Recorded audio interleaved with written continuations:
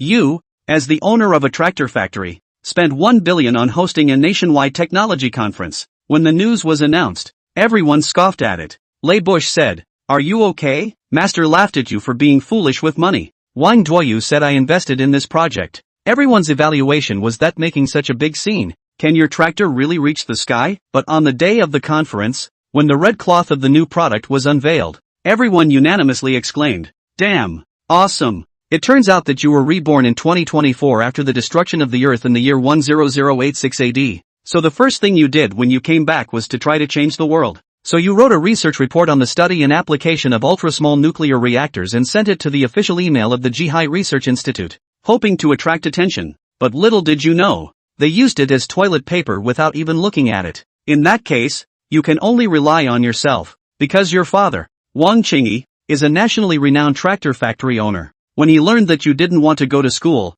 he didn't care at all. He said, since you don't want to go to school, then come back to inherit the family business, and together make the tractor factory bigger and stronger, and create brilliance again. But you said seriously, I'm not coming back to make tractors, I want to make mechs. Your father was suddenly confused after hearing this, hesitated for a while, and then angrily said, you look like a mech to me, get lost. The next day, your father took you to the tractor factory and proudly introduced you to these imported mechanical equipment with very high precision, leading to the assembly of tractors far ahead. You nodded in satisfaction with the environment and turned to Wang Qingyi, astonishingly saying, let's stop this production line in the workshop first. Wang Qingyi was anxious and directly scolded, you brat, do you know how much money this workshop will lose if it stops for a day? Ignoring the agitated Wang Qingyi, you finally, after arguing your case, temporarily gained the right to use this workshop. As for the workers in the workshop, they were given a month of paid leave, and now they are happily off work.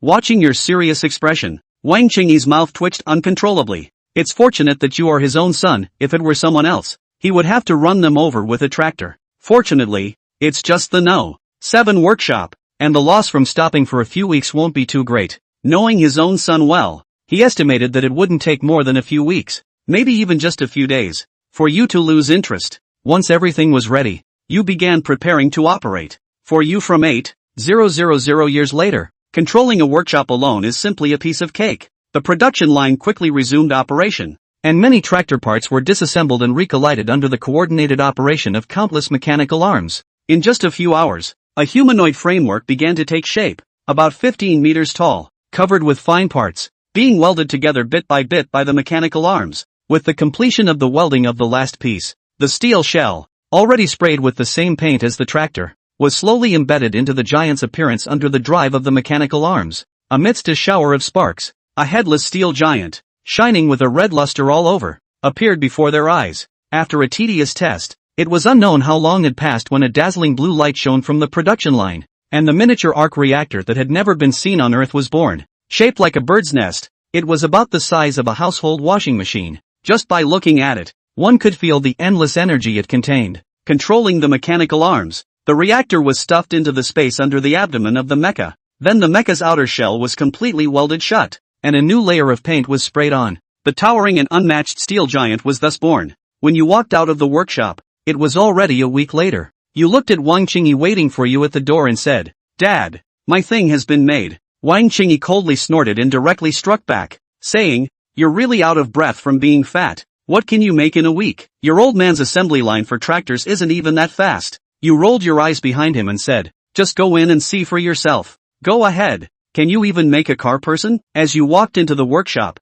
Wang Qingyi suddenly stiffened, a tall and majestic mech giant standing in the center of the workshop, almost reaching the ceiling, emitting a fiery red luster all over, full of the cold and delicate texture of steel. Just standing there, the visual impact was overwhelming. The mech giant's head was slightly lowered, staring at the tiny ants entering the workshop. Damn it! Wang Qingyi strained his neck, his eyes widened, looking at the imposing steel giant in front of him, almost fainting, so he immediately ordered the workshop to be sealed off and forbade anyone from approaching. Back in the office, Wang Qingyi grabbed your collar, afraid of being heard by people outside, lowered his voice and questioned, don't tell me you learned this in that broken college. Do you think it's cool? You excitedly retorted. Of course it's cool, Wang Qingyi snapped back. Of course it's cool. Every man has a dream of mecha in his heart, right? With a big guy like that around, Plant 7 won't be able to drive back to work. It's okay to stop for the rest of your life and stop until you're broke. Originally also thought that this brat can help himself to guard the family business is very good.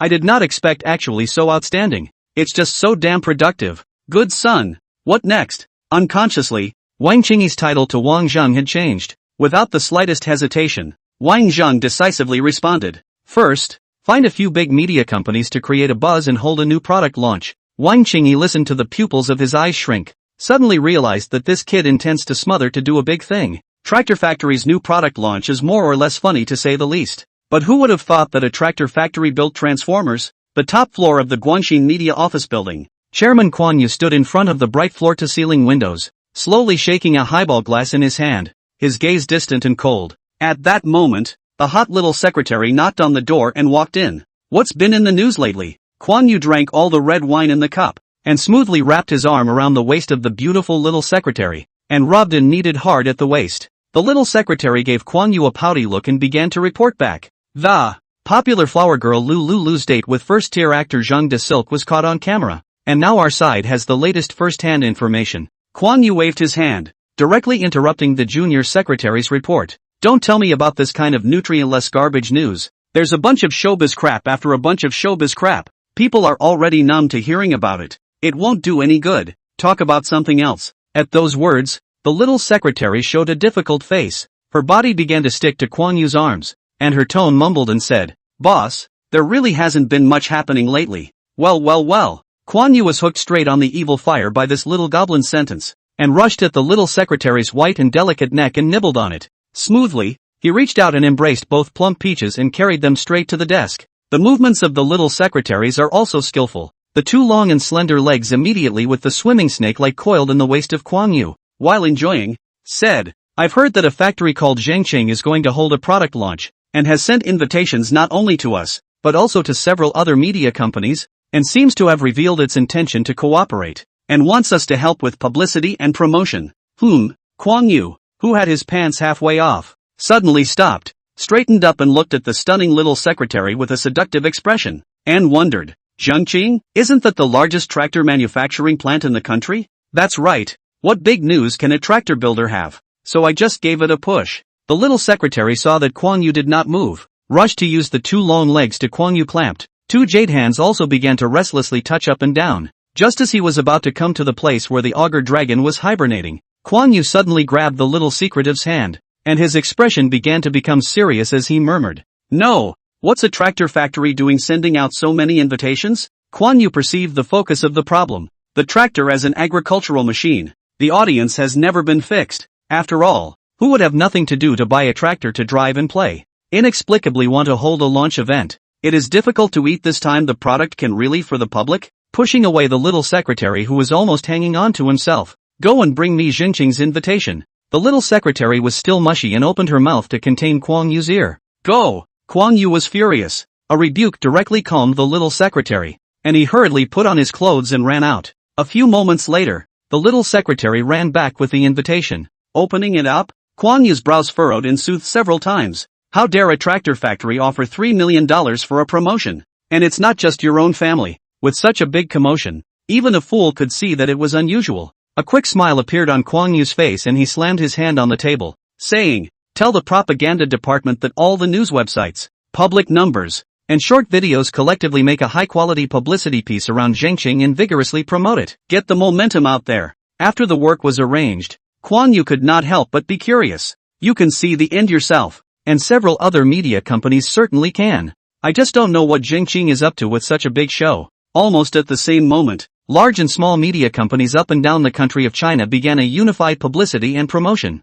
The news that the Zhangqing factory was going to hold a product conference spread all over the world, causing a great sensation in the country. For a time, the Zhangqing factory became the most focused news in the country. The heat cliff first, far more than the second 10 million. Just as the crowd was speculating about which high-flying super public company Zhangqing was, something eye-opening happened. Zhangqing, surprisingly, builds tractors. The words changed abruptly, and public opinion was flooded with curses. Tractors have to buy heat for a new product. Nuts! That's hilarious. A tractor builder is still thinking of going public? Wasting money for nothing. With this money it would be better to give relief to the mountainous areas. Do you know how many people can't eat? Shocker! Surprised living Buddha upstairs. The public opinion outside had already turned the sky. but Wang Zhang still had a calm face. Seeing that the momentum was almost created, Wang Zhang waved his hand and said aloud, "Make a public announcement and hold a product launch." The day of the product launch of the Zhengqing factory, because of the preheat speculation, is extremely high, enough to accommodate 4 or 5,000 people in the open-air occasions surprisingly full. Some people have roughly calculated that the spending before just holding this conference was over 9 figures. Not only was the ground crowded, even the air was covered with aerial drones just to catch a glimpse of what marvelous tractor the rich and powerful Zhengqing had researched. After all, the momentum that Zhengqing had created for this launch was just too much, so much so that among the bustling crowd, there was even no shortage of big names with big reputations. The backstage area of the venue was busy with nearly 100 staff members. In addition to the field, teas, slowhand and even bells, and learning not to be simultaneously turned on the live stream, especially with the teaser sound. Positively Green Factory's live streaming heat has topped 10 digits. The number of people online even broke the teaser's all-time record, reaching a terrifying 130 million. Looking at the live broadcasting room that was already lagging, Wang Qingyi couldn't help but reach out and wipe the sweat from his forehead, turning his head to Wang Zhang beside him, and opened his mouth and asked, "Enough?" With a serious face, Wang Zhang shook his head and said, "It's not enough. Buy another 2 million. Brat." Wang Qingyi gritted his teeth and cursed as he made his payment.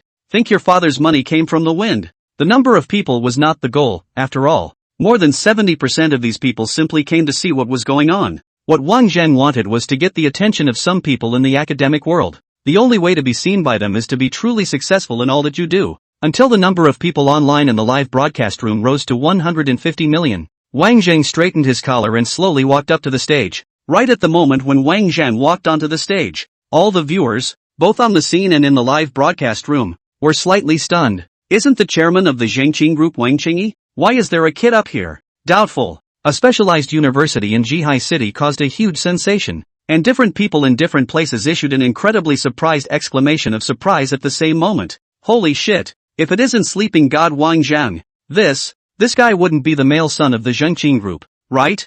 Zhengqing, no wonder he sleeps every day. He's fucking waiting to go home and inherit the family fortune. In the clamor, Wang is under the watchful eyes of millions of people is not a little bit of restraint, but with a smile to open the speech. I am honored to be able to hold this conference. Without further ado, it is now up to me to introduce the latest technological products developed by the Zhengqing group. The words came out, and a burst of laughter rose from the stage. The live stream was also swept by pop-ups. Technology products? Are you trying to make me laugh? A tractor deserves to be called a technological product? Ha ha ha ha ha. The latest research and development. Tractors still need R&D? Have you seen the tractor that goes up to the sky and catches turtles in the sea? Huaihu Provincial Academy of Sciences. The annual academic exchange forum is in full swing. 16 subordinate municipalities of the academic community bigwigs gathered, including the president of the Zhihai Scientific Research Institute, Zhou Ruifeng, as well as the director of the Department of High-End Areas of Research and Development Sun Yan. In the city of Zhihai respected 2 people in the exchange after coming to the provincial level, just like a companion to others. Listening to many in the international are left prestigious giants speak, can only quietly listen, a little murmur do not dare to send out. The center of attention of the crowd was clearly a Chinese-haired old man surrounded by stars. The others had awe in their eyes just looking over. This hale and hearty old man is the organizer of this exchange, the Chinese Academy of Sciences of the State of China, the honorary dean of the Eagle Sauce University of California, Berkeley, and one of the leading figures in the major international physics scientific research theories, Yuan Changjian. It can be said that this academic meeting was not for the purpose of really exchanging academics, but purely for the purpose of getting to know Yuan Changjian. In the midst of all the boasting, someone suddenly said, with righteous indignation, "Society nowadays is simply badly poisoned. It's directly ruined by the culture of entertainment supremacy," he said, not forgetting to raise his cell phone, pointing to the screen of the phone, and shouting a rebuke that a tractor factory that would throw away thousands of dollars to buy heat in order to publicize their newly developed product. I'm very confused as to what exactly is the point of spending this money. Hearing this, the crowd also became interested and looked towards the picture in the cell phone. In the picture, naturally, Wang Zhang was standing on an open-air high platform, and a huge curtain beside him was covering something unknown. The exchange was quiet for a moment, and Wang Zhang's words spread clearly. Zhengqing's new product, which is 12 meters tall, has a body that makes extensive use of heat-processed plastics as well as composite materials, which greatly reduces the overall weight. With just that one comment, the many experts at the exchange snorted out a laugh. A 16-meter tractor? Doing what? Mining? Not to mention that thermally processed plastics are mostly used as heat-resistant and insulating materials in addition to everyday items. What kind of heat-processed plastic do you use for a piece of shit tractor? What kind of heat do you need to withstand? Just as the crowd was yelling to shut down this kind of garbage live broadcast, Yuan Chongjin suddenly spoke out to stop it, smilingly looking at Wang Zhang in the live broadcast room with interest from nowhere, and in a tone that could not be refuted, he softly said, "Hear him out." At the launch event, the thousands of audience members under the stage had long been tired of listening, and many of them even began to get up and leave the stage. The face of Kuang Yu in the front row was a bit icy, not expecting that this time, he had actually made a mistake in his prediction. After all, it's still a tractor builder. And where on earth did he get the confidence in this crappy factory that he ghosted the offer? Luckily, though, the money was sort of earned and not lost. On the contrary, the expressions of the executives of several major media companies around them were equally so. The conference was held for only half an hour, and the heat of the live broadcast had already lost more than 300 million, and the number of people online was less than half of what it had just been. Wang Qingyi on the stage looked anxious and couldn't stop chanting, "Lift the tablecloth, brat." Nay. Wang Zheng continued to do what he was doing and introduced himself in a serious manner. Gradually, someone heard the end of it. Optical sensing? Over-the-horizon detection? Is this a fucking system that a tractor needs to carry? Meanwhile, the group of experts at the academic exchange fell silent. A string of academic names that shouldn't logically come from a private company like this. Besides, there is a large portion of the terminology that should only circulate in academia. Something's not right. It's very wrong. Finally, the tedious introductory remarks ended, and in the gazes of countless people in anticipation, Wang Zhang slowly stretched his hand onto the curtain. Smiling at the camera as well as the audience present, he said in a flat tone, "Welcome, everyone, to the latest offering from the Positive Green Group, Transcendent." The moment the words fell, Wang Zhang's hand pulled heavily, and the wide curtain fell in response. Without waiting for the curtain to slide completely down, the dazzling metallic luster had already scattered out first. Immediately afterward, a great and magnificent steel giant was presented to the world. His body was as scarlet as the bloody sun, and his body was tall and covered the sky. The whole body is as smooth as flowing water, and the shape is as majestic as a mountain. Under the light of the sun, the steel giant had become a creature that had come out of the ancient times, his cold expression looking down on the people present, his deep eyes appalling. The moment it was introduced, the sun overhead lost its light. The scene has long been a dead silence. Everyone is all mouths wide open, eyes round, incomparably terrified, looking at the sudden appearance of giant robots in front of them. The only thing left in their heads is the roar. The scene was dead silent, but the live broadcast had already exploded. Holy fuck, what did I see? Transformers. Nima. What about the promised tractor? You call this a tractor? Where is the launch site? Quickly tell me the address. I want to see it live. After the curtain was pulled down, the heat in the live room quickly picked up, and more people heard the news and flocked to crowd into the live room. After waking up as if from a dream with the still unlit cigarette in his mouth, Kuang Yu suddenly realized that he had stood up at some point. After slapping himself hard twice, he immediately pulled out his cell phone and ordered, in a stern voice, call out every video team you can, and do it fast. Immediately, the moment the Transcendent came out, the wild and cool appearance has completely detonated the major websites. The heat once again broke through the record, and even continued to rise. And what you see on the air is nowhere near as shocking as what you see in the field. No one could be seen sitting in their seats anymore, either standing upright or sitting on the floor in a state of shock and disarray. Backstage, the group of people in charge of the Zhengqing factory were likewise buzzing their heads, finally understanding why that heavenly King Qingyi would come out in fear after walking into the factory. The atmosphere of the scene has exploded. Countless flash video cameras rushed to the Transcendent on the stage. The white light converged into an ocean, shining the already shiny body even more dazzling. On the contrary, Wang Zhang still had a bland face, and continued to make the introduction unhurriedly. The Transcender also carries high-resolution airborne radar, 4 additional 3-dimensional vectoring engines on the back, an empty weight of 15,000 kg, a maximum takeoff weight of 80,000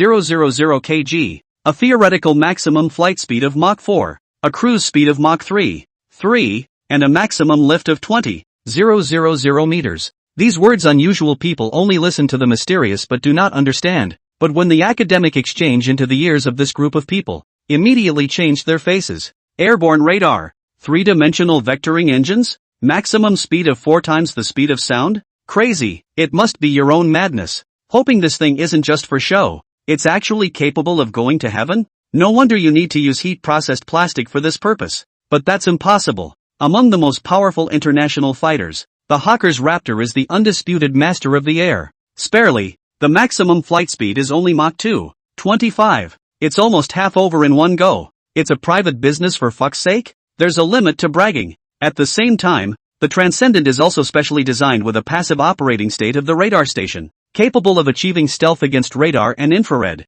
with over-the-horizon detection, high maneuverability, and many other features. Speaking of which, Wang Zheng beckoned towards the back of the stage and a lift came to the stage. Here's what I'm going to show you. As he stood up on the lift and came to the chest position of the mech, the hidden chest hatch slowly opened. Wang Zheng bent down and drilled in front of countless people. Naya, don't tell me this shit is real. There's actually a cockpit. My ass. Has technology advanced to this level now? It's just for show. Can such a bulky thing really fly into the sky? If it could fly, wouldn't Eagle Sauce's several $1 trillion of annual research funds be fed to the dogs? The pop-ups in the live broadcast room were still swiping the screen, and Wang Zheng had already brought the virtual scene helmet. After making all the preparations, the energy start button was pressed decisively. In an instant, the Transcendent's eyes glowed blue, and a huge turbine roar resounded. In an instant, the sleeping steel giant came to life. Vector propulsion in place. Miniature arc reactor loaded. Airborne data monitoring in place. Real-time body temperature monitoring is ready. The 4 vector thrusters on the back of the Transcendent spewed out columns of azure-colored fire, and the rolling waves of air tumbled out in all directions, directly lifting many of the spectators who had gotten too close out of the air. Preparations are complete. Commence takeoff. The roar rose steeply, and the violently erupting columns of fire became more manic. Amidst the world's attention, the Transcendent slowly raised his head and looked up to the sky. Boom! Pillars of fire shot across the earth, and the heavy, massive hull rose vertically into the air at such a strange speed that in the blink of an eye it broke through the clouds, transformed into a star in the sky, and disappeared. Quiet. Surprisingly quiet. Both live and on air. Not one more person made a sound or made a move to post a pop-up. Just follow the camera. Follow the direction of the Transcendent's ascension, and watch in dumbfounded disbelief. Academic exchanges. Gathered more than 70% of the Huaihu province research scholars. At this time there is no one to speak, all guarded in front of a small cell phone. Dumbfounded. Jaw-dropping. After a long time, Yuan Chongjin staggered, rushed to the cell phone, violently grasped the phone in his hand, stretched out the hand that could not stop trembling, his body shook, and cried out in a sharp voice. Quick! Send me to Zhangjiang City. The scene was already a mess. Everyone was holding up a camera and shooting at the sky as if they were desperate, their eyes wandering frantically, trying to find the Transcendent from the vast expanse of the sky. Nay, the Overlander was flying so high that it was beyond the limits of what was visible to the naked eye. At that moment, the huge display on the stage turned on, and a real-time image with the Transcendence as the first viewpoint was transmitted. The thick sea of clouds rolled underneath them, and the whistling hurricane winds filled his ears, so fast that he couldn't even see with the naked eye the objects rapidly skimming by on either side. Kuan Yu could no longer care if there were people around him, and stood in the front row, unable to hold back his maniacal laughter. It's a big profit. This time it's really a big profit. Masazumi is really making a big move. The news that there was a super mecha ascending from the Zhengqing conference went viral, directly causing a sensation up and down the country of China. More and more people are sniffing around the live stream and rushing to the launch event. Because of the overload of people, the whole teeming sound was showing hidden signs of collapse. Look! A company called Zhengqing in Zhangjiang City has actually built a robot that can fly. Inside the Jihai City Research Institute, suddenly a famous researcher shouted excitedly at his colleagues. The rest of the people heard the commotion and came over, all of them looking shocked and incredulous. Fake, right? A private company can have this kind of technology? Holy shit, how is this possible? The world's best technology can't do this. Saying that, the crowd didn't forget to greet Suko, who was not far away, to come over to see it with them. Coco, come look, the tractor is flying up into the sky. Hearing this, Suko poked her head over with some curiosity, and when she saw the cyclic image of the engine behind the Transcendent spewing out flames and ascending vertically into the air, her eye pupils shrunk violently and her body trembled violently. How is this image? Somewhat familiar? Quickly, Suko responded. Isn't this the application part mentioned in the article on the research and application of ultra-miniature arc energy reactors that was in the mailbox earlier? Suko's body swayed and almost fell, her head going blank with nothing but a buzzing sound. That pitch, surprisingly, was true. What's the noise? Yang Wei, who was lying asleep in the next office, was awakened by the noise, and covering his head, which was in a daze due to his hangover, he went to the door and loudly reprimanded. And, I asked you guys to do research, not to gossip. With your attitude, what can you develop? A bunch of stumbling blocks on the way to national progress. The crowd bristled with disbelief, as if they had long been displeased with the deputy director. On the contrary, Suka's eyes looking at Yang Wei were already cold and piercing. It's people like you in China who are really the biggest impediment to the progress of the country. In the northwestern border of China, there is the Western Heavenly Gate, known as the Four Heavenly Gates, the No.2 military region of China. As a military stronghold guarding the northwestern border, the Western Heavenly Sect mastered the most advanced science and technology in China and even on Earth. Equipped with an elite research and development team in the top international fields, including many introduced as well as unintroduced super equipment that has been commissioned in actual combat. It was no exaggeration to say that the technology of the Western Heavenly Gate was one of the highest levels of Earth's technology right now. Inside the command hall, the head of scientific research, Su Jiao, angrily snapped the phone, turned his head to the middle-aged man behind him, and said in a cold voice, "The old guy from the Southern Heavenly Sect called to brag that their single-soldier battle armor has entered the testing phase, and will subsequently look at the performance to load the kinetic energy source." Hearing this, the middle-aged man, who was lying in his chair in a leisurely manner, sat up violently. Single-armed cross-area combat equipment. Actually really let those old guys from the Southern Heavenly Sect get it out first. Su Jiao glared at the middle-aged man without saying a word and walked outside with a cold grunt. The middle-aged man didn't care and continued to recline back into his chair to enjoy himself.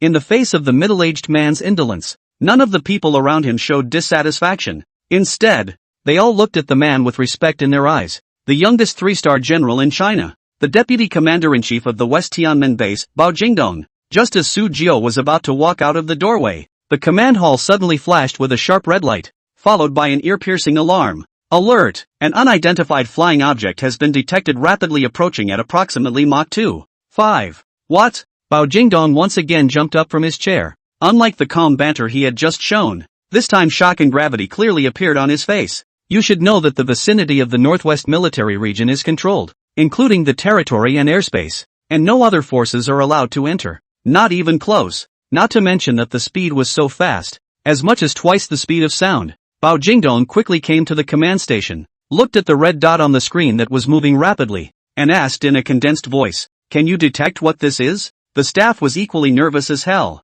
Sweat was already starting to appear on their foreheads. Testing is underway. At that moment, Su Jiao ran back with great strides. His eyes fell firmly on the screen, and he opened his mouth and said, "What's the speed? Mach 2.25? Is it hard to believe it's a military reconnaissance plane from some country?" As soon as these words came out, Bao Jingdong and Su Shuji looked at each other, their expressions growing more and more stunned. The reconnaissance aircraft trespassed into the territory of another country without the permission of the state of China. What's this for? Cause a war? Realizing the seriousness of the problem, Bao Jingdong's aura around him changed violently, and in a majestic tone, he said, "Quick, lock onto him, see what the hell he's up to, don't let him get out of sight." The staff member, sweating with impatience, cried out in an urgent tone that "No, I can't, the infrared radar won't lock on." Upon hearing this, Bao Jingdong and Su Jiao's faces turned even more pale, and they breathed roughly and said, "Unable to lock on? How is this possible?" As soon as the words were out of his mouth,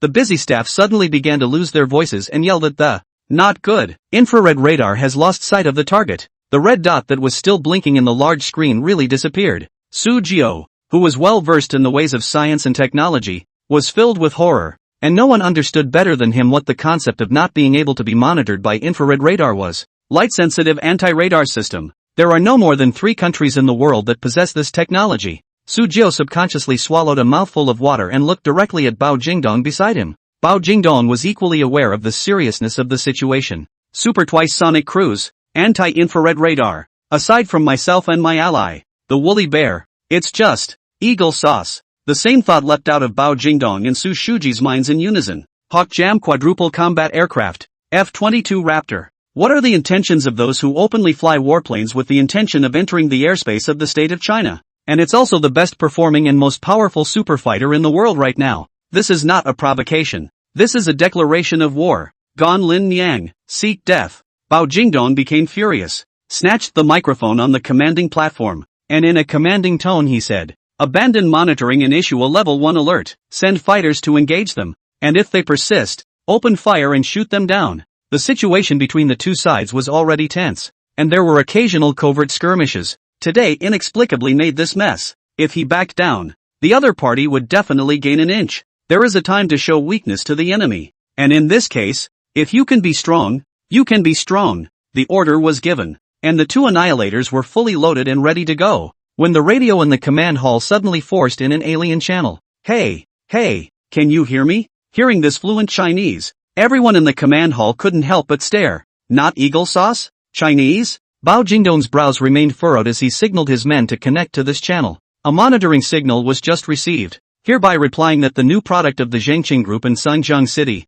China, the Transcender, is being test flown. Please withdraw the alert. Repeat, the new product of the Zhengqing Group in Sangjiang City, China, the Transcender is being test flown. Please withdraw the alert. Clear words reached the ears of everyone present, but these words didn't make the crowd breathe a long sigh of relief. Instead, their faces became more and more odd. Zhengqing Group? Never heard of it. But that's not the point. The point is what new product test flight can fly at twice the speed of sound? Check. Quickly find out for me what the origin of this Zhengqing Group is. Bao Jingdong's head is about to explode. Just a level of alert to prepare to prevent the invasion of the Eagle Sauce. How did this suddenly pop up a Zhengqing Group? In the midst of the anxiety, someone found out the information about the Zhengqing Group and reported. Zhengqing Group, headquartered in Sangjiang City, Huaihu Province, is a large-scale agricultural apparatus production factory that produces and assembles tractors in an integrated manner, with the chairman and legal person named Wang Qingyi. Wait. Bao Jingdong interrupted the report and couldn't help but begin to wonder if there was something wrong with his ears.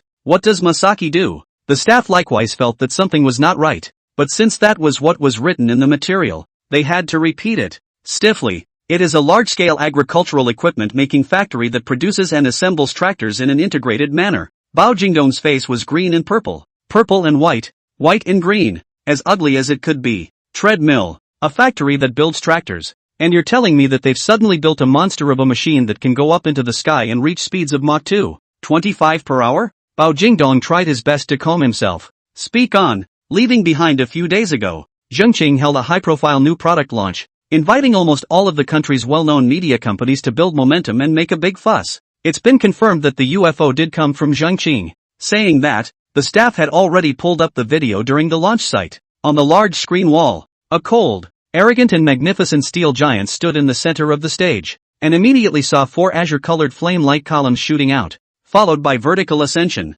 like a shocking light, swept across the sky and disappeared. The short 20-second video was a sight to behold as the crowd's veins flared and their breath stopped. This tramp, Xiaoju was a little unsteady on his feet. Their own drilling high-end science and technology drilling a lifetime. The biggest breakthrough was a single soldier cross-regional combat technology. That is, the folk rumors of the exoskeleton armor, at present cannot carry the kinetic energy to realize the aerial flight is not certain, can only be further improved through experimentation. Based on this technology alone, once it is released, it will definitely be able to stand on the highest peak of domestic and foreign technological level. How is this a private company that builds tractors? Skips right over the exoskeleton armor, not to mention sends the big guy, who is over 10 meters, into the sky? What's more, exoskeleton armor, as an emerging technology, is particularly costly, and the country alone has invested no less than a dozen small goals in research and development. Where do you, a private company, get the money and cost to develop a flying supercar, man?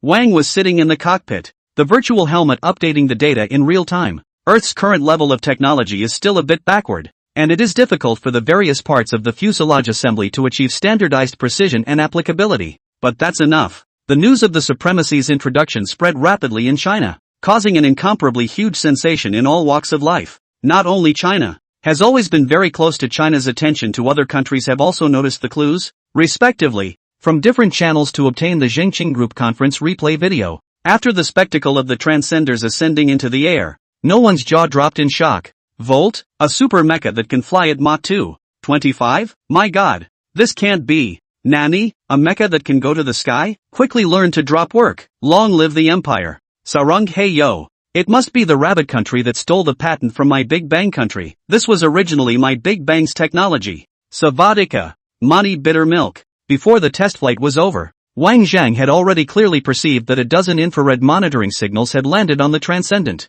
However, Wang Zhang did not deliberately cover his tracks. After all, his intention is to get the attention of the national level. The more attention he receives, the more conducive to the implementation of the next step of the plan. However, Just with what has been revealed so far, I'm afraid it's not enough to make a bunch of forces rush in. Wang Zheng turned off the counter-monitoring data on the virtual screen in front of him, and a hint of a smile flowed from the corner of his mouth. It's time for the next dose. In the first view of many countries' surveillance as well as live feeds, the Transcendent suddenly raised its head up, the entire body in a standing position, and then the pillar of azure fire behind it was seen to intensify, taking on a vague pink color. Anyone who understands a little bit of the basics can no longer understand that this is a reflection of extremely poor fuel combustion. In other words, the kinetic energy of this mech had reached a state of near terror. What's he going to do? Bao Jingdong began to freak out. Looking at this appearance, is it going to rise vertically into space? The super cold temperatures in space are simply not something that unusual materials can withstand.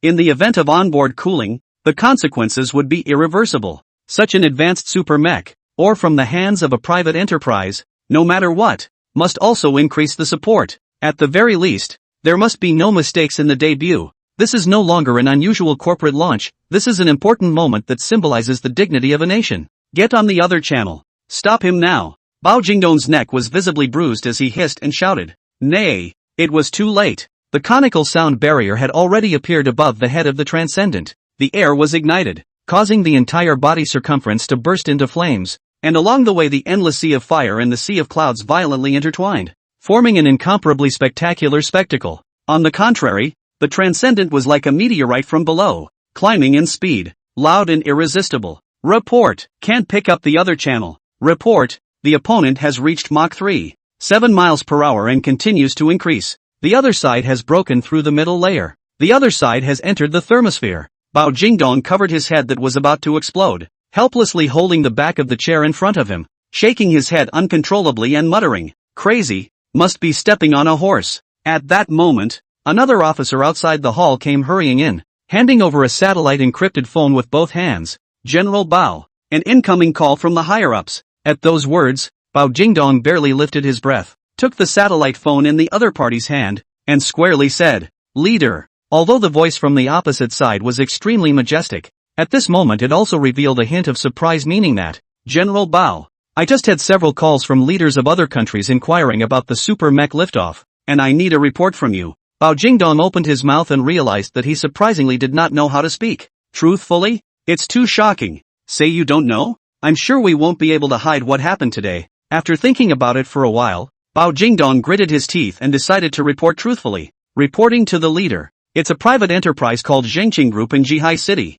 Huainan Province. Today is Zhengqing's new product launch, and the mech is their latest product. After saying that, Bao Jingdong couldn't help but close his eyes, feeling more and more headache. Nima, it's really too much of a stretch. That's not bullshit. As expected. After listening to Bao Jingdong's report, there was silence on the other side of the phone. It was a long time before he coughed and asked, somewhat incredulously, that private enterprise? Bao Jingdong hummed and returned, yes. There was another long silence before the caller leisurely returned with, got it. With that, he hung up. Before Bao Jingdong could figure out how to silence this public opinion that was about to stir the world, the nervous voice of the staff came again. Report, the opponent has reached Mach 4.9 per hour. The speed is basically stable. Report, the other side has broken through the warming layer and has entered the dispersal layer. Treadmill. What a treadmill. Bao Jingdong almost threw the phone in his hand to the ground, and angrily said, get me in touch with Masazumi and tell me what the hell they want. Look at the look. It's really going into space. Mechs fly at super 5 times the speed of sound. Vertical takeoff and landing. Light-sensitive anti-radar. Space ultra-low temperatures are not machine-cooled. Single out one is the international top-secret technology. Never thought that someone can integrate these technologies together, but also successful. Thinking of this, Bao Jingdong viciously glanced at Su Jiao beside him, the anger in his eyes almost spilling out. A private enterprise that builds tractors can achieve this level of success, and you still have the nerve to call yourself a top international research team? Doesn't your face hurt? Is it fun? As things stood, Bao Jingdong did not expect to be able to intercept Wang Zheng midway. After all, as far as the current technology was concerned, fighter planes capable of leaping over the fugitive layer had not been developed at all. All that could be done was to pray silently in his heart, praying that this private mech would make history and create a miracle. Until this moment, it was as if the people of the globe had gone quiet. Countries from all walks of life are looking at the same picture in unison. In the picture, a steel giant wrapped in flames was breaking through the clouds at such a fast speed that even though the picture was in a state of silence, Everyone was feeling the same depths, vaguely feeling the whistling and piercing roar, until finally, under the dark and boundless universe, in the endless and bewildering sea of clouds, something suddenly poked its head out as if it was springing up. After breaking through the sea of clouds, the flames around the overlander instantly extinguished, turning back to that scarlet color. At this moment, the world was silent. Live on the air, the first view moves down from the stars and looks through a sea of clouds to the blue earth, green and blue. Mesmerizing. All of them were mesmerized by the unseen beauty and forgot about it for a while. Unbeknownst to the many machineries, it has long been in the midst of a sensation. Success. China has worked wonders. Artificial mechs have successfully taken to space. The world was shocked on that day. The world is abuzz. After its successful entry into space, the Transcendent has become the center of global attention. Even the information of the Zhangqing group was dug up. Before Wang Zhang returned in his Transcendent, Wang Qingyi's cell phone number had already been cracked, and a sea of calls came in, forcing Wang Qingyi to turn off his phone and pull out his card. It was only half an hour before the Transcendent ascended into the sky, and the square that was originally capable of holding 5,000 people was now swarming with almost 20,000 people. This was even after the plaza was blocked off for fear of a stampede. Looking out into the square, the number of people was more than 100,000. Since Wang Zhang's purpose had been achieved, there was no need for this conference to continue. After a brief speech by Wang Qingyi, the conference came to an end. The words were true, but where were the people who came in a hurry to recognize them?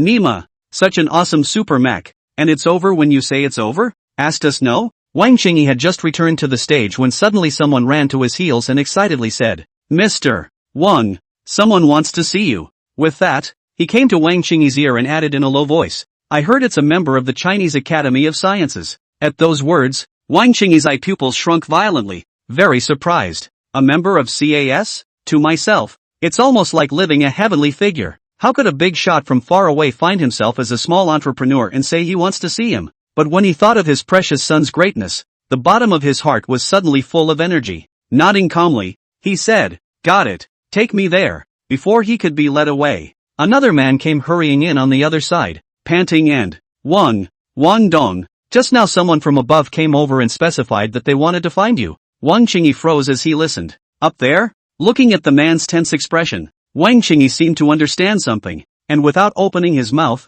he only reached out and pointed to the sky. The man understood and hurriedly nodded. Seeing this, Wang Qingyi couldn't help but suck in a breath of cold air as his expression began to become odd. It was not until this moment that Wang Qingyi finally realized what extraordinary thing Wang Zhang had actually built. Zhehai City or Huaihai Province is nothing more than a city, the province said. Someone from above. Which one could it be? Wang Qingyi patted his somewhat dazed face, turned around and rushed the head one. You entertain that Lord Academician first. I'll go over here first. Again, without waiting for Wang Qingyi to move, another person ran over in a hurry. Wang Dong, the queen of the Nyozi kingdom is visiting China, accompanied by a reception group, saying that she wants to visit the Zhangqing group, and wants you to prepare for it. Wang Dong, the baka from the Good Day Empire said they want to talk about investing in shares. Wang Dong, our major shareholder is here, and brought 2 Maoists with him. Wang Dong, looking at the crowd that swarmed around him, Wang Qingyi looked left and right, somewhat overwhelmed,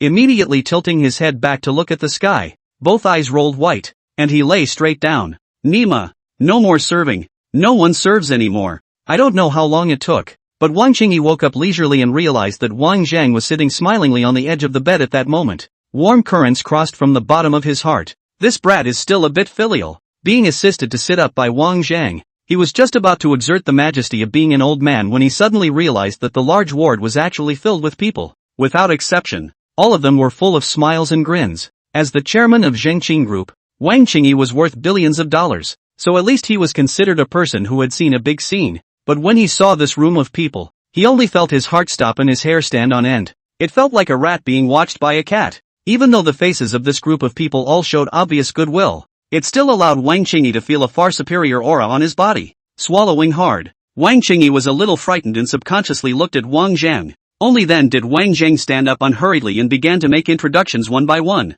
I forgot to introduce you. This is an academician of the Chinese Academy of Sciences, Yuan Chongjin Yuan Lao. An unruffled and dignified Chinese-haired old man rose from the sofa and raised his hand at Wang Qingyi with a smile. Wang Qingyi was horrified and staggered, but he could not stand up because his legs were soft. He could only move his eyes to Wang Zhang as if he wanted to kill someone. Adversary, a bastard. Dang academician took the initiative to greet your old man. You do not know to come over to help your old man stand up and return the greeting? It's premature. This is the Deputy Commander-in-Chief of the 2nd Military Region of China, General Bao Jingdong Bao. A tough man in a military uniform with a strong aura clasped his arms to his chest and leaned against the wall, nodding his head at Wang Qingyi. Wang Qingyi opened his mouth and completely swung for the fences. It must be my own ears. It must be. It's just that the big gold star on this shrewd man's shoulder was just too dazzling, and it directly stuck into his head like a steel needle, stabbing Wang Qingyi's entire body dizzy, and at any moment, he might faint again. So much so that Wang Zhang's introductions behind him could no longer be heard,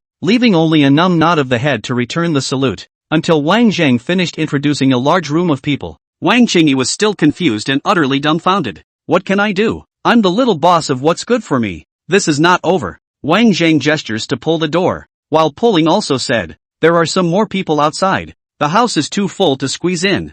I'll call them in now. Hey, wait a minute. Bao Jingdong reached out to stop Wang Zhang, grinning. Just don't rush the introduction yet, right? Those people out there, they're either foreigners or traitors. They don't have good intentions, said he. Also did not forget to turn his gaze to Yuan Changjin, who was on the side. With just one glance, the two old greasers tacitly formed an allied front. The vast majority of the group of people outside were not much worse off than themselves, and they were all from other countries on the pretext of visiting China to make friends. That said, it's clear what you're here for. A swarm of people running to Jihai City, really just pretending not to even be there? The person is now in China. Can really let you dig away? Bao Jingdong did not move to lock the door of the room, dragged a chair to Wang Qingyi and sat down beside him. Out of the blue, he asked, Boss Wang, the new products announced by Zhengqing Group not long ago are of great interest to the military region, and the reason why I found you this time is that I still wish to talk about cooperation between the two sides. Also, Bao Jingdong twisted his head to look at Wang Zhang behind him,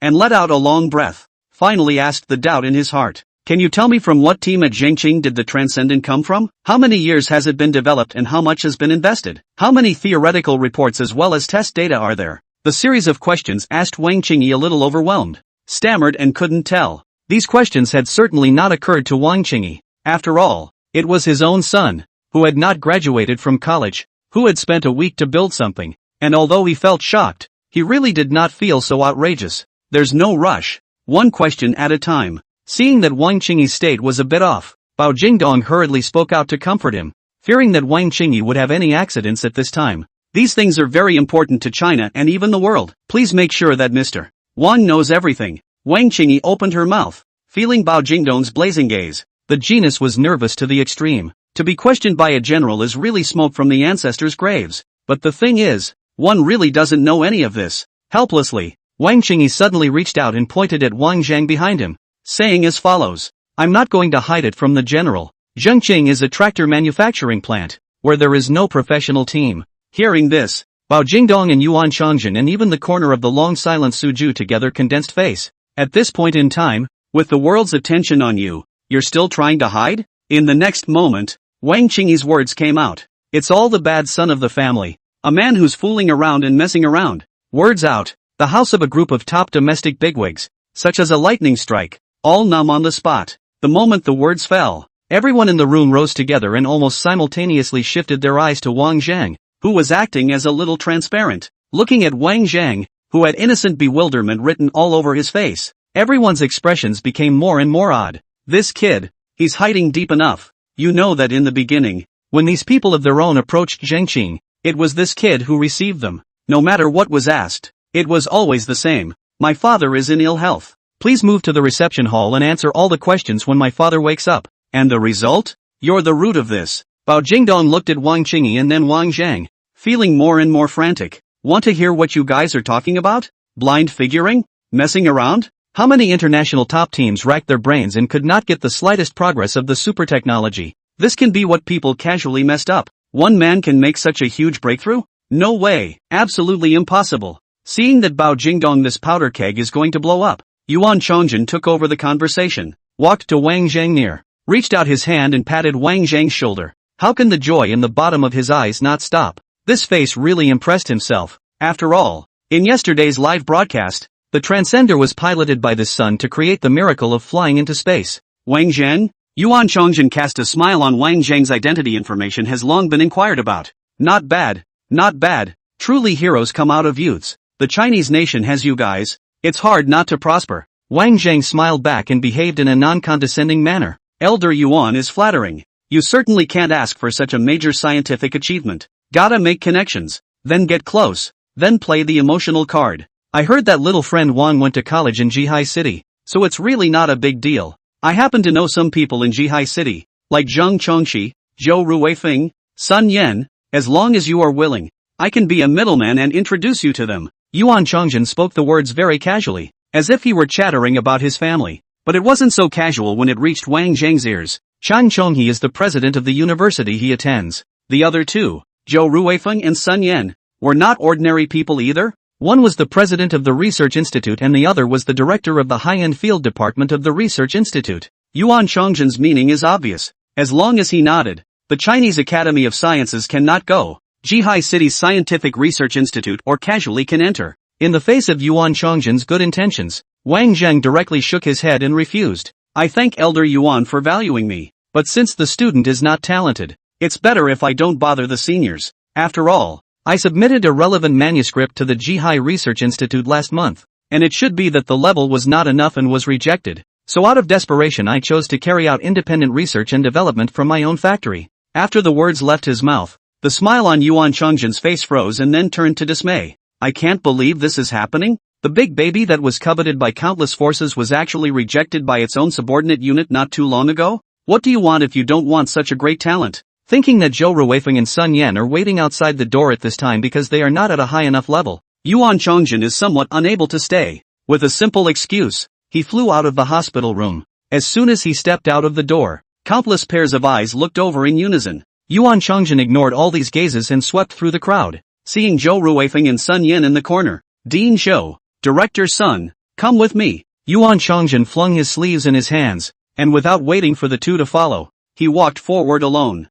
Feeling the coldness in Yuan Chongzhen's words, Zhou Ruweifeng and Sun Yan's hearts thumped and immediately felt bad. After following hard, he followed Yuan Chongzhen to an unoccupied corner. Looking at the unknown duo in front of him, Yuan Chongzhen's anger could no longer be suppressed, and he immediately issued a question. The two of you have really made a great contribution to the technological advancement of China. May I ask, do your eyes manage to spread air or eat? Not too much use, is it? Inexplicably with split face a scolding. The two agreed and did not dare to refute. Knew to ask in a whisper. The Elder Yuan, is something wrong? Something happened? Yuan Chongzhen sneered. Just now Wang Zheng told me that he submitted a manuscript to the Zhihai Research Institute last month, because it was rejected before undertaking independent research and development. At those words, Zhou Ruweifeng and Sun Yan were blinded with a buzz in their ears. There's such a thing? No way. It was also Sun Yan who reacted quickly and quickly found the problem, and hurriedly returned. Elder Yuan, that's not right. Last month Dean Zhou and I were waiting in the province to participate in an academic exchange. We weren't in Zhihai at all. Zhou Ruweifeng wiped away the sweat on his forehead, his fire huffing and puffing. Yang Wei. It must be Yang Wei. Zhou Ruweifeng was just about to contact Yang Wei when he heard Yuan Chongzhen's words come in. If this incident causes Zheng Qin to be fought over by someone else, you two can take the blame and resign. Hearing this, Zhou Ruweifeng directly stuffed his cell phone back into his pocket. This is serious. I'm sure I can't say it over the phone. I have to go back to Zhihai and say it face to face. Giving a wink to Sun Yan, the two of them directly trotted out of the sanatorium and embarked on the return journey back to Zhihai. A glance over to the dozen or so waves of people outside the ward were waiting in anticipation. Without exception, they were all blocked by Bao Jingdong's men. After all, Jinqing's transcender can be regarded as a historic innovation in the field of scientific research. It is not an exaggeration to say that once mass production is put into use, it will be able to completely overthrow the military layout of the past. The importance of this technology cannot be overstated. Although this matter was sensational, all the forces had retained some sanity and did not blindly go towards Zhengqing. Today, the network is extremely developed, and then rely on the intelligence systems of various countries. Even if China intends to blockade, but also simply cannot hide all the information of Zhengqing quickly leaked. Soon, the crowd realized the problem. With Zhengqing's current level of technology, it was simply a fool's errand to want to build a transcendent. Just when the investigation is at an impasse, Wang Zheng, as the host of the Zhengqing launch with the driver of the transcendent, is pouted out. Combining all these things, the forces of various countries quickly analyzed that the birth of the transcendent had a great deal to do with this seemingly ordinary youth. For a while, the name Wang Zheng spread all over the world. A shadowy battle centered around the fight for Wang Zheng has begun. Inside the Jihai Research Institute, Deputy Director Yang Wei estimated that President Zhou and Director Sun should be back in the next 2 days, and very dryly put off all the drinking games. At the moment, he was sitting at his desk with a serious expression on his face, snapping the keyboard and carefully reviewing a series of data. In the lab next to them, a group of researchers had no intention of working. They were all discussing the liftoff of the Transcenders. As they were discussing, Zhou Ruifeng and Sun Yan rushed in one after the other. After seeing the duo with unusually grim expressions, the crowd could not help but stare. Why is this suddenly back without even saying hello? First words back. Where's Yang Wei? Someone reached out and pointed to Yang Wei's office. Director Yang is in his office. Office? Sun Yan gritted his teeth in anger. Do a fart. With that, he rushed to Yang Wei's office and roughly kicked the door open. Director Sun, why did you suddenly come back? Didn't even greet me in advance so that I could conveniently arrange for someone to pick you up. Yang Wei stopped his keyboarding and got up to meet Sun Yan. And in the process, he looked behind Sun Yan again and, where's Dean Zhou? How come I haven't seen Dean Zhou? Sun Yan didn't even bother to respond, and issued a direct interrogation that,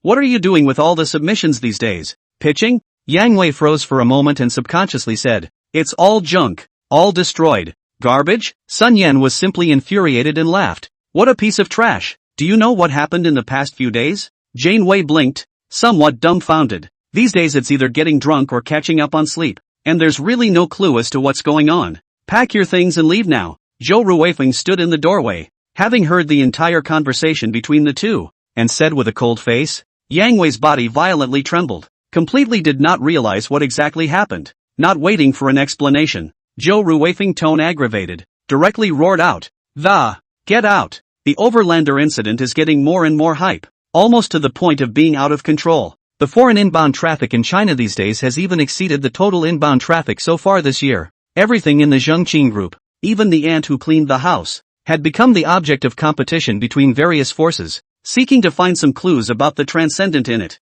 As the anxiety mounts, Masazumi releases the news. Overlander, on sale to the public. A single unit sells for $30 million, limited to 10 units. As soon as the news was released, the world went crazy again. I was still racking my brain to get all the performance data for the Transcendent, but now it's actually on sale to the public. As things stood, as long as one possessed the Transcendent, it was the same as having all the data of this super mech. Once cracked, achieve mass production. It's almost like a dream come true. Most importantly, the asking price is only $30 million. $30 million, can't even buy a hair of an active fighter jet. I can't believe I can replace a Transcendent that is far beyond the current level of technology. It's so stepping out of the way that it's a great value. The highest directives are given directly by the nations of the world. Whatever it takes, it must get the Transcendent. Nay, there are so many wolves and so little meat that you can only make connections. The more you prop up, the more the relationship grows.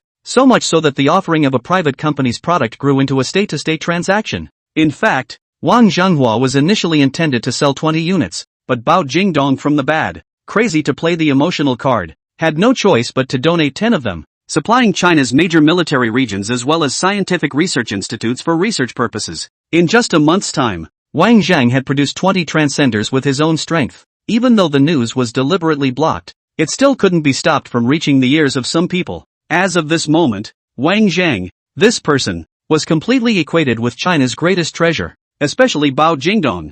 He hated that he couldn't eat, drink, and be by Wang Zheng's side for fear of accidents. No way. This kid once assembled 3 Transcenders in 3 days right in front of his face. Positive. Or the price is going to be low if you ask me. Bao Jingdong has begun to call Wang Zheng brother and brother. Looking at the international situation, which is already in chaos, still do not mind. Continue to fan the flames. If you ask me, $5 billion apiece. Let them out for blood. The price given by Bao Jingdong is pertinent. After all, these 10 Transcenders will inevitably have a spot for Hawkmaster and Maoist. At their level of scientific research, cracking the mecha technology would only be a matter of time. Spending $5 billion for a big jump in domestic technology is simply too good a deal. After all, $5 billion is a drop in the bucket compared to the amount of money they invest into scientific research every year. But unfortunately, the original thought was that it would be possible to open the gap between China and other countries with this technology, so the possibilities are not so great. Seemingly hearing the regretful implication in Bao Jingdong's words, Wang Zheng glanced at Bao Jingdong and pretended to say as if nothing had happened. It's not like it's on sale to the public. It's not like it's restricted to a consumer group, and the state has to sell it to the state just because the state steps in. Individual enterprises cannot buy? Hearing this, Bao Jingdong whooshed and stood up straight. The reason why it is available to the public is because the appearance of the transcendent is so shocking and epical, not to mention that it directly leads to a gaping disconnect in the existing technology. Like Eagle Jam's Raptor, while indisputably strong, it's not at that point where one would despair at the sight of it. But the supremacy is different. Its own performance parameters are too superb, and it is completely different from all the current fighters in the same level. Such advanced technology will inevitably become a target if you are the only one who has it and no one else does. The reasoning behind the harboring of a jade has been around for ages. By then, boycotting will be a small matter, but a group attack will be a big matter. But to put it another way, I've sold it to the public. I've shared it, whether you buy it or not, whether you grab it or not, then I don't care. For sale to the public. It's just a look. Thinking about this, Bao Jingdong's thoughts went through. Nothing wrong with it. It's not true that it's open for sale to the public, but it's still Xinjiang's call as to who to sell it to, whether it is bought by the Maoist country or the cattle country. Who dares to guarantee that several very powerful private enterprises will suddenly appear in China? It's not impossible to buy 7 or 8 units in one go. I just sell it. It doesn't matter who I sell it to. Bao Jingdong looked at Wang Zhang in surprise, with only one thought in his mind. This kid, badass. Wang Zhang has now completely become the focus of attention and protection of the state of China, and said that in the future, no matter what requirements and needs, just mention it. Emphasis, any level. No amount of accommodation for a super genius who could advance Earth's technological level by a large margin would be too much. After the public sale of the Transcendent, all countries were trying to snatch it up, and the attention paid to Wang Zhang weakened. Taking this opportunity, Wang Zhang found Yuan Chongjin. After making his intentions known, it really puzzled Yuan Chongjin. You're entering the forged blade competition? The so-called forged sword competition is to cast a sword with the characteristics of the country at the venue,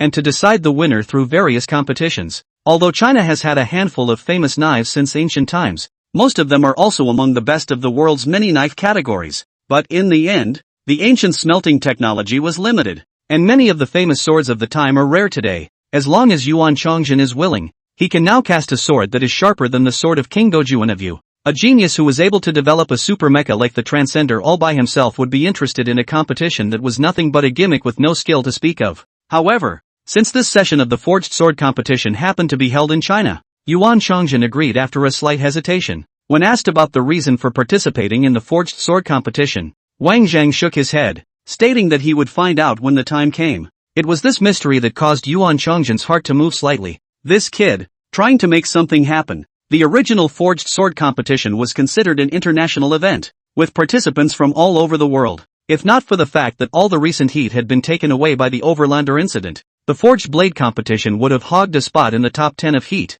to say the least. After all, things like swords and knives have always been linked to the rivers and lakes that everyone aspires to, and they are very eye-catching. To a large extent, the forged knife competition is also a disguised display of a country's level of technology. When Wang Zhang arrived, the forged knife competition had already been held for some time. The preliminary rounds were basically over, and there were currently a total of 13 knives entering the finals. There were more people at the venue, and to avoid being recognized, Wang Zhang even wore a smiley face mask. Because of Yuan Chongjin's appearance, the organizer directly put Wang Zhang into the final. Once the news was announced, it caused a lot of discontent among the other players, especially when he saw that this relation was still wearing a mask and pretending to be mysterious. He directly broke his defense and started cursing. Wang Zhang did not care much about this. After all, the relationship is hard. It is normal to be envied. I had nothing else to do, so I started wandering around to see the entries that had made it to the finals. It was said to be a sword forging competition,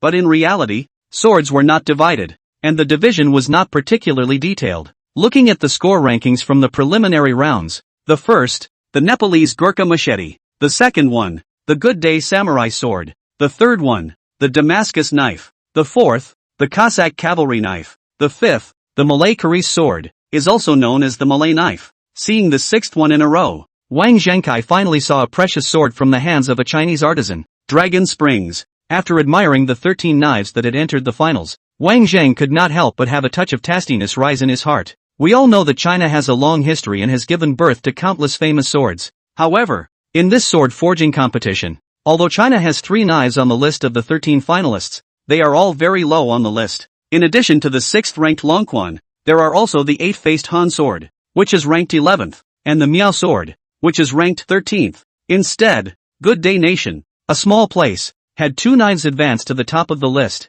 A katana was ranked 2nd and a large taijutsu was ranked 7th. A group of little baka were gathered in front of the 2 swords at that moment, gabbling and discussing something unknown. Not far away, the many participants from China were sneering at the group of little baka. Look at those calves laughing so hard they're grinning from ear to ear. The reason for the discontent is still because the ancestor of the katana was originally the Tang Yokozuna of China. If most of China's forging technology has not been lost in the long river of history, resulting in the loss of many treasured knives, how can we let this group of brats stranded here jumping around? Despite his resentment, there was nothing he could do. At the end of the preliminary rounds, a total of 14 knives managed to make it to the finals, except for Wang Zhang. As soon as they entered the finals, many people landed their eyes on Wang Zhang. After all, it's the guy who skipped the preliminary rounds and advanced directly. Even if the backstage is bonkers hard, there has to be something in him that's a little bit over the top. To the disappointment of the crowd, Wang Zhang not only didn't take out his entry, but instead wandered around the venue leisurely, with no intention of competing at all. By the looks of it, there's no doubt that it's a connected person. After snickering at Wang Zhang, the crowd stopped paying attention and focused on the other participating knives. Unlike the previous forged sword competition, this one changed the final mechanism, no longer by chopping the same object and judging the score based on the degree of damage, but rather, the real war. When the rules were released, the crowd couldn't help but look at each other in disbelief. The real war? How is it practical? They are all masters of forging knives, but knowing how to forge knives doesn't mean they can use them. Chopping up vegetables is fine, but you want me to chop up people? What if someone gets killed? Just as the crowd was talking, a curtain slowly rose in the center of the venue. Below the curtain was a wide octagonal cage, inside of which 2 tech-filled robots were clearly placed. In each of the robots' hands is a knife that has been selected as a finalist. It is worth mentioning that, unlike other robots with raw movements, these 2 robots have many Kung Fu Masters movement data recorded in their memory banks, and are able to perfectly replicate these recorded movements 1:1, and because they are of steel, the movements performed by them are stronger, faster, and more violent than the former. That is to say, these 2 robots could be fully regarded as super martial arts masters combining the strengths of 100 schools of thought. The moment the referee struck the gong, the 2 robots violently changed from their previous static state and rushed towards each other at speeds nearly unrecognizable to the naked eye. Only a moment, 2 steel body blatantly rushed together, issued ear-piercing clanging sound. The hands of the long knife swung smoothly, and all together toward each other to split. Another sharp ringing sound, the 2 long knives in midair exchanging excitement. The force of the heavy, directly splashed out a large sparks of light, as if a rain of yellow and white interlaced light. The speed of these 2 robots is really too fast. The action on the clouds and water. There is no half a point of stiffness. Swinging the knife of the hand fast and heavy force. A knife after a knife. The sound is more than one. Sparks and stars a piece after a piece of the sprinkle. And the frequency is also getting faster and faster.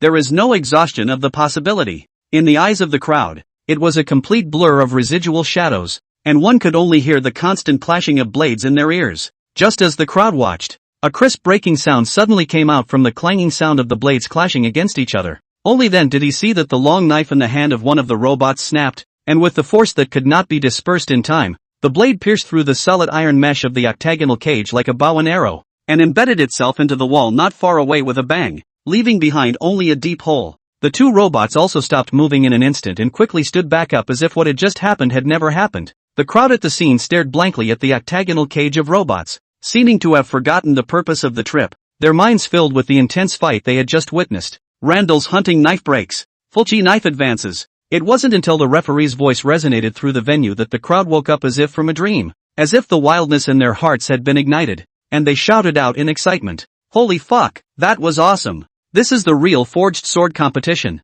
In a flash, the venue was abuzz. This isn't a sword forging competition. This is a stepping stone weapon competition. Swords, by nature, are weapons created for the purpose of fighting and killing. In the past, the matches were nothing more than splitting wood and chopping bones, which looked gimmicky, but was actually no spectacle at all. Even if we end up judging 1, 2 or 3, what's the point? But not for today's game. In the hands of these 2 masters of the machine, each knife can be utilized for their true power, really use them to their fullest potential. Even if he lost, it would be a worthwhile trip to witness such a wonderful fight. After watching the first match, the crowd had long been unable to hold back the excitement in their hearts, eagerly anticipating the second match. Soon, The knives for the second game were delivered to the robot, and it's a much better game to watch. The 4th-ranked Cossack cavalry sword in the preliminary round versus the 5th-ranked Malakal Rex sword. With the knives in hand, the mechanical arms of the two robots slowly raised, their eyes steeply glowing red. In the crowd's fiery gazes,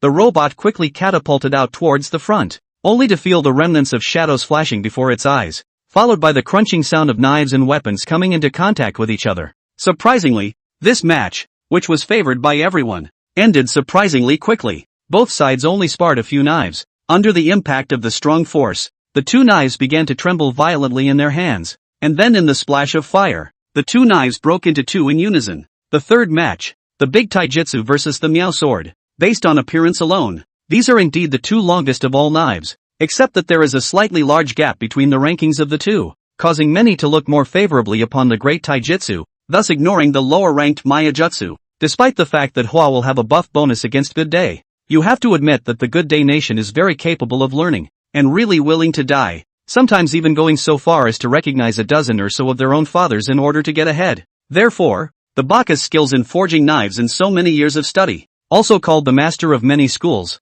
set several families. Very not bad. On the contrary, in China, in today's increasingly advanced technology, once dominated the world's quenching cold skills, but more and more retrogression, not as good as before. Unsurprisingly, Nyoto unfortunately lost. Yell West, we have the strongest swords in the land of good times. The Great Taijutsu is second, Samurai Sword first. Looking at the Baka's smug looks, the Chinese participants all clenched their fists. In a fit of rage, the fourth game was officially underway. Damascus Sword vs. Eight-Faced Han Sword. As the winner of the last knife forging competition, the Damascus knife was surprisingly popular, and many people had already decided that the winner of the competition would be between the Damascus knife and the Gurkha scimitar. Only the match went cold, and the eight-faced sword of Han was far more resilient than expected, and surprisingly beat the Damascus sword in a close and unexpected victory that exceeded everyone's expectations. Similarly, the katana defeated the Nepalese sword with the highest score in the preliminary round in the first battle,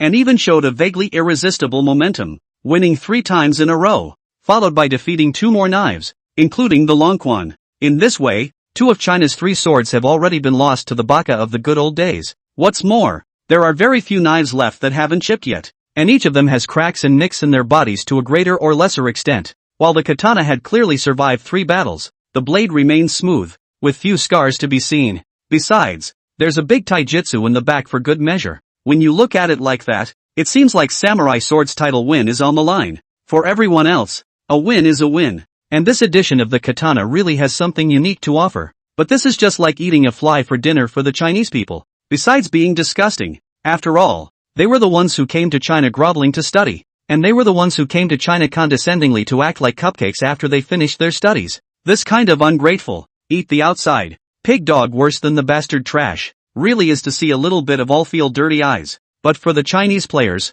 the only sword left that could carry on the next battle was the 8-sided Han sword. In the previous battle with the Damascus sword, the Hachiman Han sword was extremely damaged, with countless chipped holes, not to mention a crack spreading from the mouth of the tsuba to the body of the sword, being the most serious. The sword alone doesn't seem to be able to stop a katana. Just when the crowd was at their wits' end, a couple of little baka even shamelessly came over and opened their mouths in broken Chinese with a snooty expression. It's long been rumored that China has a long history of forging swords and has given birth to countless famous swords, but at today's glance, the name doesn't live up to the reality. It's really disappointing. Saying that, a few baka even let out a burst of unbridled laughter.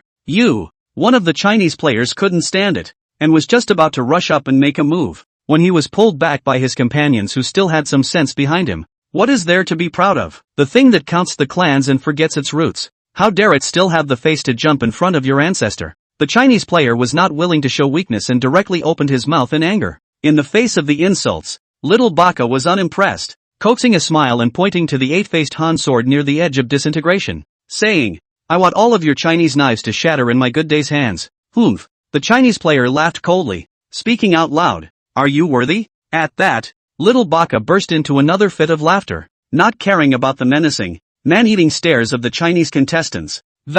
With all due respect, your swords are nothing but vanity. It's still my good day's sword that's the most powerful. Kid bastard. Namalagovi's really tired of living. The Chinese player clenched his fists, itching to get in that ugly, flat face right now. Hesitantly, he held back. After all, It is an international type of tournament. The baka don't want to be ashamed. The prestige of China is outside. Or to show the proper connotation. The aggressive little baka was still smug.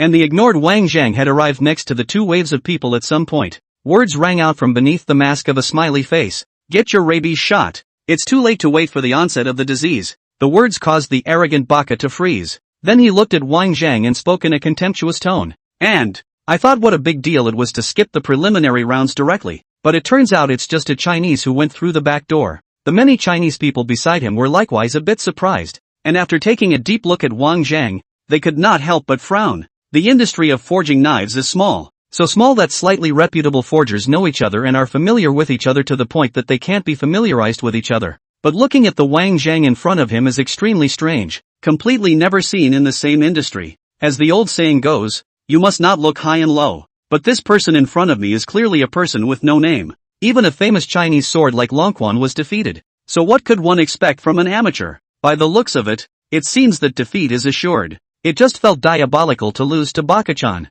In the face of Baka's sarcasm, Wang Zhang chose to laugh it off. I admit that your excellency's katana is indeed formidable. As the words came out, the expressions of a group of Chinese people slightly condensed, looking at Wang Zhang in surprise, and then there was anger rising. What do you mean? Elbows out? Or do you turn toward the little Baka? Not waiting to ask questions, Wang Zhang even slowly walked into the octagonal cage under the gaze of the entire crowd. What are you going to do? Little Baka was shocked, looking at Wang Zhang who was shoulder to shoulder with the robot in dismay, and lost his voice. Challenging your swords Wang Zhang returned truthfully. The whole room was in an uproar when these words came out. Challenge? Challenge you to get on the knife. What's the OP doing? It's not like we haven't seen what level the robots on the other side are at. Not to mention a knife. A slap in the face could break you apart. Looking at Wang Zhang, who was wearing a smiley mask on the stage, everyone was certain that it was the bastard's brain that was broken. Get your ass down here. This is no joke. The Chinese players under the stage began to seriously reprimand Wang Zhang. After all, the other party is a robot without any feelings. The next hand will not have a sense of retention. On the basis of Wang Zhang's physique, a moment to have to stomp. As a Chinese, of course, I do not want my compatriots to die in vain for no reason. Unexpectedly, Wang Zhang didn't care, but instead gave a slight nod to the worried Chinese. Don't worry. After saying that, Wang Zhang looked up at the robot with a katana in his hand in front of him, and rushed to the referee in the distance, and whispered, please begin. In fact, Wang Zhang's words were only half spoken. I admit that your excellency's katana is indeed formidable, but if I offer my lightsaber, how should your excellency respond? Crazy, you're crazy. See, Wang Zhang did not listen to persuasion. That Chinese player's angry. Already let the small Baga get depressed. So, the fire is even more. Simply no longer go to persuade. Let Wang Zhang looking for death. The referee looked at the empty-handed Wang Zhang with a complicated gaze, challenging the robot to such outrageous behavior, but also did not say anything to stop it, because just before the competition, the organizer came straight to the door and told himself that whatever request this masked one made, it must be fulfilled unconditionally without any doubt or need to fight any request. Thinking of this, the referee's eyes showed a strong curiosity and awe for this masked fellow. The organizer's licensed right to be able to ignore the rules. One had to admit that this guy's backstage was very hard. Even so hard that it was beyond one's imagination. Returning from his memories, the referee coughed softly, pathically ignoring the protests in his ears, and spoke out to remind Wang Zhang that, will the contestants please present their entries first? Upon hearing this, Wang Zhang slammed his head and came to a sudden realization. Right. I said how I forgot something. Hearing this, the expressions of the people on stage became even more strange. How the hell can you forget that? Hoping you really want to touch your flesh with this super machine master? In full view of the public, Wang Zhang slowly pulled out from his arms about 20 to 30 centimeters long iron rod. The moment he pulled out the iron rod, the crowd stared in disbelief. Is that a fucking knife? Didn't say it was a knife. Thought it was a flashlight. Not to mention that this is a sword forging competition, not a fighting competition. Besides, fighting is fighting, so take a decent weapon at least. The iron rod is not as long as someone's sword handle. How can we fight? Ridiculous Chinese. Get your ass down here. Ha ha ha ha ha. What a disgrace. All of a sudden, there were boos. At this moment, a small portion of the Chinese players narrowed their eyes, sensing that something was wrong. How is it that the referee still sits firmly in the referee's chair with no hint of trying to stop something so outrageous? Not quite right. 10 out of 10 has to be 12 out of 10 wrong. In the face of the crowd's mockery, Wang Zhang was indifferent. only fumbling with the iron bar for a while before gently opening the secret button and popping out the button inside. It can't really be a flashlight. Amidst the laughter, Wang Zhang pressed the button, only heard a swish sound. A straight orange laser shot out from the end of the iron bar. The heat emitted by the powerful light source caused the surrounding temperature to rise quite a bit in an instant. Gah! The sound seemed to be cut off with a knife, and the noisy laughter in the venue stopped along with the sneers. For a while, the whole place was dead silent. Everyone was looking at the iron rod in Wang Zhang's hand. Their eyes slipped round, and their jaws collapsed to the ground. Cluster-type microwave-charged particle streams, commonly known as particle lightsaber. This scene directly stunned everyone. The dazzling light emanating from the lightsaber directly shone on the faces of many people on the stage, illuminating their incomparably exaggerated expressions and incomparably hideous mouths. At this point, Wang Zhang twisted his head and casually glanced at the jaw-dropping little baka on the stage. Your Excellency's katana is certainly strong, but if I offer up my lightsaber, how will Your Excellency respond? Nah, Nani? Little baka woke up as if from a dream, and was frightened by the lightsaber in Wang Zhang's hand as he took a few steps backward. Fake, this must be fake. The crowd finally realized why this one could just skip the preliminary round. To his horror, the katana-wielding robot had sprung into action. The figure was as fast as lightning, and in the blink of an eye, he had arrived in front of Wang Zhang. With a speed that an unusual person would not be able to react in time, the katana in his hand emitted a crisp trilling sound and fought to slash towards Wang Zhang. It's over. Seeing this scene, the crowd under the stage couldn't help but cry out in shock and subconsciously closed their eyes. Yeah, no matter how powerful the weapon in your hand is, it can't beat a robot. This knife down and not to mention the defense not to hold, but where cut to the body, is certainly a cut in two end. Some people shook their heads in disappointment, as if they thought the jig was up. This guy, overconfident. Joy once again appeared on the faces of the crowd of little baka, wishing to see Wang Zhang being split in half by a knife right now. Ha ha ha ha ha, katanas really are the strongest. The Chinese, who have always only been able to show off their words, are actually unbeatable. Amidst the chaotic sounds mixed with jeers and sighs, the katana swung by the robot was already less than 2 feet away from Wang Zhang. The powerful astral chi blew the tips of Wang Zhang's hair, causing the clothes all over his body to rustle. The robots are simply too fast for humans to make a response.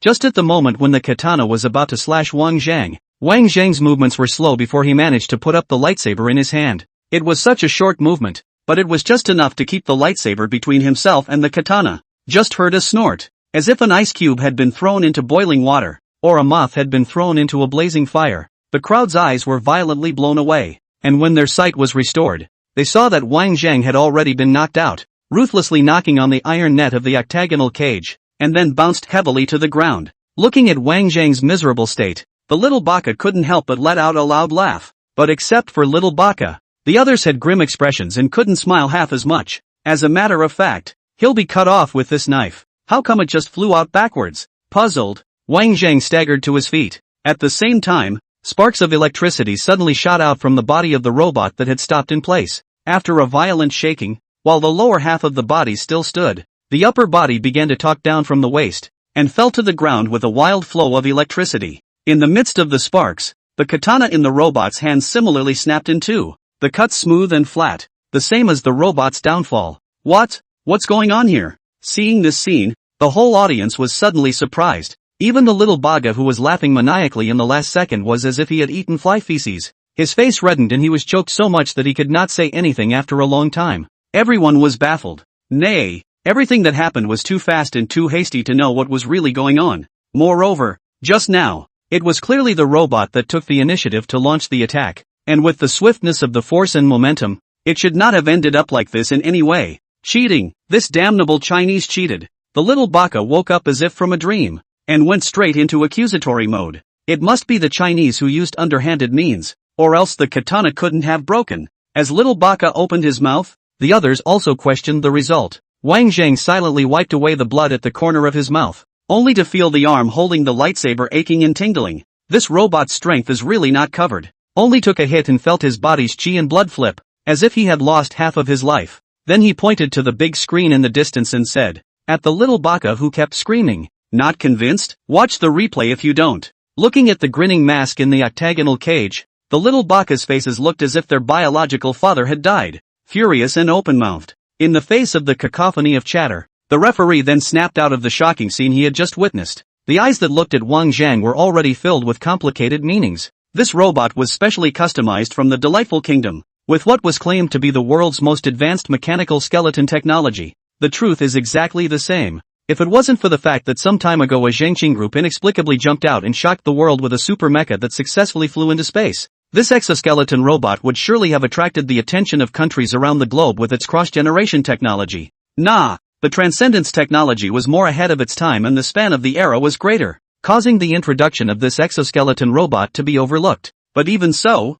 it still couldn't hide the fact that this robot's manufacturing technology far exceeded the current mechanical standard. But the question at hand is, how did such an awesome and dangling device come to be in two halves? The referee's palms were a little sweaty. The organizers had spent a fortune on this robot. Scrapping it like this? I don't know if there's still a warranty. Taking one last look at the still sparking robot, he raised his hand shakily to signal the distant crew to turn on the live replay. The huge wall of screen's images backtracked and it took 8x slow play to finally break down the full passage inside the octagon. Everyone in the room was wide-eyed, staring at the screen for fear of missing a single detail. At 8x slowdown, the robot's speed seems even more terrifying. Even before Wang Zhang's action of blinking his eyes was completed, the robot had already gripped his katana and rushed to Wang Zhang's face with a sword step. Then he saw the robot raise his knife and slash diagonally towards Wang Zhang's neck. Wang Zhang finished blinking only when the katana was only 2 or 3 feet away from his neck. In this situation, almost everyone had already decided from the bottom of their hearts that Wang Zhang would not survive.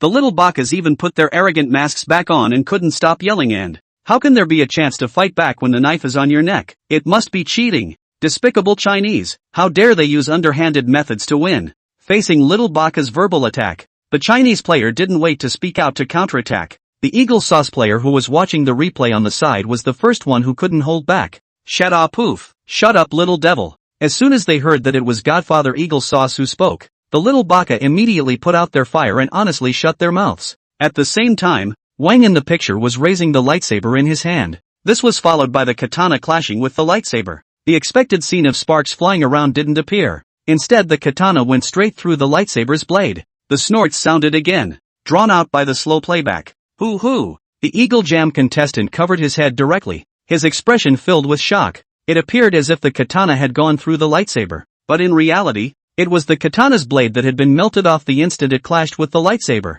The robot's body then followed suit and crashed through the lightsaber as well, slamming into Wang Zhang. A burst of tiny electric currents sprang up violently and began to drill from inside and outside the robot's body. And Wang Zhang also flew out at this moment. The screen ends everywhere. The entire room was deathly silent. No one had expected it to end like this. Standing still, he sliced through the robot assembled from high-precision alloys along with a world-class treasure knife. And it was effortless. All of a sudden, the lightsaber in Wang Zhang's hand that was still emitting a stream of heat became the center of attention in the room. In just a moment, the venue boiled over. Everyone rushed up to the octagonal cage and surrounded Wang Zhang, their eyes glowing, staring straight at the lightsaber in Wang Zhang's hand. Laser swords. This is a miracle. The Jedi have entered reality. Has this kind of technology already appeared in China? In the face of the crowd going crazy with their pursuit, only the little baka were still holding on for dear life, unwilling to give up the title that was clearly on the line no matter what. Impossible. How could a laser sword actually be made?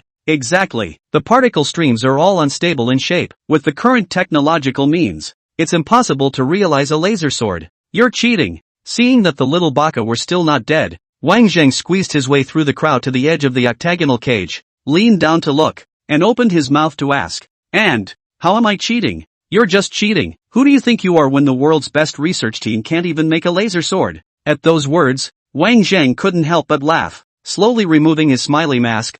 How do you guys know I can't?" The moment they saw that face, everyone was slightly stunned and only felt that it looked exceptionally familiar. In the next moment, everyone only felt a hot stream going straight to the sky, directly blowing up their hair. Wang Zhang, the developer of the Transcender, Wang Zhang. Everyone became even more maniacal, not even half suspecting the birth of the lightsaber. Joking aside, even the man-mechs that go up to the sky can be developed. A mere lightsaber is not child's play? Nani? The pupils of little Baka's eyes suddenly shrunk into wee dawns. His head roared, and his face directly rose to the color of pig's liver. It's over. Offending the god of the future tech world for the false name of a bullshit champion. Xinjiang City, an apartment building. There are important matters in the body of Bao Jingdong rare leave the heavy workload of the military region. Boredom lying in a wicker chair, cozy to enjoy the beautiful scenery outside the floor-to-ceiling windows. He was enjoying himself when the satellite phone in his arms rang sharply. The good time was broken. Bao Jingdong picked up the phone without any good manners. Fucking shit. Who is it? General Bao. A dignified and serious voice came from the opposite side. Hearing these words, Bao Jingdong's body trembled violently and directly jumped up from the rattan chair, subconsciously standing in military position, just short of saluting. The leader, may I ask for instructions? The solemn voice on the other end of the line asked slowly. What are you doing? Bao Jingdong didn't dare to hide it and replied directly out loud. Report leader. I am being ordered to protect Comrade Wang Zhang's safety. Protect? A sneer came from the other end of the line. And did you protect? Bao Jingdong's breath caught and a chill rose from the soles of his feet to his head. Damn it! Is it hard to believe that something happened to Wang Zhang? You what you? The caller interrupted Bao Jingdong without mercy. I told you to watch him and hide him. Did you watch him yet? Hide him well? Bao Jingdong hardened his head and tried to argue. Anyway, if you can't leave the country, you can't restrict people's personal freedom, can you? No limits, no limits. The person on the other end of the line changed his dignified tone and went straight to the point of cursing.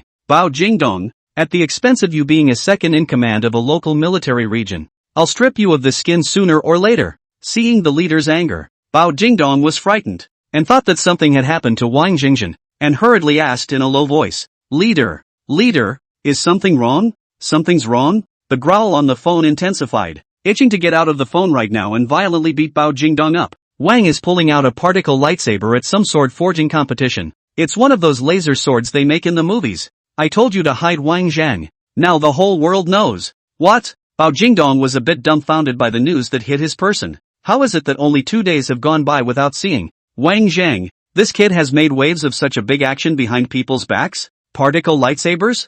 Really fake? Isn't that something that's only in sci-fi movies? If Wang Zhang really gets scooped up, you'll be the one to carry a dynamite pack and blow up Dong Jingdong. After saying that, the caller on the other end of the line simply hung up mercilessly. Bao Jingdong covered his head, no longer in the mood for a good time. Wang Zhang, you're really my own grandpa. Quickly organizing his clothes, he dashed out of the apartment as fast as he could. The photo of Wang Zhang holding a smiley mask in one hand and a particle lightsaber in the other was widely spread. All the technological powers in the world had been actively searching for Wang Zhang's traces, and just as soon as the wind had leaked from this side, that side had gotten the news at the very first time. Watching the stolen video footage in my hand was another global sensation. Walt, cluster charged particle streams? What kind of super theories does this Wang Zhang have in his head? God, this must be God's will. What God's will? This is clearly the latest technology of our great stick country. It was stolen by the Chinese named Wang Zhang. We want to apply for a patent. Big stick, stop it.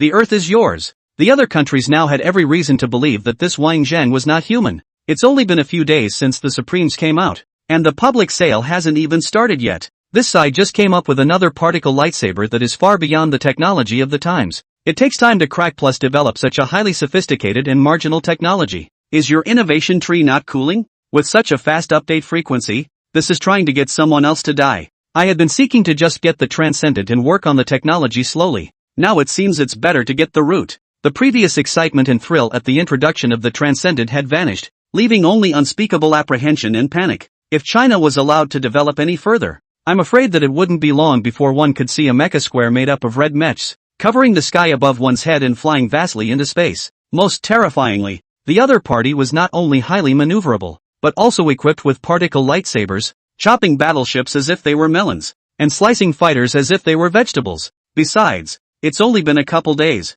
Who dares to guarantee that China will not follow up with any more amazing and powerful equipment? It's fine if you can't get it out, but in case you can, the others don't have to play. At the thought, all the tech powers panicked. No, no, no, no, no, no, no, no, no, no, no, no, no, no, no, no, no. King is, Wang Zhang must be scooped up. Hit me with the money. Give as much as you want. Put me on pretty sister. If one sister doesn't work then two. If two doesn't work then three. Pile on the strength. Pile it on until he can't say no. Wang Zhang, who knew nothing about it, finally found a chance to escape from the venue surrounded by the crowd. Walking on the road, there was a vibration in his pants pocket. It was Wang Qingyi calling. After connecting, Wang Qingyi's incomparably excited words came out. Son of a bitch, I've just been contacted by a world-class company that said it wants to invest $150 billion. That's enough to replace 30 Ching-Chings. Wang Zhang frowned slightly as he listened and asked rhetorically, "You promise?" "Of course not." Wang Qingyi has been happy to close his mouth. Really is the father by the son. The 2 days of the cast to the letter of intent to cooperate with less than a few hundred, and the vast majority of them are in the international reputation of large-scale enterprises. However, Wang Qingyi understood in his heart that from the day Zhengqing possessed the transcendent, the Zhengqing group was no longer as simple as an enterprise. The reason why I made this call to Wang Zhan was simply to tell my own baby son something. Zhengqing, okay. After casually chatting for a few sentences, Wang Qingyi instructed Wang Zhang one more time, telling him to always pay attention to safety. After all, now Wang Zhang is also considered an internationally recognized figure. Just theory is just, or a practical inventor. Sugar-coated bombs are fine, but I'm afraid that someone will develop the mentality of destroying what they can't get, and hide in the shadows to commit a murder, which would be bad. Hanging up the phone and glancing at the date displayed on his phone,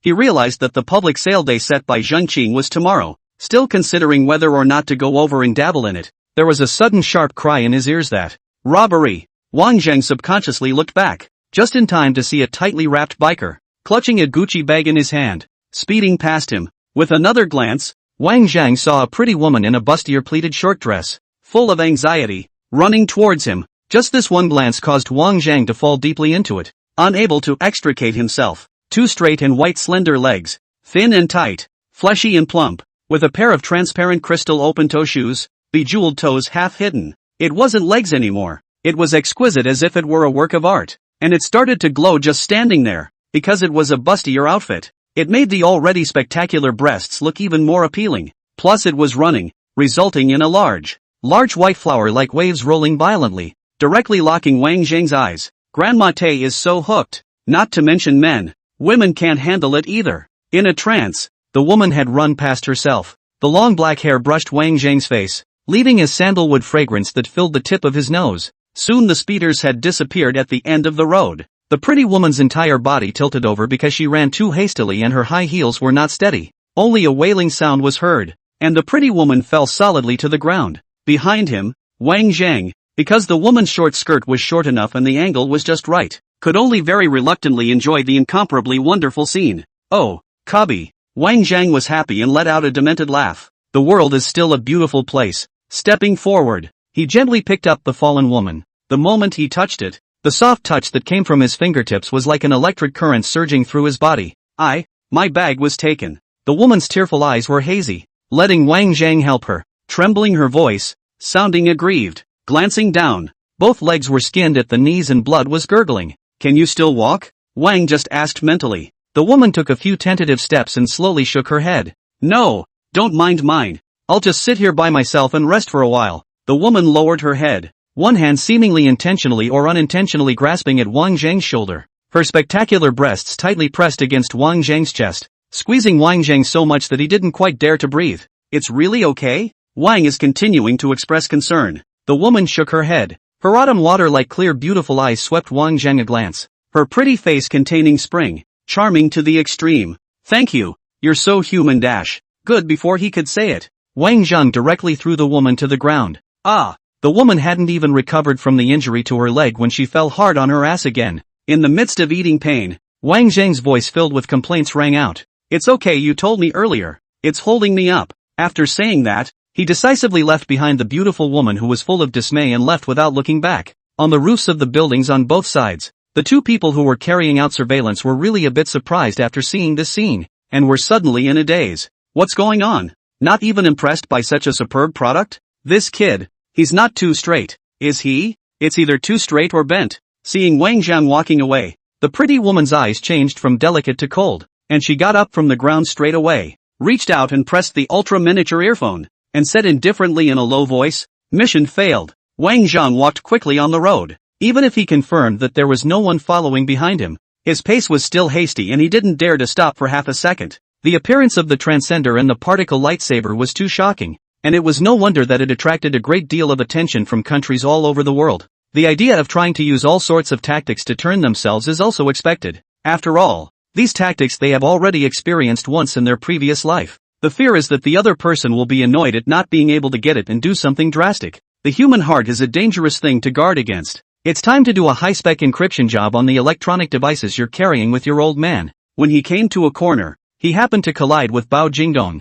who had come to look for himself. Upon seeing Wang Zhang, Bao Jingdong was obviously relieved. Then he passed a look at Wang Zhang and said, "You kid is really something, huh? 2 days without seeing you and you make such a big commotion. Don't you know that people all over the globe are looking for you?" Said also did not forget to punch Wang Zhang hands and feet, while touching and asking, "Where's the stuff? Take it out and look at it. What is it?" Wang Zhang decisively fights off Bao Jingdong's salty hands. Bao Jingdong glared at Wang Zhang, "Don't follow and pretend here. Where's the laser sword?" Wang Zhang looked at the impatient Bao Jingdong with a face full of contempt. "The rule of law. And you're asking me to run around with a controlled knife on my back?" Bao Jingdong's face drooped and his tone turned cold. "Don't make me beg." Wang Zhang waved his hand helplessly. "Go back and talk. Go back and talk." Upon hearing this, Bao Jingdong finally surfaced a smile and nodded with great satisfaction. As he was about to move forward, Bao Jingdong suddenly reached out and stopped Wang Zhang. "What again?" Wang Zhang twisted his head to look at Bao Jingdong, whose expression had inexplicably become serious, and issued a question. Bao Jingdong slowly shook his head, silently twisting his head to look at the silent street corner, his tone slightly deeper. "Look at this street." As the words came out, Wang Zhang followed suit and froze for a moment, glancing around, finally noticing the end. Although this street is not so busy, but both sides are residential buildings, and it is the end of the day. It should not be so cold. If it wasn't for Bao Jingdong's reminder, he really hadn't paid attention, and after walking for so long, he hadn't even bumped into a single person. Just as Wang Zhang froze, Bao Jingdong's eyes suddenly turned cold and his figure stormed, violently yanking Wang Zhang behind himself while roaring out, "Look out!" Almost instantly, two figures suddenly jumped out from within the walls of a nearby courtyard. Right where the two of them stood, another figure leapt down from a high place at great speed, with a powerful whip leg, heading straight for Wang Zhang. Thanks to Bao Jingdong's quick reaction, he tugged Wang Zhang back to the side, and mysteriously dodged the whip kick. The whip leg lunged and slammed heavily into the ground. The force was so strong that it hardened a few paving tiles. Ha ha ha. The three figures presented an encircling situation, surrounding Wang Zhang and his duo in the center, and their shadowy laughter came unceasingly. The man who leapt down from the heights shook his ankles and narrowed his eyes at Bao Jingdong. As expected of someone who crawled out of a mountain of corpses and a sea of blood, his perception of killing aura is surprisingly so sensitive. Bao Jingdong didn't say anything. His eyes shifted down to the man's feet. With just 1 foot, he crushed 4 paving blocks made of poured concrete, leaving a pit that was not considered shallow and strewn with debris. Only then did Bao Jingdong formally look at the man for the first time. Only this figure was wearing a black hoodie with a hat covering his head, and in the shadows, a narrow scar on his face was extremely obvious, directly bisecting his entire face. The smile on his face was obvious, yet he could still clearly feel the constant outpouring of blood on his body. The bloody smell was fine for Bao Jingdong, but for Wang Zhang, one sniff and he felt his stomach churning. On the contrary, the other two, in addition to similar body types, their looks were clearly not even remotely similar, but to Wang Zhang's feeling, the two were as if they had fused into one, making it difficult to distinguish between them. "Dong, will it work?" Wang Zhang came to Bao Jingdong's ear and asked softly. Hearing this, Bao Jingdong slanted a glance behind him and did not speak. "Motherfucker, I knew this kid wasn't something. When you're in danger, you know to call out for Dong." Scarface was not in a hurry to make a move, and looked nonchalantly at Wang Zhang, who was being protected by Bao Jingdong, his entire body pressed against the wall. "Mr. Wang, it's really presumptuous. Since I can't invite you to leave, I'll have to ask you to take a break." Bao Jingdong let out a cold laugh upon hearing this, taking 2 steps towards his body, his sight skimming over the faces of the three, one by one. "Three brutes, how dare you fart here? Ha!" Scarface's shadowy laughter resounded once more, and in an instant, the remaining two responded, moving in unison to the point of outrageousness as they rushed towards Bao Jingdong in unison.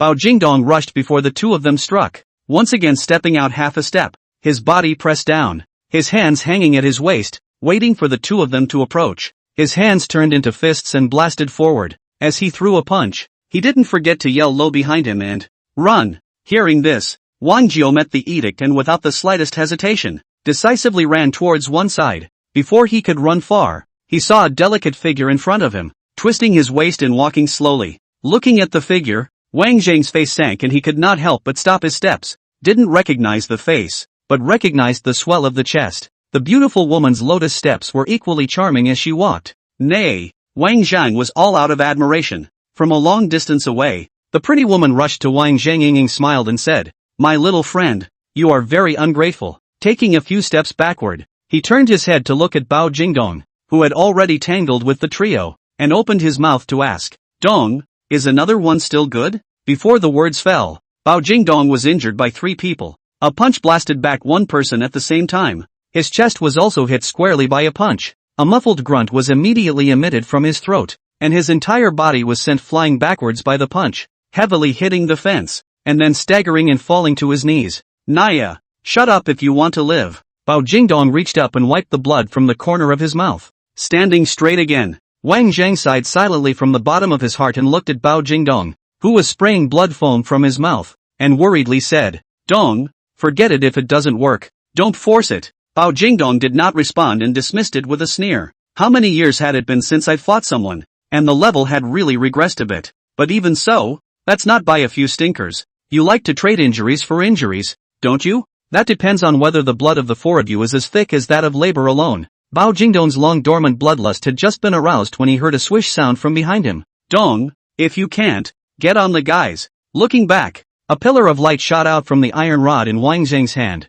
and the blazing light stung his own eyes. Truth be told, it does kind of suck. 2 dead, 2 escaped. The surrounding area including the station and airport as well as the entrances and exits of various streets have been blocked off. They can't get far. On the topmost floor of the Zhengqing group building, Bao Jingdong stood in front of the floor-to-ceiling window, reporting the situation into his cell phone. Obviously a life-threatening crisis. Bao Jingdong's face not only did not have half a bit of gravity, but instead, the corner of his mouth. How to stop the smile cannot be stopped. There is only one reason. That laser sword. It just doesn't work. After listening to Bao Jingdong's report, the caller answered and continued, "This is a very serious matter. And to be able to evacuate a neighborhood without a word, I'm sure the other side has done a very good job of infiltrating the area." Bao Jingdong immediately spoke up. "Understood. It's already being investigated. I'm sure the results will come out soon." The words fell out, and there was a slight silence on the other end of the line before he slowly said, "Prepare for the worst. We must make sure that we uncover all the people from the other side who are lurking over here."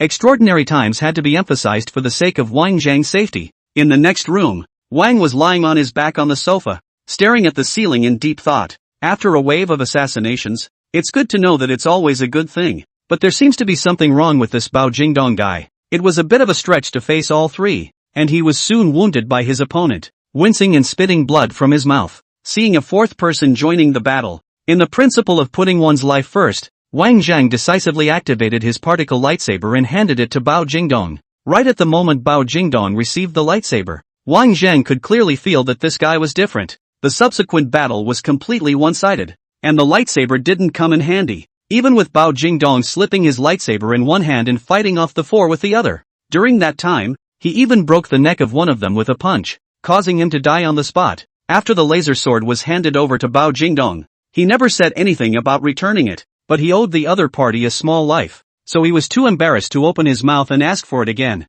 Thinking of this, Wang Zhang vaguely understood something. In the end, he was a commander-in-chief level figure who had been killing for a long time, and he was ruthless to his enemies and even more ruthless to himself. In order to trick the laser sword into his hands, he shows weakness and lets his opponent seriously injure himself. Cocking his head at the wall clock, he got up and straightened his attire. The public sale. It's on. The first floor of the Zhengqing group building is the whole floor of the parlor. At this time the parlor has been surrounded by people, all from the world's prestigious enterprises of business predators. If you look closely, it's not hard to spot a few giants from both the military and political worlds. The fact that so many prominent figures are gathered together also qualifies as a big news item of no consequence. In the midst of the crowds climbing, Wang Zhang appeared by the fence on the 2nd floor, without waiting for an opening. Many people had already discovered Wang Zhang, and the entire venue suddenly became quiet as they all looked up in unison. It was somewhat inconceivable that this young to excessive youth in front of him had successively developed a space mech and a particle lightsaber.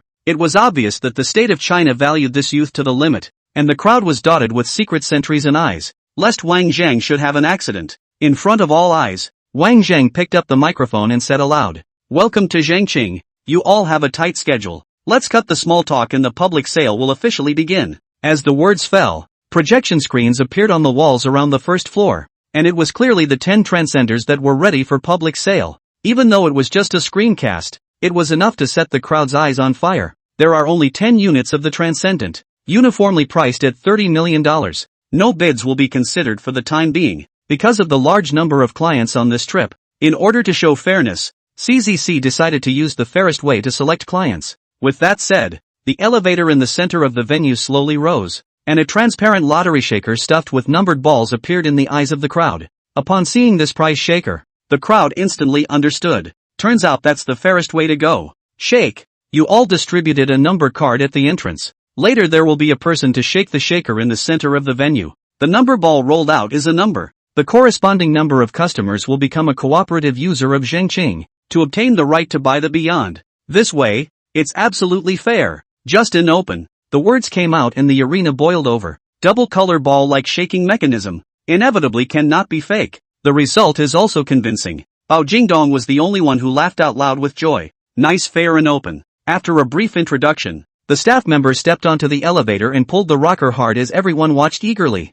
The numbered balls in the machine began to roll violently, and as they rolled, one numbered ball squeezed out of the machine and slid down a transparent tube into a tray on the other side. As the staff member picked up the numbered ball, everyone's eyes were about to fall out of their heads, breathing hard and looking over their shoulders. 22. The staff held up the numbered ball and shouted. In an instant, everyone could hardly hide their disappointment and directly deflated. Solo yelled out in excitement, jumping up and down as he rushed towards the elevator. It's me, it's me. Looking at the strange and lucky man in front of them, the crowd didn't think much of it and just assumed that he was a small owner of an unknown business. Find out about this man and see if you can buy the transcendent from him. The rocker pulls and one numbered ball after another slides out. 14. Me. 33. Mine. 18. It's me. After drawing out 4 transcenders in a row, the many bigwigs in the venue were a bit unable to stand still. I don't know what to say, but I've got some small businesses and companies, and they're all Chinese. No amount of luck can be good enough for that, can it? Gamlin motherfucker, there's an inside job. Someone secretly clenched their fists and gritted their teeth in anger. Just as he was about to start cursing, another numbered ball rolled down. 9. After the staff shouted out the numbers, many people froze and had no doubts at all about the authenticity of the shaker. Because number 9 is none other than one of the superfamilies of the Eagle Sauce country, the Rhodesians. Eagle Jam, as Earth's only superpower, is far more technologically advanced than any other country. If China really wanted to tamper with the lottery machine, it could have distributed all 10 transcenders to small countries or small businesses, and would never have given them to Eagle Sauce. Another numbered ball rolled down. 6. At that, a short baka jumped up excitedly and, Yelpsy, my drop 6 drop work, ha ha ha ha ha ha. The Emperor blesses, my good old country will finally rise. With that, he trotted straight for the lift. Before little Baka could approach, the staff suddenly reached out and stopped Baka, then looked up at Wang Zhang on the second floor. In doubt, Wang Zhang smiled into the microphone and said, I'm really sorry, it was an operational error on the part of our staff that caused 2 9s to appear in the shaker. Said staff member waved his hand at little Baka and threw the numbered ball into the trash can behind him. This game doesn't count. Let's move on. Nani? Little Baka's smile froze on his face. Heaven and hell only for a moment. Then he argued with reason and said, that's clearly number 6. Number 6 indeed. Someone else followed out in agreement. Wang Zhang smiled with narrowed eyes and leaned down to look at the crowd downstairs. So, I was mistaken. The tone was light, but it made many of the people present shiver without reason. The crowd was, after all, the best in the business, and no one was stupid enough to react quickly. The caliber becomes surprisingly consistent. It's number 9 alright, 2 9s exactly the same. Where's the 6? XS or all tails up. Tails down is 9. Suddenly became a target of the small Baga face screen. Incredibly looked at the crowd. Angry body cannot stop trembling. 1,000 words to the mouth. Only turned into a sentence. Baka Yalu. Pissed off to the point of fainting. Little Baka was carried out. There are only 2 reasons why the crowd changed its tune. First, the Positive Green Group as a public sale will be the organizer. Yes or no is certainly their say. In the people's land acres and thirds of stubbornness. Certainly no good end. Furthermore, one more number is one more hope of winning the lottery. Even Zhang Qing does not want to give out this number. What is the point of following the blind coaxing? 10 numbers were quickly drawn, and in addition to Eagle Sauce, Hairy Bear, Chicken Nation, Cowboy Nation, and Luck were the lucky winners of the trip. The others, despite their displeasure, didn't dare to have a public outburst, so they had to fall back on the other 5 small businesses whose numbers had been drawn, but who were not affiliated with the state. It's better not to investigate, but the results of the investigation are really a bit confusing. These 5 companies are all from China and all have a registration date of less than 2 months. The most abominable thing is that one of them didn't even bother with a name. and actually came up with the bizarre name of Togo's company. But backroom deals like this are normal and expected by the crowd. After all, the world's 5 great tycoons, with the exception of China, the remaining 4 great tycoons had already gotten their hands on the transcendent. And even if their own countries raised objections, I'm afraid they wouldn't carry much weight. As for the 5 people who drew the numbered balls, arrangements had long been made for someone to go to the site to mash up the transcenders. A public sale that has attracted global attention has kind of wrapped up here, with some people dying of excitement and others dying of depression. Without the lure of the overlander, there was no point in staying here any longer. Just as someone moved to leave the stage, Wang Zhang on the second floor suddenly started shouting into the microphone again. Today's people are more full. Many industry bigwigs and giants are all in. It just so happens that Jingqing has a little news to announce. I hope you all know. The few people who didn't grab the number were in a very unpleasant mood, and they didn't even bother to listen to Wang Zhang's words, and walked out of the room on their own. But more people were still willing to sell Wang Zhang a face, holding their breath and raising their heads to listen quietly. On May 15th, 30 days from now, Positive Green will hold another new product conference, where specific products will be displayed. The few people who were about to step out of the meeting place suddenly put their feet back. New product launch? If I remember correctly, the last product launch of Positive Green was when the Transcendent was introduced. Another launch party so soon? It's not going to come out with anything good, is it? Bao Jingdong, who was hunkered down on the top floor watching the real-time feed, was a bit unable to stay. How could you not tell yourself, your savior, about such important news? Bao Jingdong looked at Wang Zhang in the picture and secretly made up his mind. No way. Gotta get this new one out of Wang Zhang's mouth. Is that the lightsaber from the other day? Someone raised their hand in shock and asked a question. Wang Zhang shook his head decisively. Of course not. The particle lightsaber is just a small commodity of Zhengqing. In a few more days it will be planned for mass production. At that time, everyone is very welcome to come to Zhengqing to negotiate for purchase. The venue blew up. Particle lightsabers are special meow for small items? Has anyone ever seen a small commodity that can't be developed even after tens of millions of dollars of research funds have been dropped on it? The moment the words fell, everyone became agitated. It seemed that this trip to Zhengqing, even if he couldn't snatch a transcendent, it wasn't completely unproductive. I have to say, it's just not the same as it used to be after having some international influence. The first time the conference was held, it had signed contracts with several large media companies. And it was only after buying popularity crazily in the live broadcast and topping up the heat that it got the attention of some of the bigwigs. Nowadays, Zhengqing simply needs to open his mouth, and the news of the conference spreads rapidly as if it were contagious. At the border of Sango's country, a team of 100 special forces armed to the teeth was ambling up the side of a cliff, eyeing Locke's sentry post ahead. A bearded officer at the head of the group was giving a final mobilization speech that the other side has a company's strength in their outposts, numbering around 120. And even though they outnumber us, the other side's firepower and equipment is not a fraction of a star inferior to our Sango country. As the world's third largest military power, these small neighboring countries have absolutely no reason to exist, and it's very necessary to be dependent on our Sango country. So in this first battle, make sure to fight in the style of our Sango kingdom. As the words fell, the group of nearly 100 people let out a low roar in unison, shouting out an extremely consistent slogan of hit Locke first, then take over Huaxia, resist Hawk Jam and gain a foothold in Super. Listening to the grandeur before him, the bearded officer nodded his head with great satisfaction, grabbed the automatic rifle hanging on his chest, and took the lead in rushing out of the cliff. Action! The instant the order was given, nearly 100 Sangos moved swiftly, closing in fast towards the distant sentry post. Because of the suddenness of everything, the few guards in charge of vigilance outside the sentry post had already been broken into attacking distance by the other party by the time they noticed the abnormality on this side. Without waiting for the alarm to be pulled, the bearded officer raised his rifle, and the tongue of muzzle fire spewed out, knocking him to the ground on the spot. The ear-piercing sound of gunfire rang out, and the soldiers stationed inside Loco's sentry post immediately felt a tightening in their hearts and quickly put on their equipment and rushed out. Almost at the same moment, Sango's troops had broken through the lines and poured into the sentry post in large numbers. Countless grenades were hurled indiscriminately towards the houses like a rainstorm, with a dense sound of shattering glass. Uncountable grenades burning with thick smoke rolled into the room, immediately followed by the roar of a burst of explosions. The solid house swelled directly from the inside, and then violently blew up, bringing up high rolls of thick smoke, splashing in all directions.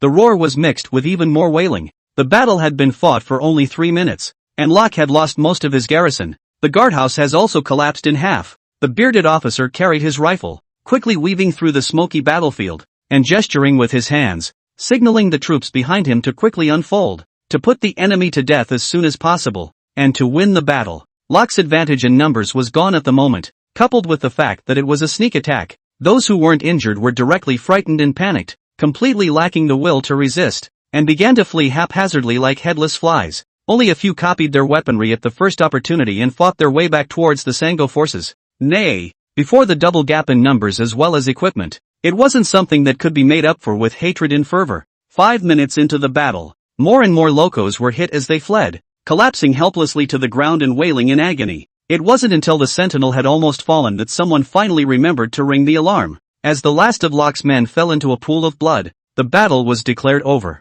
Looking at the almost ruined outpost, amidst the smoke that littered the landscape, the bearded officer quickly rallied his troops and, "Count the casualties. Report, we have 7 killed in action, 3 seriously wounded, and 8 wounded. Report, 78 enemy killed, 18 seriously wounded, 33 captured, no escapees found." With a battle loss ratio of 1:10, the bearded man listened with great satisfaction. The first battle was won. It has been proven that our military power has far surpassed that of the vast majority of nations on Earth. As a next step, inform the follow-on troops to move fully northward. Strive to occupy all of Loco's territory within a month. When the bold words came out, the ambitions of all the 3 brothers were greatly boosted. In the midst of the cheering, a sharp sound swept overhead. When I looked up, the sky was cut in an extremely long slit. Before he could figure out what was going on, he only heard a boom behind him, as if something heavy had fallen, causing the earth to tremble slightly. With the wolves rolling around, the sightlines weren't too good.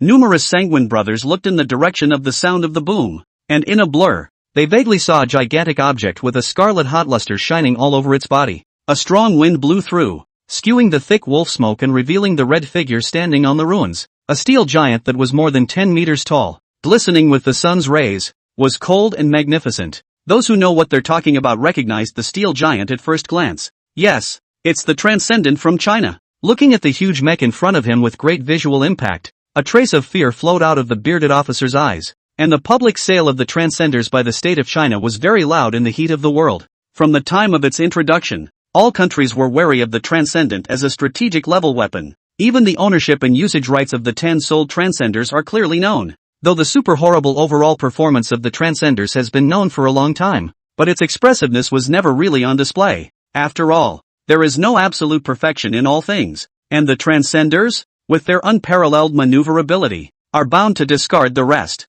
Firepower. A mech this light definitely wouldn't be strong in terms of firepower, and that's exactly what happened. With its smooth, glossy hull, limbs crammed with kinetic energy, and chest and cockpit, there was no place to mount weapons. Thinking of this, the bearded officer's heart settled down a bit and secretly gripped the micro-punch in his hand. It's just a machine that's a little more sensitive. All beings are equal under fire. 100 rifles plus countless grenades and artillery can crush you. Looking at the towering tall mecha, the bearded officer slowly raised his hand, then dropped it heavily, and in his mouth, he lowered his voice in obedience. And, fire! In an instant, 100 rifles in strict formation fired in unison at the overlander in front of them, and the white, bright gunfire merged into a straight river of light that poured out toward the front. Countless bullets cut through the sky and crashed into the Transcender's outer body armor with a piercing shrill. The torrent of bullets directly overwhelmed the Transcendent, turning it into a huge patch of light, and the Transcendent could no longer be seen except for the light emitted by the flickering bullets.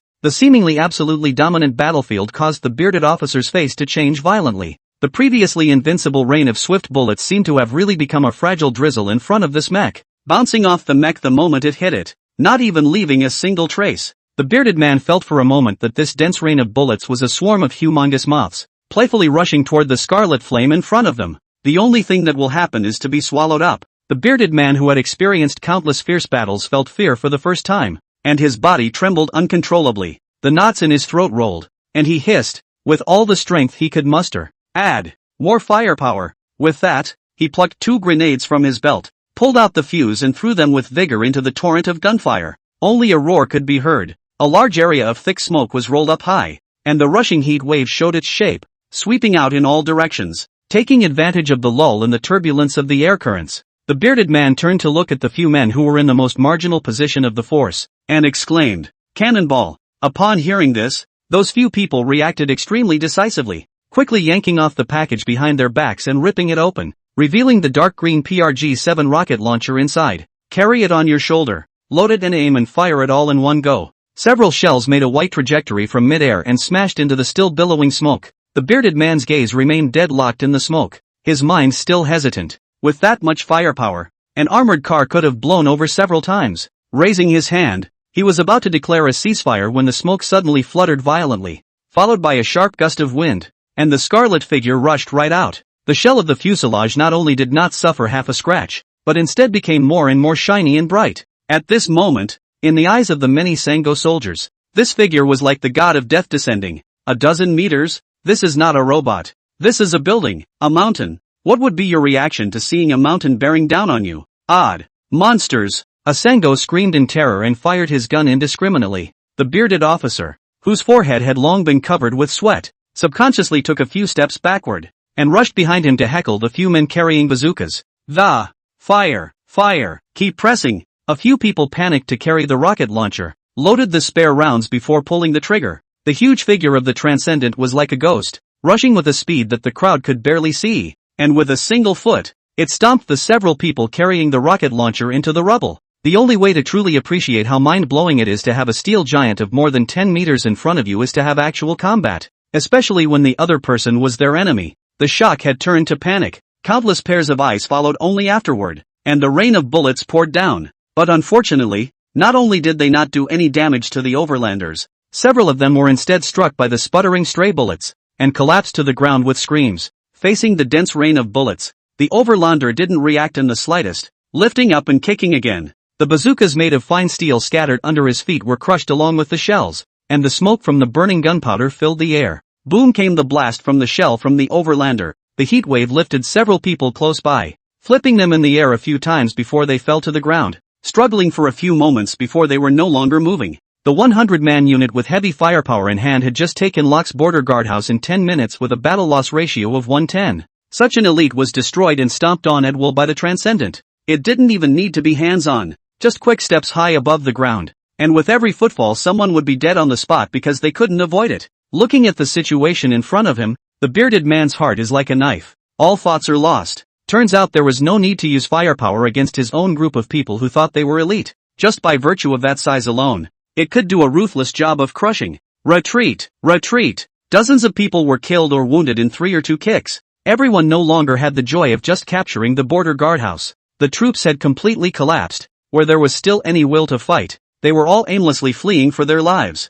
How could a human be a match for the steel giant when it came to action? The Transcenders, piloted by Locke, had no intention of letting any of them go, trampling one foot after another, listening to the wails that rose and fell, vowing that they would be buried with Locke's soldiers who had fallen here. In desperation, a voice suddenly sounded in the wireless device in his ear. Our department has arrived at the border. Please keep us informed of your position. At those words, the bearded man's heart flooded with joy, excited beyond words. Reinforcements! Reinforcements are coming in from the main force. At the same time, the earth beneath his feet trembled slightly. In the distance, a solid, heavy tank in a neat square formation was coming in this direction in a great hurry. From afar, it looked as if the sky was covered with black clouds. Ha ha ha ha ha ha. The bearded officer was so excited that tears came out of his eyes and he couldn't help but let out a loud laugh. Death is not scary. What is scary is dying helplessly in the face of an irresistible enemy. The torture for the mind far exceeds that of the body. 6 o'clock. Enemy Transcenders 1. Distance 18,000 meters.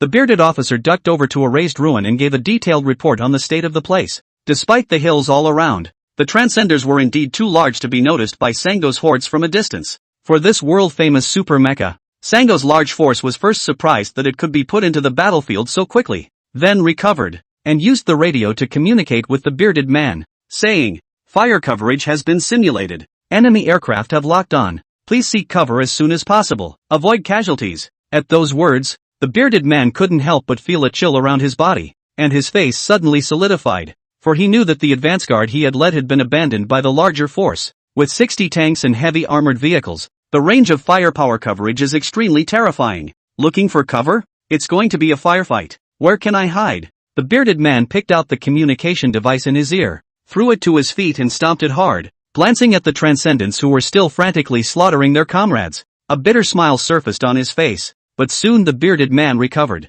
Taking the lives of himself and over 100 of his comrades in exchange for a Transcendent was definitely not a loss. As expected by the bearded man, the large troop did not give themselves a chance to find cover at all, and the moment they interrupted communication, they could only feel the earth tremble violently, and the air erupted with countless muffled thunder-like booms. Looking up, a missile streaked with white light cut through the sky and flew against the conical sound barrier towards here. By the time the overlander reacted, there were already missiles in his face. The warhead slammed solidly into the body of the Transcendent. The powerful force hard toppled the more than 10 meters of the Transcendent backward, and then burst, in a soaring mushroom cloud, the sea of fire like a dragon, roaring like thunder, a shot in the arm. Just this one missile directly flattened a field that was nearly tens of meters in circumference. Listening to the sound of the missiles sweeping overhead, the bearded man was fearless and looked toward the fire before he died. It turned out that the so-called Transcendentals weren't so invincible. Another guided missile followed. After the explosion, making the already frenzied fire to a higher level,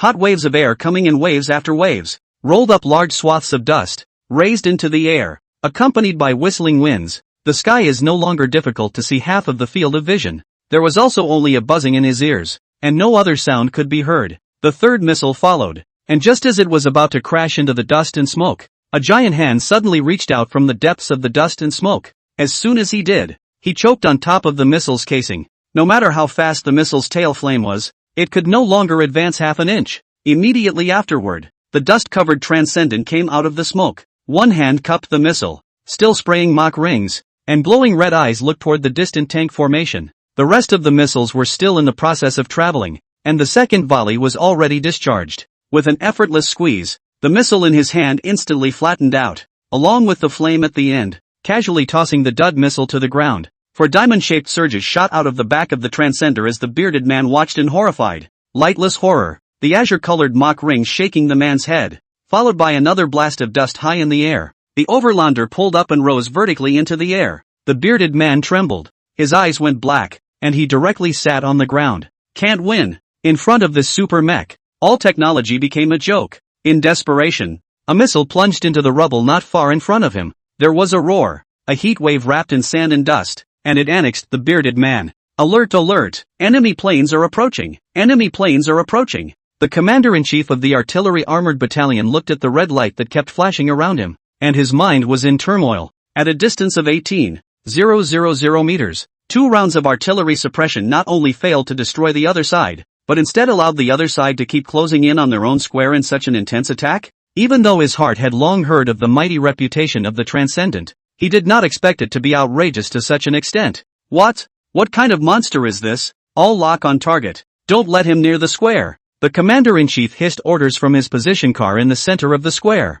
The moment the instant communication was turned off, the inside of the positional vehicle suddenly began to shake violently. Not only were the people unsteady on their feet, but even the electronic equipment on both sides shook, and then all of them fell down. What's going on? The commander-in-chief barely steadied himself and asked a question while looking out of the car through the one-way window. After seeing the scene outside, directly after the whole person froze in place, the flurry of artillery fire from the squares did not succeed in stopping the overlanders, and even before the third round of fire suppression had begun, the opponent had already charged into the squares, casually grabbed the barrel of a tank. Part to dozens of tons of heavy tanks swung up to the body as the center of the circle. The wind sweeping leaves in general will be surrounded by a number of armored vehicles all toppled to the ground. Open fire! Where had the commander-in-chief ever seen such a horrific scene? He couldn't care less if there was a risk of accidental injury and directly ordered to shoot at the Transcendents that were rampaging through the square formation. It was extremely easy to lock onto the Transcendent based on its massive size, but it is also because of such a huge size, against only 2 to 3 meters high tanks and armored vehicles, completely like carrying small chickens. It didn't even give the tank a chance to turn the barrel around. Any movement of the gun's muzzle, the steel monster would be the first to notice. With that, he would come charging in at a speed that could not be stopped, and while ripping the tracks to shreds with one hand, he yanked the barrel of the gun with his other hand, picking it up in a smooth motion, and the barrel, forged out of fine steel, became a cotton batten straight out of the Transcendent's hands, being bent hard and fast. The commander-in-chief looked on with a broken heart, counting the full cost of the armored battalion, which would be in the low 10 figures a year. A robot that only sells for $30 million and doesn't even have a bit of firepower in its body, and it took down an entire armored battalion? At this thought, the commander-in-chief picked up the communication device on the floor with a trembling hand, and, in as smooth a tone as he could manage, cried out sharply that the Calling base, calling base. Third Sister's armor battalion is under attack and needs reinforcements. Reinforcements needed. Hearing such urgency, the base side assumed that the armored battalion had encountered Locke's main force, and immediately replied that the confirming coordinates of your section. Please advise enemy numbers. Enemy, 1 enemy mech. A short silence fell after the words. Still, what else? There was some hesitation in the base's words, and thinking that the other party had not finished his sentence, he had to open his mouth to follow up. Just 1 transcendent. Please provide backup as soon as possible. The commander-in-chief's voice was already a bit hoarse, and the sweat on his forehead couldn't stop dripping down. What? A solemn voice suddenly came over the phone and, 1 mech can disrupt your entire armored battalion? Where was the commander-in-chief at this time to listen to the reprimand of his leader? And, listening to the vibrations outside the car, which were coming nearer and nearer, he cried out, almost in a growling voice, that the Transcender, it's China's Transcendent. Wiping away the sweat that had begun to blur his vision haphazardly, his heart had already greeted the leader's family a million times. Disruption? It's really looking up to me. You call that disruption? This treadmill is devastating. It's a one-sided crush. Transcendent? The person on the other side of the phone was visibly surprised. For those who are well versed in the military realm, there are high and low levels of technological standards, as well as good and bad equipment. The gap may be there, but it won't be big enough to be insurmountable. Quantity and quality. You can't have one without the other. Aside from the equality of being's bomb, the only way to counteract an entire armored battalion would be to take another armored battalion. 1 mech trying to take down an entire armored battalion? No way. Even Eagle Jam couldn't come up with that kind of tech gear. Hurry up and increase. Do. The communication signal was forcibly cut off amidst the eager cries of the commander-in-chief, leaving only a disorganized murmur. The chief of staff of Sango Base, Master San, realized the seriousness of the problem and immediately issued instruction no. 1.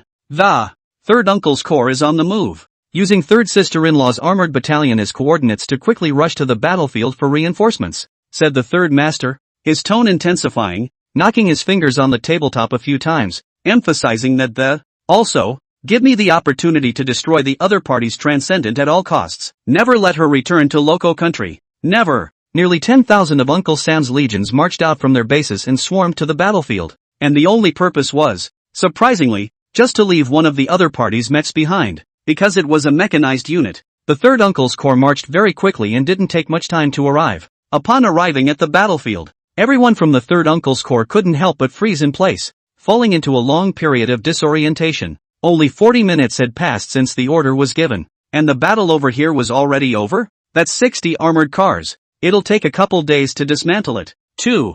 Looking at the mess in front of him, all the tanks and armored vehicles were dismantled. Even the vast majority of the fuselage had been so badly deformed and twisted that it was impossible to see its original appearance. The Corps commander stepped out of the car, and there was silence all around him, so quiet that the only sound was the burning of objects, and not a trace of anyone else could be heard. I walked quickly to a tank that was almost balled up, and looked at such an appalling masterpiece as if I were living in a dream. Quickly, find the wounded. Meanwhile, the base's commander, Master San, also received the news at the first opportunity. After hearing that the armored battalion had been completely destroyed, he likewise changed his face. Regimenting an entire armored battalion in less than an hour? No one was spared in terms of personnel and equipment. I've heard about the horror of the Transcendent performance, but it shouldn't be horrible like this, right? At that point, the helicopter gunships transmitted back to the base ground images acquired from high altitude. The large command screen was filled with wolf smoke everywhere, and there were armor parts all over the place. Not a single intact hull to be found. Wait, as if he seemed to be onto something, Master San began to order the crew to roll back the picture. An international gesture of friendship, made up of lines reddened by flames, appeared clearly on the screen in a still clean clearing. The slender finger was erected there, like a heavy hammer hitting the Third Master's heart. The Third Master's chest for no reason to feel a burst of suffocation, then wildly sprayed blood. A breath did not come up directly straight to lie over. Defeated. Fiasco. The news that Sango had declared war on Loco spread internationally and caused quite a stir. After more than a decade of focusing on the great development of its military power, the Sanguinian state began to soar in international prominence. After being strong, it is natural that one is not satisfied with the current resources. The wolf's ambition is clear. The blatant initiation of war was also expected by many. Locke, a neighboring country, bore the brunt of the victims. After all, Locke himself is not very technologically advanced, nor economically impressive, and can neither research good weapons nor afford advanced equipment.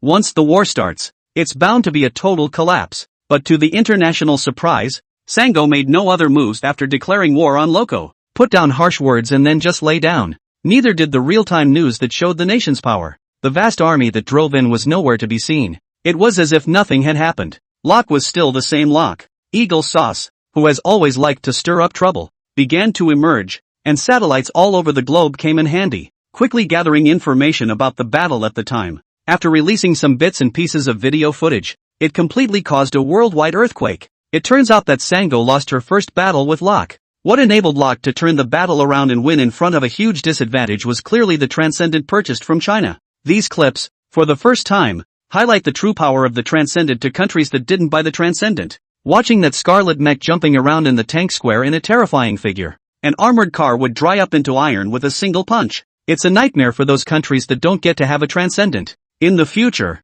if they encountered each other on the battlefield, wouldn't they end up exactly the same as Third Brother? For a time, international opinion was rife. The voices calling for the banning of the Transcendent overshadowed everything else. It's horrible. Without loading any kind of weapon, it managed to massacre an entire armored square just by virtue of its powerful kinetic energy. If this is equipped with a weapon, will the others play or not? Just as more and more voices were vocalizing about the Transcendent, Eagle Jam was the first to step forward and release a statement at a time when public opinion was flying. A major breakthrough in the study of transcendentalists. A message that choked an unknown number of people. After all, Hawksbane, as the planet's only superpower, is the godfather of I don't know how many people. If the father has spoken, what right does the son have to clamor? After Eagle Jam, the other countries that had gotten the Transcendent had also taken sides, all of them on the side of China. The reason for the forceful support of China, which was nearly targeted, is still because of the Transcenders. As the study of the Transcendent gradually deepened, the four great heirs had realized the gravity of the situation. The seemingly inexpensive Transcendent involves scientific research and technology that is directly far beyond the level of the current era. If you make progress on just one of these, the rewards will be millions or even millions of times greater. A denunciation? It's too late to embrace. That said, however, the gaps between the various aspects of the Transcendent and existing equipment are so vast that trying to get through them all is indeed a time-consuming and labor-intensive endeavor. When Wang Zhen flew into space alone in the Transcender, it looked light and simple. But in reality, when Locke took control of the Transcendent and ran into battle, there were a total of 16 people in the cabin cooperating and collaborating. The same is true for the four big henchmen who get the Transcenders. Every time he thought about it, the heads of the 5 countries couldn't help but gasp in amazement that, oh, what an ancient and mysterious country. Scary as hell. 4 of the world's 5 mobiles have publicly endorsed the introduction of the Transcenders, and the one being vocalized is still the mobile Benhur. In this way, the voices of protest against the Transcenders in other countries are irrelevant. Looking at the international crusade that was getting fainter and fainter, Bao Jingdong more than once secretly sighed Wang Zhang. This kid has a heavy heart. The public sale of the Transcenders to the remaining 4 major henchmen really had a purpose. No arm is too strong for a leg. How important is the position of the 5 tycoons in the international arena? As long as they stand on the same line, other countries are not worth mentioning at all. Even when united together, they are nothing more than swarms of ants hugging each other. You can't bite through the skin of an elephant's foot even if you wear yourself out. Besides, the vast majority of the ants in this swarm still need elephants to back them up. When you think about it, you are relieved. After all, for the 5 tycoons, if they really wanted to punch their own group of ants, one more or one less Transcendent wasn't really any different. And the big 4 certainly aren't worried about China being a dominant player. No matter how strong and advanced the equipment is, can it be stronger than the Equality of Beings bomb? There's nothing that can't be solved by the Equalizer bomb for all beings. You want to hog the cake? Then I'll lift the table, blow up the planet and see how you play. The powerful joint denunciation ended without a trace because of the collective stand of the 5 tycoons. The most unlucky also belongs to Sango, losing an armored battalion for nothing, not to mention, but also letting the countries of the world successfully see the unfathomable and terrifying strength of the Transcenders. It also turned the War of the 3 Camels, which should have been the big news of the century, into a blip and a flash in the pan. Sango's dream of world domination was completely aborted just after the first step. In the midst of disorganized international opinion, a highly publicized breaking news story intensified, directly overpowering all other voices with the speed of a locust press. Here comes the second new product launch of Positive Green. China's top management must have known something about the inside story of Xinqing's new product, and even forced the closure of all entry and exit gates. prohibiting any person from leaving the country under any pretext during the Zhengqing product launch. Suddenly engaged in such a hand, shattered the other countries want a high level close to see the Green New Dream. Have called China this move is not good. Closed doors are used in order to protect against enemy agents? It is important to realize that today's social environment is dominated by absolutely global trade. As the world's largest import and export trade countries, China's daily customs flow of people in and out of the country to the less said there must be hundreds of millions of records. Suddenly the whole territory was blocked just to ensure the smooth running of this Zhengqing product launch. The damage alone is completely incalculable. Such a large amount of money was just for the Zhengqing Group's new product launch. So it seems that the quality of this new Ortho Green product will never be lower than that of the Transcendent. The more China intends to blockade, the more attention other countries will pay to Zhengqing. After all, the world had seen the value of the Transcendent and hated to become a fan of the Transcendent immediately. It is not an exaggeration to describe it as a rush. I just don't know when the next Transcender's public sale will be. For the Zhengqing held a conference. The most happy are Guangxin Media's chairman Kuang Yu. Unlike one-time cooperation with other media companies, Guangxin's previous strategic contract with Zhengqing was aimed at long-term cooperation. Now that the heat of Zhengqing is at the forefront of the world, where is the need to rely on publicity to create momentum? On the contrary, Guangxin Media can completely capitalize on the heat of Zhengqing Group and create a big wave of momentum for itself. Most importantly, after China blocked the border, the outside world could only start with the news propaganda if they wanted to explore the news of Zhengqing's new products. As the only strategic partner of Zhengqing, the foreign propaganda of such a big cake, it is surprising that only Guangxin himself to eat. In addition to the official, exclusive live streaming of the positive green new product launch, you can figure it out with your toes. The profits are unimaginably lucrative, especially after learning that Zhengqing allowed Guangxin to open foreign live broadcasts. It was thrilled beyond words. As soon as he thought of this matter, Kuang Yu was so excited that he couldn't sleep, and his spirit was so high that he was fighting with his own charming and delicate little secretary in the office in close quarters all day long. Afterwards, Kuang Yu stood in front of the floor-to-ceiling window with a cigarette in his mouth, and on the woolen carpet behind him,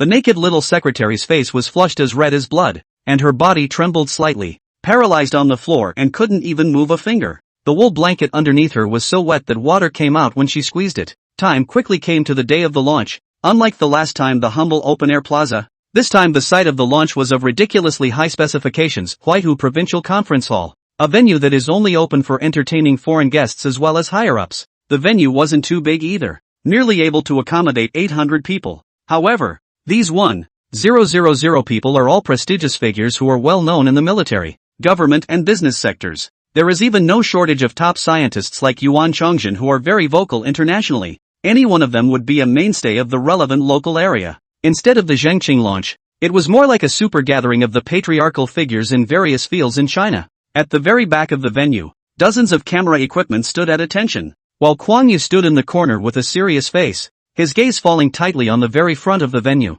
After an unknown amount of time, under the crowd's expectant gaze, Wang Zheng slowly walked up to the stage. In a flash, the countless lights overhead shone in unison, causing Wang Zheng's entire person to shine brightly and extremely dazzling. Kuang Yu turned his head violently and rushed at the many photographers who had been waiting for a long time, saying in a deep voice that, "Begin!" Dozens of camera equipment were switched on and exclusive live broadcasts from home and abroad were opened at the same time. The moment it opened, countless spectators fishtailed in, directly topping the heat. Holy shit, what do I see? Horseflower vine? Why are you sitting in the last row? Look ahead, the ones with wheat ears on their shoulders are only in the third row. We're lucky to get in. Stop it. The room is full of bigots. The viewers in the live broadcast room were still discussing enthusiastically, unaware that more people had already placed their eyes on Wang Zhang, who was focused by the lights at the very front. Overseas channels are more vociferous than domestic ones. The one who developed the Transcendent is actually such a young fellow, worthy of being a mysterious ancient oriental country with many talents. My great rod country has solid evidence that can prove that this Wang Zhang is actually a native of my great rod country. Pathetic sticks that only know how to plagiarize and copy. No, you're wrong. Big Stick Country still knows how to kneel to Godfather. Wang Zhang stood on the stage, flew a glance around, looking at the venue a water of powerful figures, and did not want to delay too much, and directly through the speech prepared by others for themselves, opened his mouth and said, "I announce that the Zhengqing new product launch now begins." For this launch, though, there were a lot of big names in attendance and the live stream continues to blow up, but many people are actually still not very hopeful about this. After all, the venue was spacious enough for the last launch, even though the setup was Spartan. Looking at this venue today, the specs, though high, don't seem to accommodate a behemoth like the Transcenders. In terms of caliber, it shouldn't be able to touch the Transcendent either. Thinking about this, not only did the viewers of the overseas countries not feel disappointed, but they were slightly relieved. The Transcendent alone was enough to give the world and even the Big Four sleepless nights. And then came the particle lightsaber, which had been called impossible. If they come up with something that is far beyond the level of modern technology, the research teams of other countries, regardless of whether they are top-notch or top-notch, can all be laid off in place. Wang Zhang, who was under the gathering of lights, pulled out something similar to a plate holder from his arms in the midst of all the attention. Looking at the simple items in Wang Zhang's hands, a wave of question marks brushed the live broadcast room. What's that? Don't tell me that's a new invention. There doesn't seem to be a mirror in the frame. What seems like, this is the frame that holds the mirror. You call this an invention? Then I can invent 10 a day. Different from the live chat room. In the moment Wang Zhang pulled out the mirror bracket, the eyes of a group of big brothers under the scene suddenly became different. There is a visible hot flow. Even stopped deliberately maintaining a dignified image and began to talk to each other. Bureau Chief Chang, who is mixed up in the pile of bigwigs, is even more full of regret and can't help shaking his head. Due is early. On the stage, a huge wall of screens opened up in a smooth manner, magnifying Wang Zhang along with the stand in his hand several times, so that it could allow everyone to clearly observe every detail.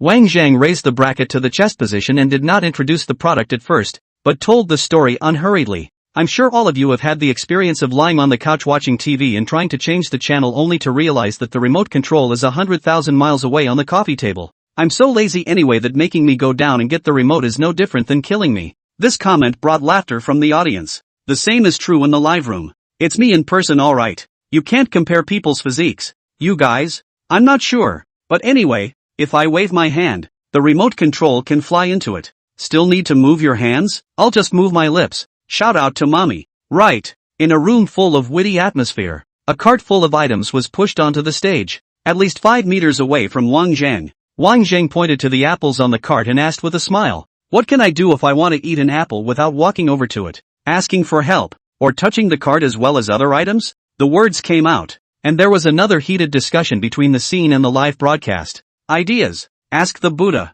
I don't eat apples. After a few moments of discussion, the crowd came up with a unanimous answer. Can't eat. After listening to the conclusions of the crowd, Wang Zhang raised the stent in his hand and said, I do have a good idea. Saying that, countless fine electric currents climbed out from both sides of the bracket in Wang Zhang's hand, and then gradually converged towards the center until it became a flowing curtain body similar to a disc. The pop-ups in the live streaming room were fewer, and all of them stared at the stand in Wang Zhang's hand with wide eyes. Only the curtain body was black, like the darkness after nightfall, and only the general fluctuation of water currents could be vaguely felt. It's not a mirror anyway. Mud. Crap. The curtain body, full of sense of technology, directly attracted everyone's attention, and hooked the curiosity all the way out. Wang Zhang held one hand flat on the stand, and one hand slowly reached into the pitch-black body of the curtain. Surprisingly, Wang Zhang's hand disappeared outrageously after passing through the thin curtain body. Even after the whole hand was shoved in along with half the arm, it still didn't emerge from the back of the curtain body.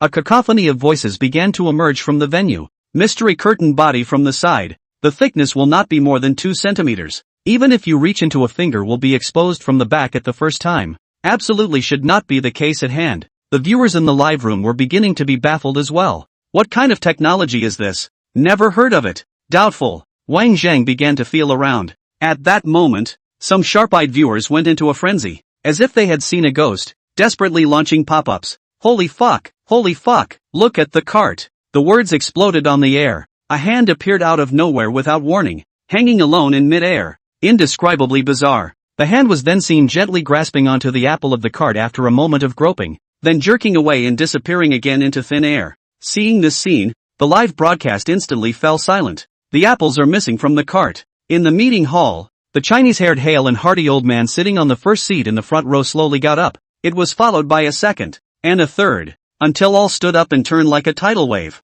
Everyone's gazes were unanimous as they stood and looked at Wang Zhang. Under the urgent gaze of countless people, Wang Zhang pulled his hand out of the curtain body. The wall of screens behind them began to zoom in, giving Wang Zhang a close-up of his hand. With just one glance, the entire room, along with the live broadcast room, was in an uproar. Apple. Wang Zhang passed the apple to his mouth and took a heavy bite. In the silence of the venue, The sound of a crisp click reached the ears of everyone. No, everyone in the world. Wang Zhan laughed, chewing the pulp in his mouth, and softly said, "Sweet." After a short period of dead silence, a bombardment of pop-ups went off in the broadcast room. I've probably jerked off too much. I'm hallucinating. This isn't a fucking sci-fi movie? God, it must be God's will, giving ideas to this young man from China. Thunderous applause resonated from within the venue for a long time. The last party of Quan Yu busy. Despite the live broadcast again and again to strengthen the processing of the area, it is still difficult to withstand the massive influx of users.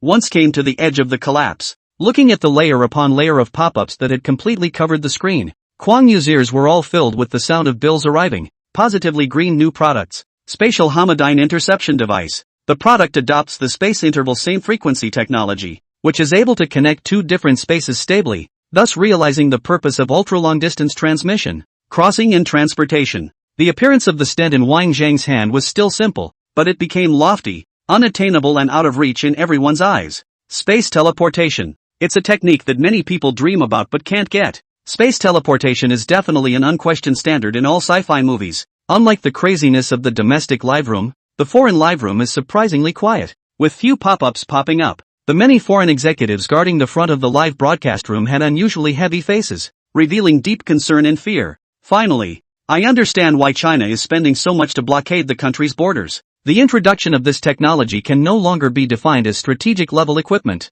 Just ask your own family's strict defense and control of the top-secret important place, by other people as a backyard garden in general randomly in and out, all the secrets in the eyes of other people at a glance. How will it be? Mastering space is the same as controlling the world. This technology, I'm afraid, is going to turn the current world landscape upside down. Inside the Great Hall of Eagle Jam's White House, Eagle Sauce held a roundtable meeting at the highest level at the first opportunity after the introduction of Xingqing's new product, the Space Interceptor device. The appearance of three transgressive super equipment in a row, the Transcender, the Particle Lightsaber, and the Space Intercept, made Eagle Jam, which was a superpower, feel a great sense of crisis. The first two technologies are still within the acceptable range. Increase scientific research efforts to study. In time to implement mass production is entirely possible. But this space interception technology, I've never even heard of it. There's absolutely no theoretical basis for this. So even if you can get the original device, there's no way to start researching it.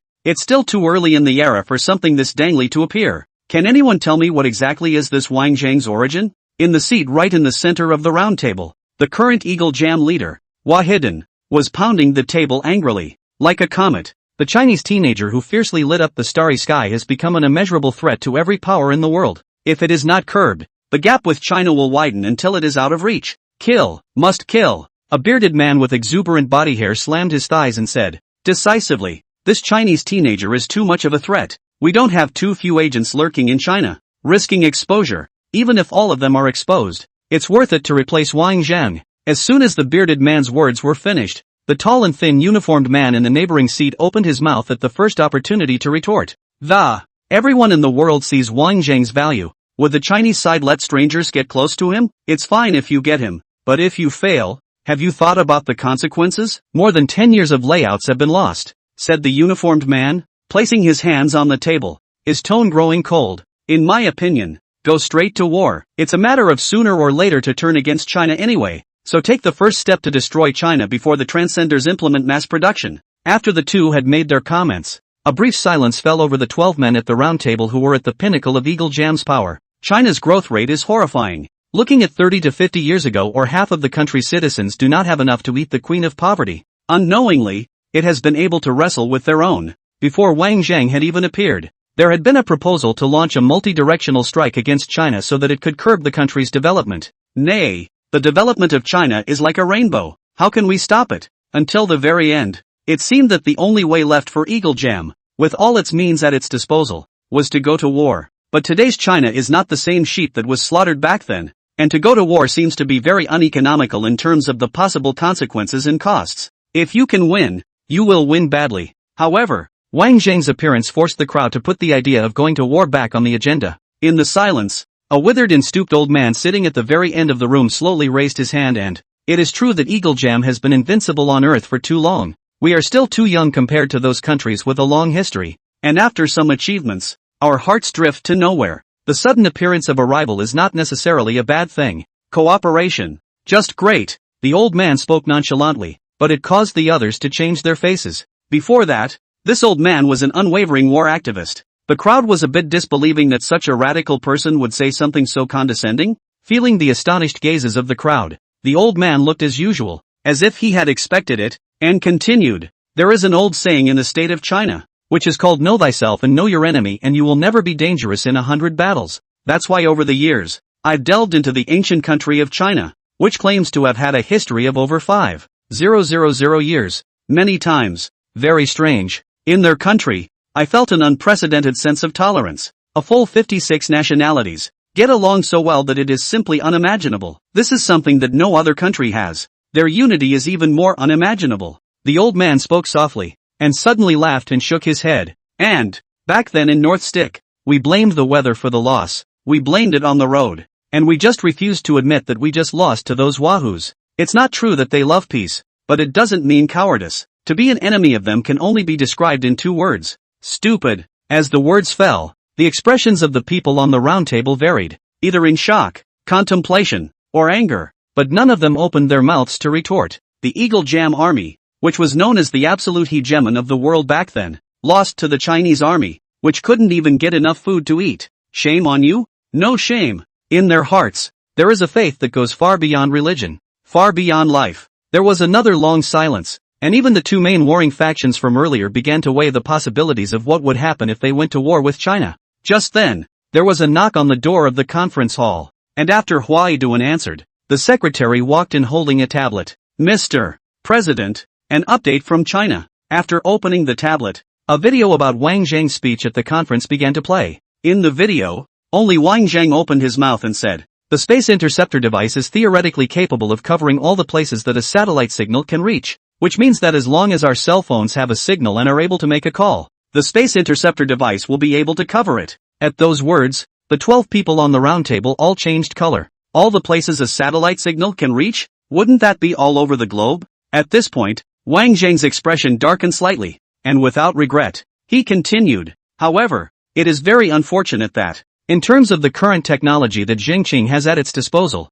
the space interceptor device can only go as far as passing through an arm. And it may take a long time of experimentation to realize the passage of a human body or even a larger object. Upon hearing this, the eyes of the 12 instantly glowed. The reason for this meeting was to discuss how to resist this new technology. As it turned out, the technology was not mature enough to pose any threat for the time being. The crowd breathed a sigh of relief in their hearts, as if they were relieved. Check. Bao Jingdong pushed the door into the room and threw a pile of information in front of Wang Zhang. The guys who sneaked up on you earlier were eyes and ears that the brats had planted in our country, and they just happened to be there that day when you participated in the forged sword competition, which is why they gave away your whereabouts. After saying that, Bao Jingdong sat on his butt on the sofa, assumed a Katsuo paralyzed posture, tilted his head towards the sky and said, How? I was told above to respect your idea of fighting or not. It's always good to relieve your anger. Wang Zhang ambled over the table and concentrated on the drawings, glancing up at Bao Jingdong. It's not necessary,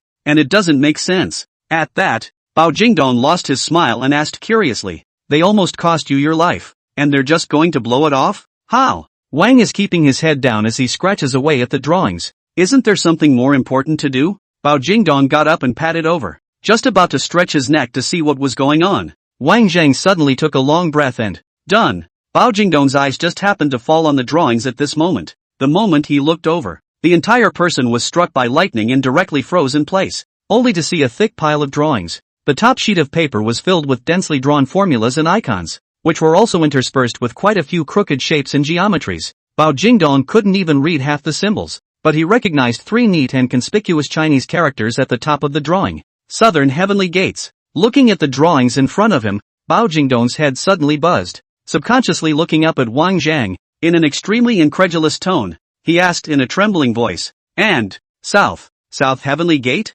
The South Heavenly Gate, the main entrance to the Heavenly Court in ancient mythology, was able to lead directly to the Jade Emperor's Palace of Heavenly Jade. Therefore, it is also called Tianmen Pass. But the myths were ultimately due to the fact that the level of technology in ancient times was not advanced enough, so they had to blame the gods and demons for many unexplained phenomena. To this day, scientific phenomena can be explained, And these myths and legends have become beautiful stories that have been passed down from generation to generation. The so-called South Heavenly Gate program is the macro blueprint that China has constructed for its future in space. It covers interstellar cruises, space bases, and a host of other super-age technological devices built in space. In other words, it's just a fictionalized future sci-fi world made up by the Chinese side with modern ideas. It can also be interpreted as a great vision of the future of technology, announced to the public as a joke. After all, from the current point of view, in the face of the vastness of the universe, the technological level of the Earth at most belongs to a toddler, just stepped out of the first wobbly step.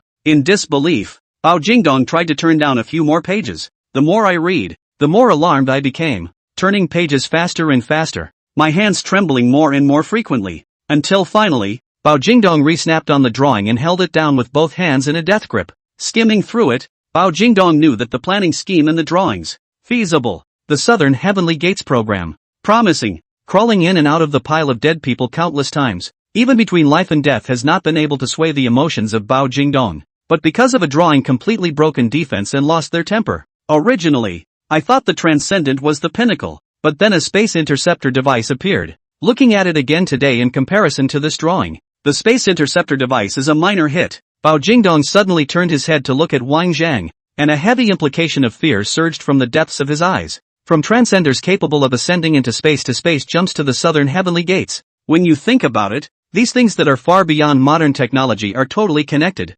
combined. It's an entire well-developed South Gate program. Bao Jingdong wiped away the sweat on his forehead, sat paralyzed in a chair, lowered his head, seemed to Wang Zhang, seemed to murmur, "Originally I didn't believe in God." Bao Jingdong finally asked the doubt in his heart. "Wang Zhang, are you really just a junior college student?" Wang Zhang shrugged his shoulders and laughed. "To tell you the truth, I'm actually from Earth 8,000 years later." Bao Jingdong abruptly got up and expressionlessly returned. "Truth be told, Laborer is the rebirth of evil Lai and the reincarnation of Dianwei." With that, he walked toward the door without looking back, and when he reached the door, Bao Jingdong lifted his finger to point to the drawings on the table and opened his mouth, saying, "How much R&D funding is needed? Just open your mouth. It will be met unconditionally." The Transcendence annihilation of Sango's entire armored battalion had already spread from the international scene, and all countries had fully realized the terror of this mech. With the 5 tycoons standing in support, the idea of trying to boycott the Transcenders is bound to be unattainable.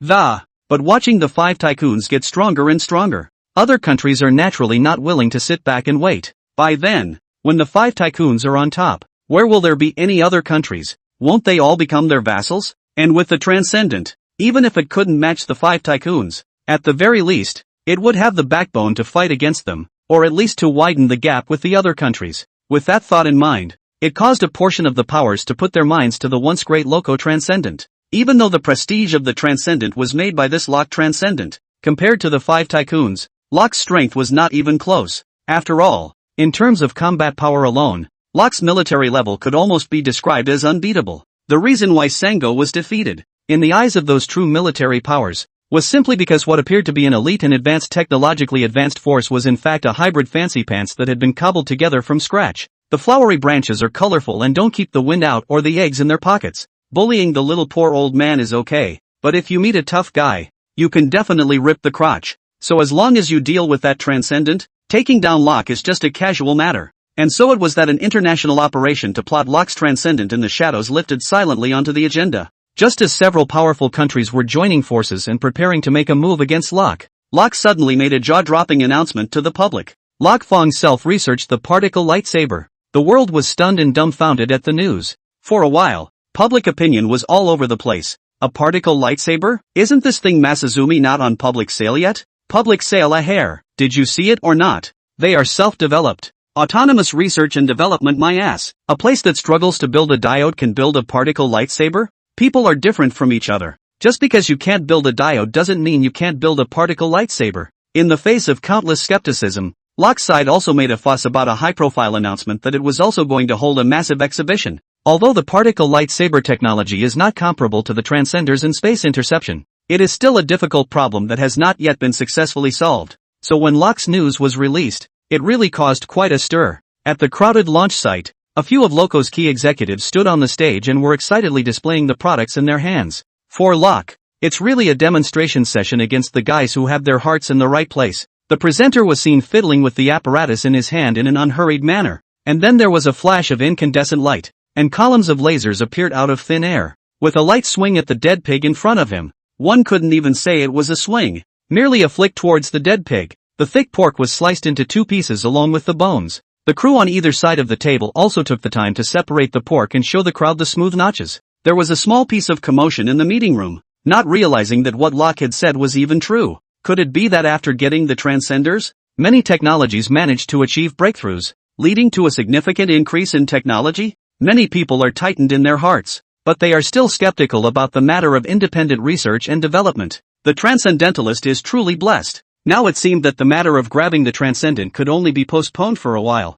I'm afraid, however, most people didn't get too hot under the collar. Zhenqing's particle light knife public sale was just a few days away, and what Locke had, he himself would have sooner or later. And just then, the unexpected happened. The laser column in Locke's hand flickered violently for no apparent reason, then quickly went out. With so many countries watching, Locke was clearly in a bit of a panic, but no matter how much he fiddled with it, the particle lightsaber didn't reactivate. Soon, beads of sweat appeared on Locke's forehead. Although there was a malfunction, no one at the scene showed contempt. After all, the technology of the particle lightsaber, in addition to China and Locke, there was no third country that could develop it. After 100 fruitless maneuvers, Locke immediately looked up to the side and waved at the stage. Another Locke trotted onto the stage and handed Locke a stack of instructions. The moment it was turned over, many sharp-eyed viewers had already noticed something wrong and couldn't help but be greatly disappointed. Cursing on the spot. Geneva. Also independent research and development. The instructions are in fucking Chinese. The news that Locke had developed his own particle lightsaber, and as a result the manual was all in Chinese, went viral internationally. But Locke repeatedly emphasized that the matter had nothing to do with China, and the Chinese side never made any response. It looks like a big joke has been made, but the crowd knows it. Hua Guoming had emphasized that the particle lightsaber had not yet been put into mass production and could not be opened for public sale. As for why Locke was able to get it, think about it with your ass. Luo, this guy, on the basis of his family's oil fields, has fallen for the big leg of China. Just because Hua didn't speak up doesn't mean the crowd can pretend they don't know. Is this the manual? It's a fucking amulet. A big 5 mobile in his own right. He's one of the few existences that can arm wrestle with Eagle Jam. After the development of a series of super equipment, today's China can be said to be different from the past, in the momentum and even vaguely over Eagle sauce. The wind is momentary. Better to have a grudge against Hawksbane than to stare at rabbits. A word of technology blockade. When the time comes, the army of transcenders is spread out across the space of tens of thousands of people to send to their own hinterland. There is no place to cry. A mediocre Chinese instruction manual has shown the attitude of China. This little brother, my brother, is very favorably disposed. Bailed out. Several countries have their strategies and tactics planned out, and are just about to storm Locke's house and snatch the transcenders. As a result, the other side made such a whole mess and moved such a thick leg. Despite the reluctance, we can only stop. No way. The backstage is too hard to mess with. Several parties are unspoken things. If you speak clearly, it will only cause unpleasantness. One could figure it out with one's toes. It must be that Locke sensed that someone was eyeing him and had no choice but to go to China for help. As the spokesman for world peace, China certainly believes in peace, and is absolutely unquestionably opposed to such things as going to war. But Luo's family has nothing, but it can't help but have a lot of money. After being so annoyed by Locke over and over again, there was no excuse for accidentally dropping something at Locke's house. Holding the 2 trump cards of the Transcendent and the particle light blade, Luo was considered to have completely straightened his back and stabilized his footing among the wolves. Eagle Sauce Aeronautics and Space Administration, a superb scientific research organization that specializes in but is not limited to the space program, is the most authoritative scientific research department in the world, and is also recognized as representing the highest level of science and technology on Earth. The people who can work here, without exception, are all leaders in the field of high-end science and technology, and have a mind that far exceeds the minds of 99% of the human beings on Earth. At this time, the space agency is busy. China's super technology update frequency is too fast, has made Eagle Jam feel a great threat, had to further increase scientific research efforts. Inside a large, temporary plant, the Transcendent stood straight and upright, surrounded by iron frames, which were filled with people standing on them, dividing their work into different places of the Transcendent to do architectural analysis.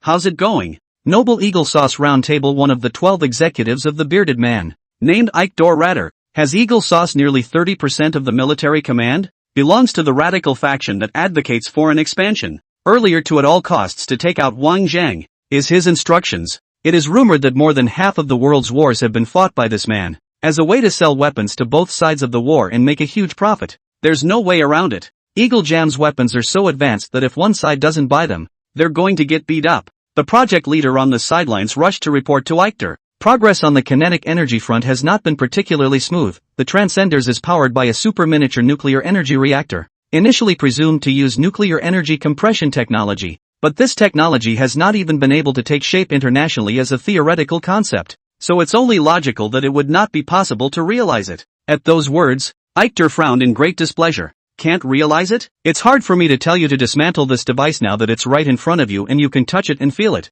and I'm telling you to dismantle it and copy it as it is? A factory that builds tractors. They can build them. And you guys who gobble up tens of billions of dollars a year from me are licking your chops and telling me it can't be realized. Feeling Eichter's murderous gaze, the person in charge couldn't stop his body from trembling, and hurriedly wiped away the sweat on his forehead, saying sharply, progress in kinetic energy has been modest, but breakthroughs have been made in anti-infrared light sensing as well as vector propulsion to ensure parity with the current capabilities of the Transcenders. Finally hearing a satisfactory answer, Eichter then answered slightly, then turned his head to the guards behind him and whispered, send the message out. Tell them that we have initially mastered some of the properties of the Transcendent, and it won't be long before we can realize mass production. Yes, without the slightest hesitation, the guard decisively turned around and ran out. Listening to Ji Didwa's words, the cold sweat of the person in charge had already soaked his clothes. It won't take long? How dare you brag about it? But the person in charge of the heart is clear, although the big words are Ji Didwa said. But the subsequent problems, the pot can only be by their own back. In fact, for Eichter, the sudden strength of China was only superficial. Take the Transcender as an example. The whole world knows that the Transcender comes from China. And the performance of the Transcender is so outstanding that countries around the globe subconsciously regard the Transcender as a new type of military equipment from China. But in reality, the Transcender came out as a new product from Positive Green. Is it from China? It's not. Just the positively green ones. Capitalists or entrepreneurs. Eichter knows their faces too well. For them, it's all about profit. What wars? National development. All of them are just empty words. Only enrichment is real. Eagle sauce alone earlier years of the Great Depression. Starving corpses everywhere. People do not have enough food to eat and clothing. On the contrary, the group of capitalists, night and day still, will not care about other people's deaths and lives. The top of the pyramid, the 1% of the population, occupies 99% of the wealth. Because of the extremely important financial resources and power in their hands, the network of relationships is deep, and can be said to be deeply rooted. Stomp your feet and the world, not to mention Eagle Jam, will tremble 3 times. After all, Hawk Jam's Roundtable 12 High, including Eichter himself, is itself a capitalist hiding in the shadows. So in the eyes of Ji Didwa, people must have selfishness. Has the Transcendent this super-age technology? That is bound to be crazy to attract capital, first with the money to feed themselves to the full. It is not an exaggeration to say that, based on the Transcendent alone, Zhengqing beckons and can attract a large number of enterprises to rush and wag their tails. It is entirely possible to reach the achievement of being the richest man in the world within a year. With such an ace in hand, how could it be easily delivered to China? So, Huagua and Eagle Jam are actually at the same level of research on transcendence. The scientific research power of China is a bit lower than that of Eagle Sauce, and it will even lag behind quite a bit in terms of R&D progress. The reason for spreading the news is to make China panic. It's about making them feel the gap. After we push China to the edge, we might be able to go after Zhengqing. By the time the two sides intensified their conflicts, they would then take advantage of the situation. And it was entirely possible to poach Wang Zheng from China. Thinking of this, Eichter smiled extremely proudly. As he was laughing, the guard who had just run out ran back in. Ignoring the fact that I was running and sweating and panting, I said, "Report." As soon as the news of our major breakthrough in the research of the Transcenders was released, the Chinese side followed suit. Oh, Eichter came to be interested. What news? The guard wiped a handful of sweat haphazardly, and said sharply, "Zhengqing handed over the entire technical theory of the Transcendent without compensation." Ward hair? After the manufacturing technology for the Transcenders was turned in, we concentrated on that technology. As it turns out, the Transcendent isn't as awesome as everyone thinks. It's just been rumored. On the CCTV channel, Secretary Zhang of the War Neglect Bureau sits in front of the camera and explains to the public in a serious manner. Everyone must not be confused by some malicious public opinion. the Transcender does have a relatively excellent performance, but after all, it is only the product of a private enterprise. It is still far from reaching the point of strategic-level equipment, and even less to the extent of rumored to be able to turn the world upside down. The young and beautiful hostess, with a smile on her face, concurred, and, so the military is not going to mass-produce the Transcenders, right? Bureau Chief Zhang smiled and nodded with a matter-of-fact face and said, of course not mass-produced. What's the point of producing him? But here I still want to say one thing. Please eat melon rationally. Don't be brought up to speed by the wrongdoers. Bureau Chief Zhang's answer was airtight and watertight. But the matter of the Overlander had long since set the world on fire, and such lame excuses were hardly likely to be of any use. The host on the side was still thinking of pursuing the news of the space interception device, when he suddenly felt the cannibalistic fury of a group of unaffordable bigwigs behind the camera, and was so scared that he obediently closed his mouth. Looking at the camera in front of the Secretary Zhang, that simple and honest face,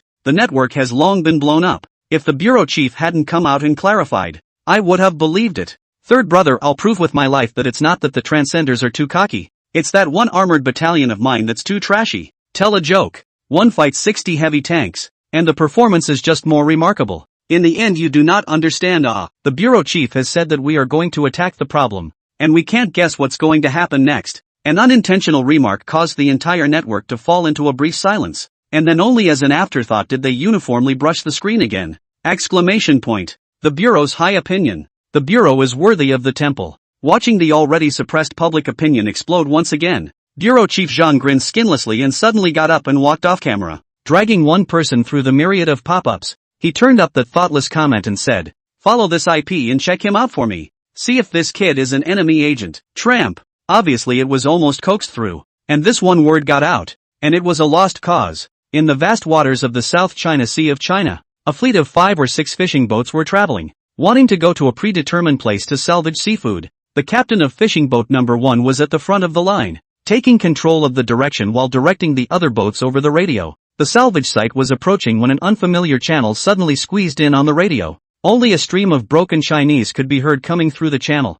The Chinese fishing boats, you have entered our waters. Evacuate quickly. At these words, the first mate on the side became angry, and cursed directly to himself. The tramp. A bunch of monkeys. What do you mean by their waters? I've been fishing in this sea all my life, and I've never heard that this is their sea. The captain even sneered, not even bothering to reply. Unexpectedly, the other party did not stop talking and continued to make a lot of noise. If you do not sail away from our territorial waters, we will take strong measures against your side. Repeat, leave quickly, or we will take strong measures. The message was received not only by Ship 1, but by other ships as well. With the sudden inexplicable situation, Captain 1 nonchalantly picked up his radio unit and indifferently replied, this is the South China Sea, Chinese waters. With that, he unceremoniously snapped on the wireless communication, gesturing forward at the first mate, who was at the helm beside him, and in a tone of calm and strong, keep moving. 5 or 6 fishing boats formed a human formation,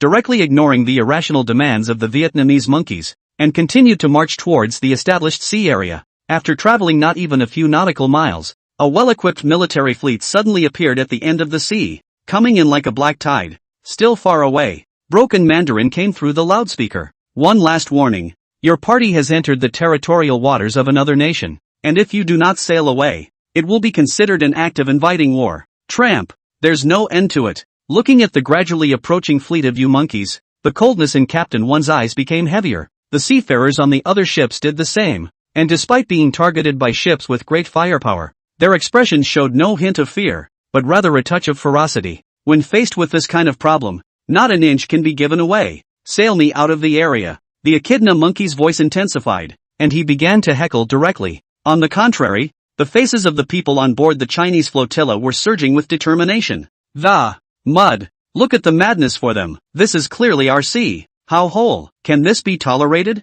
They're on the news. We're on the family tree. In the midst of the group's anger, they saw the Viet monkey army presenting an encircling position, surrounding their own small group of weak fishing boats as much as possible. The enemy's megaphone was still screaming, and countless muzzleloaders were already pointed and ready to fire. In a moment of crisis, Captain 1 slammed his fist down on the console and bellowed over the intercom that the roughnecks run them over. With a command, the 6 fishing boats had long been unable to hold back, sailing at breakneck speed towards the warships in front of them. You guys, what are you doing? Looking at the Chinese fishing boat that launched a charge like a desperate man, the Viet monkeys were also dumbfounded, not expecting the other side to make such a mess. How much is a fishing boat worth? And it's full of cheap fishermen. Your own side is full of warships that cost a fortune, and a group of carefully trained maritime elites. Fire! Don't let them get close. Sink them. The cannonballs were quickly loaded, and the icy cold muzzle was already aimed at the Chinese fishing boat that was coming at breakneck speed. The fleet commander revealed a cold smile,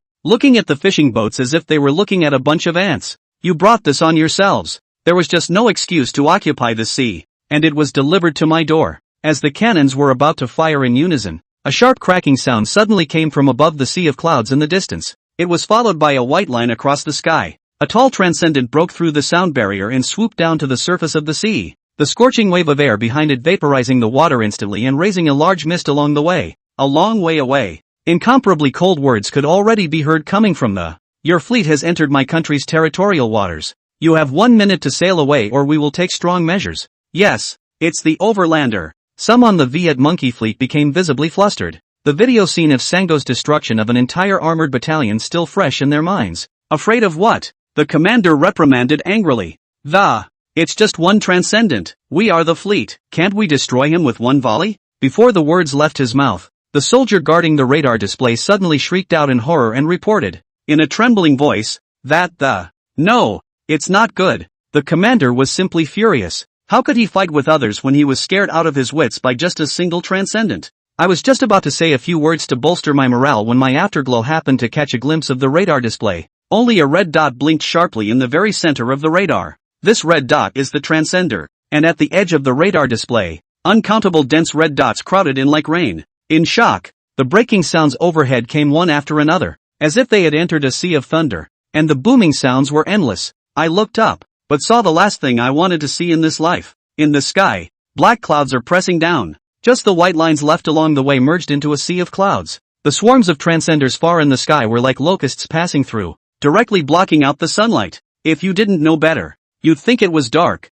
The spectacular scene in front of him perfectly illustrated what it meant to cover the sky. The commander sat down in horror. Meanwhile, a voice came over the radio. One last warning. If you don't sail away from our territorial waters, we will take strong measures. Nightmares. It's a nightmare. Looking at the densely packed sky full of transcendents, the countless azure-colored mock rings were emitting a roar while at the same time burning a large swath of seawater into steam, causing the entire sea to appear foggy and misty, as if it was a fairyland on Earth. But the fleet commander of the VC monkeys was no longer interested in enjoying the view. He just felt like he was in hell and his breathing stopped. Countless huge humanoid mechs covered the sky, hanging in midair like a thick black cloud, directly blocking the sky. In the dim view, a bright mock ring spewed fireworks, illuminating the huge scarlet hull as it loomed. This scene would logically only be found in a sci-fi movie. I have to say, it was more exciting than seeing a ghost. The announcement was made just this morning, obviously, saying something about the Transcendent's mediocre performance and that it wouldn't be mass-produced.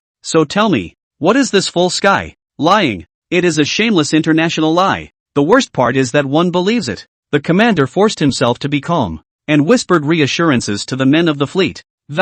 Don't be afraid, everyone. The Transcenders aren't invincible. They can't load up on fire output. As long as we want to run, they definitely can't exterminate us all. The commander's words, though powerful and loud, left the group of monkeys behind him speechless for a long time. Nyet, what kind of talk is that? Can't kill us all? Is that what a morale booster should say? The morale of the Viet monkey fleet was all but collapsed, and many of them were already too scared to stand. But the commander was hesitant to give the order to retreat. It wasn't so much that he was sure he could touch base with the other side, but he felt that if he retreated now, it would be a real detriment to the national prestige of the Dai Viet monkey. A few fishing boats from China's fishing industry dared to get tough with themselves, saying that they would crash over. In their place, if they were intimidated twice and left obediently, wouldn't it be a joke? The name of bullying and fear of hardness is solidified, and in the future in the international arena, how can we still hold up our heads? The commander clenched his fists darkly, ignoring the pleas of the crowd behind him,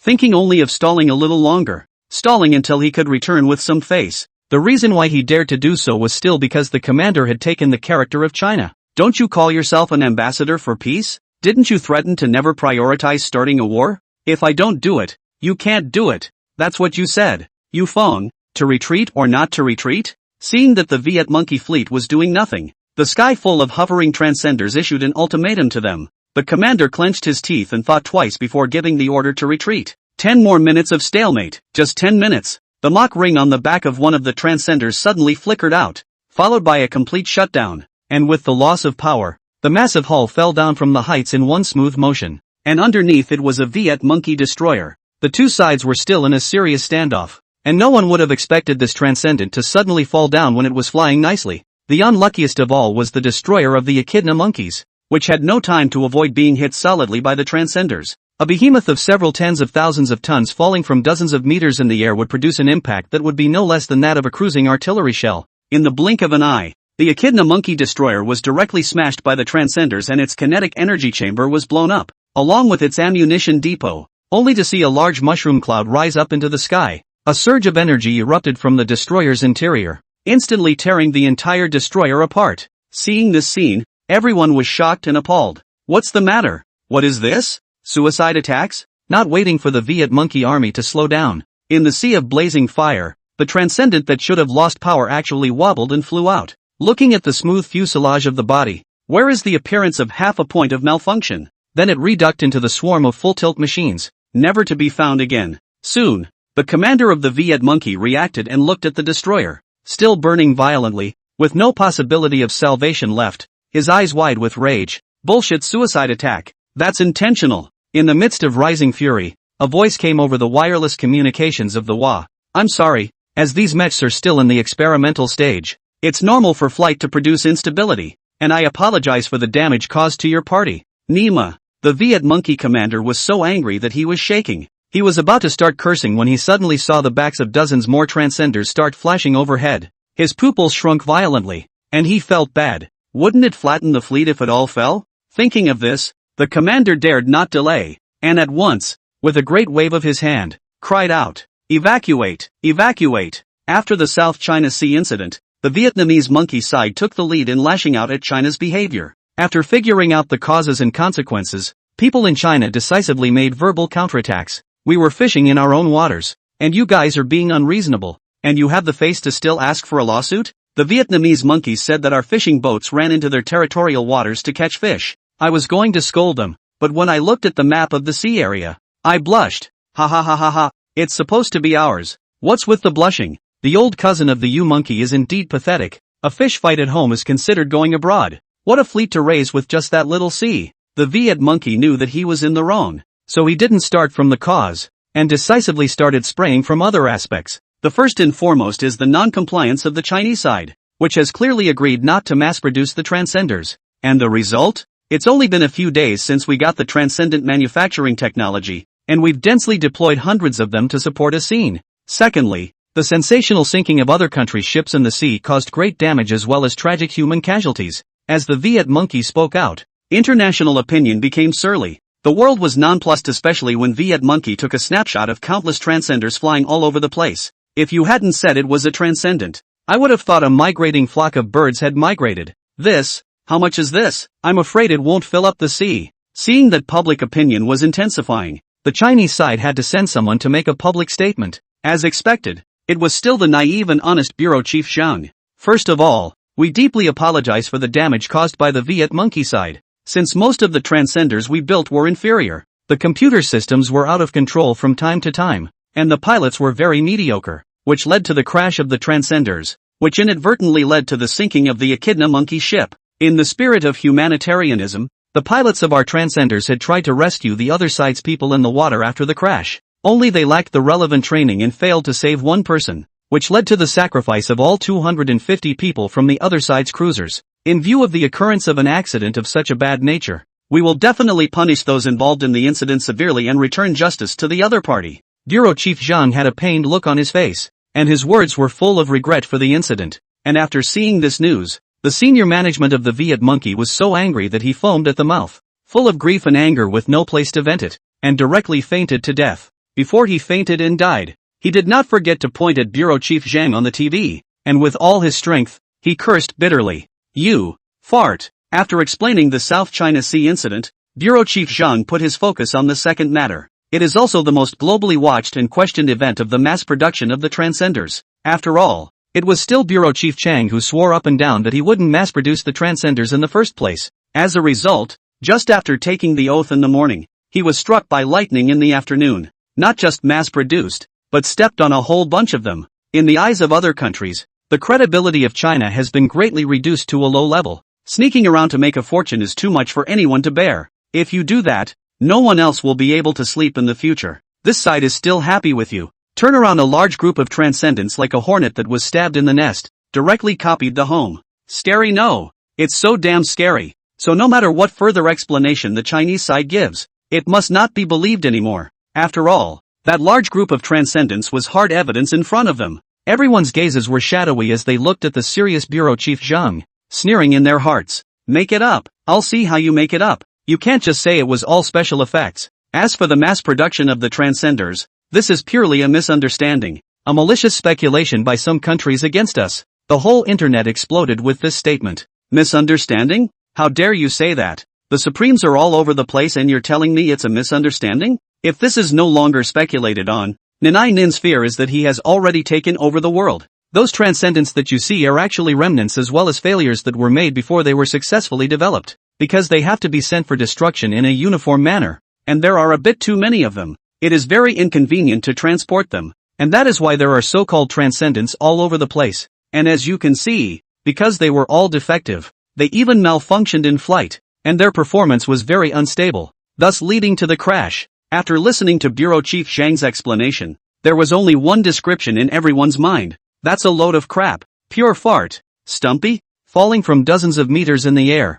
it smashed a 10,000-ton cruiser that could withstand dozens of shells into slag, and then flew out intact in the sea of fire generated by the violent collision. You call this a stump? Eagle Jam, who was still complacent about achieving a breakthrough in researching the transcenders, thought it had caught up with China in terms of progress. After seeing the photos posted by the Viet Monkey side, it completely blew up, especially as the Transcendent Research Project General Director of the Chididwa Dream startled sit up. Even the day's progress report do not listen to. Straight to the White House. Meeting. There must be a meeting. For the first time in the history of the White House Hall, a roundtable meeting was held consecutively within 2 days, and the content of the meeting was unprecedentedly similar, all of which were unfolded against the state of China. Make war. It must be war. You can't be spoiled. Eichter Ratter banged the table resoundingly, his tone full of irrefutability. Bird talk like stumpy failures should never be taken seriously. The tall, thin officer likewise changed his tone and expressed two-handed approval of Eichter's words.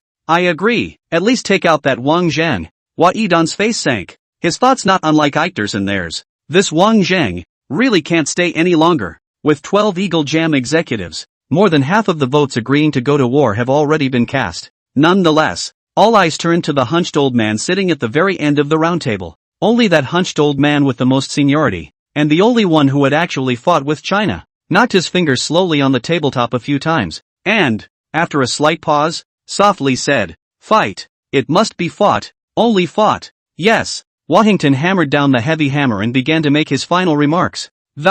Since all of you are in agreement, this matter is settled. Saying that, Hua Eduan stood up, his expression showing a rare trace of gravity, and in an extremely serious tone, he slowly said, as of today, Eagle Sauce cuts off all communication with China and officially declares war on China. As soon as the words came out, the 11 people around the round table rose up in unison, with different looks on their faces. As the world's only superpower, declaring war on the world's second most powerful nation in terms of combined national strength would be the most sensational news of the century. Its impact was in no way less than the first 2 world wars. The SSS-level top-secret document was quickly drawn up and completed, and just as it was about to be sent down to the major military regions, there was another sharp knock on the door. Looking at the secretary who trotted in, Hua Dun couldn't help but frown. During the last round-table meeting, it was also because the secretary suddenly rushed in to report the situation, thus dispelling Eagle Jam's idea of declaring war on China. This work report can't be about China anymore, can it?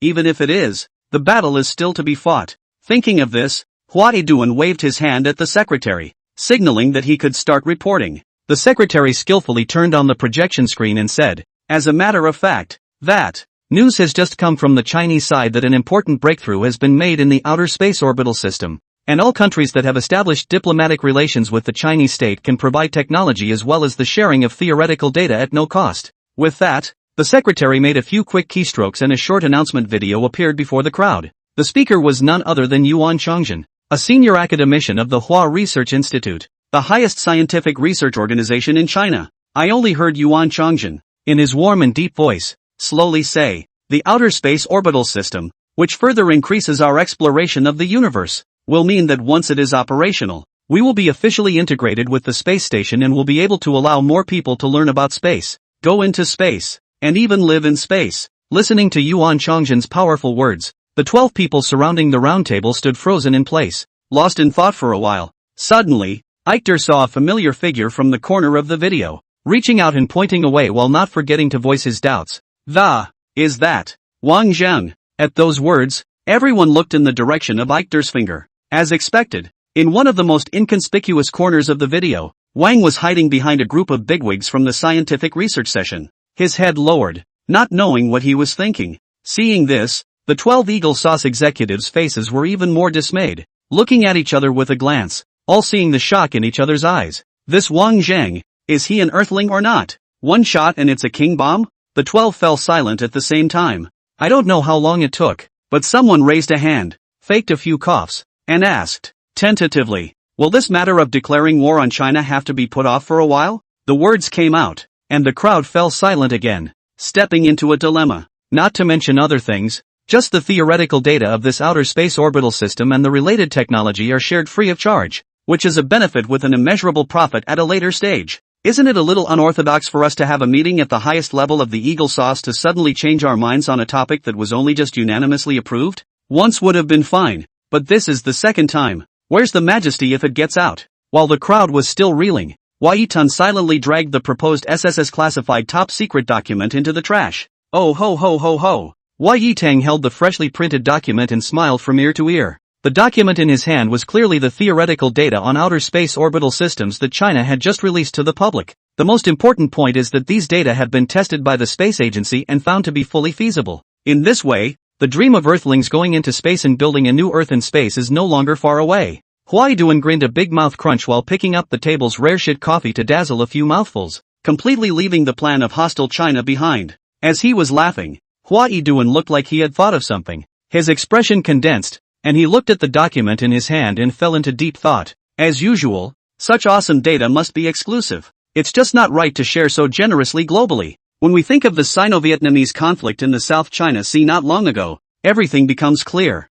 The overachievers flying all over the sky were too shocking and made too much noise, so much so that the world was speaking out against China. In this passive situation, it is not enough for China to quell public anger without taking some favors out. Needless to say, this is a benefit that no country in the world would refuse. But the Chinese side is not stupid. For no reason at all to come up with a big treasure that can promote the development of the planet, infinitely narrowing the gap between the countries at the same time, must leave a backhand. If I'm not mistaken, the fact that China is able to share this theoretical data means that their research has successfully crossed this step, allowing China to continue to develop in this way. In less than 10 years, Eagle Sauce's position as the world's hegemony is feared to be surrendered. Thinking of this, Huai Duan was a bit thin-skinned and couldn't help but suck in a mouthful of cold air. It seems that a boycott of China is imminent in order to be able to continue to consolidate Eagle Jam's supremacy. After thinking about it again and again, Huai Duan still grabbed the anti-bugging phone on the table, and after dialing it, an old voice came from the other end of the phone.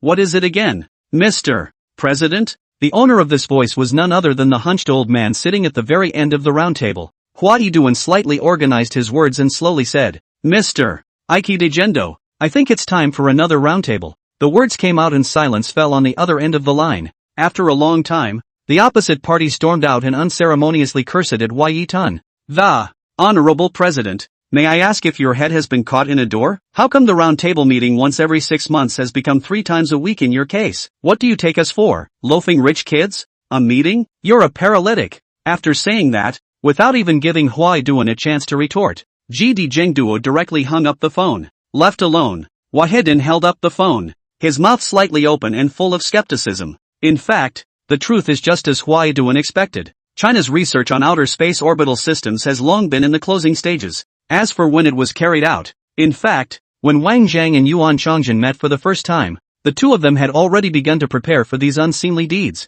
After all, although Wang Zhang had the technology and theory in hand, he lacked the resources. and faced with this kind of large amount of projects, he still could not do it by himself. In 3 months, the outer space orbital system went from plan proposal to refinement to completion. It is a miracle. 500 meters deep underground in the northwest desert of China was a top-secret base that was completely blocked off. At this time in the base, several hundred scientists who had committed themselves to the scientific research program incognito were showing ecstasy, their faces filled with tears of excitement. In front of us, a 100-meter-high launch vehicle stands quietly, larger than any other launch vehicle in the history of the world, making it the largest in history. Not only that, this launch vehicle carries the milestone of China's progress towards the emerging road of science and technology. Just going into space means successfully linking up with space, providing endless convenience for traveling between Earth and space in the future. Space Elevator, also known as the Tower of Heaven. And today is the day this launch vehicle fires and lifts off.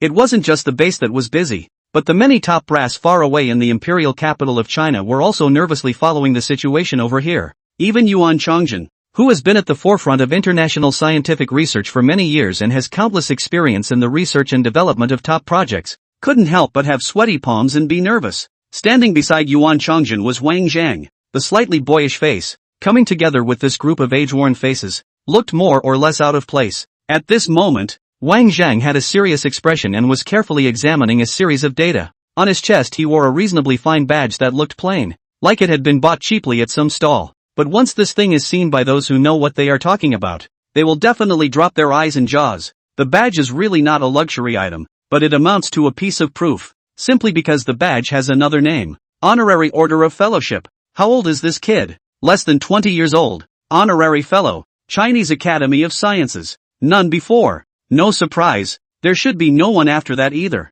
After the check was completed, Wang Zhang let out a breath of relief, pressed the real-time communication device, and said aloud, "Please report back on the progress of the current run by each team. Troubleshooting is complete. The propulsion system is functioning normally. Attitude adjustment completed. Direction of travel calibrated. Fueling complete. Oxygen refueling complete. Gauge check complete. Performance preview measurements are complete." When the report was completed, Wang Zhang stared tightly at the display in front of him, one hand lightly placed on the red button in front of him, while pressing heavily in the eyes of countless people in anticipation, opening his mouth to report the progress of the last step of the work. The engine start. Ignition complete. At the lower end of the mountain-like carrier rocket, huge flames erupted, drying out most of the deep pool at the bottom. A large amount of boiling steam filled the air, directly filling the entire underground base. Looking down from the ground, he saw that the calm desert suddenly shook violently, followed by the appearance of a deep pit out of nowhere, and the surrounding quicksand madly poured toward that pit.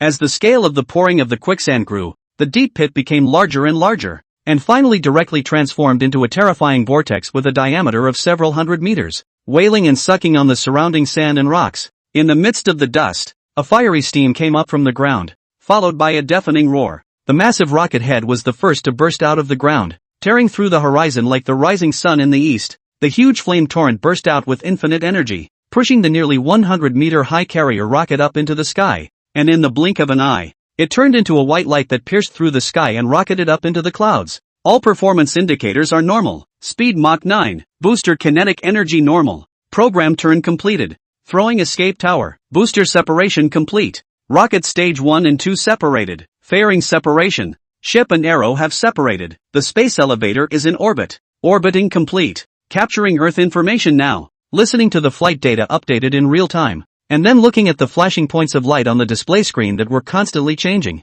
Everyone's heart almost came to their throat, and they didn't dare to breathe. Many people even clenched their fists nervously. Even when their nails pierced their palms, they were unaware of it. In the grim atmosphere that filled the room, the staff members sharply voiced that the orbital operating attitude established. Successful incorporation into established orbit. Space orbital system complete. In the midst of a rush of reports, a voice, suddenly so excited that it trembled, and with almost all its strength, hissed out a cry of "Space elevator, linked." After a moment of dead silence, roars of revelry mixed with laughter erupted in unison, and the entire base, along with the command headquarters far away in the imperial capital, were all plunged into manic joy. The Tower of Heaven. Success! Amidst the continuous cheers, Wang Zhang's expression remained serious. As a major event that can go down in history, it has to be taken seriously with a lot of energy. However, to Wang Zhang, whether or not to leave a name was of secondary importance. In the previous life, the Earth was able to send people into space on a large scale,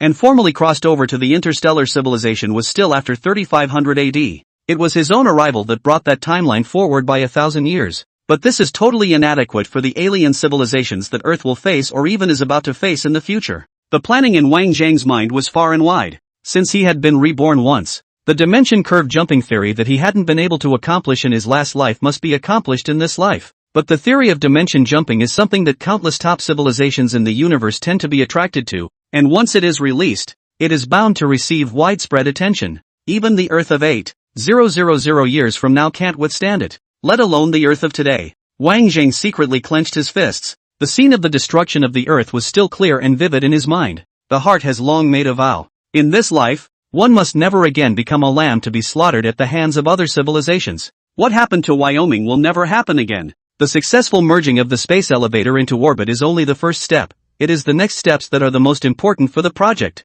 While everyone was cheering, they subconsciously looked in the direction where Wang Zhang was. To be precise, the crowd was not looking at Wang Zhang, but at an enlarged version of the mirror stand behind Wang Zhang. Yes, the second launch of Zhengqing, Wang Zhang's single-handed flight attendant intercept device shocked the world. Provoked Eagle Sauce overnight organization of senior management held a roundtable. The intention is to stifle the development of China by starting a war. The reason why it ended up without any problems is still because during the launch, Wang Zhang informed the world that the technology of the device was still immature and could only do space teleportation of small objects. Because of this, Eagle Sauce could not feel the threat on China anymore, which made him let his guard down. But in reality, for Wang Zhang, since he was able to develop a space interception device, how could there be any talk of immaturity? The fact of the matter is that space interceptors not only enable the long-distance transmission of large objects, but even tonnage-sized objects can be transmitted with ease. The conflict in the South China Sea between China and Vietnam had only taken place for a few minutes,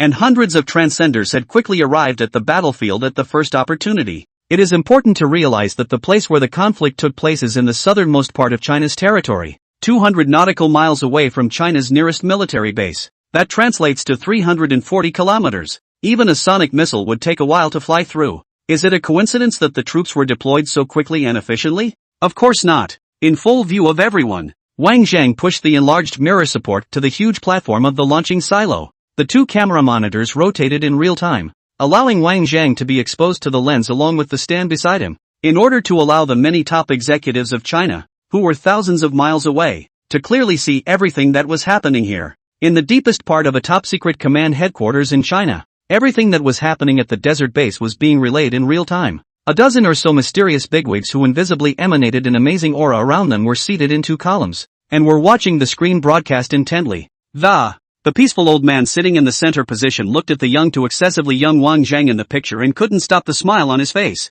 How old is this Wang Zhang? 18? He's in the news all over the world these days. He's really envied by the Eagle Sauce family next door. This remark caused a burst of laughter, and many people began to respond with, unbelievable indeed. An 18-year-old child has developed the transcender, the particle lightsaber, space jumping and all these things that one wouldn't even dare to think of. It's really mind-boggling. I've heard that this Wang Zhang himself doesn't have a high education, merely attending an ordinary junior college, and hasn't undertaken any training related to scientific research, said a dignified old man in a pine green uniform, with three-starred sheaves of wheat on his shoulders, and uttered a muffled laugh that, this may be what they call a heavenly genius. The Xianghe old man nodded his head repeatedly as he listened. I advise the heavenly lord to rejuvenate himself, and not to restrict talents to one pattern. It is indeed fortunate for China to have such a heavenly pride. I would like to thank all of you to definitely increase your attention to him, and never let certain people, certain countries have the opportunity to take advantage of it. Be sure to do whatever it takes to ensure his personal safety and freedom of movement. Also, when this matter passes, arrange for me to meet with this Wang Zhang as well. In a cheerful atmosphere, Wang Zhang on the screen had already started to work on activating the space interception device. Wang Zhang stood alone in front of the device and operated it alone, surrounded by the crowd, more or less alone. It wasn't that the others were unwilling to step forward to help. It was really that the mechanism of this simple and monotonous-looking device was too complex and transcendent to be explained by existing technological theories. Can't even read it, let alone operate it. Not only these people, even Yuan Chongjin, an academician of the Chinese Academy of Sciences, is also elusive and clueless. Yuan Chongjin guarded in front of the commanding platform, looking down from a high place at the busy Wang Zhang, The bottom of his eyes showed a complex look of relief mixed with a little disappointment. The rivers and mountains have talented people. With this heavenly pride coming out of nowhere, his own useless old man can finally exit the stage. It's just ridiculous to say that with the false name of an international leader. His knowledge is not as good as that of a half-grown boy. After a short trance, Wang Zhang let out a long breath as if he was relieved. Bubbling illusory streams of light emerged from the edges of the interception device in front of them, slowly converging into a vortex from the center, and then spreading out towards the surroundings until it covered the entire stand. From the front, the vortex was as deep as the starry sky, as if it contained endless possibilities. After everything was done, Wang Zhang looked up to the commanding platform, waved vigorously, and shouted, "Elder Yuan, please begin." A word shouted Yuan Chongzhen's mind back, quickly raised the walkie-talkie in his hand, and said, in a deep voice, "Transcender Matrix, get ready." The instant the words fell, an immediate reply came. Transcender 1 Matrix is in place and ready to go at a moment's notice. Upon hearing this, Yuan Chongzhen decisively pressed the green button on the command console. On one side of the launch silo, the thick, closed iron door made a loud vibrating sound and began to slowly descend. When it was fully settled, a dozen of transcenders swept out and landed on the platform where Wang Zhang was in turn. Spinning around, he rushed into the vortex without hesitation, and thus disappeared from the sight of the crowd. After the transcendent matrix had all disappeared into thin air, Yuan Chongzhen spoke in an urgent tone and hurriedly voiced his command through the loudspeaker. Quickly switch the screen to the inside of the space elevator. The display screen jumped rapidly a few times before cutting to the interior of the large base that had managed to get into space. Only at this time, the interior of the space base was empty, and not even the slightest movement was heard. Seeing this, everyone's hearts couldn't help but tighten, secretly saying that it wasn't good. In the end, this technology is only mastered by Wang Zhang, and it is difficult to conclude whether it is mature or not. The risk is bound to exist. After an unknown amount of time, the space base remained dead silent. Everyone's eyes changed from anticipation to gravity, then to worry, until finally it had turned into a thick despondency. The space elevator, on which countless people have high hopes, has problems in this most crucial step. Ultra-distance transmission. Failed. The road of scientific research is very difficult. Behind a success must be accompanied by hundreds and thousands of failures. Not to mention a project of this caliber that is far ahead of its time, though all have long been mentally prepared to endure failure. But the cost of this failure seemed a little too high. The team of Transcendent Matrix that had entered the interception device had a full 81 of the country's top pilots. Projects can be rebuilt, but talent disappears, and it's hard to cultivate it again. Just then, a sudden flurry of snow drifted out of the screen, and a mechanical arm drilled out of thin air, followed by the familiar figure of steel. Being in space, even the tens of thousands of tons of weight of the Transcendent moves very frivolously, and had to use the back of the booster to move forward. Following that was a second, third, until all 9 Transcenders were in the picture. Reporting to headquarters, the Transcendent 1 Matrix has successfully entered the interior of the space base. Construction of the space elevator is complete. The voice echoed in the desert base for a long time, but everyone was silent. After a few moments, some people lost their voices and others covered their faces. Space elevator. It's a done deal. This means that China can, from now on, send people and equipment into space at will. Expanded space stations can be built at will. In the midst of the excitement, all eyes once again looked unanimously toward the lone figure on the platform at the very bottom of the launch silo. At this moment, in front of the huge launching shaft, the figure as small as dust became great and glorious, with a body exceeding 10,000 feet. At the same time, inside the Chinese command center, the old man Xianghe stood up, and after a short meditation, said 3 good words in a row. Then after taking a deep look at Wang Zhang, he said, "Remove Wang Zhang's title of honorary fellow." Having said that, the people in the audience were all astonished and greatly surprised. Although honorary academicians are only titular and do not have any real power, but this is the highest honor that symbolizes the highest level of scientific research in China. Those who were able to make the cut were all superb men with credentials, honors, and learning pulled full circle. Judging from his age alone, Wang Zhang's election as an honorary fellow of the Chinese Academy of Sciences can be said to be unprecedented and even unprecedented. Moreover, based on Wang Zhang's contribution and knowledge, he is fully qualified to be elected as an honorary academician. Having just completed an extremely significant scientific research project for China, how can you cross the river and immediately remove someone's title? Before the crowd could speak out in rebuttal, Elder Xianghe unhurriedly picked up the sentence. It just so happens that everyone is here to organize an impromptu meeting. The content of the meeting, to discuss whether Comrade Wang Zhang has the qualifications to be elected as a member of the Chinese Academy of Sciences. With one word, The field was in an uproar. Everyone then suddenly realized. No wonder no. One just suddenly made the decision to revoke Wang Zhang's honorary fellowship, the auspicious old man said with a smile. Although Wang Zhang is young and does not meet the conditions for academician in many respects, the proposal to break Comrade Wang Zhang's election to the Chinese Academy of Sciences is completely sufficient based on contribution alone. Next, please vote one by one, said the peaceful old man, raising his hand in the first place. I agree that Comrade Wang Zhang should be elected as a member of the Chinese Academy of Sciences. Seeing this, the crowd did not hesitate to raise their hands. No objection. Agreed. The vote was soon over, and the peaceful old man resumed his seat. The results of the resolution are announced below. The proposal for Comrade Wang Zhang to be selected as a member of the Chinese Academy of Sciences is unanimously approved. I announce that Comrade Wang Zhang has been formally elected to the Chinese Academy of Sciences and has been awarded the title of Academician of the Chinese Academy of Sciences, enjoying all the rights and treatment of an academician. This decision will be implemented from now on. Brat, now you're really a big cow. Your old man has to call for permission to see you. Wang Qingyi, two legs on the coffee table, lying lazily on the sofa, looking at Wang Zhang, who had just returned from outside, not only did not have half a care, but instead said with a gloomy face. Wang Zhang was unimpressed by this and walked over to Wang Qingyi's side, kicking Wang Qingyi's leg with his foot, signaling his old man to move to the side and make room for himself. Unexpectedly, Wang Zhang just sat down, and before he could warm up his butt, Wang Qingyi opened his mouth and said, "Let's go. 2 days ago a relative from my hometown called and said that your second aunt's son had returned from studying abroad, and I heard that a special banquet had been organized, calling for us to go back and get together." Wang Zhang froze as he listened and said helplessly, "Wouldn't it be better for you to go? Do you have to call on me? What are you talking about, brat?" Wang Qingyi was a bit anxious. "Is letting you meet your relatives the purpose? I'm trying to get you to take a break and loosen up your brain. Every day in the scientific research, labor and leisure can understand? 25 hours a day. You really want your father to send a black man to his death?" Seeing Wang Qingyi spilling her heart, a warm current surged through Wang Zhang's heart. "My own father is really a famously hard mouth and a famously soft heart." Waving his hand, he stood up. Let's go. On the way back home,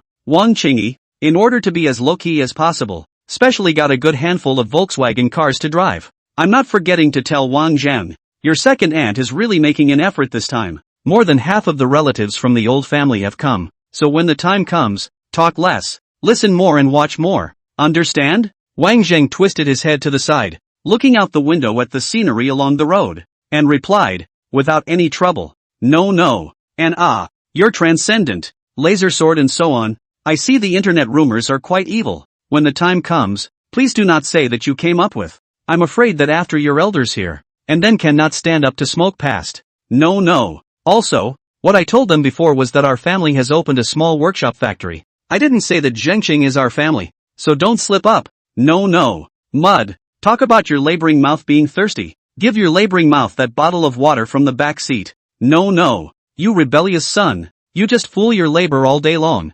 Wrong. Quickly watch the road. Don't do it. Wang Qingyi from the small county. Its own education is not high. Since Wang Zhang's mother left, step by step to build up the Zhengqing this iron and steel enterprise dragon, the degree of hardship can be seen. A dozen years of hard work had made Wang Qingyi never go back to his hometown for a visit. Over the years, there has been no shortage of caring greetings from relatives and a fair amount of snide remarks. That's how the human heart is. Seeing you suffer and not seeing you soar. Wang Qingyi understood this, so he never revealed his true identity to these relatives. He only said that he had opened a small workshop outside, making some parts for agricultural equipment, and he was barely able to make ends meet. The days are not good or bad, the achievements are not up or down, and it is most comfortable for certain relatives. Wang Zhang's hometown is in Shannan province, a small town called Huzhou, different from the bustle of the metropolis. Here the building height of up to 5 floors. The air is rare fresh. Raise your eyes will be able to see the blue sky. On the way to the traffic,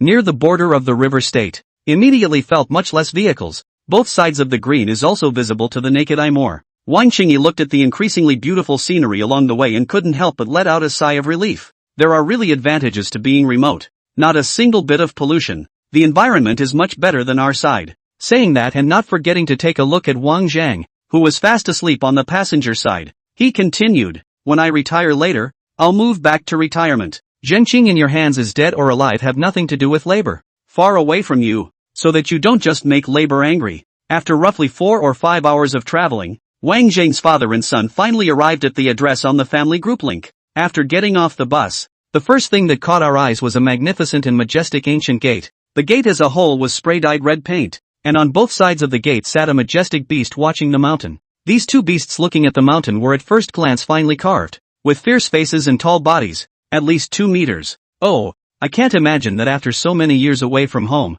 River State has directly changed drastically. Looking at the solemn gate in front of him, Wang Qingyi was deeply surprised and could not help but let out a sigh of relief. Stepping into the gate, lush forested vegetation all around the courtyard, the distant mountains and rocks cover them, hidden, and from time to time, you can hear the tinkling sound of a gush of spring water. Into a few steps, a full of meaning of the layout of the mountain springs revealed, very much winding paths through the secluded, other holes in the sky meaning, the wood is beautiful, the rocks are hidden, and the springs are accompanied by water. It's quite a cozy and intoxicating experience to be in. I have to admit that the layout of the place is really down to earth and definitely down to the ticket. If you are not a master of feng shui with deep attainments, you will not be able to make such a pleasant and elegant layout. Standing and stopping in the courtyard for a few moments, while this lamented that Huzhou was far away from the hustle and bustle and living a leisurely life, an anachronistic shrill female voice came over. Yo, isn't this Qingyi? What took you so long to come over? The duo looked for the sound and a bloated humongous woman strutted over.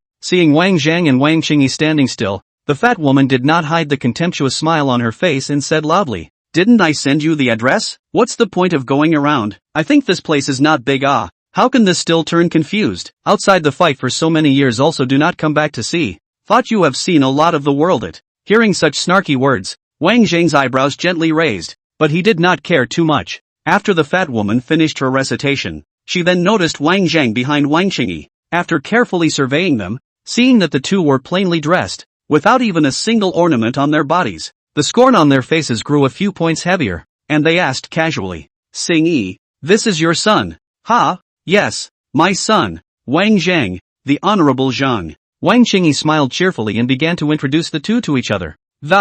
This is your cousin's wife, called Auntie Zhang." Wang Zhang nodded slightly and spoke, "Auntie Zhang, okay, don't be polite." Auntie Zhang mercilessly interrupted Wang Qingyi's words and made a gesture to go inside. "Hurry up and follow me in, Lao Er and his family are almost here. Get ready to pick them up." And after all that, he muttered, "Qingyi, you're really too, knowing that it's a banquet hosted by Lao Er, can't you come over earlier? A whole family is waiting for you." Yes, next time pay attention." In the face of Auntie Zhang's rebuke, Wang Qingyi did not get half angry, but instead smiled and followed behind her as she quickly walked towards the main hall. After walking around in circles for a while, the three of them came to an exquisite room court, and Auntie Zhang pushed the door in first. Before Wang Qingyi and Wang Zhang could follow them, a sparse rising sound was heard in the house. "Coming? Is it true that the oldest two came over with her family's senior?" In the midst of a flurry of eager inquiries, Auntie Zhang's shrill voice resounded once more.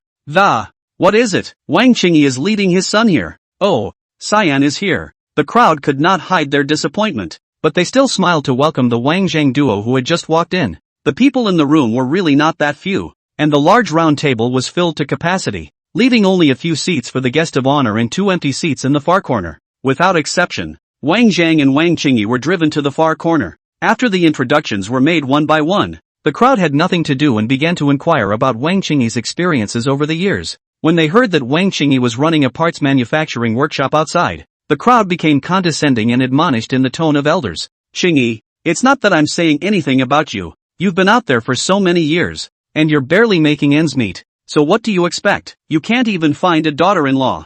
So bring your kids back before it's too late." "That's right. River State has been developing quite well in the past few years. Isn't it better to get a job casually than your little workshop or something? Xingyi drove here, right? What price of car did you drive? Popular, not worth a few dollars." Wang Qingyi replied with a smile. Volkswagen is no good. The skin is thin and the engine is almost interesting. Hurry up and change it." If she had money, wouldn't she have changed already? It's good to have a car to drive. Listening to the sarcasm of the crowd, Wang Qingyi nodded his head in response. It's just a substitute for transportation. What's not driving? While Wang Qingyi was being lectured, Wang Zhang's side wasn't idle either, and was directly targeted by a few women who started asking questions. "How old are the kids? Where do they work?" Wang Zhang truthfully said, 18. Still in school. Upon hearing that Wang Zhang was still in school, the eyes of several women brightened abruptly. "Which school? 985 or 211? Wang Zhang shook his head. College?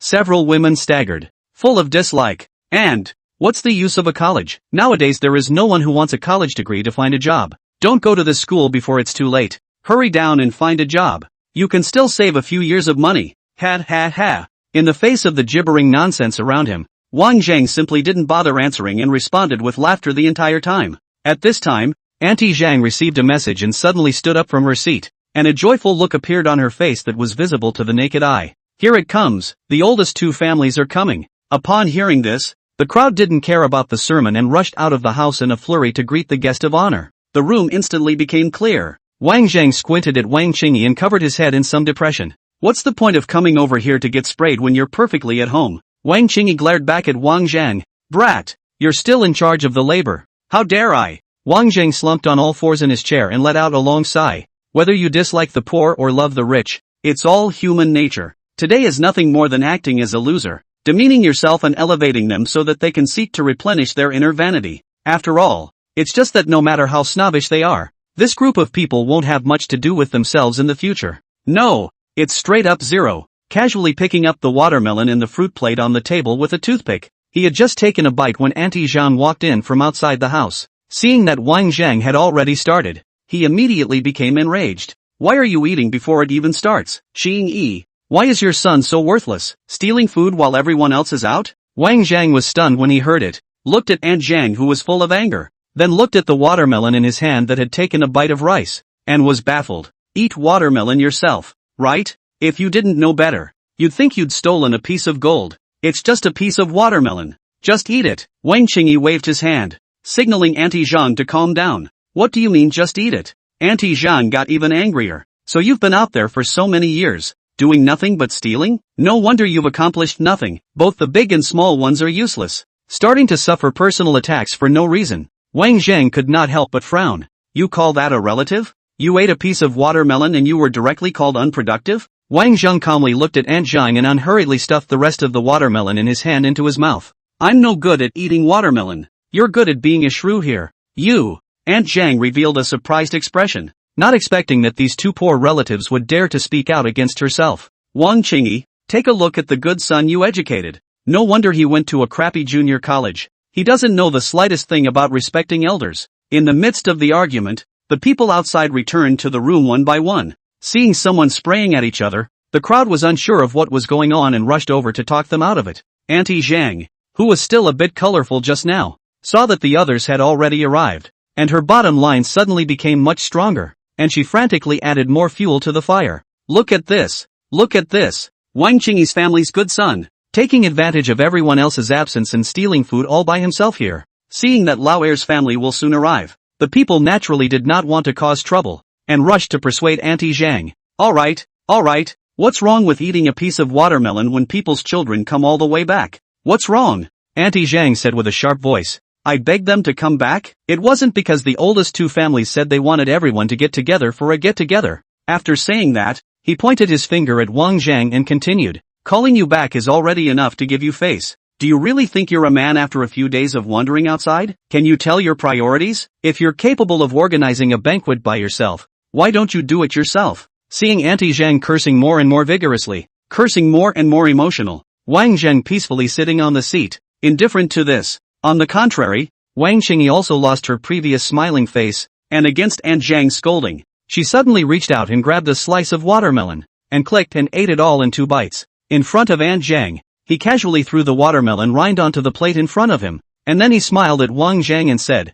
Don't tell me, it's pretty sweet. One sentence directly choked the chattering Auntie Zhang on the spot, and her face looked as if she had eaten shit, both unpleasant and ugly. After a long hesitation to get the words out of his mouth, father and son are the same, destined to never get rich. Wang Zhang looked at Auntie Zhang and silently picked up another slice of watermelon from the table and started to chew on it. Auntie Zhang was so angry that she breathed heavily, and for the first time, her ever-fluent mouth and tongue became stuck, so much so that her body trembled and she nearly jerked over. At that exact moment, a noise came from outside the door, and a colorfully dressed noblewoman walked into the room surrounded by a number of people. The noblewoman was no other than the organizer of this family banquet, Wang Rong. The moment he walked into the room, he happened to see Auntie Zhang fainting and shaking with anger. What's wrong, Sister Zhang? Wang Rong trotted closer and asked with a face full of concern. Him, both of them? No good things. Aunt Zhang pointed at Wang Zhang's father and son, and then pointed at the fruit plate on the table, and directly cursed. No one else eats. They are the only ones who eat and eat here. No rules and reasoning at all. Don't want such poor relatives. Seeing this scene, Wang Rong quickly understood. The fruit plate on the table itself was prepared for the banquet before it started, and after the guests were all seated later on, whether they had finished eating or not, they had to be removed to make room for the subsequent main dishes. It must be Auntie Zhang here making a fool of herself, thinking she didn't come and not letting the others move their mouths. Wang Rong couldn't help but feel a little smug in her heart, quite a bit of human pleasure, although the heart is very used, but should show the congeniality or cannot be less. Hastily rushed to Auntie Zhang said, Sister Zhang, just eat, we're all family. It's too much to say that, of all the people present, the one with the best family is Auntie Zhang. Hubby runs a factory with 12 employees and makes a 7-figure profit coming in every year, to say the least. Huzhou is not big, and the population is not large. Auntie Zhang's family's social status in Huzhou is really quite a bit higher than the average person. It's natural to have to hold your head up and look at people in such favorable conditions. If I hadn't heard that Wang Rong's son was working on an invention at some foreign institute and was now making a big difference, I really might not have been there for this banquet. So when Auntie Zhang was spouting lotus flowers one after another, even though the people around her harbored the desire to persuade them, they did not dare to do so. And Wang Rong was already a bit confused by Auntie Zhang's kneeling, so how could she care about advising the fight? One way or another. Auntie Zhang cursed even more vigorously. As soon as he remembered that Wang Zhang had just dared to refute himself, the fire in his heart bloomed for a few more minutes, and he immediately rushed at Wang Rong and opened his mouth, saying, Rong, it's not that my sister is tearing you down. My nephew's return to the country would have been a happy event, but there are some people stirring up trouble here. I really feel disgusted to see this kind of people. Anyway, I can't stay any longer, so I'll leave first. After saying that, Auntie Zhang twisted her head and made a gesture to leave. Where did the others not understand that by saying they were leaving, they were actually forcing Wang Zhang's father and son to leave? As expected, Wang Rong pulled Auntie Zhang at the first moment and said in a hurry, Sister, what are you doing? If you leave, how uninteresting will this banquet be? Wang Rong's retention was just what Auntie Zhang wanted. She secretly laughed in her heart and pretended to be reluctant to open her mouth. It's okay if I don't go. Some people know better. Hearing this, the crowd fell into silence, but moved in unison to cast their eyes on the duo of Wang Zhang and Wang Qingyi sitting in the corner. It's all relatives, and no one wants to open their mouths and be the bad guy, but in the way of Auntie Zhang, and had to make a stand. Go! Wang Zhang patted his thighs and slowly stood up, lowering his head to look at Wang Qingyi. Wang Qingyi nodded, still walking to Wang Rong, who had an awkward expression, and laughed, saying, I didn't come back for such a long time. As soon as I came back, I caused trouble for you. Second sister, my great-nephew has a good fortune. In the future it will definitely not be bad. Second sister is blessed. Wang Rong lowered her head, not daring to look directly into Wang Qingyi's eyes at all, and only couldn't stop saying thank you. Before leaving, Wang Qingyi greeted the others again as a farewell. It was a pity that a group of people just stood silently and did not make any response. The two of them walked out of the door one after the other, clearly hearing Auntie Zhang's words coming from the room. Father and son are the same, not half as good. Wang Zhang picked at his ears, still unimpressed, stepping into the courtyard just in time to brush shoulders with an oncoming young man. This young man was well-dressed, well-built, and had an air of confidence about him. There was no need to think that it must be the main character of this banquet, Wang Tong, who had just returned from studying abroad, but all of this was no longer relevant to him, and there was really no need to attend such a vulgar banquet. The two looked at each other briefly, then staggered completely. Wang Zhang walked away without looking back. On the contrary, Wang Tong's body trembled violently. A touch of consternation surfaced on his face filled with a confident smile, stopping his footsteps and twisting his head in confusion. Looking at Wang Zhang's distant back, his heart couldn't help but beat much faster. These two people, who had obviously never met before, why did they feel so familiar? And an inexplicable stirring inside, as if a mouse had seen a cat? In a slight lapse of concentration, Wang Rong had already led a large family to rush out. Yoo-hoo! This is our great-nephew. He's a real looker. Are you married? Worthy of being a high school student. This temperament is different from ours. I heard that my great-nephew is doing research abroad? How marvelous! A group of people surrounded Wang Tong as a burst of wild shots. A good flattery. Auntie Zhang even went against the norm, revealing an amiable smile that she had never seen before in the face of Wang Zhang's father and son, and asked in a loud voice, I heard from your mom that you're now working in a research institute in a moldy country? Wang Tong did not respond and only dropped his attention on Wang Zhang, who was about to walk out of the courtyard. In the end, it was Wang Rong who answered for her son. Yes, 2 days ago told me that their institute was drafted by the state. Said it was researching some robot, called something beyond. A year just the state subsidy is big, hundreds of thousands of it. Upon hearing this, the crowd erupted in an uproar. Drafted by the state? What a concept! For those of you who have been living in this small part of the river state for generations, it's just something you can't even think about. For a while, the crowd's respect for Wang Tong increased by a few points. Hundreds of thousands? Converted into Chinese currency, it must be several $1 million. The subsidy alone is a few $1 million?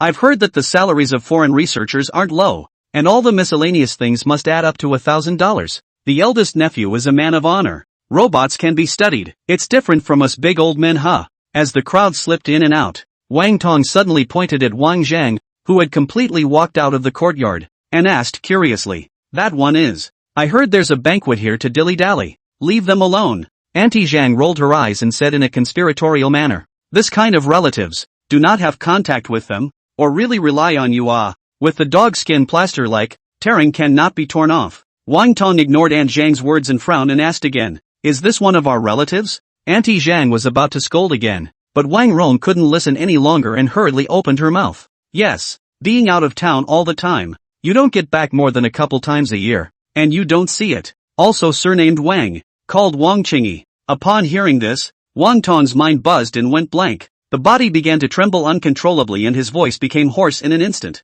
Despite having guessed it in his mind, he couldn't believe that there could be such a coincidence in the world, and tentatively asked again, "So, that young man following, Wang Zhang, is considered your cousin?" Wang Tong's eyes went black, his body violently leaned back, and if he hadn't been assisted by the others, he would have directly laid on the ground. After slowing down, he immediately broke free of his restraints, desperately squeezed out of the crowd, and ran madly towards the outside of the courtyard, leaving the unknown crowd in place. You look at me and I look at you, looking at each other. At this time, Wang Zhang and Wang Qingyi had already reseated themselves on a good handful of masses, ready to depart for home. Wait! Before the car could be started, a sharp cry came from the distance. Looking at the source of the voice, the young man who had just had a meeting was running this way in a differentiated manner. Until the young man ran to the car and couldn't help but bend over and gasp for air because he was running so fast. Wang Zhan lowered the window and asked, "Something?" Hearing the question, Wang Tong couldn't care less about chest tightness and shortness of breath, and hurriedly stood up, quickly straightened up some messy clothes, and couldn't hide the excited tone, and asked in a trembling voice, "I don't know how to do this, but I'm not sure how to do it. Please, may I ask if you are Wang Zhang?" Without realizing it, even honorifics are used. Wang Zhan was slightly surprised and turned his head to look at Wang Qingyi. Although he or she hosted 2 launches that shook the world and drew widespread attention from countless people. But this kind of thing is about circles and levels. Just like talking about calligraphy with those who farm and chess with those who chop wood. People can't understand it, and they're even lazier to listen to it. The circles are not the same, and force-feeding is tantamount to talking to a cow. Even if you do something big enough to move the world forward, in the eyes of the uninvolved, the money is still earning so much, and what time you should sleep is still what time you should sleep, and the gross has nothing to do with it. Therefore, in a small place like Hezhou, it was simply normal not to recognize Wang Zhang, but the one in front of him seemed to not only recognize himself, but looked as if he knew himself very well, nodding his head in acquiescence. Seeing this, Wang Tong's expression fleshed out in excitement. It was already certain that this Wang Zhang in front of him was the one who stood at the peak of international public opinion. Wang, hello Mr. Wang. Wang Tong was so nervous that he was incoherent and stood by the side of the car in a formal manner, frantically wiping sweat and rubbing his hands. Not long ago you had a public sale of the Transcenders, and after the public sale was completed, I was fortunate enough to participate in part of a research project on the Transcenders, and it was truly breathtaking, and your particle lightsaber and space interception device really amazed the world. In the future, when I have the opportunity, I would very much like to learn from you and ask for advice. After saying that, he didn't forget to bow at Wang Zhang, hating to be humble to the dust. Listening to Wang Tong's words, Wang Qingyi, who was on the main driver's side, suddenly stifled some laughter. What would be the reaction if he was told that the Transcendent was built by Wang Zhang, who took tractor parts and spent a week building it? At that exact moment, a group of relatives who arrived late just happened to see the scene of Wang Tong bowing to Wang Zhang in the car. In a flash, everyone was stunned. As if struck by lightning, completely frozen in place. What's the situation? A world-class scientist who is a returned doctor and has participated in super scientific research projects abroad is nodding his head at a guy who drives a couple of handfuls of crappy Pusan. The crowd was not blind. Looking at Wang Tong's expression at this moment, and then looking at the bent waist and bent legs, none of them were stating that they seemed to have felt great pressure and elation in the brief conversation with Wang Zhang. It's like a monkey bumping into the Monkey King, or a shaman meeting Buddha. Excitement, and nervousness were dripping on Wang Tong's face.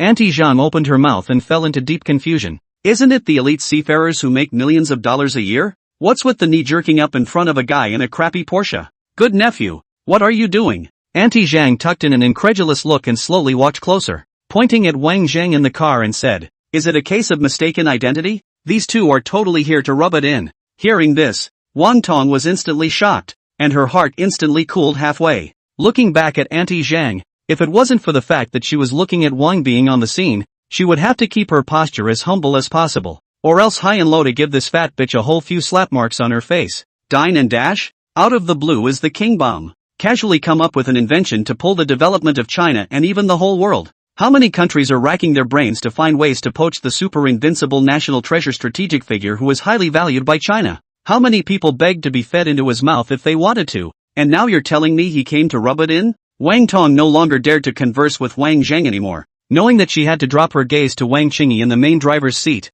ignoring Aunt Zhang as much as possible, and said in as calm a tone as she could, "Uncle Wang, earlier, I always heard my mother mention that a cousin uncle has been doing business outside. I just didn't expect Uncle Wang to be so successful and run dash." Before she could finish her sentence, Auntie Zhang came up once again and, "Good nephew, you really recognized the wrong people. These two were just stealing watermelons to eat while the others were away." Wang Tong was about to be pissed off. "Is this big fat bitch a relative or not? Can't you see that you're groveling all over the place? Still here stupid crazy denigration. One's hard to brush a little goodwill value. All let this fat bitch corrupted. What kind of relatives are these? Can't see myself as good." It was no exaggeration to say that one's ability to be officially drafted by the Moldy Kingdom, and to be able to have the achievements and glory today, was entirely due to the light of the Overlander. Even those who researched the Transcendent could have such a high social status, and Zhang Cheng, as the publisher of the Transcendent, was even more influential in the international arena. But how is it that this bogeyman beside himself is as blind as he is,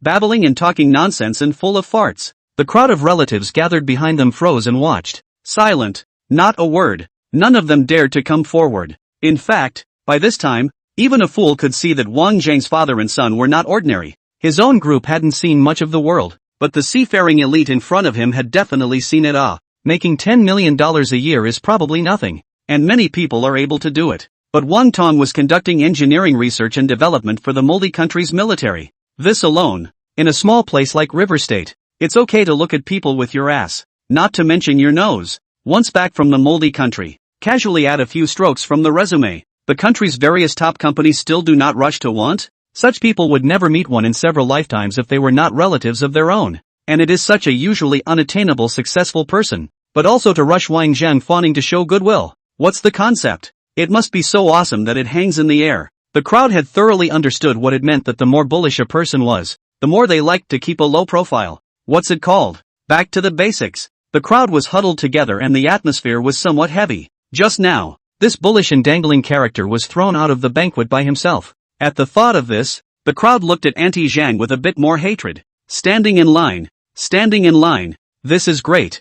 Following this shabby pussy down the ditch. On the contrary, Auntie Zhang remained unforgiving, refusing to believe the facts in front of her. After all of this was because of himself, and it was because of his own snobbery that caused Wang Zhang to leave. Wouldn't admitting that Wang Zhang was bullish now be a slap in her own face? Having come to this point, Auntie Zhang could only make the best of her mistake and refute it with a stiff upper lip. Just in case these two are fakes, then you're safe. At this time, the manager of this manor trotted over, bowed slightly, his sight leveled with Wang Qingyi sitting in the car, and apologized with a smile and a very cultured tone of voice. "Excuse me, sir, can I trouble you to move your car? There is an important guest coming over here later." "Okay, no problem," Wang Qingyi painfully responded, then turned his head to look at Wang Zhang. Wang Zhang waved his hand. "Let's go." Saying this, he looked again at Wang Tong, who was full of hope by the window, and said softly, "There will be an opportunity to communicate later." The uneven tone of his voice exited, causing Wang Tong's eyes to dim slightly. "Exchange? How do you communicate? You call verbal conversation communication? The heart was lost, but there was nothing to be done about it. After all, it was a figure that how many national leaders wanted to make an appointment but couldn't, and it would be considered heaven's blessing for him to meet and chat a few times. What's more, I can still get some kinship with him, and when I go back to my country, I won't believe that I can't see and talk to him on New Year's Day. With a quick smile, he said, then you take your time, Mr. Wang, not forgetting to make another greeting to Wang Qingyi in the driver's seat. Uncle Wang, be safe on the road. After seeing Wang Qingyi's Pusan out of the manor, Wang Tong's body only re-stood straight, the smile on his face converging and turning into an icy indifference. Looking askance at Auntie Zhang beside her, the coldness intensified. Only then did Wang Rong dare to come forward and look at Wang Tong, who had a serious expression, and asked in a low voice, "And, what, know your Uncle Qingyi?" Wang Tong nodded and shook his head. "I know people. They don't know me, nephew." Auntie Zhang sensed Wang Tong's dissimilarity, and her heart was already in a mess, but she still wanted to struggle a bit because of her face. Unexpectedly, before the words to denigrate Wang Zhang were even uttered, Wang Tong's icy cold sight swept over, not giving the crowd another chance to speak at all. Wang Tong directly pulled up Wang Rong's hand and said in a chilling voice, "Mom, come on, go back, go back." Wang Rong froze. "The party hasn't even started yet. Why are you going back?" Wang Tong sneered and looked at his relatives who seemed to be cowering together like quails in the distance without responding. A bunch of dog-eyed snobs. Even people like Wang Zhang could look down on them. What else could they not do? Seeing that Wang Tong wanted to leave, Auntie Zhang was naturally the first to be reluctant. His own factory, which looks like it has a turnover of $10 million a year, is a proper hegemon of the river state. But in reality, operating income is nothing more than a false badge for the outside world. Real profit income, which has been in the red for several years. At this rate, within a few years, the family factory will declare bankruptcy. It is because I heard that Wang Rong's son came back from abroad. All aspects of the achievements are very remarkable. Which is thinking of getting close. The best is to swindle a sum of investment costs, as a way to get through the factory's closure crisis. If you leave, how can you open this mouth later? Just as he was about to stay, a black red fly car slowly pulled in outside the manor. The license plate number Shawnee 00001 is so eye-catching that it directly attracts everyone's attention. Someone woke up as if from a dream, eyes wide with shock. And, isn't this the car of our Shin in hand? With one word, everyone was stunned. That's right, as an up-and-coming township in the province of Sun Am, Hoa Chao has been visited by higher-ups on more than one occasion. The sign, naturally, became well known to the people of the river state. After the red flag car parked, an imposing middle-aged man came down from the back seat. Looking at the face that had been seen countless times on TV, everyone couldn't help but sweat.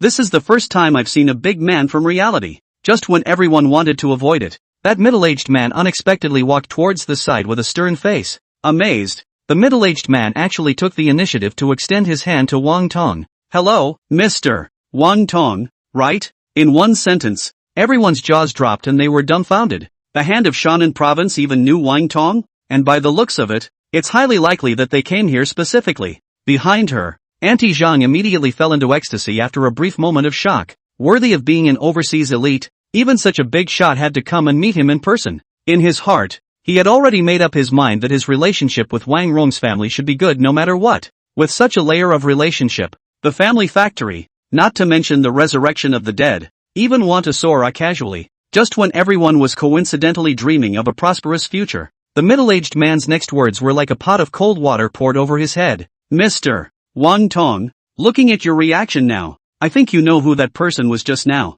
The middle-aged man looked around and confirmed that he didn't see the Santana in the intelligence before he opened his mouth with confidence. "Based on the fact that your current identity is rather special, so for the time being, I cannot agree to your contact with that person, and I hope that you can manage to keep your distance at all times, and not to move some unnecessary and meaningless crooked thoughts." Saying that, the middle-aged man's tone aggravated. His attitude was extremely tough, and there was a hidden threat flowing out of him. "You are well aware of his importance. And if you persist in contacting him without listening to advice, we will take coercive measures." The middle-aged man's thick voice traveled into everyone's ears, causing everyone's hearts to simultaneously set off monstrous waves, and all of them were roaring in their minds, completely confused, combined. This hand of Shannan province was not specifically here to talk to Wang Tong, but specifically here to warn Wang Tong. That one? As a hand of Shannan province, it was surprising that he even felt it was inappropriate to say the other party's name in public. What level of character does that have to be? And just 2 people just left from here. A family, to be precise. For whom? For the one that just left. Wang Qingyi and Wang Zhang's father and son. And, the middle-aged man said slowly, in an extremely serious tone full of irrefutable words. Don't try to get to him. You are still a public servant of the Moldy country. And once our side discovers that you have the intention of approaching him, we don't mind repatriating you back to your country. Understood, understood. Wang Tong smiled bitterly and nodded in response. The last trace of fantasy in his heart don't completely shattered. Come to think of it, how could a person so important to nation building be let loose to run around? It must have been the first to do the highest level of surveillance in order to ensure that the other party could move freely while giving the highest level of protection. When you hear that you're going back to your hometown for a party, all kinds of preparations definitely have to be arranged in advance. It's definitely a good idea to find out early on who you're contacting and where you might be going, even before he, the protagonist of the banquet, returned to China. The Chinese side had already proceeded to conduct a close surveillance and defense of himself. It's stricter than a fucking political trial. Guess the ancestors checked out. Hearing this, the crowd completely understood. Can be protected in real time, but also do not dare to restrict personal freedom. But also let the feudal official level of the existence of the big man personally ordered not to approach the existence of others. Will never be only opened a small workshop, went to an ordinary junior college so simple. After warning Wang Tong, the middle-aged man set his eyes on Auntie Zhang again. At this moment, Auntie Zhang had her mouth open and her eyes were lifeless, not knowing what she was thinking. Zhang Fuqi, husband Wang Jiangang, legal person, beneficial owner and general manager of the River State Jianhua Equipment Company, was one of the first to receive construction funds from River State and thus conduct local business operations, correct? Auntie Zhang didn't dare to be sloppy and nodded her head in a hurry. Yes, the middle-aged man said with an expressionless face. Originally, the rules from above stipulate that you can't get too involved in this area, but because of what you've done, I have to give you a heads up.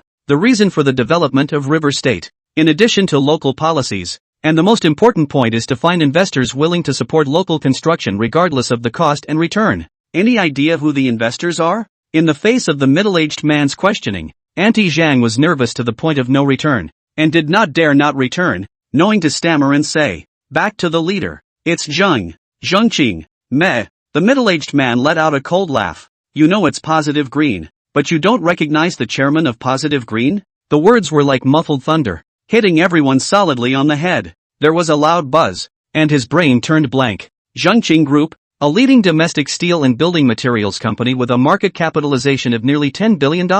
It is because the Zhangqing Group has spent billions of dollars and allocated it to the River State government for construction and development, which has driven the rapid development of River State in recent years. And the guy driving a crappy Porsche is the chairman of the Zhangqing Group? Initially, when the Zhangqing Group signed a strategic agreement with Haizhou, the entire Shannan province created quite a stir. After all, River State is small and remote, with absolutely no room for any development. Many have said outright that throwing money at River State is pure and simple money burning, purely and simply to help the poor. Now it seems that this is clearly Wang Qingyi giving back to his hometown, and his own group of white-eyed wolves who had enjoyed the blessings. Not only did they not know how to repay them, but they drove Wang Qingyi away because of a slice of watermelon. It's not driving away relatives, it's driving away the future. The heart was so full of remorse that it couldn't just smack its own face. Toad, your own people are a bunch of toads who have lived at the bottom of a well all their lives. With a poof sound, Auntie Zhang could no longer withstand such explosive news and directly collapsed on the floor. From the moment they met, they themselves had rushed at Wang Zhang's father and son, condescending, revealing nothing but contempt. I don't realize that everything in my family is from the other side. It's really both ridiculous and pathetic. Seeing the shock surfacing on everyone's faces, the middle-aged man's expression then eased. Since the purpose has been achieved, it is not convenient to stay here for a long time, so he returned to the car, escorted by the person in charge of the manor, and slowly drove away. Until that red flag car left, a group of people are still standing in the same place in a daze, as if living in a dream. Gone. Wang Tong yanked over Wang Rong's hand, no longer bothering to pay attention to the out-of-control crowd of relatives, and made a gesture to walk out of the manor. Wang Rong looked at Wang Tong with some incredulity and asked nervously, so, that, your uncle Chang Yi, is really the chairman of the Zhangqing Group? Wang Tong glanced at her mom and rightfully said, what, the big leader of the province made a special trip just to tell you a joke? Wang Rong lowered her head, her hands shaking uncontrollably. After saying that, he took Wang Rong's hand and left without looking back, not looking at this group of so-called relatives again. Such affection is more or less hypocritical and shameless. Old Wang, is everything okay? On the way back, Wang Zhang looked at Wang Qingyi, who was concentrating on driving without saying a word, and asked out loud. Wang Qingyi glared at Wang Zhang for a moment and cursed. Brat, what can I do? Even though Wang Qingyi looked calm at this moment, anyone who had experienced this would not feel good. Wang Zhang did not say anything. His heart penetrated like a clear mirror. I haven't been home for more than 10 years, and I've been supporting the construction of my hometown nonstop when I've had a little success in my career. As a result, after putting his hometown on the right track, not only did he not get any semblance of respect, but he was driven back by those relatives who thought they were the closest to him. The chairman of the board of directors of the Zhengqing group was coaxed away from a banquet because he ate a piece of watermelon. Saying it out loud more or less invites laughter. I just don't know how those guys would react if they knew the true identity of their old man.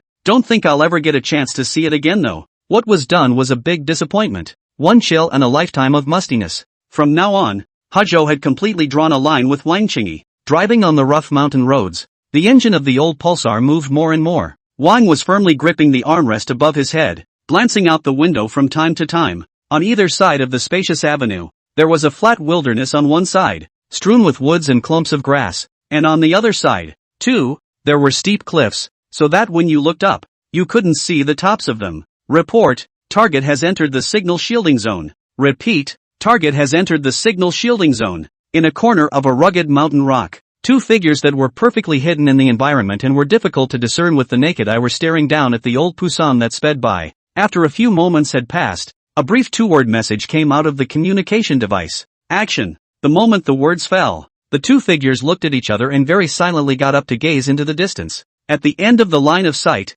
a heavy truck had been waiting for a long time. Wang Zhang father and son, who were oblivious to this, were still fighting in the car without a word. After turning a sharp corner, the heavy truck came into view. Without much thought, Wang Qingyi hit the steering wheel to the left, making enough room for the heavy truck as much as possible. When the two vehicles were less than 100 meters apart, the heavy truck suddenly changed direction and crashed straight into the old Pusan. With a thunderous siren, the heavy truck collided with the old Porsche, which was too late to dodge. Overly disparate size, making the heavy truck devastating. Immediately the old Pusan bumped into the depression flat, and then the speed does not reduce. Hard against the old Pusan almost turned into a discus, broke through the guardrail on the side of the road, and ahead of the cliff into the middle of the mountain. The huge impact caused the ground to shake. A large number of rocks from the heights of the rustling rolled down, instantly buried the road along with the heavy truck in which. That wasn't all, and without waiting for the rocks to settle, a plume of smoke poured out of the cracks in the jumble of rocks, followed by the sound of crackling flames burning.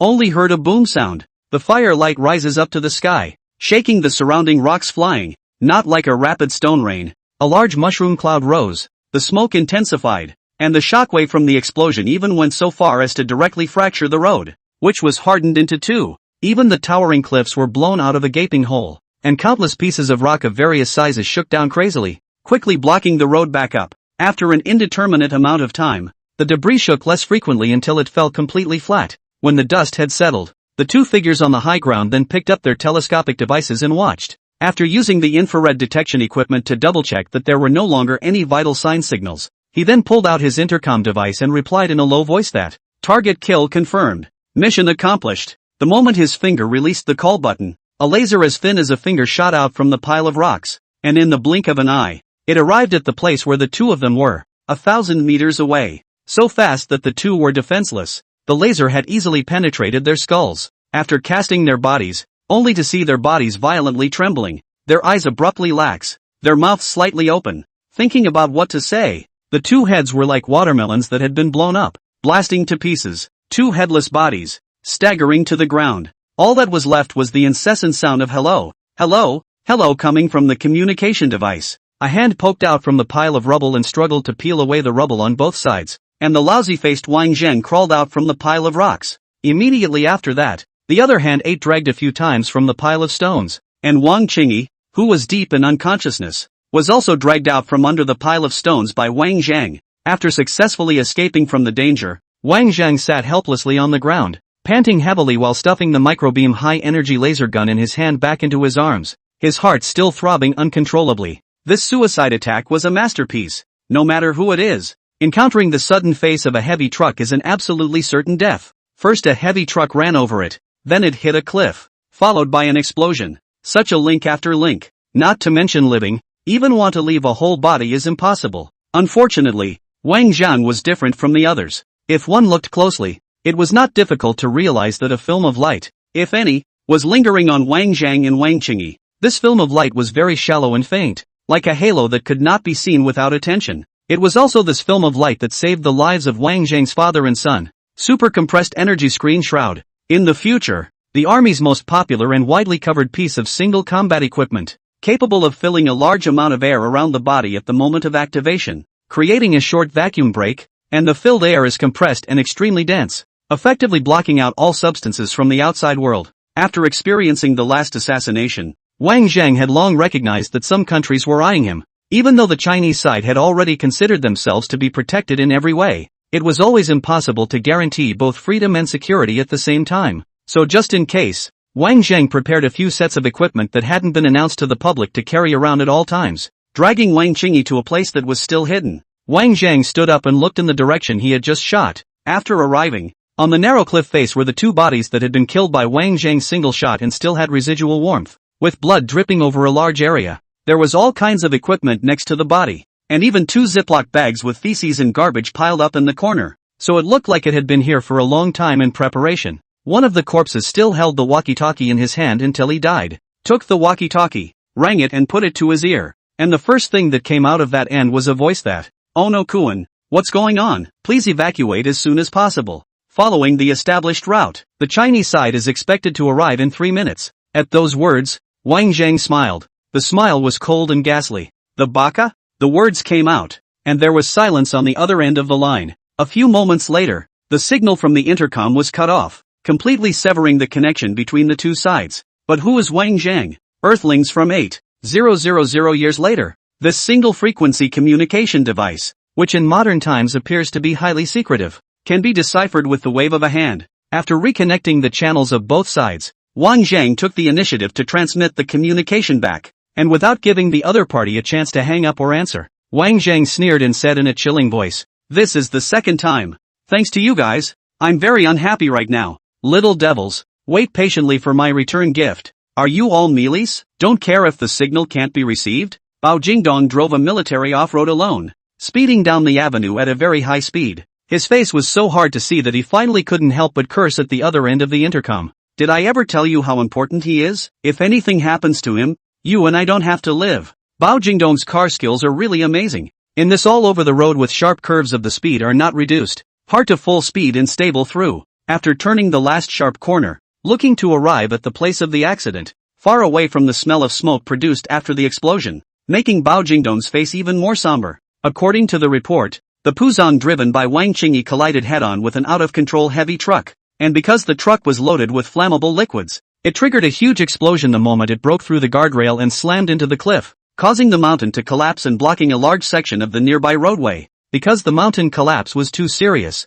even though the Chinese side sent people to come at the first time, they were still blocked by the rocks and could not enter the center of the incident for a while. Although the specific circumstances could not be ascertained for the time being, all the people present had grim faces and heavy expressions. With this kind of chain of accidents, "I'm afraid Superman won't survive." Came to the incident, Bao Jingdong windy down from the car, looking at the two large cranes in front of the road as clearing, directly across the cordon, quickly climbed the pile of rocks. What is it now? The mountain collapse is too serious. The cleanup work is accelerating, because the explosion has just occurred. The stability of the mountain is very poor, and we cannot rule out the possibility of a secondary collapse. Bao Jingdong snorted coldly and glanced at the unending pile of rocks a few dozen meters ahead. At this rate of cleanup, starve to death. Immediately, he seized the shovel in the hands of one man, and said, with a great wave of his hand, "A couple of guys are coming with me. Go straight to the location of the accident center and dig." Bao Jingdong set out with a team of nearly 20 men lightly armed, and approached the place of the accident with all speed. Because the path is made of jumbled rocks, it is extremely loose to walk on and you can fall down if you are not careful. As strong as Bao Jingdong's body, it took a full 10 minutes to barely reach the surveyed position. Just as Bao Jingdong was carrying a shovel and preparing to start digging, he suddenly heard someone yelling at him from above his head. "Hey!" Looking up in the direction of the voice, at a raised cliff face, Wang was sitting there, surveying himself with squinted eyes. Seeing this, Bao Jingdong couldn't help but freeze and dropped the shovel in his hand in fear. "You!" Trembling, he raised his hand as if he had seen a ghost. Even a small car was squeezed into a discus and blown into a ball of scrap. And you're a mere flesh and blood. And you didn't give a shit? Wang Zhang waved at Bao Jingdong, who understood and quickly climbed up. The moment he climbed up, a strong smell of blood hit him, followed by the sight of the already hardened headless dead body on the ground. Wang Zhang was leaning against the side of the cliff wall, both hands resting on his knees, and beside him was Wang Qingyi, who had not yet awakened. By the looks of it, there's no harm done. Bao Jingdong wrinkled his eyebrows and asked in shock. How? What how? Wang Zhang asked back in an uninterested manner. At those words, Bao Jingdong bristled and did not continue to speak. It's incredible enough to survive a car accident with such a serious explosion. Not only did this kid survive, but he was unharmed. And the most terrifying thing was that he actually managed to kill the plotter back. Looking down at the body at his feet, it had completely disappeared from the neck up, and the death was hideous and gruesome. There was a rough guess in his mind. It must be that Wang Zhang was carrying a lot of advanced equipment that hadn't been announced yet, and it came in handy during this surprise attack. Judging from the wounds on the corpse alone, the power was extremely impressive. After being surprised, Bao Jingdong redirected his eyes to Wang Zhang. With a silent glance of acquaintance, Bao Jingdong turned and waved his hand toward the group that had followed him, saying, "You guys go back first." Only after the two awake people were left on the field did Bao Jingdong open his mouth in a low voice. "Got something?" Wang Zhang didn't say anything and just threw the walkie-talkie in his hand. "Kid." Bao Jingdong's eyes were quick, and he grabbed the walkie-talkie in the air in a smooth manner, and was surprised to say that. Them again? From the time Wang Zhang was exposed to the public eye until now, he had experienced a total of 2 assassinations, and it turned out that both of them were all done by Baka? To be so wolfish is more or less deceiving. If we continue to tolerate it, Baka is afraid that it will only get more aggressive. Well, Bao Jingdong threw down his walkie-talkie and asked with a serious face. The suicide attack made so much noise and was so desperate that it can no longer be dismissed as a non-event. Wang Zhang didn't answer directly, and said something that didn't make any sense. Wouldn't anyone else be dead? Bao Jingdong's brow wrinkled into a Chuan character, and after a moment of hesitation, he finally opened his mouth and said, "Up there, I'll talk." Wang Zhang shook his head, his expression showing some contempt. "With you? What are you going to lobby with?" "Meh."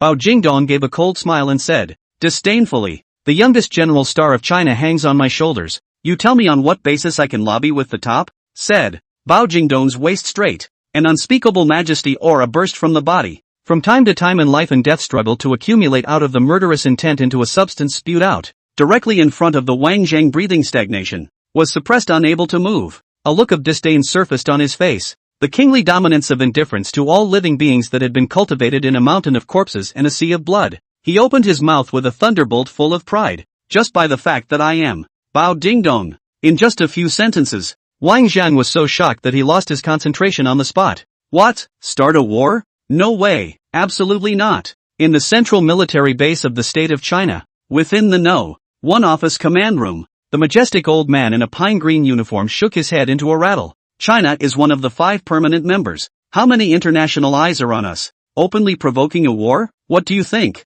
Bao Jingdong stood in front of the desk in a formal manner. In the face of the old man's admonition, did not say a word, silently bare, no longer before the bold and wanton. After lecturing Bao Jingdong, the old man looked at Wang Zhang, who was standing further back, and after a slight pause, he then sighed and slowly said, "Comrade Wang Zhang, for the sake of the future of China, I've let you suffer 2 attacks in a row. It's true that our protection measures were not thorough enough, but fortunately the result was always a surprise. But I hope you can understand that China's position in the international arena is different from that of other countries, and it is extremely important for peace, and it is impossible for it to take the initiative to start a war with the outside world." As the old man spoke, he kept an eye on Wang Zhang's expression at all times. "As for compensation, as long as you ask for it, what is within your ability, you must fulfill it as much as possible." Wang Zhang rubbed his nose a few times and suddenly pulled out the miniature vertical laser gun from his arms and casually slapped it on the table.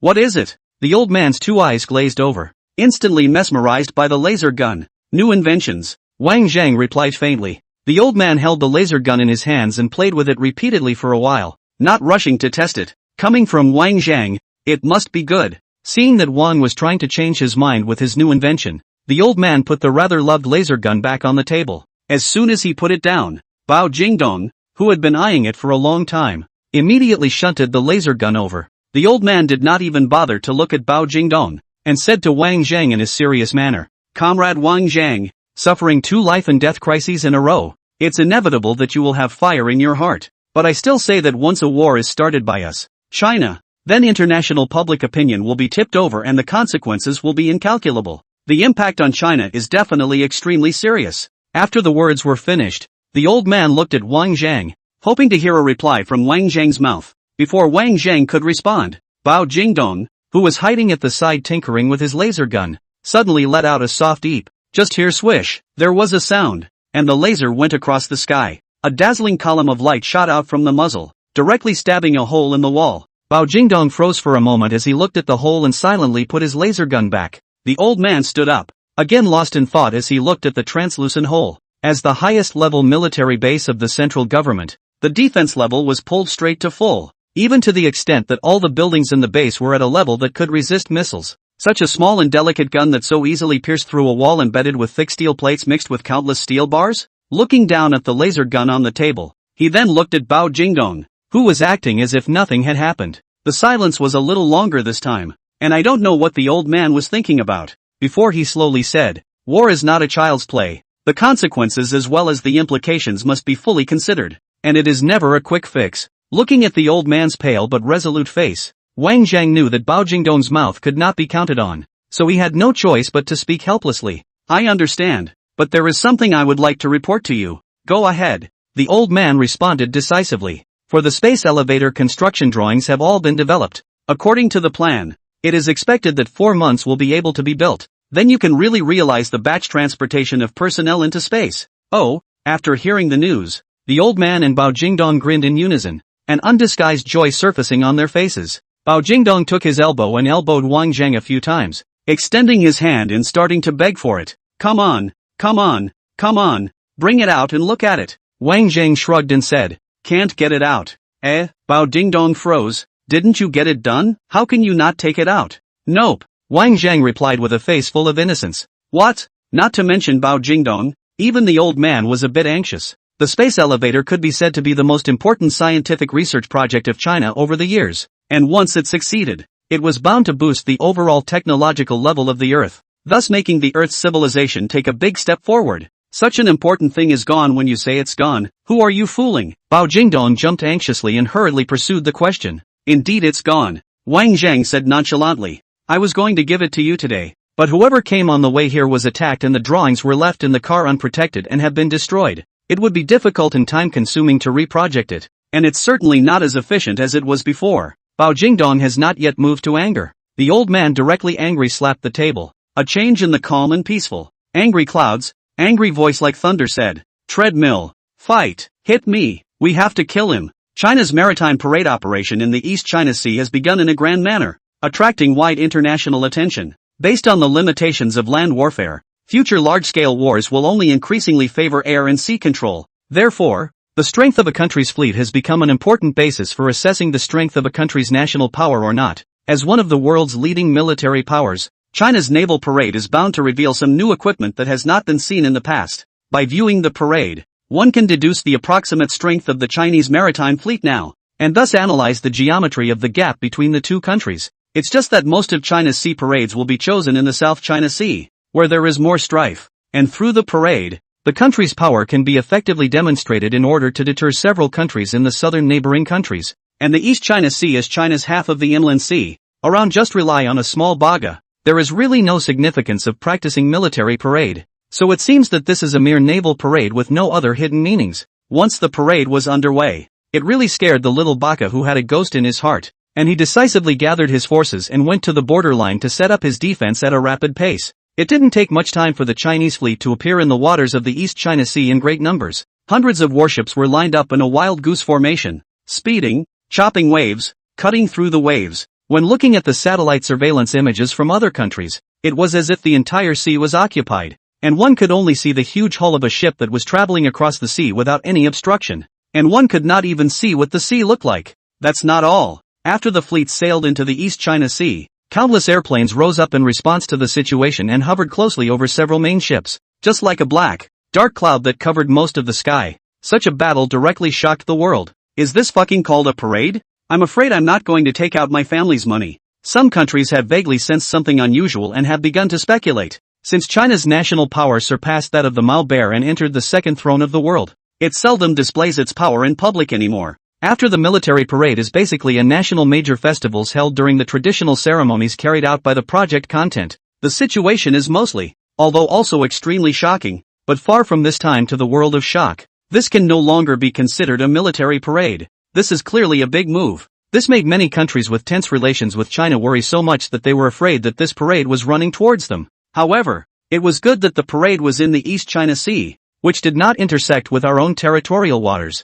so it was not so alarming. Except for Baka. Baka was on the verge of pissing himself, and the top brass were in complete disarray. Others are not sure. How could they not know that this is not a military parade? This is aimed at them. 2 failed assassinations in a row had enraged China. At an emergency meeting of the Baka hierarchy, a Baka with a Baka mustache slammed the table and angrily said, "Baka, they're all riding on my Baka kingdom's head. No way, we must fight back." The words came out, and the other Baka chimed in, unanimously agreeing, even if China is not what it used to be, it is at least a world-class power, and it will never be like dough that can be taken by anyone. Let the warships go out to sea. We'll conduct East China Sea maneuvers too. Parade on the same day. In order to avoid sitting on the sidelines, the Baka Kingdom has been very quick and decisive in discussing and formulating the plan and implementing it. In less than an hour's time, the navies from all over the Baka Kingdom were successively instructed to sail to the East China Sea from different ports to gather in the designated waters. Don't look at the Baka country as not a big place.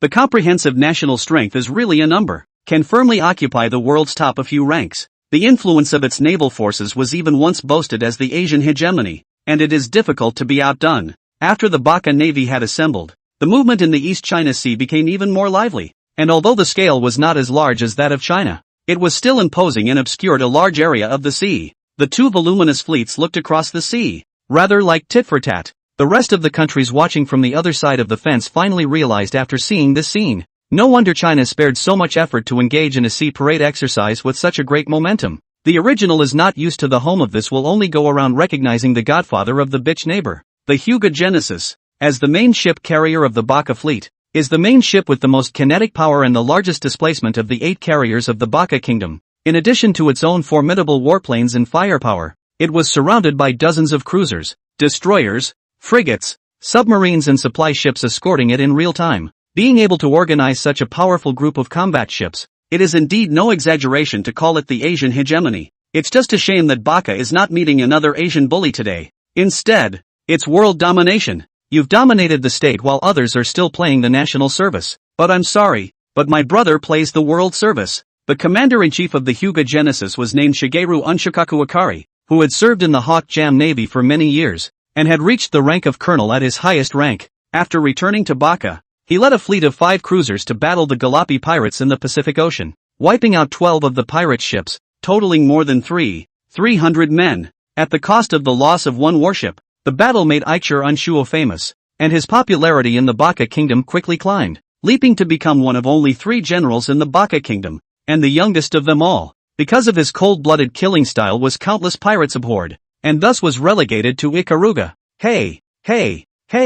Withdrawing Shoai Kushi looked at the image transmitted back from the satellite about the Chinese fleet, and said with a disdainful face, "It's just a battlefield bluff. This general has seen many such paper tigers. They are simply unbeatable." Withdrawing Shoai Kushi slowly twisted his neck, making the sound of bones clashing, and leapt to his feet, saying, "This group of goons from China, if we touch the real thing, it will take at most 3 hours." The words fell, withdrawing Shuajishi's tone, the corner of his mouth curved upward, revealing a smirk of extreme conceit. "I can wipe out this Chinese fleet." The moment the words fell, a loud roar directly penetrated the thick hull and exploded inside the cabin. Immediately afterward, he saw a monstrous sea wave lifting up high outside the window, at least 1,000 or 100 feet high, covering the sky and the sun. What's going on? Under the violent bumps and shakes, withdrawing Shoai Kushi assisted the guardrail beside him, barely standing firm, and then hastened to voice a question. Someone was turned upside down and rolled up and down in the cabin, and said, in a broken voice,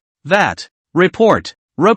Yes, it's China's fleet, making firing maneuvers." Withdrawal of Shikaku Akushi froze as he listened, his heart overwhelmed with consternation. The 2 fleets were at least 200 or 300 nautical miles away, firing so far away that they could turn the seas over in their own area? What the fuck kind of missile did that detonate? Nukes? Withdrawing his shock, Ikushi quickly got over it and stumbled all the way to the command room. Grabbing the guardrail, pulling up the comm unit and barking orders to the other ships in the fleet. Conduct firing drills, and show them what we're made of. The order had only just been given, when suddenly a message was hurriedly sent back to the report. 2 ICBMs launched by the Chinese fleet have been spotted in the air. They're heading straight for our fleet. What? The withdrawal of Shuo Jishir was shocked. Really did not expect the Chinese side will be so blatant to launch an attack, but that plays right into the hands of the Unsakakushi. Go to war. I don't fear you. Is this war for yourself? It's a letter of seniority for yourself to build up your war credentials. Moreover, you are still the one who initiated the war, and I belong to the passive counterattack, which is more advantageous in terms of public opinion. In his ecstasy, Ikshir Yashua immediately gave the order to intercept him, then launch a counterattack. No, it can't. The missile trajectory cannot be captured. There were anxious, panicked voices on the other end of the communicator at the first sign of trouble. At those words, Unsakakushi frowned and his tone intensified.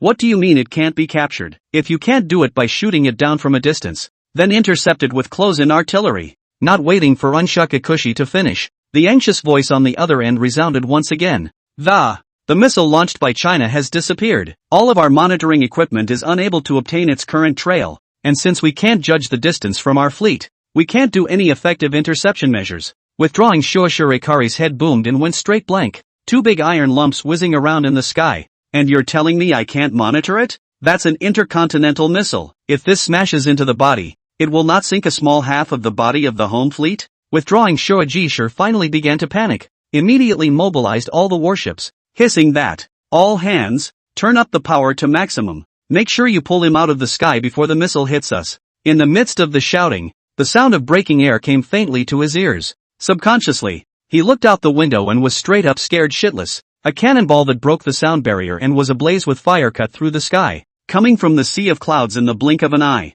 It only took a split second to pierce through the selfsame Hyuga Genesis. In just 1 second, the founding ship of Hyuga, known as Asia's invincible ship, would henceforth be confined to the history books. Withdrawing Shuo Jishir's pupils shrunk into wide ons, only to feel that the light in front of him was incomparably dazzling, as if it were the dusk of doom. In a trance, the blazing light came through the window and directly engulfed the figure of Unsakakushi. I don't know how long it took, but the sea returned to calm and everything was back to normal. Withdrawing Suko Ikushi stood frozen in place for a long time. Reaching up, he pinched his face hard, the pain clear into his brain. Not dead? Intercontinental missile smashed head-on and you didn't die yourself? Unshuo Ikishi couldn't help but fall into ecstasy in his heart. He was truly favored by the heavens. Fate is the time to make your mark. Ha ha ha ha ha ha. Unshuo Ikushi laughed maniacally, not noticing the disdainful glances thrown by the group of soldiers next to him. That intercontinental missile did indeed smash over, but instead of not blowing up, the moment it neared its own fleet,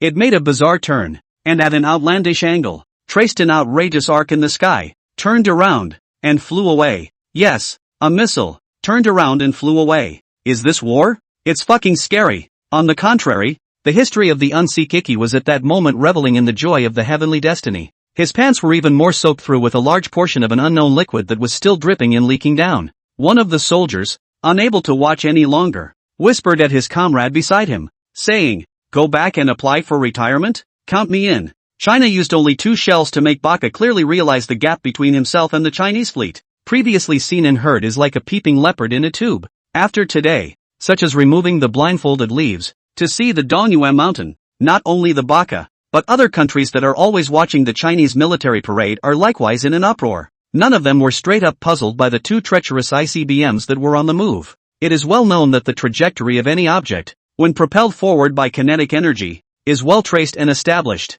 So to deal with enemy shells, you just need to measure the landing point in advance according to the travel route and shoot down in advance. But China's missiles have completely overturned this perception. A missile that can be touched and not seen. Missiles that cannot be intercepted. What kind of concept is that? Spooky. After seeing those 2 missiles, the morale of the Baka fleet had begun to crumble. After all, even the fleet commander was pissed in his pants. Not to mention everyone else. Just as the top brass of the Baka were discussing how this sea parade should end, the latest news came from the side of the Baka fleet. The Chinese fleet has sailed out of territorial waters and into public waters, heading straight for Japanese waters. As soon as the news broke, there was panic in the Baka kingdom. Looking at this situation in China, it really wants to go to war with its own family. The Baka fleet, which had previously been primed for battle, became a frosted eggplant directly after seeing the Chinese missiles. and was so weak that it could not raise its head. The Baka executives hastily changed the meeting to urgently discuss their next move. Before the countermeasures were out, the Chinese fleet had arrived. Unlike the Baka's panic and turmoil, when the Chinese fleet sped across the sea, the soldiers were all in high spirits, all gathered on the deck, looking toward the Baka's islands. The Chinese fighters had no sense of urgency that they were about to face artillery fire at any time, and all of them had excitement and pleasure on their faces, with their fists clenched tightly, hating that they could not fly to Baga Island right now. This anger had been building up in the hearts of everyone in China for 100 years. Once China was backward and weak, being trampled and bullied at will, and countless forefathers were insulted and slaughtered, especially this hateful and despicable island country. The cruelty of the means and the extinction of human nature have reached the point of human and God's indignation. How many millions of compatriots have fallen under the Baka's butcher's knife? The most abominable thing is that today's Baka is silent about this bloody and cruel history, and even openly opposes it. Such a bad behavior made the already inflamed hatred of the whole country of China rise even higher. Blood feuds are not shared. This hatred will never fade with time. Now the opportunity has come.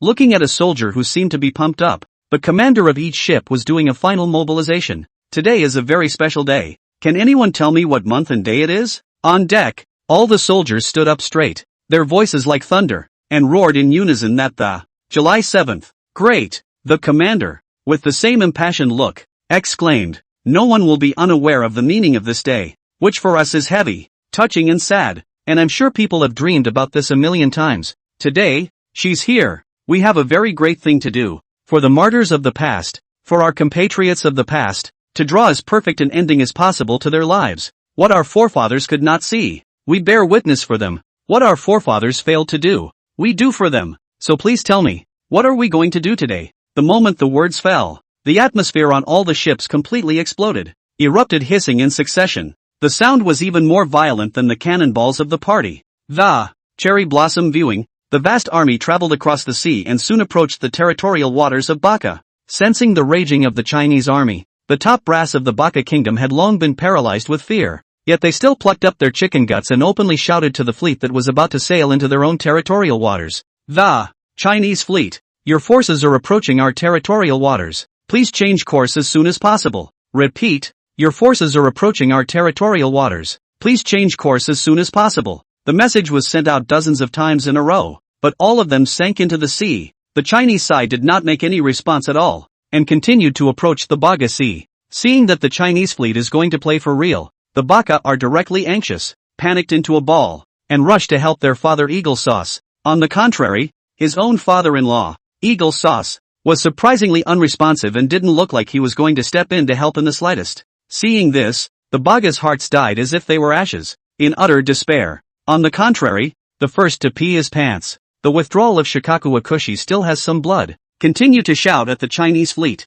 "The Chinese fleet, stop your cross-border behavior or we will take strong measures." Tough measures? The commander of the Chinese fleet couldn't help but laugh out loud at that. "I'd like to see you get tough." Oblivious to the shouts of the Baka, they rigidly and volubly marched towards the Baka Sea under the gaze of countless pairs of eyes. Except for the Baka kingdom, other countries were immediately thrown into a sensation. China, as one of the world's 5 great powers, is recognized as the most peace-loving country, and it is not an exaggeration to describe it as a guardian of peace. For the first time in history, it is openly provoking another country and trying to cause a war. International public opinion boiled over, and in the midst of countless murmurs, many Western ambitious people began to frantically carry the tempo, not missing any opportunity to be able to discredit China. What peace-loving country do you see that has the second highest annual spending on military construction in the world? Has the fox's tail finally leaked out of China? It seems that annexing the world is their goal. Insidious. It's really sinister. Can anyone in China stop him now?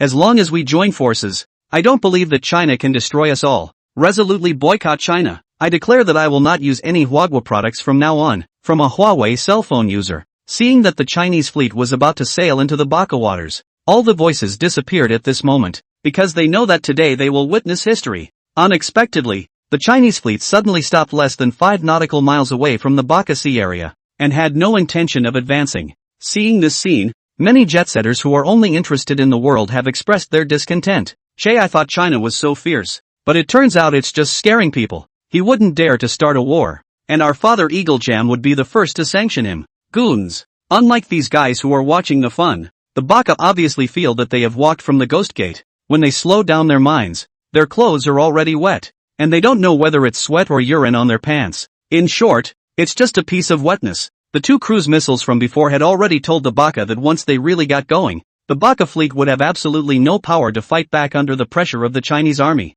But luckily it was all a scare and there was no real fight. A few Baka senior trembling to wipe away the sweat on their faces. The bottom of the heart is suddenly a lot more. A change in the just shivering, restarted to call out.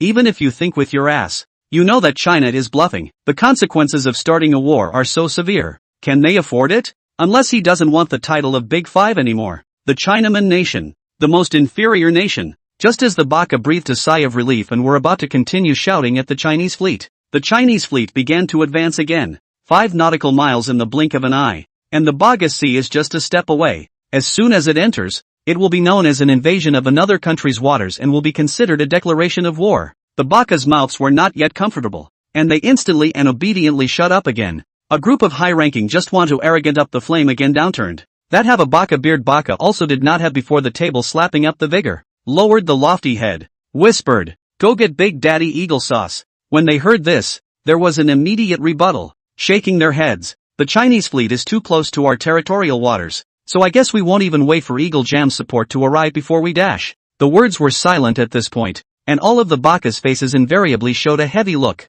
knowing by heart what had not been said. Bakahu was furious, hissing impotently that the asshole, what is our fleet for? Can't even hold out for this much time? How dare we call ourselves the Asian hegemon? Everyone was silent in the face of Bajahu's reprimand. Can't even stop 1 or 2 shells from others. And the fleet commander-in-chief is so scared that he's wetting his pants. So how long can he expect to hold out if it really comes to a fight? Asian hegemony is not false, but that also depends on the opponent. He is the world's hegemon. Even in space, he is able to get on people at will, and beating up his own fleet is just like chopping up a melon or cutting up a vegetable. In the dead air, someone rises and reports. Report, our request for assistance has been accepted by the Eagle Sauce, and the reply has been sent. What's the word? Quickly, read it. As if he had found a savior, Bajahu hastily shouted with joy. The man who reported it clutched his tablet, glanced down at the return letter, and his face hardened considerably, and he hesitated for some time before stammering, saying that, fuck you, put. A mouthful of old blood sprayed out from Bakahu's mouth, and the elation on his face directly solidified, instantly turning into dismay and shock. What's the situation? On weekdays one nods and grovells to Eagle Jam and licks him however he feels comfortable, for the sake of being able to get Eagle Jam to help out at a time like this, right? How is it that when it comes down to it, you say you're abandoning yourself? Yagahu was so painfully depressed that he wanted to shed tears. Oh father, how can you not care about your good old son anymore? Having come to this point, one can only pin one's hopes on the fact that China, in its capacity as a guardian of peace, will not take the initiative to start a war. As long as they don't initiate, things are fine. Isn't it just trampling on the territorial waters? Whatever. Get in when you want to get in and get out when you want to get out. I'll let you come and go as you please. At the point of no return, a communication channel from the Chinese fleet forcefully merged over. Baga, who brightened up, thought there was a turnaround, and hurriedly said, "Quick, get me through." Upon answering the call, the expected he talk did not appear, but instead came an incomprehensible message. One of our fleet soldiers was accidentally lost during the Eastern Naval Exercise. In view of the fact that your country is the closest to the location of our military exercises, it is now assumed that the soldier may be in your country, and it is requested that we be able to enter your territory to search for him. As they listened, the expressions of the group of Baka gradually became odd. Yagahu, his mind not spinning from overstimulation, visibly froze and didn't catch the meaning of the words. What do you mean? This is the East China Sea. It's not land. As far as the eye can see, there is a huge sea, and from time to time there are manic hurricanes and roaring waves. Smaller boats can capsize at the slightest hint of trouble, and someone can get lost. Where are you going? Can't think of jumping into the sea? What's more, if you're looking for someone, you're looking for someone. What kind of a stepping stone brings hundreds of warships to look for someone? Aircraft carriers, cruisers, frigates, and even the tramp supply ships came with them. You're in a position to find someone? Puzzled, Bakahu silently repeated it a few more times in his mind, vaguely sensing that something was wrong. This passage, why do I always feel like I've heard it somewhere before? Why does it sound so familiar? The scene in front of me is even more déjà vu. In an instant, Bakahu woke up as if from a dream, and a chill went straight to the heavens. Isn't this treadmill, Isn't this treadmill the same thing that happened 100 years ago? Baka, who was so frightened that he took a few steps back, holding onto the chair behind him to barely keep from collapsing. Combine that with today's date, and it's all so coincidental. This military exercise is not déjà vu. It's simply a long time in the making. Deception is too much. Baka, who raised his trembling hand, and a hint of viciousness finally passed through his expression. It wasn't until now that he finally realized why Big Daddy Eagle Sauce wouldn't step in and stop it. Because whether one steps in or not, the ending will not change. This battle is unavoidable. Since the father doesn't want his son anymore, there's no point in living as a son. Slowly grabbing the phone in front of him, he dialed and then, in an extremely heavy and grim tone, said, word for word, all troops are on alert. Never let the Chinese fleet enter our territorial waters. If you insist, then, go to war. After making this call, as if it had exhausted all the strength of Baka, whose entire body, even the phone could not knock on the phone, directly paralyzed in a chair, hands hanging down helplessly, eyes closed and speechless. Done. Baka is finished. After receiving the order from the top, the pants-changing Unshuki Kushi had expected this ending, and immediately took command of the Baka fleet and rushed to the border of the Baka Sea at a rapid pace. It wasn't long before the two massive fleets touched down, separated by only a few miles, to the point where the soldiers standing on each other's decks could be clearly seen with just the naked eye. Chinese fleet, turn your rudder away. In the midst of the saber rattling, the Chinese commander directly ignored the Baka's weak warning, made a gentle gesture to advance, and said in a deep voice that enter. The order was given, and the Chinese fleet brazenly crossed the high seas and broke into Baka waters. Amidst one of Baka's warnings, while advancing, the Chinese commander gave the final order. Make sure you wait for them to fire first, we'll then counterattack. It wasn't until the Chinese superfleet loomed large that the Baka felt what a suffocating sense of oppression was. Watching from afar, a high mountain pressed head-on, even the waves were split, one after another rushing forward, crashing into their own ships, swaying them continuously, to the east and to the west. As the two fleets grew closer, a great shadow began to envelop the Baka ships. The only way for all the Baka soldiers standing on the deck to get a full view of the Chinese ships was to tilt their heads up, until the moment the ships made contact. It's getting dark. Withdrawal of Shuai Kushi's fists clenched and loosened and clenched again. The heart of 100 struggles, 100 tangled. After a complicated and difficult mental struggle, the fists clenched to the point of white knuckles were once again unclenched. Looking at the huge ship in front of him that he needed to look up to, the waves underneath his feet were violently churning because of the other ships traveling. If they really collide together, these ships of our own family are a group of ants, and must call each other's ships to smash into pieces. Slapping heavily against the console, he hissed and growled out a fight. Once the news of China going to war with the Baka kingdom broke, it caused a huge earthquake in the international arena. On the degree of sensation, any news cannot be compared to, directly jumped to become the biggest topic of the century. Even more explosive news was yet to come. Less than 2 hours from the start of the battle, the entire Baka fleet, known as the dominant fleet in Asia, collapsed and was decimated by Chinese warships. The world was shocked by the news, and many national leaders froze on the spot after hearing it, unable to return to their senses for a long time. The military power of the Baka kingdom is enough to rank among the top in the world, and the maritime forces have condensed all the essence of the Baka. Such a powerful and huge fleet didn't even last 2 hours in front of the Chinese fleet? Everyone no longer dares to think about it in detail. How much strength is hidden in this unveiled China? Looking at it this way again, even without mass-producing the transcenders, I'm afraid that no country on earth would dare to say that it could steadily outperform China.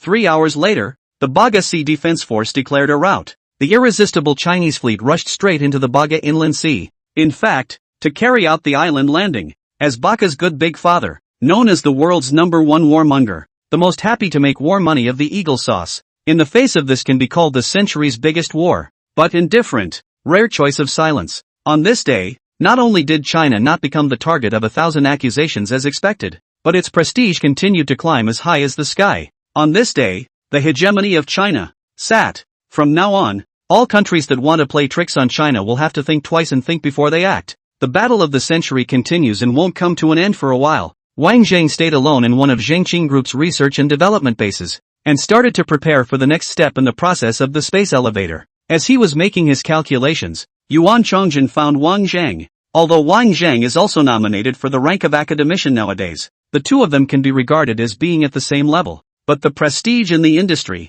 Wang Zheng is ultimately not as good as Yuan Chongjin. The respect should still be there. Hastily stopping the work in his hands, he rose to meet Yuan Chongjin. Elder Yuan, what are the instructions? Yuan Chongjin looked Wang Zhang up and down, and the smile on his face became more and more overflowing. Instructions not to speak of. Is there time to lead you to someone? Meet someone? Wang Zhang was a little puzzled. The domestic scientific research bigwigs they all know almost. There should be no more scientific research field has extraordinary achievements of the characters. Curiosity suddenly arose. Out of the blue asked, seeing what people? Yuan Chongjin did not reply hastily, but said, with a grin on his face, that, Wang Zhang you are now full of counting also small 20, is the most powerful time? Did not think to talk about a person? Hearing this, Wang Zhang could not help but frown. The academician of the Chinese Academy of Sciences, as a matter of fact, should be a heavenly figure who is immortal and does not eat earthly fire. How come after arriving in front of himself, suddenly changed, not to mention vulgar, but also lewd on? Just as Wang Zhang did not know how to reply, Yuan Chongjin took out a photo from his pocket and slowly handed it to Wang Zhang. My granddaughter. Parents are settled abroad. Originally thought that also follow their parents to live abroad. The results not long ago to hide me secretly back to the country, but also to find a job. If it is not a chance to meet, this girl is estimated to continue to give me to hide down. Between the words, they were all revealing their satisfaction and love for their own granddaughter. Wang Zhang took the photo and took a look at it. The girl in the photo has a pretty face, a concave and convex body. Her long hair hangs like a waterfall at her waist, and she has a vibrant and transcendent temperament from the inside out. In her, sensuality and vigor are perfectly combined, surprisingly without any conflict. Ever since Wang Zhang crossed over, the most beautiful face he had ever seen was the woman he had once met on the road after the forged sword competition who had tried to attack him. If you don't say that you can become a top agent, the looks plus that body of flirtatious and enchanting temperament simply captures the heart. Not many men can top it. And the woman in the photo, single on the appearance, slightly powdered surprisingly also do not see silky. Wang Zhang looked up at Yuan Chongjin and then down at the photo. Seeing this, Yuan Chongjin's smile intensified and he continued. How was it? Pretty. Ha. Surname Su.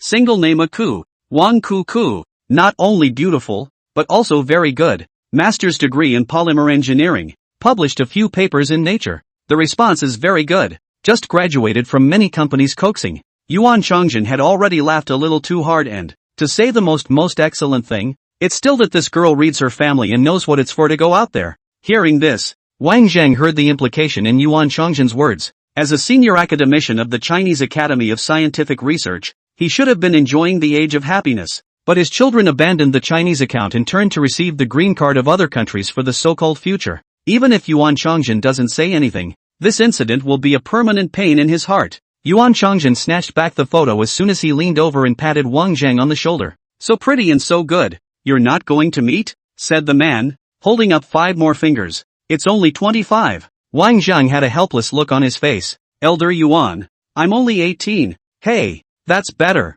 Yuan Chongjin couldn't stop nodding his head. A girl's got 2 bricks in her arms. You've got 2 in your arms. Being Yuan Chongjin fooled, Wang Zhang is now standing in front of a tall and majestic red lacquer gate, on both sides of the snow-white fence, the walls of the blue tile oil, all highlighting the majestic momentum of this place. Wang Zhang was a bit regretful. Yuan Chongjin said repeatedly that his granddaughter is excellent, and he really did not expect to be excellent to such a point. At the same time, Wang Zhang had finally seen what it meant to be a good match. Yuan Chongjin's in-laws, the Su family, one of the 9 great families in imperial capital. The foundation is deep and the power is extremely huge. Almost an existence that can make China tremble 3 times by stomping its feet. In the past, this was the scholarly clan that was able to check and balance the imperial power. And the high walls and green tiles in front of Wang Zhang's eyes are still only one of the 100 acres of gardens in the Su family's name. A young man of less than 20 years of age, dressed in simple clothes, seemed so out of place in the surrounding scene. It was as if Lu had entered the Grand View garden,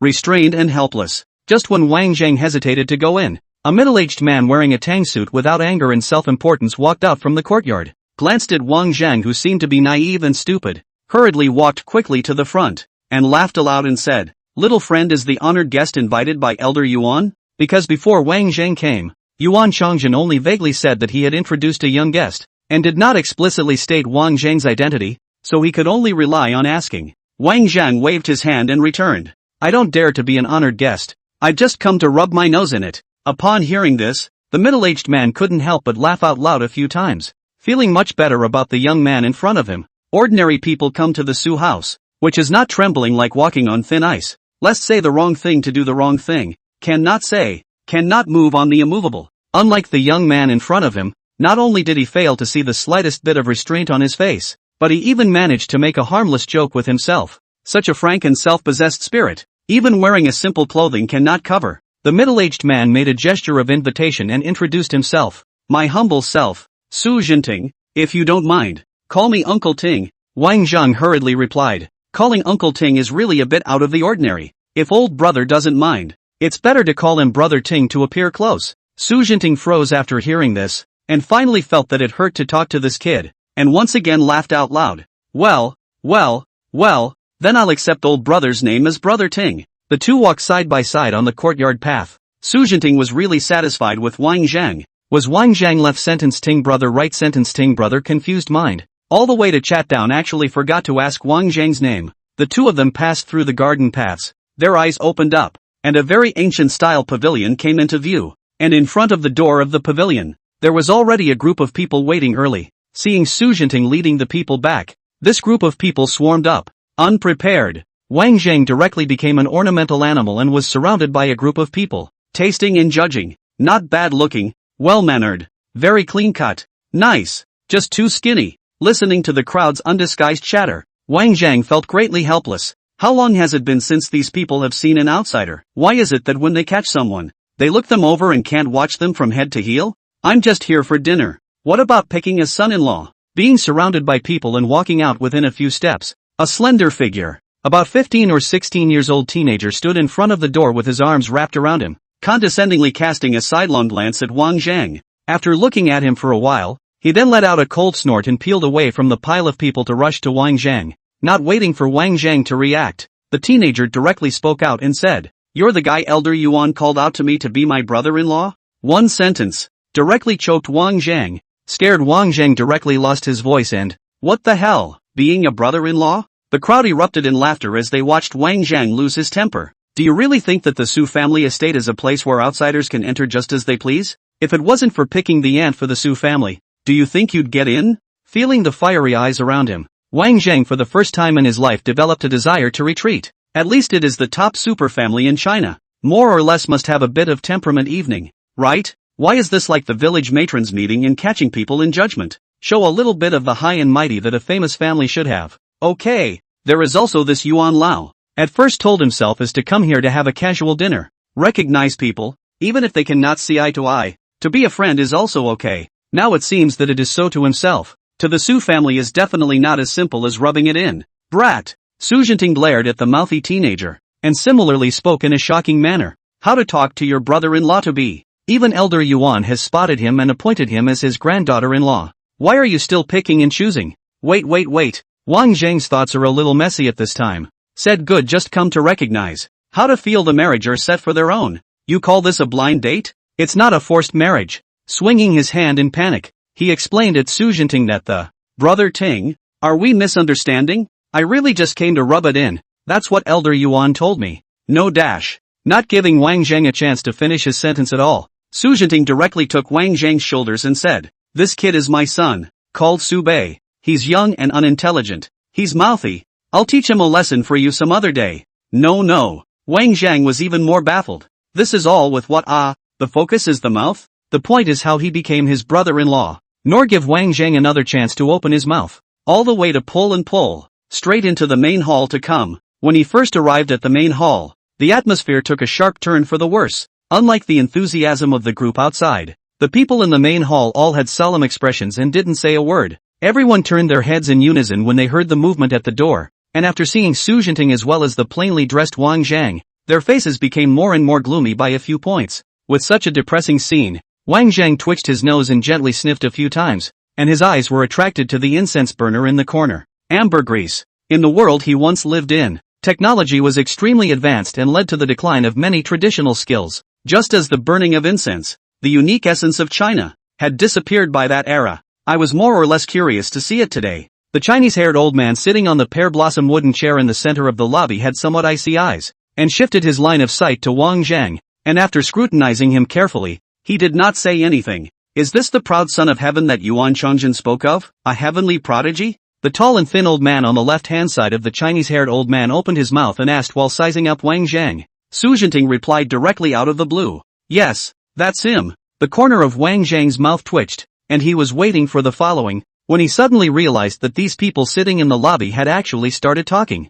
Well, it's okay. What Elder Yuan sees is definitely okay. What do you think? After the heated discussion, everyone's eyes changed again, until the Chinese-haired old man sitting on the pear-flower wooden chair looked at Wang Zhang, revealing a rather satisfied look, and the tall and thin old man on his left-hand side opened his mouth and said, "It's not easy to get Elder Yuan's recognition. I think that little friend also has outstanding qualities, and his character naturally doesn't have any problems. So allow the old man to ask one more question. When do you plan to set your marriage to Ko?" Cough cough. Wang Zhang choked on a mouthful of water and tears came out. Heaven and earth. I'm really just here for a meal. There's been a misunderstanding. I just came to dash. The flashy-haired old man who had been silent opened his mouth and, "What's the name?" The words came out, and the room fell silent. Su Jinting slapped his head and realized in a flash that, yeah, forgot to ask the name. Wang Zhang was completely speechless. Nima doesn't even know what his name is, and he dares to recruit him as an ant? What if this is a case of mistaken identity? What happens when the rice is raw? Wang was frantically slandering in his heart when the sound of ceramics falling to the ground and breaking suddenly came from behind him, and he turned around to see a stunningly beautiful figure. That figure, surprisingly, was a few points more beautiful than the photo, and was currently looking at himself blankly, looking at Wang Zhang slightly lost in thought. In a trance, the stunningly beautiful woman actually opened her mouth with a trembling voice and, "Is you, Wang Zhang?" As the words came out, everyone present froze for a split second, their minds running in unison and locking again at the same time. In the next moment, all of them rose in amazement, with more than a few strange colors in their eyes, and said, in one voice, "You're Wang Zhang?" The eyes of the people present looking at Wang Zhang were once again fiery, and even had a hidden tendency to become a bit frenzied. No wonder it can be seen by Yuan Chongjin, who is an academician of the Chinese Academy of Sciences. It turns out that it is the bullish teenager who has recently stirred up the world's pattern with only his own strength. You are Wang Zhang,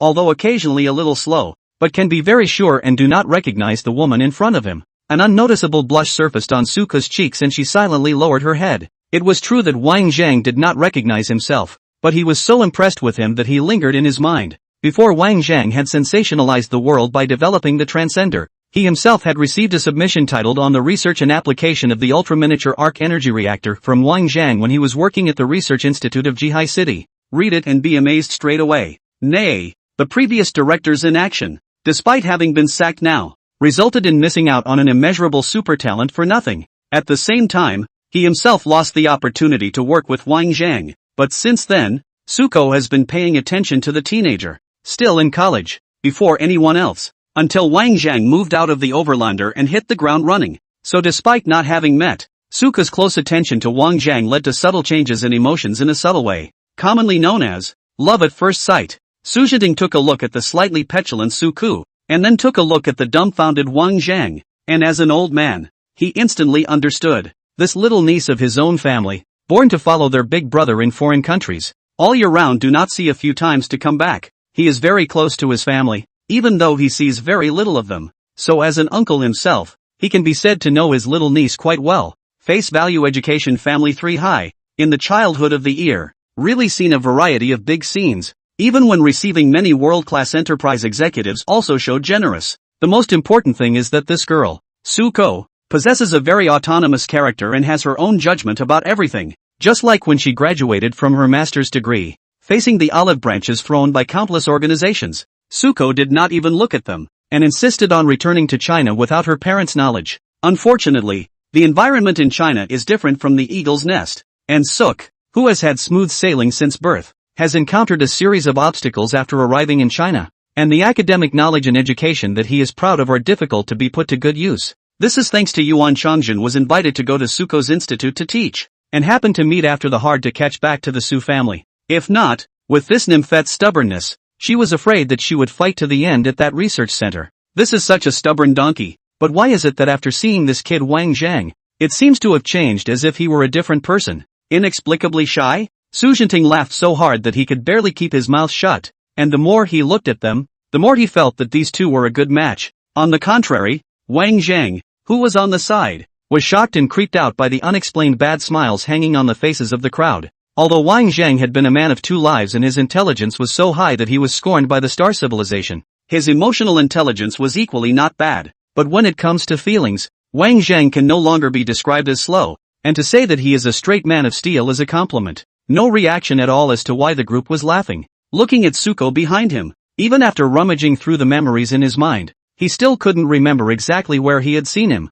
Seeing that the atmosphere was getting weirder and weirder, Wang Zhang did not dare to stay for dinner, casually bowed to the Chinese-haired old man sitting on the rattan chair, and then greeted Su Jinting, and made a gesture to turn around to leave. The flashy-haired old man sitting on the rattan chair was named Su Kuai, Suko's own grandfather, as well as the current head of the Su family. Seeing that his granddaughter-in-law, who had been sent to his door, was going to run away, especially since this granddaughter-in-law was also a strategic-level treasure that was being competed for by many countries, Su Kuai directly quit, and instantly became furious. And, kid, wanna go? Wang Zhang only felt that the back of the wild wind suddenly. This Chinese-haired old man did not have the appearance of dying in the slightest. The moment he got up from the rattan chair, a hand of rock spreading its wings, moving like thunder, between the lightning and flint rushed to Wang Zhang's back, so fast that Wang Zhang couldn't even react in time, and was directly pressed to the ground by Su Kuai. You can't leave. Master, wait a minute. While Wang Zhang was pressed to the ground in death, unable to move, he also lost his temper and couldn't help but open his mouth loudly. And, deception, I'm going to do it. Don't accuse me of beating up old people later. Su Kuai showed a smiling face, and then smilingly helped Wang Zhang up, dusted off the dust on Wang Zhang's body, and softly said, Little friend Wang, truthfully, old me is carrying a gun origin, always with the brain to deal with, do not like to see, just like that rebellious son of the old man's family, who ate Western food abroad for a few days and even forgot where his roots were. At those words, Suko silently bowed her head. Who else could the rebellious son be but his father, who had settled abroad? Saying that, Su Kuai suddenly reached out to Wang Zhang's shoulder and pinched it a few times with great force, which hurt Wang Zhang to show his teeth for a while, and joyfully said, Seeing you alone has given the old man a feeling of hating each other. It's just that you, little friend, your arms and legs are too thin, so it's better to practice a bit in the future if you have nothing to do. Su Kuai's aura was very strong and his stature was tall. A series of several slaps down almost didn't send Wang Zhang's back through the air. Then he saw Su Kuai lower his voice, and in a tone that could only be heard by the two of them, he said softly, There's a favor that has to be done by you, little friend, to help the old man. Wang Zhang, his face full of alertness, looked around vigilantly, rubbed his somewhat sore arm, and asked in a suspicious voice that, What for? Su Kuai smiled mysteriously and continued to whisper, My family, that rebellious son, does not compete. Born of the daughter is not bad. Today the old man, little friend, a word. How is the evaluation of this granddaughter of mine? Wang Zhang was puzzled and looked at Suko suspiciously. What did you tell me to say the first time I saw you? You can't just make it up, can you? Seeing that Wang Zhang didn't speak, Su Kuai began to guide verbally. Just tell me if this granddaughter of mine is pretty and how her temperament is. Wang Zhang nodded his head vaguely, unable to withstand Su Kuai's repeated pressures, and could only open his mouth to say a few polite words. Pretty. Just a little introverted.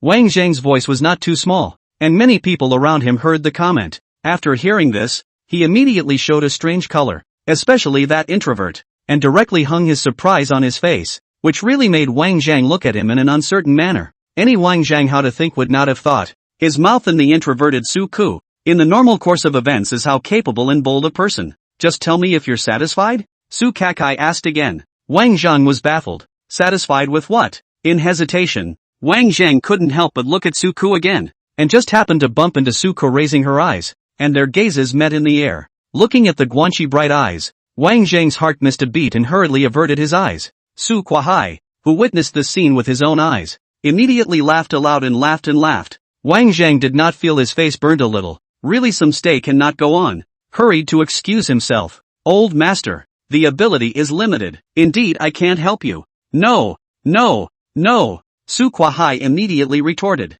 This favor, it's really just little friend Wang who can't do it. Listening to Su Kuai's words, several black lines sprang up on Wang Zhang's face, and he was already cursing Yuan Chongjin in his heart. This old man, when it comes down to it, has pushed himself into the fire. Having said that, this favor has to be done even if you don't help. Seeing that Wang Zhang was about to be made to cry by himself, Su Kuai did not sell the story and laughed aloud, saying, Little friend Wang, you must have seen the situation of my Su family. The lack is not lacking anything. There is only one thing that is really not too good to find. After saying that, Su Kuai leaned over to Wang Zhang's ear, and in a thick voice, he opened his mouth and said, "Ride the dragon." Ride the dragon? Wang Zhang's brain would no longer turn, did not react for a moment, and actually considered seriously for a while, and then only understood, exclaimed in shock, "And, what the fuck? I'll personally go over to talk about your father's side. You don't have to worry about that." Su Kuai spoke out to calm the jumping Wang Zhang while waving his hand to signal the people next to him to set up the banquet. Being an emotional white boy, Wang Zhang still showed panic and helplessness for the first time, shivering as he opened his mouth. Feelings need to be cultivated. How can it be such child's play? It's the same when you're married and then you cultivate it. No. I'm young. Adult. It's okay. You belong in a forced marriage. Gramps, don't you dare. I'm glad to see you. I'm glad to see you. Master Dash. Don't give an inch. Brat. Just say yes or no. Wang Zhang did not speak again and looked up at Su Ku, whose pretty face was stained with haze. A good man is shy, with a glance of a million years. Slightly in a trance, Wang Zhang slowed down, and finally took a long breath and said with a straight face, "Old master, this kind of thing is still abrupt. Even my temperament and habits are still not clear. Even if we forcefully set them together now, they are not destined to last long in the future." The reason why I said this was that I still hoped Su Kuai would come to his senses and put an end to the seemingly ridiculous farce. After all, he had relived his life. His ambition was far from this. Maybe one day he would suddenly be killed by some conspirators, and besieging himself with his children's love would only become a drag on his advancement. Suko is very nice. It's she who is not blessed. After the words were said, Su Kuai fell into a short silence.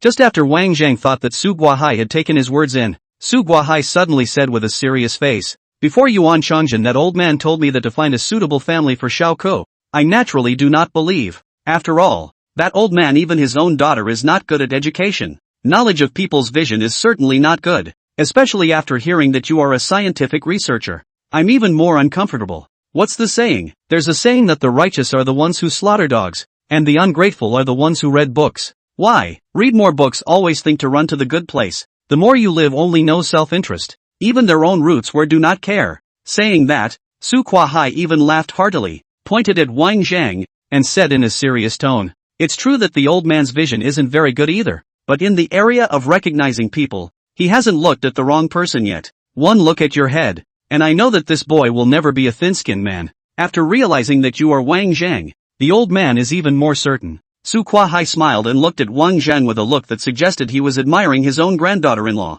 Being able to donate the world's landscape-changing transcenders to the country for free helped China create the mythical space elevator. How many people in this world would be willing to give away a supreme treasure in their hands that could gain infinite wealth? Wang is listing one of them. This kind of person would have been enough to build a temple in the past. What could be wrong with such a person in terms of character? What could go wrong? Wang Zhang's expression gradually became odd after hearing this. What's wrong with the old man? And you call your own granddaughter a stubborn ass? Aren't you greasy too? You're the one who inherited your stubbornness. But, Wang Zhang wanted to say something else, but he was directly interrupted by Su Kuai. "Let me ask you, if you're being so evasive, do you think my ko is not good enough for you?"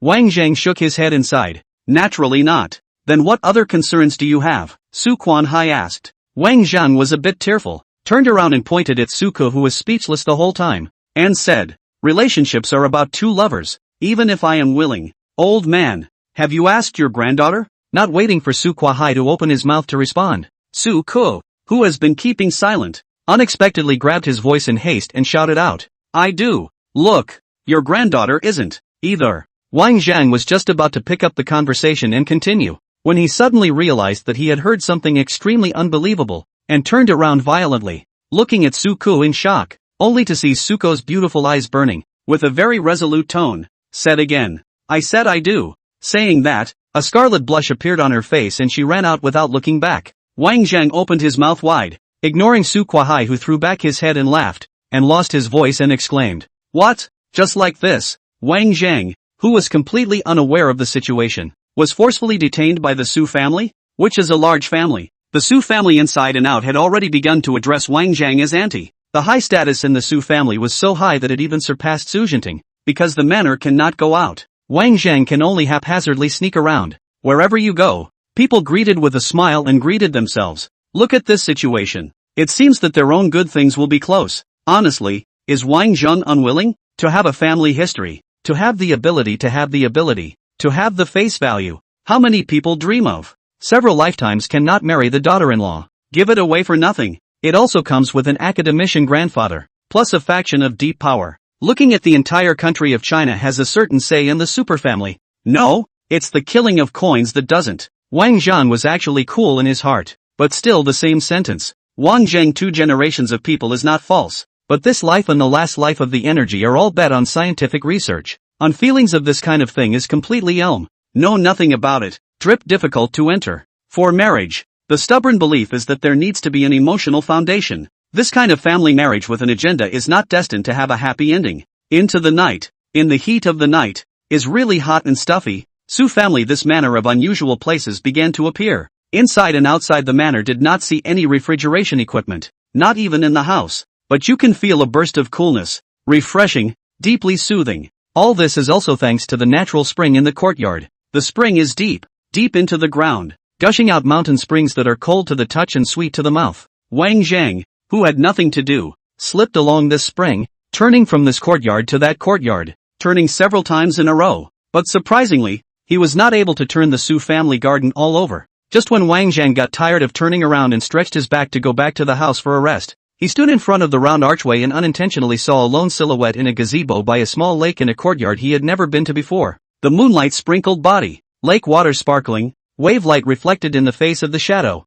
Such a scene, such as placed in the painting. Wang Zheng looked slightly lost in thought, and after hesitating for a while, he still walked forward and sat beside Qianing. Suko didn't know what she was thinking at this time. Her autumn water eyes fell on the lake surface. Struck dumb, it wasn't until he felt someone coming beside him that he came back to his senses. Seeing that the visitor was Wang Zheng, after looking up, he couldn't help but lower his head again. Wang Zheng casually picked up a stone and threw it into the lake, and the calm surface of the lake was instantly broken, causing ripples. Asked casually, "How do you think?" "What?" Suko looked up blankly, not hearing Wang Zheng's words. Wang Zheng sighed helplessly, only feeling that the atmosphere at this moment was a bit awkward. "I was not expecting that you would say yes to your old man. What do you think?" Suko blushed and didn't reply. The two fell into silence, sitting side by side and not leaving or speaking. "Mr. Wang, please follow me." The butler led Wang Qingyi, who had just been picked up from Sangjiang, and prepared to go to Wang Zheng. When passing by one of the courtyards on the way,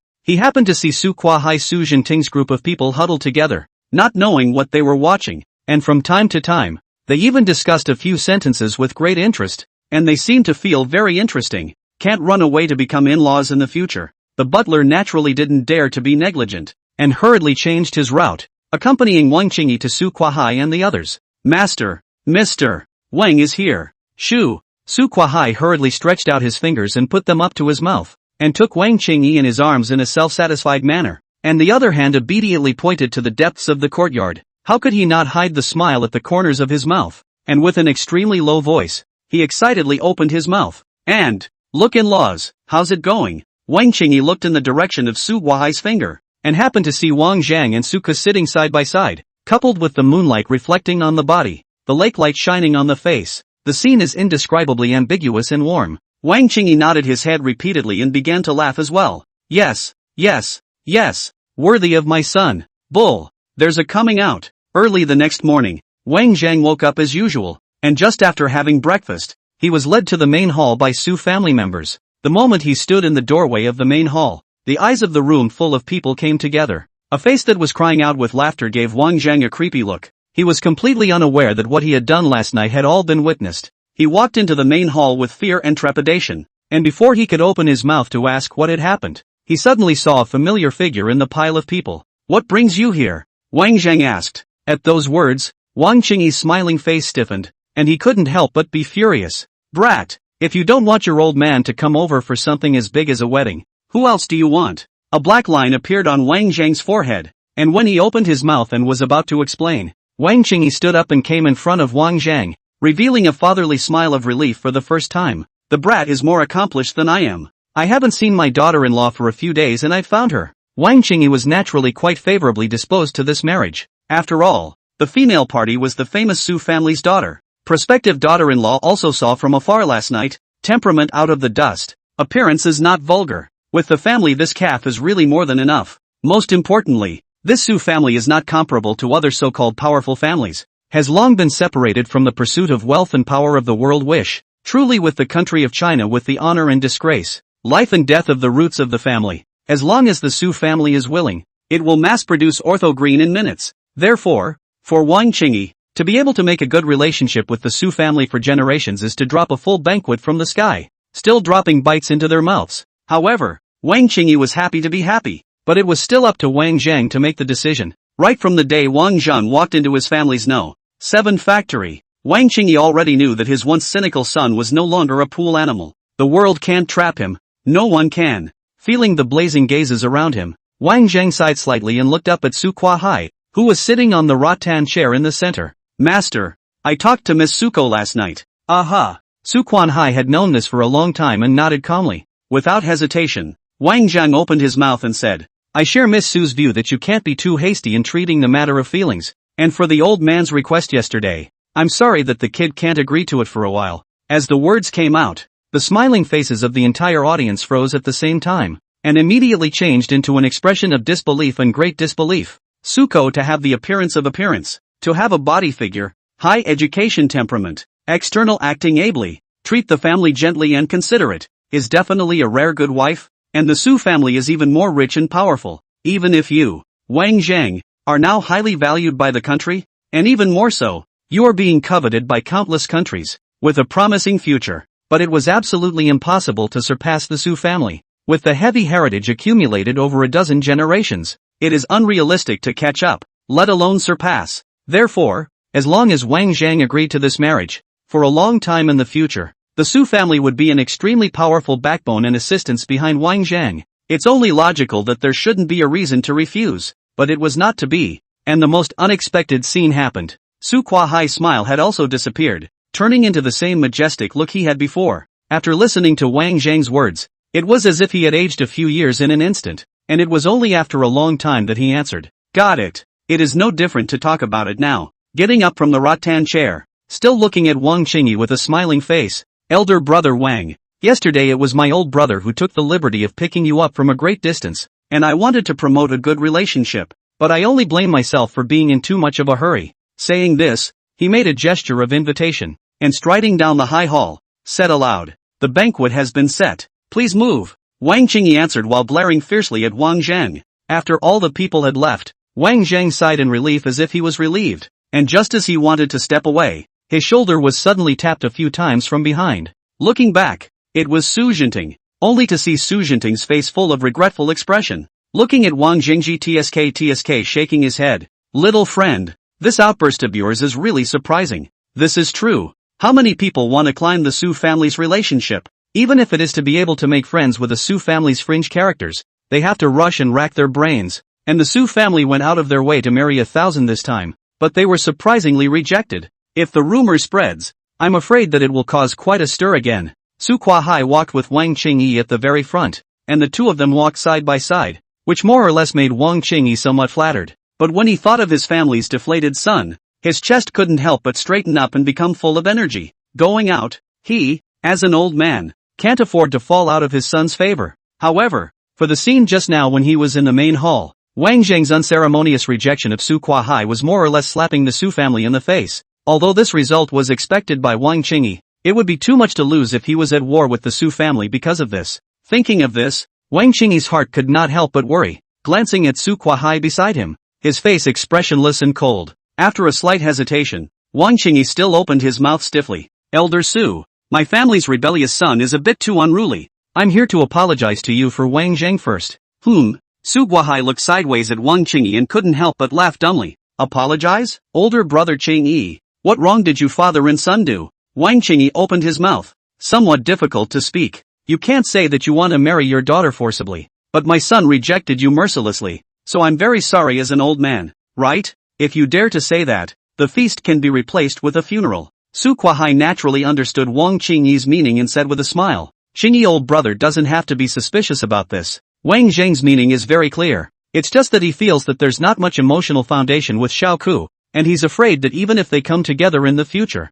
it will be difficult to maintain it. But you and I saw all that last night. Let them have more contact during the week, and the feelings are just a matter of time. Not only did Su Kuai not get angry, but instead he became even more relieved. It's precisely because he didn't agree to the Su family that I feel even more that this kid is not ordinary. With a mountainous chest and a mountainous eye, doesn't tend to be a pushover, understands the trade-offs, can see the long term, and dares to speak up. That's true of relationships, and it's also true of other things. In this age of haste, it is rare to find young people who are so consistent and act in such an unassuming manner. Speaking of this, Su Kuai, as if he had not given up on Wang Zhang's granddaughter-in-law status, slowly uttered a supreme evaluation that had never appeared in his mouth before. This son has a great future. There were some words that Su Kuai, due to his face, didn't have the heart to say after all. Even if Wang Zheng can't be the son-in-law of the Su family, the Su family is happy to be with Zhengqing, with Wang Zheng, to make a good relationship. Inside the banquet room, a long, narrow square table was placed in the center of the hall, with the rest of the people sitting on either side of the table, except for a chair at each end. One of the two ends is the guest of honor, Su Kuai. One is the main guest, Wang Qingyi. I thought that Wang Zheng had rejected this marriage, and that getting along with Su Ku might be awkward, but I didn't expect that the two of them would be quite familiar with each other, and they even greeted each other when they met, and then they sat down together in a smooth manner. When the rest of the people saw this, their faces couldn't help but look a little odd, especially Su Kuai and Wang Qingyi, who nodded deeply and smiled at each other. The party was cordial, with a crowd of people talking and laughing, only everyone's mind was not on the banquet. Their eyes drifted, glancing in the direction of Wang Zhang and Su Ku from time to time. Raising his eyes, Wang Zhang did not know what he was whispering to Su Ku again, from time to time amusing Su Ku to cover her mouth and gently laugh, and then give Wang Zhang a pouting blank stare. The rest of Su's family looked at such a cozy scene and couldn't help but show the comforting smile of an old mother. Su Jinting, on the other hand, was sorry for a good while. These two juniors obviously got along so well. How come they didn't want to agree to this marriage? When the atmosphere was in full swing, the butler walked in quickly and leaned over to whisper a few words in Su Kuai's ear. He also didn't know what was said, which directly made Su Kuai put away his smile. In the next moment, a slender figure came through the door, and after glancing around, he laughed. And, so lively? Thought I was late. Seeing the visitor, all of them immediately stood up from their chairs and opened their mouths in awe. The elder Yuan Chongjin responded while pacing to Su Kuai's side, pulling a chair over and sitting down nonchalantly. Su Kuai really didn't treat his academician in-laws very well, and with a cold grunt, he said, "What are you doing here? I don't think I called you, did I?" Yuan Chongjin didn't care, took the cutlery handed by the bystanders, picked up the chopsticks and started to move. "It was without calling me, and didn't I come without informing you? We're even." Put. The rest of the group almost laughed out loud when they heard that. The old man and the old man many years ago, because of the work at that time, each other do not see eye to eye, coupled with that time is young and vigorous. Mouth and hands are common things. Don't look at Yuan Chongjin as an intellectual, but he is not ambiguous when he moves. Su Kuai is worried about Yuan Chongjin's small physique, afraid to give him a hard hand to dry, but Yuan Chongjin is not afraid of top Su Kuai's fists on the fight. The mouth also cursed, a live not live. Two people do not deal with, but the children at home to see the right eye, first hidden from the family to come together, and so Yuan Chongjin and Su Kuai found, has already been cooked into a cooked rice. At the same time Yuan Chongjin made his mouth crooked. Su Kuai was so happy that he opened a bottle of good wine to celebrate overnight. Now older, naturally, cannot move with the children as if the war. The mouth also refused to be idle. A meeting on the top of a few sentences, must be divided into a high and low cannot be. When Yuan Chongjin took his seat, the others were more or less unable to let go, and spent the whole time watching Yuan Chongjin and Su Kuai in a war of words, back and forth. In the end, he was a connoisseur of cursing, practicing for so many years had not been in vain, and the words in his mouth were one after the other, completely without repetition. Even when the party was over, the two refused to stop. Su family members seem to have been familiar with this scene for a long time. There is no intention to come forward to persuade the fight. The banquet is over and then slipped away on their own. After eating and drinking, Wang Zhang is also ready to leave, not waiting to walk out of the door, suddenly called by Yuan Chongjin behind him. Seeing that the people were almost gone, Yuan Chongjin got up from his seat, gently tapped Wang Zhang on the shoulder, and said, "The Chinese fleet has landed." Wang Zhang froze for a moment, then returned to normal. According to China's current strength, even if the Baga called what the Asian hegemony, what the world's power, are all nonsense. 5 days had passed since the Baka opened fire first to cause the war, and 5 days to crush the Baka fleet had actually exceeded Wang Zhang's 3-day prediction before that. In the end, It was still China that kept some of its strength in reserve in order to hide it. If you have to ask whether it was intentional or careless, it was inevitably intentional and careless. With business out of the way, it's time for personal matters next. Yuan Chongjin nudged toward the seat where Suko had sat, and smiled at Wang Zhang and said, "How's it going? Seeing you sitting with Coco, is it a done deal? Become an ass." Su Kuahai is cursing behind him. "It's really bad luck for the heir of my Su family to get involved with an old man like you." Yuan Chongjin was not annoyed, and returned the favor by saying, "If we tick off the Su family, Coco might even be a little better." "Old man, you haven't made a move in over 10 years. You're itching again." Wang Zhang listened with a helpless look on his face, and hurriedly stood in the middle of the duo, attempting to stop the increasingly tense atmosphere. "Elder Yuan, you can't have come here specifically for this, can you?" "Naturally not." Yuan Chongjin shook his head and said, "Remember Changshi Zhang?" Wang Zhang hummed. "Of course, how can you not recognize the president of your own university? I was approached by the mayor of Jihai City the other day to commission you to return to your alma mater to give a brief speech."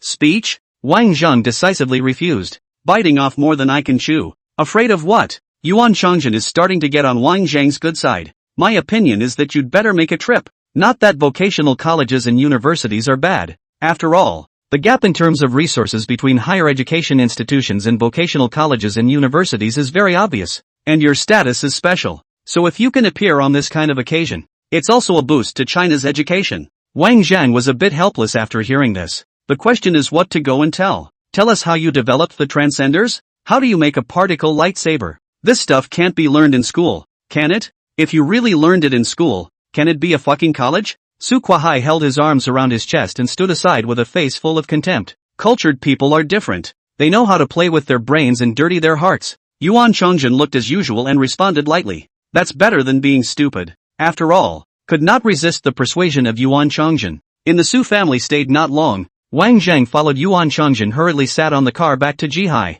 Wang Qingyi wanted to follow and leave, persuaded by Su Kuahai to stay behind, threatening to do a good job as a landlord to this prospective in-laws of his family. Back to the school that has been separated for 3 months. Not waiting to come to the school, Jihai City through the road inserted a lot of small red flags, is flying in the wind, by the vividness of its color. It must have just been plugged in not too long ago. Wang Zhang couldn't help but feel a little alarmed. If this was prepared for himself, what would he become? With a worried glance at Yuan Chongjin.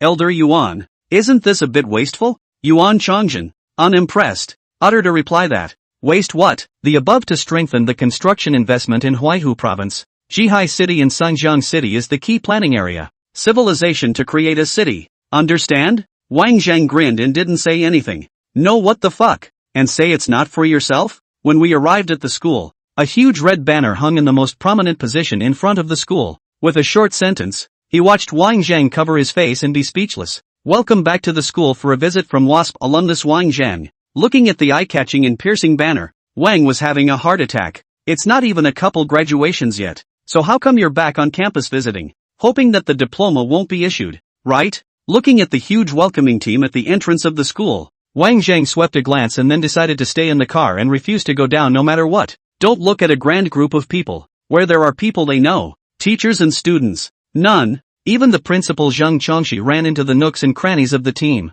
Is this a school presentation? It's a fucking academic exchange, isn't it? Seeing that Wang Zhang found out the clues and refused to get off the car, a few human elites at the front of the line immediately made a color and shoved Zhang Chongxi and his party at the back out. How dare Zhang Chongxi not be happy? His face is going to smile out of flowers, and quickly and cheerfully went to meet Wang Zhang. His own school had produced such a marvelous big shot, it was inevitable that he would follow the light. There's no telling what day in the future this school will be able to follow the specialization. In the past, it was all about schools advancing up the grades and students following the pheasants. One person taking off with a school is really the first time I've heard of that. Student Wang, welcome home. Zhang Chongxi showed great enthusiasm and personally opened the car door for Wang Zhang. Seeing this situation, although Wang Zhang is reluctant, but also helpless to get out of the car, looking further into the distance, one could vaguely see a few familiar figures. It was just that these people had strange faces and only stood watching from afar, without the slightest intention of coming closer to exchange pleasantries.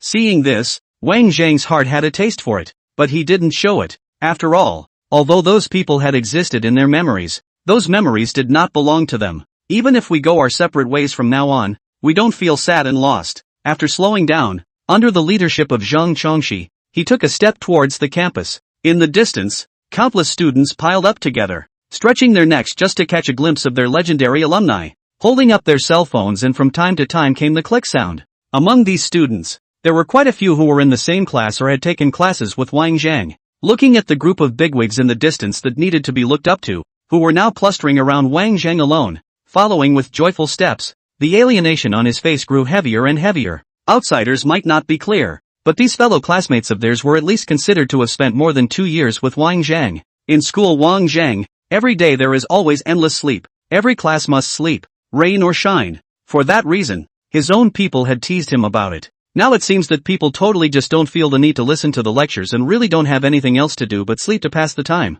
To state an indisputable fact, more than 70% of the students in vocational schools are swinging for the fences. Because of their failure in the college entrance examination, they subconsciously label themselves as losers. Anyway, it's a long road ahead, and in this life, I'm just going to get by. But just today, everyone was looking at the figure in the distance. The top slacker who used to huff and puff in class and not do his homework or activities. Yes, he's glowing. The light shines through the eyes of all the students, straight to the heart. For a moment, a throbbing came from the hearts of all the students, and a thought came to them. Why can't I be the second? The light from when I was a teenager is back on. Wang Zhang walked on the road of the campus, not yet realizing that because of his arrival, this school had undergone a radical change. Arriving at the door of the largest lecture hall, he glanced inside through the window and realized that the seats in the large classroom were already filled except for the first 2 rows, which were empty. In Wang Zhang's memory, this classroom has never been open except for the first class of orientation every year. After all, it really doesn't sit well. And in today's classroom, not only was it full, but it was even a little too full to sit in. Many people were carrying benches and sitting at the end, and even the aisles were crowded with people. Before walking into the classroom, Wang Zhang tugged over Zhang Chongxi and whispered, "Principal Zhang, take off the banner in front of the school." Zhang Chongxi froze, and was puzzled when Wang Zhang continued to speak again. "It's just a nomination. It's not good to spread the word about academicians when the approval hasn't even been given." Upon hearing this, Zhang Chongxi understood and turned his head to look deeply at Wang Zhang. Truly worthy of being the youngest recipient of the highest honor in scientific research in the history of China and even the world. The humility and erudition are admirable. What a bad influence. Simply understated. Without moving, he waved his hand, and the man beside him instantly understood, and hurriedly called up a few people, and trotted toward the entrance of the school. The moment he walked into the classroom, everyone stood up in unison, and instantly there was a thunderous applause, like a wave that lasted forever. Taking advantage of this time, the group of people who had followed Wang Zhang to the classroom earlier took their seats in the first 2 rows. Seeing the group of bigwigs take their seats, Zhang Chongxi hurriedly raised his hand to signal silence. When the applause cleared, rushing to the microphone in front of him, he said aloud, "Teachers, students, today we have the honor of inviting our alumnus, Mr. Wang Zhang, back to school to give you a communication speech. Please applaud and welcome." The words were followed by another round of intense applause in the classroom. Zhang Chongxi knowingly walked off the podium, leaving Wang Zhang alone to play. Wang Zhang opened his mouth and touched his pocket again. Yuan Chongzhen's speech that he said before did not materialize. But you can't play wide-eyed with a bunch of people when you're here. Hello class. Looking at the first 2 rows of a vicissitude of old faces, this classmates called a little bit against their will. It seems that the internet and public opinion have rumored me to be a bit of a god, but in the end, I'm just an ordinary person. Having said that, he hastened to add that, but only in certain areas. Slightly, the classroom was quiet, listening intently to Wang Zhang's opening speech. Nay, the ink in Wang Zhang's stomach was already used up and could not be squeezed out anymore. Seeing that the scene is about to get cold, Wang Zhang had a bright idea and changed his style of conversation. "We're all classmates, so I won't bother with all the mundane niceties. This is my alma mater, and I'll definitely do my best to return the favor and build her up. And I hope to make the school a better place with a small contribution. Since this is a networking session, feel free to ask me questions, some basic questions, and if I know anything, I'll be sure to answer them." After the words were said, Wang Zhang secretly sighed with relief in his heart and couldn't help but sigh at his own resourcefulness. "I don't know what to say, so I'll give a lecture. Just explain a few basic theoretical knowledge, and drag him for 3 or 2 hours is not easy to do?" Wang Zhang was still smug, not noticing the gradually perverted smiles of the people in the first 2 rows of the stage. A man raised his hand, and at Wang Zhang's gesture,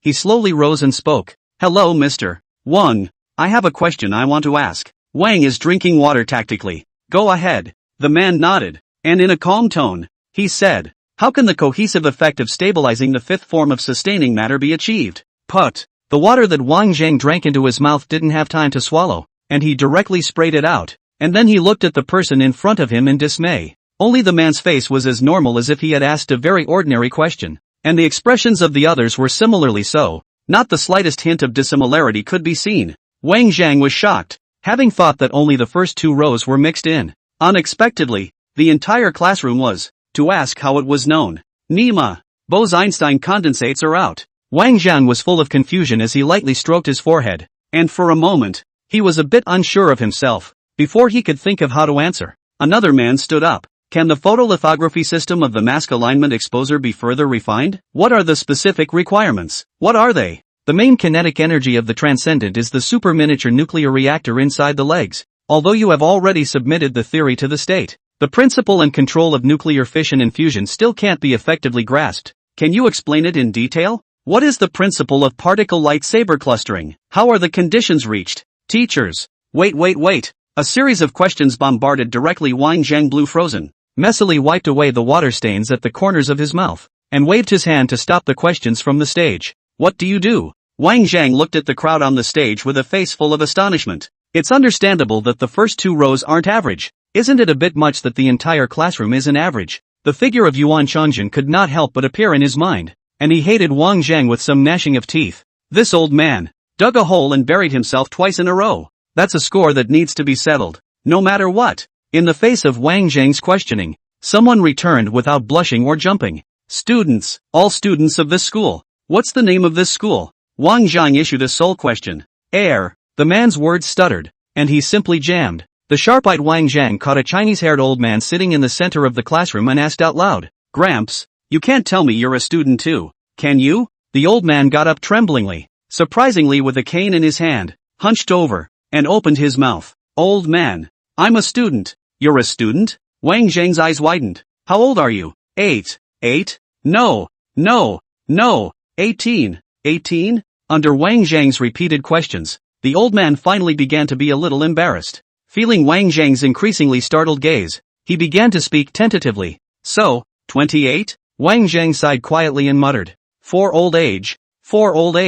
No more attention was paid to the stammering old man, and only one sentence remained. Sit down, old man. Don't blackmail me if you fall here. Lost in thought, he returned to the podium, looked at the crowd, and said, with a helpless face, acting, at least look like something, even if you put on makeup. Pointing to the multitude of old men in the crowd, he added, you call this a back-to-school speech? How dare you guys think of that? However, Wang Zhang was not annoyed. Instead, he felt that this was a good opportunity to strengthen the country's power. As a superstar with arguably the greatest international influence at the moment, he is bound to be closely watched by other countries wherever he goes, even in China, which had the reputation of being the safest country in the world. The fact that he had suffered 2 assassinations in just 3 months showed that there were countless pairs of eyes in the dark staring at him all the time. In this case, one would not dare to speak publicly even if one had the desire to teach. Although science has no borders, Wang Zhang also looks forward to the Earth as a whole to achieve the leap of star civilization. But scientists have borders. May I ask which country does not want to be the first to become bigger and stronger? Doesn't it want to become the second world hegemon after Eagle Jam? Seemingly peaceful, but in reality, the dark current has long been raging. You catch up with me and fight fiercely. So in the way of the tense international situation, was still in a stalemate. Once because of their own and break the balance, the consequences can be described as serious to the extreme. At that point, one would be a sinner for the ages. On second thought, it is still the first rise of China that is most important. Today's trip to my alma mater gave myself just such an opportunity. Glancing up at the classroom door, a large group of people were picking their heads up and peering curiously into the room. Zhang Chongqi was worthy of being a patriarch who had lived in the officialdom for a long time, and he understood Wang Zhang's meaning with just one look. Waving at the person next to him, he whispered a few words in his ear. The man at his side nodded and rose, closing the classroom door before turning on all the lights in the room, pulling the curtains on each window tightly in the process. At this point, the large classroom was completely closed off,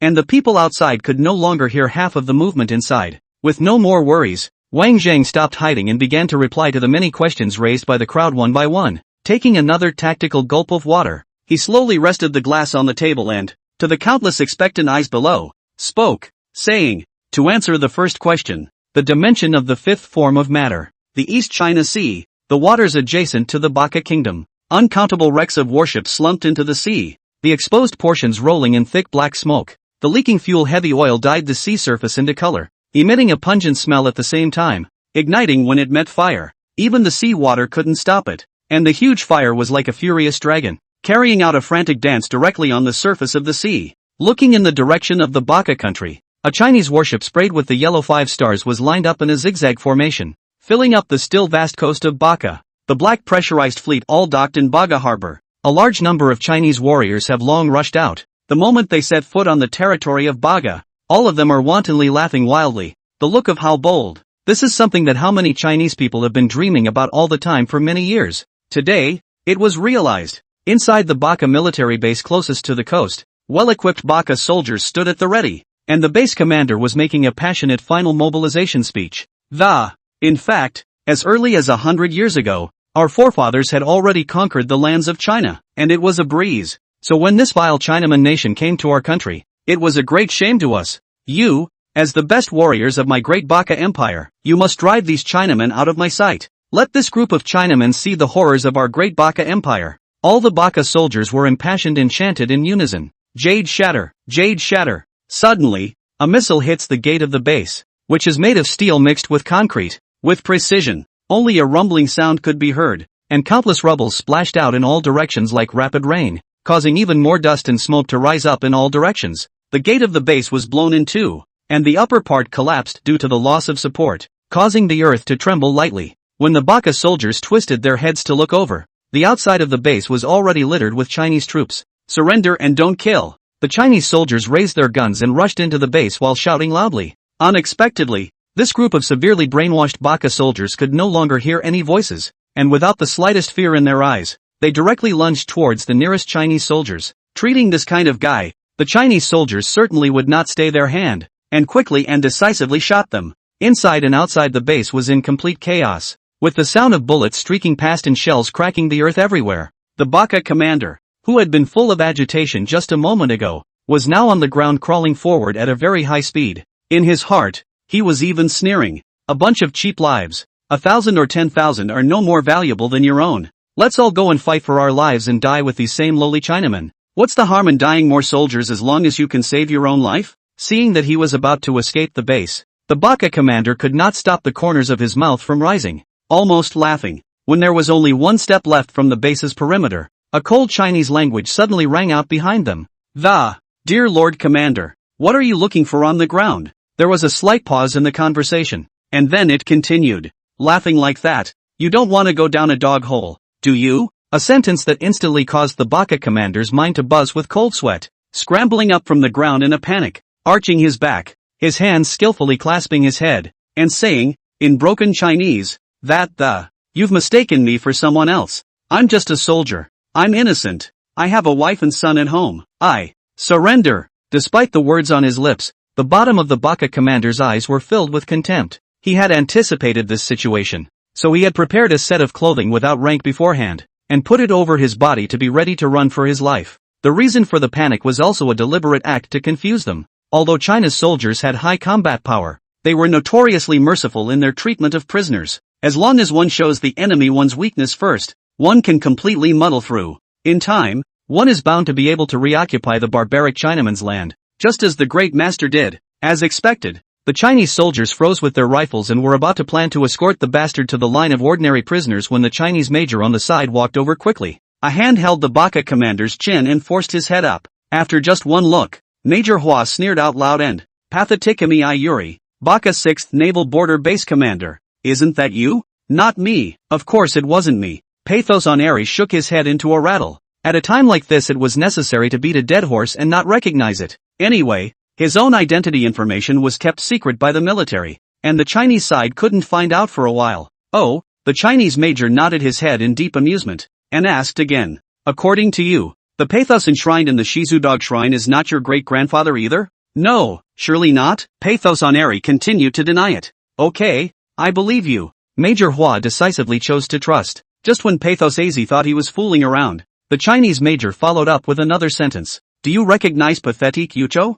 Pathos on Aries' reaction was so quick, His own Taifu was notorious internationally, but in the Baka country that is treated as a legend. There's not a single person in the whole of Bakaland who doesn't recognize it. If one denied it, wouldn't that be a disguised admission that one was deliberately concealing it? Without the slightest hesitation, Pathos Airy immediately nodded his head. The Chinese major looked with burning eyes at the Pathos on AI and continued to pursue the question. So what do you think of this guy? At those words, Pathos on Airy first froze, and his mind began to spin rapidly. As a generation of famous generals of the Baka kingdom in those years, he was highly successful in battle, and was a legend that many people in the Baka kingdom pursued all their lives. But the pathos on the AI Dayhard is very clear. His grandfather's great war all is the massacre of unarmed Chinese people to save up. The so-called legendary and famous general is an unforgivable demon in China. Thinking of this, Pathos on Airy did not hesitate to say, war criminal Pathos on Ho. Worse than a dog or a pig, a dead son or a dead grandchild.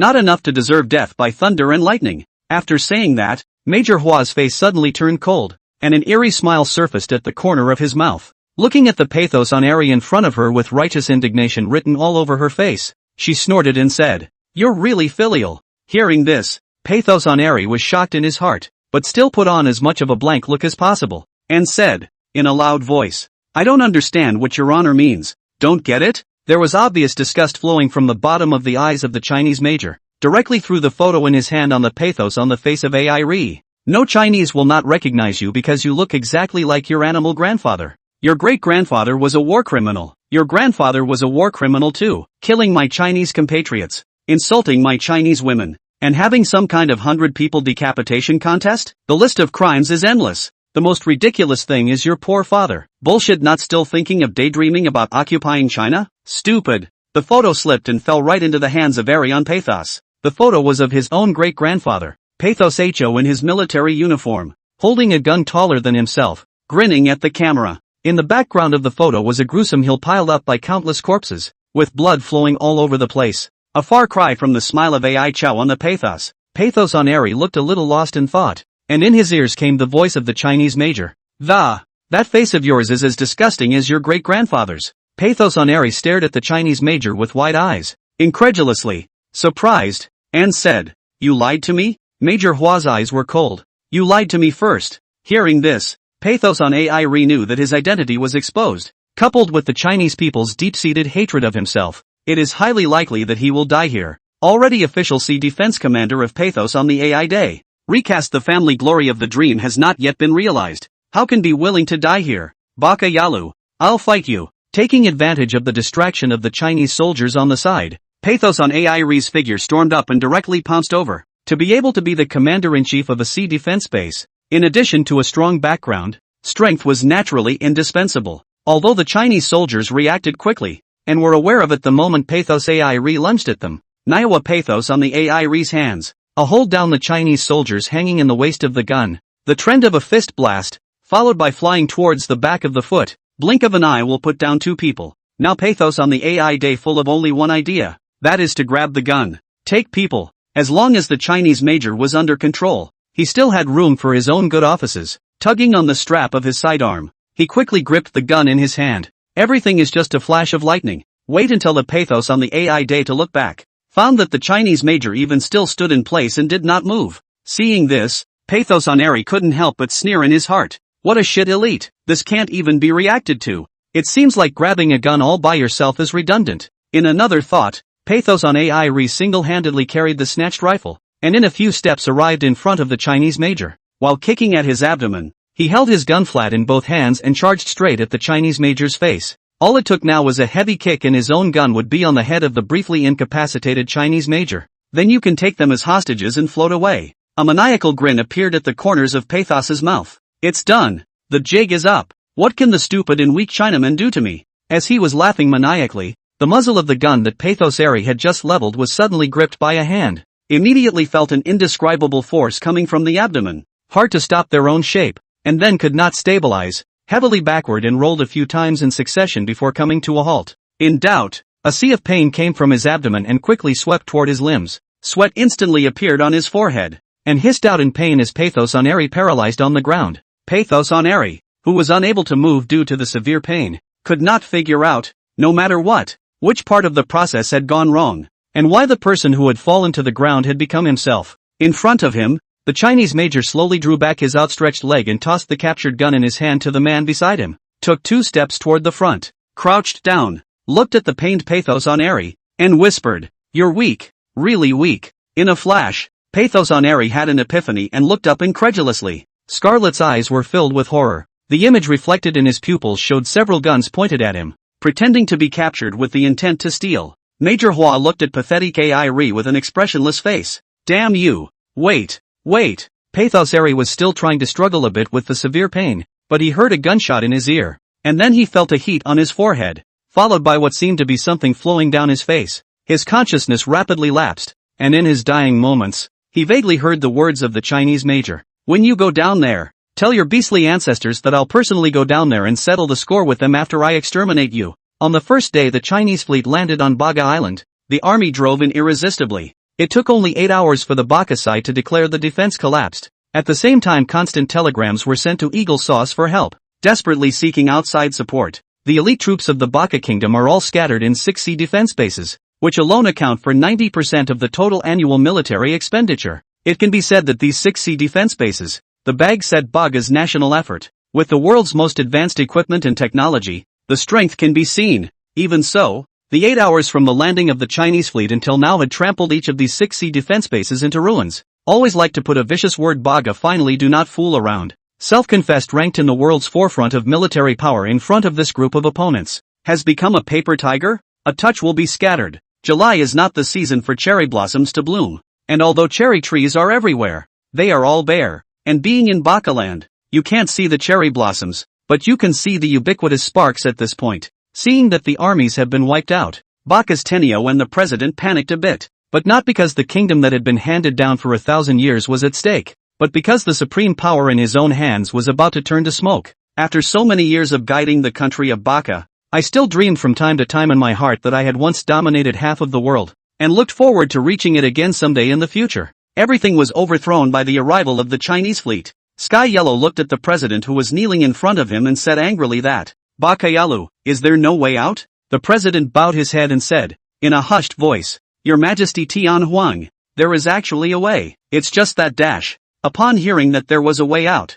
Tian Huang directly ignored the second half of the sentence and hurriedly interrupted, saying, "What way? Speak quickly, anything to get that bunch of Chinamen out of there." The president, after a moment of slight silence, said slowly that, "Distribute weapons to the nationals, and at the same time, they can make up a great deal of propaganda to publicize the evil deeds of China. Use public opinion to inspire them to be evil to China, and let the nationals launch suicide attacks on Chinese soldiers, and there may be a ray of hope." With that said, the president's already lowered head almost hit the ground, mentally preparing himself for a scolding. This kind of unconscionable thing is hopeless. The expected voice of rejection did not appear. The high seat of the Sky Yellow Two Eyes, surprisingly grinning, full of joy, said, "Good, how exactly? Tell me." The president looked up in surprise and looked at the smiling Tian Huang in front of him, and was not emboldened. "Is this still the same benevolent heavenly yellow who loves the people like a son? How can you laugh when you let your own people go to their deaths? Not even a mental note?"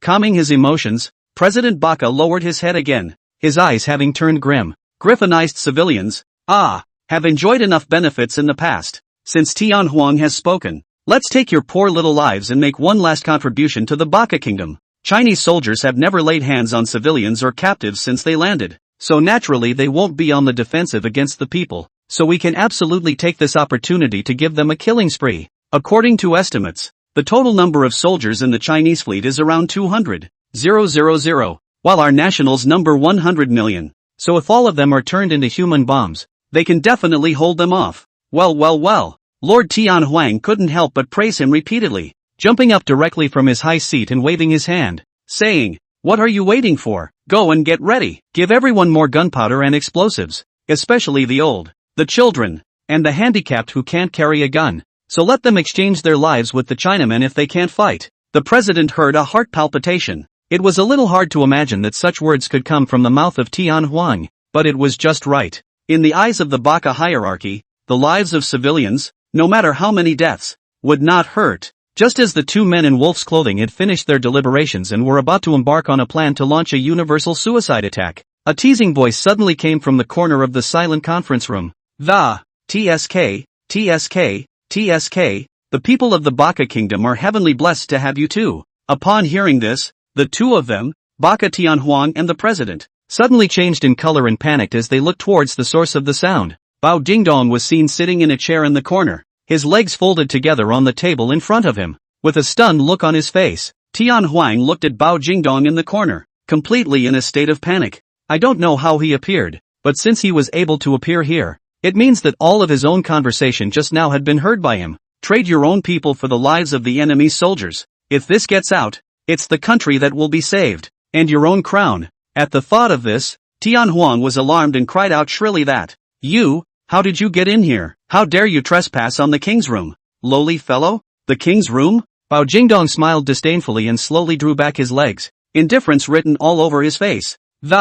I'm sick of you kowtowing and recognizing me as your master, and you still have the face to be condescending and bossy? When the words fell, Bao Jingdong stood up abruptly, his expression suddenly changed like a diamond's furious eyes, and with a majestic voice, he shouted, "On your knees!" Thud sound. In front of the symbol of the highest power of the Baka Kingdom of two people, immediately by Bao Jingdong's rebuke scared two legs soft, directly kneeling on the ground, behind Bao Jingdong, where the light couldn't find him, a circle of light was attached to the wall, a mesmerizing halo slowly overflowing. When he looked closely, countless figures were gathering at the other end of the circle of light. Space Interceptor. Only to see Bao Jingdong wave his hand, countless loaded Chinese soldiers rushed out, their icy cold guns aimed at the two kneeling on the ground.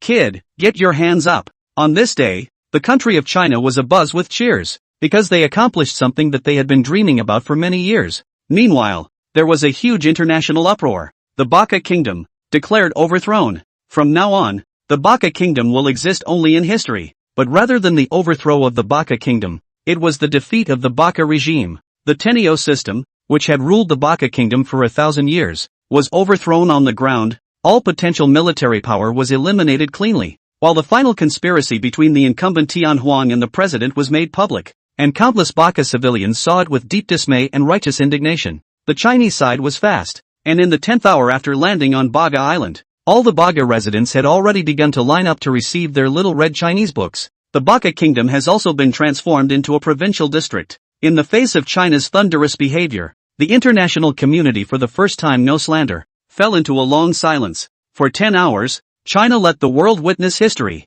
and, of course, making Baka history, as the most luxurious and grandiose hotel in China. It is also claimed that the only two super hotels in the world that can reach 11 stars, the Immortal Palace. Even if the president of a country visits China for a banquet, he may not be able to book an exclusive suite from here. Today, however, it was extremely lively. The entire hotel had been chartered, and celebrities from all walks of life from all countries had gathered. If you look closely, although it is the main field of China, but in fact, Asian faces only accounted for a small part, the vast majority of blonde hair and blue-eyed foreigners. As far as the eye could see, none of these foreigners were at the top of the world's pyramid, and any one of their faces was an existence that could make half a continent tremble with the movement of a foot. Because of the presence of so many giants, it made all of them no longer dazzle and shine like a cluster of stars intermingling. To know that these people are already standing on the peak of the world, the matter of socialization is simply useless. It is simply impossible to imagine what on earth can make these people gather here,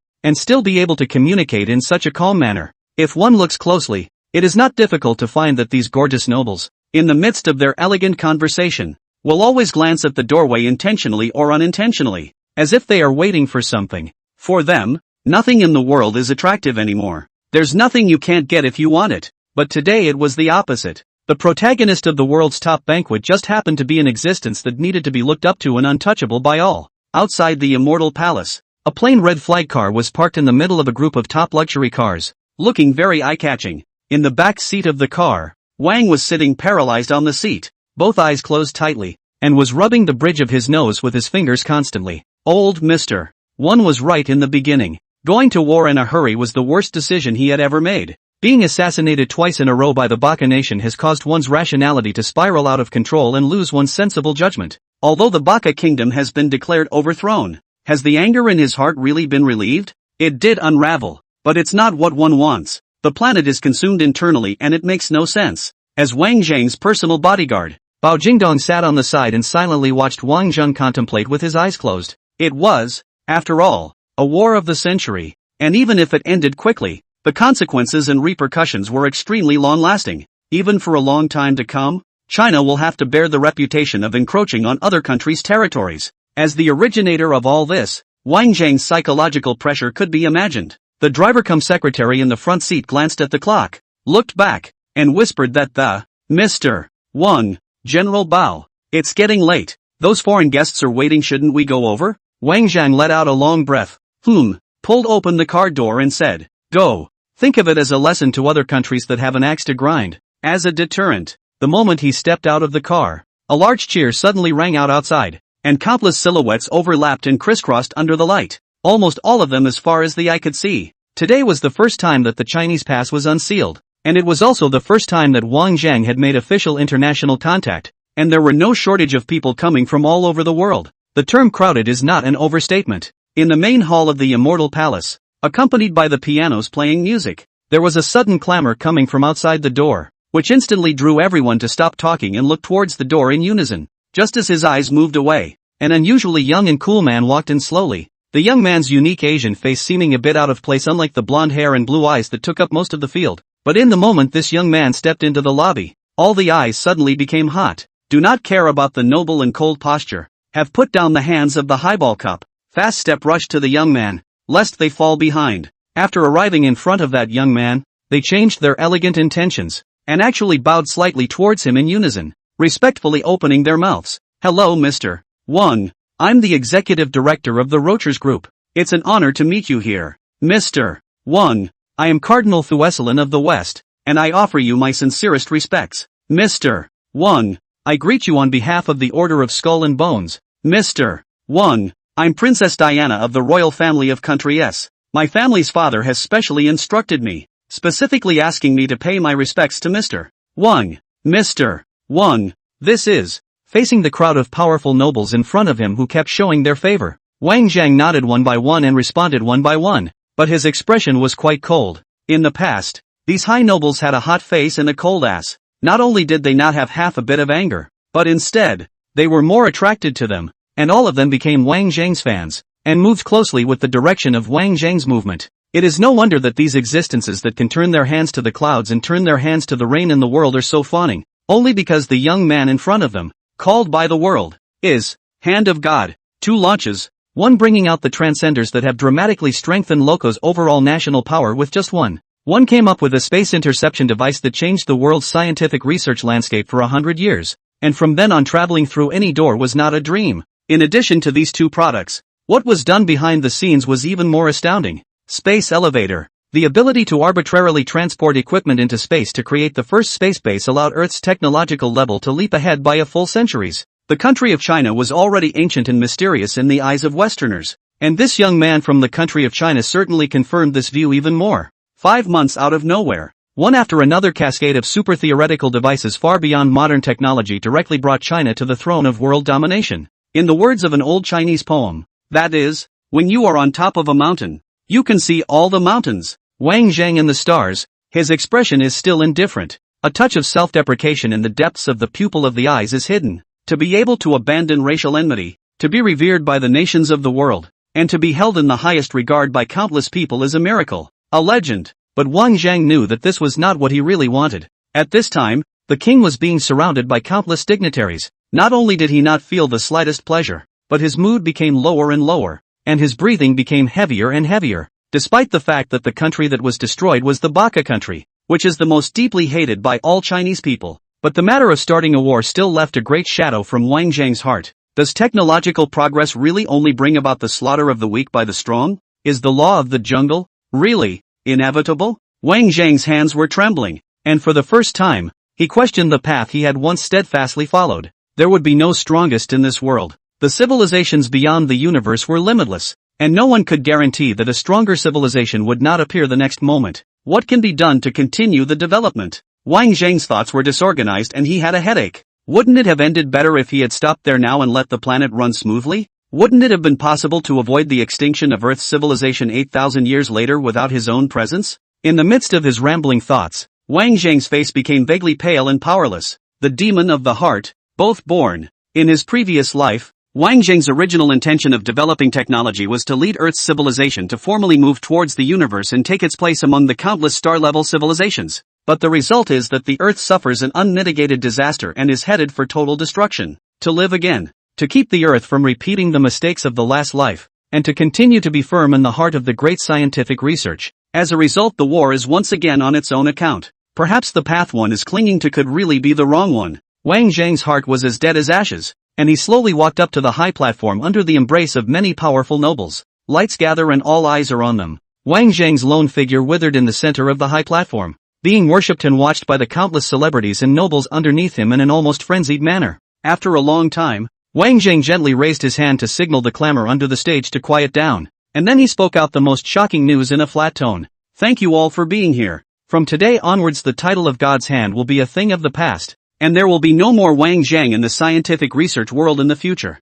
The words were soft, but they were like a heavy hammer hitting the hearts of everyone in the room. For a moment the entire room fell into dead silence, and a look of dismay appeared on everyone's faces. Someone asked in an incredulous tone of voice in a whisper, "Wang, Mr. Wang, what do you mean by that?" Wang Zheng's expression was as usual as he responded, "As of today, I am withdrawing from the scientific research community." This word, the whole scene immediately set off a clamor. Some people are terrified. Some people cried out in pain. Some people screamed in fear, not as if it caused an uproar. The people who can participate in this banquet have both status and prestige. If not for this trip to see Wang Zheng, the president of an ordinary small country is afraid that they cannot be invited. However, after coming here, this has just met Wang Zheng for the first time, and has not yet found the opportunity to get close. Suddenly came such a heavy bomb? Exit? Master, you're only 18. The average person only graduates from high school. So what kind of a degree are you getting out of? The people who filled the room no longer had the decent demeanor they had before,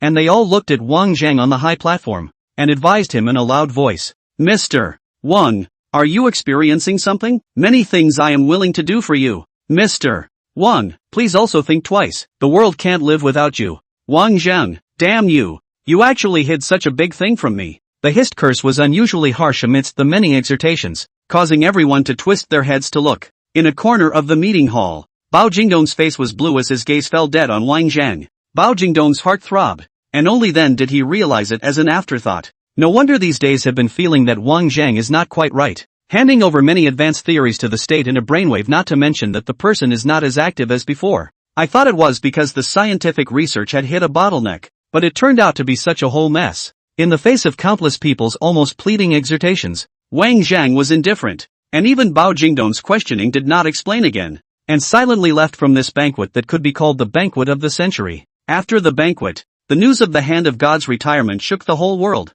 and all kinds of news swept across the sky, as if it had detonated 10,000 ZAR bombs, making the whole world cry out in sorrow, because they knew that today's Earth was without Wang Zheng, and the level of technology had gone back many years. 3 months have passed since Wang Zheng announced his retirement from the scientific research community. The people who were still expecting something were gradually disappointed, and it seemed that what Wang Zheng said at that time was true, and he had completely left the scientific research world, no longer going to study any advanced theories and technologies. Sangjiang City, Zhengqing Group Factory. Damn brat, the high-precision mechanical arm that I just spent $6 million on. You say you'll dismantle it for me? Wang Qingyi chased after him with his palm raised, and Wang Zheng ran in front of him holding his head. Wang Zheng is running and yelling back, "It's not broken, let's see what's wrong." "It's not broken?" Wang Qingyi was even more enraged at the sound of it, and he couldn't help but chase a few points faster. A large mechanical arm 7 or 8 meters long, dismantled into parts all over the place. "And you're telling me it's not broken?" That's where the manufacturer comes in and is afraid to freeze and then shake his head straight. The person in charge of the factory sighed helplessly as he looked at the father and son duo who were running in the surveillance screen. How is it that two people who usually seem to be obviously very serious and proper behave so superbly when they are doing their business? Who would believe that the guy in the picture, with a mouthful of damn and a serious tendency to violence, is the chairman of the largest integrated tractor manufacturing and selling factory in China? And who would believe that the other guy holding his head in his hands was the super genius who had once triggered countless countries to scramble to reach the achievement of the youngest academician in China? It is true, like father, like son. After packing up Wang Zheng, Wang Qingyi's residual anger has not yet disappeared. Lying on the sofa with his eyes closed, but also did not forget to charge Wang Zheng in front of him to instruct a mouthful of, "Just give you 3 hours, hurry up and assemble it for your labor." 3 hours? Wang Zheng grunted. You might as well get it again. Wang Qingyi abruptly sat up from the sofa. I'm damn dash. Frightened, Wang Zheng hurriedly ran out in a huff, dropping a sentence before leaving. Okay. 3 hours. After Wang Zheng left, Wang Qingyi couldn't help but hum a little song with some complacency and lay down on the sofa to doze off. Such a fast day. The 3 hours requested by Wang Qingyi was not used. Under the spectators of the factory's employees, Wang Zheng used only 5 minutes to assemble the mechanical arm back in one piece. It also incidentally removes the restrictive movement inside. After doing so, Wang Zheng walked out of the factory with nothing to do. In my last life, I spent all my time on scientific research, and now that I'm suddenly free, I'm still a bit at a loss as to what to do with this extra time. As soon as he stepped out of the factory, a scruffy man squatting in the doorway heard the commotion, got up and came over with a grin on his face, and, Yo, Mr. Wang, where are you going today? Glancing at Dirtman's stubble-filled face, Wang Zheng pulled a razor out of his pocket and threw it at Dirtman. Can you organize and tidy up? You cannot dress up, but you cannot be so buried, right? How dare you say you've been in the army? The scruffy man hemmed and hawed and took the razor thrown by Wang Zheng. The scruffy man's name is Su Qingshan, 27 years old, enlisted in the military. The reason why he followed Wang Zheng was still Bao Jingdong's consideration for Wang Zheng's personal safety. Although Wang Zheng publicly announced that he had withdrawn from the scientific research community, the heat of other countries' attention to Wang Zheng did not decay as a result. There are still a number of countries that see Wang Zheng as a strategic threat. Even if the Baka Kingdom incident served as a good knockout punch,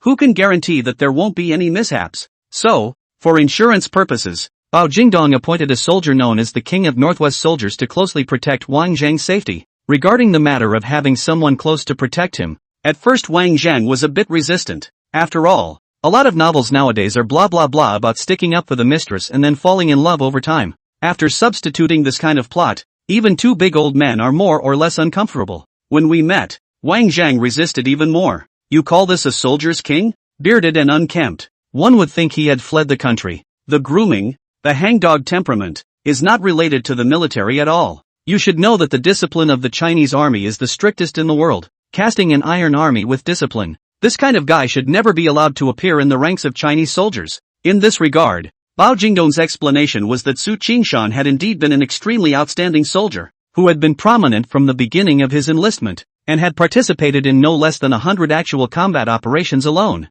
If this progress continues, the future is destined to be bright. Nay, there was some accident in the middle of the road, which led to the fall of a generation of heavenly soldier king, and turned into an old soldier oiler who refuses to get ahead nowadays. Because of his past achievements, Su Qingshan's superiors were unwilling to let him go, and so he muddled on until now. It should be said not to say, but it is a bit of the same disease with Wang Zheng. Two people get along for 3 months, but surprisingly right temperament, a great deal of odor. When he finished shaving, Su Qingshan's face finally showed some fortitude. Wang Zheng sighed and teased, Don't say Green Mountain, call it Barren Mountain. Su Qingshan was unimpressed and said with a raised eyebrow, What is this? Have you heard of the poem? I see the green hills and they are so charming, and I expect that the green hills, when they see me, should be like that. Wang Zheng pointed to the supermarket on the side of the road and said, Do you want me to go buy you a mirror so you can look at yourself and see if it's flattering? Su Qingshan stroked his chin and hemmed and hawed. Not too close, not too far off. The two stood on the street and casually waved down a cab. After getting into the car, Wang Zheng said to the driver, Master, go to Jiangzhou. Ha! The driver and Su Qingshan froze at the same time. Big brother, Jiangzhou is a small 300 kilometers from here. This is a cab, paid by the mile. The driver likewise turned back and looked at Wang Zheng in surprise. I say, little brother, you're giving me money. Upon hearing this, Su Qingshan burst out laughing with joy. It's okay, this guy's family has more money than they can spend and he's worried every day. To Wang Zheng in his last life, distance was not a problem at all when the space interception device was popularized. Spend 3 months at leisure, nearly forgetting it's 8,000 years ago. It's not true that you have money, but you don't have money to burn. Change your tune quickly and say, Master, please go to the nearest Ford store. The cab sped along, because the Zhengqing Group's factory was built in the suburbs, far from the center of the city, so it sent Wang Zheng and the two to the Mercedes-Benz Ford store in a county in Sangjiang City. Standing in front of the Mercedes-Benz Ford store, Su Qingshan was staggered for a while. Mr. Wang is really rich. He even bought a car specifically for the purpose of making a trip, and he actually wants to buy a car when he has so many cars at home. Wang Zheng opened his mouth, and for a moment he didn't think of how to voice a rebuttal. Just as the two were about to go in to look at the car, a young man walked out of the store with his arm around a heavily made-up woman, escorted by a couple of smiling saleswomen behind him. The moment he brushed shoulders with this young man, the strong perfume odor from the voluptuous makeup woman in his arms almost didn't smother Wang Zhang on the ground. After Wang Zhang and Su Qingshan walked into the store, the young man who was walking away realized it afterward, wrapped his arms around the little sister in his arms and jerked his head back, and his line of sight went straight to Su Qingshan. With just one glance, the young man was instantly interested, and immediately strutted back into the store. Before Wang Zhang could open his mouth to ask, the young man took the first step to find the two of them, and after looking Su Qingshan up and down, he opened his mouth and said, "I mean, dude, you're full of food and you're looking for a little car to drive around here?" At those words, Wang Zhang immediately frowned. It's fine for acquaintances to flirt and tease, but how can you talk to a stranger you've never even met? Su Qingshan didn't even look at the young man in front of him. The entire time his eyes fell on the magnificent breasts of the colorful makeup woman. Well, it's really something. It's just a bit of a blank slate compared to this hollow. Narrowing his eyes slightly and looking full of disinterest at the young man, he asked that. "Why don't I tell you what? I'll call you master and you'll give me a car?" The young man froze slightly at that. What's wrong with this guy? Why are you so full of good thoughts? If you want to change a car for a master, I'll shout at him 1,000 times. Without waiting for the young man to open his mouth, Su Qingshan was already shouting out respectfully, "And, master," and with that, he waved his hand at the similarly frozen saleswoman off to the side. "I'll take the car, this gentleman will pay the bill." Wait a minute. The young man was so frightened that he reached out to yank Su Qingshan. "Put your shit on, when did labor promise you that?" "Oh." Su Qingshan had an innocent look on his face. "I saw that you didn't say anything and thought you were acquiescing." "What, can't play? Don't play if you can't afford it. Don't you want to be a grandson if you back out now?" The young man was directly dumbfounded by Su Qingshan's words, and backed up a few steps with his little sister in his arms. Then he slowed down and said with a sinister face, "Stinking beggar, how dare you play smart with me? Do you know who I am?" "I know." Su Qingshan nodded rightfully. "False comparison. You're good." The young man's hands and feet were trembling with anger and, "I'd like to see how you two stinking beggars bought a car today." Su Qingshan didn't think so. "What do you care if I buy it or not? You." Once again, the young man choked, realizing that the unkempt fellow in front of him was unusually sharp with his words, and that he had wanted to have some fun with them. Now it seems that instead of having fun, you're getting disliked yourself. The two are still in a tit-for-tat. Wang Zhenglai came to Su Qingshan with a Mercedes-Benz GLC that had already put on a temporary license plate. Slapping the car door a few times, he yelled at Su Qingshan, come on, what's the conversation about?" The young man was just about to get angry, was driven to the front of the Big Ben again, the whole dumbfounded, watched Su Qingshan get on the car, and then watched this Big Ben leave. I don't know how long it took for the young man to get over his shock, looking at the saleswoman with a face full of dismay and amazement. Why did those two beggars take the car?" The saleswoman replied seriously, "Sir, please refrain from verbally insulting our store's valued customers." The young man was even more baffled. "How long has this been going on and how do you come in one foot and leave the next with your car? If I'm not mistaken, that's a Mercedes GLC, right? Didn't even take a test drive, just shelled out the money and drove away? Is this a fucking beggar? This is a fucking carjacking." The Big Ben with temporary license plates sped down the road, and Su Qingshan sat on the passenger side, shading all the way. "Mr. Wang is bullish. Buying a car on a trip. Wang is always rich." With a Big Ben at his fingertips, Wang Zhang didn't say anything and silently accelerated. Then he lowered the passenger window, skimmed his head and opened his mouth. "Go down." Wrong, brother. The journey to Jiangzhou was not a short one. Even by car it would take 5 or 6 hours. But the good thing was that the two of them lost each other along the way, so the journey would not be too boring. About to pull out of the city and there was a lot of traffic coming and going on the road. Just then, Wang Zhang suddenly raised his head, revealing a grave expression. "What's that noise?" Su Qingshan propped his hand on the car window and casually said back, "Airplanes, can't you hear that?" Wang Zhang's expression was still a bit odd. "Can you hear what airplane?" Su Qingshan's eyes widened as he twisted his head to look at Wang Zhang. "Are you nuts? That's who hears it." Saying that, Su Qingshan couldn't help but freeze for a moment. As someone who had lived in the military area for many years, the lifting and lowering as well as circling sounds of the warplanes were naturally familiar to the point of being unfamiliar. The question is, that's the sound of a fighter jet. Is that the sound of a civilian airliner? Nope. Su Qingshan sat up straight violently and probed out the window. Xinjiang City, as an economic city, is located in the center of the plains of China. surrounded by the neighboring provinces, and has never had a military zone at all. Since there is no military zone, where is this sound of warplanes coming from? The sky was dim and lightless, and when I looked up, all I could see was a gray haze and a constant roar in my ears, but I could never see where the source was. Su Qingshan retracted back into the car and snapped, "Turn around, back to the city." Good thing the Big Ben did not get on the highway. See Su Qingshan suddenly become serious. Wang Zhang immediately turned the car, rushed to the direction of Zhangjiang City. Come on. The dash's speed reached 140 miles per hour, and the scenery on both sides was hard to see with the naked eye, like a picture flying past. Faster! Su Qingshan roared out with all his might. Nay! There was a voice that completely overshadowed Su Qingshan's roar. Looking in the rearview mirror, in the sky behind Big Ben, a pitch-black wingspan swooped down from high above, so fast that it broke the sound barrier directly, eliciting a deafening roar. This wing spreader was the source of those previous sounds, and looking at this stance, it was simply coming at Wang Zhang. Mud! It's a black harrier! Su Qingshan spat viciously. Eagle Jam's side really can't hold back on you after all. A car is only running on the ground. How can it be faster than a flying one in the sky? Only to see that the black harrier fighter swooped down to a certain distance. The two missiles hanging at the bottom shot out, leaving two lines of smoke along the way, and rushed towards the Daban driven by Wang Zhang at an extremely fast speed. Looking at the two missiles that were coming in the blink of an eye, Su Qingshan was so enraged that he directly cursed. And, fuck him, how dare they open fire on Chinese territory? It seems they are determined to go to war. What are the border monitoring radars for? Can't even monitor such a big airplane? In the nick of time, Wang Zhang was surprisingly calm. The transcendent sense of defense against light. Su Qingshan was stunned upon hearing this, and then he instantly understood. No wonder it was able to get past the border monitoring. It turned out that it had cracked the anti-light sensing system on the transcenders. I just didn't realize that it was actually applied to fighters so quickly. It's scary to see the effect, the immediate effect. Seeing that the missile was about to land, Wang Zhang suddenly hit the steering wheel full to the left, causing Daban to veer violently towards the left side, only to hear a boom sound. The highway in front of the Big Ben should be exploded.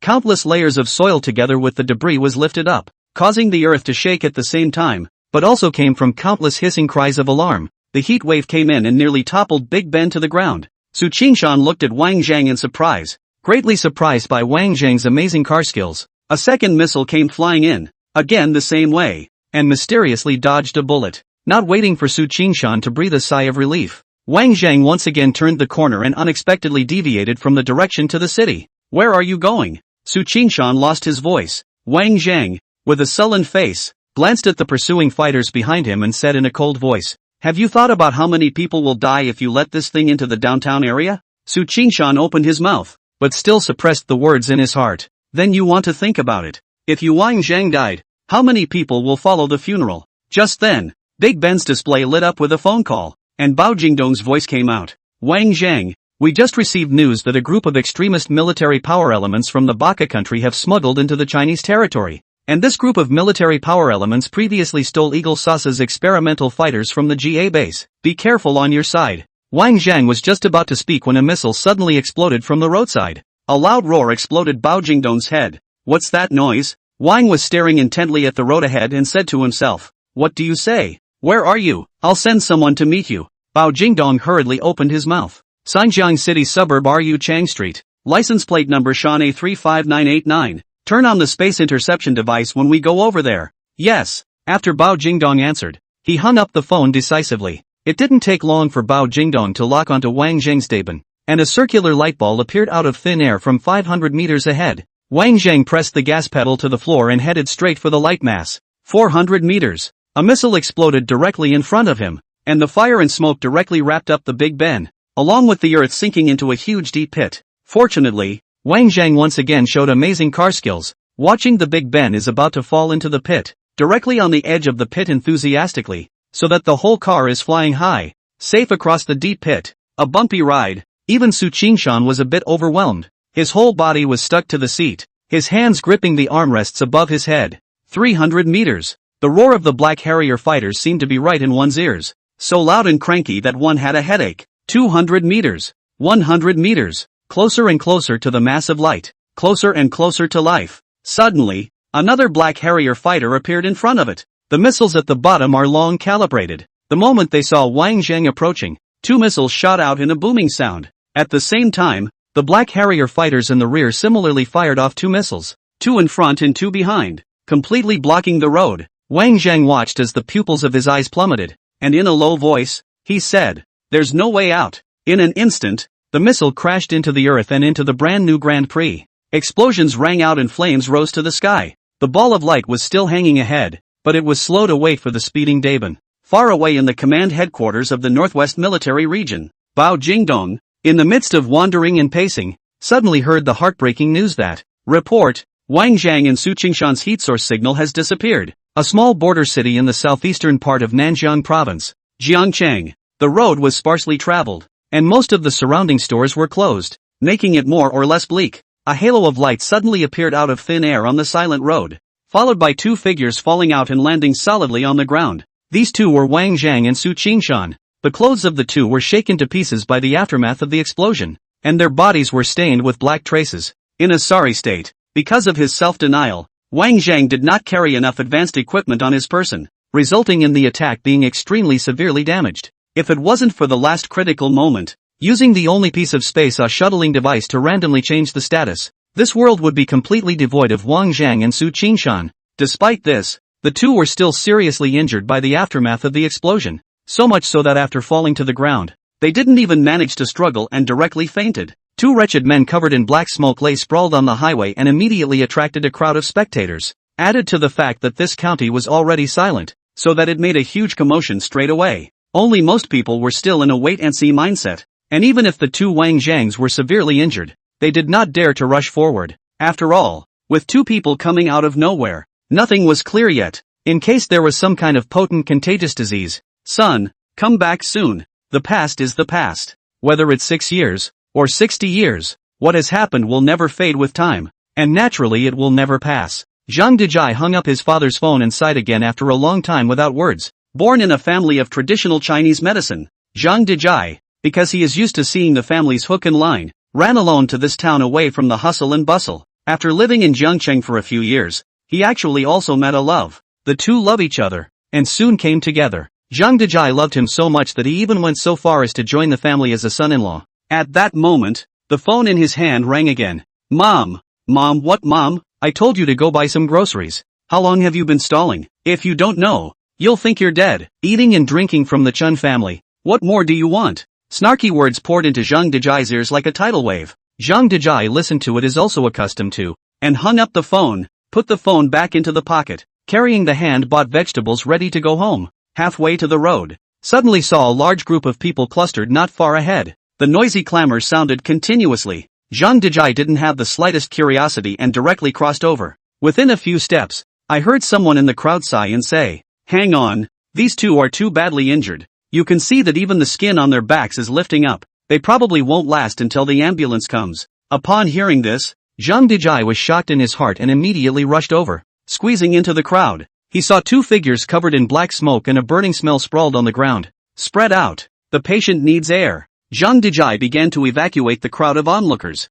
Jiangcheng was not a big city, and there were not many people, so when they saw Zhang Dejai open his mouth, many of them turned their heads to look and recognized him at a glance. The Chen family's door-to-door son-in-law, and the only house son-in-law in River City. What's going on, Deji? You're still healing people, aren't you? Don't make a mess here. That's right, it might have been able to live. But when you toss it, I guess it won't. Go home and serve your mother-in-law. Don't get in the way. In the face of the crowd snickering, Zhang Dejai ignored it and simply pulled out a cloth pocket from his bosom, spreading it out nimbly. Upon seeing the contents of the cloth pocket, all the cold words dissipated, causing everyone to freeze. Inside the cloth pocket were neatly arranged silver needles. Seeing this, everyone was not only secretly taken aback. This superfluous son-in-law is usually unobtrusive, and is called around by his mother-in-law every day, and is made to act like a dog. I thought it was just a soft touch, but now it seems that I was surprisingly wrong. Looking at the silver needle in Zhang Dejai's hand,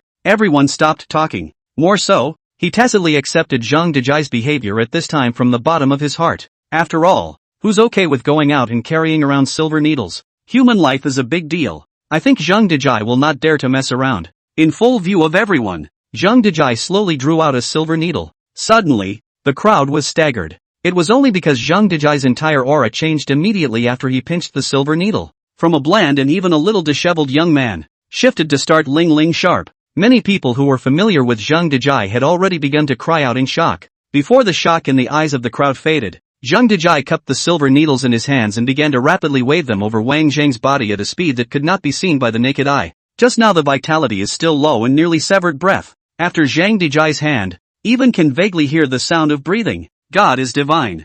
Looking at such a sight, some people in the crowd couldn't help but roar out in amazement, marveling at the fact that Zhang Chang's only door-to-door son-in-law had deep pockets, and that he was actually equipped with such marvelous and miraculous needling techniques. After hanging Wang Zhang's life, Zhang Dejai even repeated the same trick, another burst of silver needles, and successfully dragged Su Qingshan's life back as well. After everything was done, Zhang Yanjie ignored the astonished gazes and continuous questions from the people around him, collected the silver needles and picked up the purchased vegetables and left quickly. After waiting for a few moments, the ambulance that the crowd expected didn't arrive, but instead a convoy of military armored vehicles drove into Jiangcheng. Seeing this scene, the Jiangcheng crowd could not help but be shocked. This frontier town of our own, with no resources, no transportation, and not being able to see a few outsiders all year round, was actually able to lure the army here today. Immediately afterward, a large number of soldiers rushed down from the vehicle. After seeing Wang Zhang and Su Qingshan on the ground, they immediately rushed and carried them back to the car with 7 hands and 8 feet.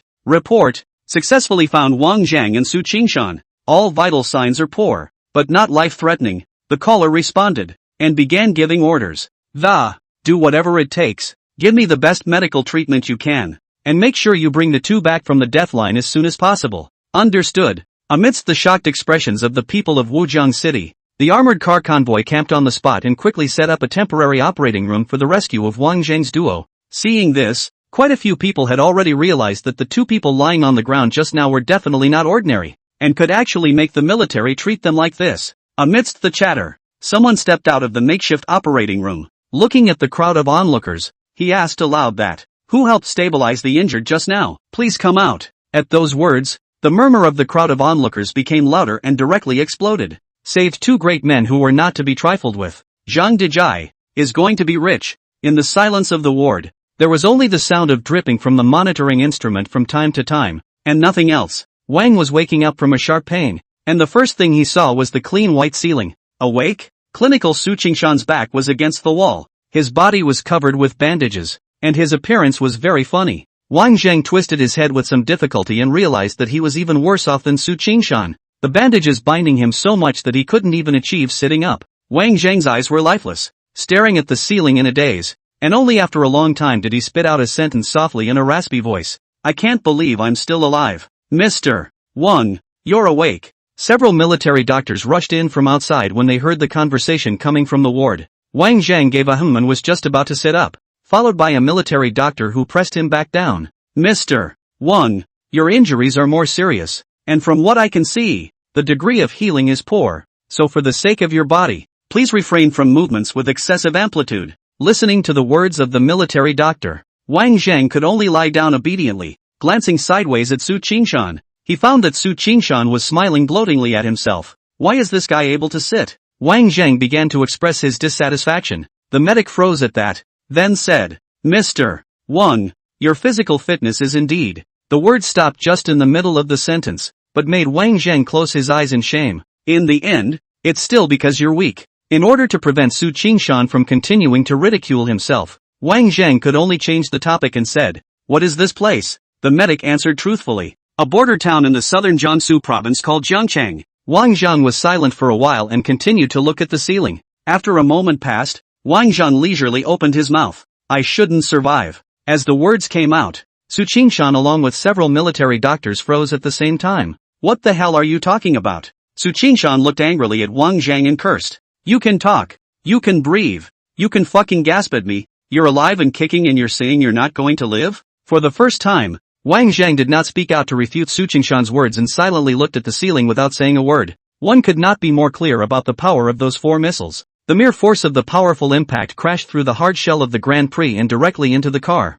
It's the same as saying a missile was exploded in a car. Despite the fact that in that most critical moment, he took out his instantaneous movement device and randomly transferred himself and Su Qingshan from the car before the missile exploded. However, when the 2 pieces of space were connected together, the force generated by the missile explosion still affected himself and Su Qingshan. Near zero distance contact, There is no defense equipment to resist, completely with the body hard to carry the aftermath of the missile explosion. So much so that the duo were still dark on their skin and filled with a distinctly pasty odor. Even the skin was scorched, and it wasn't true that the person was seriously injured, but theoretically they should have died. Not only himself, Su Qingshan was the same. Even the best of the best can't carry it. But the results were in front of us, and we survived. Su Qingshan on the side is not only alive, but his mouth is still shit. Blah, blah, blah, blah, blah, blah, blah, blah, blah, blah, blah, blah. The medic at the head of the group hesitated for a moment and spoke up, saying, "You are right, Mr. Wang. Based on your and Mr. Su's injuries at that time, they shouldn't have lasted long enough for us to rush in for treatment." At those words, Su Qingshan looked at the military doctor with some surprise. "It's because a doctor from River City stopped your worsening injuries just in time before we arrived." Su Qingshan's eyes widened in curiosity. "A small place like this has such an awesome doctor? What's the name?" With that, Su Qingshan turned his head to Wang Zhang and continued, "Mr. Wang, Lifesaver this you do not throw 1,000 or 8 million thanks?" Wang Zhang was in pain all over his body at this time. He didn't want to take care of Su Qingshan at all. He only looked at the military doctor and said, "Please arrange for me to meet him and express my gratitude." The medic hesitated a little, then said, "I'm afraid this won't work. After the other party stepped in to save you earlier, they didn't leave any contact information, turned around and left. Still, we learned the identity of the other party only through inquiries, and when we tried to pay a visit,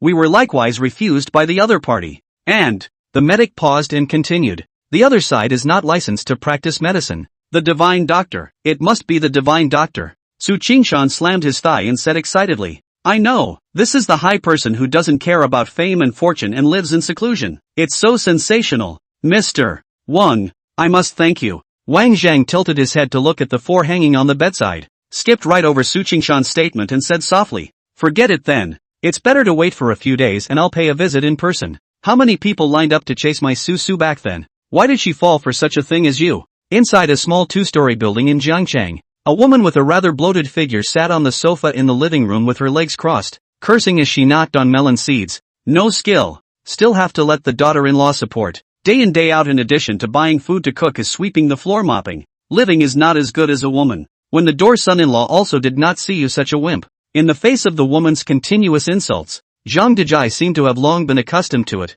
and brought the freshly washed apples to the table in front of the woman. The woman just glanced at the apple, and instantly the fire rose up and, "You can't peel? Can't you cut everything? Wash it and bring it to the table. Who are you letting eat it?" Zhang Dejai didn't say anything, silently carrying the apples back to the kitchen and starting the secondary process. The woman looked at Zhang Dejai's back with disgust, and casually scratched the melon peels on the table to the ground.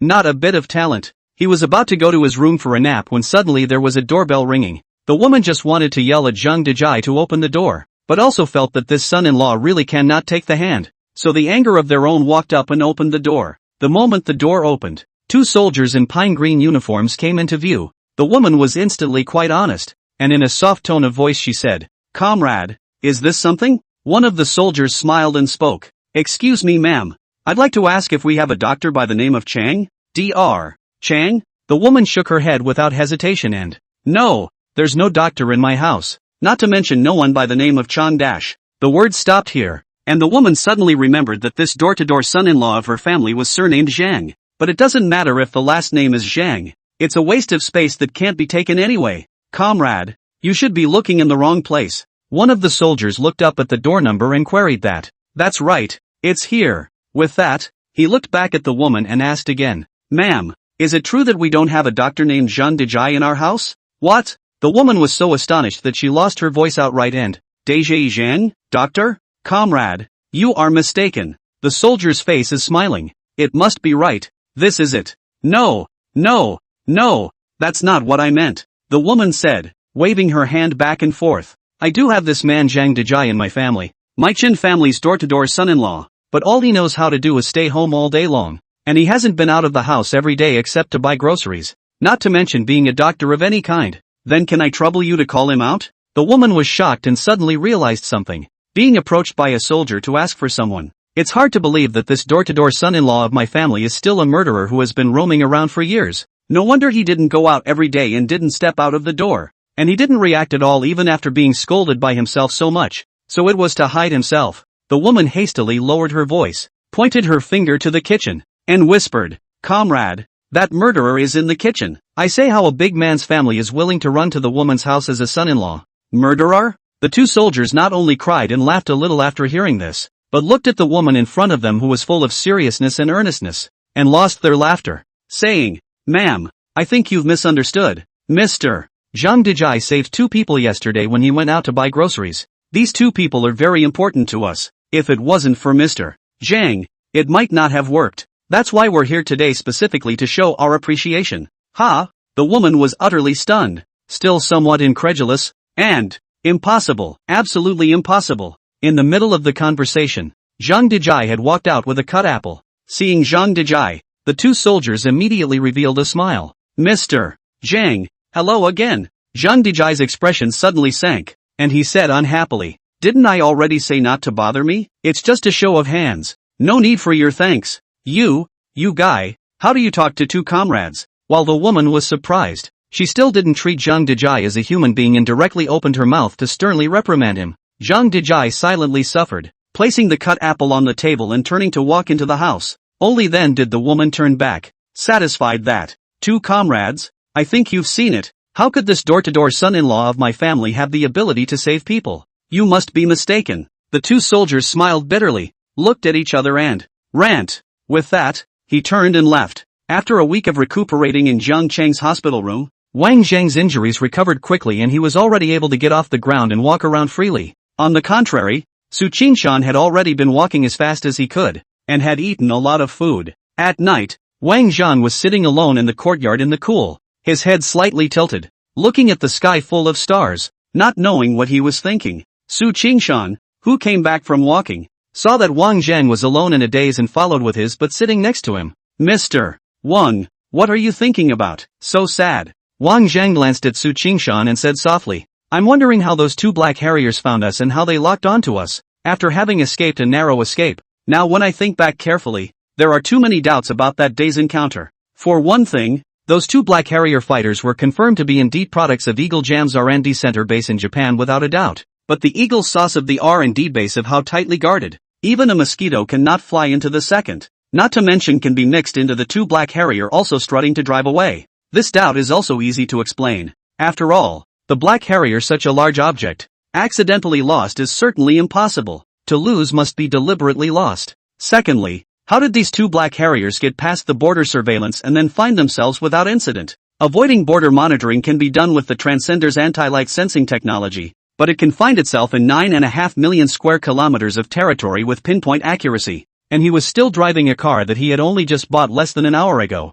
It's a bit of a mind-boggling, baffling thought. The most elusive thing was actually why they were able to lock onto themselves. It was important to know that after Wang Zhang had announced his retirement from the scientific research session, he had researched a signal jamming device to carry with him at all times in order to avoid being disturbed by people coming to his door every day. Even the Chinese military, which was always keeping an eye on him, couldn't find him in the first place. So how did the other party do it? No matter how strong a satellite is, it can't do the job of pinpointing a particular person's every move all the time, can it? This kind of technology, it seems, is not yet possible with the current level of technology. Su Qingshan saw Wang Zhang's heavy heart and asked out loud, "What? You want revenge?" Wang Zhang didn't say anything. The last one started a war of the century for revenge. If they went to war again for revenge, it wouldn't be long before the Earth might actually be destroyed in their own hands. It's just that he has obviously withdrawn from the scientific research session. Why do this group of people still want to hold on to him one after another?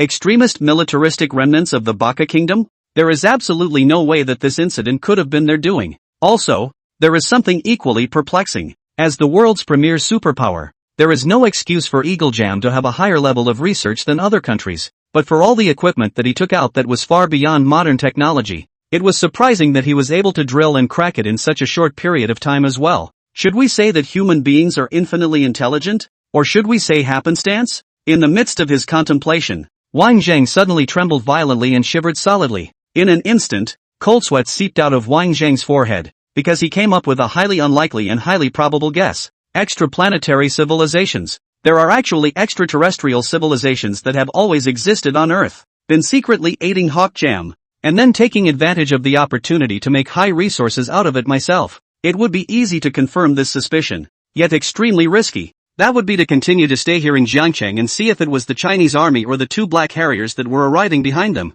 Thinking of this, Wang Zheng suddenly reached out his hand and touched the silver badge hanging around his neck. A moment later, Wang Zheng yanked off the badge and threw it backhandedly to Su Qingshan, who was at the side. Su Qingshan took the silver badge, held it in his hand and played with it repeatedly for a while, and asked curiously, "It's..." Wang Zheng did not respond directly and only said, "Next time you're in danger, just crush it." Su Qingshan nodded and asked again, "And what if I crush it now?" Wang Zheng finally turned his head to look at Su Qingshan and said, expressionlessly, "Then we can both go to hell." Su Qingshan hemmed and hawed, carefully tucking the silver badge into his close-fitting jacket pocket. "Just kidding, just kidding." Ignoring Su Qingshan's playfulness, Wang Zheng continued to look at the night sky for a long time before he let out a question. "And, hillbilly, do you think there are other civilizations in the universe?" Su Qingshan thought for a moment, and seriously replied, "Definitely. The universe is so big, how can it be just Earth itself? It's just that we haven't seen it yet." At those words, Wang Zheng smiled. "No, you've seen it." "Seen?" Looking at Wang Zheng's expression that did not seem to be fake, Su Qingshan's heart missed a beat for no reason. Although the two of them usually had extremely serious verbal arguments, Su Qingshan was still convinced of Wang Zheng in the vast majority of things. Having seen aliens, such words if they appeared in someone else's mouth, Su Qingshan would definitely go up to him and give him two big ears. But this came from Wang Zheng's mouth, causing Su Qingshan to believe it. Su Qingshan's expression became serious at a speed visible to the naked eye, and he said hesitantly, "So, there really are on Earth dash. And you believe this?" Wang Zheng unceremoniously interrupted Su Qingshan, revealing a contemptuous smile. "Sabi, fucking nigga." Su Qingshan grinned and cursed. After teasing Su Qingshan, Wang Zheng got up in a rather good mood. The bandages on his body had not been completely removed, so he could only wobble and pace in the direction of the room. "The defense force of Jiangcheng is too weak. It's not a place to stay for a long time. We still have to leave as soon as possible." Su Qingshan scoffed a bit at this and said with dissatisfaction, "Jiangcheng now has a battalion protecting you at all times. And you're actually calling it weak? Did the previous attack blow your guts out?" Wang Zheng glanced back at Su Qingshan and said, "It's the fact that this battalion is here that makes it all the more important to leave. How obvious is the desire to cover up the meaning of suddenly stationing an additional armored battalion in a small, inconspicuous place like Jiangcheng ever occurred to you? What's more, the number of black harriers on the other side hasn't been mapped out yet, and the current Chinese monitoring can't capture it, so it's completely in a passive situation. As a matter of urgency, it's better to join up with General Bao's side as soon as possible. I naturally have a way to bring out those damn black harriers one by one." Su Qingshan's face sank as he listened, until Wang Zheng limped into the room, and only then did he ghostly nod his head in recognition. While distracted, Su Qingshan took out his cell phone from his pocket and casually flipped through it a few times. "Treadmill. This place in Jiangcheng is really remote. There's not even a signal." An unintentional remark caused Wang Zheng to violently stop his movement into the house. "No signal?" Wang Zheng looked at Su Qingshan. Su Qingshan lowered his head to look at his cell phone, and then Wang Zheng shook the screen. "Yeah, not a single frame." When the words fell, Wang Zheng's face suddenly changed. Ignoring the injuries on his body, he went crazy and wanted to rush outside the courtyard. "No!" Inside the temporary mobile command post outside the courtyard, when they saw Wang Zheng running out with a nervous expression, some people quickly greeted them. "Mr. Wang, what's wrong with you? Your body is important." Wang Zheng pointed to the mobile command post not far away. His body was too weak for its own sake, and he was a bit out of breath after only a few steps. "Take me there." Without hesitation, the soldier carried Wang Zheng on his back and went to the base vehicle. Ignoring the strange gazes around him, Wang Zheng's hands were rapidly tapping on the keyboard, and the display in the center of the room was rapidly changing the signal source. Suddenly, someone pointed to the corner of the screen and exclaimed in shock that "Look, what's that?" In the screen, the center position was where Jiangcheng was, and as the screen was moved by Wang Zheng, red points of light gradually squeezed in at the edge. The red dot moved quickly, moving into a large chunk of the location in a few relocations. In reality, it would be at least twice the speed of sound. Before the crowd had a chance to figure out exactly what that red dot was, another identical red dot suddenly appeared at the edge, also approaching rapidly towards the center, followed by a third and a fourth. There were as many as 13 by careful count. The atmosphere of the entire command center instantly became heavy. Everyone was gazing closely at those red dots, and their breaths were unconsciously becoming rapid. "Black Harrier, 13 Black Harrier fighters." The commander was the first to snap out of his disorientation, yanking up the walkie-talkie at his side and snapping, "The enemy aircraft approaching, all hands on deck, no need to fire warning shots, just shoot them down." Hanging up his walkie-talkie, the commander turned his attention to the liaison officer, who was off to the side. How did the base reply, and when is the earliest that support can arrive? The liaison was so nervous that he was sweating, his hands trembling uncontrollably. No, it can't, there's no way to make contact with the outside world for now. Unable to make contact? The commander was stunned. How is this possible? Why is the military channel disconnected? Wang Zheng took over and said softly, "It's been cut off. Not just the signal with the channel, but even the jump frequency of the space unit has been intercepted." After saying that, Wang Zheng looked at Su Qingshan, who was standing outside the car door. Su Qingshan's heart had long been in shock at this time, completely losing its defense. To be able to cut off so many signal channels at the same time in such a short period of time was simply not something that existing civilizations could do. There's only one possibility: extraplanetary civilizations. Wang Zheng pointed to the display screen in front of him and continued. The current Jiangcheng is completely blocked from the outside world. The information from outside can't get in, and the information from inside can't get out. They are very well prepared to catch a turtle in a jar. How dare they? The commander pounded angrily on the desk, reprimanding. A few little devils whose old nests have been beaten out of existence. Can they really be told to be scared into submission? Fight! It's only 13 Black Harriers. Shoot them down even with a pistol. The armored battalion was quick to respond, arming itself quickly at the first sign of orders. A group of people went deep into the river city and began to evacuate the crowd to a great extent, while a group of people organized their equipment and prepared for the swarm of Black Harrier planes that could come at any time. The first reaction of the people of River City upon hearing of an incoming enemy plane was disbelief. After all, China's defense force was at the level of hegemony in the world, and unless someone was looking for death, they wouldn't come to mess with such a behemoth anyway. What's more, even if they were looking for death, they might not be able to die in China's territory, and 9 times out of 10, they would have been wiped out on their way to death. But the evacuees were all soldiers in Chinese military uniforms, and the clothes alone were convincing enough. For a while, Jiangcheng was in a state of panic, and everyone began to pack their bags and evacuate. In order to avoid as few casualties among the population as possible, the commander ordered that the garrison be pushed forward 10 kilometers in order to get away from the river city. The request to stay in Jiangcheng was sternly rejected by Wang Zheng, and without hesitation, he followed the armored unit to a place 10 kilometers away from Jiangcheng. Outside of Jiangcheng, all the electronic screens around the world have been artificially controlled and can no longer do any operation. In the midst of the world's uproar, a figure appeared on electronic screens all over the world at the same time. An ugly-faced Bakahu, with a smug smile on his face, Yagahu said in a loud voice, in a language that was translated in real time into a language that everyone in the world could understand.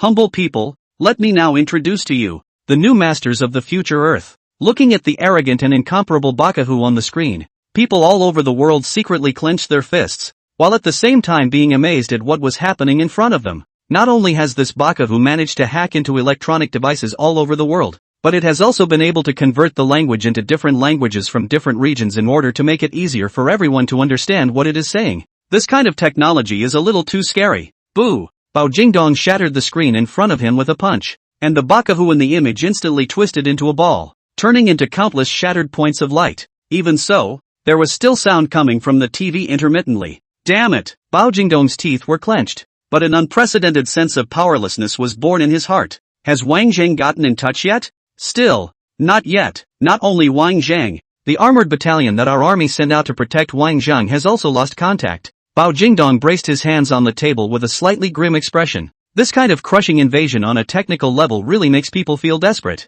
These damn brats. How the hell did they do that? This kind of technology could never be possessed by even Eagle Jam, not to mention the Baka Kingdom. After all, once one possessed this kind of technology, not to mention the hegemony of the world, even if one were to rule the earth, no one would raise a second thought. Control of all electronic instruments of other countries at all times. What's the difference between that and controlling the veins of another country? Launch an all-round and deathless search. Make sure to find Wang Zheng for me. Make sure he's still alive. Just as Bao Jingdong gave the order, the screen that had shattered to the point of not being able to display the picture properly once again came out clearly as Baka. What kind of bullshit Chinese eagle sauce is worthy of calling himself an Earth Overlord? How ridiculous. Dare to step on my great Baka Empire. We will make you pay. When Bao Jingdong, who was already upset, heard this, he frowned and cracked up. What is this Sabi babbling about? Can you locate his IP? Blow his ass up. Just then, a scream rang out from the nearby command deck, and several of the female operators jumped straight up in fear, backing away, even to the point of nearly falling to the ground. Bao Jingdong rushed over with great strides, and before he could inquire about what exactly had happened, he looked up and saw an image on the screen that he could not even imagine in his entire life. A strange creature with a greenish and huge head, no hair, and eyes the size of eggs appeared in the screen. There was no dinky movement of the mouth, but there was a sound that came out loud and clear.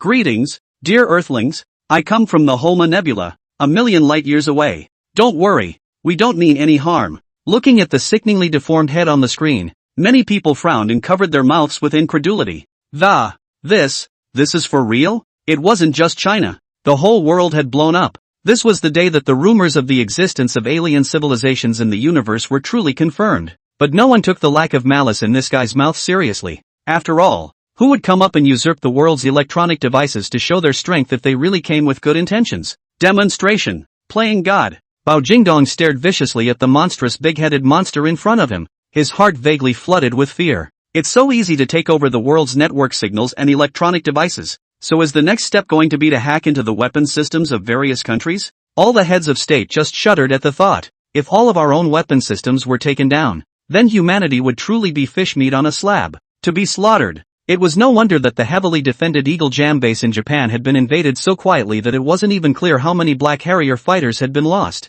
It turns out that this is all this big-headed monster's doing. All the countries had begun to panic, and in the midst of the hand-wringing, the same figure rang in their minds without fail. King is, based on the technology in Wang Zheng's hands, it was not impossible to match this guy. For a while, all eyes were on China. The same cry rang out all over the world. Where is the king? At this point in time, Zhongchang was far more menacing than the outside world. From a distance they saw black dots speeding across the sky. The black dots were arranged in a square formation, rapidly approaching towards Zhongchang. Seeing that the enemy fleet had already entered the attacking distance, the commander waved his hand and shouted in a deep voice, "Fire!" Dozens of armored vehicles waiting in formation were activated in unison, and countless rounds of artillery fire poured out into the sky. The shells were much faster, grazing the air along the way and causing a blaze of fire as they crashed brazenly into the swarm of speeding Black Harriers. The moment the two sides collided, countless cannonballs exploded, instantly erupting from the air with huge sparks. The violent impact directly stirred up the sea of clouds,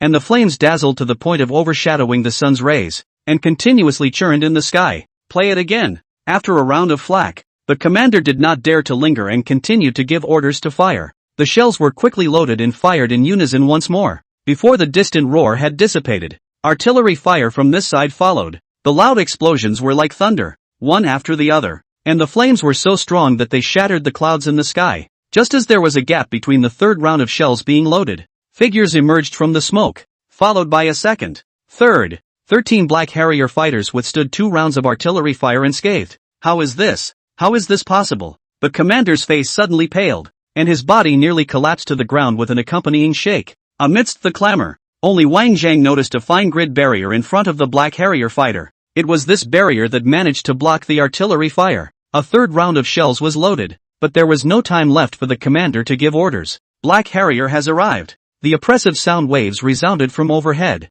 and the pitch-black hulls were as if they were impermanent, taking away the minds of everyone present. In a trance, countless shells fell from the bottom end of Black Harrier fighters, all smashing into the armored battalion's position. Turn on the anti-aircraft guns, detonate them remotely. All of a sudden, a dense rain of gunfire shot up into the sky in unison, creating a brief wave of resistance. There was a loud explosion as the shells were detonated from the air, rising in mushroom cloud after mushroom cloud. Waves of searing heat hit the air, as if it had been scalded by burning gasoline, and inhaling it into the lungs felt like a sharp sting. Just then, someone pointed to the sky and lost their voice, screaming that, "Not good, 2 have crossed the interceptor line. Heavy fire, now. No, it can't. The shells are descending too fast to intercept anymore. Evacuate, evacuate. No." With a scream, the shell landed and directly overturned the land, causing the earth to shake while countless sand and gravel flew up and roamed into the sky. The sky is dark. The raging and powerful heat wave instantly swept over the armored battalion's position,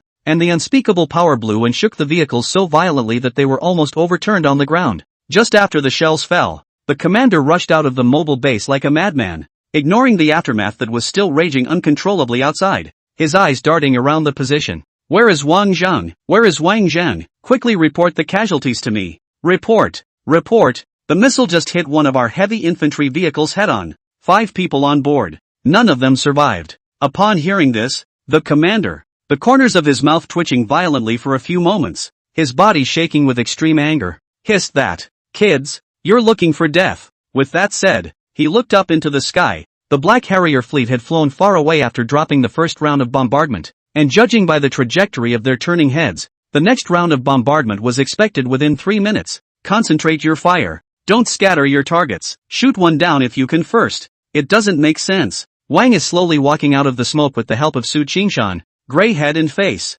looking very wretched. Wang Zheng, are you alright? When the commander saw Wang Zheng, his expression instantly soothed, and he quickly came to Wang Zheng's side, yelling in a low voice, "Men, hide Wang Zheng." He had only one mission for this trip, and that was to protect Wang Zheng. If you're going to die, you can only die behind yourself. Just as several people went up to help Wang Zheng leave, Wang Zheng gently pushed them away, looked at the commander, and softly said, "It won't go away. They're coming for me." Between the words, the roar of the Black Harrier's engines resounded overhead once again. Looking at the black dot in the distance, the commander gritted his teeth. And, damn it, if it wasn't for the fact that the connection with the outside world was cut off, or else I would have had to transfer a couple of transcenders and blast these scummy pups to pieces. The black dot approached, its huge wings unfurling high in the sky, leaving large shadows along the way and looking extremely oppressive. The commander quickly dragged Wang Zheng back into the vehicle and kept a close eye on the movements of the Black Harrier fleet through the real-time screen.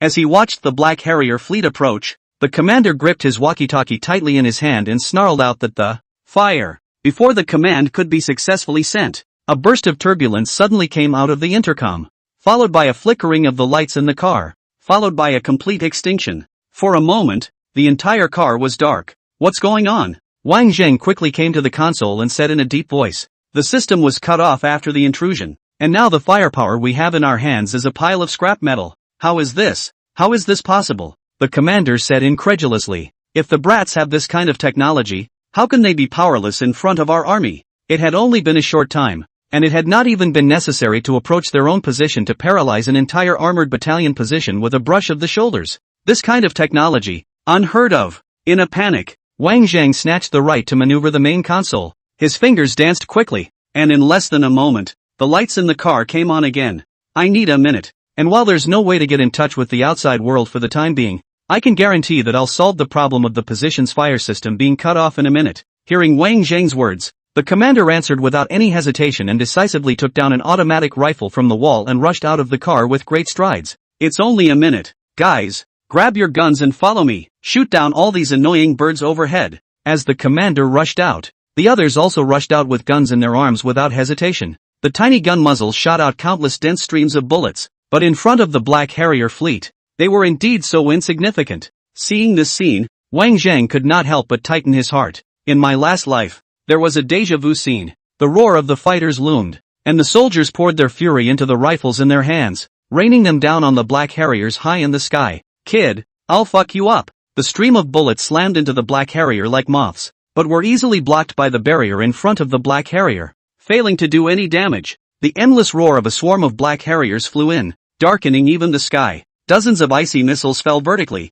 coming straight towards the position in a forced landing. At this moment, the firearms in everyone's hands became ornamental, and an unprecedented sense of powerlessness arose in the face of the incoming bombing shells. Despair welled up as he watched the missiles approach. Defeated. The sound of electricity rerunning in the nick of time rang in everyone's ears. In a flash, the entire camp was lit up like day, only to see all the barrels raised high, all aimed at the Black Harrier fleet overhead. Wang Zheng in the mobile command center, with one person's power to control the firepower of the whole battalion, the brain running fast at the same time. The indignation can no longer be suppressed, and hissed out, come on." The earth thundered, and the smoke and dust rose as high as a great wave, directly wrapping the entire camp. All the fire points were emitting a blinding white light. A heavy odor of smoke filled the air, and one white smoke trail after another cut through the sky. "Ha ha ha ha ha. Stupid Chinamen. I can't believe they're still putting up this kind of pointless resistance." Inside the Black Harrier one, the short Baka looked down at the tiny camp on the ground with a disdainful look on his face. In the face of absolute technology, all are ants. What's most infuriating is that these brutes have the regional channel open, chatting away with impunity that, play with them slowly and let them feel what it means to be desperate. Can't even break the shield of my great Baka empire. What a piece of trash. GG. In a reckless maniacal laugh, the Black Harrier fighter faced the first round of cannon fire pouring in, not even meaning to dodge, and flew hard against the cannon fire. Right at this moment, a cold smile flowed out of Wang Zhang's gloomy watery eyes, and his fingers tapped rapidly on the main console, followed by a heavy finger, and in a smooth whisper, he said, "Again." The moment the cannon fire collided with the Black Harrier, the invisible barrier appeared again, making it impossible for the cannonballs to approach the Black Harrier, and they were directly detonated halfway. The first shell exploded, creating a cloud of smoke that blurred the vision of the Black Harrier 1 Baka. But the Baka was fearless and continued to fly the fighters into a dive. After rushing out of the smoke, it happened to collide with a shell flying behind it.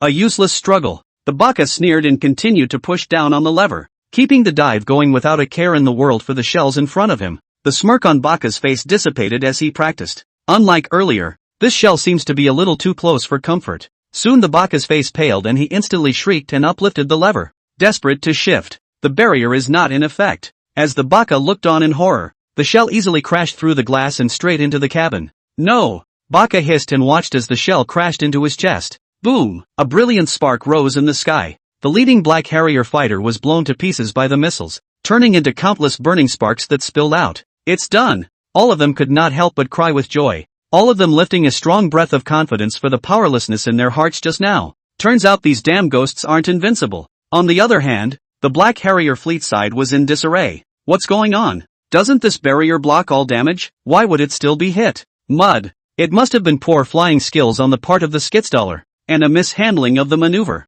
Damn it, this punk cost us a Black Harrier for nothing. The smiles on all the Baka's faces had completely disappeared, looking behind that camp on the ground with murderous intent. Stop playing around and finish them off. I'm not just going to take them out, I'm also going to exterminate the city next to them to spread my anger. The commander was the first to notice the end, and looking at the Black Harrier circling high in the sky, he loudly heckled that their mystic shields are gone. Hit me, hit them hard, a word that once again boosted the morale of the entire staff. The bullets converged into a stream of light, traveling straight through from the bottom up. What's going on? The Baka panicked, and as they swooped down in their Black Harriers, the seemingly insignificant bullets crashed into them, instantly punching holes into the Black Harrier's fuselage. Not good, I'm hit. Baka 13's agonizing screams came from the front glass, which had several more extremely visible holes in it, having shattered the entire glass, spreading countless cracks. Immediately afterward the 13th Black Harrier began to shake violently.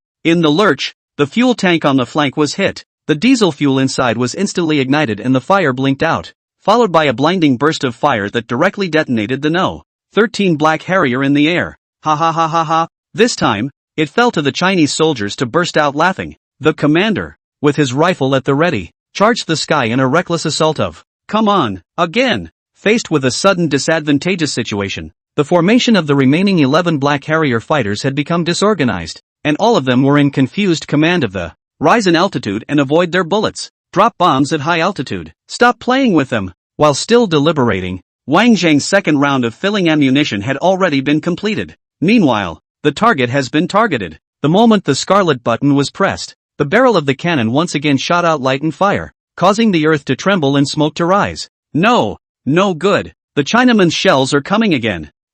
Let's run. Something's not right. Why can't you dodge it? The Black Harrier fleet had become a group of headless flies, flying around randomly, being crashed through the hulls by the dense artillery fire and detonated on the spot. In just a few breaths, 5 more Black Harrier fighters were blown up and fell. This tiny primitive civilization can break through the super compressed energy screen shield? It's because of that blue star human, isn't it? 2 unknown creatures hidden in the darkness were communicating in a language other than Earth, and the screen in front of them surfaced the figure of Wang Zhang. It seems very necessary to kill him. Let the L model go. Destroying all of Asia is definitely enough. The remaining 6 Black Harrier fighters were like lost dogs. They no longer had any intention of attacking and killing Wang Zhang, and flew towards the distance to escape in a sorry state. The commander was thinking of continuing to lock on with artillery fire and shoot them all down, but thinking that the current purpose was only to protect Wang Zhang, he could only stop in order to avoid accidents. After all, the current ending has gone way beyond expectations. The battle was over,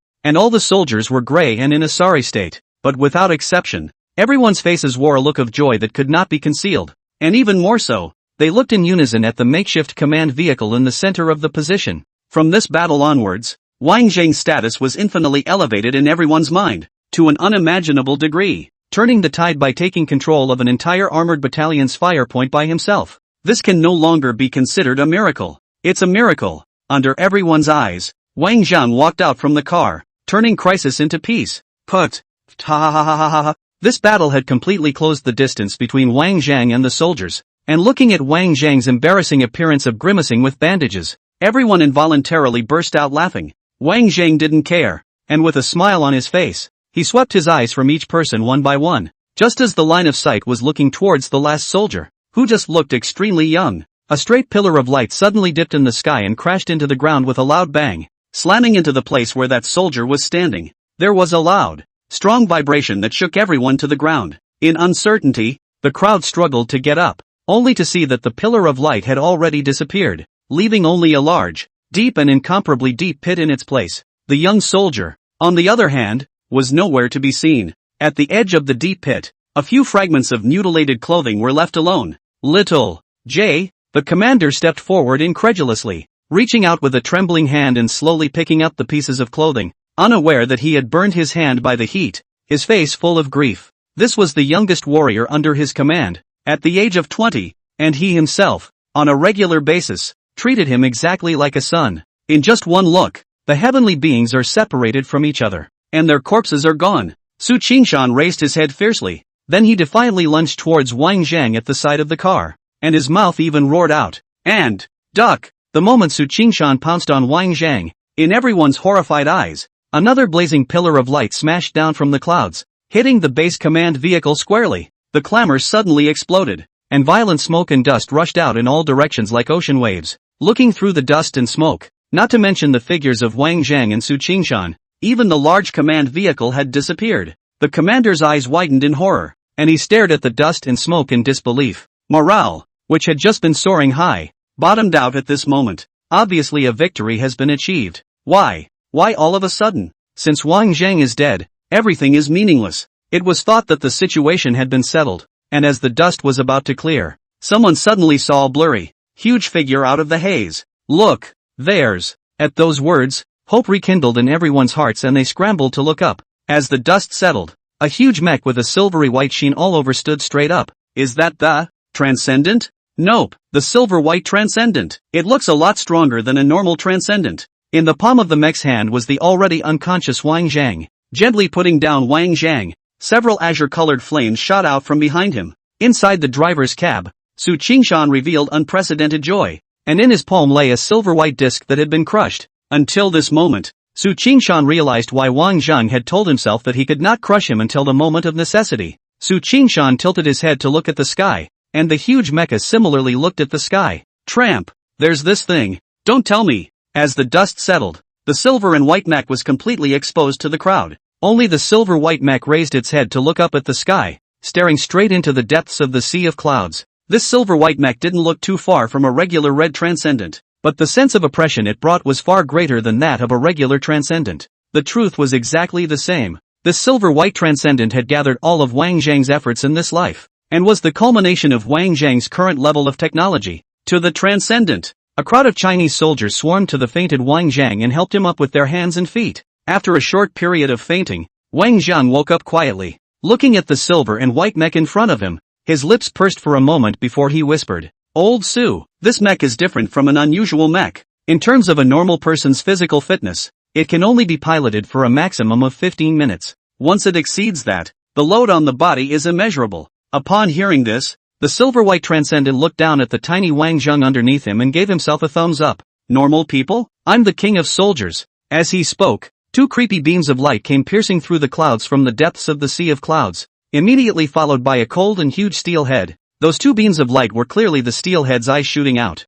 In less than a moment, an equally oppressive pitch-black mecha appeared in everyone's line of sight. Unlike the silver-white Transcendent, this pitch-black mech's body was covered with peripheral fire points, as if it were a hanging battle fortress. This is. Everyone was shocked, looking at the pitch-black mecha high in the sky, and had long been appalled. Shouldn't Wang Zhang be the only one capable of developing a super mech? Even the most technologically advanced Eagle Jam hadn't been able to crack the finish and implement mass production. Where had this one mech come from? And just from the feeling, the intimidation of this pitch-black mech was extremely terrifying. And from such a far distance, a glance at it only made one feel that the souls of the gods were in turmoil, causing one's heart to tremble. Su Qingshan withdrew his gesture, restrained his smile, and only dropped a sentence that, "I'll be right back." With that said, the pillar of fire behind him sparked, and the entire body roared up, pulling itself up into the air and heading straight for the sea of clouds. The silver-white transcendence performance was truly terrifying to a certain extent, and in the blink of an eye, it entered the sea of clouds and collided with that pitch-black mecha, only to see that a powerful air current first erupted from the sea of clouds, and the blaze instantly engulfed a small half of the clouds. Then there was a deafening sound of steel and iron, shocking the crowd's eardrums, had to reach out to cover. Just then, Wang Zhang limped towards the nearest armored car and said in a grave tone that, "The information shielding of this place must be cracked as soon as possible. Su Qingshan won't be able to hold on for long." But this time the one facing was not an Earth civilization, but an unknown extraplanetary civilization. And from the current level of technology displayed by the other party, it was not inferior to the Earth 8,000 years later, so it was still difficult to break the barrier set up by the other side. The only thing that could be counted on now was for Su Qingshan to be able to hold on for as long as possible, until the barrier was lifted and help was sought from the outside world. It's just that although the Transcendent is able to synchronize the driver's movements and it's not difficult to get started, it still takes time to become proficient in control. As expected, right after Su Qingshan drove the silver-white Transcendent into the sea of clouds, the two mechs only sparred with each other for a single move. And before Su Qingshan could make his next move, the pitch-black mech's eyes once again shot out columns of light, directly penetrating into the silver-white Transcendent's chest. The pillar of light was so powerful that it directly nourished the silver-white Transcendent out of the sea of clouds, following more than just that, falling straight down from the heights, scraping the air along the way, flaming all the way to the sky, and smashing into the earth with a loud bang. In a flash, the earth shook and the dust and smoke rose tens of feet high. Seeing this scene, everyone could not help but feel a chill in the bottom of their hearts. Looking at the pitch-black mecha high in the sky, their bodies could not stop trembling. The performance of this pitch-black mech was too terrifying. The commander glanced at the pitch-black mecha in the sky, rushed towards the armored vehicle with great strides, looked at Wang Zhang, who was still anxiously busy, gritted his teeth, and once again rushed out. All of you, aim at that black mech and greet all the remaining ammunition to buy as much time as possible for Wang Zhang and Su Qingshan." The moment the order was given, the pitch-black mechs in the sky seemed to have heard it and actually slowly turned their heads towards this side. With the black mech's line of sight, it directly caused the longtime battlefield commander's body to stiffen, as if it was being stared at by some ancient ferocious beasts, making it difficult to move the slightest bit. But after a few moments of trance, two pillars of light once again shot out from the eyes of the pitch-black mech. The speed of the pillar of light was too fast to react, and in the blink of an eye it approached the position. Seeing that the last multifunctional command vehicle where Wang Zhang was located was about to be destroyed, the commander saw his pupils shrinking, but he could not do any counterattack at all, and all kinds of indignation gushed out of his mouth, but it only turned into a no word. In the nick of time, the silver-white Transcendent appeared behind the pitch-black mech at an unknown time, and a powerful heavy punch smashed hard into the face of the pitch-black mech. The force was heavy, directly knocking it back hundreds of meters,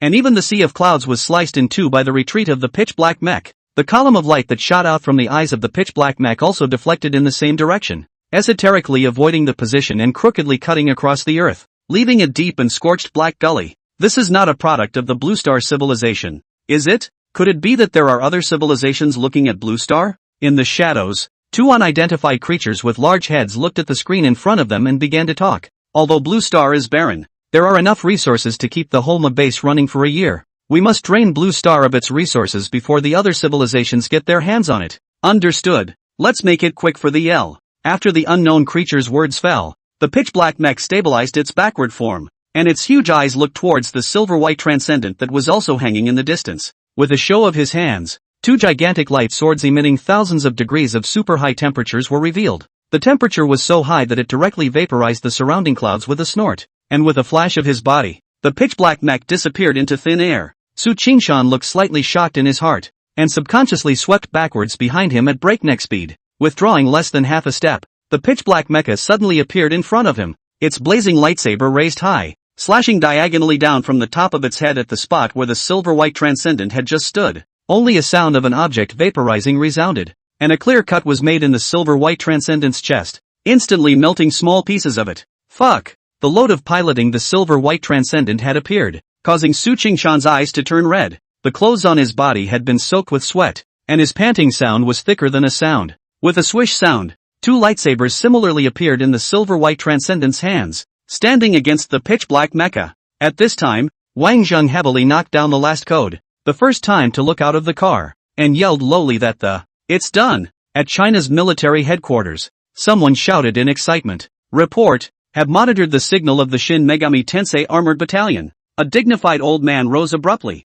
and said solemnly, "Transcenders, move out." That human again? How dare he break through our signal barrier? It doesn't matter, since it's been broken. Let the Blue Stars feel what it means to be desperate. Take all the electronic equipment from the invasion and connect it all here. Almost at the same time, the satellites of all the countries all picked up the signal picture from Jiangqing's side. One pitch-black mech, one silver-white transcendent, floating high in the sky. The deterrent power was appalling. The world boiled up. Earth's technology had finally come this far to go to war with mechs? But in the midst of the shock, questions likewise came to mind. It was understandable that China possessed the production drawings for the Transcenders, but apart from China, there shouldn't be a second country capable of independently manufacturing the Transcenders at the moment. Even Eagle Jam can't do it, and it's even more unlikely that any other country can. Looking at the black and white two super mechs in the screen, everyone's shock was even heavier. These two mechs obviously have stronger performance. The battle power was higher. All nations were silent, recognizing the same terrible truth. That is, the Earth is now truly invaded by a powerful extraterrestrial civilization. So powerful that it is difficult to counteract it even if the power of the entire globe is assembled. And this civilization possessed absolute conceit, ascertaining the technological degree of the Earth as soon as it came up, and decisively choosing to strike at the strongest country, China. If all of China is overthrown, then the remaining countries will be even less able to fight back. Watching the global live broadcast, even a fool could easily realize that this extraplanar civilization was teasing itself. That silver and white transcendent was undoubtedly the strongest card on Earth's side, and the reason why it was announced to the world was to make the people of Earth watch their last hope dashed. Damn it! Eat Degendo angrily pounded the table. The Eagle Jam that had dominated the Earth for more than 100 years, or for the first time felt such a powerlessness that was close to being at the mercy of others. Even though they had been enemies with China several times, this time they had to stand on the same front and be united against the outside world. Since you want to trample on our beliefs, be prepared to be stomped back by us. Contact the Chinese side. Our army applies to enter Chinese airspace to conduct auxiliary strikes. Back to Jiang Cheng's side. The two huge mechs fought together again. The ear-piercing roar was unceasing. The sparks splashed after the collision of the lightsabers directly ignited the sky. The fire was as blazing as a dragon, illuminating the entire sky as cherry red as blood. Su Qingshan in the cabin was pale and hideous, and had obviously come to the edge of collapse, but was still gritting his teeth and refusing to take half a step back. After dozens of rounds of sparring, the silver-white transcendent finally exposed a break and had half of his arm chopped off by the pitch-black mech with a sword. In a flash, the silver-white transcendent's left arm was splattered with sparks. Along with Su Qingshan in the cabin, he was also affected by this sword, and could no longer suppress the churning chi and blood, and directly spewed out of his mouth. The pitch-black mech reacted quickly and decisively, taking advantage of the gap in the silver-white transcendent's brief downtime to raise its light across the room and stab at the chest where the nacelle was located. As the whole world watched, Bajahu laughed maniacally and, "Poor earthlings, feel the pain of being abused. Your savior is nothing more than a chicken on the chopping block." Such a scene, watching the world's heart stop and anger rise, seeing that the light was about to pierce into his chest, and along with Su Qingshan inside the cabin, he was about to be burned to pieces by this sword. Dozens of red figures suddenly shot from the distance. Seeing this, the world, whose atmosphere was heavy to the point of near despair, once again ignited the hope of life, all excitedly pointing at the red figure in the picture and shouting, "Transcendent!" Dozens of shells came one step ahead of the overlander, all of them impacted on the body of the pitch-black mech, and instantly exploded. The huge vibration and smoke buried the pitch-black mech completely. Su Qingshan, who was lucky enough to regain his life, used the last of his strength to look at the slowly arriving army of transcendents, and finally couldn't support himself and fainted. The silver-white transcendent followed suit, losing momentum and falling towards the ground. Hundreds of transcendents gathered together,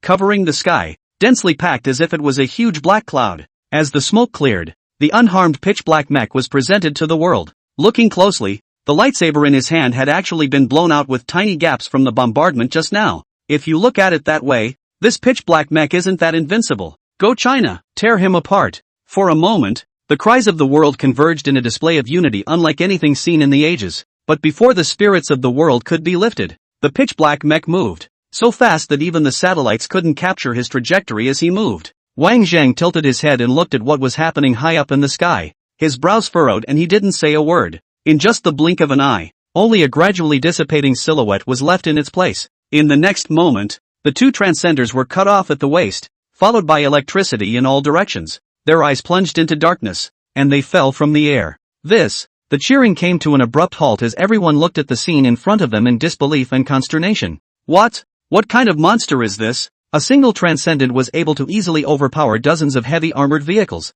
and these dozens of transcendents couldn't even help the pitch-black mecha in front of them? The flames of hope that had just risen were mercilessly doused by a pot of cold water. The big picture is set. Just as all hearts were in despair, those hundreds of transcenders suddenly stood up neatly, as if they had made up their minds about something. It's useless. A bunch of tiny worms. How dare they try to test God's strength? Bakahu laughed recklessly, his words filled with disdain. The pitch-black mech was on the move again, still too fast to react, lightsaber in hand, and in no man's land among the swarm of transcenders. The world no longer dared to look any further and closed their eyes. It was a massacre. Just then, a transcendent turned its head violently, and the moment its hull was slashed by the lightsaber, it unexpectedly and defiantly charged towards the pitch-black mecha. It was the same as saying that this transcendent was a lightsaber that crashed into on its own accord, and while being cut off, it happened to crash into the body of the pitch-black mech. With a loud bang, the decapitated transcendent exploded itself, directly engulfing the pitch-black mech. In the next moment, the pitch-black mech rushed out, and a tiny crack finally appeared in the cold and clean body. In the eyes of the world's stunned and staring gaze, those hundreds of transcenders were righteous and defiant, without any hesitation, swarming towards the pitch-black mechs and crashing into them. In the shadows, for the first time, a look of astonishment and disbelief passed through the eyes of the unknown creature. Saying that, what's going on with this group of blue stars? What are they doing? Suicide? Aren't they afraid to die? Those hundreds of transcenders had completely blocked all the paths, forcing the pitch-black mechs to have nowhere to dodge, and could only allow one transcender after another to charge suicidally. A flash of fire, a blast, and there was a transcendent, a Chinese pilot. For a moment, the world was quiet. Everyone's gazes were stagnant, their mouths slightly open as they silently watched those hundreds of transcendents go forward to their deaths. It's as if there's something in your heart that's desperately throbbing. A bunch of stupid, ignorant idiots. How dare they want to die with the L-type? Watching hundreds of transcenders slamming their bodies into the pitch-black mechs in turn.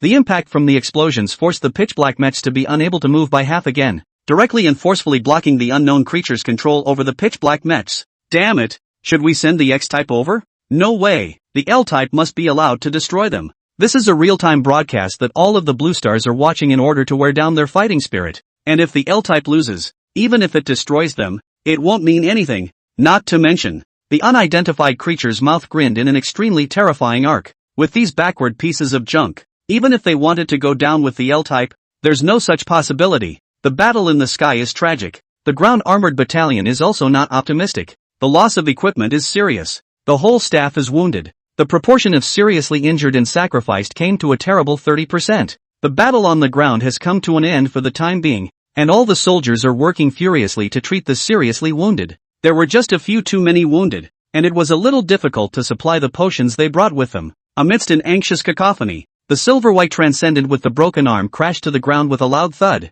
smashing up a large area of gravel and dust. Ignoring the raging strong winds, a group of soldiers from the Divine Might Armored Battalion decisively rushed into the sand and dust, climbed onto the silver-white transcendent, and yanked Su Qingshan out of the chest cabin, because of the serious physical overdraft. At this time, Su Qingshan's eyes were tightly closed, his face was as pale as paper, and his breathing was even so low that it was barely audible, and there was a possibility of stopping at any time. The slow-moving Wang Zhang pushed through the crowd to come to Su Qingshan's front, his expression indescribably grave. Although Su Qingshan had only manipulated for 5 minutes, in those 5 minutes, the battle was too intense, and the silver-white transcendent's various performance operations were even far more unusual, so much so that Su Qingshan's body endured irreversible and serious injuries that were nearly several times more severe. The medic immediately came in front of him, quickly pulling out an injection to inject Su Qingshan's deficient body function nutrients. Fuck! When the crowd carried Su Qingshan back to the command vehicle, Su Qingshan opened both eyes slightly,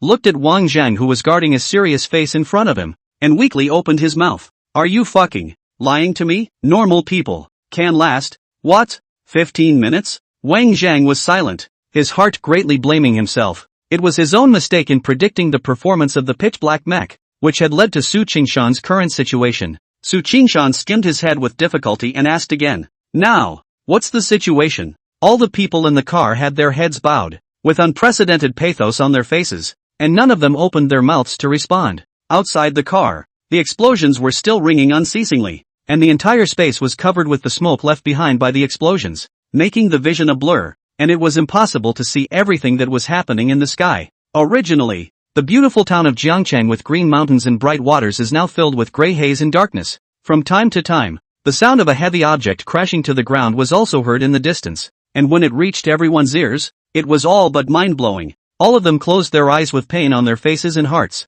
simply because it was the wreckage of the transcendent, and more than that, it was a witness to the brazen death of his own countrymen. A number of soldiers from the armored battalion also rushed towards the transcender wreckage, trying to find a few fighters who could survive from it. Unfortunately, the power of the explosion was too violent, not to mention surviving. Even the bones of the corpse failed to be found. He died a martyr's death, and his body was never found. For the soldiers, the most tragic thing is that their compatriots are dying in front of them, but they can do nothing about it. Full of pathos with no place to vent it, so I had to cast my eyes to the sky. Endless smoke rolled in. Sight was severely limited. Listening to the explosions coming from overhead, hot tears, murmuring in a low voice that, never, ever, win. On the other side of the position, the makeshift health clinic was already full of wounded men, many of whom were anxiously shuttling through it. Dizzy as they were, the commander is also here, in front of the hospital bed on the dying breath of the wounded, mouth constantly open and close, but cannot hear any sound to come out. So anxious was the commander that he shouted, adrenaline! Someone here needs adrenaline! At these words, someone with a grave expression looked up and whispered, report, we've run out of the first aid medication we carried on this trip. What? The commander's body shook violently, and instantly he turned his head to look at the wounded man on the sickbay who was almost about to lose his breath, the muscles on his face twitching violently, along with his entire body trembling. You could have survived, but you had to make yourself watch the soldier in your hand die in his bed? The commander, who had crawled in and out of a mountain of corpses and blood many times, was wetting his eyes at this moment. Spinning around, he crouched down, clasped the massively wounded man, and quavered, good brother, I, Zhao Xie, am incompetent and sorry. At that, the Iron Man bent over, shoulders shrugged, and sobbed. The soldier, whose consciousness was fading, seemed to hear the heartfelt words, and turned his head back to the commander beside him, rolling his throat a few times and realizing that he could no longer speak, only smiled knowingly. There's a way. Wang Zhang limped in from outside the tent, followed by an unimpressive young man. But when everyone saw this young man, they immediately lit up and became excited. This young man was clearly the person who dragged Wang Zhang and Su Qingshan back from death at that time. Zhang Dijai. Zhang Dijai first glanced around the tent and quickly locked on to the most seriously injured, quickly walked to the front. A hand Zhao Xie peeled away, took out the cloth bag in his arms, take the needle to stab. Zhao Xie, who was crying in a mess, was defenselessly pulled to the ground, and got up in a rage, just about to reprimand, but saw that Zhang Dijai had already begun to put down the needle, and immediately stifled the words back. Wang Zhang silently came to Zhao Xie's side and handed over a tissue. Zhao Xie twisted her head around, quickly and without moving, wiping away her tears, and looked angrily at Wang Zhang. Give me this for what? But in a moment, Zhang Dijai took a long breath and got up to look at the clinically wounded. Zhao Xie panicked and ran closer, and asked in a loud voice, It's all right? Zhang Dijai glanced at Zhao Xie and said, how can that be? I'm a doctor, not a fairy. It's just temporarily stabilizing his injuries. If you want to live, you still need to use medicine. Zhao Xie's eyes dimmed slightly, and he whispered, but we've run out of medication to support us. Zhang Dijai didn't say anything and turned his head to look outside the tent. Meanwhile, someone hurried into the tent and said, brokenly, outside. Zhao Xie furrowed his brows and got up to head out of the tent. The moment he came outside the tent, he immediately froze in place. A myriad of heads in a gray haze. The residents of River City clustered together, looking extremely boisterous. Everyone's hands and arms are piled with supplies, food, medicine, clothes. Zhao Xie's eyes reddened once again and, this place is very dangerous. We appreciate the kindness, but please leave as soon as possible. The words came out, and the crowd erupted in a chorus of words that, you guys are good, and we're not cowards. drive the alien devils off the planet. I don't know how long it took, but the explosions in the sky gradually dispersed, and there was no more sound. Looking down to the ground from high above, there were sores and craters all over the flaming wreckage of the Beyonders. Smoke rolled in the air, so thick that it was impossible to see a fraction of it. The whole sky was silent, with only smoke billowing. The world fell into silence, staring blankly at the screens around them, dumbfounded by what was happening in front of them. Hundreds of transcenders, hundreds of Chinese pilots, ended in an extremely tragic and sad way. All of this completely refreshed their perceptions. For them, they really didn't understand what the bravery of this group of Chinese soldiers and the sacrifice of their lives actually meant. What's a victory when people are dead? A man's wife? Although the heart is like this, but no one showed disdain. All are exuding the most lofty respect for them. Almost at the same moment, leaders from all over the world took the initiative to send calls to the Chinese side. There is only one thing to call. Apply for military entry into Chinese territory. Start the war. Isn't it just a matter of going forward and dying? You're the only one who's not afraid of death. You're the only one who's not afraid of death. The men of my country, likewise, lay down their lives. After the smoke faded a bit, the huge figure that was as black as a phantom once again appeared in the sky. It was still as breathtaking as ever, but if you looked closely, you could clearly see that its body was already riddled with cracks, and even the two lightsabers had completely crumbled from one blast to the next. Ha!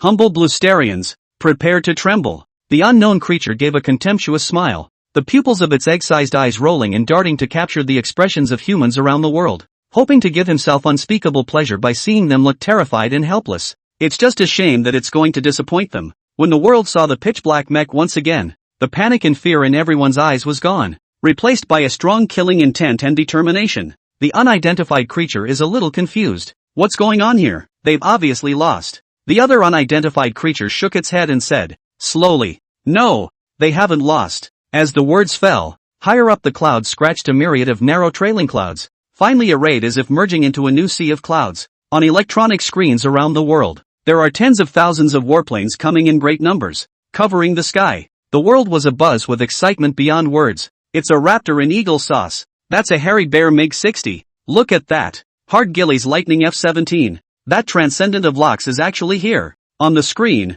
the whole world showed an unprecedented unity. All the warplanes gathered together, completely occupying the sky, and it was shocking from afar. Nani? These despicable Earth pariahs even know how to cooperate? Yagahu screamed in exasperation, seemingly affecting the unidentified creatures in front of them. One of them temporarily turned off the screen, then stood up and slapped Yagahu unconscious. Looks like we were looking at the wrong target when we absorbed the blue stars. After opening the live screen, not only was the morale on Earth not affected in the slightest, but it was also inspired to become unusually bloodthirsty. Seeing that it could not be contained, the unknown creature had to choose to speak out and address the world. Bluesterians, stop your ignorant behavior, which, to borrow the language of the country we are in, is called mothballing. As the words fell, the pitch-black mech's head lifted slightly, looking directly at the volatile swarm of machines that sped from the distance. After a brief pause, the pitch-black mech rushed in. The fire started and the sound exploded. The tiger enters the sheep and destroys them. But in the blink of an eye,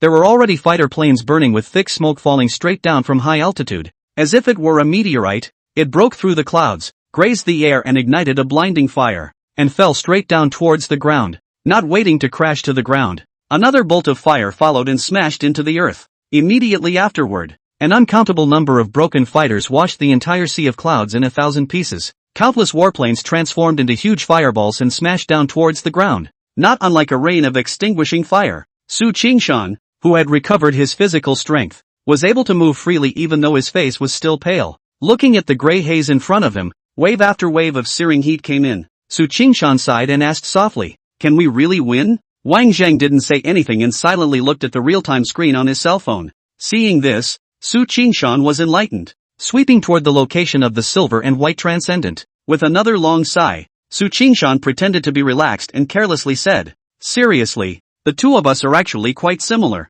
When I enlisted in the army back then, the first time I took the zero-based test, I got perfect scores on all 8. The first military exercise, I took second-class individual honors. A few international competitions later, I'll represent China, win the championship, and be credited with a first-class merit. And then later, the first mission. The more Su Qingshan talked, the more excited he became, and he fell into deep memories.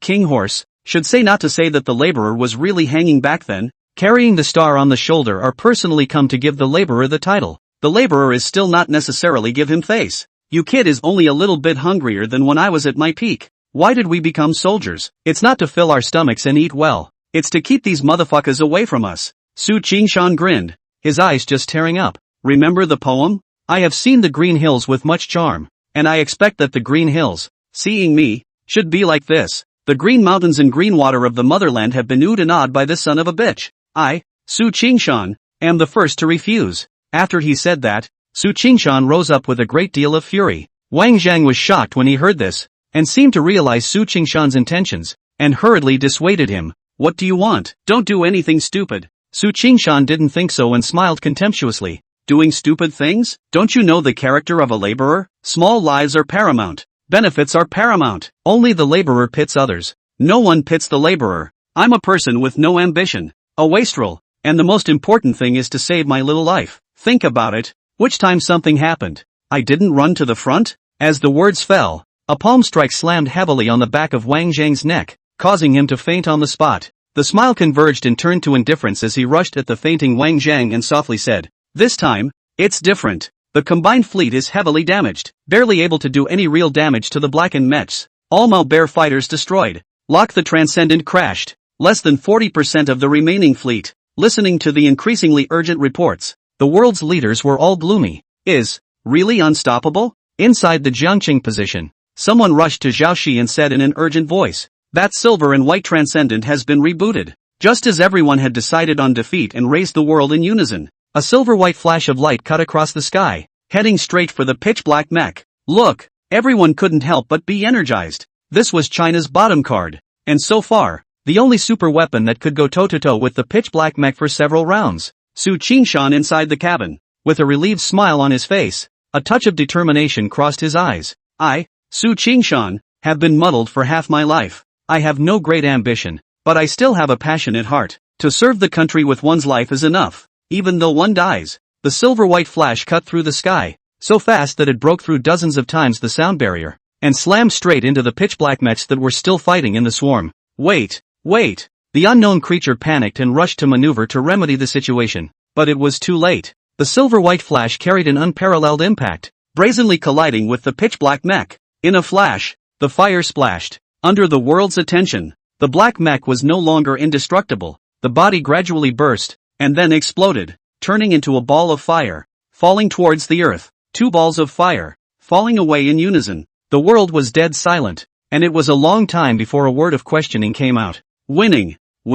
On this day, the green hills were missing. On this day, the green hills remained the same. After a short period of silence, the world still couldn't believe that the almost invincible pitch-black mech would fall so easily. Until the fire in the sky cleared, the world stared with wide eyes, doing their best to try to search for the figure of the pitch-black mech in the picture. Only the sky was empty, and not the slightest object could be seen to exist anymore. Just then, the global broadcast shut down without warning and the world's electronic devices returned to normal. By now, the people, as an afterthought, erupted into a tsunami of cheers and excitement. Winning, really winning. Wang Zhang ran like a madman to the bottom where the silver-white Transcendent had collided with the pitch-black mecha, but only saw pieces of wreckage all over the ground. Scorched smoke and starbursts leapt, not to mention human figures, not even the slightest trace of life. Dumbfounded at the destruction of the all but ubiquitous silver and white Transcendent, he leaned down and casually picked up a piece of the mech. Silence. There is a wind blowing across Wang Zhang's face,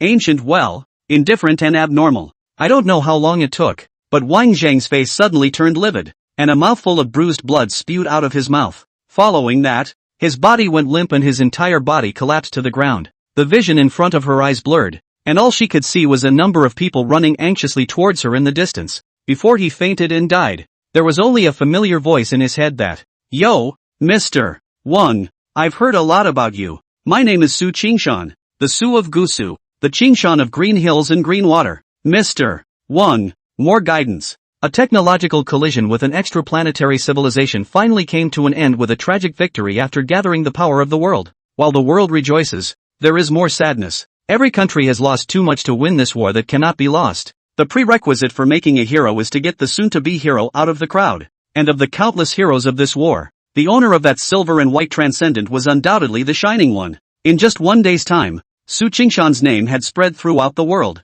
The silver-white figure with the broken arm rushed towards the pitch-black mech without any hesitation, only to create a final blow with a determination that would forever be remembered by the world. Inside the first military council hall of the state of China, the seats were filled with majestic figures in pine green uniforms. At this time, their faces are all showing a stoic and solemn, looking toward the main podium in front of them. All have no interest in opening their mouths to talk, only silently waiting for something. After a long time, a white-haired old man, also clad in military uniform and with a slightly stooped body, walked out from the backstage. Pacing to the main podium, he looked down to the officers and generals occupying the military half of China, and in an extremely solemn tone, he opened his mouth and said, "Ladies and gentlemen, Comrade Su Qingshan's posthumous award ceremony will now begin, and after deliberation, it is proposed to posthumously award Comrade Su Qingshan the honorary title of Comrade Special Combat Hero GAT and other merits. The following vote will be taken, and those who disagree, please raise your hands."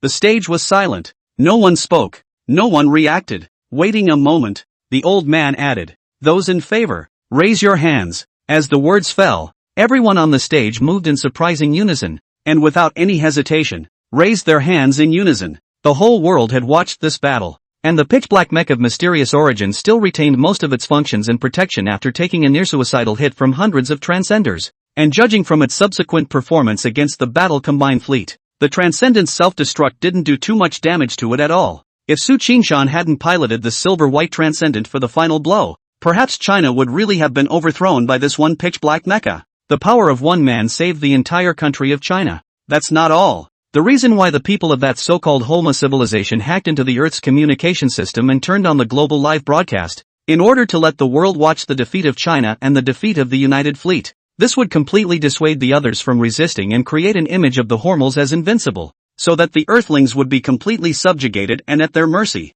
And they are really close to succeeding. It was only Su Qingshan's sacrificial strike that broke their expectations. More than anything else, it has rekindled global morale. Since Earth's resources have been targeted by extraplanetary civilizations, they will never stop because of one or two losses. It's going to be a long and difficult war for the people of Earth. The only way to really stick with it is to have faith and confidence to back it up. Su Qingshan firmly established this belief for the people of Earth. The old man responded briefly, and began to announce the results of by the vote of the General Assembly, it has been decided to formally award Comrade Su Qingshan the honorary title of Stunt Combat Hero GAT, becoming the third warrior in China to hold the double special title since the founding of the country. With the title coming into effect immediately, all rose slowly, as best they could. River City. At this point in time, Zhangcheng was in the midst of intensive aftermath work, with a large number of troops moving into the neighborhood to begin picking up the wreckage of the crash. The damage caused by this war is simply incalculable, and the wreckage left behind is almost everywhere,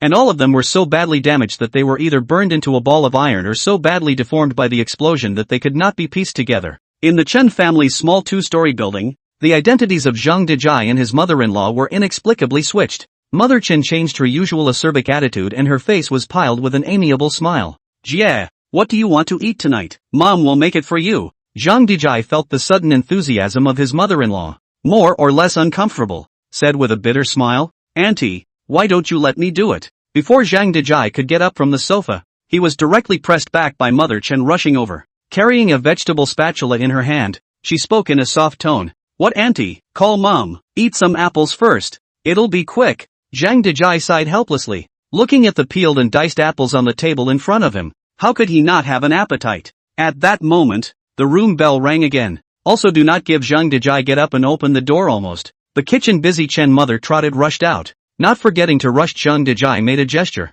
"You rest, leave this kind of work to Mom." Upon opening the door, two business elites in suits appeared, carrying several boxes of expensive supplements in her hand. She smiled decently at Chen's mother and asked, "Hello, Auntie, is Divine Dr. Zhang in?" In. Chen's mother looked at the two people in front of her, who were either rich or noble, and nodded frantically like a chicken pecking at rice, hurriedly welcoming the two people towards the house. After the great battle, the image of Zhang Dejai's unpredictable hand of Chinese medicine acupuncture to save the wounded was likewise noticed by the world. In that intense and anxious situation at that time, naturally no one would pay attention to this. But when the war was over, the super needle began to become arcane. For a while, the threshold of the Chen family in Zhangcheng was about to be trampled by the people who visited. And the people who come to the door are all big shots from all walks of life. the kind you don't even see on a regular basis. On the contrary, all of these people, all of them respected Zhang Dejai and showed enough humility. All of this was seen by Chen's mother.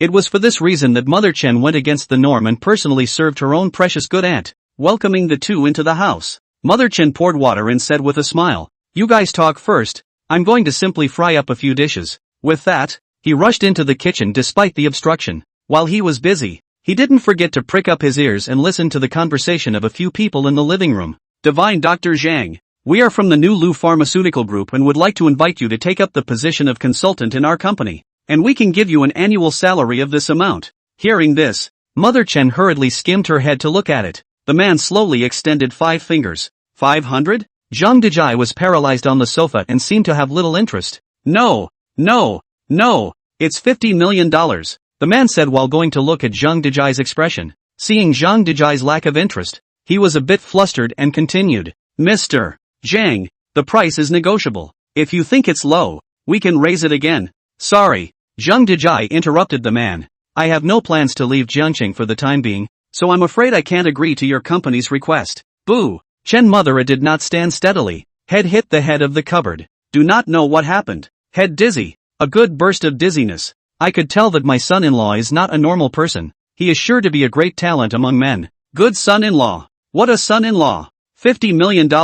More money than you can make in a lifetime. It was rejected with a wave of my good son-in-law's hand. After sending the duo away, Mother Chen looked at Zhang Dejai sitting on the sofa and couldn't help but get a little worried. This was already the 6th wave of people sent away today, and the previous waves had given similar prices, basically in the upper and lower 8 figures as well. The door-to-door son-in-law, who had been living at home and suffering from the shame of the people of Jiangchang, suddenly transformed into a superdoctor coveted by countless enterprises. Such a transformation has surprised, delighted and worried Chen's mother. The shock was naturally due to Zhang Dejai's identity as a divine doctor. Joy is naturally that the Chen family can follow Zhang Dejai into the light. The worry, of course, is the fear that one of his poor service will make this good son-in-law of his own family angry. After all, nowadays, Zhang Dejai's fortune had multiplied, and once he left the Chen family, it would be a great loss. Chen's mother surprisingly began to suffer. What if my own daughter loses her attraction to a good son-in-law? Come to think of it, there's really nothing about my own daughter that would make a good son-in-law.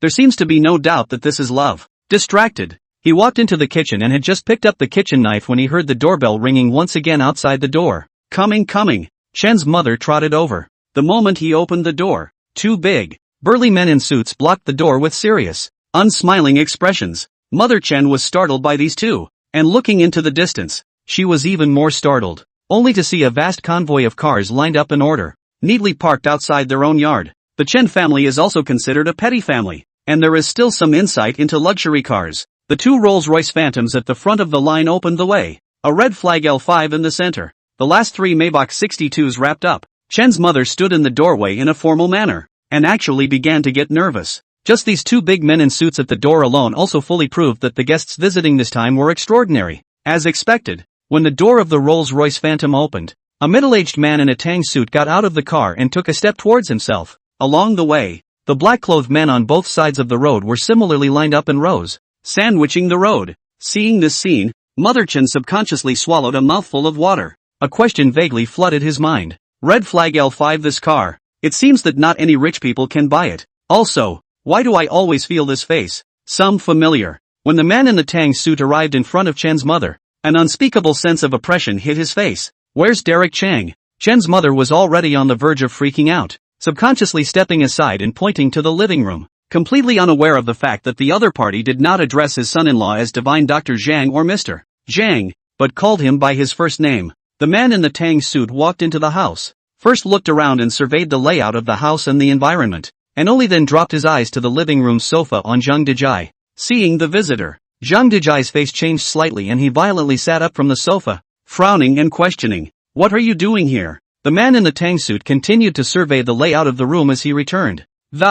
After so many years of not coming home, I came to see if someone was dead. Zhang Dejai's expression sank. Whether I live or die has nothing to do with you, asshole. The man in the tang suit burst into a rage and, do you even have a father in your eyes? One sentence directly caused Chen's mother, who had just walked into the room, to freeze in place. No wonder I felt that this person's face was familiar. It turned out to be a 7-point resemblance to my own aunt. So this is one's in-laws? When she thought of this, the shock in Chen mother's heart was even greater, and her consternation was even more strongly implied. To be able to go in and out sitting on the red flag L5, there are so many bodyguards accompanied, can be the average person? Most importantly, this for is still his son-in-law's own father. With such a bullish and dangling background, he actually came to a tiny Jiangcheng to be a door-to-door son-in-law. The problem was that in the years that Zhang Dejai had been on his doorstep, he himself hadn't given the other guy a hard time because he was incompetent. In that case, it's the clown who becomes the clown himself. Father? Zhang Dejai revealed a cold smile.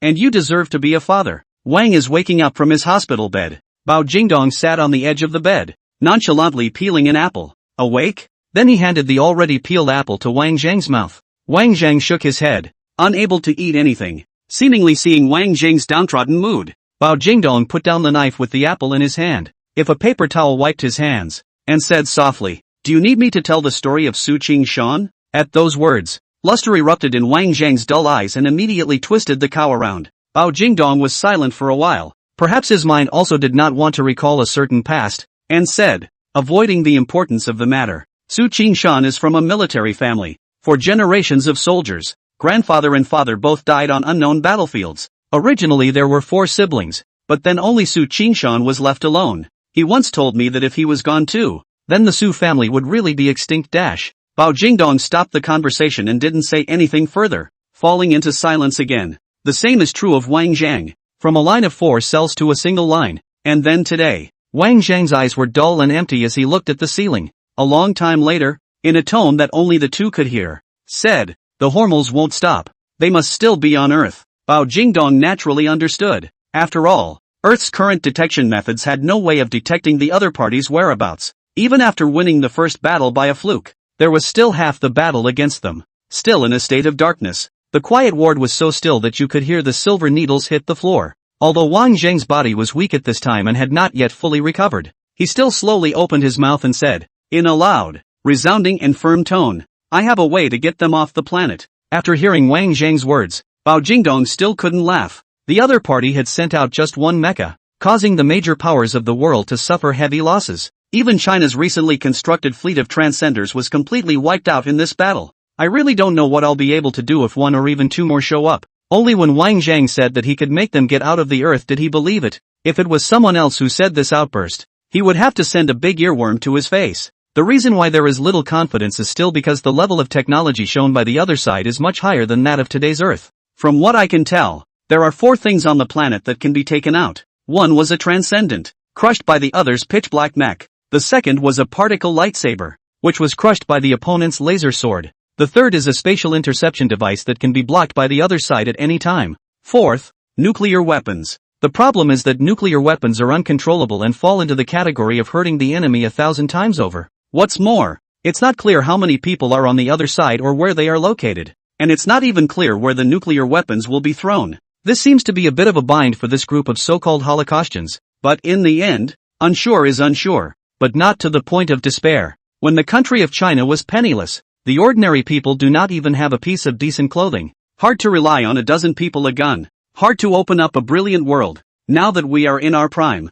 can we let others bully us again? Sensei's ghosts from whatever country or planet want to enslave us again. There are just 2 options. Either die for the master or get out. Bao Jingdong reached out and patted Wang Zhang's shoulder for a long time before dropping a sentence. Get some rest. We're all waiting for you to come back. With that, he got himself up and left the hospital room. Wang Zhang relapsed into silence, both eyes staring straight at the ceiling, lost in thought, not knowing what he was thinking. Under the covers, 2 fists were clenched to the point that their knuckles creaked, and they didn't even realize that their nails had pierced their palms and blood was spilling. Sango Nation. A high-level meeting with a large round table surrounded by a circle of white-skinned Sangos. Among them, sitting in the most central seat was an old third brother with a big white beard. The old third brother, apparently in a very good mood, rushed to his 3 buddies on either side of him and said, it seems our move of not sending troops to support us was correct. The Woolly Bear Air Force lost 60%, the Eagle Sauce lost 40%, and China's overlander forces were completely wiped out. These countries are the greatest threat to our Sango Kingdom, and now that their strength has been greatly reduced, it seems that the time has come for us to step up to the plate. When this was said, there was a response from the 3 brothers. Locke's family's transcendents have also been blown away. And now there's no existence that can stop my third brother's army. Very good. Lao Sango couldn't help but applaud, as if the dream of world domination was close at hand. What do you all mean? Sango number 1 raises his hand. Attack lock. We must get back the face we lost earlier in the international arena. Upon hearing this proposal, almost all of the Sangos were nodding their heads in agreement. Agreed. Knockout lock and expand northward. In that case, old third brother waved his hand to signal everyone to be quiet and was about to deliver his final conclusion when a rusty and strange voice suddenly came from the corner. Good, but not good enough. At that, all the Sangos were startled, subconsciously bouncing up from their seats and following the source of the sound. In the corner of the conference room, with the curtains closed, an odd figure stood silently in the darkness. This was a meeting with the highest level of secrecy in the Sango kingdom. Not to mention this room, even the entire building had to block the signal and not allow any creatures to approach. Not even a fly, not even a mosquito. This sudden emergence of a person from the corner, no matter how strong the psychological quality of the three buddies, could not withstand. After all, this was a negotiation to start a war. If word got out, third brother's face would really fall clean. No matter what they do from then on, they will not be able to hold their heads up internationally. What man, come out here. An intimidatingly large Sango rushed closer in stride, ripping the curtains apart as he did so. A great deal of light poured in, stinging all the Sango's passively closed eyes. When he had adjusted to the light, he then looked at the figure. Just after seeing that figure, the three buddies were shocked and became even more nervous. The figure was no other than the Holocaustian with a big, iron-colored head. The atmosphere of the meeting place was immediately tense, and all Sango's gazes fell firmly on the Hormels, lest the slightest mishap would result in an accident. Dear Blue Star friend, don't be nervous, I come with good intentions. The homunculus looked at the guarded Sango, smiled, waved his hand, and walked over to the round table. I greatly admire you as a country and agree with your comprehensive national strength. It's no exaggeration to say that your country is able to securely occupy the third place in the Blue Star. A statement that directly made the three buddies smile with joy. That's right, there's nothing wrong with it at all. Not bad for an alien, just a vision. Komodo doesn't smell good all of a sudden. Do you have a date? Seeing that the subject was open, the Hormation continued. I came here to help you all. I'm sure you all saw that battle before. We defeated nearly 40% of Earth's military force with only one mech, but that wasn't our true strength. Blame it on the fact that we chose the wrong friends when we came here. Those short-bodied baka simply didn't have the ability to handle our star mechs, and that's what led to the defeat. The Holocaustians made their intentions known. That's why I want to cooperate with your country. Arm your country with my star's technology, and when we conquer Earth, my star will only ask for a small portion of Earth's resources from your country. How about that? As the words fell out, the San brothers first had a heated discussion for a while, and then they clapped their hands and, happy cooperation. What? I don't agree. Yagahu stormed out angrily, pointing at the holocrones with a group of Sangos, cursing that my great Baka Empire conquered half the globe in its glory. All of Asia was under our control. Sooner or later, my Baka Empire will recreate its past glory. To get us to work with these guys who eat with their right hand and pick it there but with their left is a fool's errand. The three buddies fell silent, looking at Bakahu in unison, their gazes growing grim. The holocron looked to the House Sango, his egg-sized eyes unreadable, and it seems that someone is very unhappy about our cooperation. That's okay. A lanky Sango took off his pants as he walked. Yagahu panicked a bit at the sight, and backed away. You, what are you doing? Turning to escape, he realizes that the teleportation device has been shut down by the Hormels. I'm a soldier of the Great Baka Empire. How dare you kill me? The lanky third brother sneered, his face showing disdain. Your Baka kingdom has become a provincial district of China, and you're still putting aside this big Baka empire. With one hand, he grabbed the Bakahu and casually tossed it onto a nearby tea table, grabbing Bajahu's pants and pulling them. Cloth pants came into view. Another tug, and the atmosphere was scorched. Oh, a new species of Komodo lizard. I like it. Bajahu was terrified, and began to struggle desperately, cursing as he did so. 8 Gaya Road. Oh. The re-established border post on the borderline between Locke and Sango is very imposing. Locke had fully learned his lesson from the last time and sent a full regiment to be stationed here. After all, Sango was notorious for remembering to eat and not remembering to fight, and after beating him into submission with a transcendent last time, it probably wouldn't take long for him to get stupid again. What's more, the destruction of his own transcendent in the Battle of China 8 was no longer an effective deterrent to the wolfish Sango, and this one regiment, armed with Locke's most elite weaponry, even international equipment with Chinese manuals picked up from the wilderness, is armed through and through. The daily routine was to rehearse, and make the commotion so loud that it would ideally reach far into Sango land. On this day, Uncle Locke, the chief commander of Locke's border guard regiment, was always a bit distracted, and from time to time he looked towards Sans territory, always feeling as if something big was about to happen. In the past, when he conducted his own military exercises, Sango also made sure to make some noise for himself to show that he returned the favor. But today is different from usual. The whole borderline inside and outside are quiet, can't hear any movement at all. In response, the men began to speak out to comfort Uncle Locke. Don't worry, nowadays it's the critical period for the Earth to unite against foreign enemies. All countries are on the same front. His third brother is no more ambitious. He can't openly provoke a civil war at the expense of the world's great injustice, right? The charge of being a public enemy of Earth is not something his third brother can afford to carry. Listening to his men's speeches, Uncle Locke nodded his head worriedly, seemingly not listening to his heart, and only silently replied back with, "Let's hope so." Not long after the words were spoken, a sudden puff of dust and smoke lifted from the horizon at the end of his sight. Uncle Locke frowned as he watched, took the binoculars handed to him by the people around him, and when he looked at them again, he threw them out in direct fright. At the end of the line, Sango's mechanized forces are slowly approaching. Level 1 alert, Sango has invaded. As the shrill alarm sounded, the entire local legion was alarmed, not really expecting Sango to take advantage of such a time to come and start an invasion war. Less than a year had passed since the last 3 camel battle, and the scars left behind hadn't even healed yet,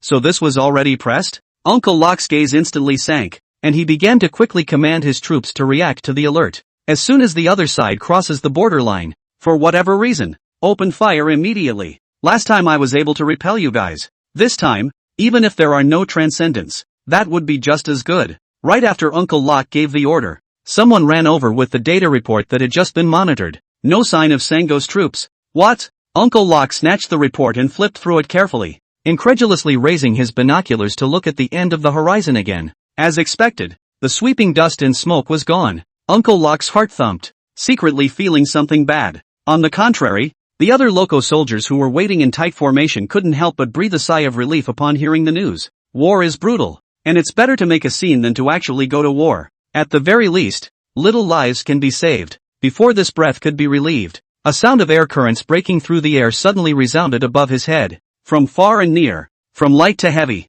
What's that noise? Some people look around in bewilderment and ask curious questions. Someone looked up and stiffened on the spot. It's a missile. Overhead, one missile after another in the sea of clouds broke through the sound barrier with a sputtering mock ring, tracing a neat arc from the sky and heading straight for their own positions. In an instant, the sea of clouds had been crashed into 1,000 pieces. From a distance, it was dense and filled the sky. Retreat! Uncle Locke looked at the missile that was getting closer and closer above his head, and was puzzled for a moment. Then he tore his throat out and hissed, "Everyone evacuate! Leave the border base!" It was a pity that the discovery was too late and the reaction was too late. By the time Uncle Locke had finished shouting, the first missile had already lodged itself in the land of the border camp. With a loud bang, countless dust and debris accompanied by strong air currents rushed toward the surroundings, and the mushroom cloud rose high, directly covering the small half of the base, followed by a second and a third. A roar rang out as the terrifying force of the explosion mercilessly destroyed the buildings in the immediate vicinity.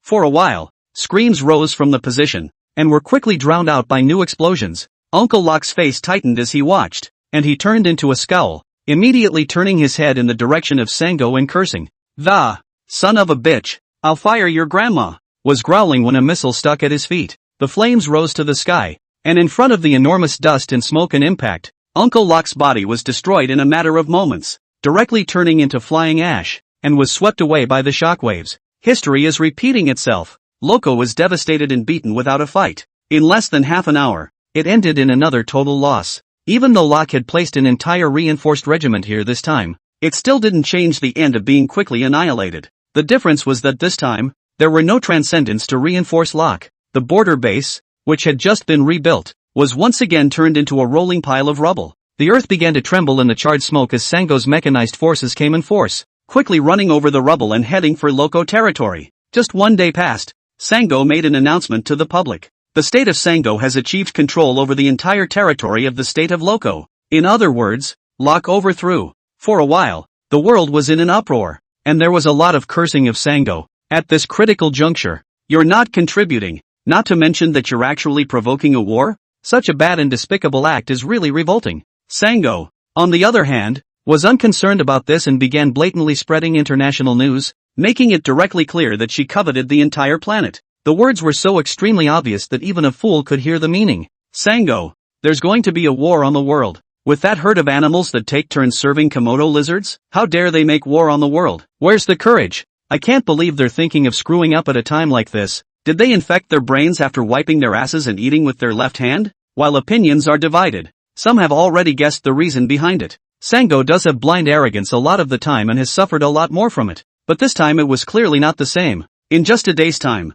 it has so easily taken over Locke, who has many Chinese instructions. Sango's words alone could never be this strong. What does that mean? It suggests that a more powerful force is backing Sango. Who? Homunculus. Tramp. Some people hate it so much they gnash their teeth and beat their chests. These filthy scum have joined the enemy. Just like the Baka, the first sub-district of the southwest military region of China. Because it was located in a remote mountainous area with narrow space and rugged roads that were impassable to vehicles. Only one company of infantry troops was stationed here. Early in the morning, the company trained as usual, with more than 100 men lined up in 2 long lines, rifles in their hands, heavy hiking packs on their backs, and quickly traversing the steep mountain trails. On the outskirts of the group, Deputy Company Commander Gao Xinxiang's gait was strong and vigorous, and his voice thumped out. All faster. Today's cafeteria stewed braised pork, the top 3 in the weight 10 kilometers. Laborers reward him 2 more pots. Let him eat enough. Hearing this, the crowd that was still sweating profusely became excited. Their eyes abruptly brightened, and they were directly injected with chicken blood, huffing and puffing as they increased their speed. Grommet, what if I break the company record? Someone ran with a big stride, not forgetting to banter a few times at Gao Xinxiang. Gao Xinxiang twisted his head and glanced at the man, saying, break the record? If you kid can break the company record, I'll let the cafeteria pigs not even be killed, and give you a hug to gnaw on first, and gnaw on others when you're full. When the words came out, the troops burst into laughter, sweeping away the fatigue of weight training. The atmosphere instantly relaxed a lot. In this kind of deserted border, the only thing that accompanies you every day is the beasts and birds and flies in the mountains. Life is dull and boring, and the only way to enjoy it is through bitterness. What is the solution to worry and what is the pleasure? Comrade in arms, night and day, everyone here is their own trustworthy existence. Can be assured that the back will be handed over. Unhesitatingly charge forward without fear of life and death of the friends. Loud laughter was unceasing, and the speed of the troops was invariably a few moments faster. In late fall, it adds a little bit of life to the silent mountain forest. I don't know who hummed a few lines off the top of their head, which directly led to everyone singing in unison. It was a clear morning, with pigeon whistles accompanied by wake-up calls, but the world is not at peace, and there are stirring storm clouds in times of peace. Ready, brother soldiers, when that day does come. Ready, brother soldiers, when that day does come. The loud and clear singing resounded through the mountains and forests, and the momentum was as strong as a rainbow, soaring into the sky. Back at the camp, the group sweated profusely and hurriedly removed their loads, collapsing on the ground in exhaustion and panting heavily. Gao Xinxiang came to a soldier lying on all fours on the ground, kicked a few feet nonchalantly, raised the mechanical watch on his wrist, and said, just know how to brag, and break company records. Almost patted the bottom. 1 hour, 14 minutes and 20 seconds. The soldier didn't care, grinning with his eyes closed and, old Gao, are you scared? Your record is to carry 60 pounds.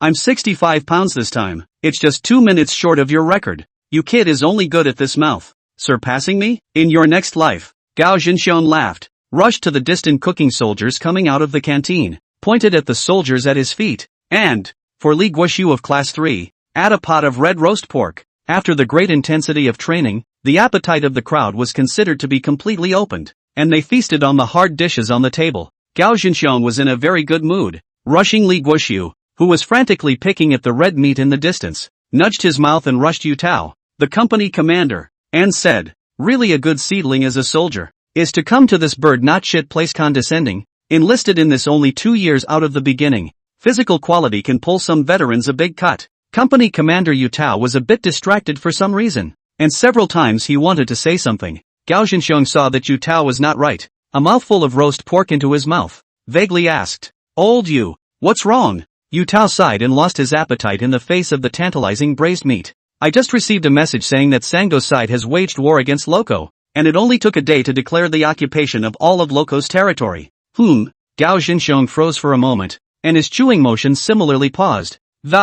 Starting a war at a time like this? Does Sango have any brains at all? Have you forgotten the lesson of having an armored battalion knocked out last time? Yu Tao shook his head and said, from what I heard from above, it's very likely that Sango has gotten support from the Halmaxians of whatever that is, and her military level has risen dramatically, or else it wouldn't have been possible to take Locke in a day. Gao Zhenxiong lapsed into silence, looked up at the crowd of people who were merrily drying their food, and lowered the volume of his voice and asked, Old you mean? Yu Tao picked up a piece of braised pork and threw it into his mouth, saying, we border 3 countries here, San and Locke, and with Locke being invaded and eaten, I'm worrying that San will turn on us, going down on us? Gao Zhenxiong's nostrils sputtered and hummed out a cold. Are those Baiyuns looking for another defense of the capital? Yu Tao said, you can't go wrong by being careful during the critical period. Isn't the reason why we are stationed here to guard the first pass of the Heavenly Gate in southwest China? The task is arduous. We must always raise our spirits. Starting tomorrow,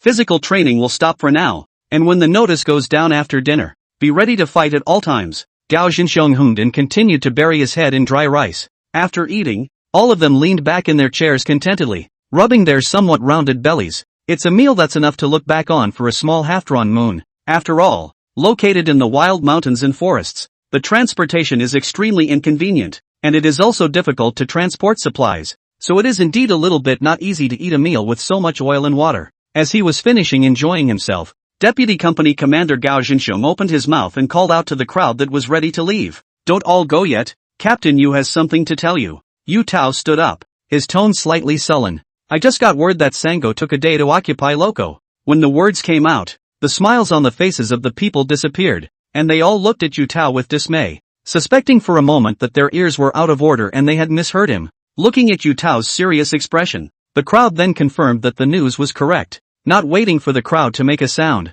Yu Tao continued, the situation is urgent, and my ministry borders with Sango's border, so from now on, stop all activities, make sure to be ready to fight at all times, and as long as they dare to take a step closer, immediately greet them for me. Do you understand? At these words, the people rose with a glance at each other and said in unison that, understood. In the mountains and forests, countless flying birds and beasts were rapidly running away, as if they were being driven away by something. About a kilometer behind them, a troop of about 100 men, heavily armed, was advancing. Looking closely, it is not difficult to realize that the equipment on this unit can be completely described as armed to the teeth. After traveling about 20 miles, the troop leader took out his infrared binoculars and surveyed the distant surroundings, revealing a cocky smile under his bulletproof mask, pulls out his walkie-talkie and whispers, report, our team has arrived at the Chinese border and is ready to depart. Are you sure? Bao Jingdong looked at Wang Zhang with a questioning tone. Wang Zhang was slightly silent for a moment before slowly saying,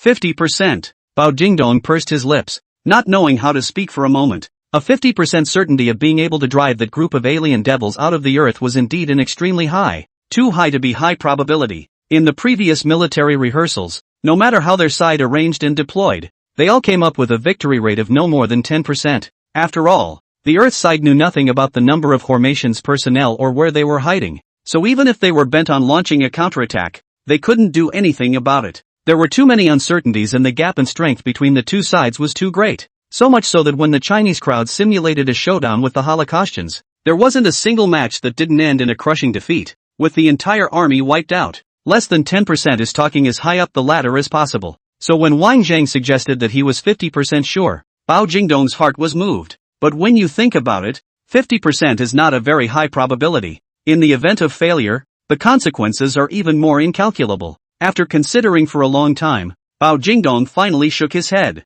I'm sorry, I can't joke with the lives of my soldiers. Wang Zhang was not surprised and nodded his head in anticipation. Got it. After saying that, Wang Zhang got up and left on his own. Looking at Wang Zhang's distant back, Bao Jingdong sighed and did not get up to chase after him. Just at this time, a cell phone ringing. After seeing the caller, Bao Jingdong immediately changed his look, and squarely said, Old leader, after Sango ate Locke, her appetite has become huge lately, and her hands and feet are a little less restful. Unsurprisingly, they should have gotten technical support from the Hormels, and if that's the case, there's a good chance that the southwest military region will be outnumbered once they start a war with our side. Listening to the sound of a tent in the cell phone, Bao Jingdong asked with a grave expression, You mean, draw a portion of your troops in your northwest military region and migrate south, preferably in time to make a good defense deployment before Third Brother bares his fangs. Bao Jingdong's face changed as he listened. and he was surprised, saying, "So, Sango is going to do it,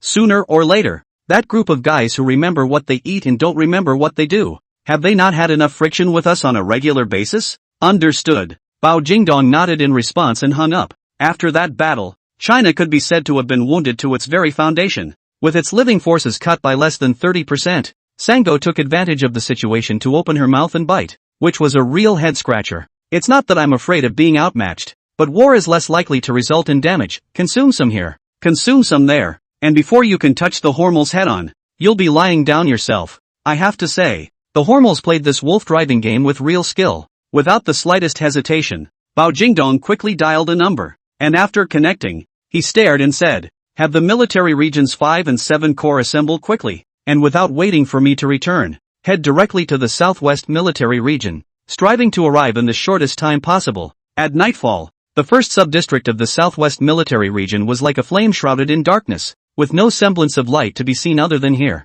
A squad of a dozen or so cruisers did border sentry duty, idly chatting in whispers. "Do you think Sango and the others really dare to come? Che, just come. Our place tanks cannot enter. Armored vehicles cannot enter. Want to come in can only look at 2 legs. If you really dare to stomp on 2 legs, there's no telling who's going to fuck who." At that, the team let out a low chuckle. The captain, hearing the commotion, turned his head and reprimanded the quiet, all serious. The sound had only just stopped when an incomparably blinding white light suddenly came from the distant mountains and forests, directly illuminating the night, immediately followed by a deafening explosion. A huge heat wave traveled all the way across, toppling countless thick trees and sweeping away in all directions like waves. The crowd was startled by the sudden noise and scrambled to look at the source. Only a huge mushroom cloud was rising in the sky that was brightly illuminated by the glare. The power was so great that even the patrol team, who had come tens of miles away, clearly felt the energy that came to their faces, and the hot airflow burned their cheeks, scalding them with a vague pain.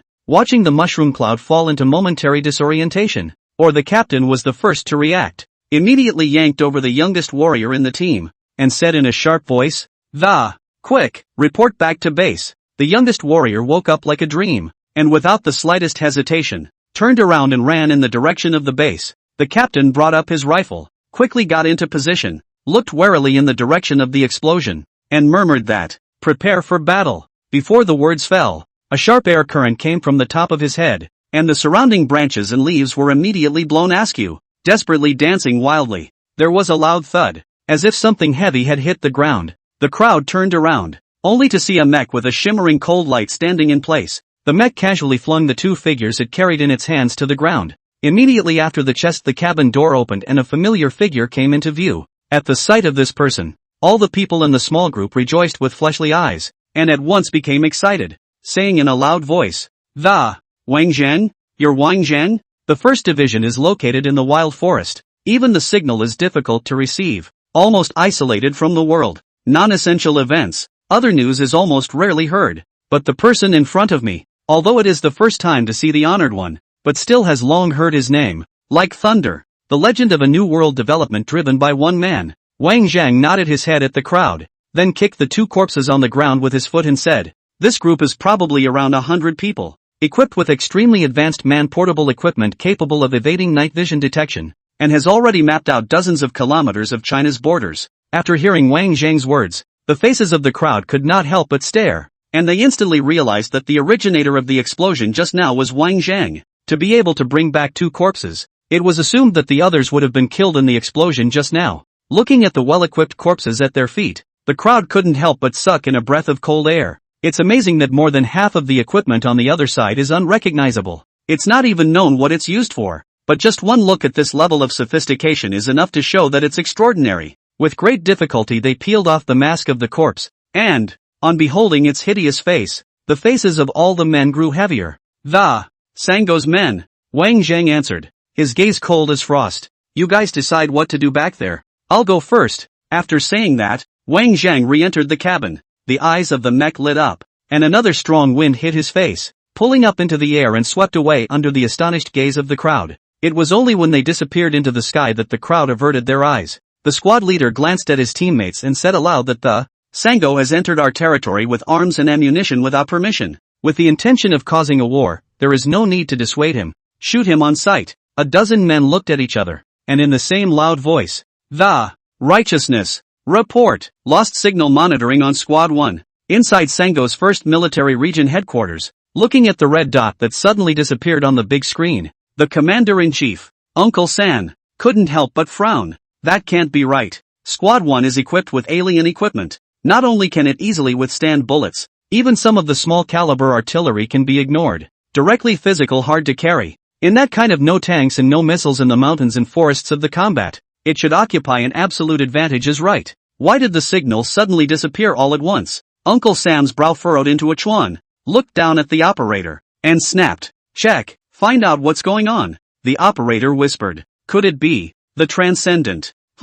Uncle Sam raised an eyebrow. The previous incident of the armored battalion being destroyed by a regiment of overlanders was still fresh in his mind, and immediately reprimanded that. Impossible, absolutely impossible. All of China's transcendents have been destroyed. The deputy commander beside him cupped his chin in his hand and analyzed for a moment before saying, could it be that they've mass-produced another batch out? Uncle Sam twisted his head to look at the deputy commander as if he was looking at an idiot. Only 2 weeks had passed since the last Great War in China. 14 days full. Not to mention building the Transcendent. The tractor couldn't even be built. If we had that kind of mass production speed and technology, then we simply wouldn't even be playing. Wait. Distracted. Uncle Sam suddenly reached out and pointed at the big screen in front of him. What's that? The crowd followed the direction of Uncle Sam's finger, and in the corner of the big screen, a dense mass of red dots was rapidly pouring into the picture. Because of the equipment that the Hormels had helped upgrade, Sango's system very easily cracked the signal barrier in the fringe territories of China, dropping field footage onto the screen. The moment the relay succeeded, the entire war room froze with Sango. The scene shows an uncountable number of dark shadows striding through the steep mountains late at night. What's going on here? Uncle Sam was a little anxious, and racking his brain he couldn't figure out exactly what had gone wrong. The equipment that Squad 1 had on them was tested before they left, and there would be no problems at all. A soldier who can ignore bullets and small caliber artillery is definitely a bigger threat than a clumsy tank, and there was more than one such soldier. 100. But why is it that just such a super squad disappears silently from the map? Uncle Sam was puzzled, greatly puzzled. Only the situation at hand no longer allowed for further consideration. The super squad sent out not only failed to complete the task of occupying the enemy's sub-district base, and the whole team disappeared, but the other side also realized that they had already begun to send out troops to counterattack. Soon, the astonishment on Uncle Sam's face dispersed and resurfaced as morose coldness. It is only a pass where a mere company is stationed. So what can be done even if a counterattack is launched?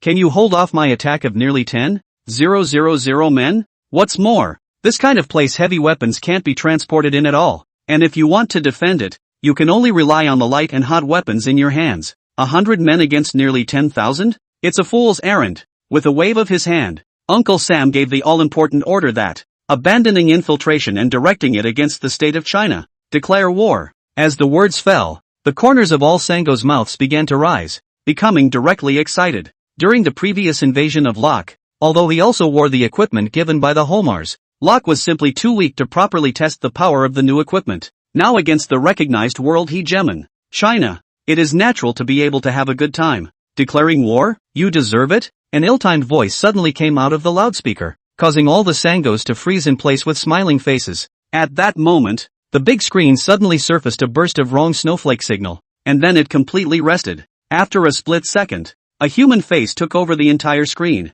startling the Sango in the room. The person who suddenly appeared in the screen was undoubtedly Wang Zhang. Only Wang Zhang's sight fell straight onto Uncle Sam in the combat hall and said in a cold voice, "Wash your neck and wait for me." With a pfft, Uncle Sam sat down in shock, pointing his finger at the screen and looking around in panic and alarm. Wasn't it upgraded by those big brains? Why is it still invaded? Why? Uncle Sam was still hissing and growling when the sound of air currents breaking through the air rang violently above his head. Everyone's eye pupils suddenly shrunk and their faces changed drastically after hearing this voice. He's coming. As luck would have it, just as someone looked up at the sturdy hall ceiling, the supporting steel plates overhead, thick enough to be embraced by an adult, violently changed shape when an external force was applied across them. Then the cracks spread and the dirt fell. There was a moment of dead silence, and the roof of the war room rumbled and crumbled with a direct dent. Huge chunks of concrete with steel and iron plates smashed down from high above. Many people couldn't dodge in time, and were directly smashed by the heavy broken wall, solidly pressed underneath, and couldn't even scream in time to die on the spot. The thick steel plate landed, smashing the electronic equipment of the command deck, and countless sparks crackled out. mixing with the raging dust in all directions like thunder in a sea of clouds. The war room was already a mess, with everyone running for their lives with their heads in their hands, lest the next person to be smashed to pieces by the steel plates would be themselves. Unlike the regular Transcendence, a mecha just over 3 meters tall and glowing with a deep purple and cyan color stepped through Sango's combat hall and rushed in with impunity, head hanging down. His eyes soon locked onto Uncle Sam's figure in a cloud of confusion. With a flash of his body, he arrived in the blink of an eye in front of Uncle San, who was rolling around trying to escape with his life. Uncle San couldn't stop shivering, and his whole body lay on the ground, trembling as he looked upward. Declaring war is what you said. A voice came from the purple and green mech. Uncle Sam shook his head frantically and, no, not me. Without giving Uncle San any chance to beg for mercy, Wang Zheng manipulated the purple and green mech and stomped on it. The screaming stopped abruptly and the earth thundered. The combat troops arrived late, seeing that Sango's war room was about to be destroyed. Looking at the 3-meter-tall, small transcendent in front of him, Sango's troops directly locked the entire war room, and countless gun muzzles were aligned in unison. My lord, the commander-in-chief is still inside, someone said sharply. Only the vice-commander, his face full of heartache, sighed. And, how can we let him down when our great commander is risking his life to hold back the enemy mechs? But, fire! All of a sudden, the fire was blazing and the heat waves were boiling. The sturdy combat hall was instantly blown to smithereens, and the light caused by the explosion lit up the entire sky. Even more so, it illuminated the face of the vice-commander who was smiling until he couldn't stop. Rolling waves of air rushed in, blowing and scraping the crowd of Sango's station a little unsteady. Just when everyone thought that the war room and everything in it had been reduced to rubble, a slender trail was suddenly cut through the rising smoke. The purple and green mech was perfectly hidden in the darkness as it sped toward high altitude.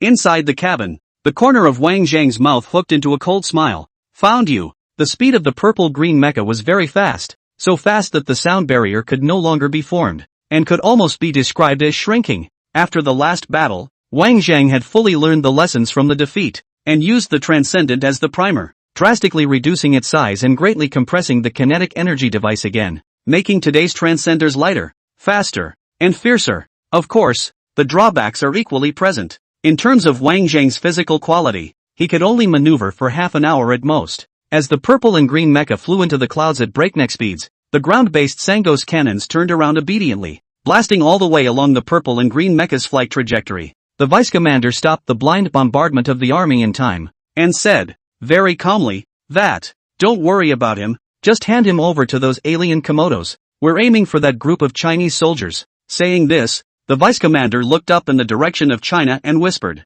now that I've been exposed, I won't pretend. Give me offense. Sango's army assembled and began to make its way to the border in a great rush. The deputy commander obediently got into an SUV and prepared to give orders in real time. At that moment a man trotted up to the car and exclaimed, Sir, the commander-in-chief is still in the war room. Do we really not need to look for him? The vice-commander's smiling face froze for a moment, and he turned his head to look at the soldiers running after the car. A glance back at the war room, which by now had been reduced to a flat wasteland of charred smoke, and not a single stone, let alone a person, could be found intact. Not bad. You're heartfelt. The deputy commander reached out and patted the soldier on the shoulder, an appreciative expression appearing on his face. In that case, this task is yours. The soldier raised an eyebrow at this, and grinned outright as he, Sir, righteousness doesn't. Boo. Without waiting for the soldier to finish his words, a bloody hole suddenly appeared in the center of his forehead, and blazing blood along with white unidentified liquid splashed out from the hole.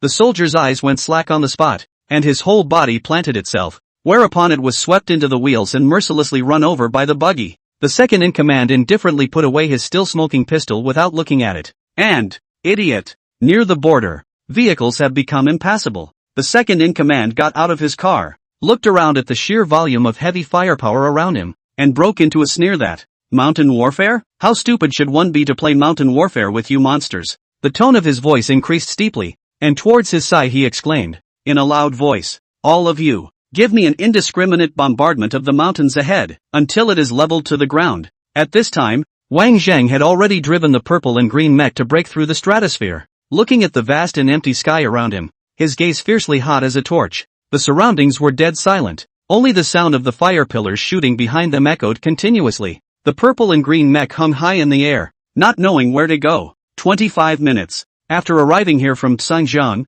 eliminating Sango's squad and then destroying Uncle San in the process had been delayed by 5 minutes. and now there were only 25 minutes of driving time left. In fact, Wang Zhang did not have the certainty of defeating the Hormels, and the reason why he came here alone was merely a matter of intention. The Green Hills remain the same, but you don't see the Green Hills. Aoyama died because of himself. He can't afford to be a jerk anymore. Come out. The depression that had been suppressed in his heart for a long time was released at this moment, and he roared out at the empty sky in front of him. What responded to Wang Zhan was still boundless silence. Meh.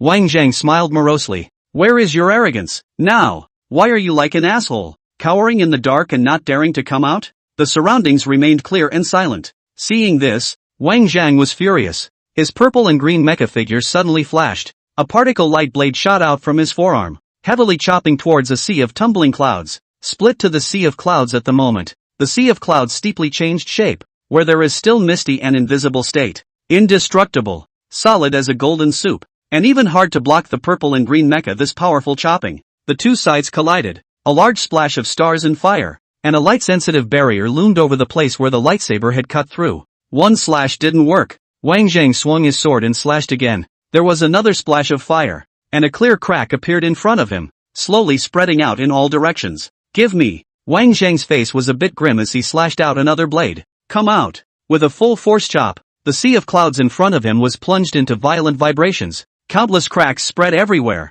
and only a thumping sound could be heard as it exploded into pieces on the spot, falling to the earth. The barrier was broken, and the scene in front of him changed. When you look again, where there is still the appearance of blue sky and white clouds, it is a huge flying saucer floating in the air. From a distance, it was 100 feet in size. Compared to the two, the purple and green mechs were simply so small as to be insignificant. A voice rang out from inside the saucer. Blue Star Man, how did you find this place? Wang Zhang sneered. You guys are technologically advanced, but it's a shame you're really scared of death. At that, the voice inside the flying saucer fell silent. Earlier the king was transmitting a high-frequency signal to the world, which was used to monitor the trajectories of organisms everywhere in order to find the Halmaxians' hideout. Intercepting the signal couldn't have been easier for the Hormels, and it was intercepted out of hand. But the mistake was that this high-frequency signal could not be sensed, not to mention intercepted, even sensed, with the current Earth technology. So the location where there is no signal feedback is where the Hormels are. Moths to the flame. You are very foolish. Between the words, a powerful laser suddenly shot out from the side of the flying saucer, directly annexing the purple and green mecha. Before the lasers dissipated, the purple and green mecha had already rushed out, wielding its lightsaber and chopping heavily on top of the flying saucer. With just this slash, the outside of the flying saucer was cut with a straight gaping hole. The Hormels in the saucer were startled, and spoke up in a hurry.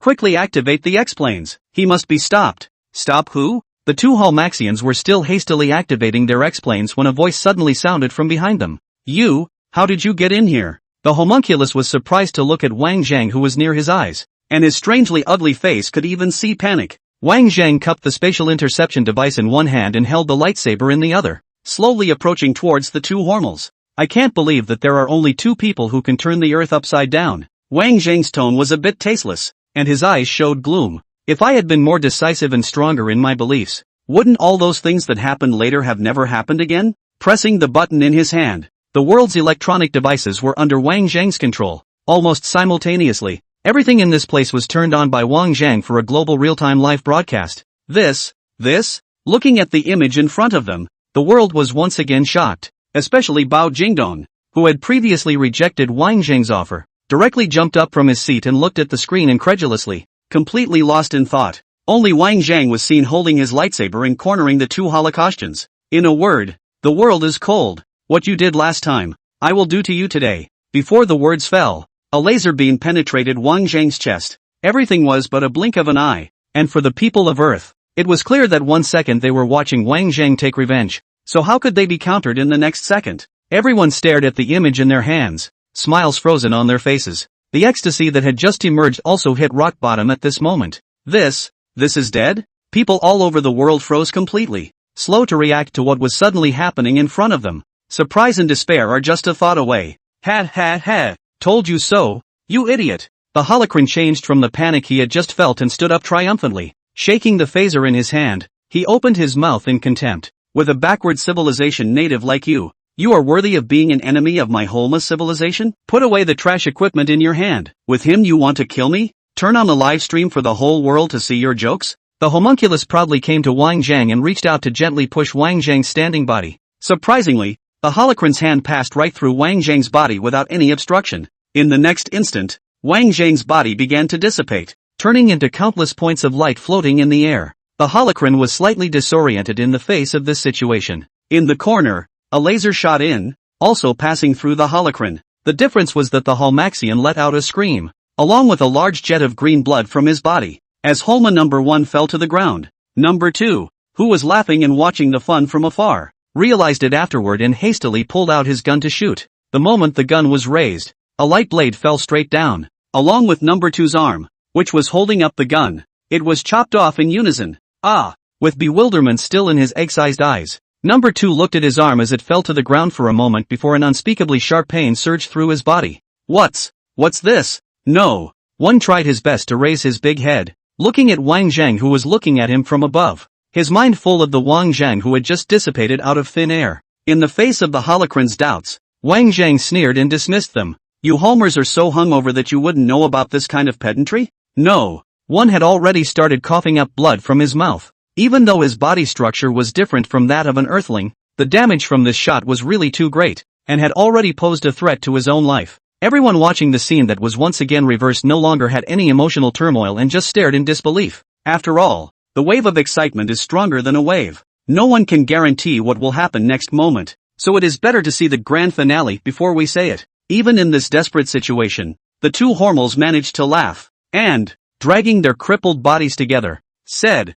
Bluesterians, your technology can't kill me. With that, a barrier emerged, holding the Holmans upside down inside, spinning around in full view of everyone. The two men's bodies were actually being repaired at a speed visible to the naked eye. Such injuries would be fatal to you, but to us, they are nothing. The Hormels looked at Wang Zhang demonstratively. Congratulations, you've managed to piss us off. In return, let's make a great gift to the entire Blue Star people. Upon hearing this, Wang Zhang's gaze condensed slightly, vaguely sensing something. The computing program for all of Blue Star's nuclear warheads has long been cracked by us, and since you're having so much fun, this bit of Blue Star's resources will be returned to you, one said as he pulled a precision device out of his body, which had only one huge bright red button on it. Wang Zhang was shocked and panicked as he rushed closer, raising his lightsaber to slash. A splash of fire passed through the barrier without the slightest damage left behind. Wang Zhang tried a few more slashes, and it was still the same. For nothing, the Holocaustian laughed and,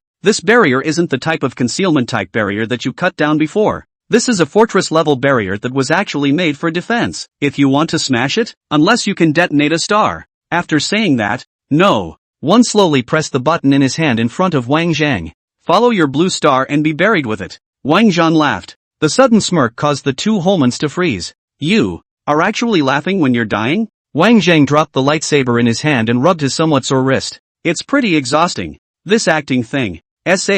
What do you mean? The homunculus was filled with suspicion and uncertainty, getting deeply disturbed by Wang Zhang's expression at this moment. Only Wang Zhang stretched out his fingers and tapped the barrier in front of him, saying, once a light screen fortress is constructed, even the constructor itself can't open it on its own, either by waiting for the energy to run out or by being blown up by an external force. Trying to blow us up externally is probably impossible and unnecessary. But, Wang Zhang was still laughing so hard that the duo had some chills. The light screen fortress actually has another name. Dig your own grave. Just because a barrier is strong doesn't mean it can cut off everything. The homunculus instantly lost color, bounced up from the ground with a swish, looked at Wang Zhang incredulously, and said in a loud voice that, how did you know that? Who the hell are you? Wang Zhang looked as normal and said without any hesitation, Earthling. Horror appeared on the faces of the holocrons. I guess we can talk. What can we talk about when you're about to destroy the planet? After saying that, Wang Zhang pressed the space interception device in his hand. A dark mass of light appeared from behind the two Hormels, followed by a massive nuclear warhead that squeezed in and filled the interior of the barrier right up to the brim. The two homunculi, who were woefully squeezed at the edge of the barrier, looked at Wang Zhang in a panic and said in a loud voice, Wait a minute, Bluesterians, we can make a deal. This way, I can impart Holma's most advanced technology to you. Airship, you can have this airship too. Wang Zhang was indifferent in the face of the holocron's pleas for mercy. Confused, finish you off and the ship is mine. Furthermore, didn't you detonate this nuclear warhead? With that, Wang Zhang waved at the two of them and, a light mass appeared behind him, and Wang Zhang jumped in with a lean, leaving alone the horror-filled duo. The nuclear warheads had begun to glow and heat up. The two were right. With the current Earth technology, it wouldn't be enough to kill them, not even the nukes that claim to be equal for all beings. But this situation right now is different. The two of them established a barrier fortress, and although external forces could not come in, it was the same as trapping themselves. If a nuclear bomb were detonated inside the barrier, the blast increment of the bomb would be completely absorbed in that confined space. That means the two people in the barrier will take the force of an entire nuclear bomb. Not a drop will go to waste. It's true. All beings are equal. You couldn't blame the two. Who would have thought that in a small place like this where space beings didn't make it in, someone would know how to crack a light screen fortress? An incandescent flash that was even more blinding than the sun's light flashed by, only to see the interior of the barrier glow at first, as if it had turned into a miniature sun. After the light, it returned to calm. There's nothing left in the barrier. Wang Zhang appeared and softly said, "Sturdy indeed." The world fell silent as they watched two Hormels who were the scourge of the world being bombarded head-on by one nuclear bomb after another, and the barrier was lit up with one light after another. If that's still not dead, the planet can indeed be surrendered. It had to be said that this barrier was truly remarkable. Even after enduring the impact of a global nuclear bomb blast, there was not even a trace of energy spillage. I don't know how long it took, but the light in the barrier was gone and Wang Zhang reappeared in the picture. Everyone stared in disbelief, expecting another reversal to occur. Upon seeing Wang Zhang walking close and knocking on the barrier, everyone's hearts began to beat uncontrollably and furiously, and their tones couldn't hide their excitement as they wondered in astonishment. This is the end? The world was still in a state of disbelief. After all, only one mech had been used in the first place, causing the world's military force to lose nearly 60% of its strength. It seems a bit hasty and abrupt to end it this way, but the results are in front of us. The homunculus is dead. Eat a full energy bombardment of nukes from all over the world and die beyond repair. The funny thing is, they're still the ones who set off these nukes. At this time, the deputy commander was still full of confidence and ambition, dreaming of a big fortune in China and then taking over the world. After the second round of flak, the hills and barren forests in front of them were almost half gone, and the elevation was several meters shorter. Not good. Vice President, something's wrong. At the rear of the camp, a Sango soldier came running in hot pursuit. The vice commander frowned, his expression slightly displeased. Something's wrong? What could happen? Can Uncle Sam still be alive? The second in command pulled out his pistol, ready to shoot the disruptive fellow on the spot. What happened was that the bastard ran up close and shoved a piece of cell phone directly into his face. The vice commander fixed his eyes and froze in terror. The Holmans, taken out? The deputy commander came back to reality from his beauty sleep, snatched the soldier's cell phone and looked at it a few more times. The whole thing didn't look too good after confirming that there was no mistake. After all the build-up, a single mech storms half the world and pretty much crushes the board. How did it somehow get extinguished? Why don't we pull out? The adjutant in the neighboring seat was equally frightened. The bottom card was told to dry up. How could he fight with them? The deputy commander threw his cell phone out the window and looked viciously at the adjutant.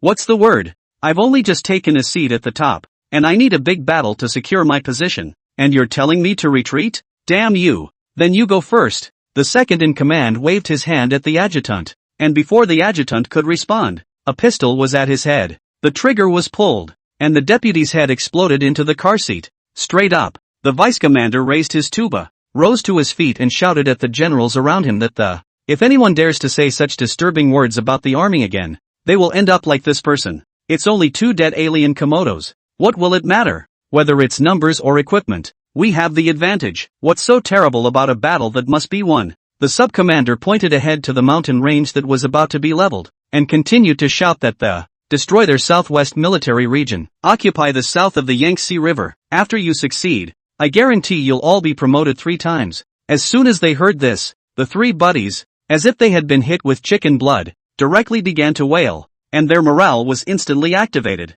The vice commander was still smug and was about to order a final general attack when an ill-timed word came from behind. So, you're brave? Just kidding. I'm super. I am super. What a guy. The deputy commander was so shocked that he raised his pistol and looked behind him. Wang Zhang appeared in the open-topped SUV at an unknown time, sitting alone in the back row, leisurely looking at the sub-commander, as if this was not Sango's base camp at all, but his own backyard garden.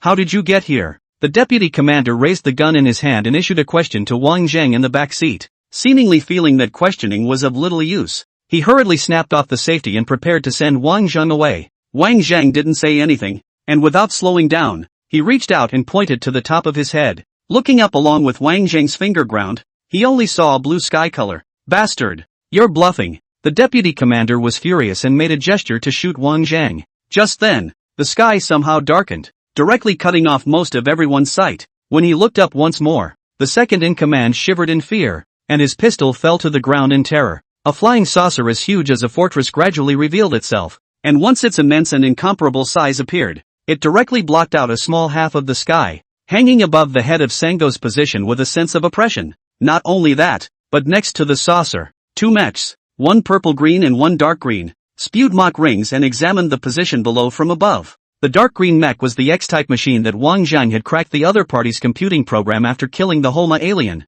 thus taking complete control. The sub-commander, his temper doused, tilted his head back and stared at the huge fortress overhead, wondering what he was thinking. Wang Zhang picked up the pistol and backhanded it against the vice-commander's head. Blatantly bombing our Chinese territory, blatantly provoking a war, you deserve to die. The vice-commander quickly raised his hands in a gesture of surrender and spoke in a rush.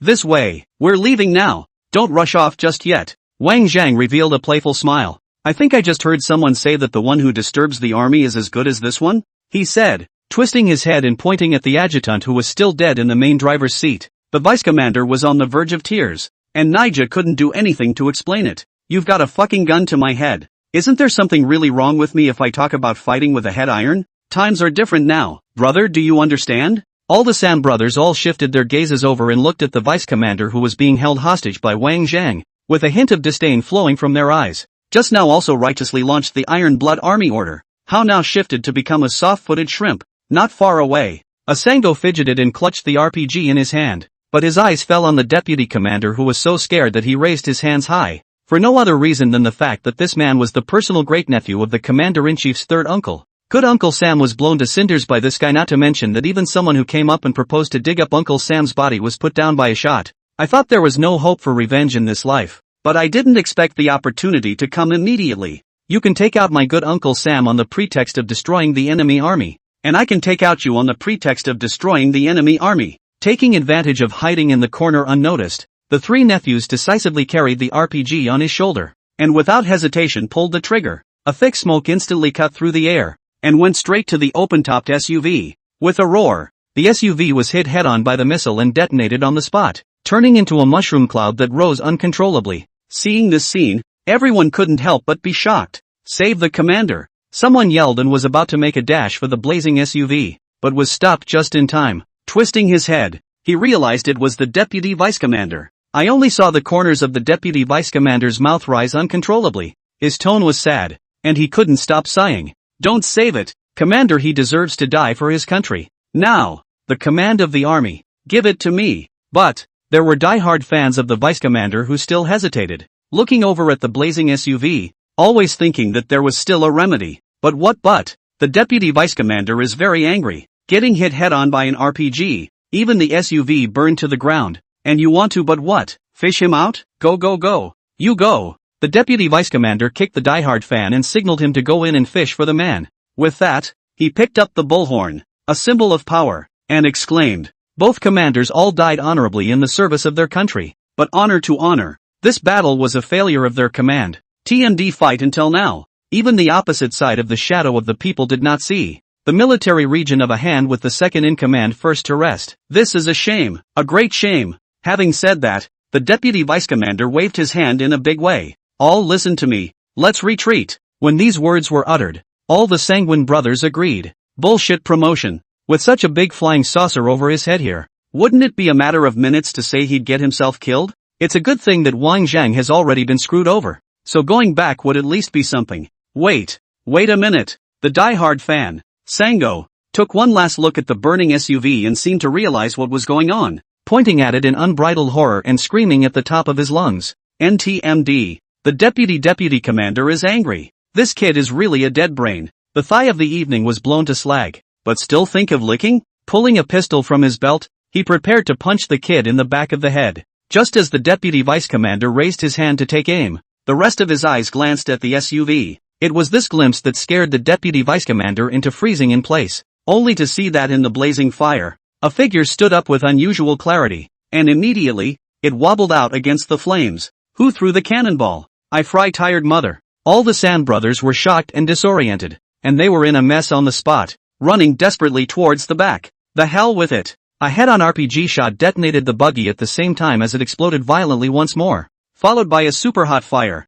In this case, not to say turning into a slag. Anyway, the whole body will certainly not be left. But someone ran out of it. Turn around and retreat. The deputy commander completely lost the mind of a battle. What to capture the country of China to dominate the world, all go to his mother. Nothing is as important as the life of a laborer. Accelerate! Accelerate me! The second in command held the armrests tightly and kept yelling at the driver to give me more horsepower and evacuate as soon as possible. A quick glance at the dashboard brought the car to 200 miles per hour. In this rugged mountain road, the whole car seemed to be flying, as the scenery on both sides of it searched and swept by. Nonetheless, the deputy vice commander still felt uneasy, clutching the armrest above his head. He craned his head to look behind him. The entire force was left far behind by itself. Seeing this, the deputy vice commander was secretly relieved. Before this breath could be relieved, a voice suddenly rang out from his right hand. Dude, what are you running so fast for? In a hurry? The deputy vice commander shuddered at the sound of it, and cautiously craned his head to look at it, only to see Wang Zhang frantically reversing his two legs. His speed was so ridiculously fast that he was running as fast as a 200 mph buggy. Ha! The deputy vice commander was so scared that he almost bounced out of his seat, thinking he was dreaming, and hastily slapped himself several times. Wang Zhang darted while slapping his thighs and rushed to the deputy vice commander, who was so shocked that he scratched his hair and said, "One-man cross-country device. Get it? Where has the deputy vice commander ever seen this kind of scene?" Directly scared, pissed off, and hastily looked at the driver, and said in a sharp voice, ram him, run him over." Ha! The driver subconsciously turned his head and similarly saw Wang Zhang, whose two legs were so fast that they appeared as stumps on the side of the car. After just one look, the whole person suddenly jerked, his eyes turned white with fear, and he fainted. At the moment of unconsciousness, the entire body of the driver was deflected to the left, and with it the steering wheel was driven full to the left. The buggy was out of control and plunged headlong into the dense mountain forest. In the midst of the collision, it knocked into another piece of raised mountain rock, directly bouncing the buggy up and throwing it high into midair, flipping it over several times in a row before it buckled heavily onto the ground. With all four wheels still spinning fast and the entire body deflated, the deputy assistant commander huddled in the car and began banging desperately on the door. Wang Zhang came to the front of the car, bent down to look at the terrified deputy vice commander, and asked kindly that, "Need a hand?" Looking out of the car at the harmless face, the deputy vice commander despaired, and tore his heart out, screaming that the "Help! Help! Report! The company stationed in the first sector has successfully reached the border area." Yu Tao led the team over the last mountain forest, and after raising his hand to stop the team's march, he examined the surroundings vigilantly and reported in a low voice over the intercom. "Stay safe. Sango is coming on strong this time. Make sure you hold out until reinforcements arrive from the larger forces." Yu Tao is naturally clear about the importance of this task, twisted his head to look at his teammates. The tone is quite heavy, for a long time before slowly say two words. "Understood." Hanging up the walkie-talkie, Yu Tao was about to say something else when he suddenly smelled the smell of smoke filling the air. Li Guishu was the first to react and quickly rolled up the nearest hill, looking towards him from a high point. "Well?" Gao Jinxiong asked out loud. Li Guishu quickly ran back to the group and said, "There's a burned buggy with only the brackets left, as if it was hit by a shell." At those words, Yu Tao and Gao Jinxiong froze slightly and twisted their heads to look at each other. Just now, San had carried out an intensive round of indiscriminate bombardment on this mountain forest. Is it hard to believe that it's not coming at you, but that you're fighting with someone else? Give me the binoculars. Yu Tao asked for binoculars and quickly climbed up the high hill and used them to look into the distance. After being bombed by Sango, charred smoke was everywhere, and the ground was filled with blackened, scorched earth, which in turn increased the field of vision to a great extent. After a general look around through the binoculars, just as he finished checking it out, he suddenly saw a roll of dust and smoke in the distance. Yu Tao froze and took a few careful looks. The whole person, frozen in place. See what? When Gao Jinxiong saw Yu Tao's expression change drastically, he thought that he had seen the opposing side's huge number of mechanized armies and hurriedly opened his mouth to asked out several times in a row. Yu Tao ignored it and kept his half-kneeling position still. Gao Jinxiong was a bit unable to sit still, trotted forward, snatched the binoculars, his mouth still cursing, and, "There's a big girl taking a bath." After a few calls, while cursing, he set up the binoculars in front of his eyes. The curses came to an abrupt end, and Gao Jinxiong froze. "No, What the hell did you guys see? Li Guoshu was so anxious that he stomped his feet and asked questions in rapid succession. It was Yu Tao who was the first to slow down, the corners of his mouth twitching violently, lost in thought, and said, I saw. There's a man running after the Sango army. The vaunted Sango's anger and ambition swelled to an unprecedented level after annexing Lok, waltzing into the border with China and blatantly using artillery for deterrence.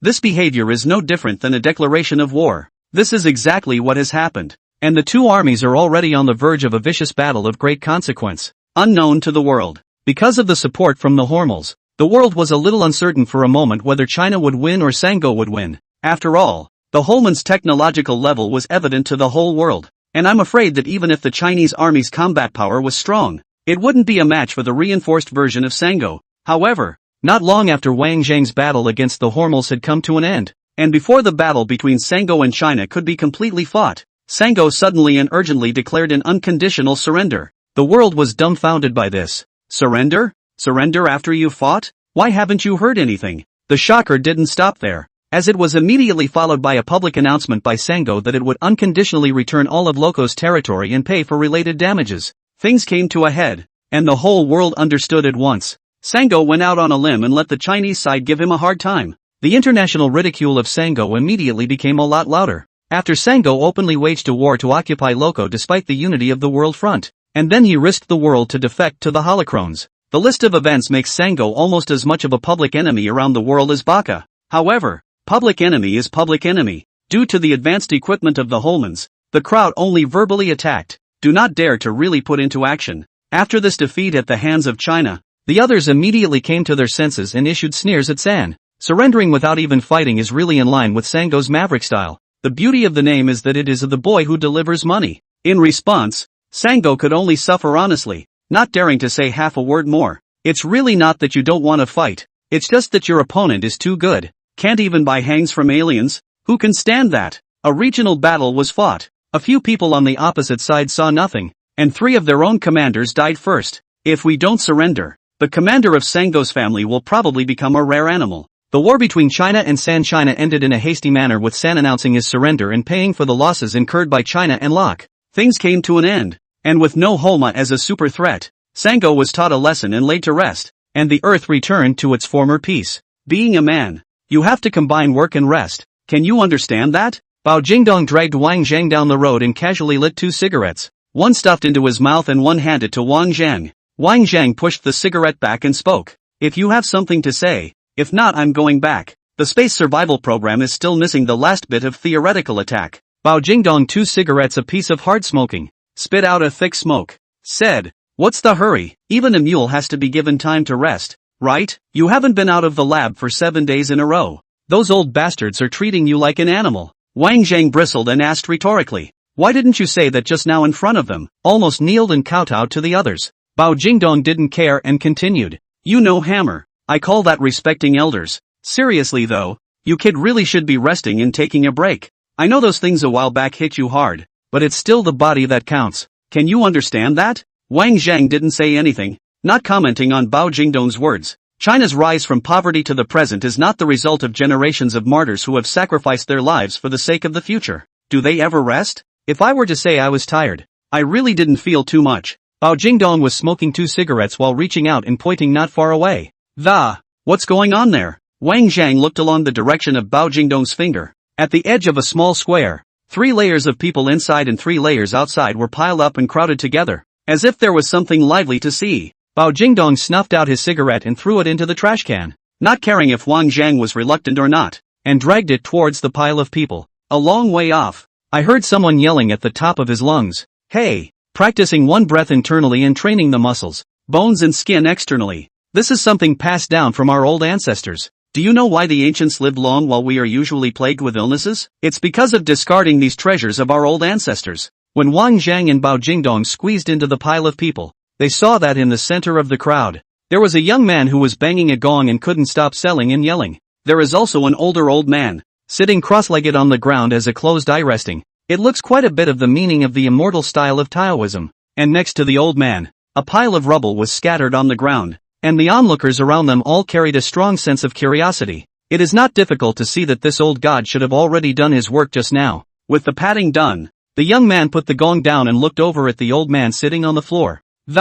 Next, let me proudly introduce the 48th generation grandson of the ancient divine Dr. Dong Feng, the world saint of medicine and martial arts who has both reached the state of perfection, old Mr. Dong Jinbu Dong. The words came out, and the crowd of onlookers started talking. The name, it seemed, had never been heard before. The young man seemed to anticipate the crowd's reaction and continued. It's normal that I haven't heard of it. The Dong family lineage doesn't care about fame and fortune, and has always kept a low profile in the world, and is truly the idol clouds of the high and mighty. Seeing that the crowd was still skeptical, Dong Jinbu lightly raised his eyelids and stood up from the ground, with one hand behind his back and one hand lightly twirling his beard. The mere mortals, before hearing my name also said unusual, since you do not believe, you can try with me. Hearing this, someone got interested and opened his mouth to ask, how do I try? Dong Jinbu sneered and didn't respond. The young man reacted quickly, and hastily took up the conversation. And, my master's internal energy is pure green.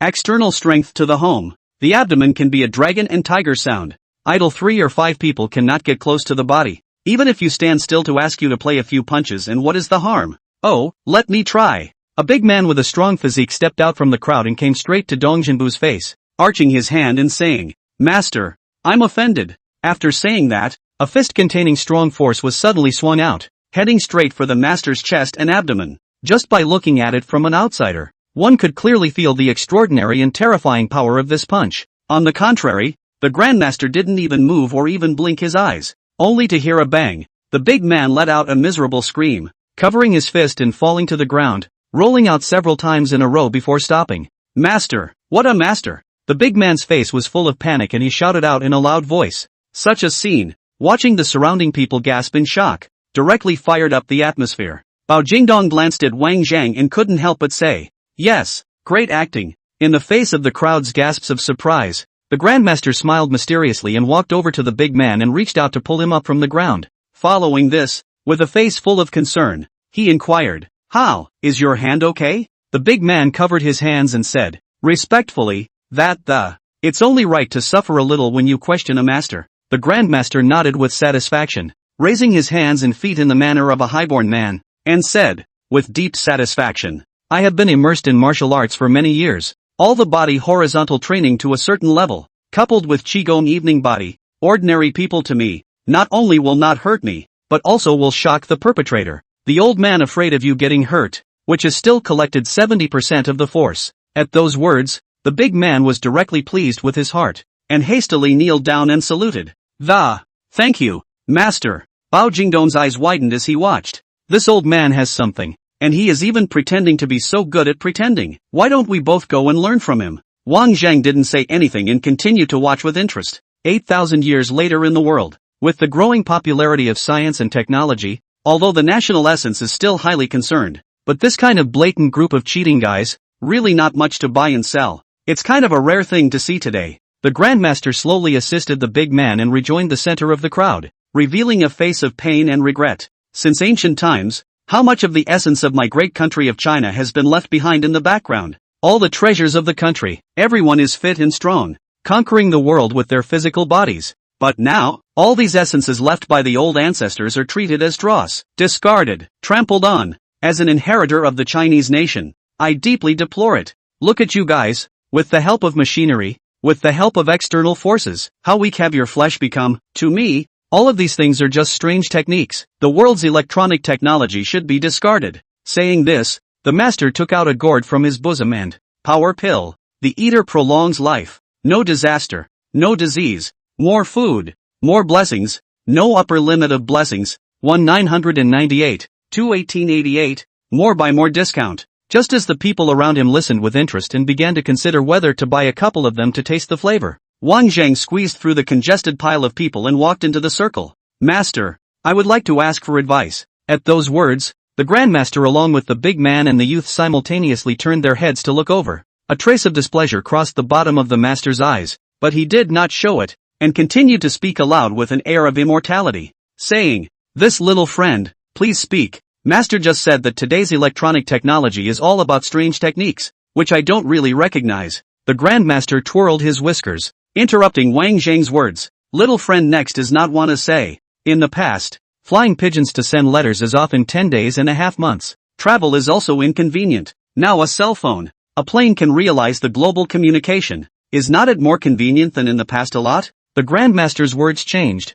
and he said, with a straight face, a big mistake. These are all illusions brought to you by external forces. Transportation is convenient. But what about our bodies? We can't lift our hands or carry our shoulders. It's the sadness of the times. Saying that, the master smiled and raised the gourd in his hand at Wang Zhang. Little friend, have a power pill? Guarantee you'll be transformed. Wang Zhang nodded his head. Of course. The Grandmaster rejoiced at his words, and hastened to say, 199.8. 2. Before the words were finished, I heard Wang Zhang continue. But master, I would like to try your internal energy. I wonder if I have the honor. In a word, the master was a little upset. The big man on the side huffed and puffed and came to Wang Zhang, questioning loudly. Brat, what do you think a master is? Is it also something you can try whenever you want? After saying that, the big man added a sentence in Wang Zhang's ear in a tone that only the two could hear. If you're here to pick a fight, labor advises you to stay away. Wang Zhang ignored it and stretched out 5 fingers at the master. 1 punch, I'll take all the power pills in this gourd. Hearing this, the master's eyes lit up. This gourd is rubbed a small 100 mud balls, all to buy away, is indeed a sum of wealth. After looking Wang Zhang up and down, he found that this kid was really a bit thin and weak, and it didn't look like he had strength in his body. Especially Wang Zhang also just stayed up all night. The 2 bags under his eyes almost drooped to the side of his mouth, and he looked completely false then. The master carefully weighed the situation and realized that taking a punch and earning him $100,000 or $80,000 was indeed a good deal. Punching the big man and waving his hand, lest Wang Zhang regret it, he hurriedly said, in that case, I'll let you feel it, but I'll put it in front of you. Once you're shocked by the old man's internal energy, I won't be held responsible. Wang is starting to roll up his sleeves. Don't worry about that. I'll pay for the medical bills. Just at the moment when Wang Zhang stepped closer and was about to throw a punch, he suddenly brought his fist back. The Grandmaster was shaken by Wang Zhang, and immediately developed some fire. What's wrong? Now even if you back out, you've got to get me my medicine. Wang Zhang took out a pair of gloves from his arms, put them on himself, and smiled at the master. And, Grandmaster, your powerful internal energy has just been witnessed by everyone. I'd better put on some protection, lest I really get shocked out of any after effects by you. Wang Zhang touted these words. The master was quite flattered, and immediately waved his hand and said, no harm done. Later on, I'll adjust my internal energy to the lowest level, so I'll just let you feel it slightly. In the pile of people in the distance, Bao Jingdong sighed and silently pulled out his cell phone. Hello, downtown hospital? Yes.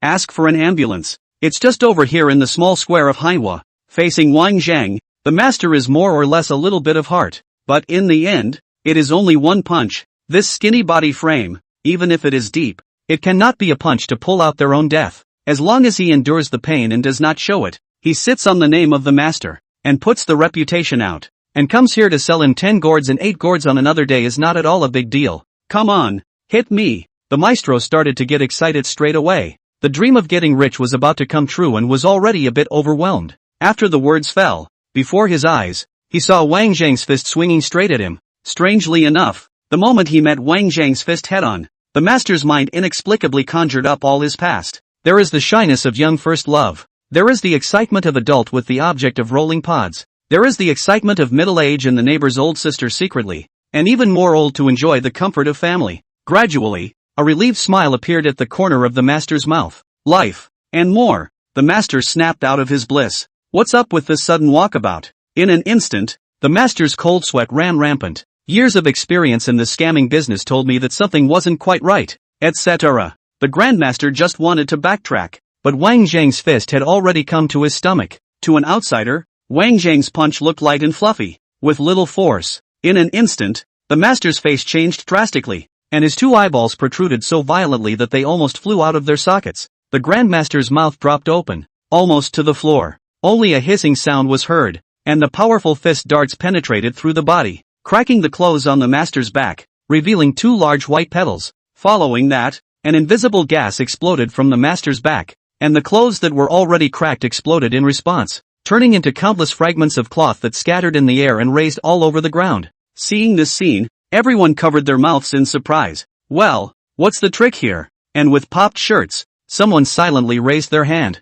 Master, do you teach this trick? The youth and the big man froze equally, very surprised. When did this old man learn such a trick? Bao Jingdong was the only one in the crowd who had two glowing eyes, staring at the gloves on Wang Zhang's hands. After a moment of tranquility, Wang Zhang withdrew his fist. The maestro's mouth was wide open, his eyes bulging and white, and he stayed where he was. Then, a miserable wail came from the master's throat, and the vigor left in his body was like the yellow river running away, his aura choppy and raging, sweeping everything. The Grandmaster's body seemed to be carried by a large wave in an instant, and he flew backwards with a whoosh. At this moment, the master had just turned into a leaf in the wind, flying messily in the air for a few rounds, and then falling heavily to the ground, and then rolling several times from the ground, until it flew out of sight. This time, everyone's mouths dropped open. The entire square fell into dead silence. Wang Zhang took off his gloves and gave a thumbs up to the master, who had already flown out of sight. To not be called a master, it's really something. Hit the money. Bao Jingdong jogged and followed, took the gloves in Wang Zhang's hand, and smiled happily, and answered in a loud voice, "Master, worthy of a master." The big man held back the shock in his heart and was the first to react, violently rushing in front of Wang Zhang, grabbing Wang Zhang's arm, and, "Don't go, you stay back, you've killed someone." Wang Zhang twisted his head, and before he could say anything, Bao Jingdong, who was on the side, began to protect his shortcomings, pointing at the big man's nose and said, "I'm telling you, you can talk nonsense about food, but you can't eat nonsense. It's just a punch, and with master's kung fu, I'm sure there's nothing wrong at all." The big man, a little confused, continued to argue his case, and, "Nonsense? Who's talking nonsense? People are flying out and you dare to say it's okay?" The crowd kicked up a ruckus and began to talk heatedly. Sensei's punch was real or fake. The master flew out, indeed all saw it in his eyes. So real that it couldn't be real. Just flying out this far, a fall would probably hurt enough. It was also the young man who knew that his heart was in the right place and rushed to the master's nearness, carefully righting his head and putting his finger to the tip of his nose to probe. The young man was relieved to see that the master could still hum. Alive. Not a thing. At that, there was another commotion in the crowd, and they all nodded and gave thumbs up at the master. It's true that he's a master. It's okay to fly so far. Well, good for you, master, worthy of a master. Although the master lying in the young man's arms was almost gutted to death by Wang Zhang's punch, his consciousness was incomparably lucid, and when he heard his accomplice proclaiming that he was fine at all, he directly glared. Naiha body with scattered like, open mouth froze cannot speak, only in the heart desperately shouted, "What the hell, you call that nothing? BTW, are you all so clear-eyed? That kid across the street punched me out more than 10 meters, and you guys didn't even ask me a question, but you're curious if I'm okay or not?" The others were purely watching and began to coax the master to get up and take a couple of steps. The big man was also a bit unconfident for a while. It was hard to believe that the mud balls he had pinched and eaten too much of them really had the effect of strengthening the body. Will ran over to take a few looks and found the master half dead, hurriedly rushed over to stop Wang Zhang and Bao Jingdong and clamored, "If we don't get an explanation for this today, neither of you two are leaving." Wang Zhang bent down and picked up the large gourd on the ground. 2,000 for one, and I'll take all the ones in there. When the big man heard this, he was almost so excited that he agreed. But on second thought, this kid can casually come up with hundreds of thousands of dollars, is bound to be a rich master. Since he caught the opportunity, surely must be a good blackmail. No way, you beat someone up like this and you think you can get away with it by paying for it? No way. That's right. The young man threw down the master and rushed after him, exclaiming that know who my master is? The 48th generation of the divine Dr. Dongfeng. He only came out of the mountain today in order to generalize the world. This one clay egg. Oh no. The cost price of this one power pill is 3,000. You still want to take one for 2,000? Dream on. Furthermore, if my master is really accidentally injured by a small minion goods like you, how big is the loss to the country of China you please don't know clearly? Can you afford the responsibility? Facing the aggressive duo, Wang Zhang asked with a face full of helplessness. So, what do you guys say? What's the solution? The two of them looked at each other, and in a very tacit agreement, they said in unison, "Gotta add money." Hearing this, the onlookers vaguely sensed that something was wrong. "I'm afraid these three aren't in cahoots." "I think so. This big tall guy just didn't know these two. Now he's standing directly on the same side. It's a dog trust." With the surrounding voices gradually turned into abuse, the big man and the youth, two people cannot care so much. Anyway, blackmail to a big landlord. Knocking a hard sum of money is not faster than the sale of mud balls to earn money? I have to say that blackmail is more reliable than deception. Fast money and light convictions. The two of them were happy and had made a decision in their minds. Change careers tomorrow. Then, A 3,000? No way, absolutely not. The youth shook his head into a rattle and, do you know who my master is? That's the divine Dr. Dongfeng. Okay. Bao Jingdong interrupted the youth and said, that's the only word. Ha! The youth's old face reddened. So he simply stopped pretending, and directly began to call out, cut the crap, take the money. Bao Jingdong picked his ears and opened his mouth. I hear you. Your family's master is indeed unrivaled. So let's do it this way. $1 million at a single price, as a right to give the master a good tune-up. The two of them were confused. There was even some doubt as to whether my ears were out of order. Turning their thoughts for a moment, the two immediately nodded their heads in agreement without hesitation. The moment he nodded, Bao Jingdong smiled and, extortion of $500,000 or more is a particularly large amount. And guess how long the sentence will be? What do you mean by this? People are going to be killed by you. And you're actually saying we're extorting? I also said that you intentionally hurt people. Wang Zhang nudged behind the duo. At some point, the master had wobbled to his feet. Punching gloves. The master, who appeared to be whacked away by a punch, was actually blown away by a strong wind. The reason it hurts is nothing more than being scared. Looking at the two people in front of him who were already completely dumbfounded, Bao Jingdong couldn't help but laugh out loud. To say nothing of the master. Great acting. The blackmail incident was temporarily brought to an end by the arrival of an ambulance.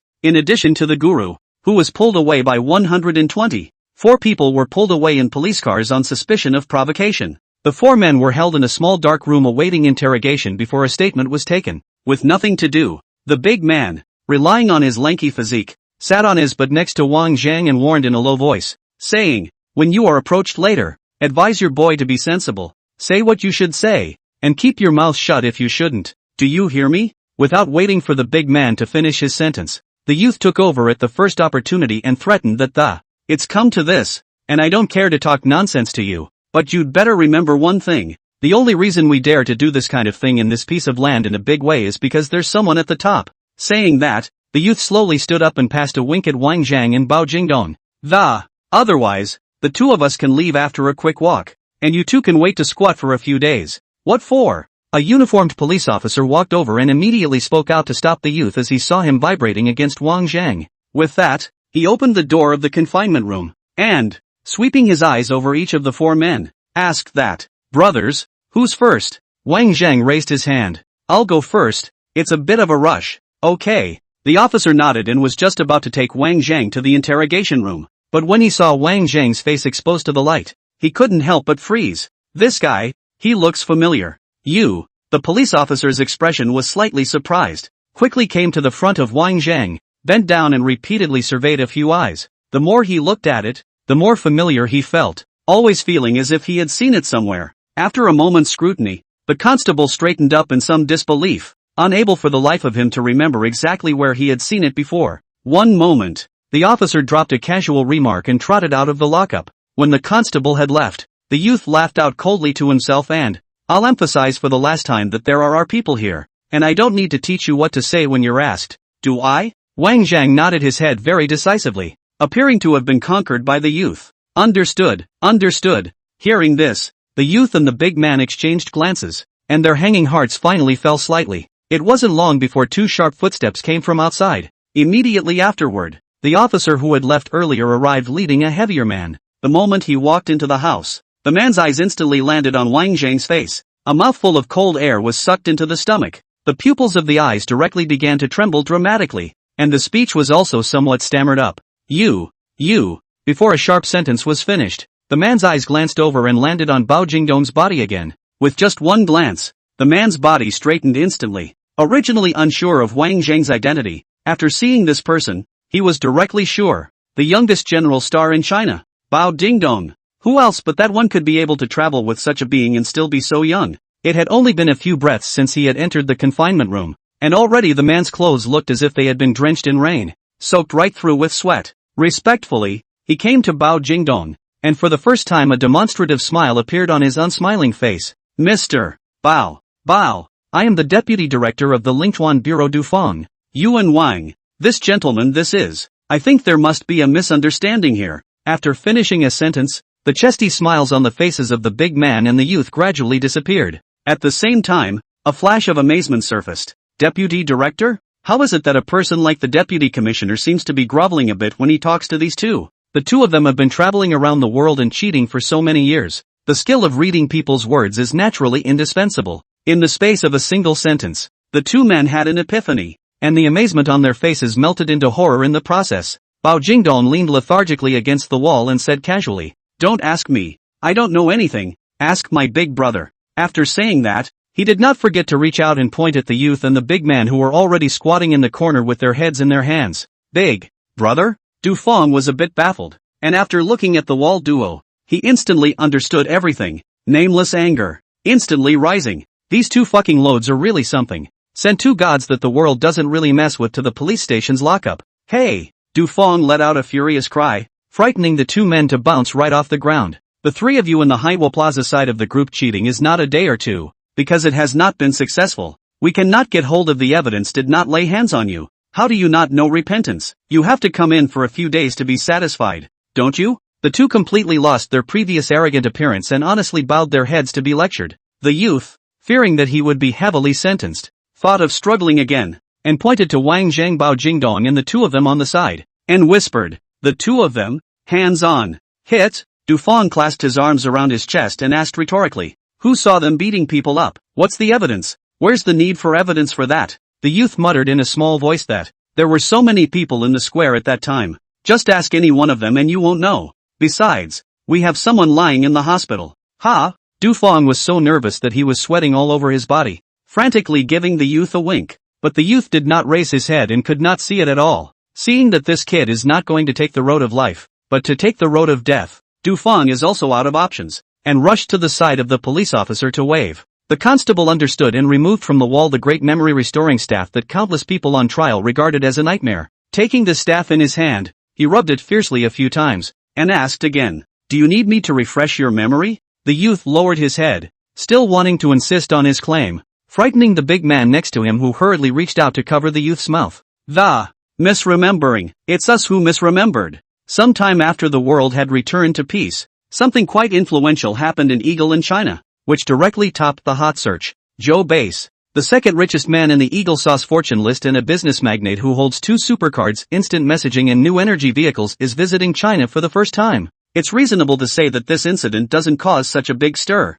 but Joba's trip to China was not as simple as it appeared. Developing the Chinese market is only one aspect. The most important point, Joe Base's new energy orange car will be located in China to build a factory. As a super company that can squeeze into the top ranks in the world, no matter where in China a factory is built, the economic boost to the region must be huge. It was for this reason that the visit of Joe Base to China, once the news spread, created a huge wave. Eagle Jam is really the first to lower its head to the Chinese side. Next time it's not going to happen, you know? In the interrogation room, Du Feng looked at the big man and the youth with a serious face and said in a serious tone, "The behavior of the three of you has already constituted the crime of blackmail, and since no damage was caused and the other party decided not to pursue the matter any further, this time it's just a verbal warning, and the next time it won't happen again. Understand?" "Understood, understood." The two men were as honest as quails, nodding their heads frantically as if they were chickens pecking at rice. And Du Feng took out a bank card from his pocket and slapped it on the table,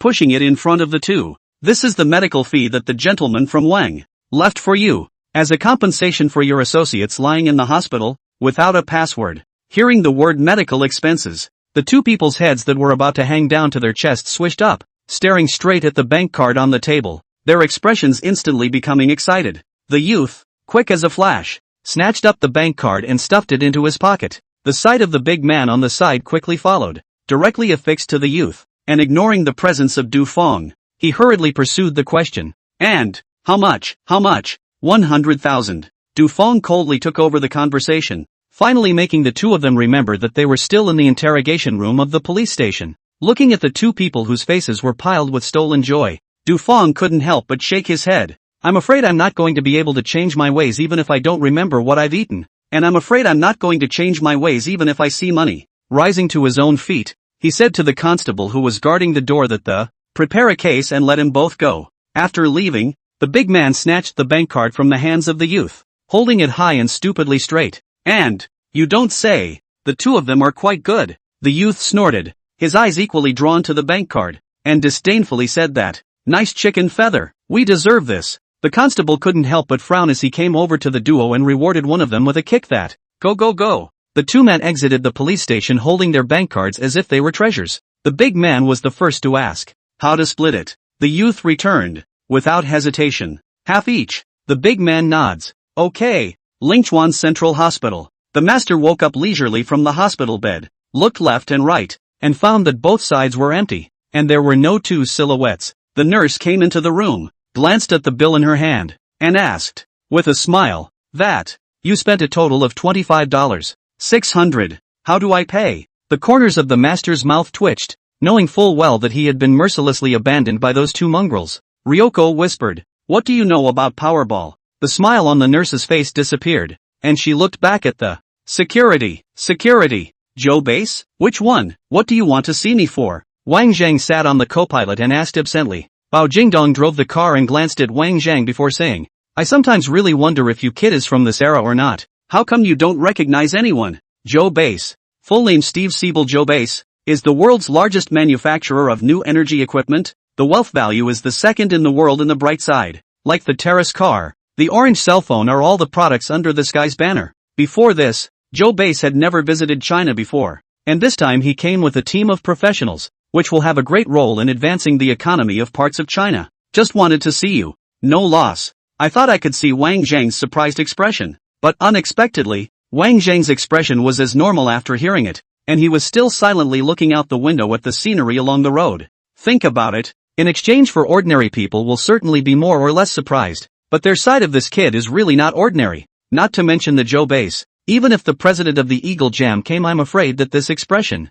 after all, it was the only existence in the world that possessed such a glorious record of having fucked aliens to death, and there really wasn't much on earth that could be put in this kid's eyes. After all, as long as the bastard was willing, amassing wealth was really the easiest thing to do. Wang Zhang suddenly turned his head and asked out loud, "Never been to China before, and now that you're here somehow, you guys haven't been worried?" In response, Bao Jingdong smiled and shook his head. The wariness is certainly there, but on balance, it's best to allow Jobas to site the factory in China. On the one hand, it can boost the regional economy, and on the other hand, it can also take this opportunity to accept Eagle Sauce's gesture of goodwill. And all things considered, there is really no reason for us to refuse. After saying that, Bao Jingdong looked at Wang Zhang. "Well, have you thought about it? It's up to you whether you see it or not." Wang Zhang propped one hand on his chin and said, "Since Great General Bao has said so, is there any reason for me not to see it? Gotta go." Bao Jingdong grinned. Foot throttle to the end. Cross-country engine immediately came a roar. And then like a discharged cannonball shot out. The SUV sped along and soon arrived at an upscale hotel. At this time outside the hotel has already done a good job of dispersing the isolation early, leaving only a group of teenage girls with garlands of colorful flags in hand to act as a welcome guest. Seeing Bao Jingdong's SUV coming, a young man wearing a customized suit greeted him early and took the initiative to pull open the door for Wang Zhang and Bao Jingdong. Academician Wang, General Bao. Bao Jingdong did not rush to get off the car, but first looked around the hotel, and then asked out loud, "What, that big gringo hasn't come over yet?" The young man shook his head, raised his wrist again to glance at the time, and said, "Not yet. I said before that I would come at 5:30, but now it's already 6 o'clock and I haven't seen anyone yet, and since it was said above that I should treat it with due diligence, I didn't dare to call and ask, so I had to keep waiting here." TSK. Bao Jingdong jumped out of the car, stretched himself, and said, "Otherwise it is said that people are big capitalists, not only to come to open up our market, but also we have to eat and drink good service, and do not intend to give us a good face." "That?" the young man asked, with some difficulty. "Remove all the welcome guests? Withdraw what? Don't give me the willies. You kid." Bao Jingdong raised an eyebrow and glared at the young man. The above attaches great importance to this big foreigner leading a team into the country of China. What if you make things happen at this juncture and piss people off? The young man nodded his head as he listened and, okay, I understand. In the end, it's the same thing. Fist, the truth, money, i.e., Moncler outlet. The young man took a long breath, and was about to swallow this depression into his stomach, but he saw Bao Jingdong running to the passenger side. Rushing to Wang Zhang began to incite the fire. Look at this. Look at this big foreigners to the crazy. A little money, a little technology really do not know their own last name. Do not put me in the eyes of even so. How can not put you in the eyes of it? A little bit of a showdown. Ha, when that big old foreigner comes, you slaughter 2 aliens in front of him. Give him a kick in the ass too. Wang Zhang jumped out of the car and gave Bao Jingdong, who was chattering with righteous indignation, a look that seemed to say, "You specified that there was something wrong with it." On the very top floor of a top 5-star hotel, Jobas, draped in a bathrobe and shaking a glass of red wine in one hand, was standing in front of the floor-to-ceiling windows admiring the traffic in the distance. The statuesque blonde, cloaked and flushed, rose from the bed. Walking up behind Jobas, 2 green arms hung around Jorba's neck as if they were swimming snakes, and then the whole thing was plastered over. Red lips came up to Jobas's ear, and a mouthful of warm, wet breath spewed out in a soft voice, saying, "Boss, it's past the entrance time." Jobas laughed and drained his glass of red wine, casually touching it to the valuable wool blanket behind him. Smoothly wrapping over the blonde's slender waist, her large hand slid down to the jutting position before delivering a hard slap. The blonde winced, much to the delight of Jobas. "Not bad, not bad, still the same feeling,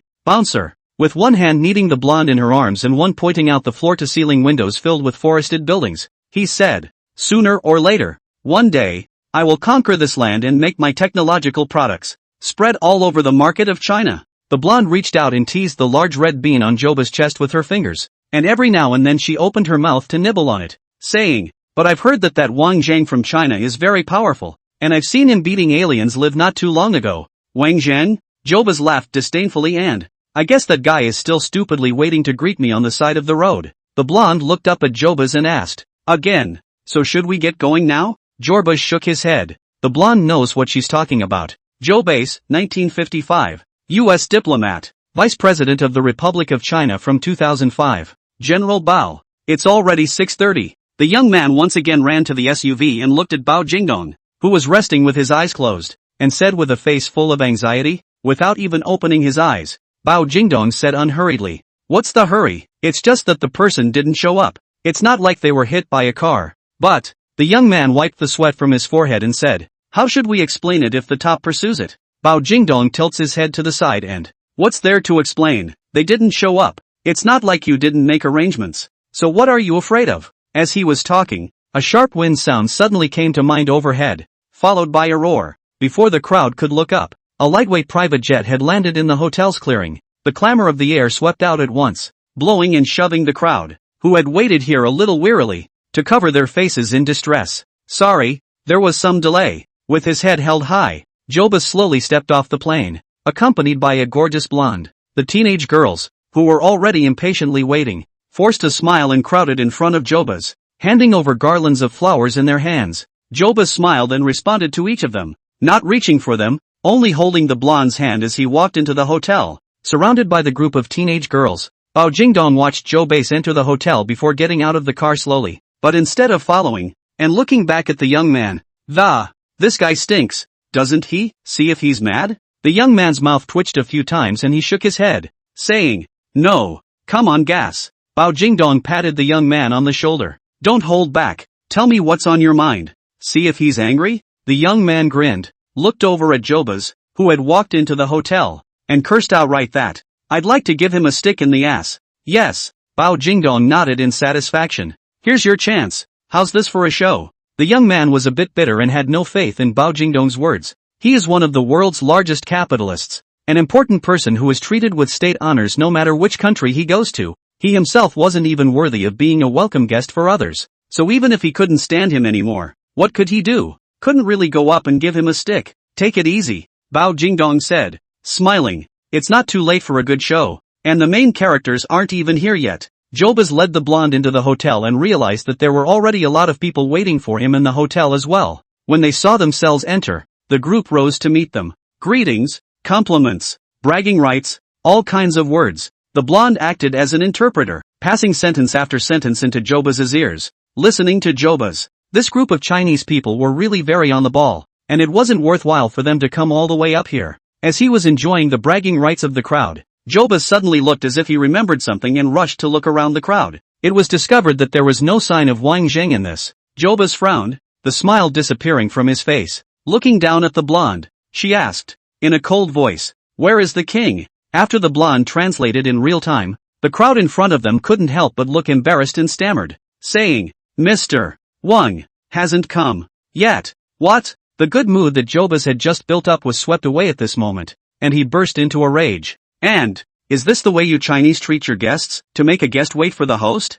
Hearing these words, a group of people's faces surfaced with anger. but they dared not say anything. On the one hand, it was to show the tolerant connotation of China, and on the other hand, it was also to keep the resources in this bastard's hands. After all, the person who was already scheduled to be there at 5:30 and dragged his feet until after 7 o'clock to see you is now condescendingly calling others unpunctual. I really don't know where this then got such thick skin. Just as the atmosphere was about to come to a standstill, the young man suddenly ran in from outside and, "Mr. Jobas, please calm down. Mr. Wang Zheng is already here, right outside the hotel." Jobas snorted a cold, sarcastic laugh. "Humph, the Chinese are really big. I'd like to see what kind of goods this Wang Zheng is." With that said, Jobas left the facetious crowd behind him and strutted towards the outside of the hotel. Upon coming outside and looking around at the empty surroundings, Jobas couldn't help but frown. "Didn't you say Wang Zheng had arrived? Where is he?" It turns out that not only do the Chinese people neglect their guests, they also talk nonsense. The trip to China was a huge disappointment. "I think I should reconsider the matter of building a factory in cooperation with China." As Jobas' words fell, the sky suddenly and inexplicably darkened. It was so fast that almost instantly the bright day turned into a dim black night. Faced with such a situation, everyone subconsciously looked around. Just then, a thick beam of light struck from the sky, shining straight down on the ground and in front of Jobas. Looking up along the beam of light, the ensuing scene directly caused everyone's jaws to drop and freeze in place. Only a figure was placed in that beam of light, standing in the void, slowly descending. This.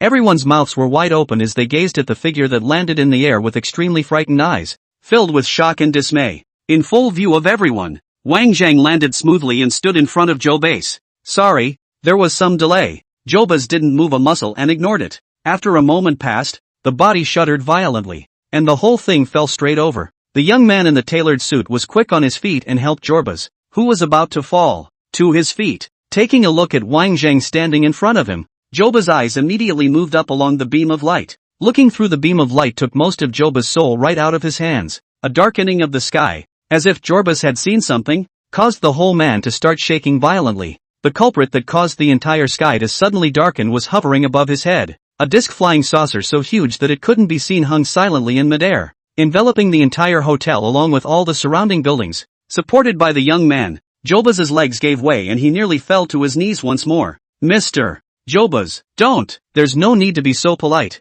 Wang Zheng reached out and grabbed Jobas' arm and said, in a rush, "It's only the first time we meet, so I can't afford such a big gift." Jobas was assisted by Wang Zheng in the front and held by the young man in the back. He simply could not stand or squat, and could only maintain a half-kneeling posture, rushing to Wang Zheng to continuously perform a great salute, especially when he looked at Wang Zheng's bitchy expression. Jobas was shocked and angry, and he was so angry that he showed his teeth. Jobas, who has never been a big fan of China, has learned an unprecedented sentence of Chinese. Fried mud yati, in the way of the presence of many eyes. Jobas, even if the abnormal anger did not dare to show. After all, their trip is to develop the Chinese market. Too small and petty to corrupt their own image of the tall. Breaking away from the front and back duo, Jobas revealed a smile that was worse than tears and looked at Wang Zheng and said, "Just a slip of the foot." Without waiting for the blonde to translate, Wang Zheng nodded in realization. Then Mr. Jobas should still pay more attention. China is not like Eagle Jam. The roads are always potholes. Seeing this, Jobas looked at Wang Zheng in surprise, and then at the blonde in surprise. Wang Zheng continued to smile and said, in fluent me English, "If you know yourself and your enemy, you will not be in danger in 100 battles." Since Mr. Jobas is so eager to befriend China, he can't know a word of Chinese, can he? Jobas fell silent and looked at Wang Zheng with more than a hint of imperceptible killing intent. "Before coming to China, you were surrounded by stars everywhere you went. Even after arriving in a part of the country that was received by the leaders themselves, all you have to do is wave your hand, and everyone will rush to you, no matter what kind of beauty you are. Which one of them would not rush to throw themselves into their arms? How come after arriving in China, all the favorable treatments I used to have disappeared? Needing to wait for the master himself, not to mention, he was in turn given the slip by the master's family, and suffered 2 defeats in a row. For Jobas, it was humiliating, great humiliation." Jobas forced a grin, his mind made up long ago. If you lose face here, you have to pick it up here. Jobas straightened his somewhat disheveled attire, brusquely shook off the blonde's outstretched hand, and walked himself into the hotel. Seeing Jobas left, suddenly and inexplicably suffered from the cold blonde dumbfounded, outstretched hand froze in place, for a moment a bit at a loss for words. Wang Zhang pretended that he didn't see anything and came to the blonde and made a gesture of invitation. The blonde hung her head so low that she couldn't see how her expression looked, and only after a long time did she say, in Chinese, thanks. With that, he ran into the hotel in an unusually hasty manner. At this time, Bao Jingdong, who had witnessed the whole process, came from a distance to Wang Zhang's nearness. Bullnose, you kid really got the essence of the master. These words are truly from Bao Jingdong's heart. Earlier, while waiting for Zhou Base, Wang Zhang said that he had to go back first, and Bao Jingdong vaguely guessed that this guy was starting to calculate a counterattack from his heart. Even though Bao Jingdong had envisioned countless face-punching scenes, he still did not expect Wang Zhang to drive over the loot he had hijacked after drying up the hormels. Looking up at the shocking flying saucer, even Bao Jingdong couldn't help but feel a bit emboldened. The skyscraping behemoth that lay below was the same light airplane that Jobas had been in when he arrived. Comparing the two, this small airplane, which is usually hard to reach in one's whole life, has actually turned out to be a Karamundi, which is not at all up to par. Have to admit, although Wang Zhang this kid usually do not talk much, but once it comes to the time of sarcasm, said words every word can poke others in the vitals. Not bad for a cultural person. Poisonous mouth. Heart. Especially the invitation to the blonde at the end was dirty as hell. It was already disgusting enough for Zhou Base, and then it was followed by a handful of nitpicking on site while the two were having a falling out. The blonde was probably close to nothing in Joba's mind, but it was enough to make Joba squirm for a while once he knew. At the very least, the blonde certainly wouldn't be as dead set against Jorbas as the one she used to be. Bao Jingdong heart was very happy. Not to serve not. Wang Zhang this guy disgusted people is really a set of sets the general public can not afford. Thinking of this, Bao Jingdong dejectedly came to Wang Zhang's body, made a gesture of invitation like a model, and laughed, saying, come on Master Wang, please. Wang Zhang hurriedly bowed down and made another please at Bao Jingdong.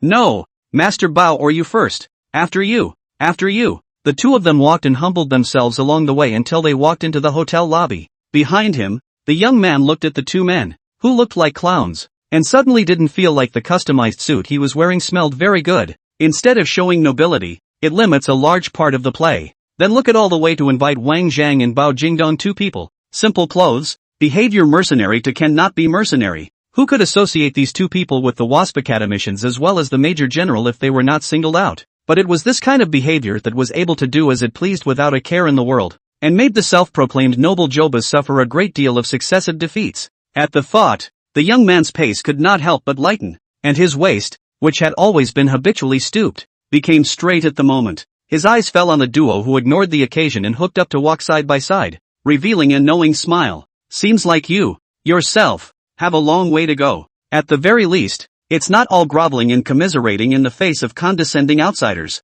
In fact, many people won't stop pushing because you're backing off. Instead they'll get even more aggressive, like a king's rump, and never let go once they've bitten the dust. Saying nice things doesn't help. Begging for mercy, even more useless. The only thing that would help is to take a knife and chop off his Wang head. People, when they should be soft, they should be soft, and when they should be hard, they should always be bonkers hard. When Wang Zhan walked into the lobby with Bao Jingdong, he found everyone standing around waiting for him, except for Zhou Base, who had long ago taken a seat at the center table facing the door. Even though the blonde was sitting on Jorba's left-hand side, her body was subconsciously leaning a little to the right. Such a detail was not noticed by Zhou Base, but was seen by Wang Zhang and Bao Jingdong. It was not until Wang Zhang and Bao Jingdong were seated that the banquet officially began, and the rest of the people dared to take their seats one after another. Exquisite dishes one after another on. Xiao Base and Wang Zhang surprisingly did not even a word, the whole time are in the cold face buried in the bitter food. Halfway through the meal,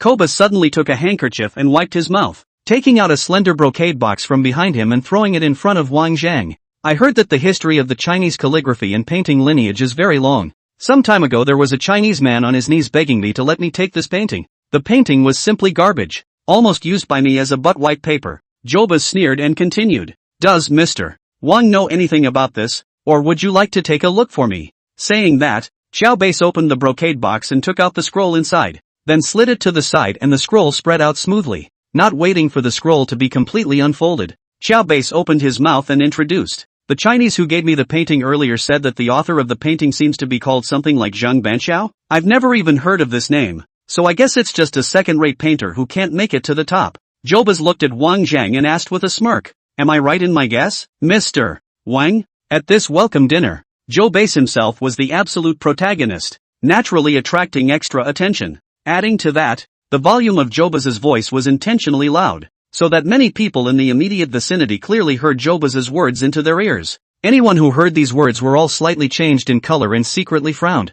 Zhang Banqiao, real name Zhang Xie, the world respectfully referred to as Mr. Banqiao, is one of the ancient famous Yangzhou 8 monsters, known as poetry, calligraphy and painting. I do not know how many literati follow the favor of the elegant guests. The works of all are not heirloom treasures, lord. Such a patriarch was called a third-rate painter by a foreigner? Many people couldn't help but twitch the corners of their mouths and secretly clench their fists after hearing this. Knowing that you are a valued guest, we respect you out of courtesy and decency, but you are so proud of yourself that you casually disparage the essence of other countries in public. Wang Zhang smiled and did not say anything more, but silently dropped his eyes on top of the scroll. When the scroll was completely spread out, a picture of a proudly standing bamboo branch in ink color came into view. Next to the ink bamboo, there are also 2 powerful inscriptions. For 40 years I have been painting bamboo branches, writing by day and thinking by night. The redundancy is cut down and the thinness is left. When the painting is raw it is ripe. Seeing that Wang was looking at the scroll in a daze, Joba smiled a little smugly. And, a piece of garbage painting is just a piece of garbage painting. I really can't figure out what's so good about it. Just this black and broken bamboo with a few ugly Chinese characters. It's just not worth mentioning compared to the famous works of those famous painters in the West. Nima dash. Some people clenched their fists and almost stood up, but luckily they were pulled back, which forced them to hold back their anger. Despite what Joba said, that was not where the painting came from. Before coming to China, Joe Base had started to inquire more or less about the culture and customs of China. Even more so, he asked someone to find a pair of inked treasures at a high price. It cost a full $2 million. I never thought that it would actually work. Mr. Joba's is really elegant. Wang Zhang, who was silent on the side, suddenly ventured out coldly. Joe Base continued to laugh and, what's so elegant about it? It's just a piece of trash. I'm too hard to wipe my ass. Unexpectedly, Wang Zhang actually nodded his head deeply in agreement, saying, rubbish indeed. As the words came out, everyone couldn't help but freeze. What's going on with Wang Zhang? What's with the sudden outburst of agreement when you were going toe-to-toe with Joba's earlier? Is it hard to decide to give in after all? Only Bao Jingdong, leaning back in his chair, squinted at Wang Zhang and Xiao Base. Wang Zhang likewise laughed, pulled up a corner of the scroll and said, this painting, too, will only be used by Mr. Joba's to wipe his ass. At that, Joba's smile faltered, a little uncertainly. And, what does that mean? Says, someone else casually gives away a pair of forgeries that are themselves worthless, so of course they can only be used to wipe their asses. Wang Zhang smiled in response, hitting the nail on the head. Pseudo? You fucking fart. Joba's instantly turned pale first, breaking right through the defense and cursing out loud. You should know that this painting was bought at a cost of $2 million, and before this also specially spent a lot of money to do the appraisal. Absolutely impossible to have forgeries. This kid touched it and said it was a forgery. What was he not farting about? Next to him, Bao Jingdong also frowned upon hearing this. I usually occasionally come into contact with ink treasures, and I am still able to recognize the unusual authenticity and superiority. The painting in front of me is not a good look. Wang Zhang just simply looked at a few eyes and directly said that it was a fake. It is really a bit fortunate. Xiao Base was completely out of patience by Wang Zhang, so angry that he gritted his teeth and said viciously, and, you're a guy who only knows how to play with machines, and you know about paintings? Can you still identify authenticity? Don't give me that nonsense here. Wang Zhang snorted coldly, tapped the painting with his finger a few times, and opened his mouth to say, Mr. Banqiao has been a lifelong writer, known as the 3 masters of poetry, calligraphy and painting, and usually likes to use orchids, bamboo and stones as the subject of his paintings and poems, and this painting is in line with Mr. Banqiao's preferences, and the style of the painting is also roughly the same. Having said that, Wang Zhang's words changed. It's just a shame that one thing was left out. Amidst the crowd's astonished gazes, Wang Zhang said indifferently, the more genuine the ink, the easier it is for people to overlook the essence. Mr. Banqiao particularly fond of bamboo. Self-proclaimed Banqiao although dead. It's bamboo soul especially in. So the attitude towards bamboo is the most serious. Non-feeling full of time not to make. Non-gas-free day does not title. The inkstone should be heavy, pen should be sunk, ink color to be deep. And even this paper, have to be the most superior. Mr. Banqiao admired the toughness of bamboo, and used silk to hold the paper and then shaped it with hemp to show the character of bamboo. Joe Base looked at Wang Zhang in a daze, unexpectedly oblivious. Another long sigh slowed Jorba's down and,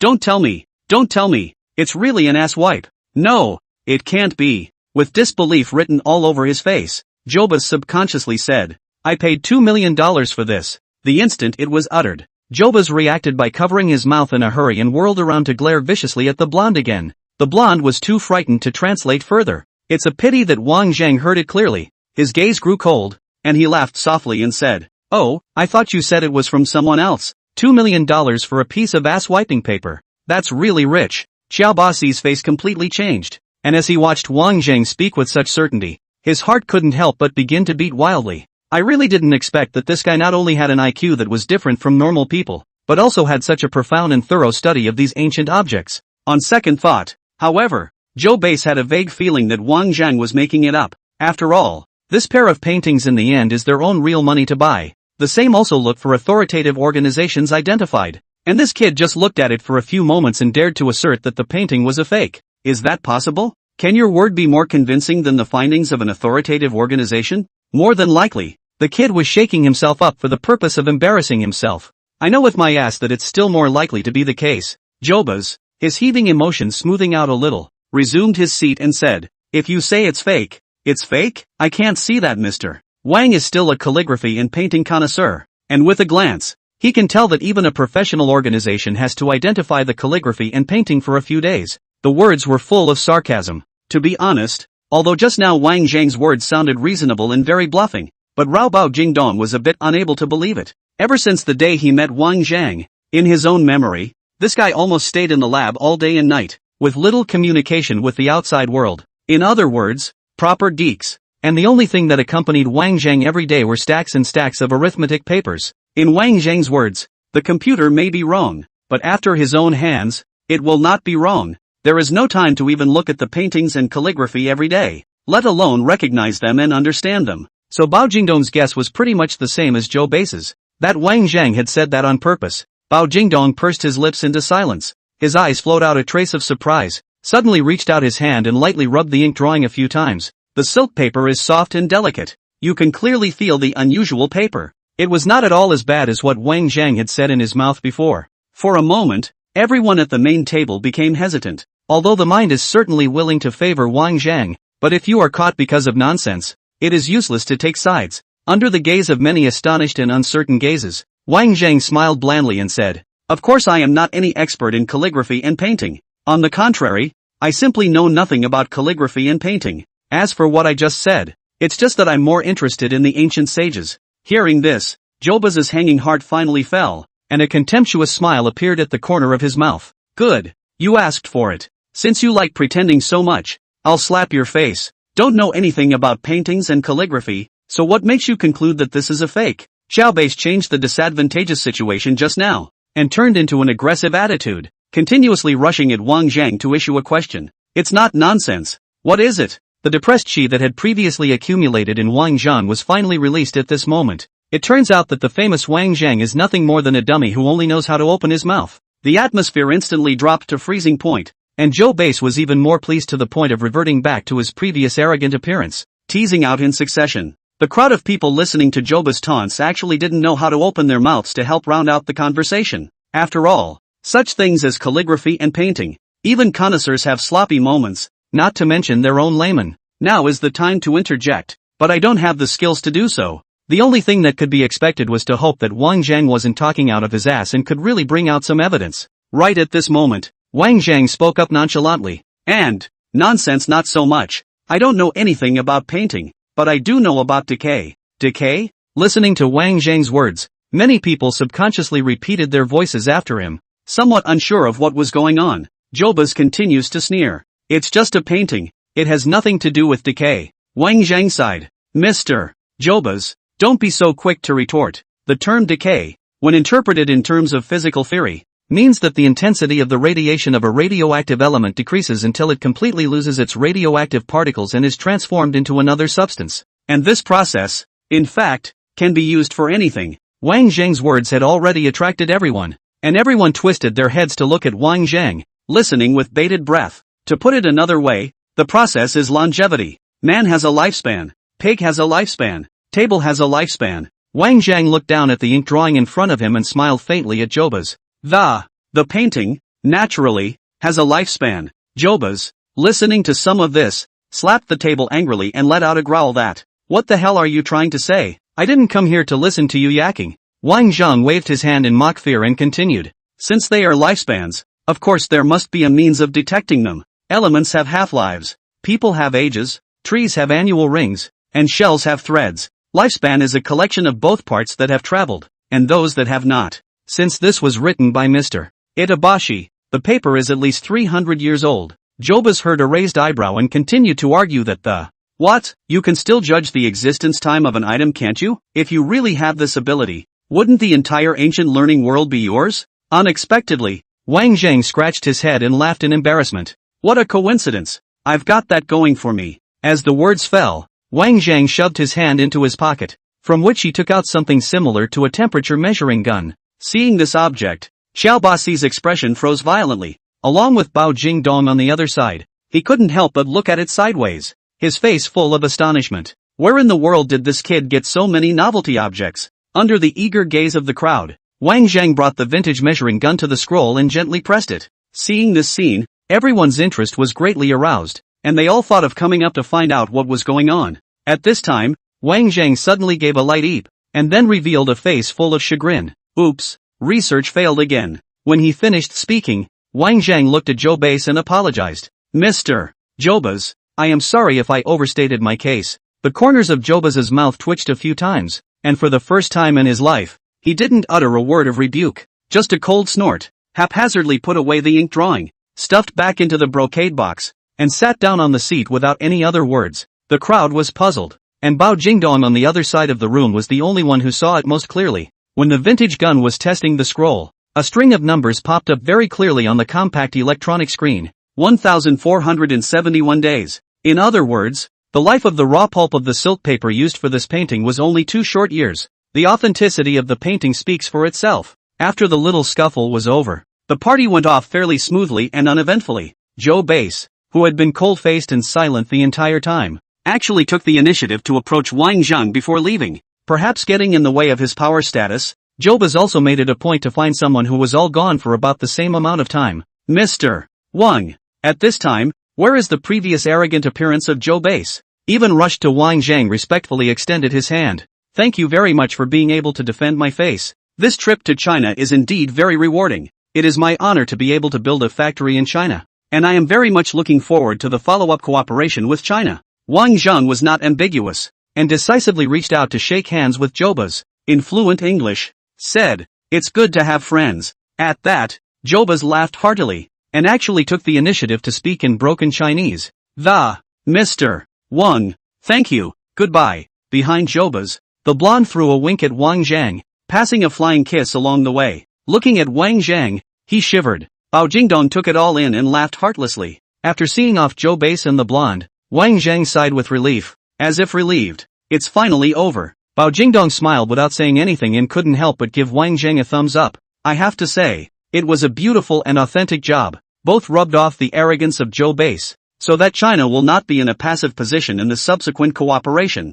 without messing up this rare China-Eagle establishment of diplomatic relations and deepening the progress of this cooperation. It can be said to kill 2 birds with 1 stone. In his place, I'm afraid he wouldn't be able to do this. Looking at the roiling night sky, Bao Jingdong let out a long breath and sighed. Wang Zhang, you always manage to surprise me again and again. Stop. Wang Zhang nonchalantly interrupted Bao Jingdong's sentiments, spoken as if the two of us were like an old married couple. And a surprise. The smile on Bao Jingdong's face dispersed, knocked back to reality by Wang Zhang's words. I really hope you die on the lab bench. It couldn't be more of a rare day, and people are still busy running around with their lives. Suddenly, all of them vaguely perceived that the earth was trembling slightly, as if there was an inexplicable pressure surging in, as if they were threatened, and all of them raised their heads towards the sky with a panicked expression unanimously. It was a massive object that blotted out the sky and cut through the atmosphere from far away, driving raging flames straight toward Earth. Some people pointed to the sky in horror, paralyzed with fear.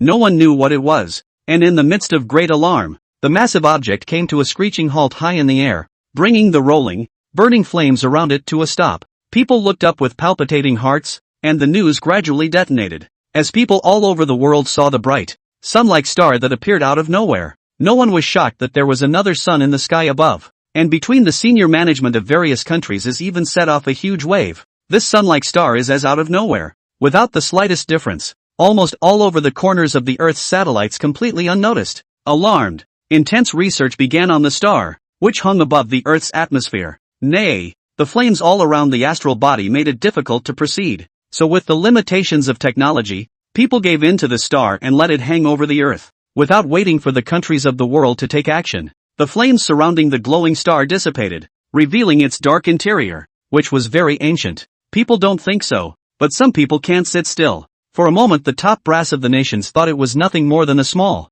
cooler star, but when the flames cleared from the star's exterior, it once again ignited the attention of the top brass of the entire planet. That wasn't even an astral body. That was an actual ship. A ship of an extraterrestrial civilization so huge that it covered the sky and roamed the universe. Are you kidding me? Isn't this asking us to get killed? Earth China country in a top-secret military base. As if something big is going to happen. Wolbia can be called China's Ace Special Forces suddenly called up. This unit is called the Dragon's Teeth. A total of 12 members, respectively, to the 12 Chinese zodiac for the code name. Although the number of people is small, but is enough to deter other countries can be called the existence of humanoid nuclear bombs. Despite this, these 12 people were still gathered together, showing how difficult the task was. The moment they heard the mission, there were still people who changed their faces and exclaimed in shock. Someone looked up at the sky, which was exceptionally clear and illuminated. When in the air, two clusters of stars similar to the sun could be vaguely seen. The mission was to land on that near sun.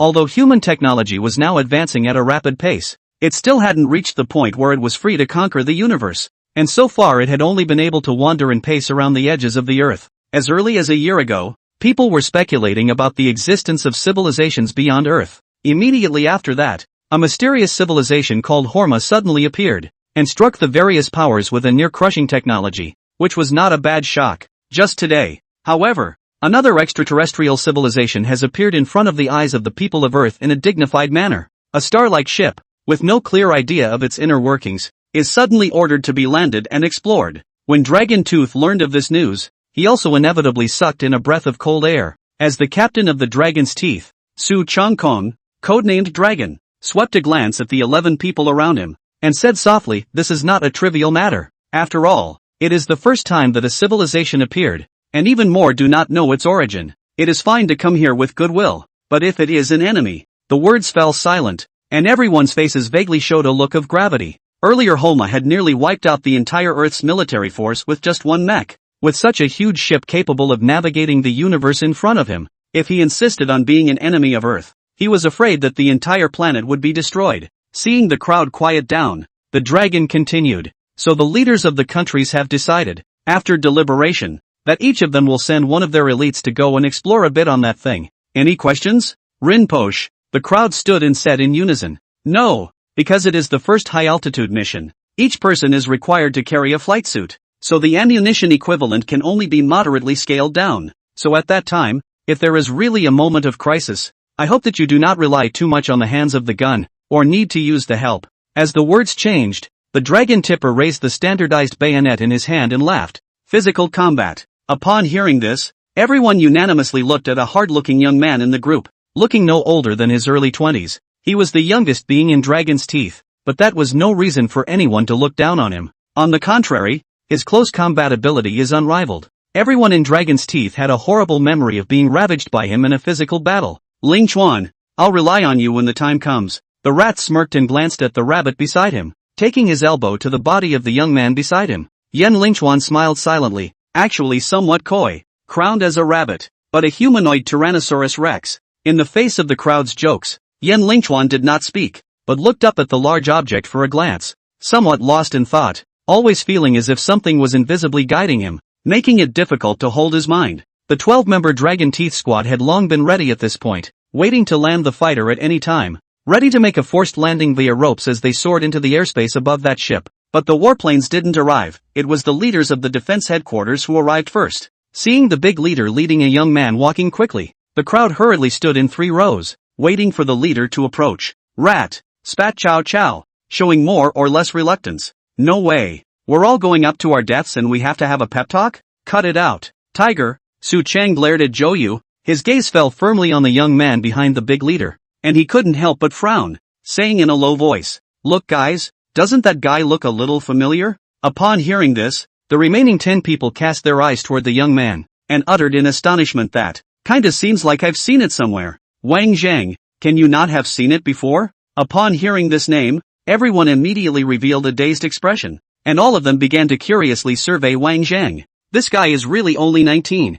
The question is, what is he doing here with us? Su Changkong, who was standing alone at the front, looked back and said solemnly, Zhou, you shut up, the chatterbox can't be changed. I can help. By the time the big leader walked up to the front and back of the Dragon Teeth Squad, everyone saluted in unison. The great leader nodded and said, all of you have worked hard. This mission is very difficult. Although other countries will also send their elites together to enter that alien base, but we are facing an unknown and mysterious civilization after all, and no one is sure of the degree of danger inside. Having said that, the great leader actually bowed deeply at the 12. This ship is neither friend nor foe, and the end of Earth depends on you all. Then he took a few steps back to the side and pushed Wang Zhang forward. Introducing, Wang Zhang. This trip will follow you to the alien ship. Hearing this, the 12 didn't say anything, but their behavior became a bit odd at the first moment. This wasn't child's play, and even the best of the best themselves weren't sure that they could say they'd get out in one piece. You're a scientific researcher. What are you going to do? If you die in there, whose responsibility is it? But despite their dissatisfaction, due to the authority of the great leader, the crowd did not show it after all. Facing this group of aces that could be called the Guardians of China, Wang Zhang naturally understood that they completely treated themselves as a liability. But that's okay. Stereotypes are just stereotypes that say they can be changed. Seeing that the atmosphere was about to fall into a cold spell, Wang Zhang drew a circle in the air, and the spatial interception device was activated, followed by reaching out and taking out a package from it, only to see Wang Zhang digging out of the package, first taking out a dozen flashlight-like things from the package. After seeing this thing, the 12 people who had previously been somewhat reluctant suddenly changed their faces again, and were surprised out loud. Particle lightsaber. Wang Zhang had another bout of dumping and rummaged through a dozen pistols. A miniature quantum gun. Wang Zhang reached out again. A one-man screen shield? Wang Zhang reaches out again. Apart from Su Changkong and Yan Lingchuan, the remaining 10 people surrounded them with unusual enthusiasm, unable to resist the continuous voice of concern that, good brother, from now on you're my Zhou, you're my brother. Brother Wang Zhang is indeed outstanding. I, Su Chang, admire him. I'm impressed. Waiting for the crowd to finish arming. Just like a different look, all the body is permeated with a strong bottom. Wang Zhang, who was disliked by the Dragon Tooth Squad in the last moment, was transformed into the meat and potatoes at this moment and directly became the core of the squad. 13 people boarded the warplane together, about to face the mysterious unknown civilization. Even how well prepared, the heart will be more or less a little apprehensive. And the reason why Wang Zhang was following on this trip was to be the first to investigate the provenance of this civilization. Su Changkong, who was heavily armed on the fighter jet, looked at Yan Lingchuan, whose state was somewhat abnormal, and came over to ask in a low voice, what's wrong? Looking at the giant ships in the air that were getting closer and closer in the distance, Yan Lingchuan's gaze was somewhat bright and uncertain as he slowly shook his head. I don't know. Inexplicably there is some uneasiness. Upon hearing this, Su Changkong reached out his hand and heavily patted Yan Lingchuan's shoulder, saying, there shouldn't be any major problems. After all, this big guy has already stayed here for a few months, and if there were really any problems, I'm afraid that he wouldn't be so subdued. Zhou squeezed over and said in surprise, you still have a restless time? Really unprecedented first time Go go go. Yan Lingchuan was disgusted as he pushed Zhou away. In the midst of his distraction, Yan Lingchuan looked to his left and happened to meet Wang Zhang's gaze. In the middle of the conversation, the fighter jet had already arrived over the giant ship. The hatch opened and a strong wind force was immediately used to come in, which then formed a wind pressure that raged inside the cabin. Go away! Su Changkong let out a low shout, dropped the rope, and took the brunt of it. In addition to the dragon's teeth, there were also large and small warplanes from various countries around, still landing one after another on top of the giant ship. Looking from afar, one could only see the densely packed elites of various countries coming out in unison, which was spectacular. The process was surprisingly smooth, with everyone landing smoothly, multiple parties on guard with each other, cautiously observing the unfamiliar surroundings before them. Amidst the clouds, the giant ship lurked like a dragon, and it was the first time anyone had boarded this extraterrestrial crystallization of civilization. Looking at the nearly limitless hulk of the ship, no one could help but marvel a few times. Yan Lingchuan looked down at the giant ship's pitch-black body surface, and looking around, he actually felt eerily quiet, indescribably strange. At this time, There were also people who discovered something unusual. The material of this huge ship was actually able to absorb a large amount of energy, to the extent that the equipment carried by the crowd was not enough to leave the slightest trace on the surface. After confirming that they were safe, they began to connect to their respective countries' ground command centers. At the first glance, there were already people who couldn't hold back their excitement and called it a miracle. Yeah, with today's technology, the word miracle is well deserved. Just as the crowd was searching in vain, a burst of booming sound like thunder suddenly came from one corner of the huge ship, startling the crowd to turn around and look. Stunned at the sound, the hatch of the giant ship somehow suddenly opened up, and this time, what was revealed to the eyes of everyone was the inner core of the giant ship, the true origin of the extraterrestrial civilization. Be on guard. Su Changkong tightly gripped the firearm in his hand, raised his hand to stop the footsteps of the crowd behind him, and looked in the direction of the hatch opening with bated breath, not waiting for the crowd to react. There were already elites from other countries who couldn't hide their inner fervor and rushed in regardless. Joke, this is an ultra-high civilization several levels above Earth. If you master it, it is the same as controlling the entire Earth. China has Wang Zhang, technology is advancing by leaps and bounds, but we have nothing. Day after day eating your country from the teeth of the scraps out of the cold food, although also can follow the light is not false, but the heart is ultimately not down to earth. A strong bottom line is still a bottom line. What's the difference between anything left over from someone's use and a puppet on a string? The opportunity is in front of you to do it now. Riches and riches. Seeing someone rushing in, the crowd looked at Su Changkong in surprise. Su Changkong gritted his teeth, resisted the urge to follow him, and twisted his head to look at Wang Zhang in the center of the group. At this time, someone had already taken the lead in stepping inside the giant ship,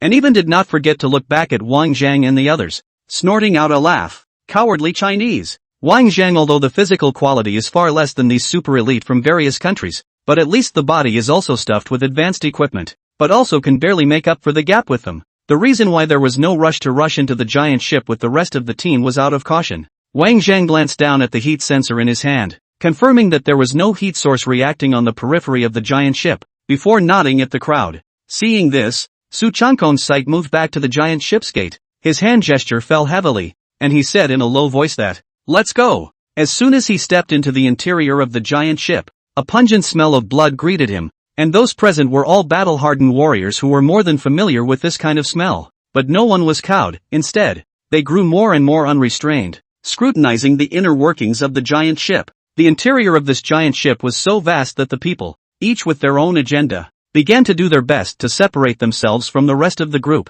intent on searching for useful information. At that moment, someone suddenly let out a cry of alarm, pointing to a short distance in front of them, which was clearly presenting a humanoid creature dressed very differently from the people of Earth. Everyone couldn't help but stop breathing and turn sharp, looking at each other, and immediately was thinking of something. The owners of this giant ship, not of the Earth. Aliens. A sudden clamor erupted within the otherwise dead silent giant ship, and the elites of various countries began to pour in the direction of the corpse from all directions. Wang Zhang stopped the crowd that was also rushing over with one hand. In disbelief, Yan Lingchuan was the first to notice the abnormality. The others followed Yan Lingchuan's gaze to the back of the hatch, in a corner that everyone hadn't noticed. On the wall of the silo, which was so hard that no human thermal weapon of any degree could leave a mark on the surface of the body, a long sword carrying a faint halo of light was pinned there with a dead weight. Along with the nail, there was a creature as large as a spread of mud. The fishy odor of the party was thought to have emanated from the creature's corpse. Looking at the long sword,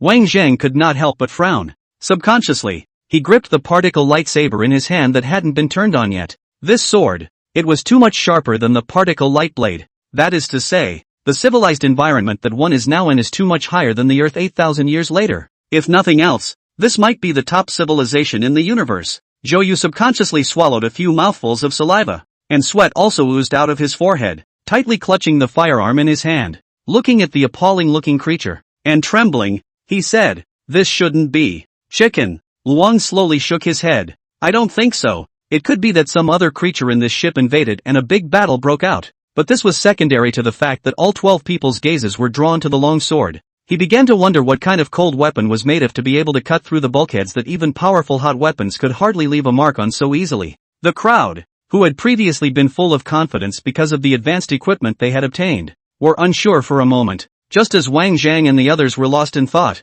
the teams from the rest of the countries had already made new discoveries. There was more than one body, and more corpses began to be found. There were humanoid creatures that resembled Earthlings, but there were still more of those creatures with bizarre shapes. Not only that, but another artifact of this giant ship civilization has been found in the humanoids. Cold weapons of varying standardization. In the midst of the ecstasy, some people began to ponder why such a highly evolved civilization still retained its equipment in the era of cold weapons. Could it be that the cold weapon is the true end of civilization? After only a few moments of shock and disbelief, some people soon reacted and madly began to collect the cold weapons left everywhere on the huge ship. What's more, some people don't even want to let go of these corpses, and have been packing them up, looking to pull them back to do some scientific research and get some studies done. Looking at the team of countries that were frantically amassing wealth, Zhou was also a little moved and asked in a low voice, "How's it going? If we don't do something, I guess we'll let them grab it all." Wang Zheng silently shook his head with a somewhat serious expression. It seems that the owners of this giant ship, the group of humanoid creatures, had encountered an invasion of another group of bizarre creatures in the universe, and had experienced a tragic battle on the giant ship. But with war, the likelihood of a Homo sapiens is slim to none. Even if it's more grueling, there should always be a winning side. Su Changkong read Wang Zheng's mind, and while on guard, he yelled at the team of countries coaxing in the distance, "Be careful, the interior of the giant ship hasn't been explored yet, and it's highly likely that there are dangers." The kind words reached the ears of the others, many of whom embraced large piles of loot and cast disdainful sneers at the Dragon Teeth Squad. The Chinese idiots. At those words, the crowd of Dragon Tooth Squad couldn't help but stiffen their faces. Su Chang clenched his fists and stared at the man with a deadly stare. This guy is looking for death. Just as the teams of nations were collecting their pots and pans, a sudden hissing scream came from one of the other cabins in the distance. Swirling around was another ear-piercing shrill from something unknown. A massive creature with limbs like an earth insect stumbled into view, and in its mouth it was clearly chewing and swallowing an earth soldier. Extraterrestrial species completely beyond cognizance. Alive and well. On guard. Everyone on alert. The people who were still in ecstasy were thrown into panic and reacted quickly to counterattack. Countless firearms were all aimed at the insect creature at the first time, and it was as bright as day, with fiery bullets as dense as rain, forming a layer of rain curtains that sprayed towards the insect creature. In the blink of an eye, the ferocious insect creature was beaten into a sieve and fell to the ground with a thud. I was expecting a fierce and vicious battle, but I didn't expect the insect creature of unknown origin to be surprisingly vulnerable. It also made the nervous crowd mindful and a little surprised. In order to prevent this insect creature from pretending to be dead and wanting to take advantage of the crowd's proximity to wait for an opportunity to sneak attack, the crowd didn't dare to go up and get closer for a moment, and could only observe from afar. A bold hawksbane takes the lead and walks up to the insect creature's body, kicks it a couple of times to make sure it's lifeless, and then turns around and gives an OK sign. Dead. Upon hearing this, the crowd secretly breathed a sigh of relief, while their hearts, which had been hanging high since landing on the giant ship, also relaxed. If all the bugs on the giant ship were only at this level, then this mission would have been much easier. There was not even a need to send a follow-up main force, and the men themselves were enough to realize the scouting as well as the clearing of the giant ships. Thinking about this, greed showed in many people's eyes, and their gazes had fallen on the insect creature that had just died. This corpse, which had been dead for no more than a minute, was definitely the best material for conducting scientific research experiments. No one said anything, just looked at each other and ran towards the insect corpse in a heartbeat. Before the crowd could run closer, the eagle sauce man's body suddenly shuddered violently a few times, and the smile on his face instantly disappeared. When he looked over again, the eagle sauce man had already been cut off by something unknown, and the upper half of his body flew out in the same direction, and only the lower half of his body was already left in place. In the face of the sudden situation, the whole room fell into dead silence, not seeing what was happening at all. Even the number of people running stopped in their tracks and froze in place, unable to react. The lower half of the eagle sauce man's body was mortared in place for an unknown amount of time before blood gushed out like a fountain, shooting into the air as if it were a sharp rain. It was not until then that the crowd was able to return to their senses. In an instant, everyone's complexion changed drastically, their eyes turned stern, and they quickly stayed close to their teammates and prepared a defensive formation. They have company. Everyone, pay attention. Some people began to hiss, raising their firearms in their hands, their eyes like torches as they scrutinized the surroundings. In the midst of the words, someone saw in view a body glowing with a pitch-black light, and the muzzle of his gun moved quickly, shouting that up there, above the bulkhead, a sound like the clash of steel rang out continuously. The crowd's eyes followed together and moved upwards, and they really did see a large black shadow, viewed with the aid of auxiliary equipment. The full extent of the large black shadow was revealed. It was a ridiculously large beetle-like creature that was crawling rapidly over the top of the barn wall.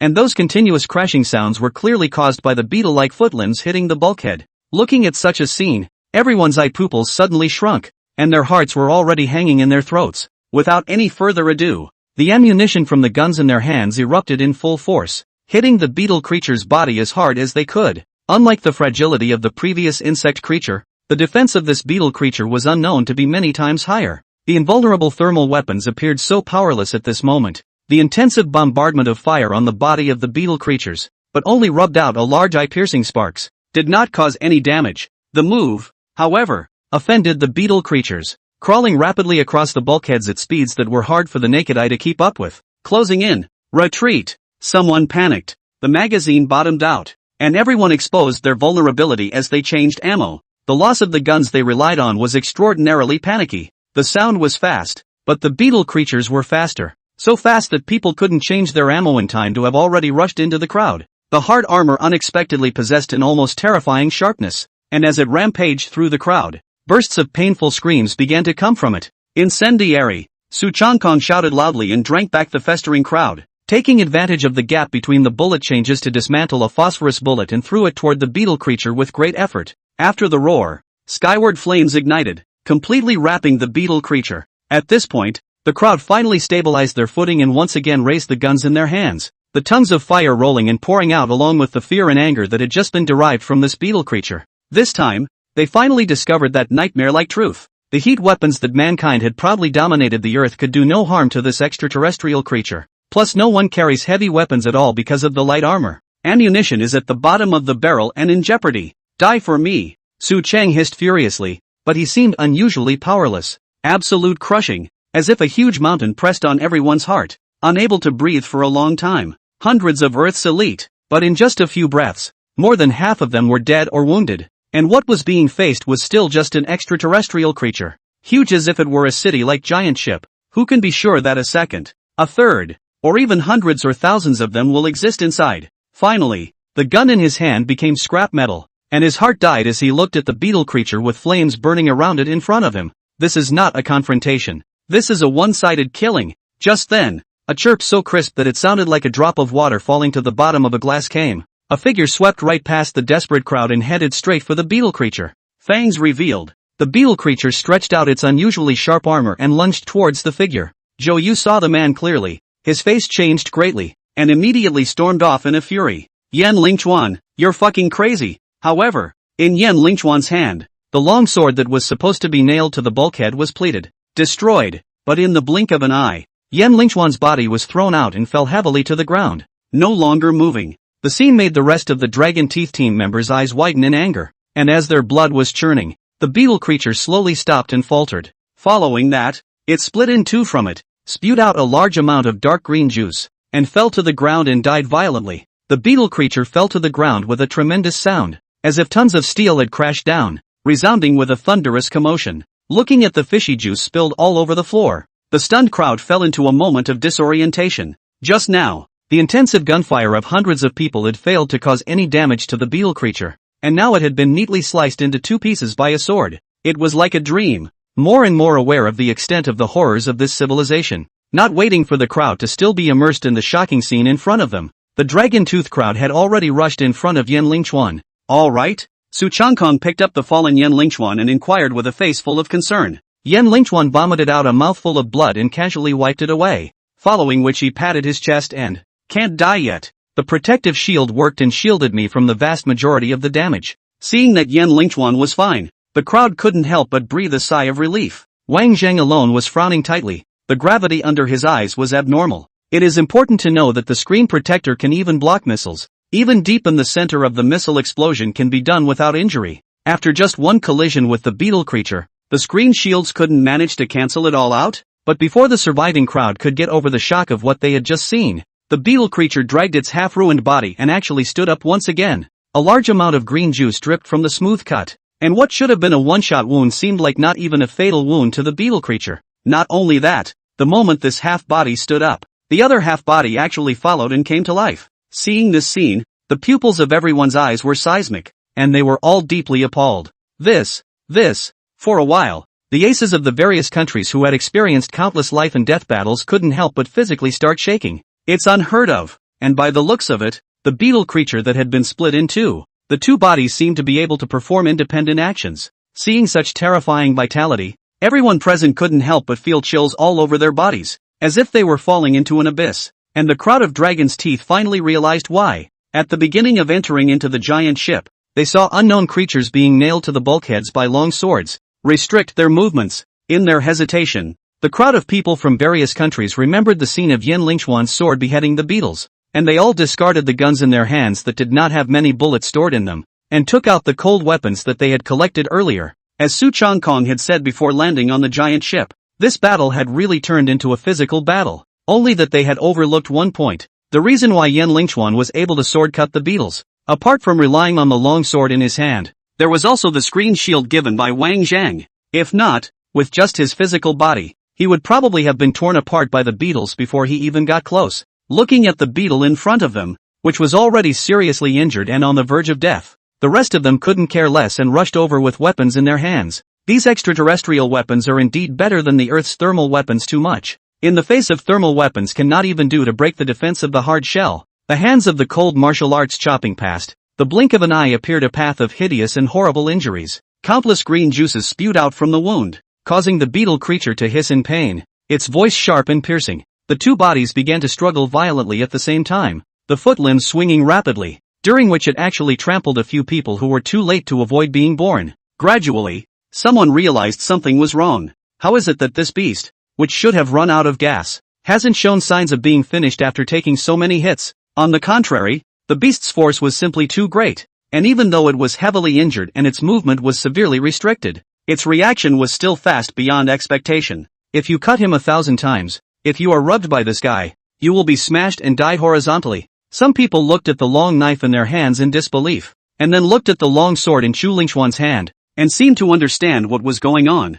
Nay, at this time, Chu Lingchuan's injuries were not light, and did not join the fight, only resting and toning as much as possible on the side. Seeing that the dying beast could not be held for a long time, some people had begun to get anxious and even dropped their attention to the long sword in Chu Lingchuan's hand. If what was guessed was correct, it seems that this weapon also has a high and a low. It was a good thing that the crowd's efforts were not without effect, as the beetle creature's movements became slower and slower as its injuries worsened, until half of the torso could no longer support itself after the last foot limb was chopped off with a slash and crashed to the ground, completely dead. In contrast, the other half of the body was still fighting back frantically. Fucking hell, what the hell kind of monster is this? Someone, tired, scarlet-eyed and panting, hissed out as he slashed desperately at the beetle's body. Unexpectedly, the sound caught the beetle's attention, and it even turned its head and twisted to look at the person who made the sound. A foot stepped in, so fast that it was impossible to make a dodge. In the nick of time, a swift laser cut through the sky, easily piercing through the beetle's hindquarters, completely shattering the internal tissues. The foot limb stopped its descent, and the beetle shook its body, then planted itself on the ground. The man slumped to his knees, gasping for breath, struggling for a moment to regain his senses from the fear of death. Not far away, Wang was holding up his phaser, likewise gasping for air. Looking at the complete death of the beetle creature in front of him, someone cautiously went up to inspect it, and immediately noticed the laser gun in Wang Zhang's hand, and was dissatisfied, saying, "If you have this kind of thing, you don't know to take it out earlier. If we had taken it out in the beginning, we wouldn't have had to kill or injure so many people. Selfish Chinese, cowardly and despicable. We're fighting for Earth, not for you, China, to have such advanced equipment and secretly keep it for our own enjoyment. What an abomination." In the face of the crowd's scorn, Wang Zhang chose not to ask questions. After all, as powerful as laser guns are, there are drawbacks. The laser gun is a single-shot piece of equipment, and it takes at least 5 seconds ago to recharge after a shot. Given the speed at which the beetle creatures could move, it was a complete fool's errand to try to attack with a phaser right off the bat. The always hot-tempered Su Chang was finally a bit unable to hold back, and decisively stepped forward, looking toward the stick elite that had first caused the verbal dispute, and sneering, he said, "So willing to share, why don't we see you guys take your stuff out and give us a piece of it?" At those words, the stick elite's expression changed slightly, and he quickly retorted, "We are unable to develop it. If we could develop it, we would have made the technology public long ago." Zhou wiped the bloodstains on his face and took over the conversation. "You could have patented it. Wouldn't that be a familiar trick to play?" A sentence that directly choked the stick elite, his face instantly reddening. Before the stick elite could voice a counterattack, there was a sudden clamor in the distance. After a few moments had passed, What was presented to the crowd was an uncountable number of insect-like creatures, hissing and swarming in this direction, like a tidal wave, clambering over the bulkheads and moving forward at breakneck speed. Among them, there was no lack of beetle creatures that had just caused the human soldiers to suffer heavy losses.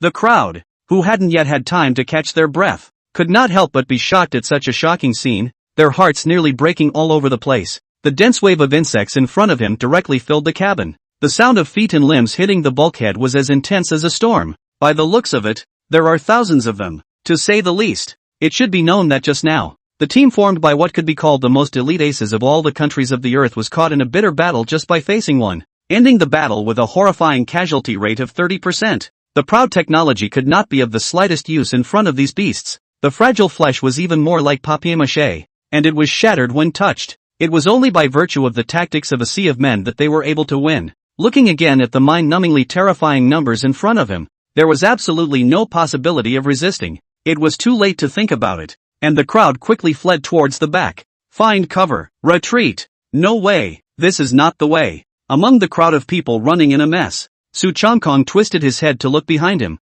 realizing that the tide of insects that was enough to drown everything was pulling in the distance between the two sides at a rapid speed. According to this trend, even if he didn't lose his life in the mouth of the insects, he was afraid that he would only die of exhaustion. After all, Wang Zhang was not a superbly qualified ace soldier, and had long been so tired and out of breath that he could hardly even open his mouth to reply. Su Ben, codenamed Bull, ran to Wang Zhang's front, reached out and grabbed Wang Zhang's waist, gesturing to carry him on his shoulder. Although Wang Zhang was gradually losing his strength, he did not accept Su Ben's help and silently pushed Su Ben's hand away and continued to run hard. Seeing this, Su Ben got a little anxious and shouted that, at a time like this, what are you still worrying about? If you really die here, how will you make us account for it? Wang Zhang was tired and sweating, but his eyes were focused on the front at times, and he intermittently said, it's still not the right time. Hearing this, Zhou Yu, who was on the side, was also in a hurry. What is not the time? When this group of beasts behind us catch up, they all have to become a dish. As soon as the words left his mouth, a rush of shouts suddenly erupted from the front of the crowd, words that all revealed deep despair. Looking farther toward the end of their sight, the after-knowledge crowd immediately changed their faces abruptly, horrified and abnormal, only to see the corner of the cabin in front. There are also a large number of large tidal waves of swarms of insects. The entire cabin are filled and crowded. Even crawling are not needed. Completely is pushed forward by the rear of the swarms of insects. It's over. It's over. Some people looked so heartbroken that they couldn't help but stop in their tracks and froze in place. Their faces ashen. There's no way forward. No way back. The Jedi are not alive. Yan Lingchuan's eyes were cold, and he broke into a curse. Fuck. After saying that, the long sword in his hand was crossed in front of his chest, making a gesture to answer the enemy. Damn it. Fight them. There was no way out. Not even the slightest chance of survival. In front of the realm of death, all of them even converged on the despair of the party, and were replaced by a determined killing intent.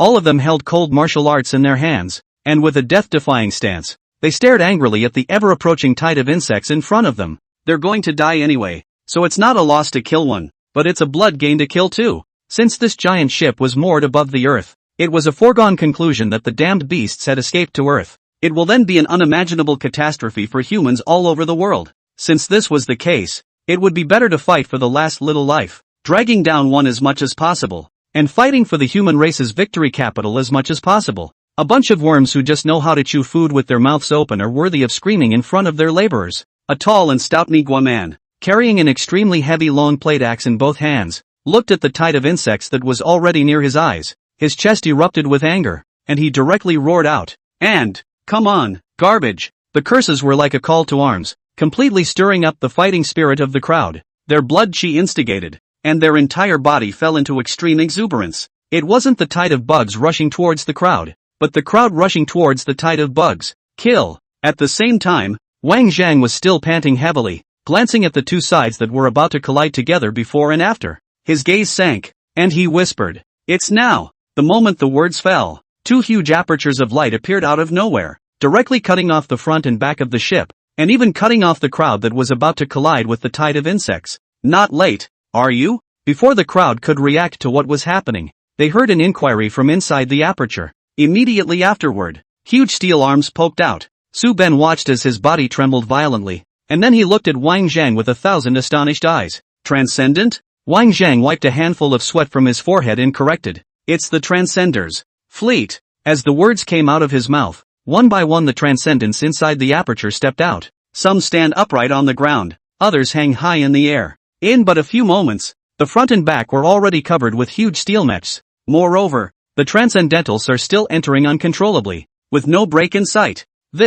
Everyone looked at the spectacularly large fleet of Transcenders and fell into a brief moment of disorientation. At the same time, a shot came to his heart. The number of overtakers in front of them definitely exceeded the sum of the two battles that were once the South China Sea shock and awe war as well as the battle for the defense of China. Looking at their appearance, these Transcenders seem to have been optimized for more powerful performance than before. Unsurprisingly, it should be that Wang Zhang had integrated the mechs captured from the Hormels with the first generation of Transcenders, thus creating the current Transcenders too. The traveling speed of the wave of insects was not half affected and continued to pounce towards the front. Facing the sudden appearance of the Transcendent swarm, there wasn't even the slightest hesitation. Bloody mouths opening and closing, mournful cries resounding through the ship's cabin. Fire! When the insect tide was approaching, a powerful roar came from the front and back. The instruments on the arms of the two teams of Transcenders quickly disintegrated and reorganized, and two icy cold particle light cannons should appear. GG. Souls. Ah no. The tide of insects has already seen several swiftly moving insect creatures swooping in close, leaping along the bulkheads and heading straight for the Transcenders. Instead, the entirety of the Transcendents did not deliberately target a particular insect creature, but instead aimed the particle light cannons on their arms forward in unison. Upon hearing an order given, a sudden humming emanated from the barrels of the long-accumulated cannons, followed by the faintest hint of something vibrating at a rapid rate. A dazzling light lit up from the center. After a short period of energy storage, the column of light that looked like thunder and lightning was volatile and rushed, and gathered with the other columns of light and shot toward the front with a loud bang. All of a sudden, the entire cabin was filled with white light, and the roar echoed in the ears for a long time, then exceeded the limit of what the ears could bear and turned into a sharp chirping sound. Gale. Thunder run. There was nothing but a white light in front of him, and no other trace of him could be seen. Everyone closed their eyes in agony and fell to their knees, covering their ears. I don't know how long it took, but the gusts of wind in the ship's cabin dispersed and all was calm. All rose trembling and looked up, only to see all of the Transcendents hovering in mid-air, flames erupting from their backs and emitting a violent buzzing sound. Beyond that, there was no other sound. The crowd was a little hesitant and began to look backwards and forwards, and the cabins fore and aft were empty. Where was there any trace of a wave of insects? Everyone couldn't help but freeze for a split second. Could have been dreaming before? In the corners of the ship's hold, scattered piles of broken flesh and ashes mingled together, telling of the hideousness of this place's past. Until this moment, everyone's minds coincidentally floated back to the spectacular scene of the cluster of Transcenders spraying lasers together just now, and they once again fell into a state of disorientation. At that moment, a sudden burst of laughter erupted from the crowd. Turning his head to look, he found China's Dragon Teeth squad clustered together, dragging Wang Zhang high into the air, then tossing him into mid-air, falling, and tossing him up again. Winning. The bottom line is this: still alive. Just as the crowd was celebrating the recovery of a small life, Bao Jingdong's untimely words came from the independent channel of the Dragon Teeth squad. You guys are happy hammers here. It's really hard to see. After preliminary calculations, this interstellar megaship covers a whopping 5.3 million square meters, or close to 8,000 acres. For where you are currently, it's no different than standing on someone's doorstep. Upon hearing this, the Dragon Tooth squad's joy after the robbery dissipated and was replaced by a touch of gravity. It was only at the edge of the huge ship, and with such a huge internal space, who dares to guarantee that something similar to these insect creatures would not exist inside? One of the most important things to note is that from this giant ship alone, the civilization that built it must have crushed Earth's civilization in every way. Even the masters of these super civilizations were unable to completely destroy them, let alone these primitives themselves. From the current state of affairs, it was highly likely that the giant ship had been infested with insect creatures. That is to say, the original owners of the giant ship have also most likely all perished in the mouths of the insect creatures. Thinking of this, an unprecedented solemn look surfaced on the faces of the 12 members of the Dragon Tooth squad. Glancing at the vast and expansive cabin, a hint of hesitation unexpectedly flooded their hearts. The first possibility is that there are no active organisms present inside this huge ship, turning it into a dead ship. The second possibility was that the interior space of this giant ship was large enough that many unknown creatures were most likely gathered together, or were sealed in certain places by the owner of the giant ship, unable to move at will. If it's the first possibility, then this will be an unprecedented opportunity for Earth. By simply conquering and cracking this giant ship, Earth's civilization would inevitably assume a position of sudden advancement, moving significantly towards a higher civilization. Scary, also afraid in the emergence of the second possibility. After all, that group of beasts of the terrible everyone has witnessed, once strayed into the Earth, to the whole of mankind will certainly be a devastating disaster. It was a dilemma to continue exploring or to withdraw. After carefully weighing the pros and cons, the crowd was inclined to continue exploring. After all, the existence of insect life was still unknown, but this huge ship was literally in front of his eyes. There's a mountain of gold in front of you, and if you press down on it, you might cave in and dig yourself out. Who, may I ask, would not hesitate to abandon this mountain of gold? There's an old saying, riches in riches. What's more, there was a fleet of overlander aircraft with formidable momentum overhead. There is no chance of a fight. Su Changkong glanced at the team members who were still silent, and then glanced at Wang Zhang, who was sweating profusely and obviously had not rested over, and asked out loud, "What does everyone mean?" Zhou Yu stretched his back full of concern. With such a big treasure lying here, how can you just say you're leaving? Luang nodded deeply and said, "Even if we don't continue exploring, letting this thing hang over our heads will make our hearts uncomfortable. And besides, who knows what else is in here? In case we run out of giant ships, the consequences will be unimaginable." The rest of the group didn't say anything, but they agreed with the duo's words. Seeing that the crowd's words were unanimous, Su Changkong stopped talking and placed his gaze on Wang Zhang. Wang Zhang wiped the sweat from his forehead, exhaled a mouthful of turbid air, and slowly got up from the ground. Go! Compared to the elite teams from other countries, the Dragon Tooth Squad was indeed a little too cautious, and by the time the crowd decided to continue, the vast majority of the team had already moved to walk out a long way. Of course, a large part of this is from China. After all, China's technological progress is too rapid now, to the point that it is no longer on the same level as other countries on Earth. It's like a group of orangutans who just learned how to play with fire, and before they had a chance to learn how to cook their food, one of them suddenly went ahead and made a whole table full of food. And it's a full table, and all the orangutans are eating, and eating, and eating, and living, and living, and living, and living, and living, and living, and living, and living, and living, and living, and living, and living, and living, and living. But when it comes down to it, the only one who will do it is the ape himself.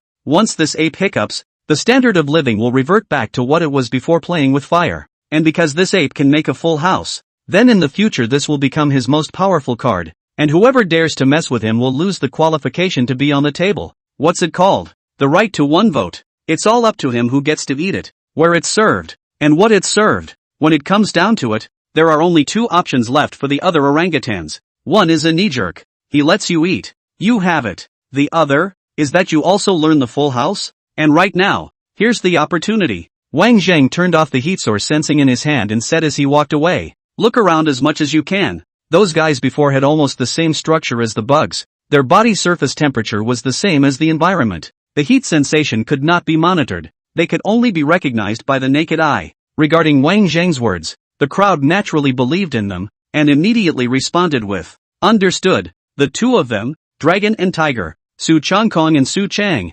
walked at the very front of the group, their attention falling squarely on the front. Chu Lingchuan followed at the end of the group alone, which was used to deal with emergencies in the back. Wang Zhang, on the other hand, was guarded in the center of the group, and was well protected in the front and back. As for the overhead fleet of transcenders, they all stayed in place and waited. Although it would be quicker and easier to let them explore, the technology of this giant ship was so high that it was hard to guarantee that these transcendents wouldn't cause the guards inside the giant ship. To be on the safe side, you can only rely on human exploration. After traveling for about 2 hours, all the groups had almost dispersed, and few other groups could be seen within sight. When he walked outside a rather small cabin, Su Changkong, who was walking at the very front, could not help but frown and quickly raised his hand to stop the group's forward steps. The moment they stopped, everyone caught a strong whiff of blood coming through their noses. Taking a few careful steps forward, he happened to see a pile of cold corpses lying in the corner of the narrow cabin. It looks like it's the Elephant Kingdom squad.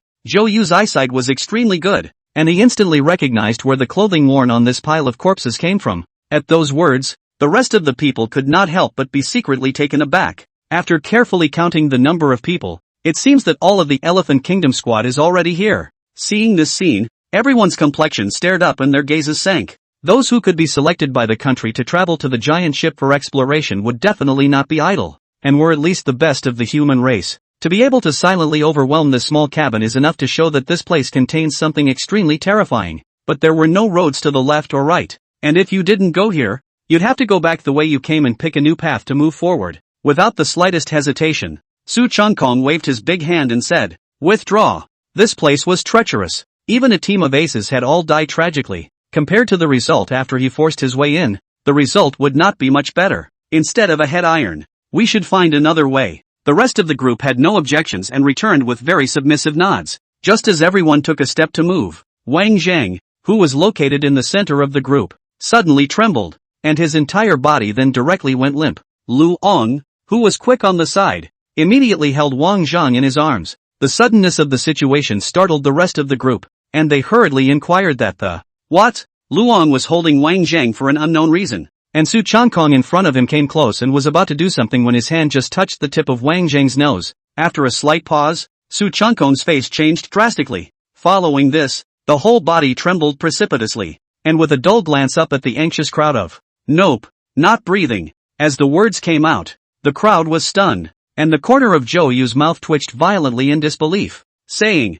"No way, I don't believe it." The effort of turning around and a big living person saying no? Besides, how is everyone else okay? Just then, a clear bloody hole appeared at Wang Zhang's forehead, gurgling bright red outwards. In a flash, everyone reacted quickly to the alert, something's in the neighborhood. Inside the narrow cabin, countless creatures that were only the size of a fingernail cap, but were able to perfectly hide in the environment of the bulkhead and look like praying mantises were closely staring at the people who were waiting. The two forearms that were like scimitar forearms shook vigorously, and the air in front of him was instantly compressed, transforming into a tiny and invisible air bullet that flew toward the front. There was a loud pop as the airstream bomb missed, hitting the bulkhead so hard that a rather deep dent appeared in the solid, thick bulkhead. After the scattered attacks, all the mantis creatures looked over, and uncountable streams of air bounced out, turning into a shower of rain and flying over. The deeply passive Dragon Tooth Squad didn't dare to linger, holding Wang Zhang's corpse and quickly retreating. Funny,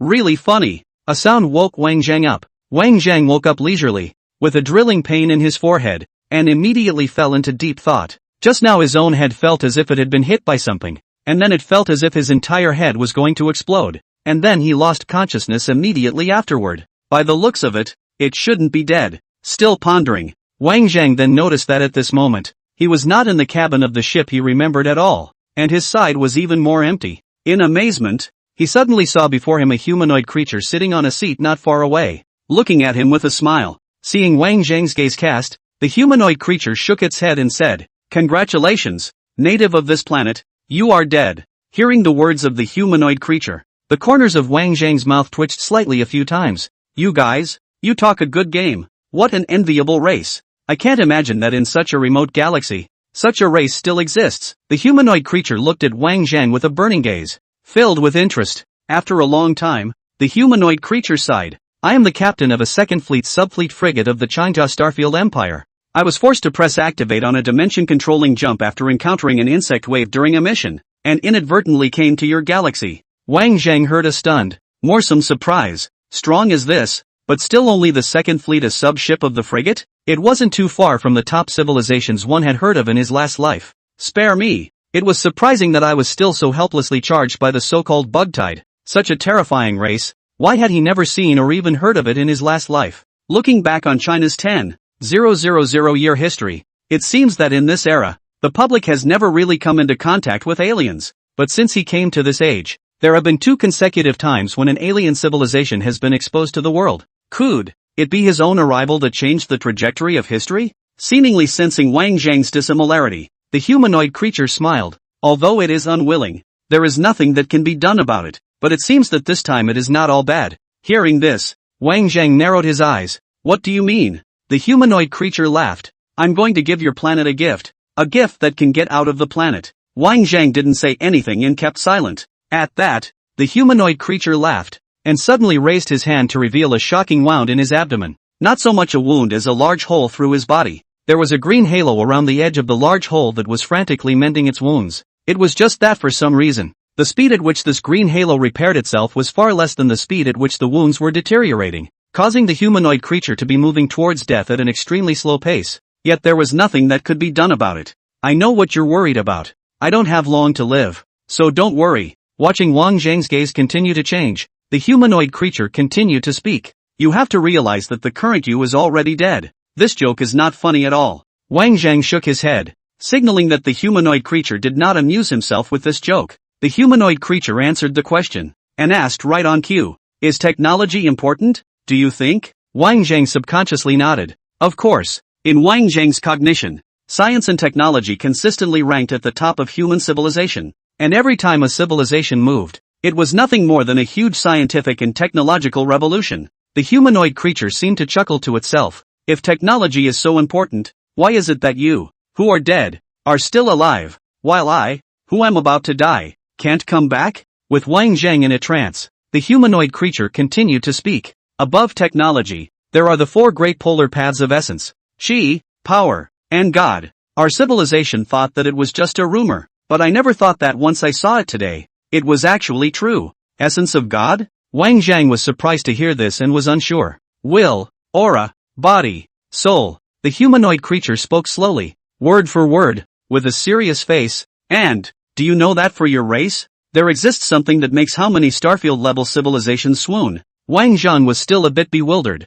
and his heart began to beat uncontrollably and chaotically. What does SH mean? Is it hard to believe that the destruction of Earth in his previous life was not due to the curved jumping device he had developed? Rather, it's something else? The humanoid creature sighed. It's not true that technology is important, but above these technological civilizations, there exists an extreme civilization that is far above technological civilizations. Technology conforms to rules, polarities make rules, and what exists in your race is heck of a unique extreme civilization not seen in many nebulae of civilizations. God. The God in the essence of God. In other words, creatures in other civilizations that are physically overwritten are literally fading away. Earthlings, on the other hand, can exist briefly through a special form. Wang Zhang became a bit at a loss for words. He did not know that the soul, which was no more than usual in the legends of ancient China, was such a special existence when it came to the mouths of humanoid creatures. And it's amazing that even 8,000 years later on Earth, one has never heard of any civilized beings talking about these things. When he thought of this, Wang Zhang's face became more and more odd. Is this the fabled, technological cultivation? Watching Wang Zhang fall into deep thought, the humanoid creature laughed steeply and said, but don't think of this as too outlandish. After all, the basis for wanting to become powerful will always be technology. It's like the properties of a certain substance. It only works if it's utilized. Otherwise it'll just be a mess. Speaking of which, Wang Zhang quickly realized, different substances possess different properties. For example, silver and iron, both metallic elements, have very different melting and boiling points and ductility, as well as contrasting reaction properties. Just as the creatures that exist in different civilizations can be called human beings, there are also differences: appearance, IQ, flesh, mind, etc. So it seems that the soul is a unique characteristic of Earthlings. While there are differences between civilizations, one thing is the same: limited lifespan. It's just the length. It has been proven in the future that all matter has a period of decay,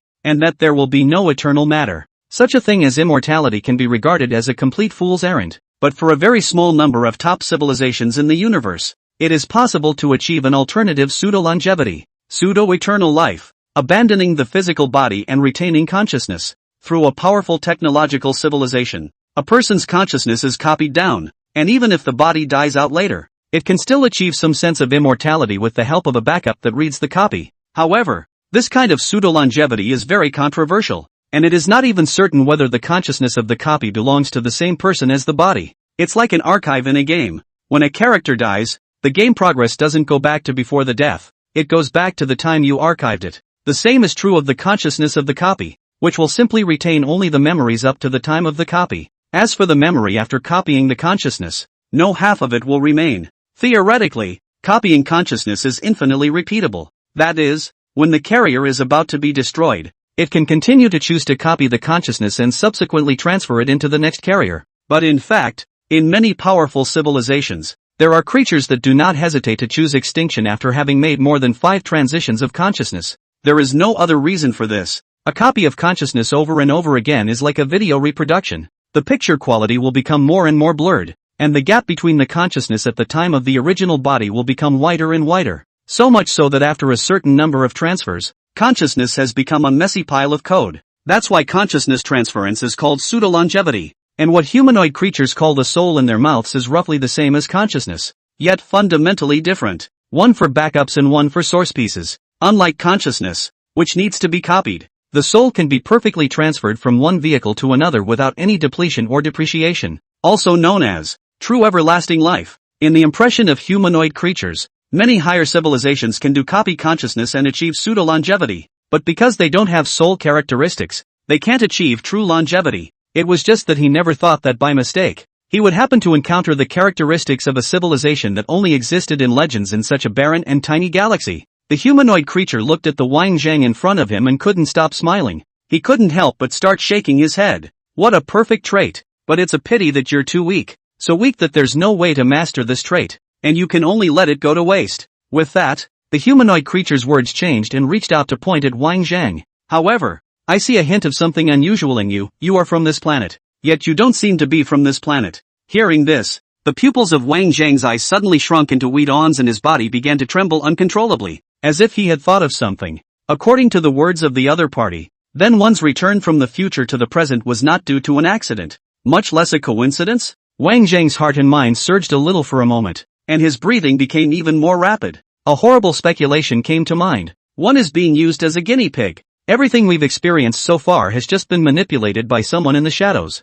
If not, how do you explain the Hormation incident some time ago? And what to make of the giant ship incident? It is important to know that in their own time and space, the Earth civilization's first frontal contact with the alien civilization, or in 2000 years, the Earth civilization formally stepped out of the solar system after the thing, and because of his own arrival, he has brought that time forward by a full 2000 years. Seeing Wang Zhang frozen in place, the humanoid creature laughed and, there are no more than 10,000 bugs within the ship now, and it has been an extinction for the civilization of your race. Before you died, you surprised me, and in return, I'm giving you a great gift. Saying that, without even giving Wang Zhang a chance to retort, he raised his hand and pointed to a quiet body not far away. As for this, I gave it to you alone, of this race. You are the fellow who has caught my eye the most. This body said the Changjia alien, showing disappointment, but saying no more. Wang Zhang's face steeply paled and he was slow to speak. Turns out he wasn't kidding just now. He really was dead.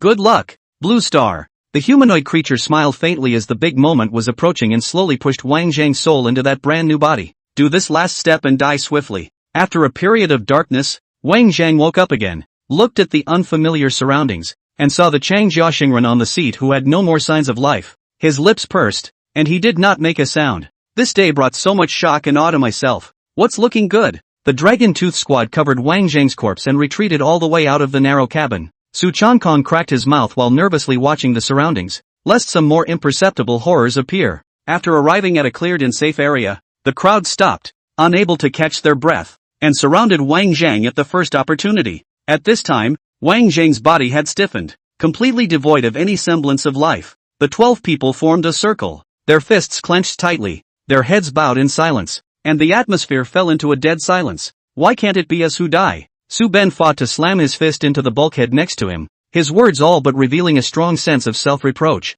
Obviously, the most dangerous time had passed safely. Why would he fall in such an inconspicuous place? As the leader of the Earth's technological civilization, to fold here would be an incalculable loss to China and to the world. Even if they acquired more resources and technology from the giant ship, I'm afraid that they wouldn't be able to create a second Wang Zhang. For a while, an atmosphere of sadness spread out, and all of them had heavy expressions and were almost ready to shed tears. What for? In the midst of extreme grief, someone patted Zhou Yu's shoulder from behind. Zhou Yu shook his shoulders in great disgust. At that moment, a head came up from behind. Zhou Yu frowned and twisted his head to look, cursing out in pain in the process. The moment he saw the face in front of him, the words got stuck in his mouth and could no longer be said. 1,000 words converged into a stuttering sentence that, Wang Zhang, facing Zhou Yu, who was already stunned to the point of being frozen. Wang Zhang continued to look inside. What's this about? Zhou Yu's eyes were glazed over, his expression indescribably horrified.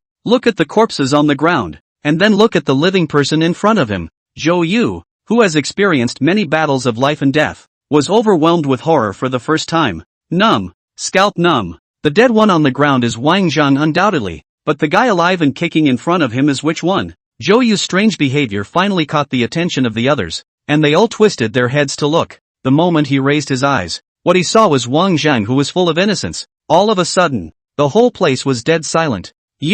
Everyone looked at Wang Zhang in amazement, and their expressions were even more indescribable. Rubbed his eyes vigorously, confirming that the body on the ground is Wang Zhang, and then looked at the living Wang Zhang in the eyes of a few more points of panic. Nima, hell no! Su Ben raised his hand and threw a punch towards Wang Zhang's chest, finding that the touch was incredibly real. Su Changkong pointed at the corpse on the ground and marveled. Is this new technology too? Zhou Yu hastened to pick up the conversation. Quickly, give all the brothers a set. It's too much to be able to save your life. Wang Zhang helplessly stroked his eyebrows and said, don't think too highly of me, but not to such an awesome degree. The question in Zhou Yu's heart remained unanswered, and he continued to pursue the question. So are you, dead or not? Su Chang slapped Zhou Yu on the head and cursed angrily. Shut up if you can't talk. What, dead or not dead? Zhou Yu ate the pain, turned around and returned Su Chang's kick. Aren't you curious? Su Chang's tone stalled, and his eyes burned as he looked at Wang Zhang. Just now, Wang Zhang was attacked by an unknown creature in front of everyone,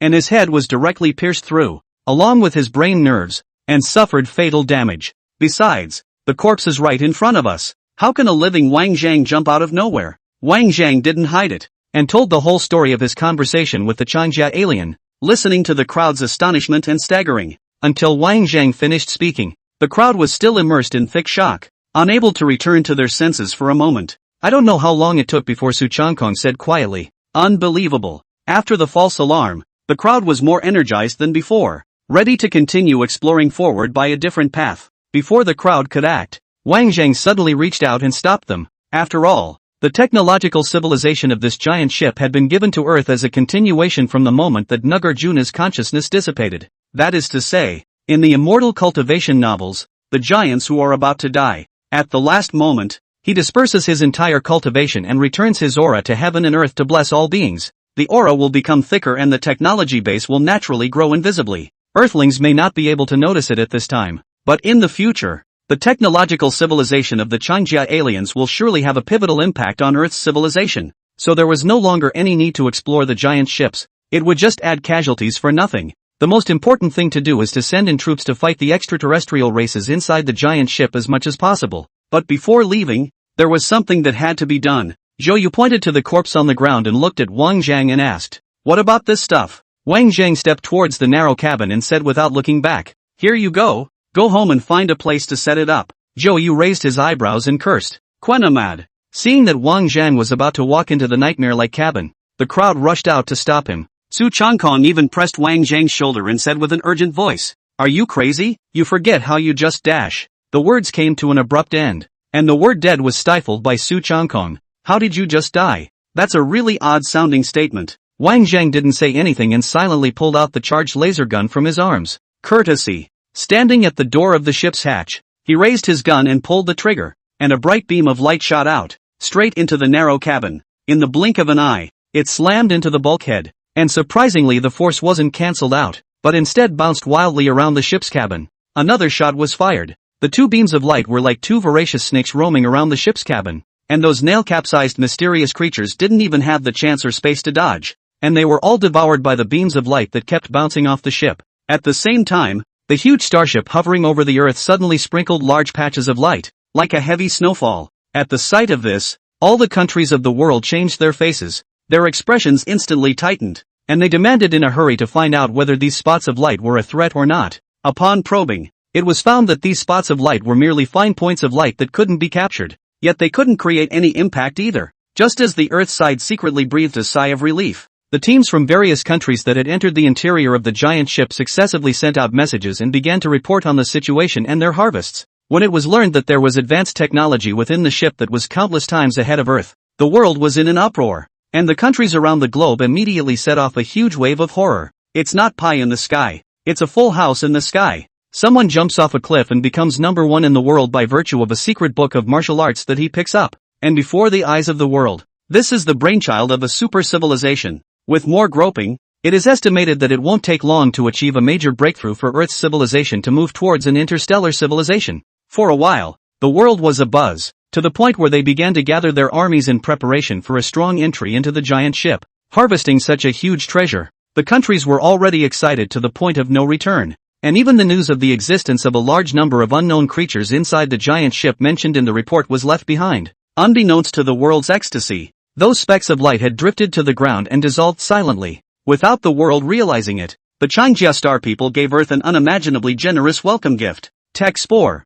However, the world's attention was not here, and was attracted by the situation inside the giant ship. In particular, those cold weapons found at the edge of the giant ship were directly recognized as top-secret treasures by the country that took over, and proceeded to launch a scientific research team to crack the materials. Just as the world was digging into the giant ship in full swing, the Dragon Tooth Squad of China became the first team to evacuate from the giant ship. It was also one of the few teams that didn't have a mortality rate. After returning to the ground, Wang Zhang, along with the people from the Dragon Tooth Squad, briefly reported on the situation inside the giant ship, and at the same time turned in the equipment they had obtained. Naturally, China would not let go of such an opportunity, and likewise began to conduct research on the equipment at hand. As the leader of the scientific research community, this task was naturally handed over to Wang Zhang. In this regard, Wang Zhang was not interested. It's still true that it's better to teach yourself than to be taught. After the technological blessing, these things can be easily informed without any attack at all. And the issue that most concerned Wang Zhang at the moment was that he had just heard an update. The oldest member of the Su family, Su Kuai, was seriously ill and almost died. Oh ho ho, that's a grand gate. Wow ka ka, this courtyard is really not small. Yo ho ho, this wigwam is really realistic. Su family garden. A young man in his early 20s looked left and right and let out a few heartfelt sighs. In the distance, a middle-aged man wearing a tang suit that was not angry or authoritative glanced at the youth that seemed to be naive and stupid, then looked at the person in front of him and asked in a suspicious voice, "Is this the divine doctor that you went out for a month with great difficulty to invite back?" The Su family was subdivided into 3 veins, and this middle-aged man was the head of the Su family's literary vein. Su Jinting, 1,000 times true, father. Su Bei nodded his head as if pounding garlic, pointing at the youth in the distance, and said with certainty, "As true as a divine doctor," said Su Bei suddenly got excited, gesticulating as he spoke. "That's simply a wonderful hand to return dead bones to more flesh.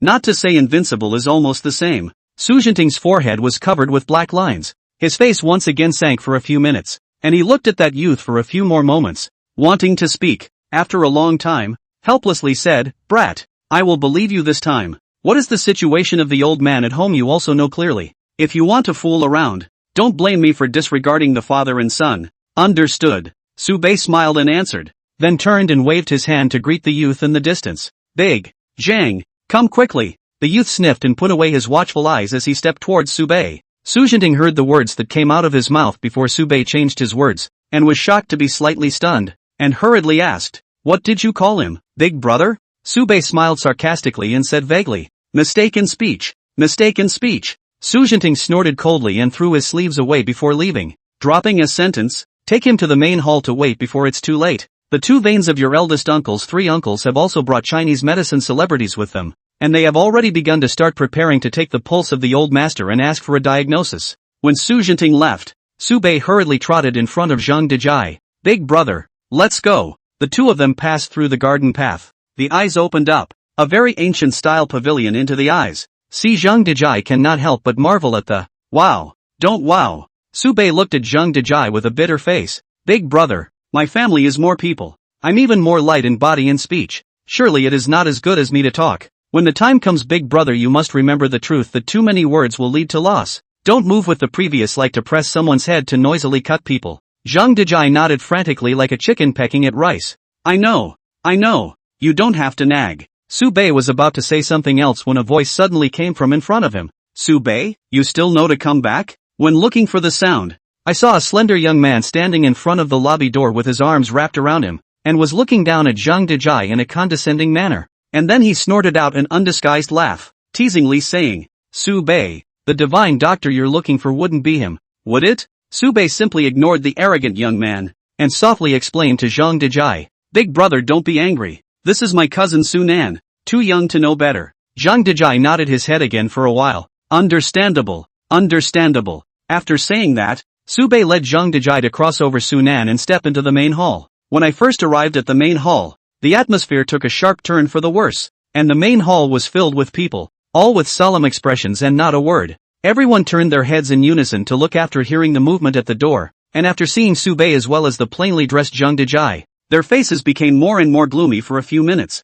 Under such a depressing scene, Zhang Dejai looked calm and self-contained. twitched his nose and gently sniffed a few times, saying, "The smell of ambergris and wealth is good. Su Bei, if you lead your friends here, go to the side. The lobby is for you to have fun with your friends." A middle-aged man sitting on a pear-blossom wooden chair frowned and opened his mouth to rebuke. Before Su Bei could explain, Su Nan ran in ahead of him and exclaimed, "This isn't a friend of Su Bei's. This is the divine doctor that Su Bei invited. The top divine doctor." After these words, everyone's eyes changed again. The middle-aged man sitting on the pear-blossom wooden chair glanced at Zhang Dejai before immediately turning his head to Su Jinting, who was sitting beside him, and questioned, "Zenton, is that what you mean?" Su Jinting also had an odd look on his face as he coldly looked at Su Bei and signaled with his eyes straight away. Su Bei understood, pushed Zhang Dejai forward and opened his mouth, saying, "Returning to my eldest uncle's words, this man's name is Zhang Dejai, and he is indeed the physician that my nephew went out of his way to find to treat his great-grandfather." Su Jintang's eyes were a bit cold as he shifted his sight to Zhang Dejai and did not say anything after scrutinizing him. A colorfully dressed woman in the corner came trotting, tugged Su Bei, and whispered, "Xiao Bei, what are you fooling around with here? How dare you mess around on an occasion like this? Hurry up and get out." The always timid Su Bei actually went against the norm and said in a loud voice, "I'm not fooling around. This is the healer I got." Joke. At that moment someone else stepped out and sidled up to look at the thin figure on a large chair deep in the main hall. The skinny figure was wearing a fitted sleeve robe and looked no more than 6 or 7 years old, so much so that both legs couldn't reach the ground while sitting on the chair and could only swing around in the air. I only saw the man point at the thin figure and said aloud, "This young gentleman is the personal disciple of the world-famous Dr. Zhang Chongshuan, and right now, Dr. Zhang is practicing medicine in the inner hall, so why do you need to be this indiscriminate goods to woo and deceive here?" In the face of the crowd's questioning, Zhang Dejai remained in the same calm demeanor and did not open his mouth. After all, questioning this sort of thing is something you've seen a lot of yourself. Just, seeing the anger of the crowd, Su Jintang waved his hand to stop the words of the crowd, looked at Zhang Dejai, and said in a loud voice, "For the sake of Su Bei, I will believe that you are a physician who cures the sick and saves people. You said you are a Chinese medicine practitioner. You must be familiar with the way of looking, sniffing and cutting. I am sitting here. What can you possibly tell from my face?" Su Bei nervously came to Zhang Dejai's side and whispered, "Big brother, steady this is my eldest uncle," is also the Su family's words, the future head of the family position on the nail. Never remember what I told you before," Zhang Dejai muttered, looked at the majestic Su Jintang, and said in a shocking way, "You, of all people, have had a bloodbath recently." With one word, the whole room was dead silent, and all jaws were agape, only to hear a thud. Su Bei sat paralyzed on the ground, following a sudden burst of laughter at the doorway. Sunan laughed so hard that he covered his stomach, tears streaming down his face, and said, while laughing, "What a divine doctor. If I didn't say you were a divine doctor, I'd have thought you were a divine calculator, seeing a disease and even seeing a bloodbath. Don't say you're a miraculous hand. You should be a divine planner." Su Jinting sighed silently and shook his head. Under the clamor of the whole audience, Zhang Dejai ignored it, and thought that Su Jintang did not hear it, and repeated it immediately afterward. "I said, you have blood on your hands. This is nonsense." Su Jintang couldn't bear it anymore, slapped his palm heavily on the armrest, didn't even look at Zhang Dejai and glared at Su Bei angrily and said, "It's only natural for you to act pampered on weekdays, but how can you do such childish things at a time like this? Blow them out. Blow them all out." The news that Su Kuai, the ancestor of the Su family, who was honored as a national treasure, had suffered a recurrence of his old illness had long been no secret. 2 months ago suddenly fell ill. The whole person is sometimes fainting and waking up. Unusual, even the most sophisticated Western medical instruments cannot detect any clue. Seeing that the old man's breath was getting weaker and weaker, the Su family's 3 veins of family heads ordered together to seek out bright doctors in the whole of China. And anyone who could bring back the old man's spring would be rewarded generously. What kind of famous doctor may not have seen, but it will never be this young and untrimmed hangdog look. It takes years or even decades of hard work to build up the skills of an ordinary Chinese medicine practitioner. So what can he, a young man in his early 20s, be capable of? Fong Kai heart actually really rise a touch of hope. Really think that this youth can bring their own surprise. At this time, sitting in the young Taoist boy gently jumped off the big chair, although it is young but extremely sophisticated demeanor. First towards the Su Jintang deeply bowed, and then opened his mouth unhurriedly and said, "What does family master Su mean by this? Could it be that you can't trust my master and have found a fake that sells its name to displease my master?" Su Jintang reluctantly compensated for the smile, said, "Little mister. Words, this matter is really my nephew's chaotic action. Hope that little mister. No blame. In the face of Su Jintang's violent anger, Su Bei hardened his head and still wanted to argue, but what he got in return was Su Jintang's even more furious roar. Get out! Su Jintang was silent, sitting quietly with his mouth closed, full of pain. This time, Su Bei really went too far. With a face full of gloating, Su Nan came up behind Su Bei and whispered into his ear, saying, "You call this a miracle doctor? If he can cure diseases, I'll go eat shit alright," said. The crowd walked out of the two big and tall strong man stopped in front of Su Bei, gestured to drive away Zhang Dejai two people. Su Bei was sweating anxiously and was still thinking about how to explain, when Zhang Dejai suddenly took a few steps forward and came completely into the main hall. Seeing this, the two burly men also took a step forward, each clasping Zhang Dejai's left and right shoulders. "Please get out." Su Jintang's face was already as gloomy as water. Seeing Zhang Dejai being so obstinate, he completely lost his patience. Unexpectedly, Zhang Dejai ignored it and looked at the young Taoist boy who was old and dignified, and asked out loud, "I smell this smell seems to be Tibetan Angelica. It seems that your master is trying to cook a medicinal bath to tonify his body." After saying that, Zhang Dejai gently broke away from the two people's constraints, took a step forward in the gaze of the bystanders who were astonished, glanced back at Su Bei who had already frozen, and asked as if no one else was there, "Is it convenient for your old man to ask me to meet him?" Unbridled, Su Jintang was so angry that his face turned blue, and he abruptly got up and, "Take this man." Just then, someone from the inner sanctum paced and walked out slowly. Upon seeing the visitor, Su Jintang could not help but suppress his anger and look towards that visitor first. The young Taoist boy obediently came to the old man's body and respectfully said, "Master." The person who came was none other than the famous Chinese doctor Zhang Chongshuan. Zhang Chongshuan had one hand hanging in front of his chest and one hand behind his back. His long shirt was decent, and he was quite a bit of a tall man. Su Jintang and Su Jinting, the two brothers, changed their majestic appearance just now and quickly came to Zhang Chongshuan, inquiring, "Elder Zhang, can you be healed?" Zhang Chongshuan twirled his beard and snorted coldly. "Taking a diagnosis and asking for a pulse is not an easy task. How can I be quiet when you and others are clamoring outside?" At those words, both Su Jintang brothers' faces changed. When it comes to the head of the Su family, there is no room for childishness. The duo quickly dropped their eyes to Zhang Dejai, and Su Jinting sighed slightly and stopped talking. Su Jintang glanced at Su Bei and waved towards the few people on either side. Zhang Dejai naturally understood Su Jintang's meaning, and while the people on both sides had not yet acted, he hurriedly said, "No need for a ride. I have my own legs." On the side, Su Nan clasped his arms around his chest and snorted with sarcasm. "Letting you roll is a favor to you. Daring to come to the Su family to cheat, the next time I see you, I'll break your dog's legs." Su Bei had the intention to retort, but due to the majesty of Su Jintang, he could only lower his head, and after a slight delay, he still chose to catch up with the departing Zhang Dejai in large strides.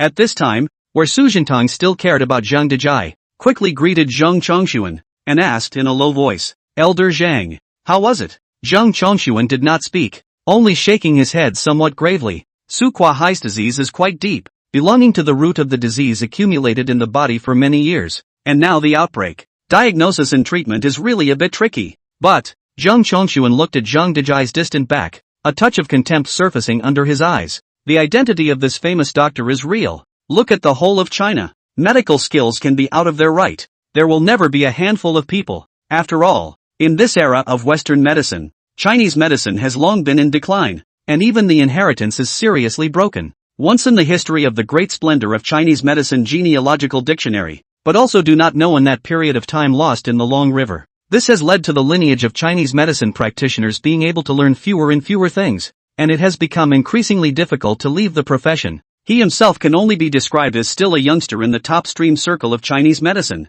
and anyone who could best him in the art of healing was either a flashy old man or a hobbled old crone. Anyway, it could never be a guy this young. The only way to practice medicine in your mid-20s is to summarize it in your own mind in 4 words. Nonsense. Su Kuahai's disease is a bit of a problem even for himself, not to mention an ignorant junior like you who tries to make a name for himself. At this time, someone hurried over, came to Su Jintang's ear, and whispered, "Wang Zhang is here." Hearing this, the others on the field couldn't help but change their faces and subconsciously straighten their spines. Wang Zhang's reputation is really loud to the extreme. Now look at the whole of China and even the whole world have not been able to find out a name that can be louder than Wang Zhang.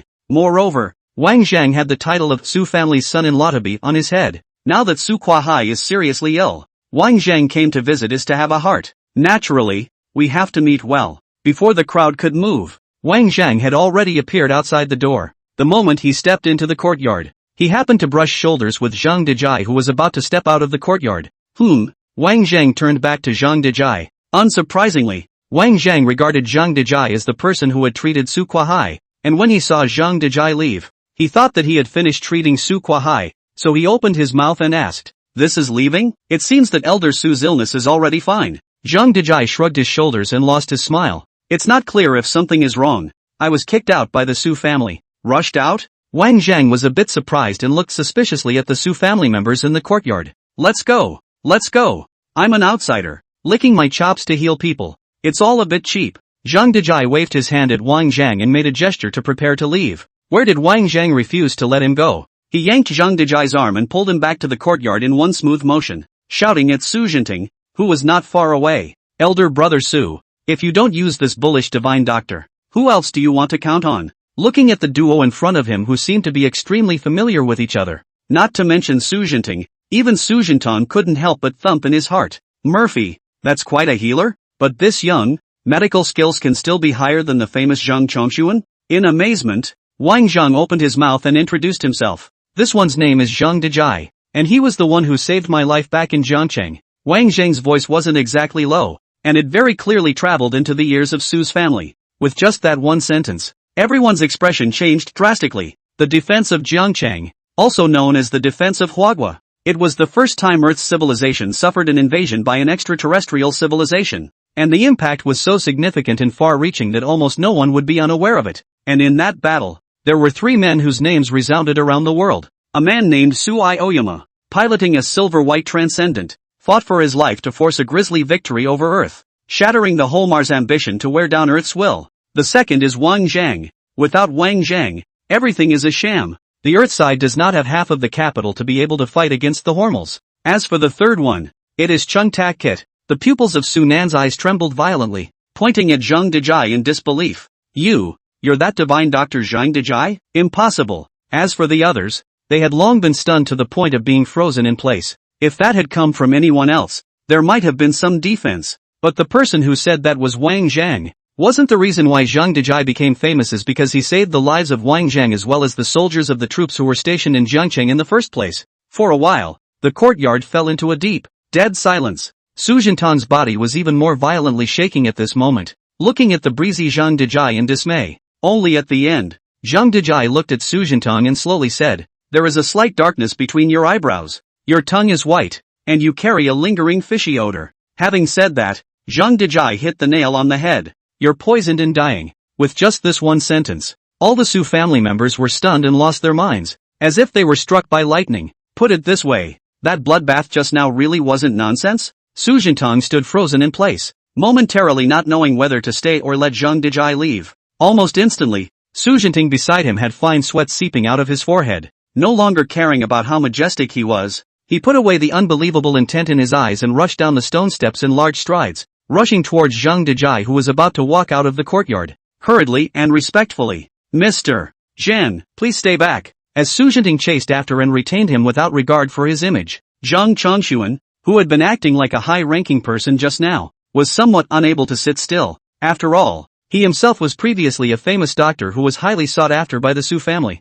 and now the other party had even moved on and ran off to kneel on someone else. Most importantly, the disease in Su Kuahai's body is really impossible to hold by itself. But the problem was that earlier, it was still himself who had urged the Su family to call someone to get rid of Zhang Dejai. In the twinkling of an eye, he begged people to stay. Isn't that tying up loose ends? Zhang Dejai slowly turned back around, nonchalantly looking towards Su Jinting who was running towards him in big strides, and asked out loud, "Mr. Su has something else?" Su Jinting came to Zhang Dejai with a slight loss of composure. His eyes surged with a divine light, and he said in a loud voice, "It was my Su family that was abrupt. After all, it is about our own family head, so we really can't afford the slightest bit of sloppiness, and I hope that Mr. Zhang can disregard the previous suspicion. If I can say all I can, my Su family will be grateful." A smirk surfaced at the corner of Zhang Dejai's mouth. Casually waving his hand, he returned and said, "Let's forget about it. I'm a man who sells his name. Where do I have any skills?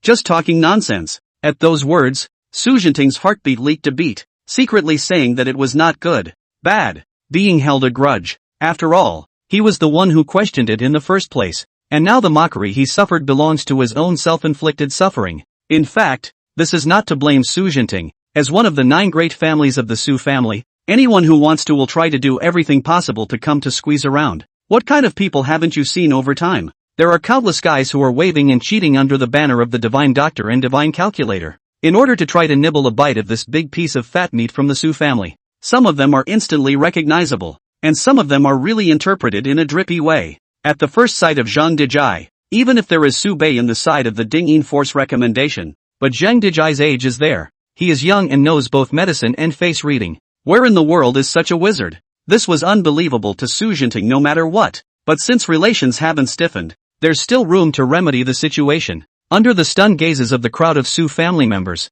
Su Jinting was actually full of solemnity as he bowed at Zhang Dejai. Zhang Dejai hurriedly helped Su Jinting over and lost his smile. Isn't Mr. Su trying to break my life? Su Jinting looked towards Zhang Dejai and asked tentatively. Did Mr. Zhang forgive Mr. Su for his abruptness just now? Zhang Dejai smiled and laughed. Understandable. Understandable. Hearing this reply, Su Jinting could not help but breathe a sigh of relief. Unable to contain his joy and said, please also Mr. Zhang, slightly out of the way? Under Su Jinting's urgent gaze, Zhang Dejai suddenly looked embarrassed and shook his head. I'm sorry for my ignorance, but I'm sorry for my lack of knowledge. At those words, Su Jinting's smile froze and completely froze on his face. It's amazing how small-minded this kid is. To actually hold a grudge against yourself until now? The atmosphere became awkward, and Su Jinting was completely confused by Zhang Dejai's sentence of incompetent, and did not know how to speak for a moment. It was Wang Zheng who broke the deadlock, looking to Su Jinting, who was staring blankly next to him,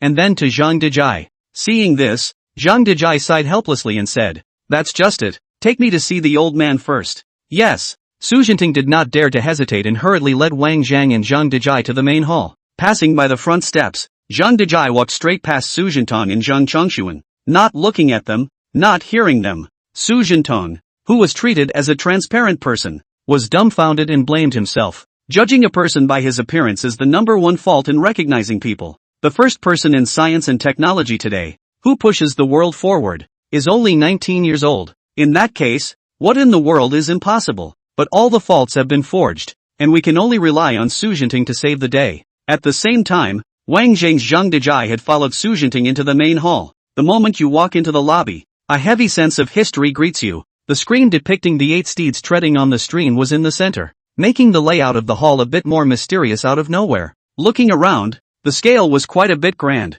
with as many as a dozen room doors alone. Looking at the wide variety of rooms, Wang Zhang and his duo stopped walking, momentarily wondering which one was Su Kuahai's residence. It was still Su Jinting who led the way, through the screen, to find a room in the deepest part of the room. Just into the room. The decoration is somewhat surprisingly simple. Furnishings are extremely simple, just some furniture only. However, this style was similar to Su Kuahai's character. The only valuable object is a large carved bed with 8 pillars and 6 eaves and 2 couches in the innermost part of the room. Several people gently crossed over the finely carved bed surround and met Su Kuahai lying on the bed. After Zhang Chongxuan's hand, although Su Kuahai's condition was not cured, but there was a significant improvement, and at this time has already recovered some sanity. Seemingly sensing someone approaching, Su Kuahai opened his eyes and looked. Seeing that the comers were Su Jinting and Wang Zhang, a trace of vigor finally surfaced on his bloodless face, and in a weak tone, he said, later, go out, and tell the town hall, what kind of quacks are found in this tramadol. Almost didn't give the laborers ho-ho death. And just the old man who just went out, is still something. Su Jinting crouched down, gently pressed the back of Su Kuahai's hand, and whispered against his ear, saying, don't worry, brother Wang Zhang has brought divine Dr. Zhang Dejai Zhang with him. Oh, there was clarity flowing in Su Kuahai's eyes as he once again turned his head to look. As a soldier born in the army, Su Kuahai has a sense of family and national honor that is far less than that of an ordinary person. China's defense of such a major event, even if the imperial capital is thousands of miles away from Jiangchang, Su Kuahai is still in the first time as far as possible the existence of the news inquired thoroughly. Su Kuahai struggled to get up, but his body was too weak, and he failed several times in a row. Then he smiled feebly at Wang Zhang and said, little friend, I've made you look at me funny with this ghostly appearance. Wang Zhang was busy replying, where is this coming from, old man? Su Jinting was just about to introduce Zhang Dejai to Su Kuahai, but unexpectedly Su Kuahai actually looked at Zhang Dejai and slowly asked, is Zhang Junjing still well? Hearing this, Zhang Dejai was slightly surprised and replied, Elder Su recognizes my family's old man? Su Kuai smiles. More than knowing each other. Back then we were stuck in the same trench. If it wasn't for his medical family background, I'm afraid I would have died long ago. Since it is after the deceased, the medical skills should not be bad. Upon hearing this, Zhang Dejai's expression stared up and he said in a serious tone, Elder Su, then I don't blame the kid for taking offense. Su Kuai smiled brightly. Toss as much as you like. There's no harm in healing death. When Su Jinting, who was next to him, heard these words, he couldn't help but follow with his eyes jumping a few times, and hurriedly shifted his gaze to Zhang Dejai. My old man's words are true. You do not really hear it in the hard ah. It was also Wang Zhang who reacted quickly and directly dodged to the side, leaving Zhang Dejai with enough room to maneuver. Seeing this, Su Jinting followed suit and quickly backed away. Under the nervous gaze of the two, Zhang Dejai slowly lifted his left hand, and after carefully diagnosing for a moment, his gaze fiercely austere, and then reached out and ripped open Su Kuai's shirt, revealing a jagged and withered chest. It was somewhat difficult to imagine what kind of illness could torture a hale and hearty soldier into such a state. Immediately, he saw Zhang Dejai take out a parcel from his arms and spread it towards the bedside. Countless neatly arranged silver needles came into view. Borrowing the candle flame to slightly cauterize and sterilize, Zhang Dejai pinched silver needles with both hands. His hand speed was as fast as a stump, and in a few moments, he stabbed a dozen needles in Su Kuai's chest. Only hearing a muffled grunt, Su Kuai showed a pained expression, and his already pale face instantly rose with a purple-red color. Su Jinting's heart tightened as he watched, and he panicked and took a few steps forward, lest there be an accident to Su Kuai's body. While outsiders couldn't see it, Su Kuai's heart was transparent, although it felt extremely painful. Right after Zhang Dejai placed the needle, he could clearly feel the breath flowing freely in his body, like spring water flowing through the parched land.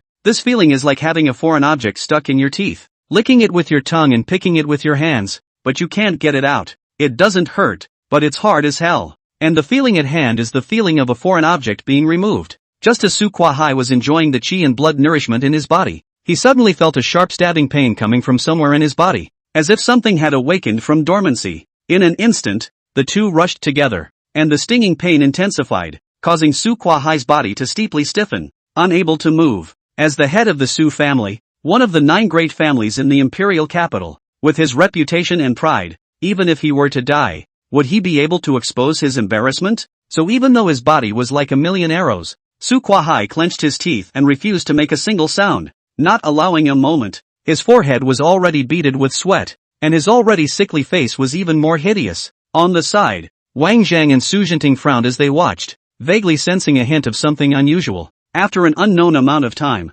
Zhang Dejai's movement stopped. How? Su Jinting hurriedly opened his mouth to inquire. Zhang Dejai slowly shook his head and said in a grave tone, I don't think this is an old disease. Is it? Not an old disease? Su Jinting was greatly surprised, and even said, the several rather prestigious physicians that were invited earlier were all talking about the outbreak of old diseases in the body, which led to the body's backlash. Zhang Dejai answered and said, it's not true that it's the old disease that's backfiring, but the trigger is not the old disease. After a slight pause, he continued, Elder Su's illness is rather like the guy outside the door, poisoned. Hearing this, the 3 people present were all deeply surprised. The guy Zhang Dejai spoke of was naturally Su Jinting, who was guarding the outside of the room. In the gazes of the 3 in disbelief, Zhang Dejai continued, Elder Su's poisoning is similar to that guy's. It's nothing more than the fact that Elder Su has too many old illnesses in his body, thus triggering a series of reactions leading to it. Saying that, Zhang Dejai's face actually flushed with a trace of gravity as well. It's just that without knowing the trigger, the poison is a bit difficult to clean up. Su Jinting listened to his heart slightly tight, looking at the increasingly weak and powerless Su Kuai on the bed. Some trance lost. Could it be that, really can't do anything about this condition? Su Kuai was not an unusual person. Once he passed away, the pattern was afraid that there would be a drastic upheaval. Just as the atmosphere dropped to freezing point, Wang Zhang, who had been silent throughout, opened his mouth and asked, is there any way to extract a bit of the poison in Elder Su's body? Zhang Dejai's eyes lit up and looked at Wang Zhang, surprised. You have an idea? Wang Zhang pursed his lips and said, try it. Yes. Zhang Dejai once again took out 2 long and thin silver needles. Unlike the previous day, this time the force of applying the needles was heavier. 2 needles went down. Su Kuai's expression began to become hideous with the naked eye, to the point where the sweat stopped bubbling and turned into a fine wisp of mist. Upon seeing this wisp of mist, Zhang Dejai was quick on his feet and stabbed another needle. The moment the silver needle was stuck down, An unbearable stench hit his nose and covered the entire room in the blink of an eye. In the face of such a stench, Su Jinting could not care less about covering his mouth and nose, but only rolled his eyes and looked at Zhang Dejai dumbfounded. The heart was in shock and the mind was roaring. What is this? It's medical? Just as Su Jinting was lost in thought, Zhang Dejai suddenly reached out to Su Kuahai's chest and actually grabbed a handful of light mist, then clenched his fist and threw it away. A few drops of rather turbid and thick liquid were thrown into the spittoon at the side. After doing so, Zhang Dejai's body shook violently. His forehead was covered with beads of sweat, and after wiping his hands clean, he then looked at Wang Zhang with a rough breath. It's up to you. Wang Zhang nodded his head and quickly took the spittoon, disregarding how malodorous the drops of liquid were, and with a wave out of thin air, the void teleportation circle appeared, followed by a probe inside, from which he took out a piece of precision instrument. Su Jinting and Zhang Dejai looked at the scene in front of them dumbfounded, rather having the illusion that they were out of this world. Quickly pouring the liquid into the instrument, there was only a light that flashed rapidly for a few moments, and then there was no more movement. In the gazes of the two of them who were puzzled, Wang Zhang's face remained stoic as he quickly stepped to the bed, flipped open the pillow under Su Kuahai's head, and grabbed out a jade tablet. With that, he wrapped it in a cloth and handed it to Zhang Dejai. Zhang Dejai looked down. His expression also changed, and he abruptly got up and, that's the thing. Su Jinting had long been anxious, so he thought of seizing this jade token to see what it was all about, and asked in a loud voice, there's something wrong with this jade tablet? Zhang Dejai nodded and said, big problem. Without realizing it, the time had come to evening. The Su family members who had been guarding the outside of the room held back the uneasiness in their hearts and kept pacing back and forth in the courtyard. It was a matter of great importance for the life of his own master, and it was a real source of anxiety. Zhang Chongshuan likewise did not leave, and under the service of the boy, sat on a stone bench in the courtyard with his eyes closed, ready to take a look at Zhang Dejai's joke, a youngster with a sudden rise in fame. Even if his medical skills were no longer outstanding, would he still be able to surpass himself? You are not even sure of your own diagnosis and treatment. How can you have the guts to be so arrogant here? At the doorway, Su Jintan looked towards the room from time to time, but he couldn't hear any movement, so he couldn't help but sigh and shake his head slightly. Just as the crowd was pacing anxiously, a figure silently leapt onto the high wall, blending perfectly with the darkness of the night. The steps are light, the speed is extremely fast. In the eaves of the house starting actually did not make half a sound. Taking a glance at the Su family crowd below, the black shadow let out a cold snort, and with a few leaps, he actually dived into the room through a side window. At this time on weekdays, the inside and outside of the Su family should have been brightly lit long ago, but today's situation is special, and other people don't dare to intrude into the main hall without authorization, so no one dares to go in and turn on the lights. This made the courtyard and the main hall all dimly lit, so you couldn't really see anything unless you looked closely. Alone, Su Kokei's room. After successfully entering the room, the black shadow first looked around and confirmed that no one had noticed it. Then his figure quickly moved like a ghost, and in the blink of an eye, he arrived outside the only room that was lit up with light. Just standing outside the door, a foul odor was clearly detected through the veil. Smelling this flavor, the black shadow not only didn't feel disgusted, but instead revealed a cold smile. Cautiously peeking into the room, he found that Wang Zhang and the three of them were all concentrating on treating Su Kuahai, and hadn't noticed themselves. Looking at Su Kuahai on the bed, the black shadow's eyes shed ice. Years of layout in this night can still call you back from the hands of Hades, not? Unsurprisingly, Su Kuahai's death was a foregone conclusion. After all, even Zhang Chongshuan, a direct descendant of traditional Chinese medicine, was at his wit's end. So if you look at other people, there must be nothing you can do. But in this established situation, a Zhang Dejai came out of nowhere, and this Zhang Dejai's medical skills were rumored to be divine, which made Black Shadow deeply disturbed. It was just a matter of missing, but if he really saved Su Kuahai, wouldn't his actions over the past few years be a lost cause? Instead of waiting for the peaches to ripen and fall, take a chance on picking them. The Dark Shadow looked at the three people in the room, and already had an idea in his mind. It really is the poison on this jade tablet, Su Jinting said with great surprise. Zhang Dejai nodded his head and looked at Su Kuahai, who was already sleeping calmly on the bed, and said, knowing the causative factors, healing is much simpler. The old disease is barely suppressed, the life is not in the way,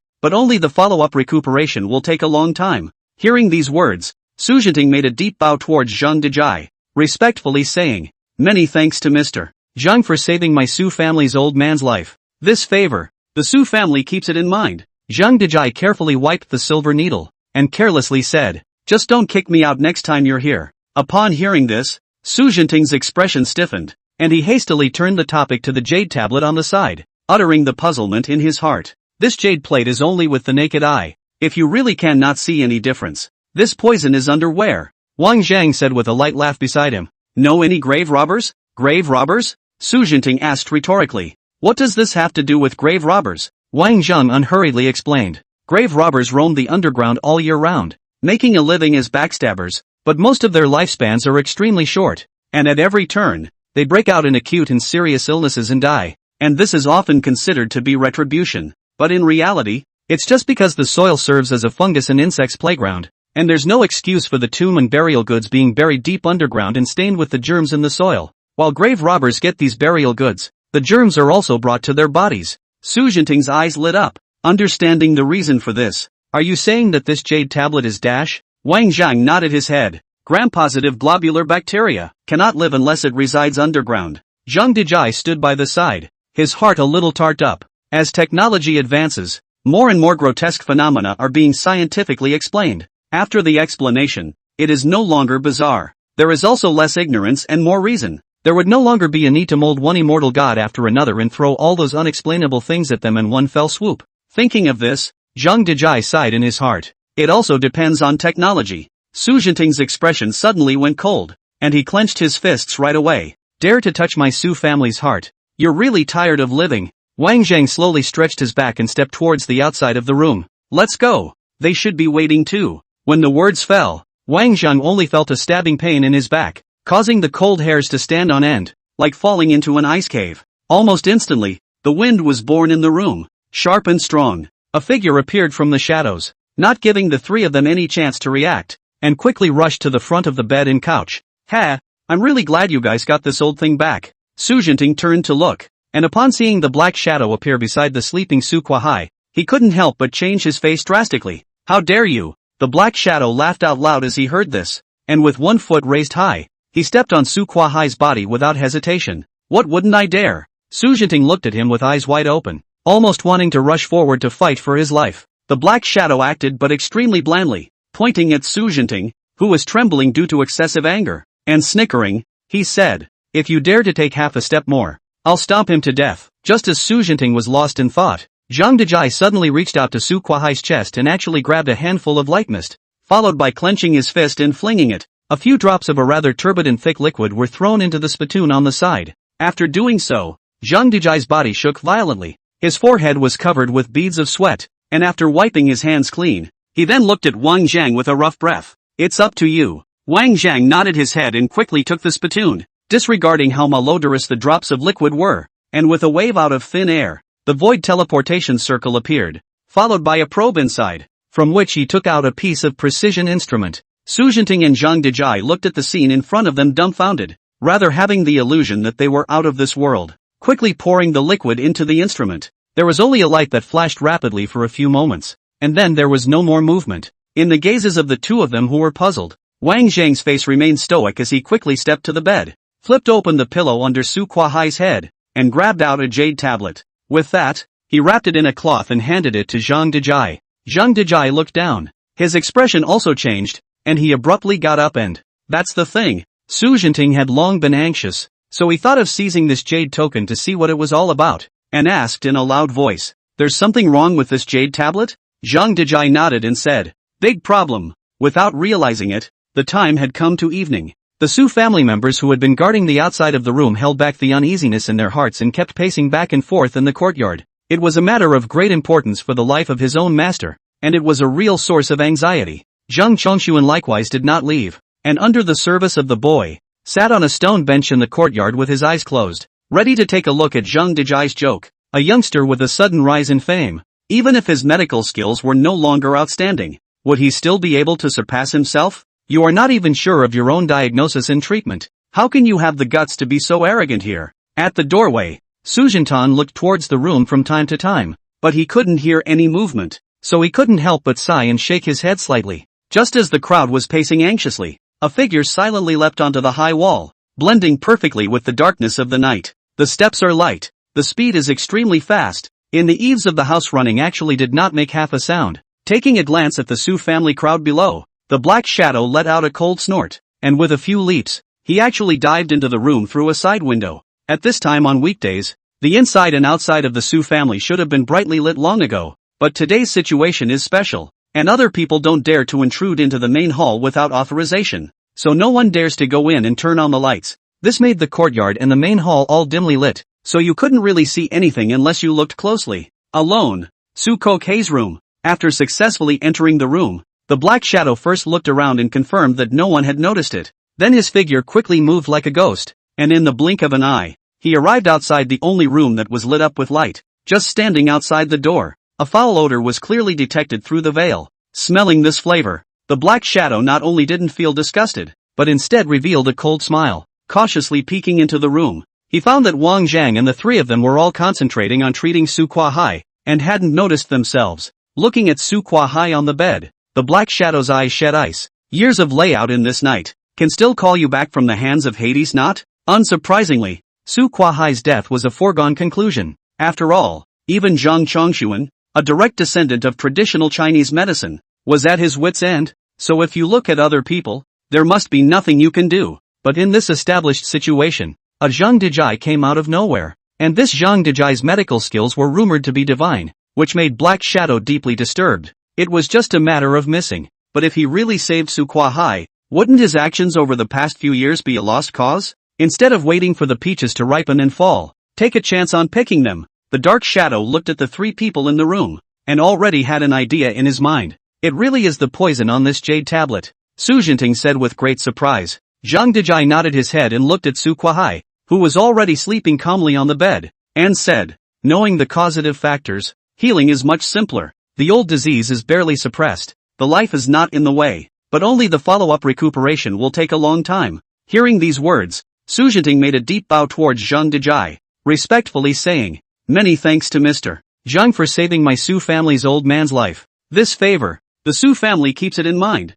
Zhang Dejai carefully wiped the silver needle, and carelessly said, just don't kick me out next time you're here. Upon hearing this, Su Jinting's expression stiffened, and he hastily turned the topic to the jade tablet on the side, uttering the puzzlement in his heart. This jade plate is only with the naked eye. If you really cannot see any difference, this poison is underwear. Wang Zhang said with a light laugh beside him. Know any grave robbers? Grave robbers? Su Jinting asked rhetorically. What does this have to do with grave robbers? Wang Zhang unhurriedly explained. Grave robbers roam the underground all year round, making a living as backstabbers, but most of their lifespans are extremely short, and at every turn, they break out in acute and serious illnesses and die, and this is often considered to be retribution, but in reality, it's just because the soil serves as a fungus and insects playground, and there's no excuse for the tomb and burial goods being buried deep underground and stained with the germs in the soil. While grave robbers get these burial goods, the germs are also brought to their bodies. Su Jinting's eyes lit up,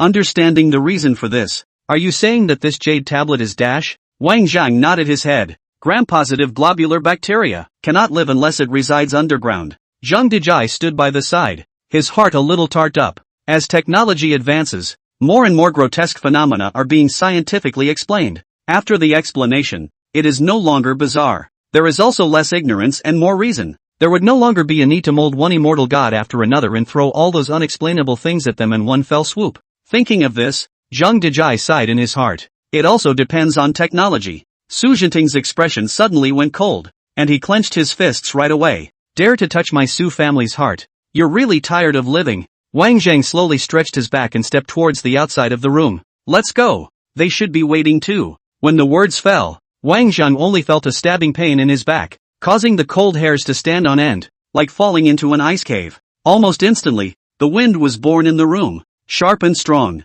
a figure appeared from the shadows, not giving the three of them any chance to react, and quickly rushed to the front of the bed and couch. Ha, I'm really glad you guys got this old thing back. Su Jinting turned to look, and upon seeing the black shadow appear beside the sleeping Su Kuahai, he couldn't help but change his face drastically. How dare you? The black shadow laughed out loud as he heard this, and with one foot raised high, he stepped on Su Kuahai's body without hesitation. What wouldn't I dare? Su Jinting looked at him with eyes wide open, almost wanting to rush forward to fight for his life. The black shadow acted but extremely blandly, pointing at Su Jinting, who was trembling due to excessive anger, and snickering, he said, "You take one more step and I'll stomp on him." Shit. Su Jinting gritted his teeth and cursed, but he was also worried about Su Kuahai's accident. so he really didn't dare to advance the slightest bit further, and he said in a loud voice to console him, "Your Excellency, in the end, who are you? Why are you targeting my Su family so much? You can talk about whatever you want, but also within the scope of your ability. The Su family will definitely do their best."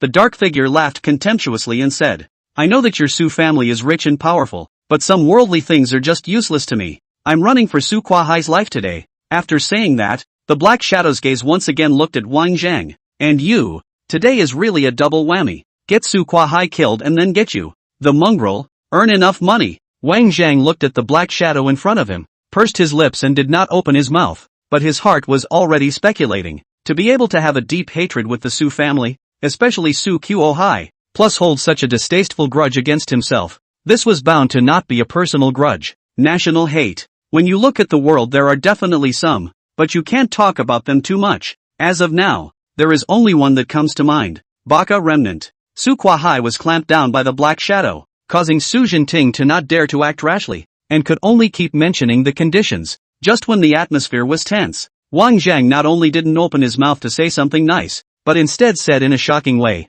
"I guess you won't do it." The Black Shadow looked deeply at Wang Zhang. His eyes turned cold, and the foot that stepped on Su Kuahai's body began to increase its force. The sleeping Su Kuahai seemed to feel the pressure, and unexpectedly and uncontrollably let out a muffled grunt from his throat. "Re-guess. Su Jinting is in a hurry. I don't care who you really are. If you dare to trespass half a step more, I will make your family perish with you." "Family?" The dark figure suddenly laughed a maniacal laugh. With one hand, he pulled off the black veil covering his face, revealing a hideous visage strewn with burns. Su Jinting looked at that face and couldn't help but stare, unexpectedly saying, "Zhou Bushue? Hamfa ha ha ha ha ha ha ha." Accompanied by the loud laughter, Zhou Bushue's face became more and more gruesome. "Bullshit, Zhou Buren. I'm an anonymous agent who infiltrated China, abandoned my family, and went into hiding. Originally thought that by holding back for a few years he could enjoy all the glory and bless his descendants. But what happened?" Zhou Bushue put away his maniacal laughter, the bottom of his eyes dripping with crystals, and looked viciously at Wang Zhang, his eyes filled with blood and scarlet, his murderous intent filling the air. "It's all because of you, causing my Baka empire to topple. It's gone. Everything I had is gone. You guys, you're the ones who deserve to die." Su Jinting said angrily, "So you are a Baka, in my Su family for more than a dozen years. Try to ask my Su family owes you not the slightest bit? Deficit?" The scars on Zhou Bushue's face were particularly hideous, and he smiled disdainfully as, "Family feuds and national hatred. I am looking forward to your deaths all the time. The despicable Chinese people only know how to say grandiose words. The secret tactics are dirtier than anyone else. Since I've already come in, I'm not thinking of getting out alive again. Instead, it's you, Su Jinting. Aren't you itching for Grandpa me to give this old thing a way out? You." Su Jinting's fists were clenched. His body was tense to the extreme, but the other party's feet were Su Kuahai. So for a moment,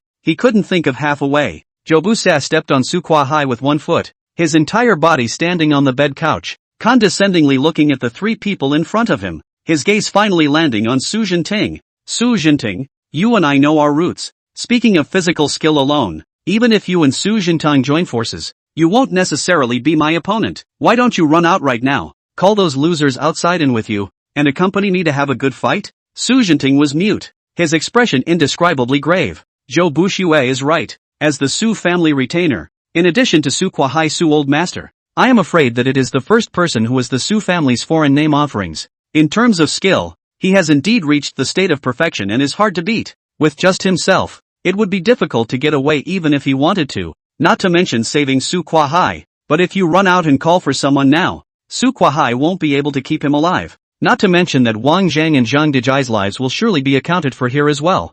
Thinking of this, Su Jinting's forehead rippled with veins and his expression was as vicious as a vicious tiger. Regardless of the choice, the end seems to be predictable. It was at this impasse where there was no way back. That Wang Zhang, who had been silent for a long time, once again opened his mouth. "I certainly wouldn't do it if I were you." Looking at Wang Zhang's breezy appearance, it was as if he didn't consider Zhou Bushue as a threat at all. Seeing this, Zhou Bushue could not help but burst into a rage. "How dare you pretend to be more than you are when you're dead? Good. Then it's as you wish." Zhou Bushue was burning with rage, and in front of the three of them, the foot that stepped on Su Kuahai's body was violently lifted up high, the force converging, followed by a heavy fall. Su Jinting looked horrified and changed color, and fought to pounce. Just as this heavy foot landed on Su Quanhai's face, an invisible barrier like an airbag suddenly popped out from Su Quanhai's circumference. Zhou Buxue still had a bloodthirsty smile on his face, and when he felt the unspeakably terrifying pressure coming from the bottom of his feet, his face immediately froze. At the time of the dismay, the mighty pressure all surged upwards, directly cancelling out the force of Zhou Bushue's stomping feet alive. Following that, the barrier expanded extremely, and while sheltering Su Quanhai within it, in the blink of an eye, it sent Zhou Buxue flying out on top. Everything happened too suddenly, so suddenly that Zhou Buxue simply could not react in time, and his entire person was thrown into the air, completely losing his borrowing point. However, at this time, Su Jinting had also arrived, and his extreme anger caused Su Jinting to swing out his palm with extraordinary ferocity, pouring in his entire body's energy. A palm slammed into the back. An appalling bone-cracking sound resounded. Zhou Buxie's already stagnant body once again flew horizontally, like a discharged cannonball slamming straight into the wall. Only a rumbling sound was heard as his body slammed heavily into the wall, and a large amount of stone slag along with dust shook off, causing half of the wall to vibrate. Immediately afterward, there were wailing sounds resounding along the way. Zhou Bushue's face showed horror, covering his already broken left shoulder. The pain swept through his body as if a flood had leaked out of the embankment, causing a large bead of sweat to emerge on his forehead, even though his entire body was in pain. At this moment, Zhou Bushue still had an incredulous expression, and no matter what, he didn't figure out where that aura actually came from. Can it be that this old thing Su Quanhai has already cultivated the legendary internal energy externalization? That shouldn't be either. This old thing has obviously been poisoned for a long time, and it is difficult to live. So how can it be possible to achieve this level? Under the rush of blood, Zhou Bushue's face turned pale, and a mouthful of bruised blood gushed out from his throat, directly spraying out. Looking at the sudden change in front of them, Su Jinting and Zhang Dejai were both equally a bit stunned. How is it that what should be an unsolvable dead end has somehow become a tailwind? The duo subconsciously turned their heads to look at Wang Zhang. As expected, at this moment, Wang was looking regretful and was staggering and shaking his head. Look at you. You don't listen to what you say. Turning to the side of the bed, he reached under the covers and after a moment of fumbling pulled out an object in the shape of a disc. This thing Zhang Dejai recognized. The name is Warfighter Screen Guard. Wang Zhang raised his hand and shook it at Zhou Buxie. Are you good at fighting? What's the point of you knowing how to fight? Zhou Buxie leaned helplessly against the wall, covering his shattered shoulder and gasping for air. Because of the severe pain, his body had long been drenched in sweat. Because of his unwillingness, both eyes were staring at Wang Zhang with a deadly stare. He started practicing martial arts at the age of 8, and none of the teachers who came to teach him were famous masters of the Baga martial arts forest. The techniques learned are even more rare and unique techniques that the old ancestor captured from the country of China back in the day. It is no exaggeration to say that in today's world, one is completely a generation of masters. Otherwise, the Su family wouldn't have treated a foreigner like a guest to themselves. Even as long as he was willing, he could completely kill Su Jintang and Su Jinting's two brothers in this crowd of Su family members. In fact, one does think so. Once Su Quanhai dies, and Su Jintang and Su Jinting are replaced, the Su family will be leaderless and not far from destruction. But the plan of everything, obviously all in step. How do Wang Zhang here? Inexplicably appeared changes, and the variations are simply unreadable. Dreaming, must be dreaming myself. What else would make an old guy lying in a bed in a coma bounce himself off? But the pain that kept raging and sweeping through his shoulder blades caused Zhou Buxue to be incredibly lucid, making him deeply aware that what was happening in front of him was not a dream. The eyes that looked at Wang Zhang again already had a few more points of fear in them. This kind of bizarre tactic, which is beyond the comprehension of ordinary people, is simply a descending blow. We agreed on bayonets. You loaded your rifle. The grief and anger of Zhou Buxue could not think for a moment, and another mouthful of old blood was sprayed out. Bastard! Bastard! The sudden loud noise that came out startled the people outside the room and made them rush in. When they saw Zhou Buxue, who was paralyzed on the ground and unable to move, they all froze for a moment. How? What's going on? Su Jintang looked at Su Jinting in dismay, completely unclear of what had happened. Su Jinting was also a little reluctant to face the situation at this time. Slowly opened his mouth and said, Father's old wounds recurred not by accident. It was he, Zhou Buxue, who poisoned him. Just now, he even sneaked into the room in the darkness of the night with the intention of taking his life. What? After hearing this news, the stunned look on Su Jintang's face intensified. His body shook violently for a few moments, and he looked incredulously at Zhou Buxue. Is this true? Things have come to this point. Zhou Buxue also gave birth to some Frank, head slightly tilted. The body can only lean against the wall to barely sit, coldly smiled and said, It's just a shame that I missed. Su Jintang was furious, as he yanked over Zhou Bushue's collar, picked him up from the ground, and slapped him heavily in the face with 2 slaps. Zhou Buxie, my Su family has treated you well, you heartless, white-eyed wolf, how dare you do such beastly deeds. Su Jintang's slap was so heavy that it directly slapped half of Zhou Bushue's face, and a large amount of blood gushed out. Zhou Buxie laughed instead of being afraid, and spat blood fiercely towards Su Jintang's face, even to the point of spitting out a few broken teeth. After being a dog in your Su family for over 10 years, I've had enough. You. Looking at the old man in front of him who had worked diligently in the Su family for more than 10 years, he was now bloodied and miserable. Even though Su Jintang was no longer angry in his heart, he was somewhat unable to bear it for a moment. The hand did not release its force for no reason, and in a smooth manner, Zhou Buxue was placed back on the ground. But just at the moment of letting go of Zhou Buxue did not know where the strength was born. Both eyes exploded with essence, and got up like a return to the light. But in a flash, Zhou Bushue's body thundered, like an arrow off the string as he rushed towards Wang Zhang. As a Generation Master level figure, Zhou Bushue's speed was so fast that it made it difficult for the people present to react in time. In the blink of an eye, Zhou Buxue had arrived in front of Wang Zhang. The palm that gathered all the strength of his entire body was raised high above his head and fell straight towards Wang Zhang's face. Zhou Buxue had a stern look on his face and let out a maniacal laugh. Either way, we're all dead. So let's drag one of them with us. Su Jinting, not worth it. Su Kuahai, with this tossing and turning, doesn't have a long life. King is, you most damned, destroying my Baka kingdom and spoiling my big plans. If conditions did not permit, I would have cut you into 1,000 pieces. 1,000 pieces. Zhou Buxue, whose body was dominated by rage, had his chi and blood boiling to an unprecedented level, and even the force of this palm was far greater than before. On the verge of death, Zhou Buxue transcended the shackles and his cultivation broke through to become a zongsher. This palm is unrivaled. This palm, destroying everything. Zhou Buxue laughed quickly, looking at Wang Zhang already looking at a dead man. What's the point of having a good head? Can you block this palm of mine with decades of power? Die, give me death. Only at this moment did the rest of the people manage to react. No good. Su Zhentin let out a low heave and immediately charged towards Wang Zhang. Nay, it was too late. The palm force pounced on his face, blowing and scraping Wang Zhang's hair tresses flying, his face full of wrinkles, as if he had instantly aged dozens of years. There was a bang. The room went silent. Zhou Bushue's smile froze on his face, and his full-force palm that had transcended the shackles also came to a halt in front of Wang Zhang.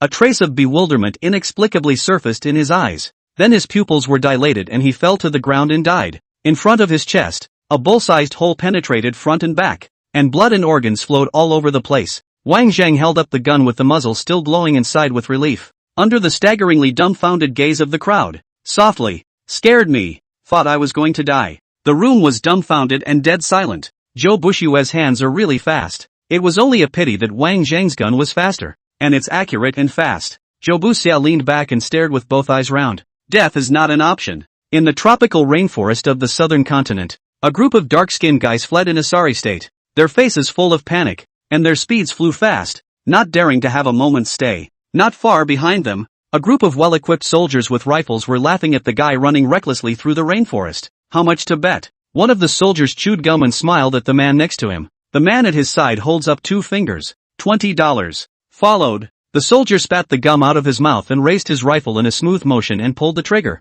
In the distance, one of the running group of blacks let out a scream and fell to the ground in response. Fuck! The man at his side spat, pulled $20 out of his pocket and handed it to the soldier. These stupid natives, all they know how to do is run straight. The soldier took the dollars and laughed a few times and, how about it? Are you still coming? The man at his side glared at the soldier and, $50. With that, he raised his rifle and was about to take aim when his vision was suddenly blocked by a huge black shadow. Thinking that someone was playing a joke on him, the soldier cursed and turned his head to look, only to see a giant spider the size of a small mountain. God! What is that? The soldier was stunned and subconsciously opened his mouth wide. By now the giant spiders had already swooped into the camp, and their sharp mouthparts were able to cut a soldier off at the waist in one go. For a while, the camp was filled with screams and blood. Before the soldier could react, the giant spider had already taken care of the others and twisted its head to look over. Jie! A creepy hissing sound came, startling the soldier and nearly paralyzing him.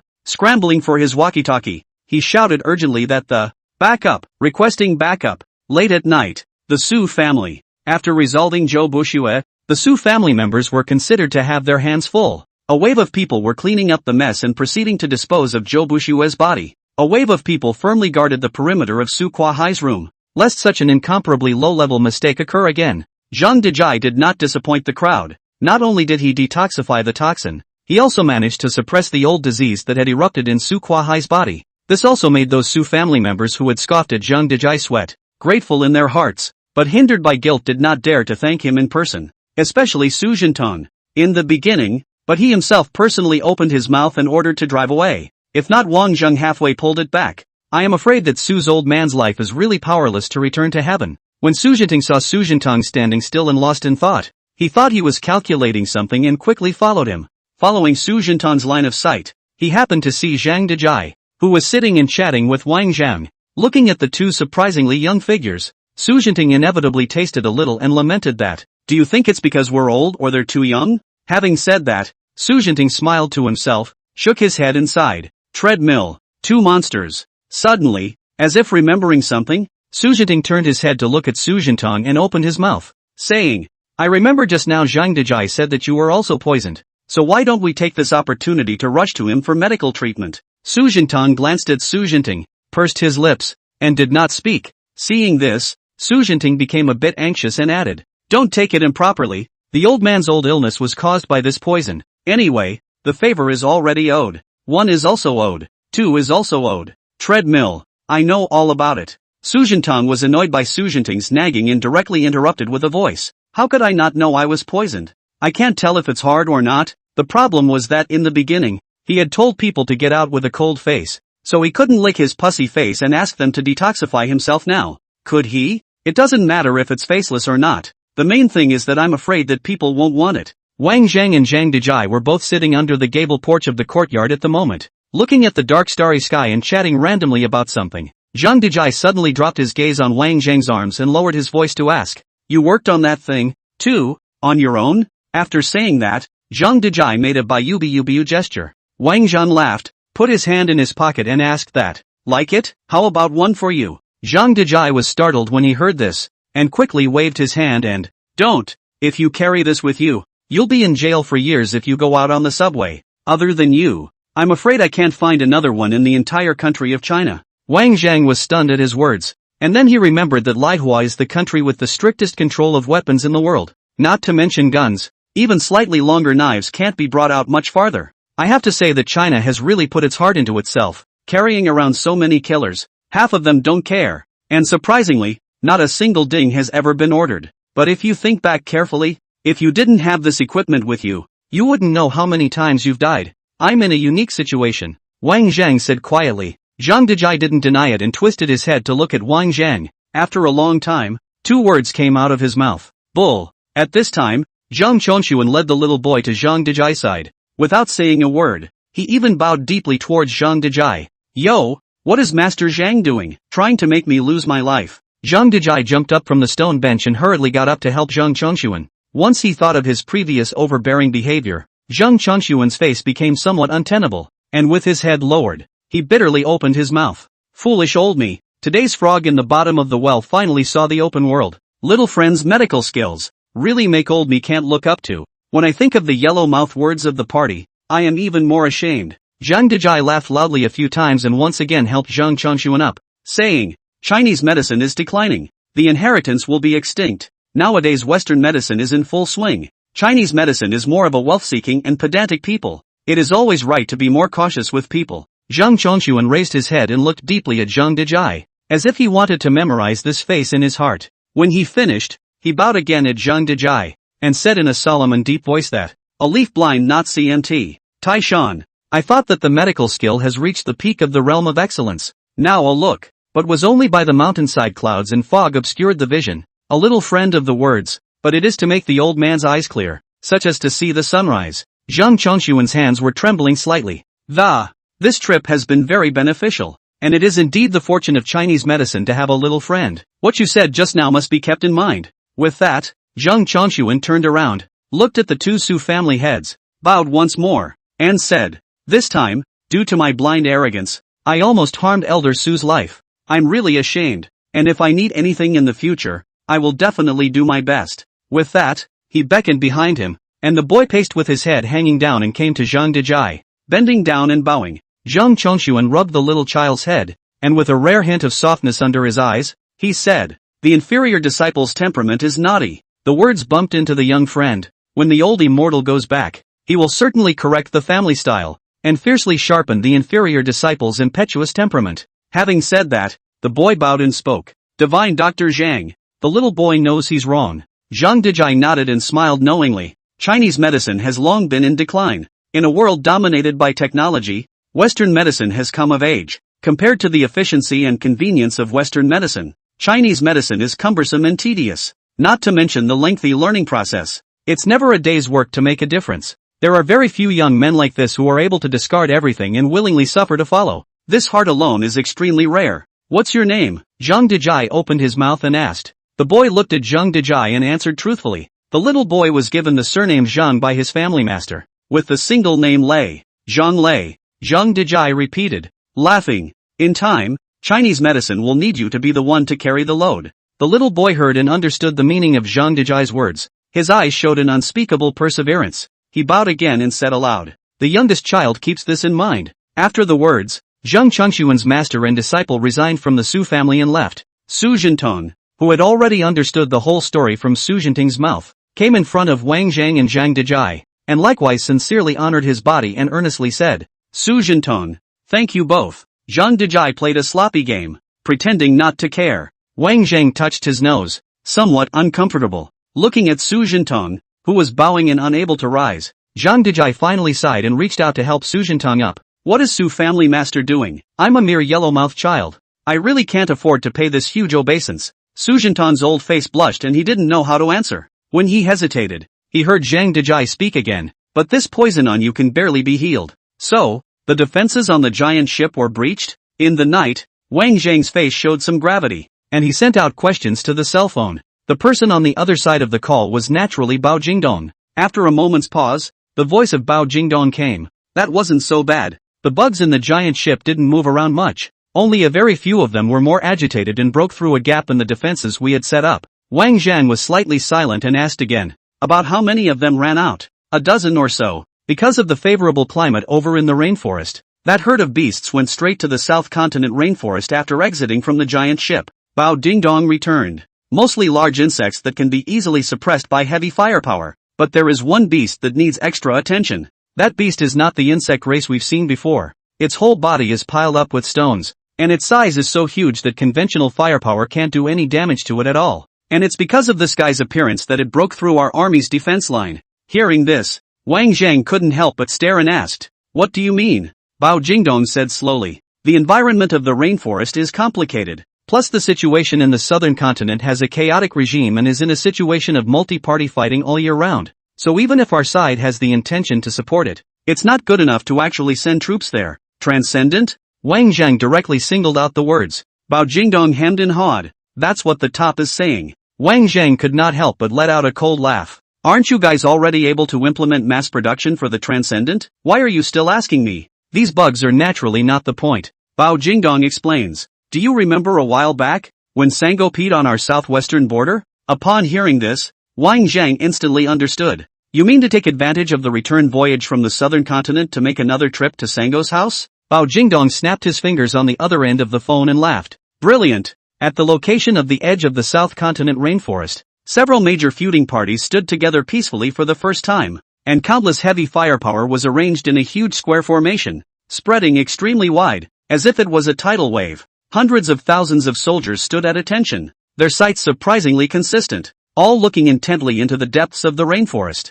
I don't know how long it took, but the earth suddenly shook and the tremors became more and more pronounced. A look of panic was even more visible on the soldiers' faces. In a trembling voice, calling out that, it's coming." In the distance, a huge and sturdy figure was slowly approaching this way. From a distance, the figure directly blocked the sun hanging in mid-air, as magnificent as a mountain. And those sky-high trees with 100 years of age even turned into saplings in front of this figure, easily trampled to the ground on the figure's way forward. Under the light of the sun, the rock-cast armor was exceptionally eye-catching. Although the massive square formation on the human side was spectacular enough, it still seemed too small and insignificant in front of the mountainous rock giants. Looking at the figure, The generals of the several major parties were a bit panicked, and couldn't wait for the other party to approach, and hurriedly gave the order to fire, give me fire, blast this monster to smithereens. As the words fell, countless heavy cannons roared, the powerful repulsive force splattered the dust in the sky, and countless streaks of light pierced through the dust and drew an arc in the air,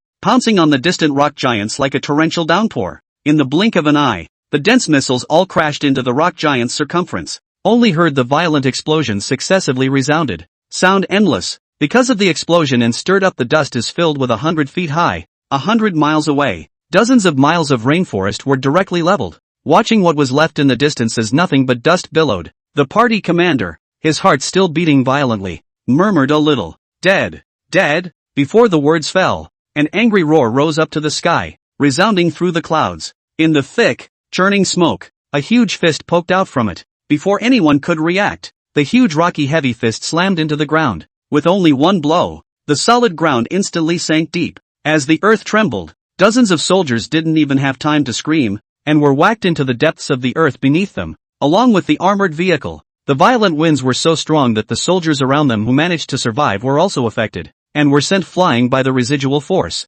With another punch, two large, deep pits appeared out of nowhere on the earth, and the pits were bright red. In the face of such a situation, all the southern continent's soldiers were in despair. This can't even be called a war. It's just a one-sided massacre. The seemingly impeccable and huge army directly showed a route in front of this one rock giant. There seemed to be nothing that could stop it at all, as the heavy fist traversed across, leaving devastating craters along the way, and whatever was underneath the fist was instantly blown into a puddle of muck. On the other hand, on the army side, no matter how many cannonballs were fired, they only stirred up more dust and smoke, and didn't do any damage to the rock giants at all. Seeing this scene, everyone was horrified and began to run away in a desperate manner. After engaging in battle for just a moment, the entire southern continent gathering army collapsed. The commanders, who had been so spirited before the war started, were now hiding under the table and shivering. Suddenly, someone thought of a countermeasure. Poking his head out from under the table, he reached up and exclaimed,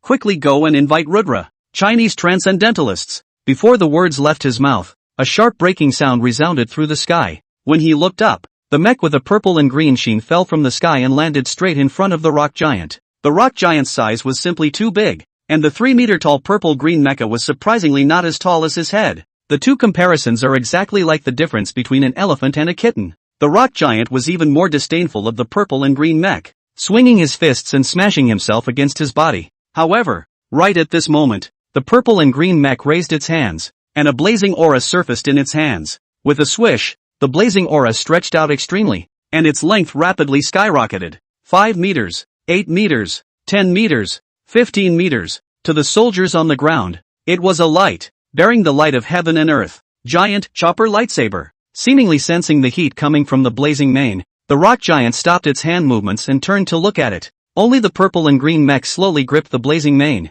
In front of the large blazing mane, the figure of the purple and green mecha looked so small. At this time, the rock giant vaguely sensed a hint of threat and began to lunge towards the purple and green mech. Then the light flashed, white brightening heaven and earth for a moment. A straight cut appeared at the rock giant's shoulder. The entire rocky arm detached from the shoulder and crashed to the ground with a thud. The earth trembled and dust flew. The heavens and the earth are dead silent. Along with the Chinese military's transcendence supporting the battle in the southern continent became more intense by the day. However, with the help of the Chinese transcendence, the decline was clearly curbed, and it was not as devastating as before. However, the strength of these extraplanar races was truly terrifying, especially that rock giant. Even after having one of its arms chopped off by the overlanders firsthand, it was still able to display extremely terrifying strength. It was difficult to distinguish a result for a while, and basically fell into a fierce battle. What panicked the world the most was the fact that these extraplanar creatures turned out to be only a small portion of those that ran out of the huge ship overhead.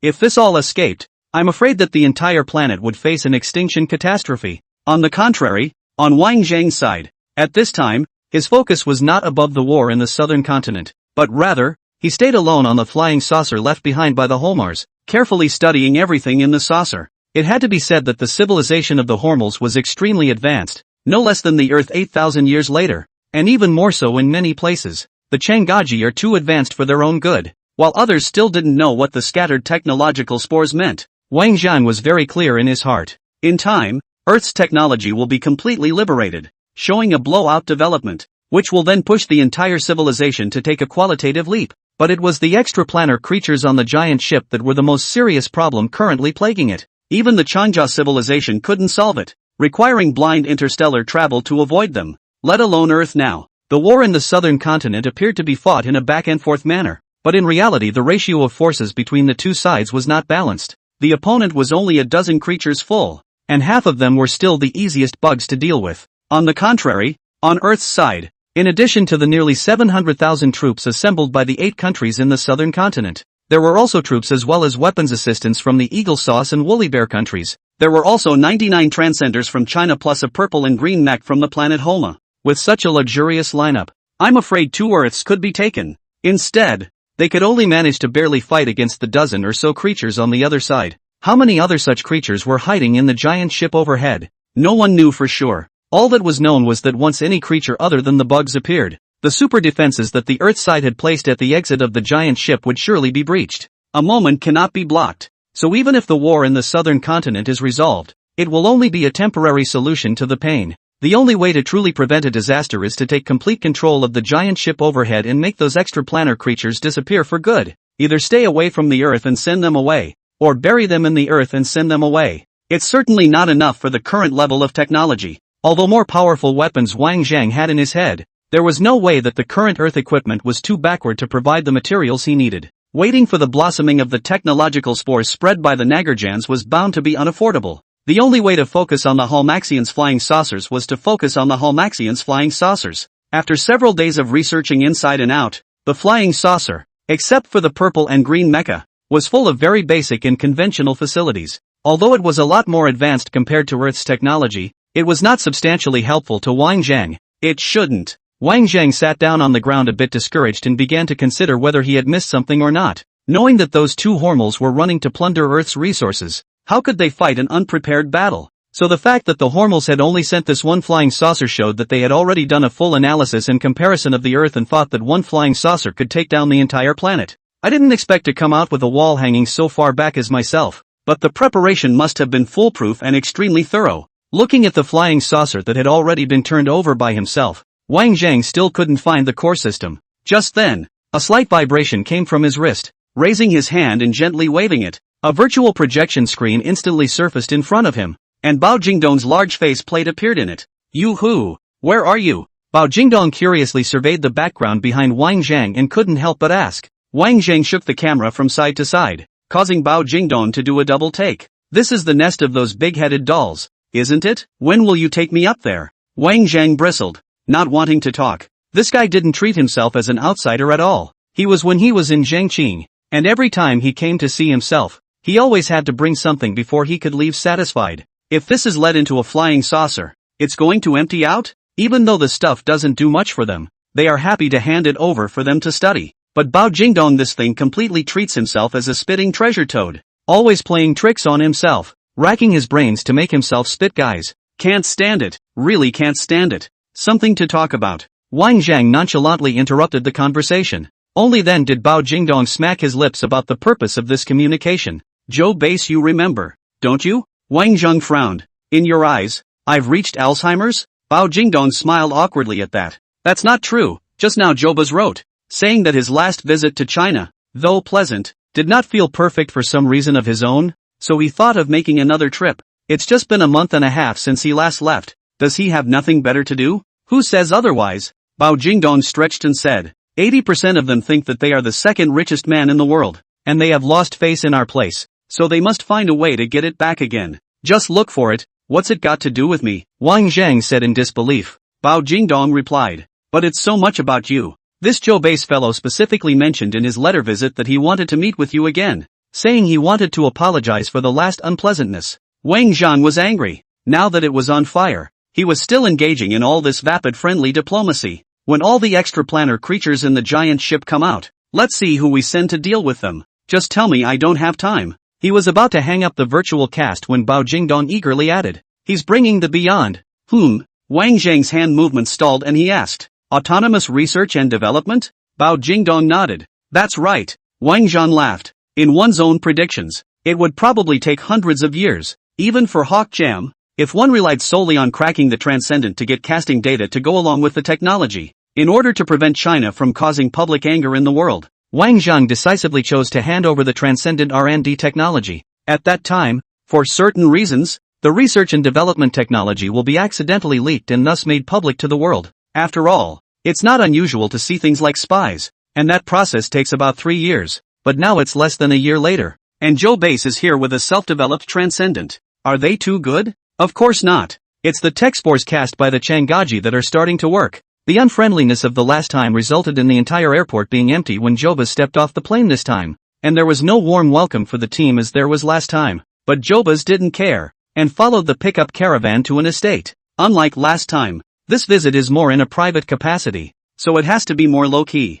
The caravan stopped in front of the manor's gates, and just as soon as Jobas got out of the car, he saw Bao Jingdong coming up to meet him. Mr.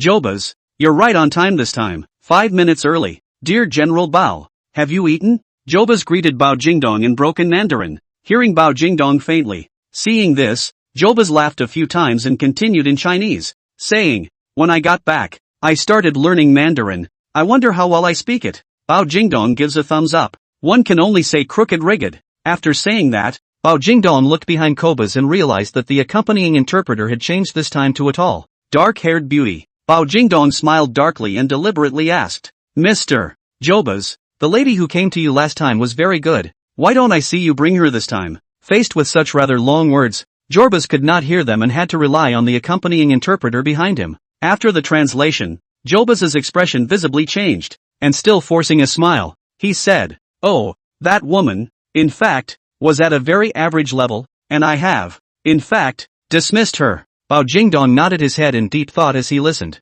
Oh, so that's how it is. In fact, long before Joe Base came, Bao Jingdong had already heard whispers about Joe Base and the blonde secretary. As the world's leading super-capitalist, describing him as a tycoon is downright demeaning. Entrepreneurs like this who can influence the economic situation have a proper wife in the open, and behind their backs there are bound to be more women than they can count. Blonde secretaries like the one before are one of them. Because of Wang Zhang's pleas, resulting in the blonde female secretaries from Joe Base dead heart to heart gap. So much so that after returning to Eagle Jam, the blonde secretress began to let herself go completely. In a nutshell, will play. The blonde secretary was inadvertently caught fighting several muscle-bound men during a multiplayer workout, and Jobas, upon realizing it, looked at the fragrantly famous scene and straightaway fainted in anger. The first thing I did when I woke up was to fire the blonde secretary. He's the second richest man in the world. He doesn't lack women. There will be no shortage of beautiful and capable women either. But this whole thing is really kind of gross. It's like a person with a shiny coat who suddenly has mud smeared all over them.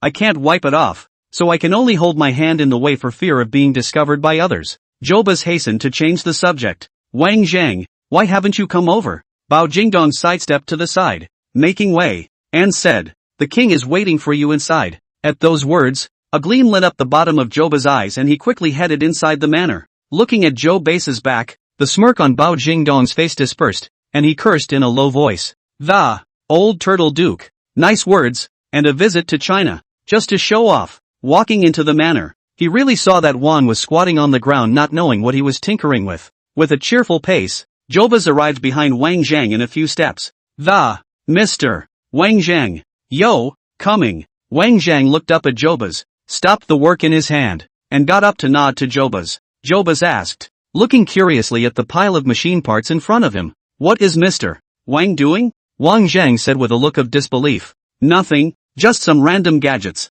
I was looking forward to showing Mr. Jobas, but the level is not good. It is not finished yet. Let Mr. Jobas laugh. After listening to the translation, Jobas was in a very good mood, laughed a few happy laughs, and turned to ask, without thinking, by the way, Mr. Wang Zhang, I wonder which version of your transcendent has been developed now. Wang Zhang shrugged his shoulders and answered truthfully, I've already turned in the technology for the transcenders. The version changeover has nothing to do with me, so please don't ask me. I'm not really sure. Hearing this reply, Jobas nodded his head in satisfaction and, so, China's transcenders are still just primaries and haven't made any progress at all? Wang Zhang answered, it could be interpreted that way. Jobas was happy as can be. Then the conversation was finally brought to the point. In that case, would Mr. Wang Zhang like to take a look at our newly developed mecha? I also hope that Mr. Wang Zhang will be able to offer some perfections. Without waiting for Wang Zhang to nod his head in agreement, Jobus had already started waving his hand behind him, only to see the dark-haired female secretary behind her pull out a phone and dial it, whispering a few instructions before hanging up again. After a few moments of silence, there was a sharp cracking sound overhead. Looking up, the sea of clouds was torn open with a crack, and a stunning figure shot straight up. Thud was the sound of something heavy hitting the ground. A mech that was merely 2 meters tall stood in the center of the manor. Jobus strides forward, triumphantly. This is our generation machine, the god of the sky Uranus. Compared to your Chinese transcenders, Uranus is smaller, easier to hide, and consumes less and performs better. At the same time, Uranus is loaded with 4 fire points capable of firing different types of micromissiles, with an endurance that also far exceeds that of the transcenders, capable of non-stop continuous flight. After saying that, Jobus looked at Wang Zhang with a burning gaze, and knowingly said, Mr. Wang Zhang, what do you think? Without any hesitation, Wang Zhang decisively nodded his head. Nice, really nice. Jobus asked again, how does it compare to the beyond? Wang Zhang still answered without hesitation. Stronger, much stronger. Compared to the Chinese country's transcender primaries, this eagle sauce-produced Uranus had shrunk in size by nearly 8 times, and had become lighter in weight. But the energy consumption will never be as simple as an 8-fold reduction. It could be a 16-fold reduction or even more. Year-over-year momentum, too, it seems. The closer to human size, the easier the machinery is to maneuver. This is the so-called 3 inferiors principle. Manual is better than automatic. Automatic is better than imitation. And imitation is better than intentional. Manual, i.e., human manipulation. Automatic can be interpreted as a drone. Imitation of movement, i.e., the machine imitates your movements and behaves accordingly in real time. Intentional movement, i.e., intentional manipulation. Apparently, the Uranus mechs, while also stuck at the same level of manual, had a much smaller load on the pilot because of their small size. That alone is enough to hang several transcenders primaries. Jobus looked at Wang Zhang smugly and asked, now that I look at it, China's transcenders are really big, heavy and bulky to the point of being a living target. Not useful at all. I don't know what I thought in the first place, but I actually thought the transcendent was awesome. Bao Jingdong, who had just walked into the manor, heard nothing else but this phrase. I can't believe I think the Overlander is awesome. Bao Jingdong's face changed and he was instantly a bit unhappy. You guys had your face swollen from the last beating. Why can't you learn from your mistakes? And how dare you run around pretending to be a pussy? With this in mind, his gaze fell on the Uranus mech not far away. His eyes were slightly awestruck, and while he did not move on the surface, his heart had long been flooded with huge waves. Could it be that this was the capital that Zhou Base dared to come to China to show off? Quickly coming to Wang Zhang's side with Xiao Base, he took a few more deep glances at the Uranus mech. When it was done, the color of the heart was even greater. Originally thought it was a rehash of what Eagle Jam had built based on the supremacy, but I didn't realize that all the aspects visible to the naked eye were actually above the supremacy. Is Eagle Sauce as powerful as this these days? Bao Jingdong was a little bit shocked and uncertain for a moment, and a great sense of crisis surged to his heart and swept through his body. Since Zhou Base dared to bring this Uranus mech to China, it meant that on top of this mech, a mech with superior performance existed. Thinking of this, Bao Jingdong's eyes were unusually grave. Ever since the Transcenders, China's technology has risen vertically, leaving all other countries far behind. Living too comfortably after a peak of solitude leads to a loss of a sense of urgency. Without a sense of urgency there is no forward momentum. On the contrary, Eagle Sauce, it's already catching up and has a hidden tendency to overtake. It turns out that it wasn't Zhou Base who was slapped in the face, but rather himself, who was smugly pleased with his temporary head start in the race between the tortoise and the hare. Seeing Bao Jingdong staring at Uranus in disbelief, Jobus was in such a good mood that even the blonde's hat on himself was thrown out of his mind. Opened his mouth and asked, "Do you want me to send one of the Uranus to China so that you can study it as well?" Bao Jingdong returned to his senses and couldn't help but frown at such contemptuous words. The pretender said so, and if he really asked, he was bound to find some other excuse to rebuff. After all, such a precious mech with a performance higher than that of the Transcenders would certainly not be given away. But let this old boy here to pretend, but also cannot do any refutation. Really a little stifled. Just as Bao Jingdong was unable to retort, Wang Zhang shook his head and said, "Don't need it. Long gone from this stuff." At that, Jobus' smile froze, and with some uncertainty, "What does this mean by that?" Bao Jingdong was also full of surprise and turned his head toward Wang Zhang. Only Wang Zhang looked normal and replied, "Like you said, this mech is bulky, heavy, and not very useful, and there's absolutely no need for research. Jobus froze. You guys are out of your mind, aren't you? I'm talking about the transcendentals of China. Why did you bring my family's Utonus with you? Jobus was angry, thinking that Wang Zhan was arguing for his own level of technology, and was calling out China's surpassers. The facts are in front of us, and there's no other excuse but to say such things to comfort ourselves, Jobus said, in a huff. Since Mr. Wang thinks that this kind of mech is useless, may I ask what kind of mech is useful? Wang Zhang looked at the serious-faced Jobus, and instead of rushing to answer, he posed a question that, Mr. Jobus, ever seen Iron Man? Jobus froze, not reacting to what Wang Zhang meant by this.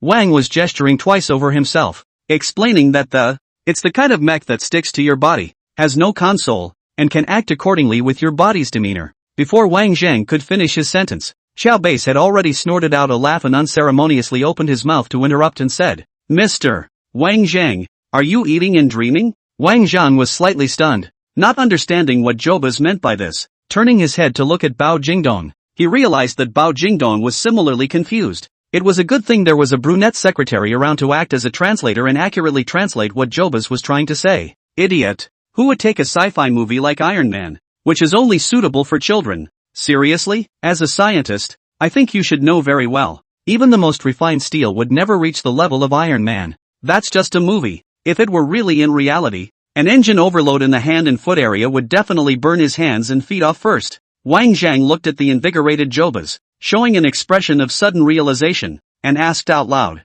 So, you know a lot about it? After hearing this, Bao Jingdong's eyes changed and he looked at Wang Zhang with incomparable surprise. Based on past experience, usually when Wang Zhang said such words, that means the kid's going to start acting up, and it's shockingly better than that. Jobus' eyelids popped open, still thinking that it was simply impossible for something like Iron Man to appear in reality, continuing to argue forcefully that, it's not that I get it, it's that he doesn't exist. Wang Zhang didn't argue with Jobus, but faintly asked a rhetorical question. Do you think it's possible for this thing to fly into space before the Transcenders come out? A sentence that made Jobus choke on the spot and stammered out another word. That's only the Transcendent. A 2-meter mech is definitely already the extreme minimum for size. Seeing Jobus' stubbornness, Wang Zhang couldn't help but sigh. What's up with this dude? Doesn't it smell good to enjoy star-studded high-class treatment in eagle sauce? Having to come to China to get slapped one time was fine, but the second time I actually had to come back. Bravery? Hubris? Conceited? Neither. That's a stupid B. Since he doesn't want to believe it, let's simply show him a couple of hands. Glancing down at the pile of mechanical parts at his feet, following Wang Zhang's gaze, Jobus followed suit and subconsciously looked down. A bunch of bits and pieces with no mystery to them. Jobus thinks so. Suddenly, Wang Zhang waved at the pile of parts. In the next moment, the motionless parts piled up on the ground were as if they were endowed with spiritual intelligence, and they all floated into the air. Immediately, under the shocked gaze of Bao Jingdong and Xiao Base, countless parts were quickly assembled and put together in mid-air, and then pasted towards Wang Zhang's circumference. The clash of steel clangs in a continuous stream. Under the duo's eager gazes, Wang Zhang's circumference was quickly covered by these parts. It was unknown how long it took, but Wang Zhang had already disappeared in front of the duo. In its place was a steel mech with a body size not unlike a normal human. In a dead silence, Wang Zhang's slightly teasing voice came out from inside the mech. Mr. Jobus, looking good? As an afterthought,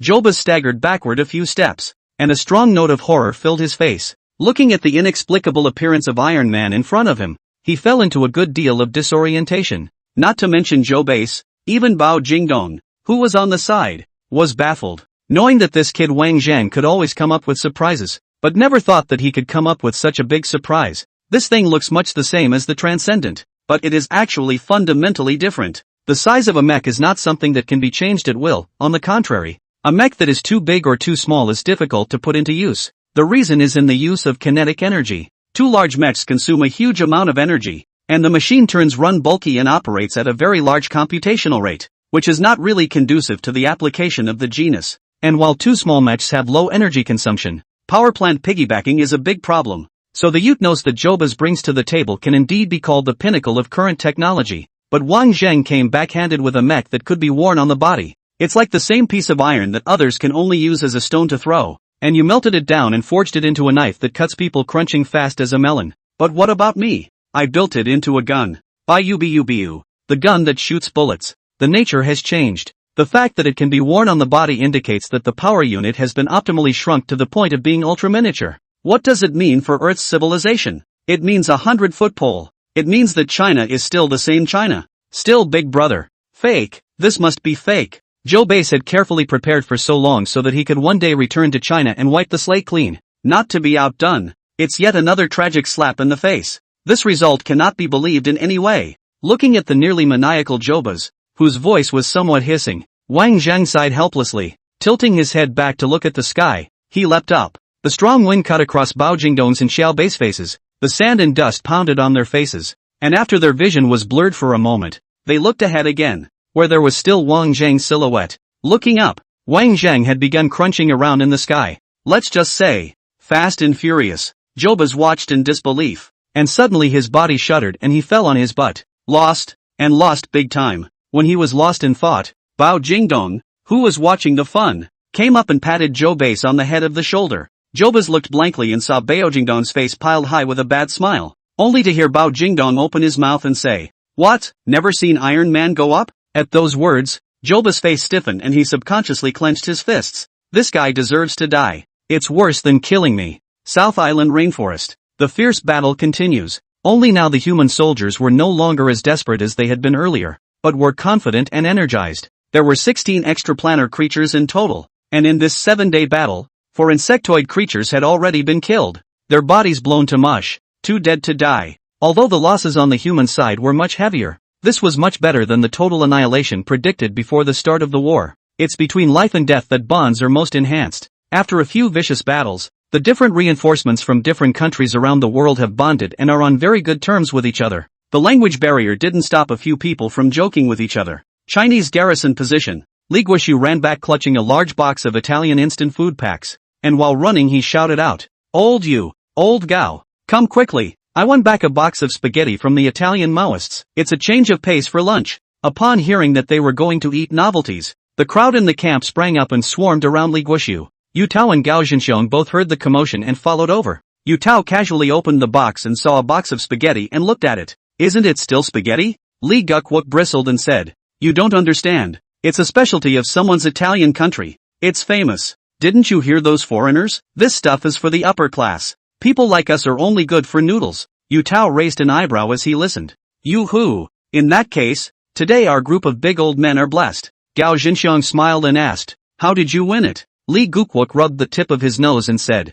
"That group of Italian hairy people want to compete with me then weight cross-country. Labor back 60 pounds, they carry 40 pounds, almost did not give them pull waist. After running I asked still continue? They shook their heads, and in the end they couldn't stand it, and sent me a box of this stuff to get rid of me," said the crowd, erupting into gales of laughter. "Okay, Guoshu is capable of a lot." "Just kidding, it's the king of soldiers." Yu Tao threw the spaghetti back into the box and said, "In that case, let's all follow Guoshu's lead and try Yumozi's specialties at night." "Right," Yu Tao called out to Li Guoshu, who was preparing to carry the spaghetti into the cafeteria, and admonished that, "We'll move some frozen dumplings back to them at night, as our return gift, as a courtesy." "Touché." Li Guoshu made an okay sign. The crowd was just about to toss dinner when suddenly they heard the shrill sound of an alarm. The crowd was not surprised by this and reacted quickly, putting on their gear and rushing towards the edge of the rainforest in front of them. In the distance, the rock giant with a broken arm was slowly arriving.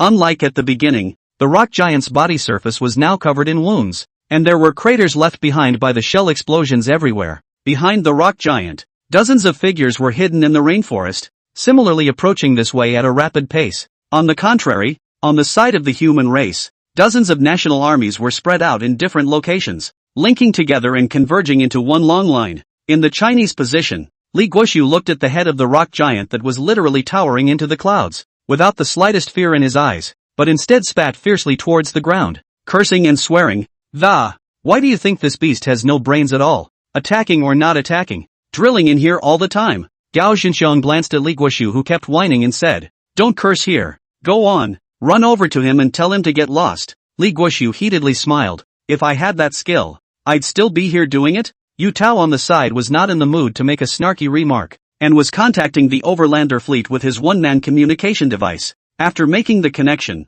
Yu Tao looked at the crowd and said, "The overlander fleet is coming in 5 minutes. Hold on for 5 minutes and our mission is over." Upon hearing this, the crowd gathered up their loose intentions, revealing a murderous aura all over their bodies, gripping their weapons tightly in their hands, and gazing like torches at the distant extraterrestrial creatures that were constantly approaching. Just as the two sides were about to go to war, a blistering shadow suddenly crossed overhead. Taking a look at the blurred figure, Li Gokwo couldn't help but frown. Transcendent? On the side, Gao Zhenxiong shook his head and, no, the Transcendent isn't that small, and by looking at the speed alone, it seems to be much faster than the Transcendent. That figure just passed through the human defense line in a dignified manner, heading straight for the rock giants. The armies of all the countries on the front line naturally noticed the figure. In doubt, the commander of Hawk Jam spoke triumphantly. And, there's no need to be alarmed. This is the latest product independently developed by our country. God of the Sky, Uranus, looking at the compact figure that flickered in the air.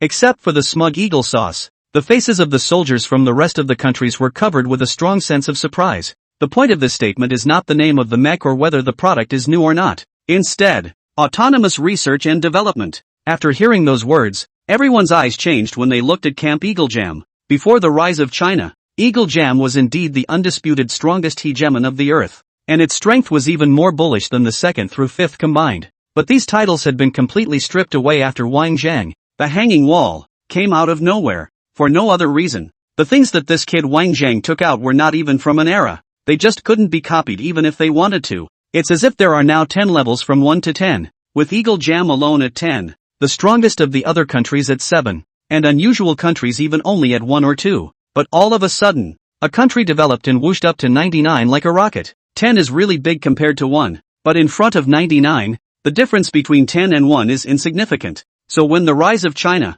the influence of the eagle sauce greatly discounted, can no longer be as reckless as before to interfere in the internal affairs of other countries, directly lay down the flag, honest a lot. But I didn't expect that after only half a year of this, Hawk Jam had returned with a new type of mecha to kill. Looking at the size and flight speed, the performance seems to be even higher than that of the regular Transcenders. Li Guoshu looked at the lightweight mech above his head with an incredulous expression, and in a suspicious voice, he said, fake, right? When Wang Zhang released the Transcendent, the world was shocked, and in the public sale of the Transcendent, even if they gathered their strength to drill and grind all night long, they were not able to crack half a point. How is it that half a year has gone by and not only have they completely cracked the secret of the Transcendent's pithiness, but they've also made improvements? Could it be that a supreme genius capable of rivaling Wang Zhang had also appeared within the Eagle Sauce territory? Worthy of being the previous world hegemon, even after being surpassed, his heritage was still beyond the reach of others. The many soldiers of China quickly came back to their senses in shock, their hearts not shaken in the slightest. It's still the same. Back in the day, with just millet and rifles, you dared to fight your airplanes and artillery and win. Now that we're on the same starting line, and you're still chasing us, how can we possibly be cowards? On the contrary, a strong desire to show off erupted and cried out from the heart of every Chinese soldier. I'll try to match the sky with the sky. Eagle sauce? Not enough to qualify. By this time Hawk Jam's sky god had already swept past Earth's position to the proximity of the extraplanar creatures, swooping down over the infinite rainforest, before Uranus could cast his vision ahead to the rock giant. A giant python that had been hibernating in the depths of the rainforest for a long time suddenly jumped out. The massive body resembled a tall building, and the powerful scale armor directly crashed through all the forest trees in the immediate vicinity, and half of the body leaped high into the air, heading straight for Uranus. The bloody mouth was open and the fangs were visible. In the mournful hissing sound, a powerful gale swept and whistled. With such a scene, the people watching the Earth position were so frightened that they hurriedly opened their position communications and shouted,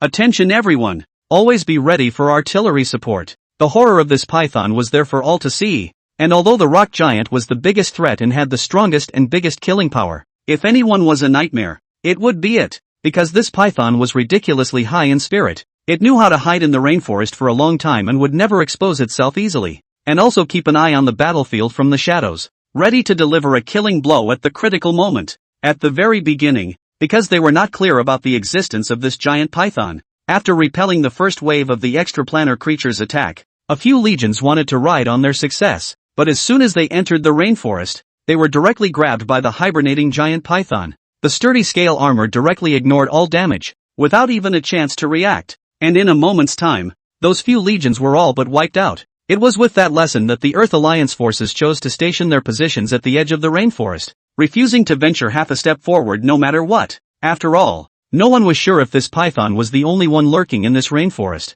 In the face of such a huge potential threat, the Earth Allied forces naturally wouldn't let its arrogance go on, and conducted several artillery barrages specifically targeting it in a row. Nay, this beast was extremely sensitive. Even after monitoring its activity signal at the first time of launching fire coverage, directly leveling the entire area, its figure could still be seen after the second battle was fought. Over time, the crowd grew numb and became less obsessed with finishing it off. Now looking at Eagle Jam's Utonus choosing the rock giant for his first battle, and halfway through it was this sinister beast that popped up. The same thought surfaced in everyone else's minds without coincidence. Not good. It wasn't that he didn't have confidence in Utonus, but the beast was really cunning. But whenever he made a move, it meant that he already had a full grasp of the situation. So it would seem, rather, that the head of Utonus is precarious and in jeopardy. This is why the crowd was eager to attack and launch artillery support. How could it be that the commander of the Eagle Sauce position not only didn't show the slightest bit of panic after seeing his own mecha being sneak attacked by the python,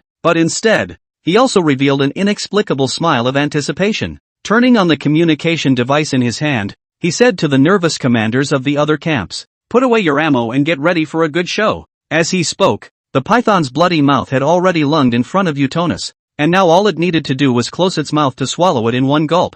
In full view of the crowd, Utonus raised his left hand high, and a white bright incandescent light shot out. Lightsaber, it's a lightsaber. The crowd looked shocked out of their mouths and opened their mouths in amazement. In the end, it was the former overlord of the Earth, and having the strongest level of technology on Earth really wasn't something to brag about. How long has it been? It wasn't just the transcenders that cracked the particle lightsaber. The lightsaber with a high temperature of nearly 10,000 degrees effortlessly pierced through the upper jaw of the python, and then struggled to slice through to the side, hardening the python's mouth and opening a huge gap. A large area of fishy blood sprayed. The pain caused the giant python to twist its body, struggling up and wanting to turn around and vanish. Bathed in blood, the mock ring behind him grew brighter and brighter, and without giving the python the slightest chance to escape, Utonus raised his lightsaber and attacked towards the python's 7 inches. Seeing this scene directly shocked everyone in the Earth Alliance army. In the past, it was always this beast that ate people, and ran away after eating them.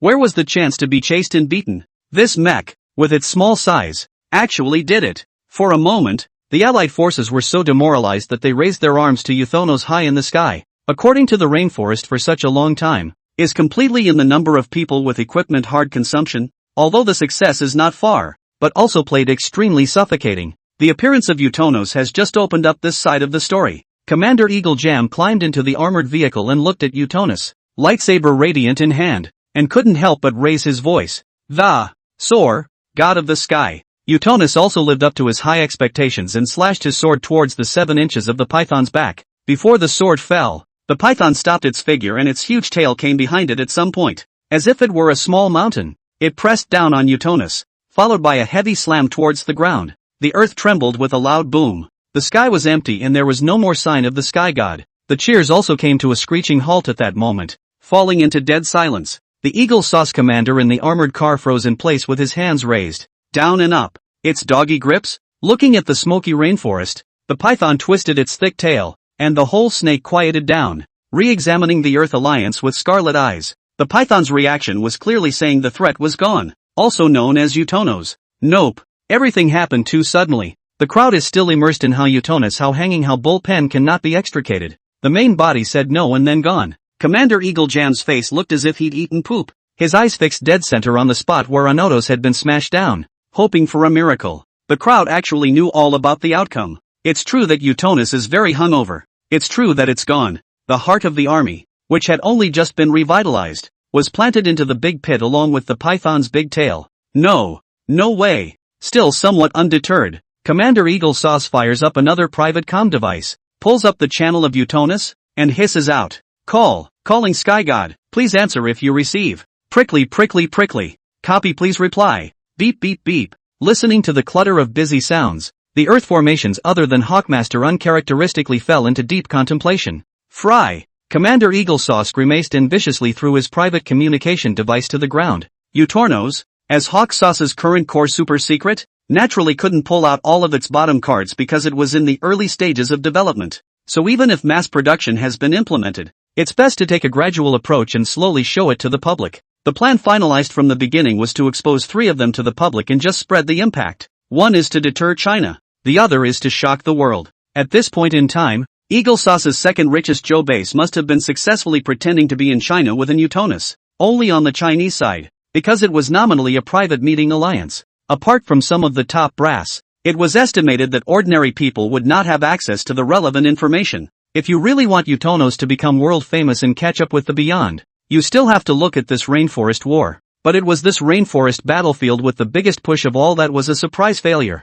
and lost extremely badly, in one shot. Totally sorry for being pushy when it first came out. Seeing the condensation of all of Eagle Jam's current scientific and technological heart and soul of Utonus, even if the world is a laughingstock, Eagle Jam Commander naturally could not sit still. Jumping out of the armored car, he looked aside at his correspondent and said, in a cold voice, "Don't hide it. Now that it's been released, we must beat the facade out of it." The correspondent could not help but be alarmed at hearing this, and hastened to ask that you mean, Shaker, if one Utonus doesn't work, then 2, if 2 don't work, then 10, 100 racks. Anyway, we're going to finish the damn beast off today no matter what. But, over at headquarters, the correspondent's voice was a little weak, and he asked, hesitatingly, weren't the orders given at the time for us not to be exposed too early? Exposed? Commander Eagle Sauce got antsy and grabbed the correspondent by the collar of his shirt and, what the fuck is this time? What do you care if the fucking storm is exposed or not? If we don't expose it,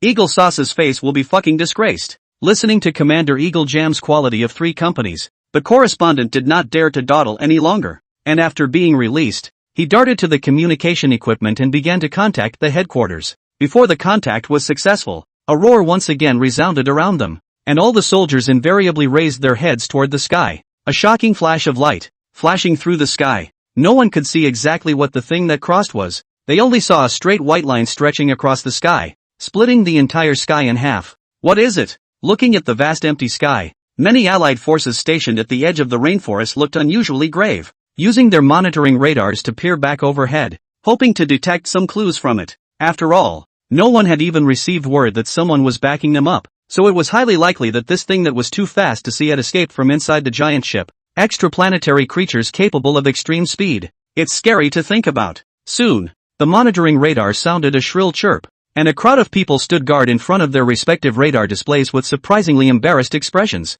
What's going on here? Why is there nothing? Everyone was already starting to say something bad in their hearts and panicked. Even the surveillance radar can't detect it. What kind of monster is this? As of now, nothing has been able to do this to this extent except for the transcendence of China. Just as the Earth Allied forces were on edge, Commander Hawk Jam suddenly burst out of the command vehicle with a big grin on his face, shouting to the other camps on the open comms. No need to worry, I've just gotten word that it's my Eagle Sauce's Utonos 2 that's departed. At those words, the soldiers from the rest of the camp changed their faces slightly. In fact, no one would have found it funny when that previous Utonus was fucked over by a python's tail. On the contrary, the horrific performance of the Utornos is there for all to see. As a result, Hawkmaster backhandedly pulled out another doppelganger. It was really a bit suffocating. So it looks like Eagle Sauce is back in the driver's seat for supremacy. Putting down the communicator in his hand, Commander Eagle Jam looked at the scratch in the sky and smiled extremely freely. It's not bad for a second-generation machine. It's just fast. The front had only just opened its mouth to inform itself that the second generation had been activated for departure. How long has it been? A minute? 30 seconds? I can't believe it's already here. That's what speed is. It's not flying. This treadmill is space travel. Commander Eagle Jam grinned at the corners of his mouth as he vaguely thought of something. Could it be that HQ had hung on so much that they had even cracked the space interceptor device in China? Good, yes. Forcing himself to hold back his inner excitement, Commander Eagle Jam looked aside to his correspondent.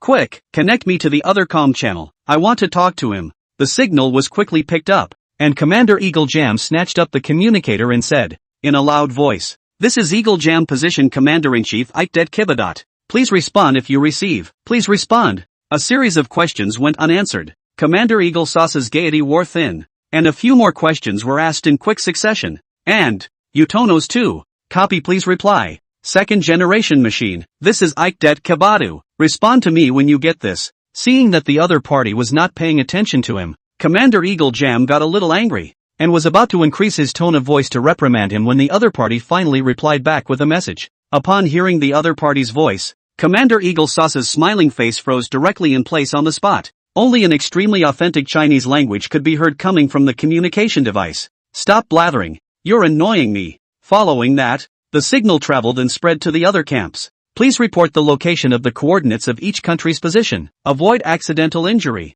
Repeat. Please report the location of the coordinates of each country's position. Avoid accidental injury. Listening to this fluent Chinese language, all the soldiers of the Earth Alliance army could not help but freeze. Not Eagle Sauce? China's Mecca. 1 second the crowd was still marveling at Eagle Jam's amazing level of technology. Having achieved technological catch-up with China in less than half a year, it turned out to be $1 million. The Hawk Sauce commander is pretending to be more than he is, but it's actually someone else's country of China. The Earth Alliance's public channel was not hung up, and all of the position commanders along with some of the generals were in this. That is to say, the oops incident of the Eagle Jam commander mistaking a Chinese fighter for his own has been made known to the soldiers of various countries. There is no greater social death in life than failing to pretend. There is nothing more socially dead than pretending to be a super duper pussy and then failing. Put.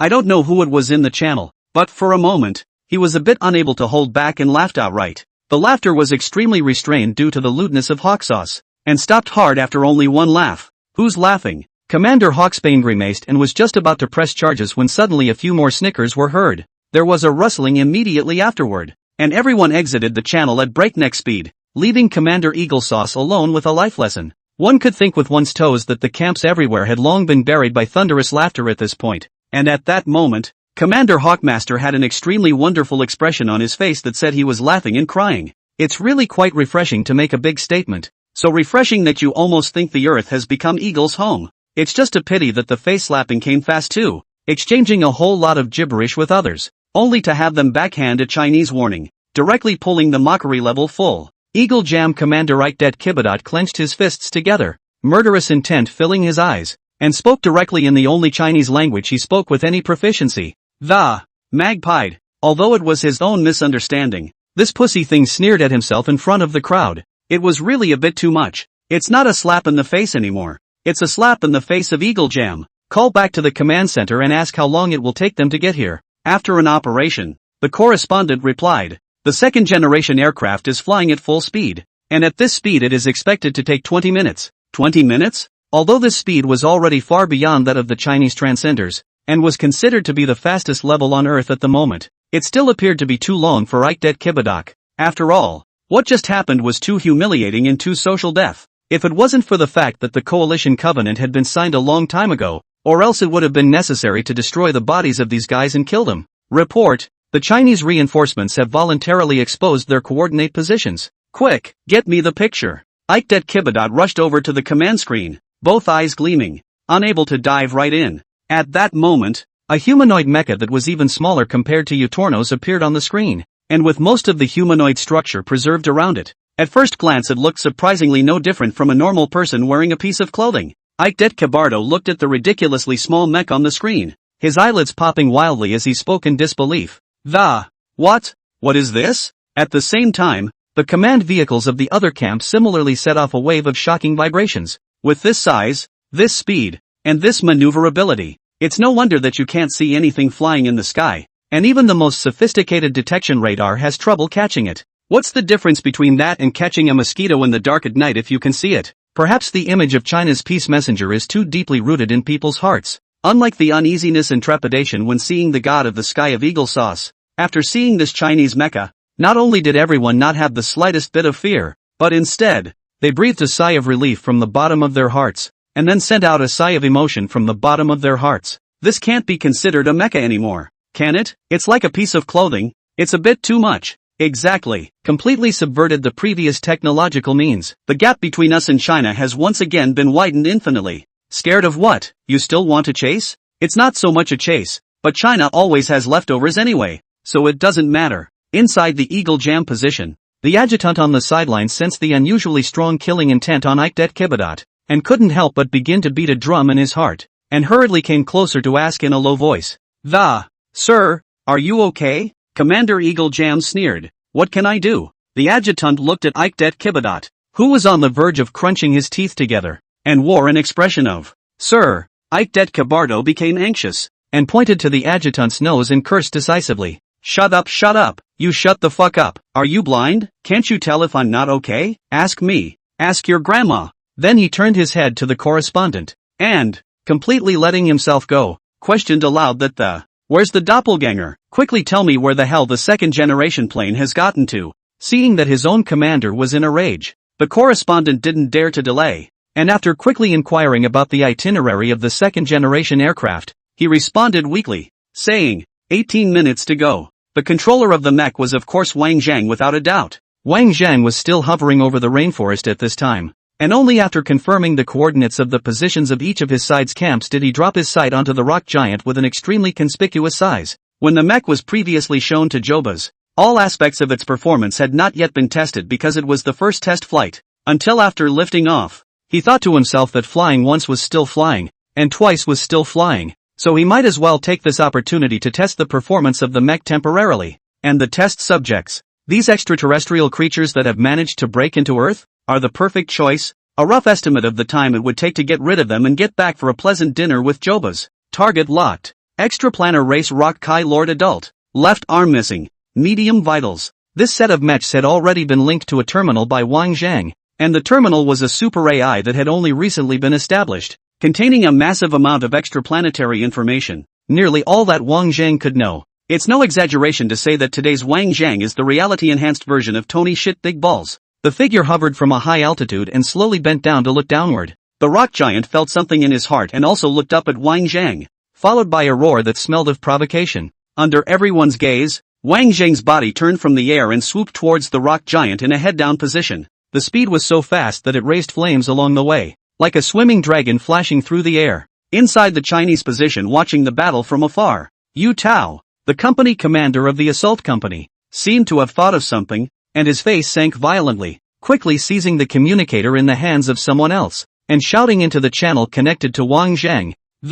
Quickly stop, there's another beast in these woods. Shady as hell. The only thing that responded to Yu Tao was the whistling wind, and there was no more half a dozen other sounds. Yu Tao's heart tightened as he watched Wang Zhang rush towards the rainforest. It's over. At this point, the soldiers from the rest of the camps realized it afterward and couldn't help but start talking about it. Bad. That damn python is still hiding somewhere in the rainforest. To just charge down there. Didn't China tell the pilot of this mech anything about the rainforest? There's no countermeasure at all. I'm afraid it's going to be fatal. Looking at the accelerating and swooping Chinese mecha, a hint of joy steeply surfaced on Ike Kibadot's stiff face. Ha ha ha ha ha. This dumbass. Actually stabbing straight down. What a life. The adjutant at his side spoke in agreement. According to this trend, I'm afraid that before he even touches the rock giant, he'll be swallowed by the python in one gulp. Soldiers from each country's position recognized this serious problem and hurriedly called to the Chinese position to remind the Chinese side to have the new mechs overhead change their strategy. But the Chinese side would not have thought of these.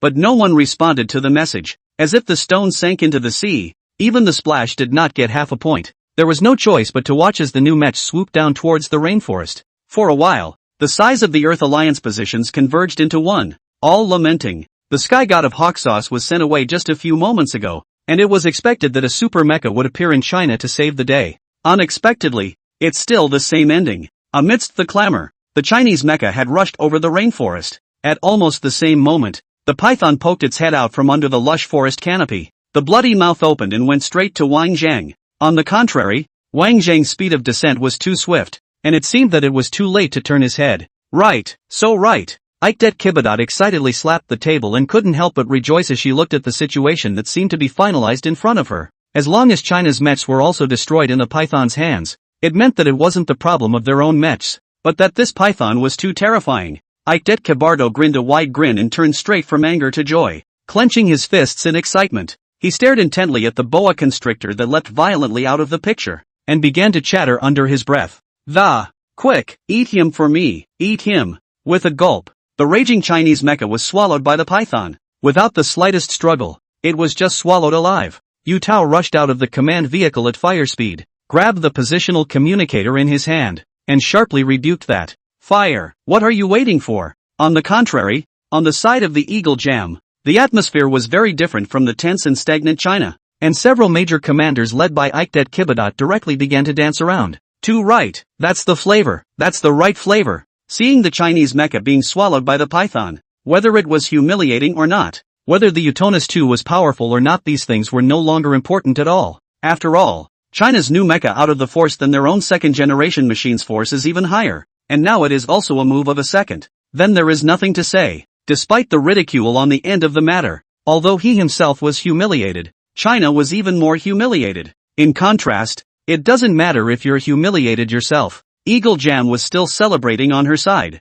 and was about to pop the champagne, when all of a sudden she heard someone pointing at the screen, and giggling softly out loud. Yeah, what's this? Upon hearing this, Ikedet Kibadot's smile froze and he quickly craned his head to look away. A touch of uneasiness loomed in his heart. It's over. It's all in my stomach. Is there any chance of a turnaround? The moment he looked at the screen, he only saw that the python that had clearly swallowed the Chinese mecha had inexplicably opened its mouth wide again. The huge body began to struggle wildly, its manic movements directly knocking down a large number of trees. This was not all. The python's mouth opened wider and wider, to the point that it came directly to a terrifying 180 degrees. Immediately, he saw the python begin to retch violently, as if it had to vomit out what it had swallowed. Seeing this scene, all those who thought that the situation was settled could not help but faintly freeze in shock. Immediately afterward, a howl that resounded through the rainforest came out from the python's mouth. The body stiffened violently, as if it had been nailed, and was directly fixed on the spot.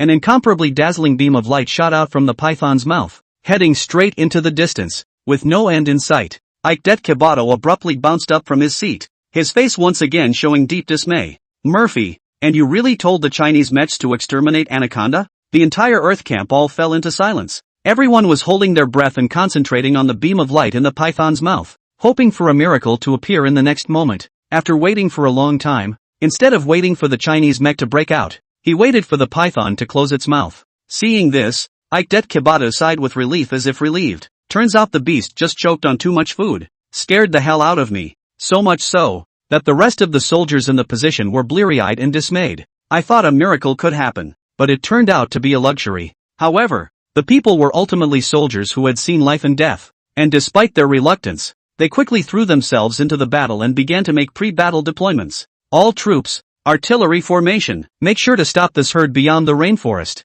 Aim. Tens of thousands of muzzle-loading guns were pointed in unison toward the rainforest, and the sound of loading rose and fell like the ebb and flow of a tidal wave. Ready, put, wait. The trumpet officer's tone trembled significantly at the end, and his expression became horrified at this moment, as if he had seen something extremely unbelievable. In the distance, the python that hadn't yet had time to hide back in the rainforest suddenly had a dim light peeking out from the smooth, hard scales on its back. Even though the glint of light was faintly audible, it was still caught by a number of people. The flash of light grew brighter and brighter until it pierced the python's back, turning into a blazing brilliance. It was only then that the crowd was able to see the light for what it was. It's not even light. Lightsaber.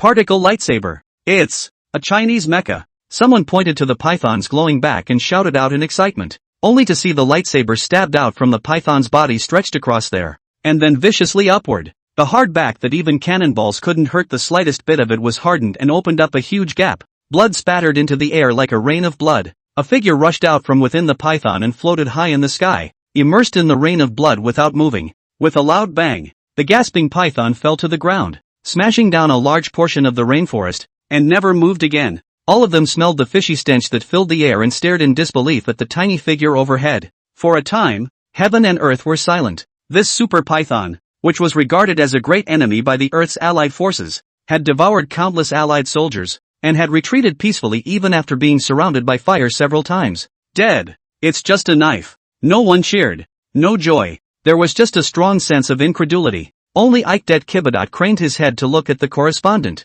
When will the second generation arrive? Report. 16 minutes to go. Ikedet Kibadot frowned, full of seriousness. 16 minutes. It was just too long. So long that it was no longer days like years, it was seconds like epochs. So humiliated and desperate for a chance to prove himself. As a result, the opportunity to prove it didn't wait, and waited for a chance to watch China pretend to be something it's not. The more the Chinese mecha behaved, the more it reflected on the incompetence of its own Utonus. With his particle lightsaber in hand, Wang Zhang re-entered the sky above the rainforest, and without even glancing at the boa constrictor that fell to the ground with a thud, he continued to drop his sight onto the rock giant in front of him. Witnessing the python being killed, the rock giant seemed to perceive some threat. First, he looked at the body of the python lying in the broken wood, and then he looked at the tiny figure floating in mid-air, which was like a speck of dust in his eyes. An extremely angry roar resounded through this heaven and earth. immediately after a strong wind swept up against the wind. And even the Earth Allied Forces compound,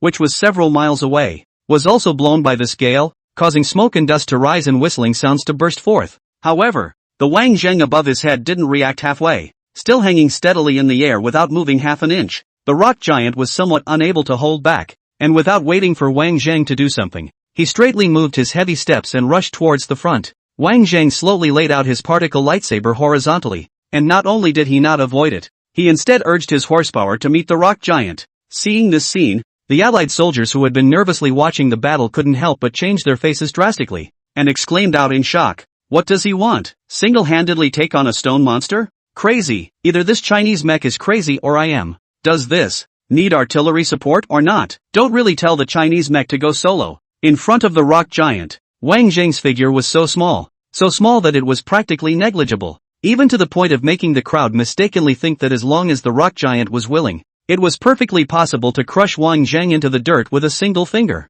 Arrogant. Ikdet Kibadot let out a cold grunt as he watched the two figures that were about to rush together. Soloing a rock giant? Daydreaming. It was important to realize that although the previous Python was considered a nightmare by the Earth Allied Forces, it was only a headache due to the other party's godly appearance, which was difficult to cope with. If we were to say that the biggest threat was still none other than the rock giant in front of us, after all, if there were no rock giants, even if that damned Python could hide as well as it could be pulled out and torn apart bit by bit. But this rock giant was a different story. After days of fierce battle, there were countless shell craters and bullet holes left in its body, spreading almost everywhere in its body, and these were merely superficial wounds, which didn't hurt the rock giant at all. The only thing was that at the beginning, the purple and green mech from China swung a sword and chopped off one of his arms, greatly weakening the beast's battle power. It was a pity that the purple-green mecha, which was the only one capable of fighting the rock giant head-on, had already returned to China for repairs due to the severe injuries it had sustained.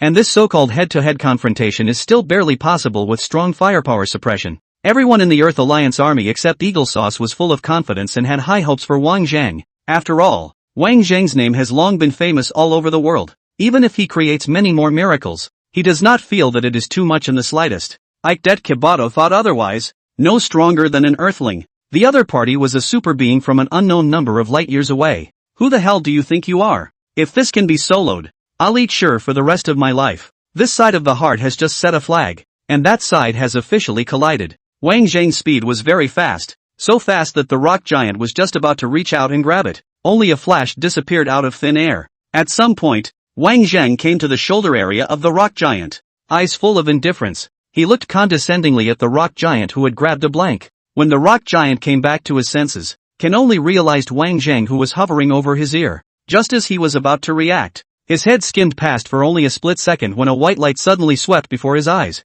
The white light appeared for only a split second, so brief that even the Earth Alliance's satellite frame rate capture instruments failed to register it. The moment the white light dissipated, the rock giant suddenly stopped. After a few moments of silence, a huge rock head flew up high, like a meteorite, smashing heavily into the rainforest, setting off a large swath of mud, sand, and broken wood. All the soldiers gathered in the distance stood up straight at almost the same moment, all of them stunned and jaw-dropped. In full view of everyone, the headless body of the rock giant lost its support and leaned back pensively, smashing and flattening a large portion of the rainforest as it fell to the ground. Particle lightsaber, a lordly blade. In the eyes of the world, it was no different than an ant biting an elephant. This scene truly shocked everyone, so much so that the movement of everyone's breathing couldn't help but slow down, and they all threw their bodies back and began to suck in cold air. Hiss. Until this moment, after watching the rock giant fall to the ground, many people still felt incredulous. The beast that had killed nearly 10,000 soldiers and caused hundreds of billions of dollars in damage. The beast that had been deeply despaired by countless people due to the fact that they were unable to do anything about it, had been slashed with a single stroke just like that giant python. How outrageous does this thin mech that looks like a suit want to be? Inside China's position, Li Guishu looked at the mecha in the air that was saluted by everyone. His eyes slightly dimmed, and he was lost in a gust of thought. Yu Tao noticed Li Guishu's abnormality, came over to the body, and asked softly, "And, what's wrong?" Li Guishu was silent for a long time, and murmured in a small voice, "Company commander, do you think there's any difference between a war with us and without us? Since we all have such awesome equipment? If you work out, you're still a one-shot downer, aren't you?" The last sentence, Li Guishu held in his heart and did not say it. With this thing on top of their heads, not to mention their own people. Even if Lu Bu was alive, Lu Bu's legions, and everyone in the world was Lu Bu, I'm afraid they wouldn't be able to stop it. It can fly and fight again, with high performance power. What's the point of practicing all over the place? I used to be able to brag that I was quick with a gun at 7 paces and quick with a punch at 7 paces,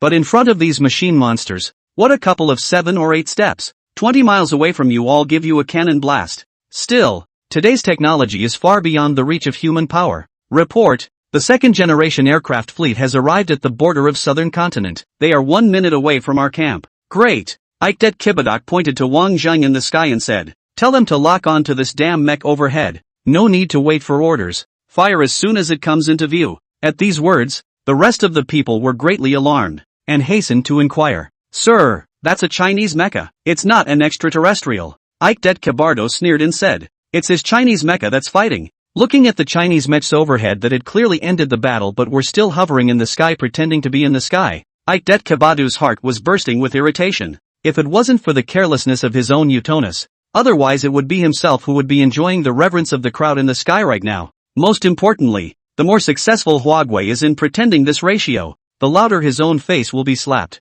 Ikdet Kibardo had only one thought on his mind at the moment. That would be to take out this Chinese mech. Public opinion or public outrage. It's all about taking him out. At that point, just blame the fault on the radar malfunctioning and mistaking it for an extraterrestrial. I can't help it. Who told you to do such a good job of signal blocking? My fighters can't monitor it, so they can only fight you as an enemy. At that moment, the voice of the doppelganger pilot came over Ikdet Kibadot's headset. Reporting, sir. Utonos has a total of 6 second-generation planes, all of which have now sailed into the southern continental rainforest territory. Sky UFO locked on. Confirming to you, will you fire and shoot? Repeat, do you fire and shoot? Without any hesitation, Ikdet Kibardo nodded his head decisively. Fight. The rest of the people were still admiring the style of the Chinese mecha, and were reminiscing about the astonishing scene of the rock giant's head that had just been chopped off with a single slash, when they suddenly heard a series of sharp winds sweeping over their heads. When he looked up, it was a dozen flying missiles erupting with blazing light,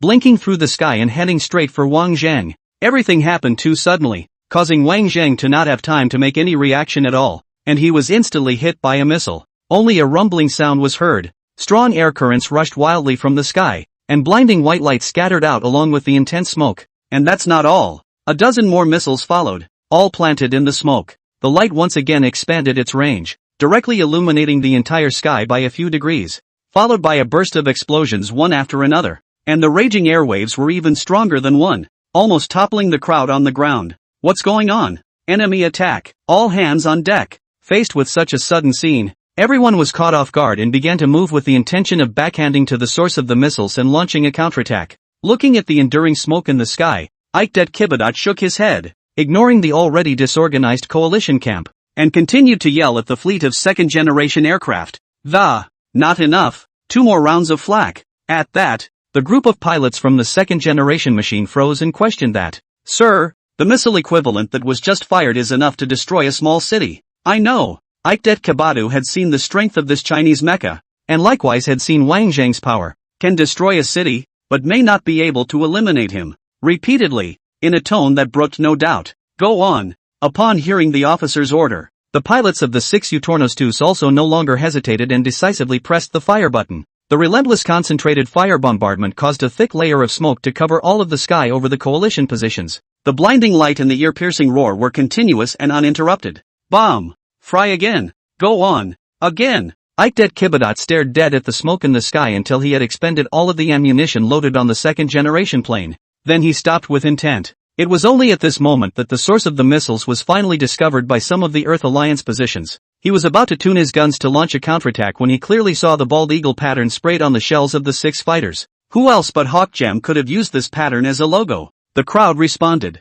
Bullshit enemy attack. It's eagle sauce. In an instant, the crowd rose up in anger. Even if it's clear that Hawk Sauce is surging in power these days, it's abhorrent that you're blasting off against the Covenant and lashing out at friendly forces. Kibbledore, what do you want to do? Is Hawk Jam going to be openly against the world like Sango's group of perverts? Give me an explanation. If you want to fight, I'm not afraid of China. If you want to play, I'll accompany you to the end. Faced with a scene of almost uncontrollable anger, Ikdet Kabata suppressed his heartfelt joy and took the initiative to expose himself to the monitoring of the rest of the national positions. And with a look full of sorrow, he opened his mouth, saying, "I'm very sorry. There was a time lag in the communication between our troops and the headquarters, which caused the fighters rushing to support us not to be informed in the first place. The reason why they opened fire in the face of the Chinese warplanes in the sky was because they mistakenly recognized each other as enemy planes." Hearing such a lame excuse, the crowd couldn't help but clench their fists in anger. Eagle Jam, which has always been known for its high level of military precision,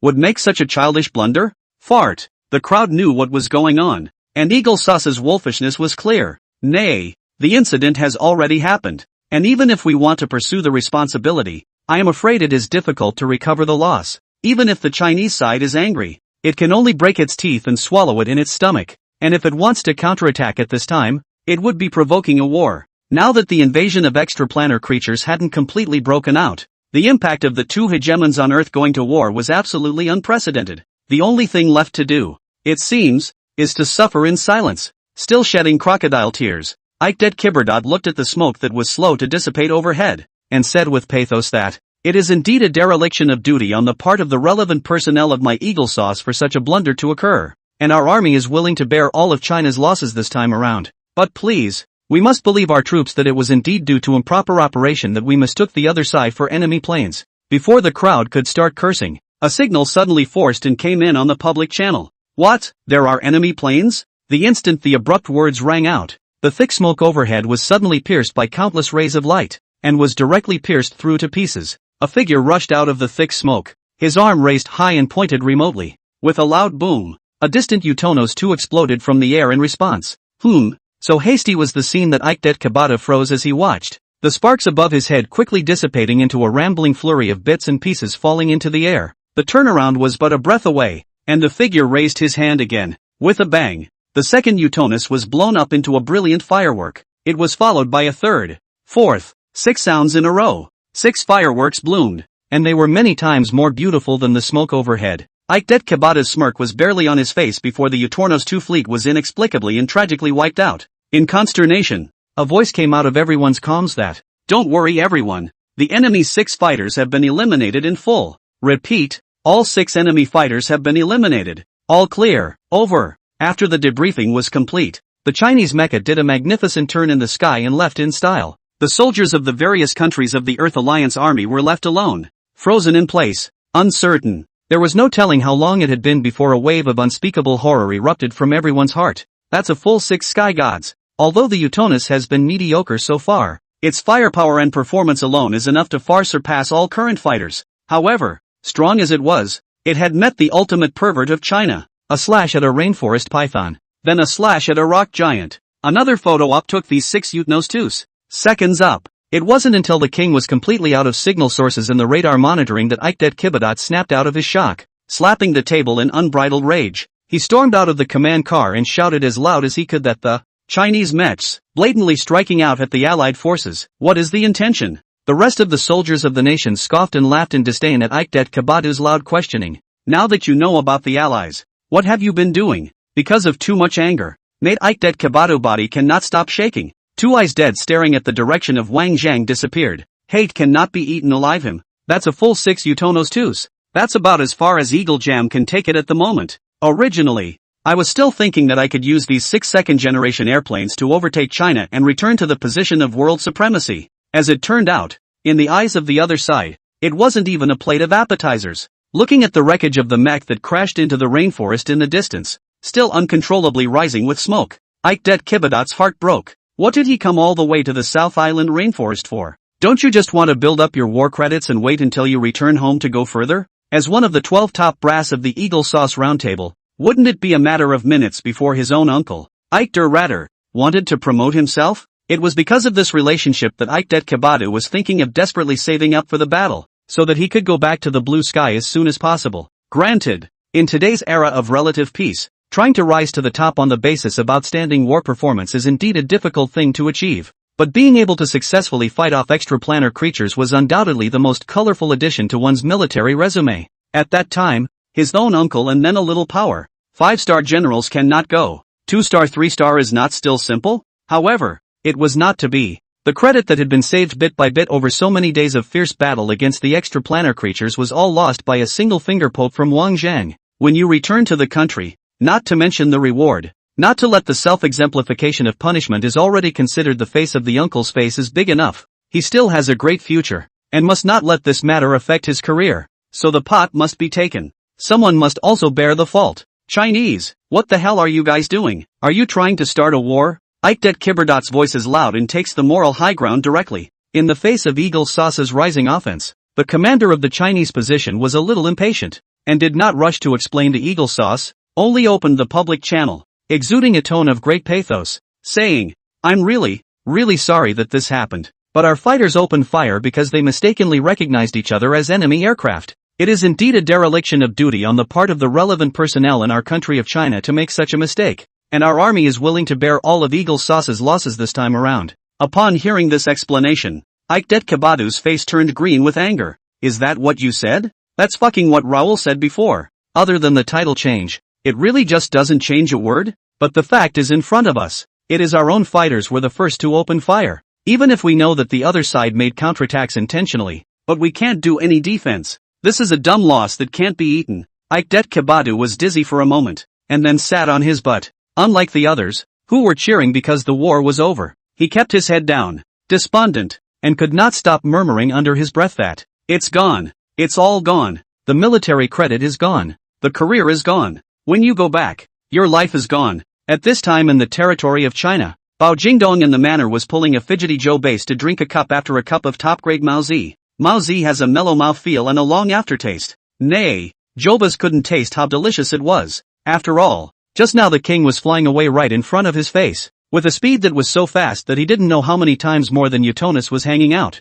A small 20 minutes had passed since Wang Zhengfei had left, and it could have circled the globe twice, but he hadn't even come back yet. When Bao Jingdong wasn't looking, Jobas stole a glance at his cell phone. 10 minutes ago, one sent a message to the Eagle Jam executives. Defeat. Hua Yoxin. The interface displays read unanswered. At that time, his own big backer, Ji Dedua, spoke very clearly, asking himself to take the Utonos primaries to China to pretend to be a good guy, while his big nephew would take the primaries to the South Continent rainforest to show his face. After success, report quickly, but never thought that failure would come so suddenly. A few cups of thatch down, Joe Base has been a little drunk. The impatience in his heart is even more infinitely amplified. Thinking about Wang Zhang's set of super mechs, his heart panicked to the point of no return. That Wang Zhang guy, he wouldn't be piloting a mech to fight Eagle Sauce, would he? Really? 20 minutes is possible. The more he thought about it, the more upset Joe Base put down the glass in his hand, along with Bao Jingdong handed Mao Zi also pushed away,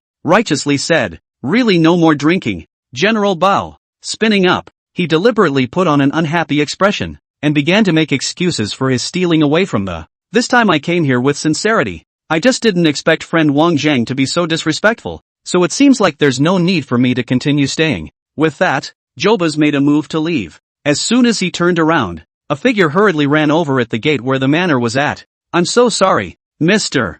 Jobas, I was the one who slacked off. Jobas fixed his eyes and his heart went cold. Wang Zhang is back. On the side, Bao Jingdong was even more active than Xiao Base, and hurriedly greeted Wang Zhang, not caring whether Xiao Base heard him or not, and directly began to ask. Well, Wang Zhang returned. Tested. All performance is normal. Running smoothly. No problems. Bao Jingdong is waving his fist excitedly. Fantastic. Jorba stood frozen in place, watching the two men discuss state secrets unapologetically, growing more and more uneasy. Damn it, these two are not going to kill each other, are they? As he was rambling on, a vibration suddenly came from the cell phone held in his hand. When I opened it, there were only 4 short words. The pool is in danger. Return quickly. The pupils of Xiao Baxi's eyes plummeted, and he abruptly raised his head, looking incredulously at Wang Zhang, who was talking and laughing with Bao Jingdong, going out for less than half an hour, and doing all of his great-nephews in Jididwa, who is far away in Nanzhou.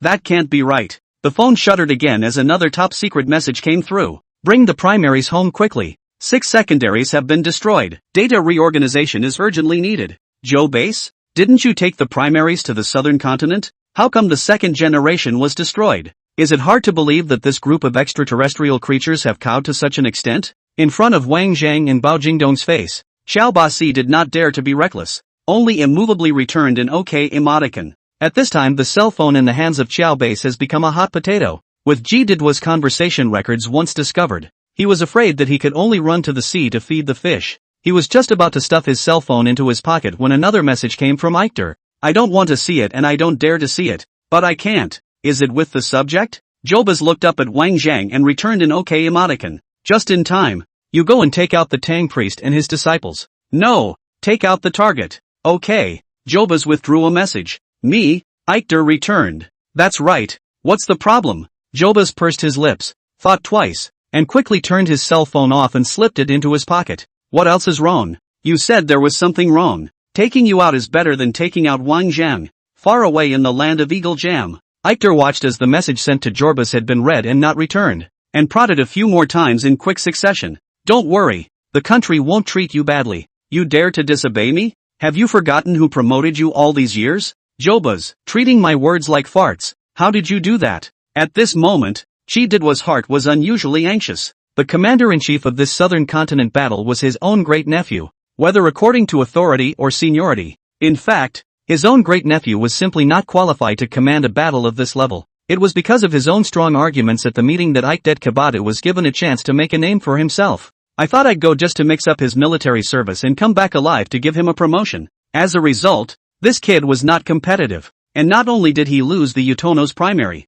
he also exposed the second generation, which Eagle Sauce had used as a secret weapon. It's just as well to be exposed, but it's all in awe. This is a valuable achievement that Hawksbane has assembled the efforts of the nation to achieve. It took a lot of hard work and almost a lot of family money to build 6 of them. Usually they are treated like babies, not even letting them out of the sun, for the sake of having them as an undercard. The main one is a surprise. You just threw it all out like a bunch of beans, to cause such a great fault, not to mention taking military honors to offset. Even if you count all of your own military honors, it may not be enough. Now that President Hawksbane has been made aware of this, it was decided overnight to call a roundtable to discuss it. This Hawkeye president has been in office for less than a year, and everything is screaming for a meeting. The triennial roundtable meeting was turned into a weekly meeting by President Eagle Jam. As he watched everyone in the conference room arrive, G Didwa was still pacing anxiously back and forth outside the door while looking at his cell phone. Seeing that there was a delay in replying to the message, G Didwa could only put away his cell phone first and walked into the conference room,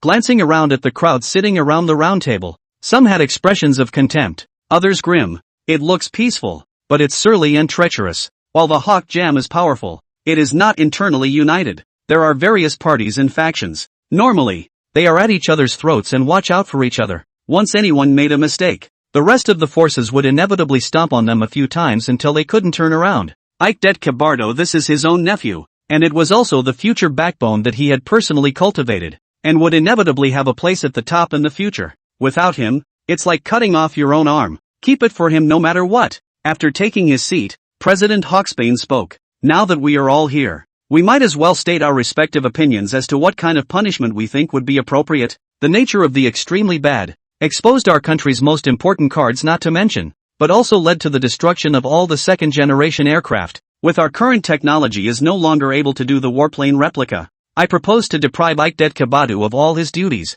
Heavy sentence. The impact of this incident has been so bad that it has directly led to a major loss of our country's credibility in the world, and the remittance rate of the Eagle Sauce currency has dropped by more than 10 percentage points. I propose. Heavy sentence. A heavy sentence. It must be a heavy sentence. Agree to resentencing. A circle of people spoke in succession, all tacitly demanding that Eichter Kabadu be resentenced. Soon it was Eichter's turn. The crowd was well aware of Eichter Kabadu's relationship with Eichter. After all, that halfwit was able to become the commander of the Southern Continent campaign thanks to his own uncle. So at a time like this, favoritism is certainly not out of the question. But you want to favor him, have you asked us? There's a rivalry between you and me. And besides, you Eichdocs have been strong for too long. It's so hard to catch a chance. How can I make you peel your skin? Everyone had already thought about it before Eichter spoke. I'll bash you if you try to put in a good word for him. Keeps you dry. For a moment, all eyes turned to Eichter.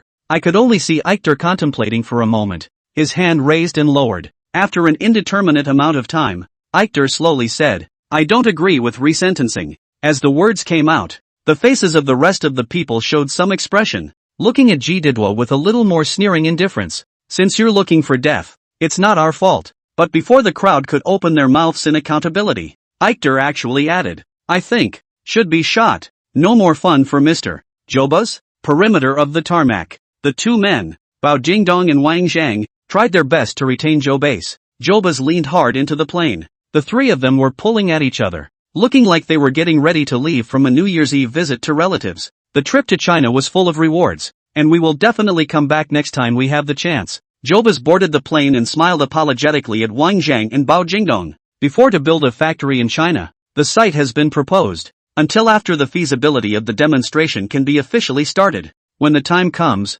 Jobas is less likely to come again. Wang was looking at Jobas with dismay, and suddenly looked at Utonos, who was being loaded at the rear of the plane, and asked that Mr. Jobas, I think I remember you saying you were going to give him to me before, so how come you're loading him on the plane again? At those words, Jobas' face changed and he barely managed a smile that was worse than a cry, not daring to say anything. Although the doppelgangers are all gone for some unknown reason, you boys certainly can't get away with it. Otherwise how could things be so coincidental that our family's second generation was wiped out in the time it took for you to make a trip in your mech? You've broken our family's new mech, and you're still licking your chops to ask for favors? Suffering from a lack of evidence, Jobas could only grin and giggle. Bao Jingdong smiled cheerfully and kept waving. Come play often. Jobas ruminated on this for a long time, rushing to get a sentence out before the plane took off. Next time for sure. Ha ha ha ha ha. Very good, very good. Looking at the latest Utonis 2.0 from the factory in front of him, Eichter couldn't help but nod his head in praise.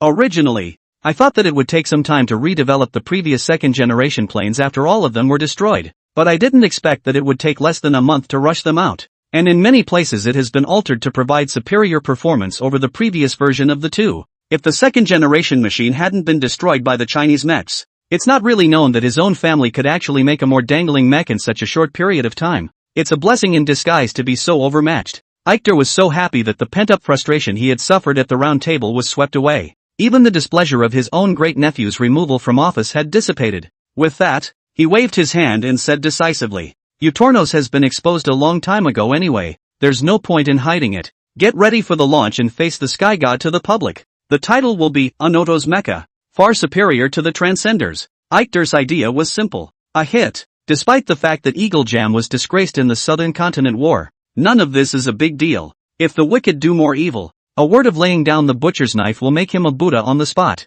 Now that China is in the ascendant, it will fall into the abyss as soon as there is the slightest deficiency. You Chinese mechs can second 6 of my second generation planes, but what if it's 10, 100, 1,000? Pile on you. I was longing for the beauty of the place when someone came rushing by holding a flatbed. General, there was a military briefing over at Woolly Bear about a new product. Oh, Eichter, who was in a very good mood, took the tablet and looked at it with interest for a few moments, but didn't pay much attention to it. After all, Hawkjam had now managed to develop a mech that surpassed the Transcenders, and other countries naturally wouldn't look at it. One's opponent has never been the only one in China. No. From today on, the only opponent left is yourself. But when Ji Didua continued to look, the smile on his face froze, and his entire being became nonchalant. Only at the top of the video, the large headline was set in glowing font and was trying desperately to grab attention. The first mechs of the Woolly Bear are introduced. Streberger, god of wind and atmospheric skies. In the video, a large, bearded, hairy bear is speaking eloquently, unable to stop the wind from coming from the top of his head. As the camera tilts up, the source of the wind is clearly the humanoid mech that keeps circling in the sky. The hairy bear's strybird flew deliberately low for the camera's ease of capture, which more than anything else emphasized the mech's unusual micromanagement control. The camera gradually drew closer, which allowed for a full view of the humanoid mech. The azure-colored mech shell was almost perfectly hidden from the sky, and its size was similarly ridiculously small, measuring no more than 2 or 3 meters in height at eye level. Unlike the superb performance of the Eagle Sauce mech, the Woolly Bear mech seemed to focus more on sensitivity, flying extremely smoothly and looking smooth. The more Eichter looked, the more he stared, and he couldn't help but hiss softly. Could it be that the Chinese side had revealed the design drawings of the mechs to the hairy bears? Otherwise, based on the level of technology of the hairy bear, although it is also at the level of the quasi-hegemony of the Earth. But if you want to succeed in independent research and development of mechs, you absolutely have to wait for another few years. But if you think about it, it doesn't seem very likely. After all, the performance and size of this mech was superior to the Transcendent. And even if he had gotten the drawings, at most he could only draw from a gourd, and would never be able to improve it to such an extent.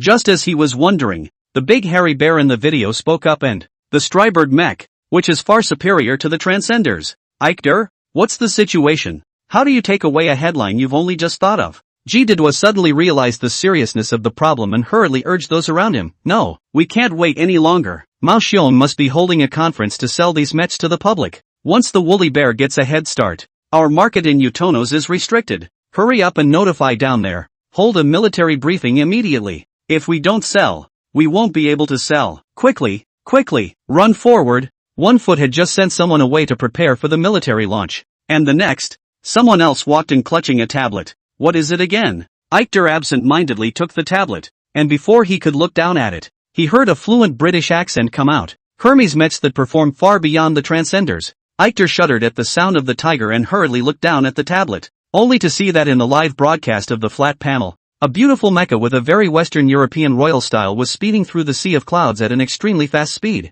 Because the camera was fixed at the shoulder position of the mech, the head of the mech could be clearly seen in the picture, as well as the clouds that flew backward in the background. I'm going to Grandma Lee. Eichter viciously threw the tablet in his hand to the ground and fell to the ground. The whole person is not good. While panting heavily, his mind was puzzled. I was able to develop my own mecha because I had a certain technological foundation and put a lot of effort into it. The fact that a hairy bear could develop a mech was incredible, but barely acceptable. You're a sunset country where the sun goes down and you struggle to build ships. So what makes you able to research mechs as well? General Eichter. Just as deep skepticism set in, a third man ran in clutching a tablet. Seeing this scene, Chididwa couldn't help his eyelids from jumping wildly. Who's the message? Back to the general. It's the global news announced by Laui. Because of the secrecy involved in the early stages, I don't have the latest news yet. At those words, Eichter breathed a secret sigh of relief. It's natural that a decadent country where women still have to cover their faces when they go out can't do much when even the culture is broken. Casually flinging his hands, he said, what's going on over at Old Air's side? We'll make decisions later. There are more important things to deal with at the moment. Yes, the third man answered and retreated decisively, clutching his tablet, not waiting to take a few steps out. A wave of exotic flavors came from the flatbed. Selimo comes to Ikumu, wishing everyone peace. Horus Mecha. Far beyond the beyond. Later, Eichter hurriedly called out to the third man and quickly rushed forward to seize the tablet. Only the old Egyptians in the picture are seen fighting all the way down the curtain in a huge open space. A dog's head mech with a black body and golden lines was revealed in a high profile. Water facts? The old E who couldn't get enough to eat also built mechs? What's wrong with this world? Mechs are cabbage now? Like springtime after the rain. A crop of them is going out. It's just a matter of getting out. You can't just pile out? What is this? A big blossoming of Earth's technology? Almost at the same time, all of the countries whose technology could barely keep pace made breakthroughs in certain important areas. The feeling is like someone who has been constipated for 7 or 8 years and suddenly comes in for a passable splurge. Not to mention always at the forefront of the world's major powers. Science and technology is the rapid progress. The past troubled the world for decades or even centuries of theoretical problems. All solved. Oddly enough, though, it was as if the Earthlings during this time had been lifted to the top by an immortal, and had become enlightened straight away. Far more has been done and accomplished than in all the years and generations of the past. There is a dizzying array of advanced products from various countries. In the end, it's really not clear why Earth's civilization has inexplicably taken leaps and bounds. Thinking of this, quite a few people looked up at the huge ship nearly the size of a city overhead. Although the news of the presence of extremely dangerous extraplanetary creatures in the giant ship had been jointly blocked by the militaries of various countries, the public was still able to guess a thing or two. After all, ever since the giant ship came to Earth, Earth's technology has been soaring. Although we couldn't think of a connection between the two for the time being, it certainly had nothing to do with this giant ship. And naturally, the militaries of various countries have also noticed all this,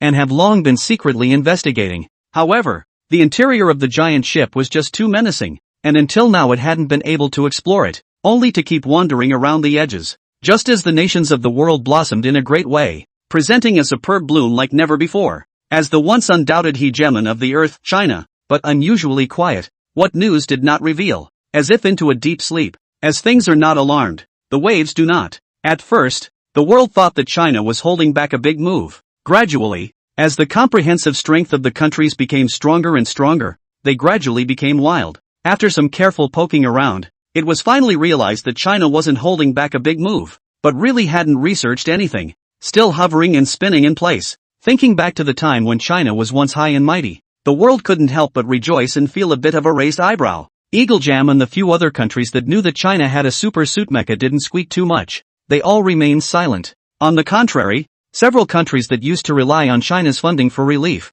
after their own technology level has risen dramatically, all aspects have been greatly improved, and then began to turn the other cheek, accusing China of not. China is just like that. It only knows how to eat old money. Compared to us, the Viet monkey country is not even close. China is just lame. The Transcenders have been out for so long, but there hasn't been any update at all. The cardinal mecha of my country can beat 20 of them with one. Just a bunch of guys who are stuck in their ways. Sooner or later they will be abandoned by the times. International public opinion was lopsided, with a tendency for the world to disparage China. The top floor of a building in the busiest downtown location within the Eagle Jam country, Wang Tong sat in a chair, next to the spacious floor-to-ceiling windows, a glimpse of the outside world. Quite a view or mountain small meaning. If you listen carefully, there is a faint sound of cooing coming from Wang Tong's seat. Flipping through the ever-scrolling news, with a sneer on his face, he casually tossed his iPad onto the table. It's quite pleasant to glance out the window at the tall buildings and lean back in your chair. When he returned to China from Eagle Sauce, he accidentally learned that he was actually that much related to that Wang Zhang. Straight away, he was determined to return to China, hoping to step into the real top level of scientific research in China with this relationship, but it turned out to be touching. Since the family gathering had seen Wang Zhang once, he had never seen him again. Your own hall of returnees to the elite. In the elite such as Clouds of Eagle Sauce Country is a sought-after goods. You a fart little kid, but just happened to build a decent guy. How dare you pose with the labor? After a long time, Wang Tong, who succeeded in working as an errand boy at a provincial research institute in China, found it boring and returned to Eagle Sauce. Incidentally, it also brought back a large portion of Chinese scientific research materials. Making a name for yourself? It doesn't mean anything. It's feasible to be honored. At this point, Wang Tong showed a bad smile and said in fluent Eagle language, without any hesitation on the part of the female. Wang Tong pinched the girl's cheeks and, the heart is very comfortable. More and more feel that back to the Eagle Sauce is extremely right choice. You want money. You want money. You want women. Why was it so hard to think in the first place? To have such ridiculously impractical ideas as serving the motherland. Perhaps the force on her hand was a little too great, pinching the blonde girl wooing a few times, following which she got up and pressed her entire body onto Wang Tong. One hand quickly roamed over Wang Tong's body, winking and seducing very much. Wang Tong, who was in the midst of cooling down, instantly became interested again, and backhandedly pressed the girl onto the table. But the wench let out a wink. Before Wang Tong could launch his charge, there was a sudden knock at the door. Shit, who is it? Wang Tong draws the gun and raises his pants. Damn, this knocker better be something. He opened the door and was about to open the door to cursing when he found that it was the project leader of the Eagle Sauce Aviation Bureau, his own top man, Mr. Quinty Marty. Mr. Quinty Marty, what brings you over? Why didn't you say so in advance so I could prepare for you? Wang Tong immediately changed his face and hurriedly opened his mouth.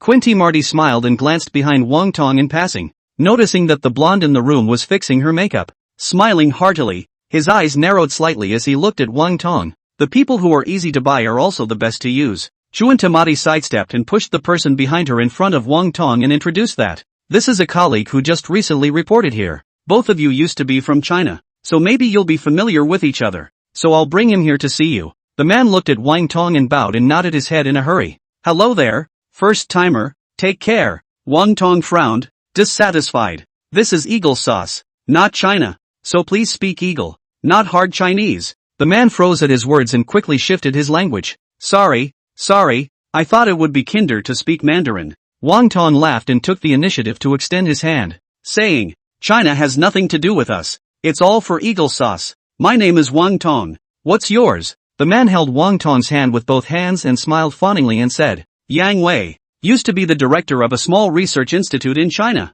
Yang Wei? Wang Tong subconsciously repeated afterward with an odd expression on his face. Chu Intamati introduced from the side, Mr. Yang is definitely called an expert in the high-precision field of China. It's just a pity that they don't know what they're talking about, and even let this kind of talent go unused. It's really a waste. Wang Tong looked at Yang Wei and looked around for a while. Then, as if she remembered something, she quickly asked, Did you work in Zhihai City in China before? Yang Wei was a bit surprised to hear that, and couldn't help but freeze for a moment, then nodded vigorously and said back, Yes, Mr. Wang had once been to Zhihai as well. Wang Tong waved his hand and said, "That's not true, but I heard that Wang Zhang had attended a junior college in Zhihai before designing the Transcendent, and had even submitted a manuscript to the Scientific Research Center in Zhihai City, only to be rejected. For this matter, there was also a major earthquake in the research session of Zhihai City, dismissing many people." Saying that, Wang Tong revealed a strange look and asked after him, "That person who rejected Wang Zhang,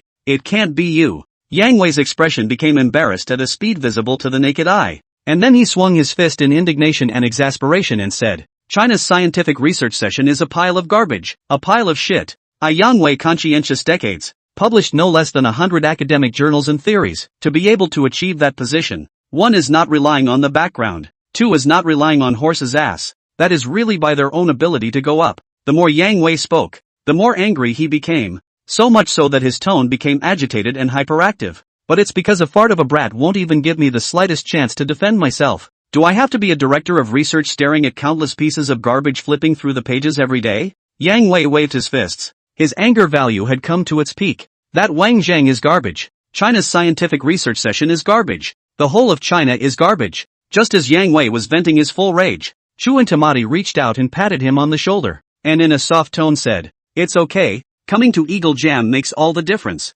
We are very kind to the learned and respect the wise even more." Saying that, Chu Intimati pointed to Wang Tong in front of her and smiled. "Director Yang, I think I should highlight our Mr. Wang Tong to you. Eagle Sauce's Utonus 2 as well as the 3 pilot aircraft, all of which were participated in by Mr. Wang Tong, and have already made groundbreaking progress, can be called the mainstay of my Eagle Sauce-like existence." Wang Tong humbly smiled and hastily waved his hand and said, "Mr. Chuinti Matti, what are you talking about? Since I've joined Eagle Sauce, I should do my bit for this big family. Otherwise I really don't know how to repay for all this that's been given to me." After the words were said, the two of them could not help but laugh out loud, except for Yang Wei. At this time, the blonde walked over with her bare feet, not caring whether there was someone outside the door, and directly embraced Wang Tong from behind. Her red lips came to her ear, and she said unapologetically, F***Kami, North Nose. The blonde's entire body was draped only in a Wang Tong shirt, unbuttoned, and as her body leaned forward, her spectacular waves cried out. Yang Wei, who was facing the blonde, noticed the key issue at once. This slut's whole body is really only draped in this piece of clothing. There is nothing inside. From Yang Wei's point of view, it was practically unobstructed, spring light everywhere. Seeing this scene, Yang Wei's eyes immediately went straight. Both eyes looked straight at the blonde, froze in place and did not move. With a swish, the tent was raised high. "I knew that foreigners are open, but I really didn't expect them to be open to such an extent." Wang Tong also did not avoid the two of them, turned around and put his hand into the blonde's arms for a while to rub. "Go back to where you were and lie down. I'll be right there." The blonde nodded happily and immediately trotted back to her room. Before leaving, he didn't forget to pass a flying kiss at Yang Wei. In an instant, Yang Wei's entire body became as frustrated as if he had lost his soul. Chu Intimati took everything in her eyes and didn't rush to talk to Yang Wei, but looked at Wang Tong and deliberately asked, "Mr. Wang Tong, is our service still considerate?" Wang Tong raised his hand and put it to his nose to sniff greedily, and opened his mouth to say, Good, yes." Chu Intimati laughed, and directly made a move to push Wang Tong back into the room. "Then I won't disturb Mr. Wang Tong's rest." With that, he waved at the blonde in the distance. The blonde understood and quickly came to Wang Tong. Yang Wei's eyelids snapped, and he was about to see what was going on, but Chu Intimati brought the door to the room with her. Just a moment before the room door closed, Yang Wei watched as the delicate blonde girl arrived in front of Wang Tong and slowly squatted down. The woozy sound came through the door of the room. Gulp. Yang Wei was a little thirsty and swallowed hard.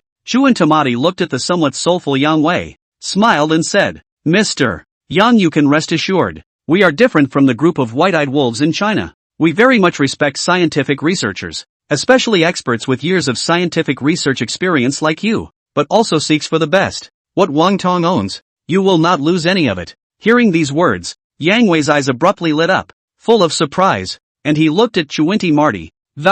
Really? Of course. Quintessence clapped her hands, and the next room was suddenly opened, and a diminutive figure covered in only a layer of tulle walked out. To the eye, the tulle looks exactly the same with and without it. Yang Wei directly jumped up and pounced on him like a hungry tiger. "Oh, dear Mr. Yang." Chu Intimati rushed forward and tugged Yang Wei, not forgetting to help Yang Wei grab his pants that had already faded to his knees in the meantime. "Mr. Yang, It's too much of a rush. How can you do such a thing after you've entered the room? Yang Wei couldn't hear any more words in his head, and only dropped his attention on the half-covered petite body in front of him. Up and down, his whole body followed. Swear allegiance to eagle sauce. Saying that was a poof. Yang Wei fell down holding his delicate body, looking at the two men who had become entangled together. Quintessence closed the door to the room in silence. The moment the door to the room closed, the smirk on Quintessence's face disappeared and turned into a grim expression. A bunch of shitty dogs from China. Throw a bone and you can run for a long time.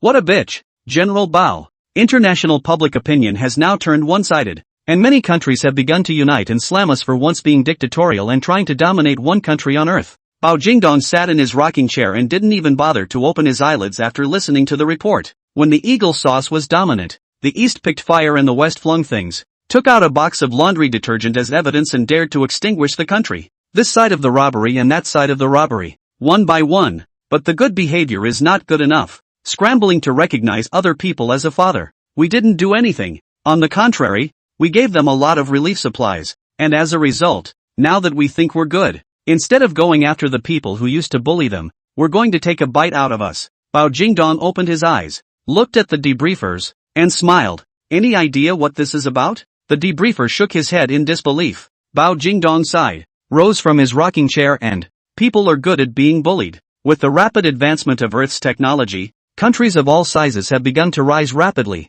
Following the fifth information transformation of the last century, the planet is witnessing a sixth historic transformation.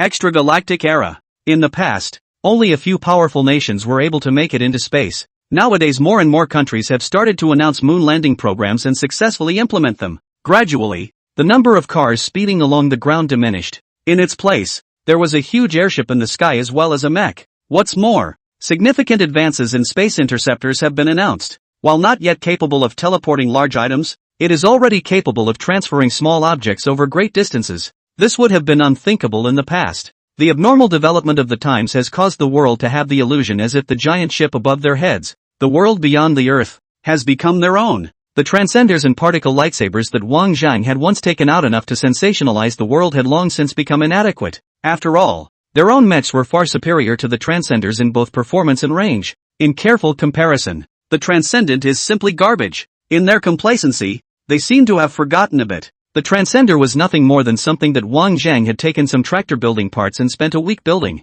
But the facts are in front of us. The technology of all countries is advancing by leaps and bounds. Only China has not said a word, and has kept an excessively low profile. In fact, the world has long investigated clearly that China is not low profile, but that it has nothing to offer in scientific research and has not made the slightest progress at all. Isn't that what's his name Wang Zhang very powerful? Why don't we see him jumping around now? Jumping around? If he dares to come out again, my great monkey empire will take him down first. Just a speculative fellow. What's there to be concerned about? Wang Zhang, look. Bao Jingdong held up a cell phone and kept chanting after Wang Zhang, with the intention of gloating. International public opinion now tends to be very serious against China, and it can almost be said that it is the enemy of the whole world. However, outsiders do not know whether China has really made no progress, but only China itself knows it well. Wang Zhang was busy holding a large pile of paper materials in his hands. Bao Jingdong was like a follower, following in his footsteps and hemming and hawing. Look at this one. It says that you made a deal with the aliens, and that the transcenders and the space interceptor device weren't even your invention, but the aliens. Because the level was so low, the aliens couldn't watch and were dumbed down by you. Ha ha ha ha ha. There's also this one. It says that you're actually not from China. You're smuggled in from the Big Stick country, because you stole a lot of scientific research drawings from the Big Stick country. That's why China accepted you. And one of those scientific research drawings included transcendence and so on. Bao Jingdong flipped through the public opinion news, tirelessly reading for Wang Zhang. The more he read, the happier he was, the more excited he was. There was no sense of tension or crisis at all. More than half of these people who were cursing China were spewing Wang Zhang. Wang Zhang, who was overwhelmed by the noise, finally couldn't stand it and stopped and turned around. How old are you? Bao Jingdong replied with a serious face. 30 ah. Wang Zhang snorted coldly and dropped a sentence that, childish. Bao Jingdong was a bit unconvinced and began to argue his case. How can you call this childish? I'm really spying on international intelligence for you. Wang Zhang also did not pay attention to Bao Jingdong, casually put the paper material in his hand on the table, and cast his eyes to the busy staff in front of him. How's the progress? Seeing that the person asking was Wang Zhang, The two staff members immediately replied, Wang Yuan, the space elevator has been laid and the space station is ready for transmission. Upon hearing this, Wang Zhang nodded, his expression rather gloomy. Bao Jingdong put away his banter and came to Wang Zhang, and after a little contemplation, he inquired in a low voice and said, You kid, really want to go? Wang Zhang let out a long breath and nodded silently. Nowadays, Earth's technology is progressing at a rapid pace, even going far beyond the progress of the plan that he had initially drawn up. That way, you don't have to take much effort from it yourself. On the contrary, it was the giant ship overhead. The extraplanar creatures inside the giant ship had become more and more active during this period of time, and there were already quite a number of creatures gradually finding the right exit and trying to escape. It was also thanks to the fact that Earth's technology had changed drastically and was a whole lot stronger, and several times the beasts were stopped back. However, it was thanks to the fact that there were no more terrifying existences like the rock giants among these extraplanar creatures, or else even the current military might not be able to stop them. With the technological spores of the Shangarians fueling the planet's development, the planet no longer needed itself. But to counteract the extraplanar creatures in the giant ship, it's definitely not enough at the rate Earth is developing. However, it was good that Wang Zhang still had a flying saucer intercepted from the Hormels in his hands, and if he cracked it, he might not be able to obtain some useful clues. It was a pity that after a few rounds of searching one after another, there was still nothing. Finally, while rebooting the UFO's operating system, a mysterious string of coordinate codes was inadvertently discovered. If nothing else, this coordinate code should be where the Holma galaxy is located. Traveling to the Holma system, one might be able to find some more advanced technology that could further strengthen Earth's civilization. It's not that the Institute has done nothing in the time it's been silent in China, but it's been concentrating on one thing: space jump. Unlike space interceptors, space jumps are performed in space, and only the coordinates of two places need to be obtained to make the leap over extremely long distances. Of course, space jump devices are much harder to build than space intercept devices. Even with Wang Zhang in charge of the supervisor, it still took almost 3 months before the space site was barely linked. Wang Zhang boarded the Holma flying saucer, and with a flash leap, the person went from Earth to a space station inside the outer edge of the Earth. Bao Jingdong looked at Wang Zhang in the picture and spoke for the last time. Are you really ready? If you go, you may never come back. Wang Zhang shook his shoulders, did not say anything, but only gave a yeah gesture at the camera. Seeing this, Bao Jingdong no longer forced himself to do so, closing the communication between the two places and looking to the staff next to him. Begin. After the order was given, everyone began to move in a hurry. The sky elevator that was once constructed also came in handy at this moment. In a flash, a straight column of light shot out from the ground and shot straight up into the sky, running into space beyond. This pillar of light was so dazzling that many people, many countries, saw it, and all of them let out strange exclamations of surprise. What's that? I don't know. It seems to be within China. This height, this brightness, it's even broken out of the Earth. I told you there was a big move in China. What an abomination. Hiding everything. No way. Must go and ask them. Unlike the bustling murmurs of the outside world, at this moment, there was a silence in the territory of China. All of them looking up and watching this unusually spectacular sight. Inside the space station, Wang Zhang activated the flying saucer. The indicators are normal. Energy infusion refueling normal. System functions are operating normally. UFO internal engine speeds have intensified and are approaching peak. A dazzling white light flashed, and by the time everything had returned to calm, the flying saucer was no longer in the picture. Have lost Wang Zhang's coordinate position. Wang Zhang's signal disappeared. Looking at the empty image transmitted back from the space station, all of them could not hide their excitement and could not help but ask, did it work? Keep in mind that prior to this, the farthest distance of manned aviation that Earth could achieve was the moon. And right now, the Holma flying saucer that Wang Zhang was aboard disappeared in plain sight, and the intercommunication channel between the two sides was even cut off in an instant.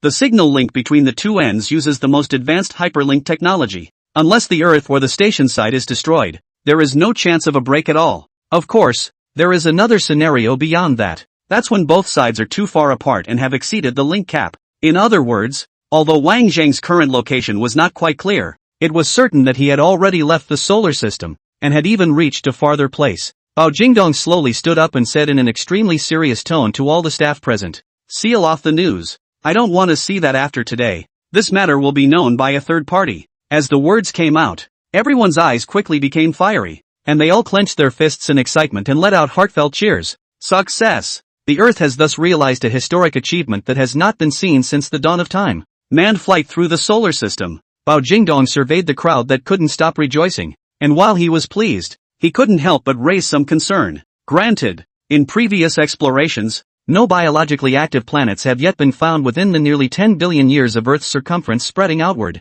However, not having been found does not mean that it does not exist, and there is also a possibility that those civilizations are far more technologically advanced than the Earth, and are able to easily circumvent the Earth's light sensing detection. So Wang Zhang was alone on an interstellar cruise, a move that was undoubtedly extremely treacherous. Nihei look at the country and cannot find out it can assist Wang Jingpir, can only watch Wang Zhang alone away from the Earth, into the remote universe. If they can't come back, whether they are dead or alive, even more no one can know. Thinking of this, Bao Jingdong's tightly wrinkled brow did not see half a bit of relief, and only after a long time did he let out a deep sigh. A teenager who hadn't even finished his 20th birthday was carrying too much for China, for the Earth. But it was also because of his appearance that the Earth's civilization had taken on an unprecedented vitality and was developing at a speed that it had never possessed in history.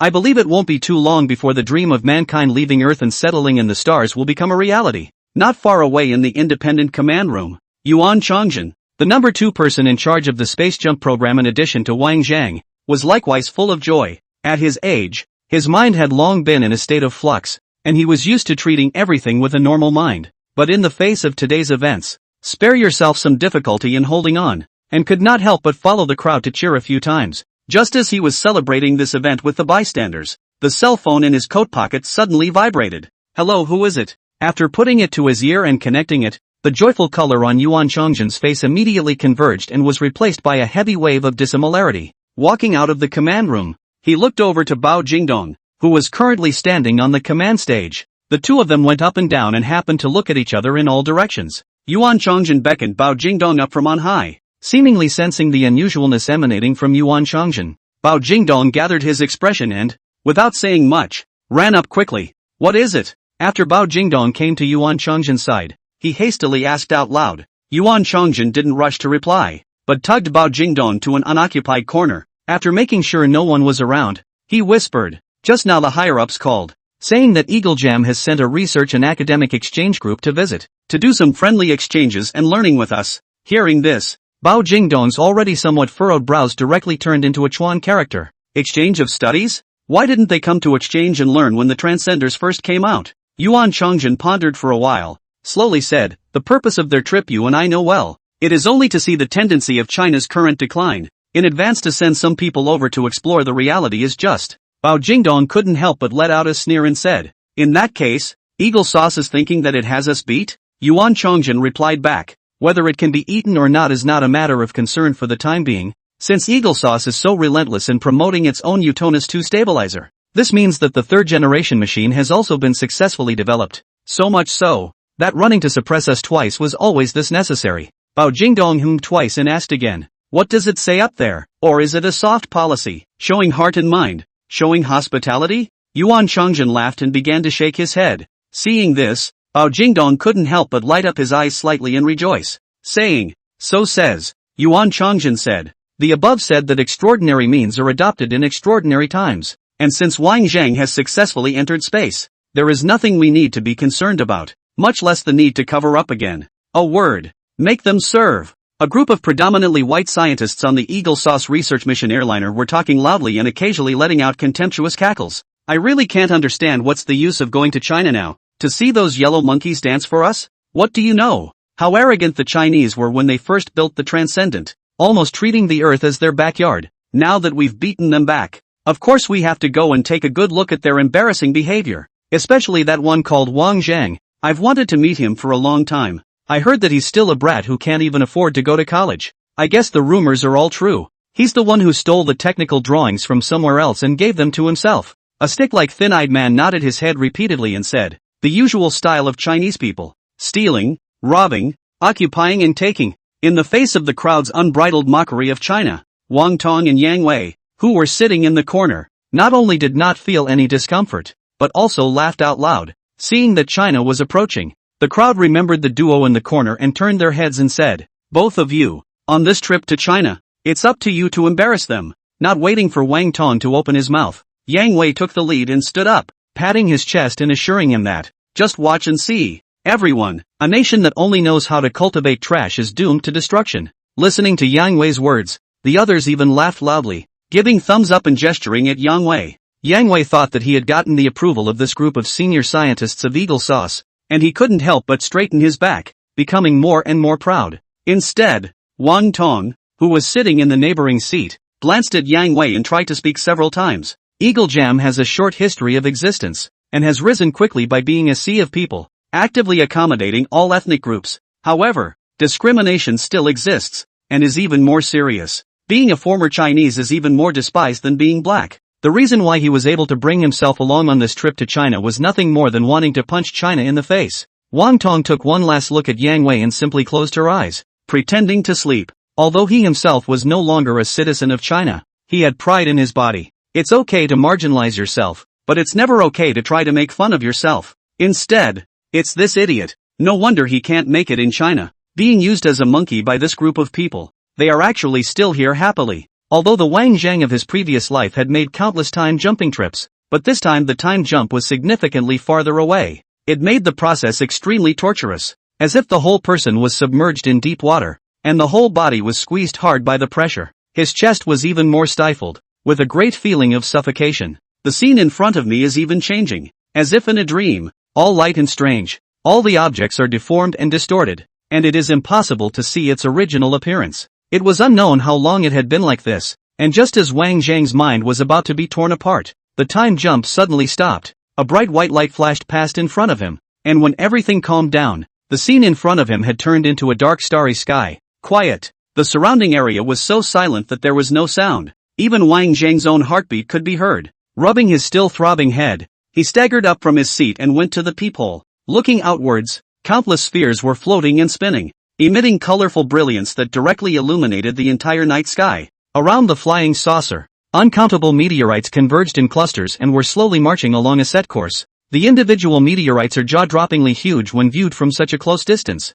It seems that the smallest meteorite is half the size of the Earth. Wang Zhang rushed back to the console and quickly entered a string of code. Then after transmitting in the coordinates of the Earth, the screen unexpectedly displayed error. It is important to realize that the monitoring limit of this Holma saucer is capable of reaching a staggering 300 billion light-years. Since the display was wrong, it meant that the position he was in now, the distance from the Earth was heck beyond the monitoring limit of the flying saucer. 300 billion light-years away. In that case, one had really come to the location of the Holma civilization. 300 billion light-years, which were beyond the distance limit of manned aviation in the previous world. Before Wang Zhang could recover from his shock, the interior of the flying saucer suddenly shook violently. Wang Zhang did not stand still and directly planted himself on the ground, rolling in a sorry state all the way from the east side of the flying saucer to the west side. Forcing his dizzy head up, he was surprised to hear a regal hiss in the deep outer two vacuum. Unlike the roar on Earth, this voice was more like a voice that rang in the mind, hitting the soul and calling out to people as if they had been struck by lightning.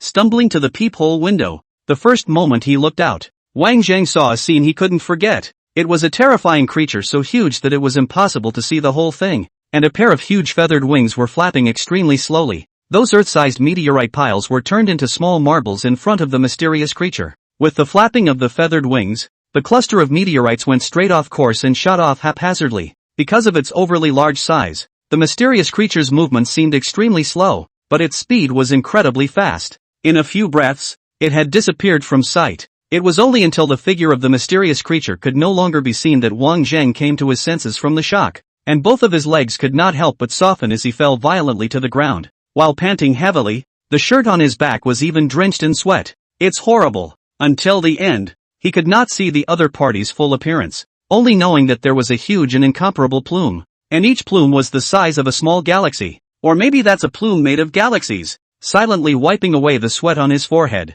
before Wang Zhang could pilot the flying saucer away from here, an abnormal tremor once again came from the distance. Only an ugly creature with wings and covered in pitch-black fur was seen running quickly through the vacuum. At the tips of his wings, two sharp claws spread out, easily tearing apart accidentally grazed meteorites along the way. Looking at the appearance, it was somewhat similar to the bats on Earth. Just from the size alone, this ugly creature, though much smaller than the mysterious creature just now, was still too much bigger than his own flying saucer. One bite is not enough to stuff your teeth. However, it was fortunate that the flying saucer had a self-concealment function, so unless it was actively exposed, it could not be probed by the outside world at all. Wang Zhang vaguely developed some interest and began to observe the ugly creature. One could only see it darting in and out of the cluster of meteorites, its figure extremely light. Suddenly, the ugly creature's face began to twist, and its entire body turned at that moment, running in another direction. At the end of the direction it was running to, a star releasing 10,000 degrees of heat and burning with a blazing azure flame was methodically spinning,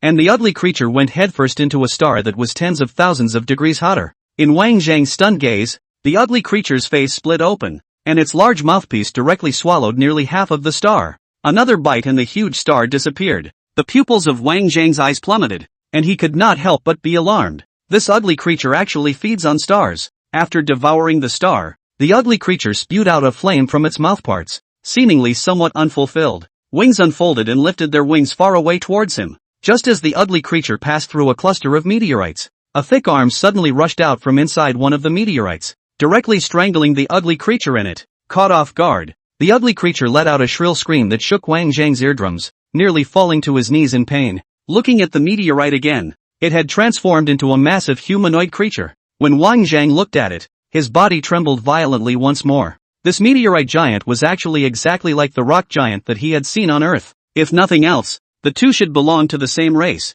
Only this meteorite giant was much bigger, almost the size of 2 planets. The ugly creature that had previously eaten a small star in 2 bites was now clutched in the meteorite giant's hand like a chicken and was struggling desperately. He thought that the situation was settled, but the ugly creature suddenly swung the sharp claws on its feet and quickly slashed at the meteorite giant's chest. The sharp claws were so fast that they were stumps, frantically slapping the body of the meteorite giant, and the hard shell suddenly became full of holes and rubble. In pain, the meteorite giant let go and drifted a few steps backward, and the enraged ugly creature didn't leave it at that, but rushed towards the meteorite giant, its hideous mouthparts and sharp-pointed claws opening up in unison, together running towards the meteorite giant's head. In just an instant, the meteorite giant's ever-retrogressing figure suddenly stopped, and its large head violently exploded, turning into countless pieces of stone that splattered away. With a gulp, the meteorite giant's blown-up head was swallowed by the ugly creature, which then drifted away. The only person left behind was Wang Zhang, dazed and confused. Back in the day, an infinitely smaller version of a rock giant came close to depleting half the planet's living forces, and this meteorite giant, which was the size of 2 planets, was killed in a single move. After sensing the danger of this place, Wang Zhang did not dare to stay any longer and quickly maneuvered the airship towards the distance.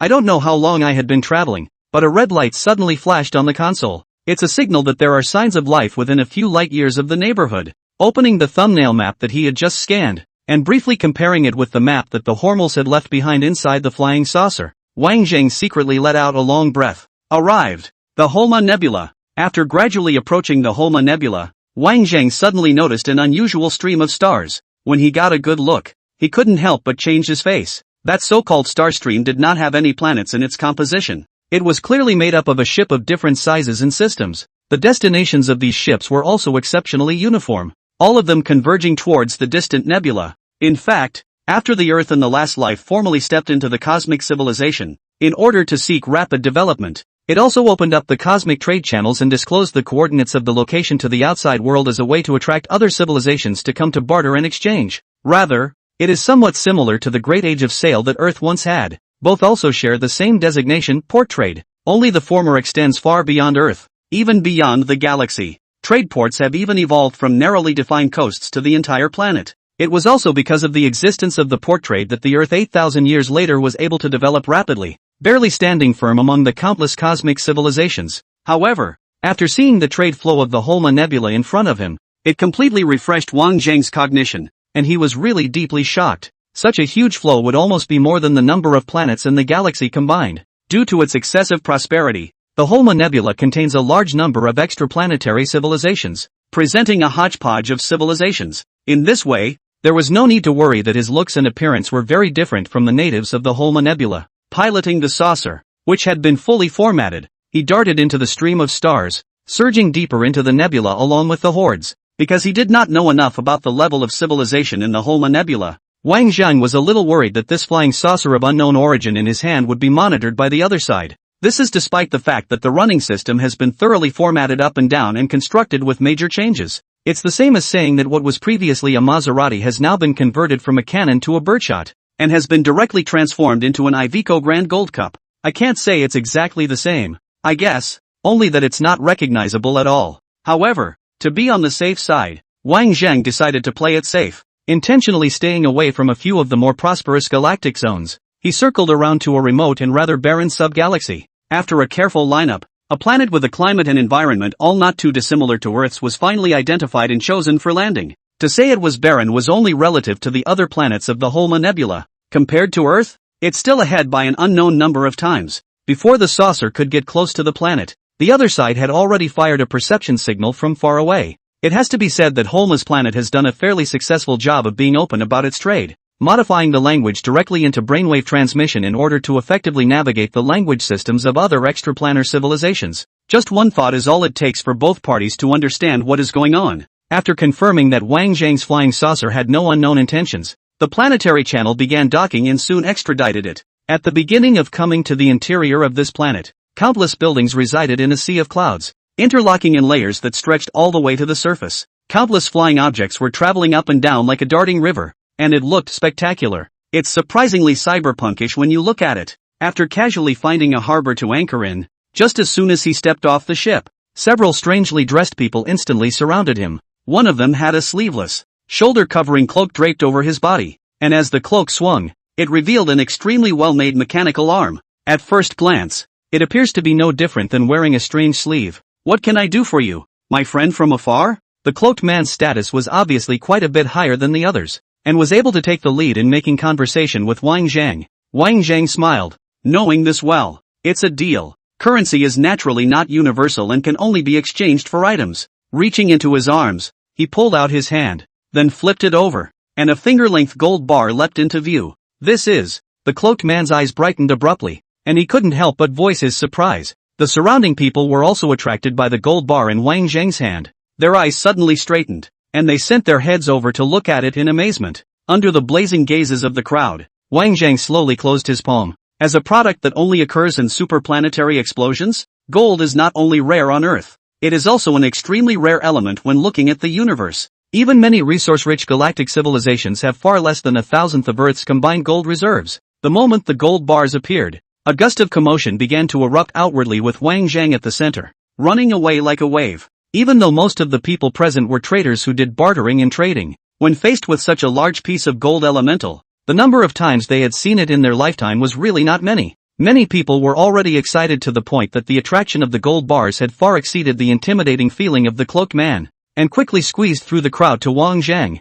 excitedly inquiring about the price. "Friend, are you trading currency or items? I have fine prosthetic limbs here, a set of thought storage systems, and plenty of technical drawings. It's all negotiable." "Friend, how is the gold elemental coming out? I can trade for the blimp. Plus it comes with an intelligent artificial system." Friends, people around the enthusiasm to out of the ordinary, directly clustered around Wang Zheng. Reaching out to Wang Zheng tugged at the corner of the coat, lest such a big single business open legs run away. "Shut up, all of you." Seeing the situation intensify, the cloaked man, who had been pushed and shoved to the edge of the crowd, suddenly let out a roar. This roar also worked really well, instantly scaring the noisy crowd into a standstill. No longer daring to make any other words, the cloaked man beside roughly paved away from the crowd, reappeared in front of Wang Zheng, took out a nameplate of unknown material from his pocket, and handed it to Wang Zheng. Wang Zheng did not take it the first time, but lowered his head and surveyed it. The nameplate is so precise that,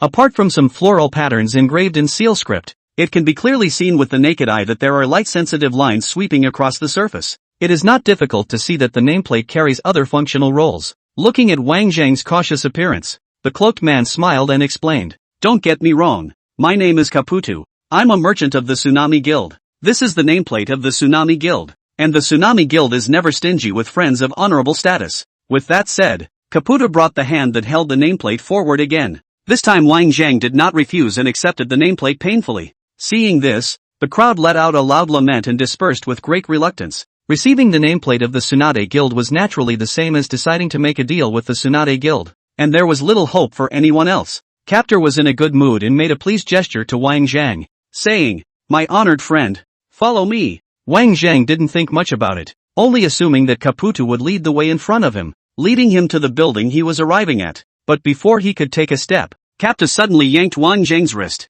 In the next moment, there was an instant blackness before his eyes, and his entire body was plunged into an endless sense of descent as if he had fallen into an abyss. After another instant, Wang Zhang slowed down from the falling sensation. The scene in front of him suddenly changed. From the busy harbor to the grand and solemn inner hall of the building, the area of this hall seemed to be a little too large. Looking up, one couldn't even see the roof. And surprisingly, one could still see quite a few people flying around with their feet on various kinds of implements. Beside him, Captu had stepped onto a thin, floating disc at some point. Turning back to look at the dazed Wang Zhang, there was a sudden flow of surprise under his eyes, but it passed in an instant. Being able to pull out a gold elemental at the drop of a hat and piloting an extremely advanced flying saucer. This kind of person doesn't look like someone who hasn't seen the world in any way. But the expression of astonishment he had just displayed clearly did not look like he was faking it. Coming from afar as a guest, Capta did not think much about it, pulling Wang Zhang onto the disc, and with a movement of his mind,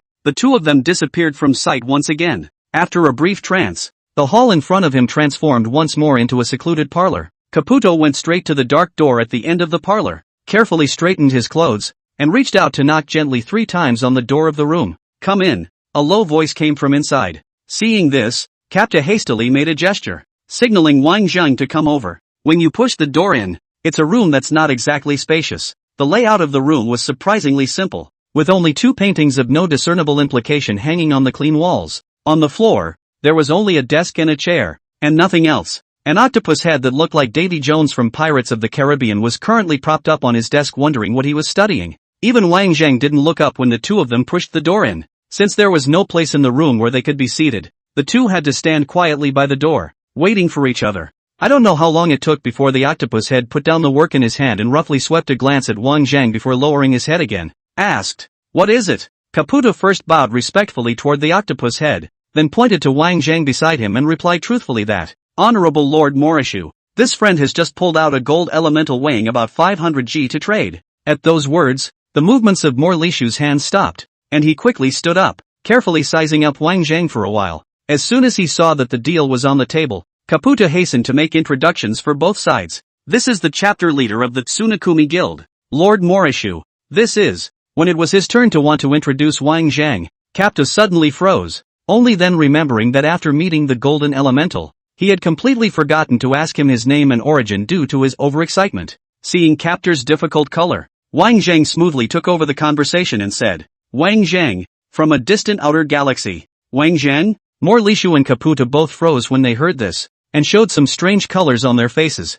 What a strange name. Out of respect for their guests, the two recovered in a flash. The tentacles on both sides of Morishu's cheeks gently swayed, as if to express a rather pleasant mood, and he opened his mouth to inquire, "I wonder what kind of transaction you wish to make with the gold elemental." "Technological preludes, elemental items, as well as some of the forbidden technologies. As long as the Tsunaji Marine Guild possesses them, we will definitely do our best to fulfill them. Because the level of technology is far beyond the Earth, the application of gold is naturally more extensive. But gold as a kind of stellar evolution and supernova explosion can only get a rare product. The degree of acquisition is extremely demanding. The degree of preciousness is far beyond the imagination of the people of the Earth. While a number of civilizations in the whole galaxy also hold the path to synthesize gold, the cost is too great. The energy required to synthesize it far exceeds the value of the gold itself, and the artificial synthesis is totally more than worth it. In this way, the value of gold has increased day by day. So much so that it has reached the point where there is no market for it.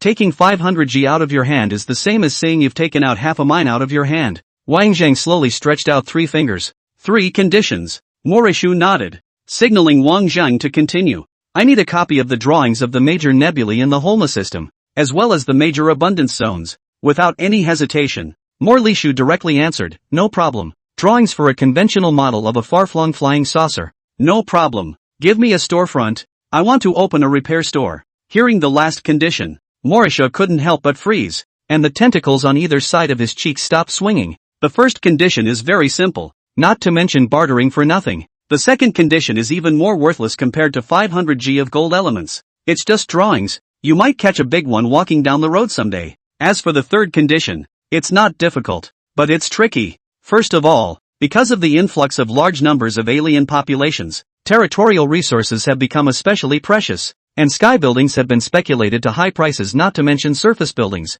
Otherwise there wouldn't be a whole bunch of walking vendors who wind up in the sun every day. Secondly, it's good to open any kind of store, but it's the repair stores that are extremely demanding. Qualifications, licenses, mechanics certificates, etc., etc. The man in front of me had gold bars in his hand, and the money must be real. Knowing how to make repairs is not how it looks. Looking at the gold bar in Wang Zhang's hand, Lishu was a little embarrassed for a moment. Wang Zhang also did not ink with him, directly took a few steps forward, reached out and heavily slapped the gold bar on the table. Listed as a mechanic? Lishu asked, opening his mouth. Wang Zhang shook his head. Caputo, who was also a little baffled, hastened to say, Coronation Wang Zhang, you may not be too clear about the regulations on our side. In order to open a repair store, it is necessary for the store owner to issue a repair-related certificate. Wang Zhang replied, it's okay, I can learn. 7 simple words directly silenced Lishu, who was the guildmaster of the Zhangyi Xiang Guild. The gold bars on the table also became hot. Learning? How do you learn? How long will it be until you learn how to repair a store? Lishu let out a deep breath, and only for the sake of the gold bar did he not get angry. It was also Caputo who had to patiently explain for Wang Zhang. Coronation Wang Zhang, you are thinking too simply. The learning process of a mechanic is extremely tedious. It is necessary to first find a teacher and accumulate the required hours. A large series of processes down the line. Wang Zhang listened to some headaches. How is this like taking a driver's license on Earth and having to save up hours? It's better to forget about it if it's so much trouble. Upon hearing this, Lishu and Caputo's faces eased a little. When he was just about to ask Wang Zhang to change to another condition, he heard Wang Zhang say in a shocking way, you take me straight to the test. Lishu once again looked at the gold bar on the table, which barely suppressed the agitation in his heart. What's with this little old man? It's a bit too arrogant. If it wasn't for the big gold bar on the table, I'd have to slap you out. Come up here clamoring for a mechanics exam. Why don't you go run for Holma Interstellar Alliance congressman? Seeing that Lishu was already on the verge of an impending rampage, Capta hastily took over the conversation and rushed at Wang Zhang, saying, my esteemed friend, the mechanics proof is extremely strict, and is handed over to the Sub-Alliance Council for direct selection and examination, and even if the Tsunaji Maritime Guild has the intention to help you, they can't fake it in terms of results. Wang Zhang shook his head with a face full of certainty and said, there's no need to fake it, I'll take the test. Words out, Lishu fell into silence, looking at the table. That bright golden big gold bar suddenly does not smell. Waving his hand at Caputo, he said, send them away. This kid isn't cocky anymore. He's just stupid. After all, the number of mechanics was scarce, and not only was their status respected, their identity was even more precious. This can't be something you just say you're going to get into. Moreover, the examination quota for each period is limited. How many people and how many forces have squeezed their heads? You kid, move your lips and want to take a seat? It would be better to add another tiger to the guild of Tsunaji and Marigold than to waste your efforts for nothing. Lishu was extremely determined. The heart is 3 words. No way. Absolutely not. Seeing that Lishu refused to let go, Wang Zhang could only take the initiative to take a step back. Degree, the quota is for me. The gold bar is for you, and it's on me whether I pass or not. Caputo, what are you waiting for? Quickly take your guest to enrollment. Lishu swished the gold bar on the table and rushed at Wang Zhang and said, we have a deal. Don't go back on it. Wang Zhang froze for a moment, somewhat surprised that this guy changed his face so quickly. It wasn't a shame though. After all, the value of an item wasn't in itself, but in the need for it. The gold, though precious, was not very dependent on himself, and was far less important than the mechanics enrollment quota. After briefly climbing a few words with Lishu, he quickly left the president's room. Captor and Wang are walking one behind the other. Compared to before, at this point, Caputo was acting much more enthusiastic, right down to shushing him.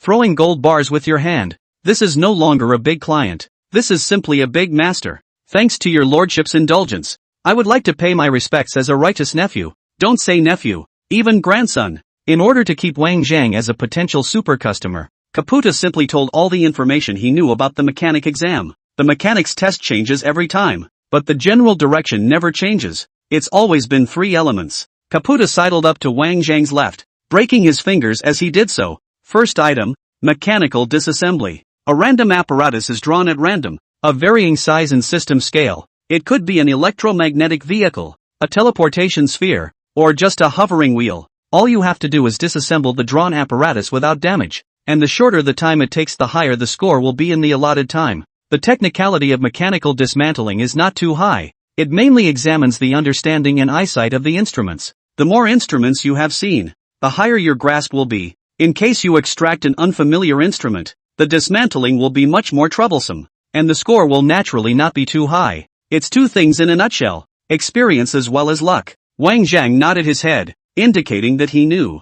Second item, apparatus assembly. It's still a bunch of randomly selected parts, just assemble them according to the requirements. Comparatively speaking, the second item is the least difficult. As for the third, Caputo paused for a moment, recalling slightly, is the trickiest of the three tests, and the one that tests the caliber the most. The examiner will give each person a drawing of the instrument, which has no notes with the steps, only a thumbnail sketch of the finished instrument. All that needs to be done is to find the parts that can be used in a warehouse full of them and put them together on your own until you're done. Between the words, Captor's tone was vaguely frustrated. The reason why he was so familiar with the mechanics examination was that he had participated in it many times, and every time he had folded in the third examination. After all, trying to put together a successful assembly without any difference just by relying on an exterior drawing is no less difficult than building a new type of equipment out of thin air. Because of this, the heat of the mechanics has been high, but the number is leveling off and difficult to see growth. Perhaps Caputo had failed too many times and had lost confidence in the mechanic test.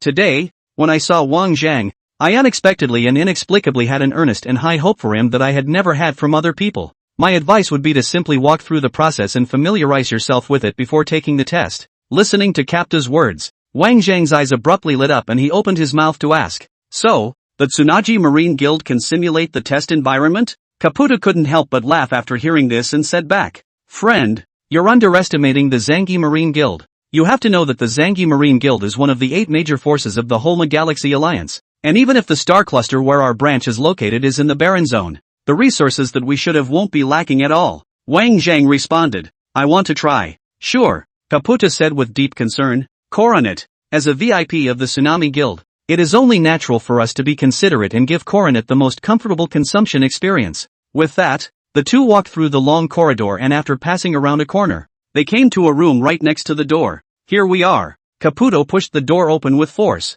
and a smell unique to mechanical parts hit him. A brief look around the place revealed that it wasn't as lofty as one might expect. Instead, it was exactly like a large warehouse, with mountains of thousands of parts piled one on top of the other. Capta led Wang Zhang into the warehouse and circled around for a while before arriving at a few obsolete hovercrafts. The models of these hovercrafts are very special, almost never circulated on the market, and their construction is more complicated compared to unusual hovercrafts, so it's most appropriate to use them for practicing. After listening to Captu's introduction, Wang Zhang walked up and patted the shell of the hovercraft that had fallen a layer of thin gray, and looked up and down with some curiosity. Obviously not activated, this hovercraft still managed to hang in a dozen centimeters above the ground to remain stationary, but it was a thing worth studying. It seems that levitation draws on material rather than energy. Let's begin. All 3 tests together. Wang Zhang dusted off the dust on his hands and spoke. Caputo froze for a moment and asked in surprise, "Not ready to prepare? Not a simulation? What's there to prepare for?"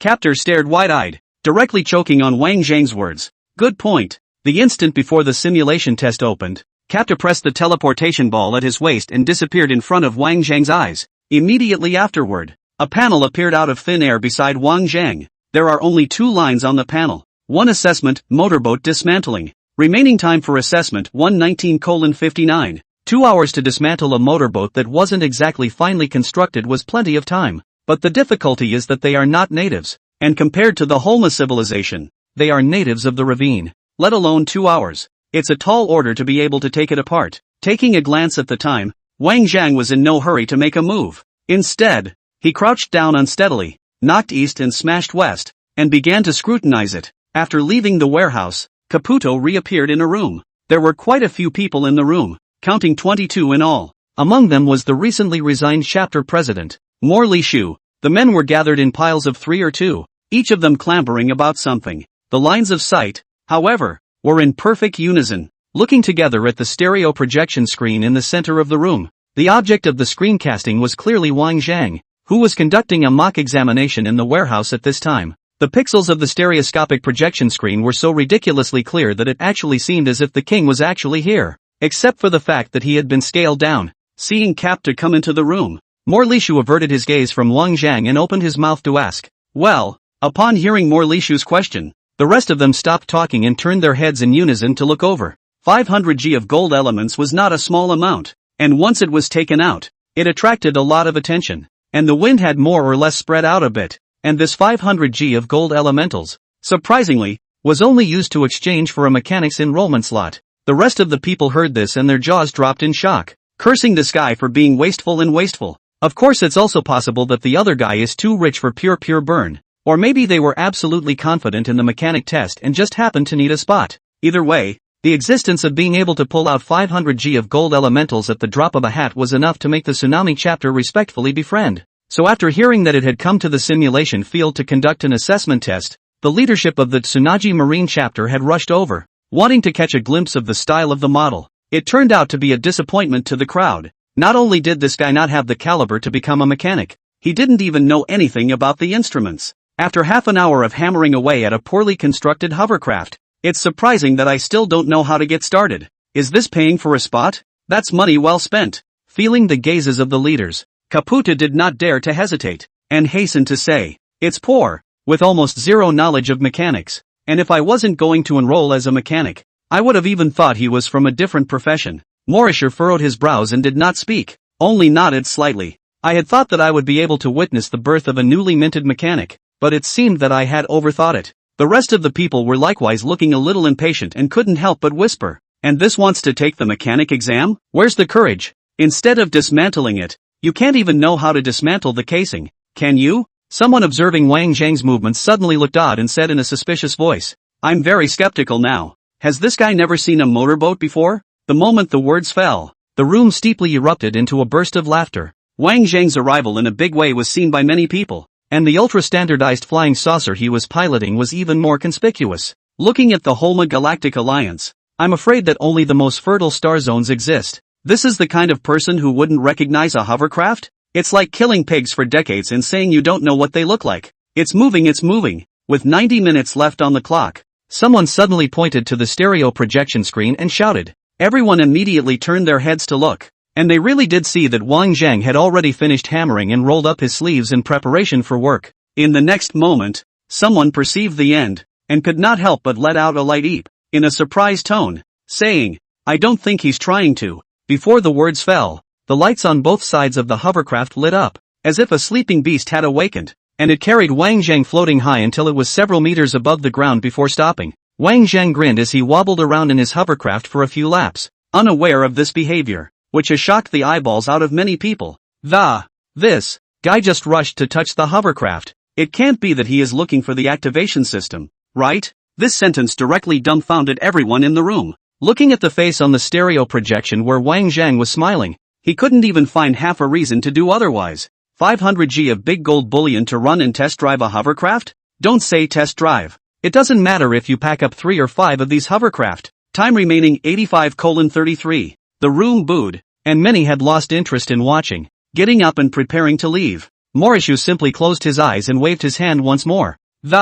Turn off the projection and deliver the quota to him, and our mission will be considered complete. When an agreement has been drawn up, it's not up to him to back out. Please wait. Caputa's expression suddenly became skeptical, and he cried out in alarm. When the rest of the people looked over, their eyes likewise changed drastically and they couldn't help but be stunned. Obviously it was floating in the sky just now. How is it that in the effort of the crowd twisting their heads, the shell has already been removed? The time before and after, definitely not more than a minute. Right at the gap of the crowd's suspicion, Wang Zhang's surrounding temperament violently changed, and the meaning of transcendent dust leaped out. The person was still the same, but in everyone's eyes, it was obvious that Wang Zhang was different. In full view of the crowd, Wang Zhang danced quickly and calmly with both hands as fast as a blazing shadow. The sound of parts crashing to the ground was heard with each lift and drop. Time remaining 83:27. The large hovercraft was disintegrating and getting smaller at a speed visible to the naked eye, and beside Wang Zhang, there was an additional small mountain made of parts.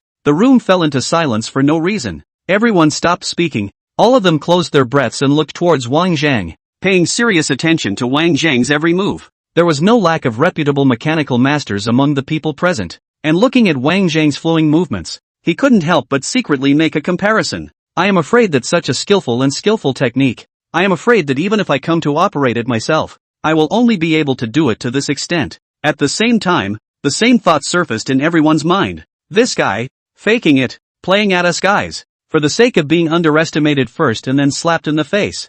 I'm just pretending to be a pig in a poke. While the crowd was thinking wildly, Wang Zhan was already completely immersed in the fun of dismantling the hovercraft, as if his entire being had melted, merging with the hovercraft as one. Onlookers don't know, but Wang Zhang is well aware of it. It was absolutely impossible to achieve this level of success if you only relied on the theoretical knowledge you had accumulated in your previous life. I'm afraid familiarization took some effort, not to mention disassembly. The Nagarjuna had given himself a gift that, in addition to this body, had been said to have helped him activate his uniquely earthling traits. At first he himself found the other's words inexplicable. This was not taken to heart. If you look at it again today, it's not as if you're hitting the top with a heavy hammer. God. Full concentration. Such as the Tongxian. 81:51. Wang Zhang stood up and let out a long breath. The hovercraft in front of him had disappeared, replaced by a jumble of parts. In the room, no one squeaked, and there was dead silence all over. The first simulation test took close to 40 minutes.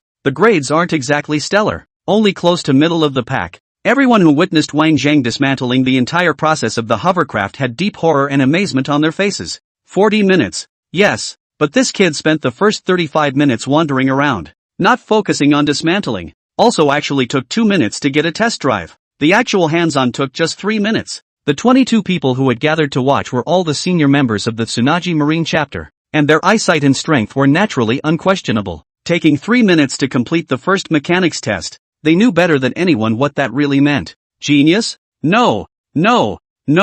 Sovereign master. Everyone was now certain that this guy was not only no stranger to hovercrafts, but extremely familiar with them. From the operation just now can be seen, all the action in line with the flow. A 1-2 punch, at least is also on the hovercraft disassembled thousands of hundreds of times perhaps to be able to do this degree. But is it possible? Disassembling a hovercraft 1,000 times, how could there be time to work on other equipment? Moreover, how old is this Wang Zhangkai? No need to survey the bone age can be guessed almost. Absolutely impossible more than 30 years old. Even if he was allowed to disassemble and assemble it without eating or drinking, he wouldn't be able to save enough for 1,000 times. More Lishu looked at Wang Zhang, who was slowly walking towards the second item of the examination, and suddenly remembered what he had heard Wang Zhang say when he was in the office. That's when I realized that it was no wonder that this guy was able to blurt out that he was going straight to the exam. Turns out it's not arrogance. It really does have the backbone and capital. Turning his head and rushing at Caputo, he said, "No need to test, just take him to the test."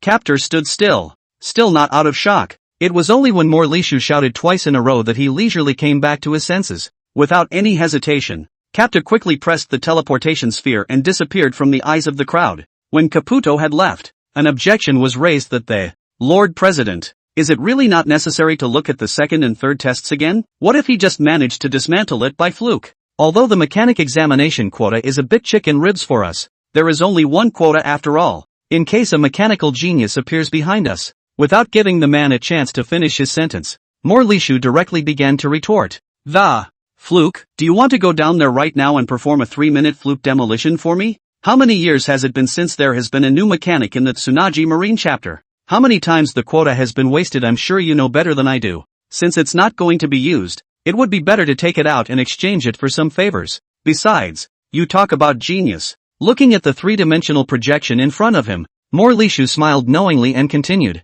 isn't it just around the corner? As the chapter leader of the Tsunami Guild, Morisho had made countless deals in his life, been swindled many times and profiteered just as many times. Networking is something that has become a useless liability for the present-day Morlishu. This time alone, after making this deal with Wang Zhang, Morlishu felt a trace of joy from the bottom of his heart. It's not about the 500G gold bar, it's because of Wang Zhang as a person. Although he was not sure of the other party's origin and identity, he felt from the inside that this person was extraordinary. Coming to the Holma galaxy is bound to stir things up. In the next instant, Captu appeared behind Wang Zhang. At this time, Wang Zhang was still circling around the second test, and in front of him was a pile of disorganized parts. The virtual panel next to it is even more simple with only 3 words. Pulse flow machine. 1 has no drawings and 2 has no supporting equipment. Completely by hand only. Before Wang Zhang could study these parts thoroughly, Caputo had already come to Wang Zhang's side. After experiencing the first test, Capta's attitude towards Wang Zhang became more respectful. Coronation Wang Zhang. You can stop now. Just now Lord Morlishu has already talked with the Mechanic Guild side. We can now set off forward to participate in the examination. Wang Zhang straightened up and said with some confusion, didn't you say that we should practice first? Caputo smiled skinlessly and said, you are not joking again. Coronation Wang Zhang. Please forgive Caputo's earlier ignorant laziness. Wang Zhang nodded without moving, but his heart was rippling. I made a point of checking myself when I first arrived to make sure there weren't any echoes of monitoring signals around, but even so, their every move here was still known to them. It must be said that the gap between the Earth's civilization and these advanced civilizations is too great, so great that it is unattainable, and can only be seen to the extent that it is out of reach. You should know that what you have in your hands is still the technology of the Earth after 8,000 years. If it is compared to the same era, it is simply the indigenous savage running into the modern society. Leave the warehouse until you get out of the tsunami chapter building. When I looked back, I was really shocked again. This building was really a bit too big. So big that it could no longer be described as a building. It was simply a small city. Even a large portion of the building had detached itself from the ground and was suspended high in the air. In the distance, upon seeing Wang Zhang walk out from the Zhangji Marine chapter, many people had already heard the news that he had pulled out 500 G of gold bars, and had begun to point their fingers at Wang Zhang. Bad thoughts or not, there is also dare not go to do. Merely in the discussion of this kid so rich and generous. In the end is which Manhwa Galaxy's male son to this kind of countryside place to experience life. Facing the countless gazes thrown at him, Wang Zhang didn't care too much. After all, when he was on Earth, he received more attention. So much so that he was on tenterhooks every day, fearing that his life would be lost if he didn't pay attention one day. Following Caputo to a starship bearing the logo of the Tsunami Guild, there was plenty of room and no shortage of people to carry. The two made their way to the Starfleet ship's most luxurious cabin under the envious gaze of the others. Despite its very large size, there are no individual rooms in a Starfleet ship. When the two of them sat down, Wang Zhang glanced at the outside scenery and asked curiously, "Where is this going?" Caputo hurriedly replied, "The Daylight Star, 400 light-years away, will take about 4 hours." Wang Zhang nodded and continued to pursue the question. "Wouldn't a space jump be more convenient?" A sentence that directly caused Captor's expression to become odd. He had good reason to believe that this Wang Zhang fellow was the male son who had come down from the Thinghua star area. Coroner Wang Zhang. All distances over 50 light-years or more are considered ultra-teleported, and there are no jump permits except for the central star area of the Alliance and the whole galaxy. At those words, Wang Zhang was secretly surprised in his heart. So, the two Hormels that once invaded Earth were still higher beings from the core sector? The hourly daytime star, which takes about 36 hours to rotate 1 week. This is because the core star of the galaxy in which it is located is a pseudosphere that is not irregular, which results in a large portion of the hourglass star being exposed to light year-round. This gives the hourly star 480 days a year, with 420 days in daylight. Because of the high number of days and low number of nights, one of the test locations for mechanics was located here. It must be because the date of the examination was approaching. The outer edge of the time-day star was very lively, with all kinds of ships of different types and models parked at the edge of the star ring. After the ship had landed, Wang was entering the Daybreak planet under the leadership of Caputo. Arriving at the Daylight Star, Wang Jing finally realized what it meant that the only way to see the gap was to compare. Although the barren star area was called barren, it was many times ahead compared to Earth. However, compared to the timeless star in front of him, which was in a fertile star area, it was directly crushed into the dirt, without even giving Wang Zhang a chance to gawk. The moment their feet landed on the ground, the duo was teleported away. Slightly dazed before his eyes, the scene changes. It came inside a magnificent and tall palace. Beside them was also a group of humans of different races talking to each other. Suddenly, Wang Zhang saw someone in the crowd. The man's attire was branded with a very familiar mark, the logo of the Guild of Tsunakumi. Seemingly noticing Wang Zhang's eyes, Cap 2, who was on the side, opened his mouth and explained. The Tsunaji Marine Guild is one of the 8 major alliances in the whole galaxy, with chapters covering many places, and naturally, quotas as well. So being able to run into it here isn't that unusual. Wang Zhang nodded deeply and asked, "Since we are a family, why don't I see you go up and say hello?" At those words, Caputo looked at the man in the distance wearing a guild logo with Tsunaji's name on it, lost his smile and shook his head, saying, "Let's just forget it. They're from headquarters, and in their eyes all of us from the branch are trash. So why go up and make a fool of ourselves? There is nothing wrong with that." The Holma system is divided into 4 star zones according to the prosperity. From low to high are barren star zone, moderate star zone, rich star zone and core star zone. The difference between the 4 star zones is not only that there is a serious imbalance in the distribution of resources, but also that many of the techniques and theories are worlds apart. It's as if Eagle Sauce is on the same planet as the non-state, and Eagle Sauce has taken to the skies and the oceans, and is computerized all over the globe. The Afrikaner state is still gloating over the fact that it only took an hour to get the fire started today. For people in the core, Looking at the barren zone is no different than looking at an ape that hasn't fully evolved yet. It's not a slight, much less a scorn. It's a crushing lack of regard. After registering for the examination, Wang Zhang received the examination number plate. No, 886. There was something special about the texture of the exam number plates, and if it weren't for the lack of time, it had to be taken apart and studied. About to start the examination, Wang Zhang did not have much reaction, but the side of the Caputo was nervous, and finally urged a few more words, nothing more than some steady mind and other cheering words. Wang Zhang did not show impatience, but instead is to listen carefully, nodded his head in agreement. It wasn't long before the exam number plate in his hand suddenly launched a blue light, without any pretest notification with the speech, still huddled in the pile of people gabbing. Suddenly the number plate in the hand was locked by a device from nowhere, accompanied by a blue light bloom, and was once again transported away. After regaining his footing, Wang Zhang covered his somewhat dazed head and secretly slandered in his heart. Was teleportation the only method of catching up on the planet Holma? Teleporting 7 or 8 times a day is a bit overwhelming. After a slight reprieve, he got up and looked around, realizing that he was now standing in a huge square of fairly spacious space. All around them were the members who had participated in the mechanics examination this time, and they were also in the same size of the same square grid. Counting carefully, there were about 300 people up and down, and there are only a pitiful 5 seats for mechanics. That is, the total score of the 3 tests needs to be in the top 5 to qualify. After Caputo's earlier introduction, Wang Zhang quickly locked in a few stronger, most likely to become mechanic existences from the crowd. The first one was the guy from the Tsunaji Marine General Union, named Private Marseille, and from what Captor said, he was a rare mechanical genius who would most likely become a guild leader in the future. The second was a strange creature with a reddish body and 3 horns on its head, from the Shiyu Luofan Merchant Guild, which was also one of the 8 alliances of Holma. As for the others, it's not that they're not strong, it's that Caputo doesn't even recognize them. A brief analysis reveals that all of these people could be mechanics if they were judged by Caputo. Wang Zhang sighed.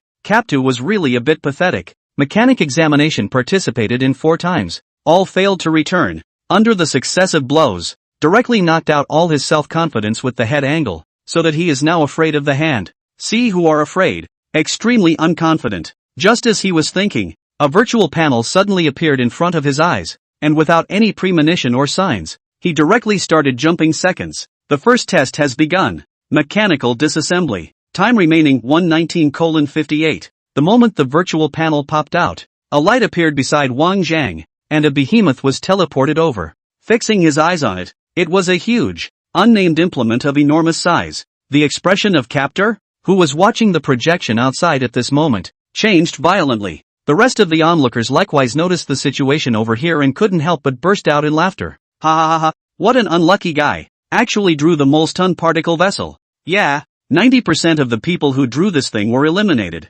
And even if they managed to finish disassembling it, they couldn't get a high score. This 886 is hopeless. Who can blame him but his bad luck? Particle gas pedal is a device that uses high-frequency electromagnetic fields to accelerate objects. The theory is not difficult, but the construction is extremely special. Disassembling especially need to be tied up. The slightest carelessness will destroy the structure of the magnetic field itself, thus further affecting the integrity of the equipment. So if you disassemble it by virtue of pure manual labor, except for extreme familiarity with the structure of the particulator, then you have to ask for heaven's blessing. Looking at Wang Zhang, who was repeatedly pawing at the particleizer in the screen, Captor shook his head regretfully. The first score accounted for only 20%, but even this 20 points cannot get the back even if the full score cannot grab the top 5. But the crowd of onlookers also just laughed and passed. After all, just a ping-pong passerby, down or not unlucky success or not with their own no relationship. And of all these people, the most eye-catching of course has to be the Private Marseille.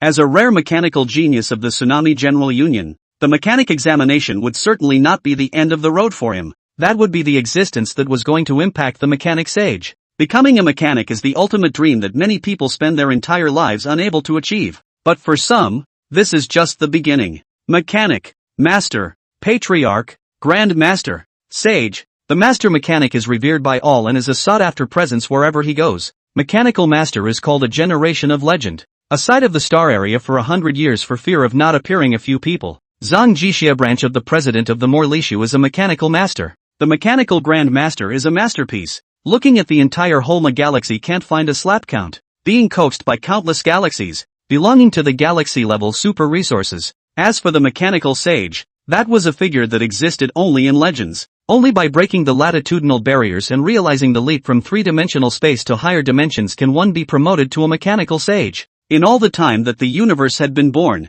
the name of the sage had never been heard. Private Masai, on the other hand, was fully expected by countless people to be able to reach this legendary realm from. If nothing else, Private Marseille will be the undisputed number one in this test. It will even break the previous record of the test. And Private Marseille's heart was in the right place. He drew a floating wheel-off rotator. The disassembly difficulty is in the lower middle of the range. To be honest, Private Marseille was a bit of a disappointment. This level of mechanical disassembly wouldn't feel honorable even if it broke records. After all, there is no difficulty to speak of. Private Masai sighed mentally at the thought. Today is the first day of his own Fufu rise. After today, the name Private Marseille will spread throughout the whole galaxy and throughout the universe. It's just that this mechanics test can only be passed once. And taking a moderately difficult piece of mechanical equipment to complete the dismantling test really makes one's future glorious deeds less than perfect. But when you think about it, it's not that hard to swallow. Private Masai moved his muscles and was ready to get started. More than half of the onlookers outside the arena were even paying attention to Private Marseille,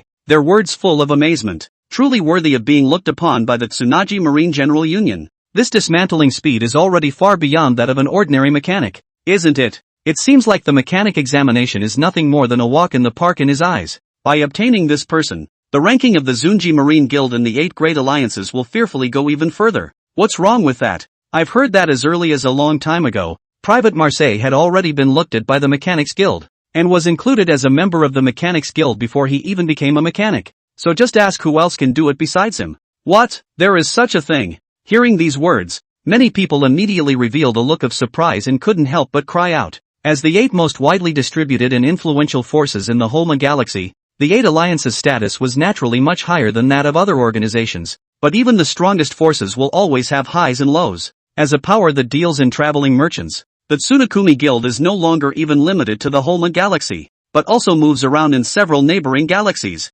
But even so, the Tsunagi Marine Guild was only ranked 6th out of the 8 major alliances. The strongest was naturally the Holma Council. After all, the entire Holma galaxy was run by the Council. The nominal second power is the Military Tribunal, which has 70% of the Holma galaxy's military power and is responsible for adjudicating all unconventional behavior. However, in the eyes of many, the Mechanics Guild was the undisputed second power, simply because all the members of the Mechanics Guild are mechanics. The only people who can join are also mechanics. The existence of the Mechanics Guild was very special. Unlike other clear-cut forces, after joining the Mechanics Guild one was able to enjoy all the special treatment while also being able to join other forces. This made the Mechanics Guild cover almost all the mechanics in the whole galaxy, and in terms of influence alone, it was a well-deserved second power. And the threshold for entry into this guild was extremely harsh. One had to be a mechanic to enter. There was no other way of admission. So when the crowd heard that Private Masai had been recruited by the Mechanics Guild before he even became a mechanic,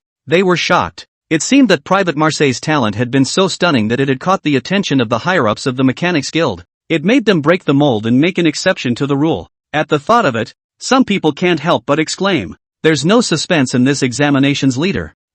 The crowd was discussing this when a mechanical announcement suddenly sounded overhead. The first test of 886 is complete. At those words, everyone couldn't help but stare and began to wonder. 886? Isn't Private Marseille number 666? The crowd's eyes immediately shifted to the screen, and they really saw the Private Marseille, which was still being dismantled at a rapid pace. In an instant, a strong sense of dismay and surprise surfaced on the faces of the crowd, directly setting off a boiling sound. Someone actually rushed to complete the examination ahead of Private Marseille. That's not the point. The point is how long it's been. How did you finish disassembling it? Amidst the cluttered murmurs, the screen switched to Wang Zhang's venue in real time, only to see that at this moment, Wang was sitting cross-legged on the ground, and was holding a few parts and studying them carefully. Someone suddenly pointed at the screen and exclaimed, It's the guy who drew the Molston particle machine. I can't believe he was the first to finish it." The words came out and caused an earthquake-like roar in the crowd. All of their faces surfaced with a strange color, and their eyes changed as they looked at Wang Zhang. Some people even couldn't help shaking their heads in disbelief. How is this possible? The dismantling of the particle apparatus could not have reached this level even with the presence of a mechanical master himself. The facts were in front of them, and even though the crowd was unbelievable, they had nothing to say. The first test, 886, took 3 minutes and 40 seconds. breaking the mechanics test record, breaking the particle splitter disassembly record. Inside a building that no one could detect, several figures were keeping an eye on this mechanic examination. One of the people in the center suddenly stretched out his finger, pointing at Wang Zhang in the picture, and opened his mouth to ask, "Who is this man?" The silhouette on the right immediately replied, "It's someone brought by a small chapter of Tsunaji Marine named Wang Zhang, and since he came from the Baron district, he didn't pay much attention to it." "Wang Zhang?" the figure in the center repeated, his eyes falling firmly on Wang Zhang in the picture. Interesting. Congratulations on completing the test in 6 minutes and 35 seconds. Private Masai threw away the parts in his hands and stood up abruptly, letting out a long sigh. Less than 7 minutes. Barely a normal play. Glancing at the outside world, which was obscured by the light screen, a smug smirk appeared at the corner of Private Marseille's mouth. The record of the mechanics examination was easily broken by himself. Unsurprisingly, I'm sure the outside world is talking about themselves like crazy right now. Private Marseille intentionally puts on a forlorn face for the camera in order to emphasize his solitary nature. I don't know that the outside world has already exploded, so dry camera screen is not one of the Private Marseille. All thrown to the 886 number of Wang Zhang. All around no dead space. Captor ran hotly to an unoccupied corner and quickly began contacting the branch. The device on his wrist jumped out immediately afterward, and it was none other than Morishu, the chapter leader of Tsunami. "What is it?" Morishu looked at Captor, whose face was full of eagerness, and asked, out of the blue, "Is there something wrong with the test?" Captor shook his head, his expression still tinged with mild horror, the delay in speaking due to the overwhelming shock. Seemingly sensing that something was wrong with Captor, Morishu couldn't help but frown, and continued to pursue the question. What the hell? Could it be that he failed the assessment? No matter. Wang Zhang is not a bad son. It is very necessary to befriend him. As long as he is willing, the branch's next assessment opportunity can be given to him without compensation. No, it isn't. It was only then that Caputo broke off from his mouth and jumped out with, "Wang Zhang's first test is over." Morishu pursed up the corners of his lips, unable to think of a reason why Caputo would react in this way. This time's mechanic examination was extremely famous, only because the competition was very fierce, and the super pride of many forces all gathered in this examination. The quality could be called the most unprecedented examination, one of the most colorful several people. The General Union's Private Marseille is even before becoming a mechanic was mechanic guild broken, creating a historical precedent that has never been seen before. Thinking of this, Morishu suddenly asked, could it be that Private Marseille broke the examination record? Private Marseille, as a mechanical genius known in the whole galaxy, was rare in 100 years, and breaking the district mechanic examination record was not unusual, and could even be said to be expected. Other than that, it was impossible to think of exactly what else could make Caputo lose his temper like that, even to the point of coming to contact himself at the examination site. Doubtful, only to see Caputo staring up at his face and speaking slowly. Wang Zhang also broke the examination record. At those words, Morishu visibly froze for a moment, and surprise flowed across his face. Before anything could be inquired of, the voice of Caputo was heard coming from the mechanical disassembly of the Morstan particle vessel in 3 minutes and 40 seconds. What? Having seen countless big scenes and acting consistently calm, Morishu could not sit still, abruptly bouncing up from his seat, the expression on his face already filled with shock. The best time for the first test was 7 minutes, and it still drew a relatively simply constructed piece of equipment. The other high scores didn't even make it to the 10-minute threshold, all hovering around 20 minutes or less. With all the successive results of the Morstan particle machine, very few have been able to pass the test, and those that have squeaked by have barely squeezed into the 120-minute minimum. That is to say that this Wang Zhang had not only pushed the examination record forward to less than 5 minutes, but had also broken the record for the disassembly of the Morstan particle vessel in the process. It was his own self, who was a mechanical grandmaster, who couldn't do 3 minutes and 40 seconds to complete the dismantling of the Morstan. And on the contrary, this Wang Zhang, who hadn't yet become a mechanical grandmaster, had done it.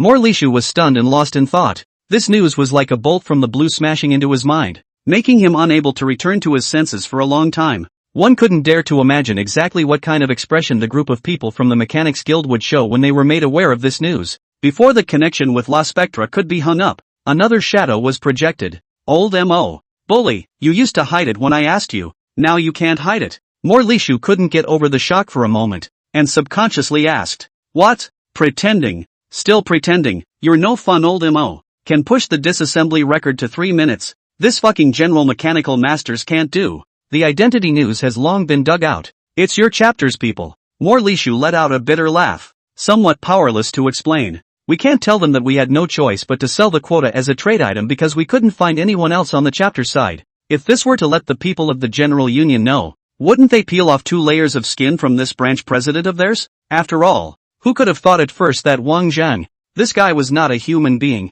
and his understanding of machinery was hanging like this. He casually slurred a few words and hung up the communication under the pretense that something was wrong, then rubbed his temples with a splitting headache, while sighing darkly. He was already working on the wording in his mind. With such sensational news being spread, the General Alliance must have already known about it. Bringing it up to the top to ask after Wang Zhang, always have to think about how to deal with it. The words of discretion had not been thought of twice when there was already a hurried knock on the door of the room. Lord President, someone from the General Alliance is here. Lishu exclaimed. What? So fast? Wang Zhang knew nothing about what was happening in the outside world, much less realize how much of a tremor his 3 minutes had created outside. After all, Wang Zhang had only simulated even the mechanical test once, and was taken away before he even finished. Records and all that, pressed and never even heard of it. At this time, in front of Wang Zhang, the disassembled and completed particle device parts had disappeared, and were instead replaced by another pile of messy parts. The count on the virtual panel reverted to 120 minutes, along with an expanded item that opened to reveal a build drawing. Second test, mechanical assembly. By coincidence, the drawings for the mechanical assembly turned out to be a hovercraft, and it was the same model that Wang Zhang had previously disassembled at the Tsunaji Marine chapter. Although simple, but for Wang Zhang is less of an opportunity to understand the Holma equipment, more or less slightly regret. Now that the hovercraft had been sufficiently familiarized, there was no need to put more effort into the second test. After a little thought, Wang Zhang didn't even bother to take a look at the drawings and directly selected the parts to start assembling. Outside, all of the monitoring equipment was tightly pointed at area 886, and after seeing Wang Zhang's actions, the outside world once again exploded. Why doesn't this guy look at the drawings? Assembling with a blind eye? Crazy. That's not too confident in yourself. Captor, who was mixed in the crowd, listened to the crowd's exclamations of surprise, and his face had long been filled with bitter smiles.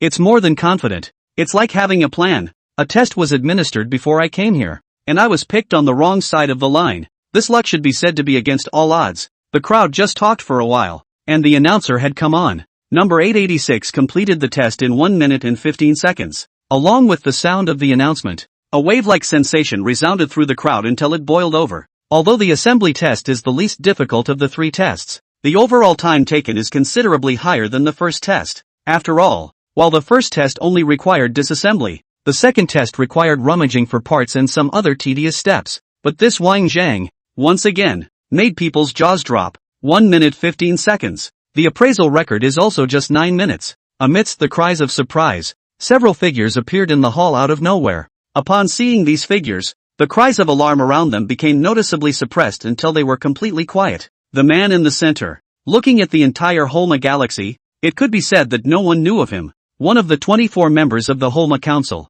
and one of the 24 who symbolize the highest authority in the Holma galaxy. The founder of the Mechanics Guild, the only mechanical Grand Master in the Holma galaxy. Dire North End. Even though the vast majority of those present had not met this powerful figure of the Holma galaxy in person, it didn't stop the crowd from recognizing him with familiarity and awe. After all, this was the mechanic proof examination, and to be able to appear here, one naturally had a deep connection with the mechanic lineage. The position of Daijana-san in the mind of a mechanic was like the position of Master Guan in the eyes of a grouch on Earth. It's not a god, it's better than a god. As a matter of fact, mechanic examination like this wasn't enough to startle this level of existence, but when the other party appeared here, it meant that something had appeared that made the other party very much attached to it. As for what it is, the crowd knows. King is. 2 consecutive tests broke history and advanced the record to an almost impossible level. There is nothing wrong with such a person being able to be seen by Darenasan. As expected, right after Darenasan walked into the hall, the first thing he did was look at the 3-dimensional holographic projection. With a casual wave of his hand, the thousands of images actually combined into one, turning into a huge Wang Zhang projection. With such a scene, the faces of the people around them changed slightly as they watched, secretly shocked. As expected of the only mechanical Grand Master in the Holma galaxy, he was able to change the operational data in front of him at the drop of a hat. Wang Zhang, who had already begun to work on preparing for the third test, suddenly stopped and looked up at the monitoring facility hanging in the air above his head. After a quick glance he returned his attention to the examination. But it was this glance that caused Renaissance expression to show some slight surprise. He himself changed the detection device of the entire examination site, while at the same time integrating thousands of real-time casts of interest into one. For the crowd in the hall, it was clear to see, but for the crowd at the examination site, it was impossible to know what was happening outside, and Wang Zhang actually looked up at the monitor. Coincidence? Guess not. This means that he is aware that someone is watching him and is aware of the change in the detection device, let alone a mechanic. Even if a master mechanic was here, he would never be able to do this to this extent. A long-lost smile played at the corners of Renaissance's mouth, and he said, to the man at his side, "No need to test 886. Take him to the guild hall." Renaissance's voice was not deliberately lowered, and it carried extremely clearly into the ears of those around him. Upon hearing these words, the large venue was plunged into a deathly silence. Everyone's mouths were wide open, and their eyes were filled with a shocked and stunned meaning. Is there something wrong with your own ears? No need to test it? That statement, if it had come from anyone else, would have definitely been preceded by a round of unmerciful ridicule. After all, the only way to become a mechanic was to pass the mechanic test. Without the proof of the Mechanics Guild, even if the level was high, it wouldn't be half recognized in the whole galaxy. What's more, without the help of the Mechanic Guild, if one only relied on oneself, even if one's talent was exceptional, the path of a mechanic would definitely not go too far. Natural talent.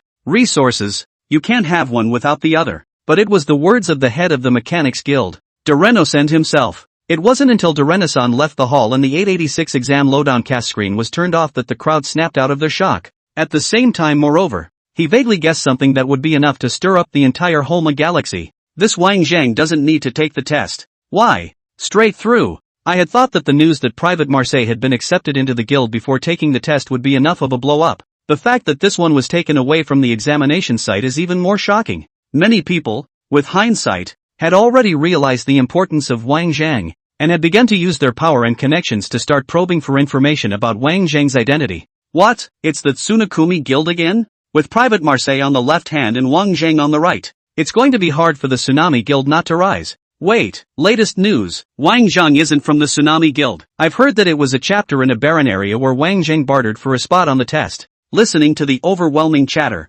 Captor's head was about to explode as he cowered in the corner. The forces present were not simple. Prying for information, this kind of thing is even easier. Faster to Wang Zhang, even with the information of the Zhangji Marine chapter raked the bottom of the sky. However, all the information obtained so far was after Wang Zhang had entered the Holma galaxy, and no matter how, he could not find out any information before that. Not even the slightest trace could be detected, as if the person had been created out of thin air. As Wang Zhang's heat intensified, Caputo was also deeply on pins and needles. Just now, Lishu called and told himself that because of Wang Zhang's matter, the General Union had sent someone forward to inquire. As for how it turned out, Lishu didn't say, and he didn't get in touch a couple of times himself. Only a few words were sent to myself. Danger. Meanwhile, Wang Zhang was looking at the person in front of him with a dumbfounded expression, his words full of surprises flowing out of him. No need to take the test? There's such a good thing? Seeing that Wang Zhang was a bit hesitant, the visitor took out an identity plate with the logo of the Mechanics Guild from his pocket and handed it to Wang Zhang,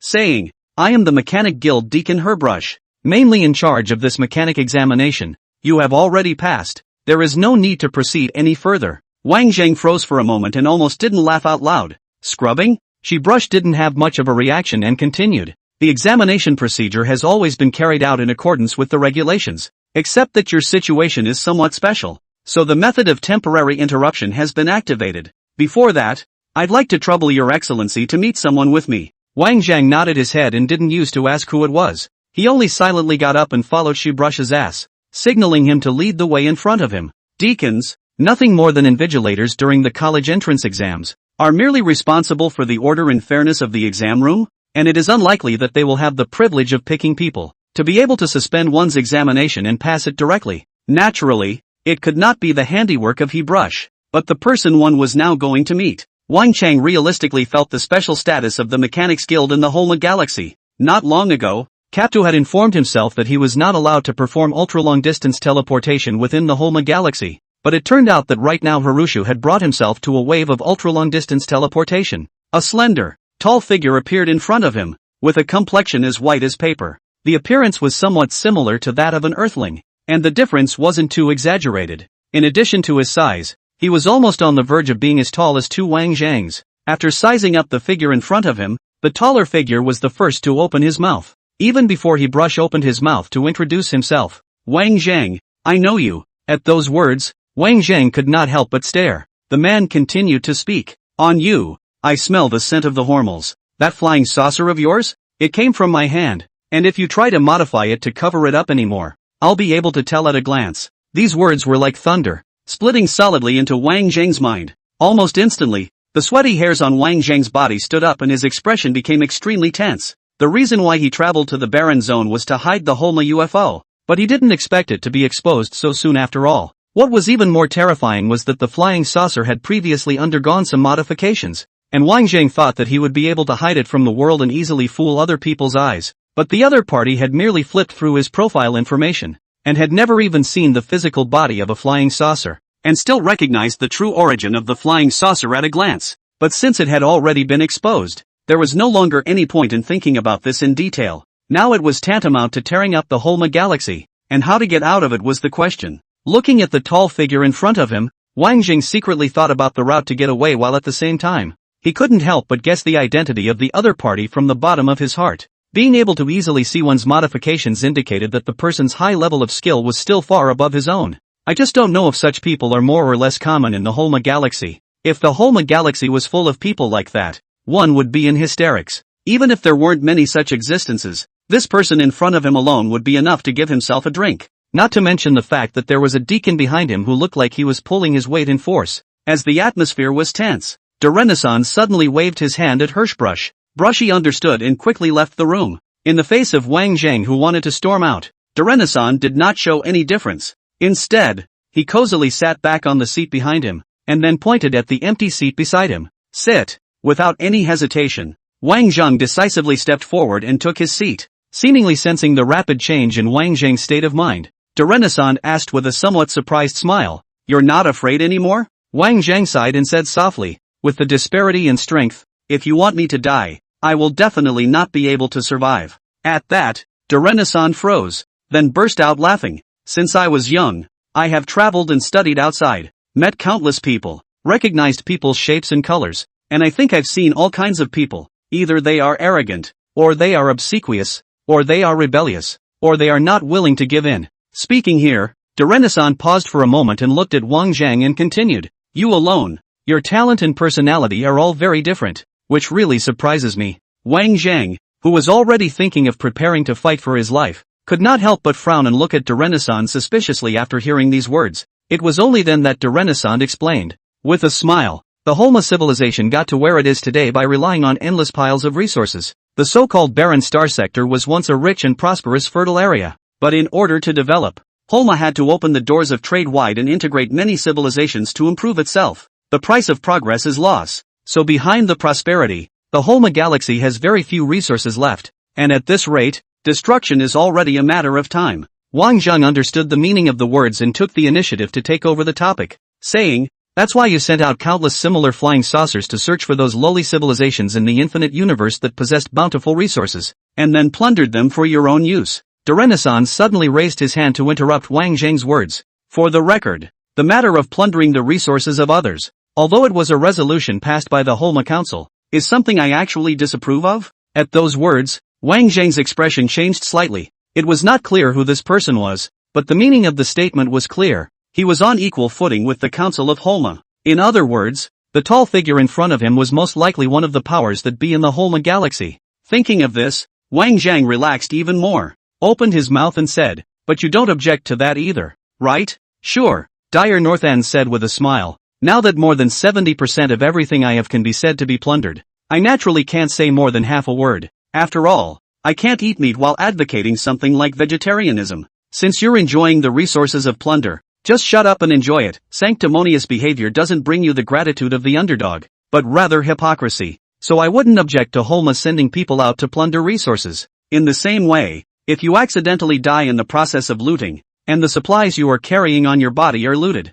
I can naturally pretend that I didn't see it. Not to mention the fact that being able to overcome a far superior opponent with a vastly different technology gap is a very impressive thing indeed." Wang Zhang exhaled a long breath and opened his mouth to ask, "If it's not for resources, if it's not for revenge, what else could it be for?" Dire Northend said, "You, Me, Wang Zhan was puzzled. I'm very old and need to plan for the road ahead. Wang Zhang shook his head and said, but I'm not from Holma, and I may even have an unresolvable grudge against Holma. So you would tolerate an existence that poses a great threat to Holma's civilization to stay? De Renaissance shrugged his shoulders in disbelief, and with a single sentence, Wang Zhang froze in place. Do you seriously think that the civilization of Holma was created by the original inhabitants of Holma? Wang Zhang's heart tightened as he vaguely guessed something. The history of Eagle Jam's fortune came unconsciously to mind. Isn't it? De Renaissance said. Of course not, and greatly to the contrary. The true Hormaxians have long since been reduced to vassalage, lingering and barely surviving by piling on.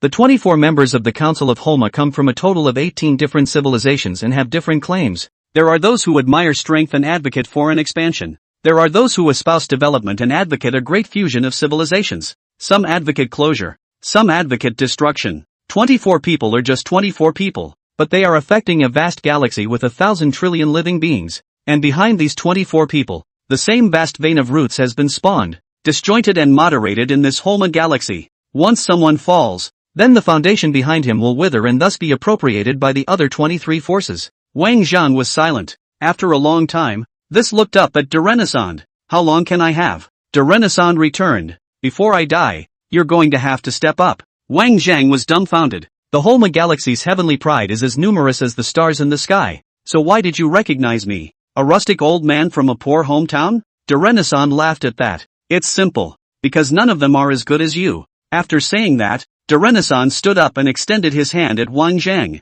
Formal introductions. Dyer Nozend, president of the Mechanicus Guild and member of the Council of Holmar. Without any hesitation, Wang Zhang got up and reached out to shake his hand. Wang Zhang, sort of a person. Other than agreeing, Wang Zhang had no other choice. Identity has been exposed. The means of power bottom card has account. The old farmer born himself certainly cannot compare to this big landlord. A strong dragon does not suppress a snake. Let alone the current situation where this little snake of his own has come to the territory of someone else's big dragon. What do you want me to do? Wang Zhang asked. Dyer Northend said only 4 words. Live and grow. Wang Zhang frowned. It's that simple? Dyer Nozend laughed. It's not easy at all. Although the Mechanics Guild is one of the 8 alliances, practically all of the mechanics here are nothing more than titular. So to me, my powers are false compared to the rest of the council. Once your existence is discovered, they won't feel any joy at the emergence of a Mechanicus wizard. Instead they will treat you as a second De Renaissance. Wanting to get rid of you, Wang Zhang issued a sole question. What is my benefit? Power, wealth, knowledge, technology, anything you want. I want to live forever. Quenamad. With the last mechanical sound, Private Marseille wiped the sweat from his forehead and sighed with relief as if he was relieved. Take a look at the virtual panel in front of you. The third test, mechanical assembly. Duration, 66 to 11. Nodding with great satisfaction. 3 tests, all record-breaking. After walking out of the examination site, a figure was the first to welcome him. Congratulations. Seeing the visitor, Private Marseille saluted respectfully and, Coronet Herbrush, it is an honor to meet you. Herbrush responded faintly and turned to leave. Come with me. Private Marseille quickly followed, making his way out of the long corridor and into the interior of the hall. I had thought that all 3 tests had broken records, and the first reaction of the crowd to see me would definitely be a shriek of horror. But the expected cheering scene did not happen, but instead there is also a strange dead silence, so quiet that people cannot breathe.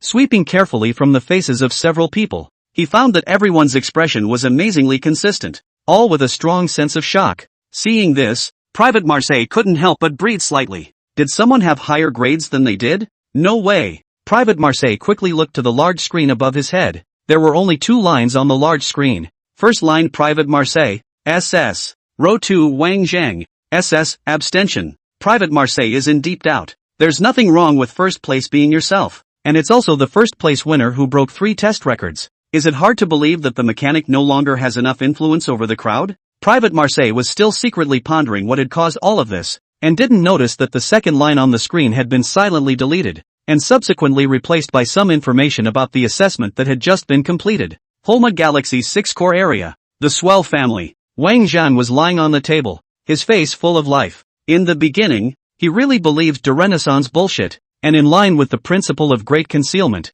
he changed his identity and hid under the council's nose. As it turned out, it was never expected that De Renaissance's bad taste was the same as Yuan Changzhen's. After some scouting by De Renaissance, it was discovered that a guy with an appearance quite similar to his own had been taken out by the Star Pirates in Core 6. Then from there, the identity was moved logically. In order not to reveal his identity, Wang Zhang also carefully understood the origin of the original owner's identity. The original owner is found to be mediocre and even a bit shabby. The reason why he was targeted by the Star Pirates was actually because the original owner didn't know what great virtues she had accumulated in her past life, and was designated as the door-to-door son-in-law by the Suel family. It's just a shame that the blessing was karma'd before it began to be enjoyed. So then, he had inexplicably become the son-in-law of the Suel family, doing what he had once dreamed of doing, eating soft food. Whenever I marveled at the beauty of life, my heart would always feel a little guilty about the original owner, but it's time to say no. It's really cool. Apart from not being able to see my daughter-in-law, I was just hanging out every day in a leisurely manner. The Suel family, the largest technological device-producing family in Core 6, leading enterprises, born of Phoenix daughter, the popularity of the natural no 2, but when the wind was at its peak, there was no better time to hear the news that the Suel family had inducted a son-in-law, and for a time it was all over the city, with all of them curious and wanting to inquire as to what this lucky man was all about. When everything Damien, let people laugh at this son-in-law, but it is a nobody. How can a dog wag its tail in the middle of a man's life? At first people thought there was something unusual about this ant, and gradually they began to notice the difference. This guy can't be described as anything but cha softy, only shit. As the largest producer of instruments in Core 6, the Suel family belonged to the main expansion line of Force Enforcers, and was the supply side for quite a few military organizations in the Holma Galaxy. As one of the regular equipment of the Holma Galaxy is not one of the Holma Galaxy, it is the Holma Galaxy Force to plunder resources military security, has a strong performance of firepower, but also has the flexibility and compactness and many other advantages. In the hands of the Suel family, there were enough technical drawings for dozens of types of single cavalry armor under control, but this new door ant, not only do not know anything about the theoretical technology of single cavalry armor, even manipulation is not dare to do it. Even the first time he saw a gauntlet cannon released while suspended in the air, the red sun and the grand mushroom cloud tumbling over him, he was scared out of his wits and crawled out with a snot bubble in plain sight, becoming the laughingstock of all the people in the Star District. However, it was thought that the Suel family was only using him as a tool, and did not ask Wang Zhang to do anything, but rather allowed him to muddle through his days. After a while, everyone got used to it. Unlike the high and mighty of the Suel family, this ant is surprisingly easygoing. And no one would ever sneer at this ant, anyone who made a sound to laugh at him. The ant just hemmed and hawed and didn't think anything of it. Gradually, Wang was making a name for himself in the 6th Corps. Many people have recognized this loser General Ant, and surprisingly good character, who meet will chat a couple of words, said a goat brother, it's human nature to fear death. Later, Wang Zhang sought to continue like this cannot always be suspected, so it is finished from the hands of the Suel family a little bit of industry over. In the open a little bit of camouflage, in order to be able to be in the dark to make some moves. As for what to do, of course, get as far away from the mechanic as possible. Goon, make it 2 strong ones. A group of people hooked their shoulders and walked in from outside, shouting at Wang Zhang. Wang Zhang was lying on the counter of a dilapidated bar at this time, and when he saw that there were customers, he immediately revealed a smiling face. Yoo-hoo, good guy, didn't die outside, came back alive. Wang Zhang laughed and cursed out while pouring several glasses of liquor and resting them on the table. A few people were not agitated, and cheerfully took the drinks on the table, saying, Brother Goon, look at these words, if we really die outside, who will give you back this bar to support people? Looking at the gray-headed crowd, Wang Zhang waved his head down and signaled the other side to play. Because of the advocacy of outward expansion, the place where Wang Zhang is located in the borderline junction, even though it is the core area. There is constant war, and opportunity is intertwined with beacons. It's still a place like this because there's enough strife that there's always a chance to pick up the slack. To the Suel family, Wang Zhang's existence was also truly irrelevant. When Wang Zhang proposed that he wanted to do some small business in the core fringe area, the Suel family up and down didn't even bat an eyelid and threw out a dozen or so industries with their hands. After picking and choosing, I ended up picking the location with the highest risk factor and the worst business, and opened a shitty bar that couldn't make ends meet. To this the Suels said nothing. After all, it hadn't been expected that this weakling ant would make any money, and no amount of money earned would be more than a day's worth of running water for the family. If you choose to set up store in such a troubled area, you'll be fine if you don't die. Of course, dead is dead. Because the Suel family was responsible for the military equipment of half of the 6th Corps star area, Wang Zhang also followed Heifer to heaven. And the name of his door-to-door son-in-law was simply thunderous in this area. If he was really beaten into the house, in the way of Su Er's power, he would say anything to save Wang Zhang's little life. Wang Zhang's small bar business can't be considered a good one. It was not much patronized anymore, except by some of the old greaseballs who came down from the battlefield on weekdays. These old greasers are all owners of mounted armor and follow the army every day to mix up the expenses of maintaining daily life. Because the riding armor they held was not part of the standard equipment, it left them with no establishment in the army, equivalent to a group of temporary conscripts, walking on the tip of a knife every day, but only earns hard money. Dead is dead. No one will remember them. Fortunately, there is still such a bar. A group of people came back alive in this bar to blow off steam. The days are not bad. Each of them picked up a glass of wine on the bar and tilted their heads back. Tons and tons and tons. A few mouthfuls of all of them went down. A long, full belch rose and fell, finishing with another long,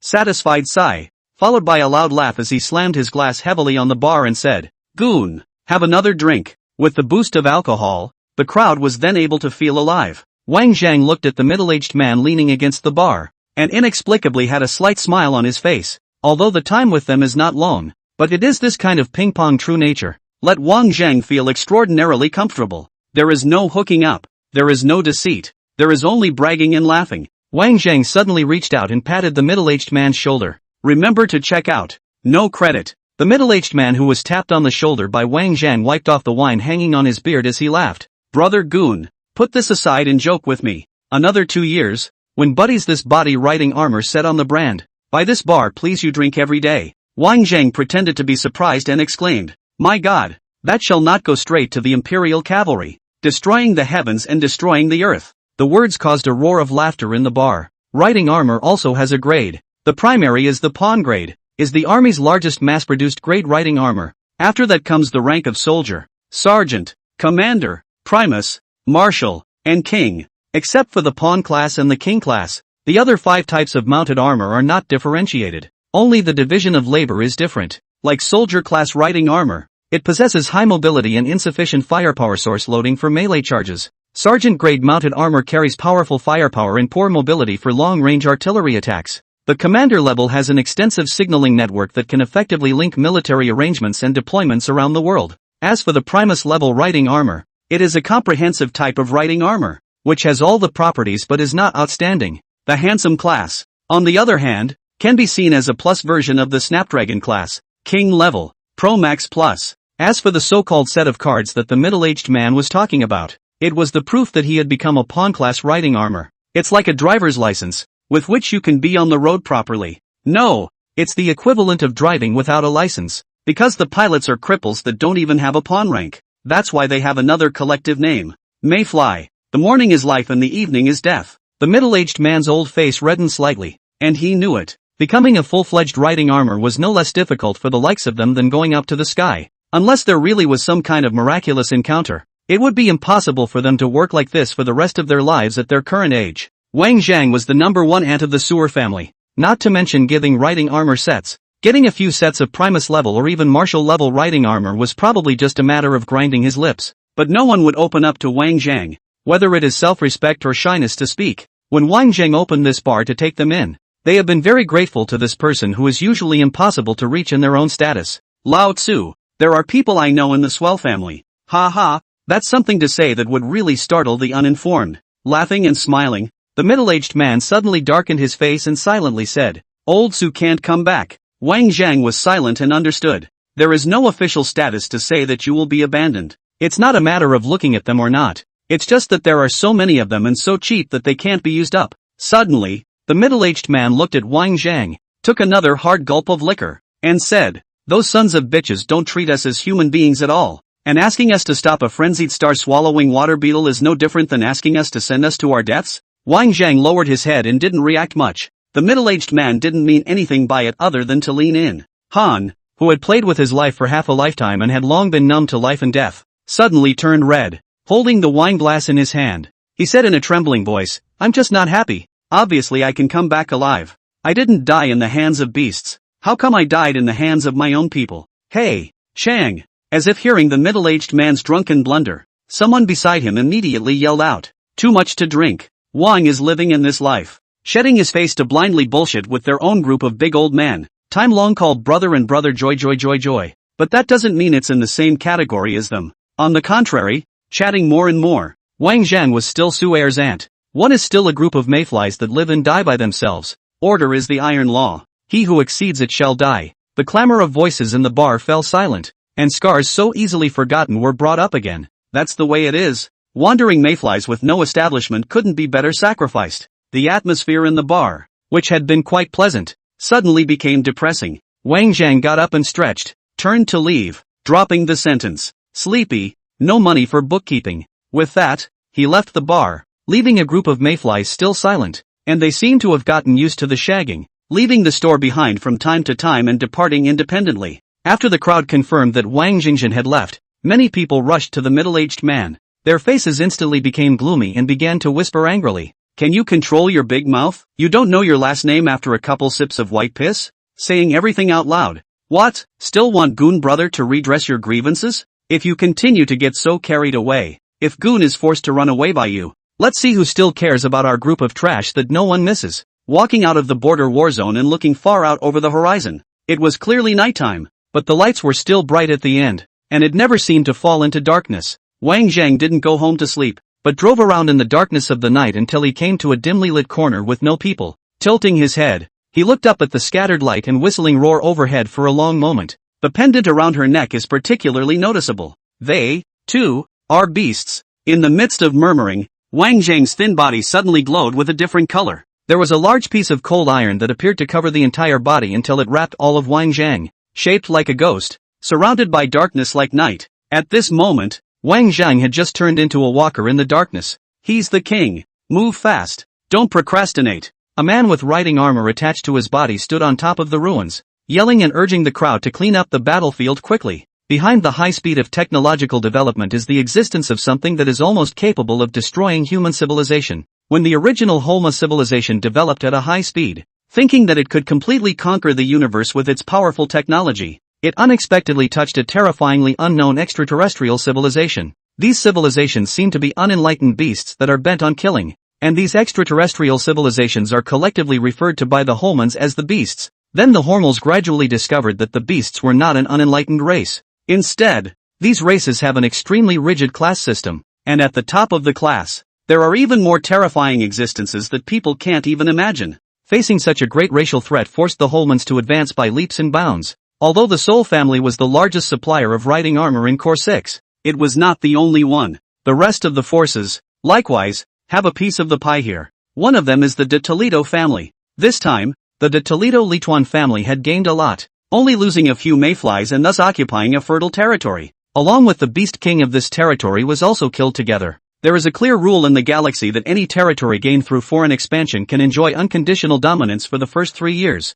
As he was commanding his men to clear the battlefield, the commander of the Tokutsu Rikutsu this time, Kenshin Horai, suddenly looked up at the sky. For some reason, a sudden inexplicable palpitation was felt. Li Xianrun didn't think much about it, and after a little contemplation, he immediately continued to command the crowd to clean up the battlefield. This expansion battle was really beautifully fought, and it could be completely seen as taking such a large piece of territory with zero loss. Elysian people secretly rejoice. Wait until after the report to the family. Inevitably is another great merit. The casualties were all mayflies that didn't even reach pawn rank, so they died and even saved their reward. At that moment, a meteorite star streaked through the high sky, and the sound rose steeply to a high pitch, startling everyone to subconsciously look up. Stop for what? Keep working. Li Xianrun was still thinking of rebuking, but in a split second he realized that the meteor was clearly coming straight at him. The riding armor instantly moved, and the stream of meteorites swirled around and ruthlessly slammed into the place where Li Xianrun had just stood.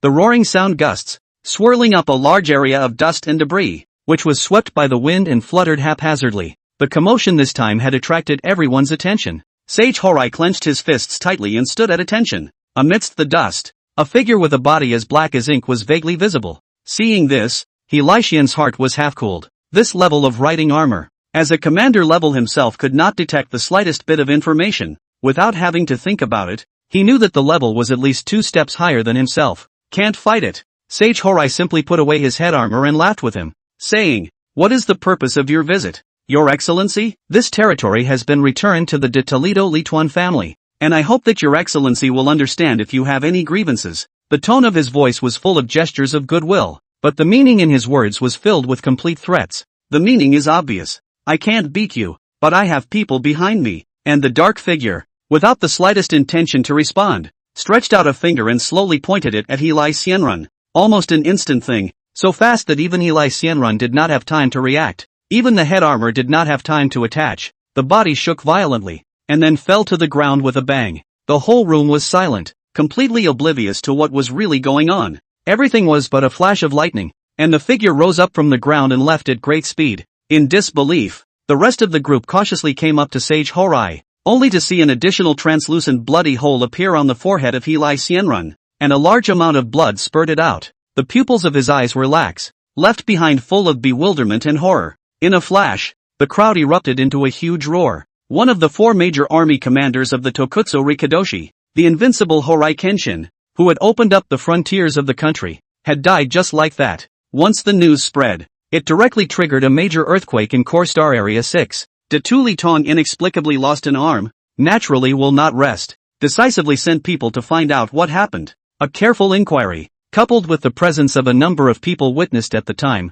it is easy to clarify the whole process of the incident. It was just that the person who struck out was actually at the king level that people didn't expect. What's the concept of king level? Only one set of king-class riding armor existed in the vast Core 6 star area. The Detuli Tong family was not common once, and immediately organized people to go to the Sewer family compound to ask for punishment. After all, other than the Suel family, it hadn't been heard of any other power stocking king-level riding armor. As for the possibility that it could be the work of some force outside the Star District, that possibility was even more remote. Come all this way, not for resources, not for territory, just to kill someone to relieve your boredom? What a fucking mental illness. In this matter, the Soul family has not gone too far. It's not enough for one family to be dominant. Do you still want to drive us Xiao Xiao forces to extinction? After learning that the commander of the Detoritong family had been killed, the rest of the forces panicked, fearing that they would be the next to suffer. Many forces immediately united and began to verbally attack the Suel family. Even if you, the Swell family, is bigger and stronger, can you still kill us all? An army of mounted armor made up of various forces swept in and pushed right up to the position of the Suel family. Only the forces didn't pile into the Swell family position in a rush, but stopped at a somewhat distant distance, and then the hollering started. Just kidding, one is here to seek justice, not to seek death. How dare you enter the territory of the Swell family in a dignified manner with just one dead person? There's no more reasoning. Where are the Swells? Come out to me. There has to be an explanation for this. The overwhelming army of mounted armor gathered outside the boundary line of the Sewell family's territory with an extremely loud voice, and were constantly raging against the Sewell family's despicable acts. However, aside from the Detuli Tong family, several other powers didn't really care much about who or how many people died. What they wanted was to take advantage of this opportunity to rip a fat piece of meat off the Swell family. After all, the entire 6th Core Star area was almost entirely owned by the Sewell family, and these forces of their own combined only accounted for less than 10%. You can eat well and you can eat well, but human greed is always infinite. A big pot of meat. Why should you get to hold the pot and eat it, but we only get to eat from the bowl? I've been raging for most of the day, but I don't see any movement. Gradually, the crowd had some trouble keeping up with the bottom. He is so big a group of people, slammed and reprimanded half a day. The Sewell family did not even a little reaction? It's too much to take these people of theirs seriously. Although it's not comparable to your Sewell family, we are at least a power that ranks at the head of the pack in this 6th Core Star area. Tramp, the Sewell family has gone too far. A warrior of the Deturistan family piloting Primus-class riding armor clenched his fists in anger. The rest of the forces spoke out in agreement. Damn it, Seoul is really treating Star Area 6 as if it's their one word. Report it to Parliament. They must be sanctioned. Apologize. Compensate. For a while, the morale that had just been held back once again rose up in anger. In the midst of the angry rebuke, someone suddenly sensed the crux of the problem. The territory of the Sewell family was simply too vast. These people of their own standing in the nooks and crannies and yelling. Maybe it wasn't that people didn't pay attention to them, but that they simply didn't hear them. But the Sewell family has an explicit ban on the rest of the forces from trespassing into the Sewell territory. Violators will be killed without pardon. Looking at the striking boundary line at their feet, the crowd was a bit stumped. Go in, you might die. What if you don't go in? It's not like there's anything to talk about. Things seem to be in a dilemma that directly silenced the crowd. What are you afraid of? If we all swarm together, can Sewell still kill us all? Some people were so angry that they were the first to step forward. If we don't have an explanation for this incident today, will there be a place for us in Star Area 6 in the future? One word woke up the dreamer, and the crowd immediately had an epiphany. That's right, never retreat. Morale skyrocketed once again. Still no one dared to be the first to cross the borderline. At that moment, someone suddenly looked at the warrior from the Detoriton clan who was wearing Primus-level riding armor. As a comprehensive type of riding armor, the Primus-level riding armor required a strangely high quality of the driver, and ordinary people simply could not master it purely. And this person's identity is really unusual. Valued as one of the 4 major commanders of the Dotoryu Ritsu family, named Higo Kenjin, they have riding armor. So do we. It doesn't add up to less than what the swells have. He went to the wise man. We all came out of swords and guns. Don't lose face. Right, be strong. Upon hearing this, Higo Sage stretched his body, and the mock ring behind his back steeply brightened by a few points, causing his entire set of riding armor to glow and heat up. Fuck! Higo Sage activated the Primus-class riding armor on his body and leapt straight into the high sky. Seeing this, the crowd couldn't help but start talking about it. Yes, good for you. Without any hesitation, Higo Sage directly transformed into a shocking light, penetrated the boundary line, and flew into the territory of the Suel family. Arriving over the territory of the Suel family, Higo Sage stood proudly and austere, listening to the incessant boasting sounds coming from the rear. A roar came out of his mouth, resounding through the heavens and the earth. The soul, crouch mud code. What gives you the right to show off here after killing our people for no reason? I'll tell you today, we are here to collect a debt. Higo Sage's voice was very loud, especially after it was amplified. It was simply like thunder on the flat earth, directly transforming into waves of sound that rushed out in all directions. After the sound dissipated in the distance, Higo Sage turned to look at the crowd that was still hesitant to cross the borderline. With a great wave of his hand, he exclaimed, "Follow me." With these words, everyone's emotions were mobilized, and they all urged their riding armor to charge into the territory of the Suel family without a second thought. Looking at the vast army behind him, under the mask of riding armor, the corners of Higo Shenron's mouth sketched out a vicious smile. The feeling is just fantastic. Although these people have friction with each other on weekdays, and they are all fighting each other openly and secretly, but now they all have a common enemy. Everyone had long been harboring a grudge against the Suel family for the unreasonable distribution of Star Area 6. Not a bad opportunity right now. A great opportunity to be able to bring down the Suel family's dictatorship of Sector 6. He went to the sage with a very happy smile. The days of being shat on by the Suel family's people who rode over their heads were finally coming to an end. Behind them, the armies of mounted armor were already starting to take steps. Suddenly, Higo Sage's laughter stopped. Countless spider-web-like cracks suddenly appeared around the impenetrable Primus-level riding armor, quickly spreading to all parts of the body. Immediately afterward there was light coming through these cracks, making Higo Hyunjin seem like a big ball of light that was shining in a bar at the moment. With a loud bang, he went sage and exploded in place. The loud roar startled everyone and they stopped and looked up. There was no longer any sign of Higo Sage in sight. But in a flash, a crimson riding armor appeared out of thin air. The moment they saw this crimson riding armor, everyone's expressions clearly showed horror. Quite a few guys who already had half a foot in the boundary line whooshed and drew their feet back. The only King's Rider in Core Star Sector 6, the Fire Phoenix burns the clouds. Someone shrunk his neck, no longer had the arrogance before, lowered his voice, rushed to his side to ask in a whisper. This shouldn't be that Demonis, right? Keep your mouth shut, don't you want to die? To the west of the borderline was a vast army of mounted armor that stretched so far that it was almost impossible to see the end. East of the borderline was a lone set of crimson riding armor. The two sides face each other in an impactful image. But it was because of the appearance of this set of crimson riding armor that directly doused the aura of the riding armor army. After a moment of silence, a cold voice rang out from within the crimson riding armor. If you want to die, you can take a step forward. The words came out, and for the first time the head of the armored riding army showed an amazing tacit understanding, and without any hesitation, turned around and left. It came raging, and it came back unhappy. Because of Wang Riding's words, this thunderous trip to raise the offense came to an end. Luckily, though, thanks to a timely withdrawal, no damage was done, except for the day turrets. For major commanders, 2 left after 1 day. Congratulations on reaching the achievement. Only the DIT turrets are injured in the world. After the cavalry armor army fled in disarray, 3 Primus-class escort cavalry armor arrived late and flashed to the side of the crimson cavalry armor. Miss, are you okay? The crimson riding armor slightly sidestepped his head as he opened his mouth and asked rhetorically, what harm can a group of guys who only know how to fight for petty gains do to me? The guard was a bit hesitant and continued, But the injuries you left behind when you intercepted the star-swallowing beast swarm haven't fully recovered yet. If you were really injured by this group of trash, just crushing them all wouldn't be enough to vent your anger. Enough. The voice of the crimson riding armor was pleasant but extremely cold. Don't waste your time on this useless argument. Go back and look, said the man, with wormholes floating in front of him. Just as a few people were about to walk in, one of the guards suddenly remembered something and asked, with a smile on his face, "Miss, I heard that the matriarch lord has drawn up a marriage for you in order to push back the marriage request from Star Region 3, and the great aunt has been staying at home for quite some time." The words came out, and because the 3 Primus guards were all women, the heart of gossip blazed, opening the box directly. Seriously? Where are they from? Handsome? Oh yo, Miss is really blessed to be able to be shy just as soon as she gets home. It must be that the matriarch Sama wants a grandchild. Listening to the chattering discussion of the guards behind him, the owner of the crimson riding armor didn't have the slightest bit of anger, and walked right into the wormhole, indifferently dropping the sentence. Boring. Marginal barren star area. Programs in chapters.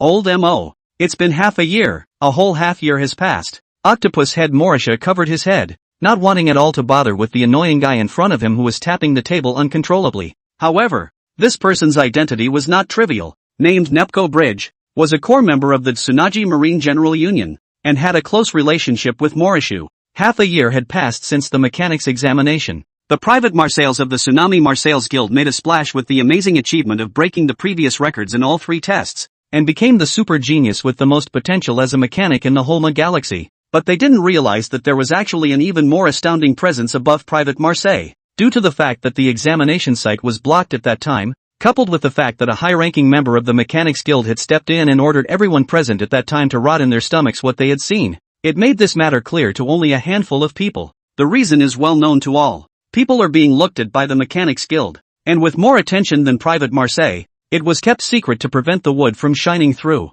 If it was any other force, it would have to endure the pressure of the Mechanics Guild. But the power that used to own Wang Zhang was the Tsunaji Marine Guild, one of the same 8 Homer Leagues, blatantly poaching one of their own. Who can sit through that? Most importantly, how could a genius whose qualifications far exceeded those of Private Masai be willing to give his hand away? Nay, the Tsunami Guild side didn't know anything about Wang Zhang's information, and even Wang Zhang's name was temporarily heard from Captor's mouth. After the news spread out, the Tsunaji Marine chapter located in the Barren Star area was immediately bustling with activity, with a crop of bigwigs from the General Alliance coming one after another, their words full of care. The words were all a sidebar to Wang Zhang as a person. Morlishu's heart was that bitter. He was originally to sell a place, and who the hell knows where Wang Zhang is? Wang Zhang's matter had already caused a huge stir in the circle, and it was already impossible to end it calmly. In desperation, Morlishu had no choice but to bite the bullet and say that Wang Zhang was the chapter's man. Originally, he was still thinking of starting with the flying saucer piloted by Wang Zhang,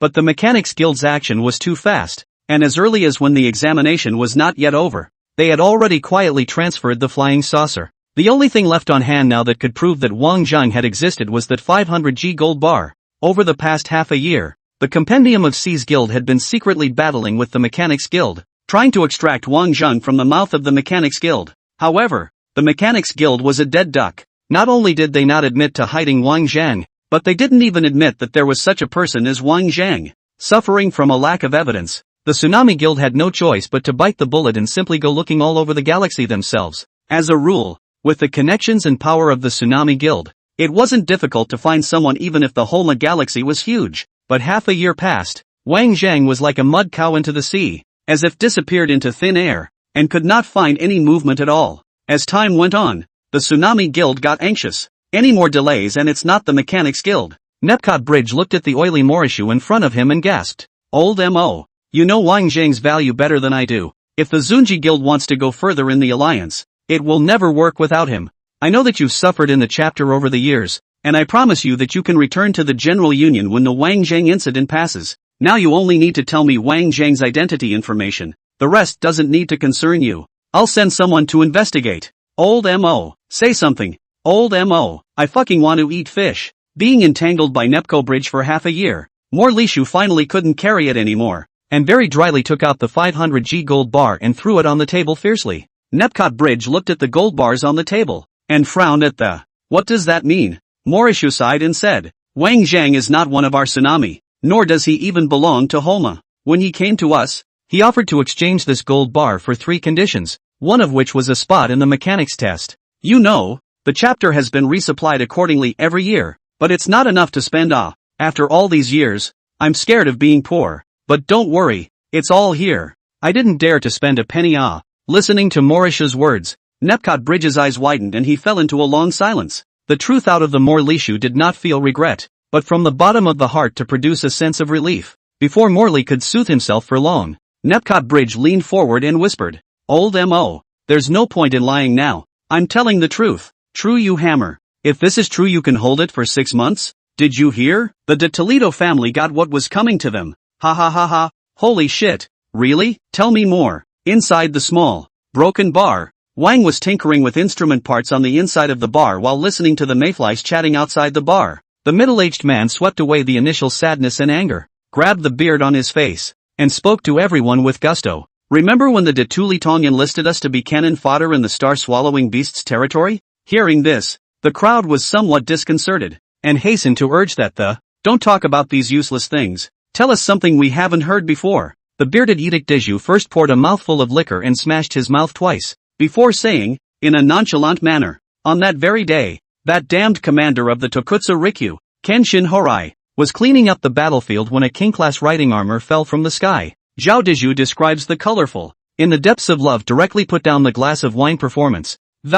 Not even giving a chance to speak, he just reached out and pointed his hand towards Kaguroi Kenshin. Doidzuki made a two-handed gesture, and Hilai Xianren's head is like a firework. It just exploded. Hearing this, the crowd's eyes glowed and they hurriedly pursued the question that, Sage Horai is dead? Really? A king's rider? It can't be? Do we have this kind of existence in Star Area 6? Ha ha ha ha ha, what a pain in the ass. Kaguroi Kenshin is one of the 4 major commanders of the Tokugawa Rikkidoshi. He's going to be in a hurry. The crowd's murmurs were unusually intense. To them, mayflies who were not even pawn-ranked, the story of king-ranked riding armor was just too distant, too mythical. Zhao Deju hammed and hawed and said, "Nonsense, of course I'm anxious. We only have one set of king-level riding armor in Star Area 6, and it's in the Swell family." That's why the de Tulitong family was certain that this was all the work of Suel, and directly gathered the remaining several major powers to form an army of mounted armor, and swaggeringly went to Suel's territory to make inquiries.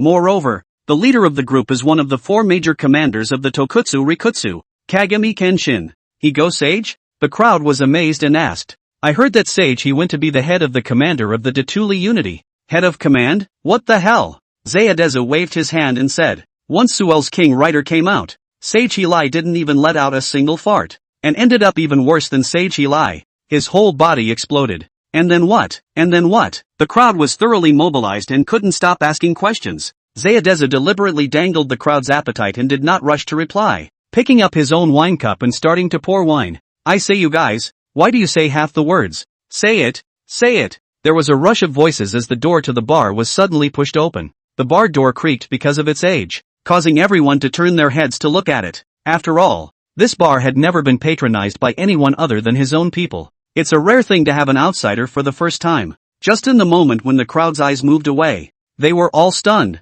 and their bodies froze violently, all of them frozen in place. Those were 2 sinister figures. The 2 of them were wrapped in a tight-fitting battlesuit, setting off an incomparably proud and exquisite figure. The slender thighs were longer than the lives of any of his own men, especially the figure walking in front, a long hair like a black waterfall hanging straight down to the waist. The face was noble and cold, and the eyes reflected the stars like a starry night. The noisy atmosphere of the bar instantly fell silent, and after a brief moment of disorientation, everyone became flustered, their eyes hastily moving elsewhere, no longer daring to look at that figure. All people have the heart to love beauty, but the identity and temperament of the 2 people in front of them were obviously unusual, and definitely not an existence that they could provoke. The man behind him swept the bar, couldn't help but frown, and whispered in the ear of the cold woman in front of him, Miss, still going in? The guys who mingle in places like this aren't even worth a trip for you to come and run in person. The cold woman didn't say anything and walked right into the bar. As the woman walked,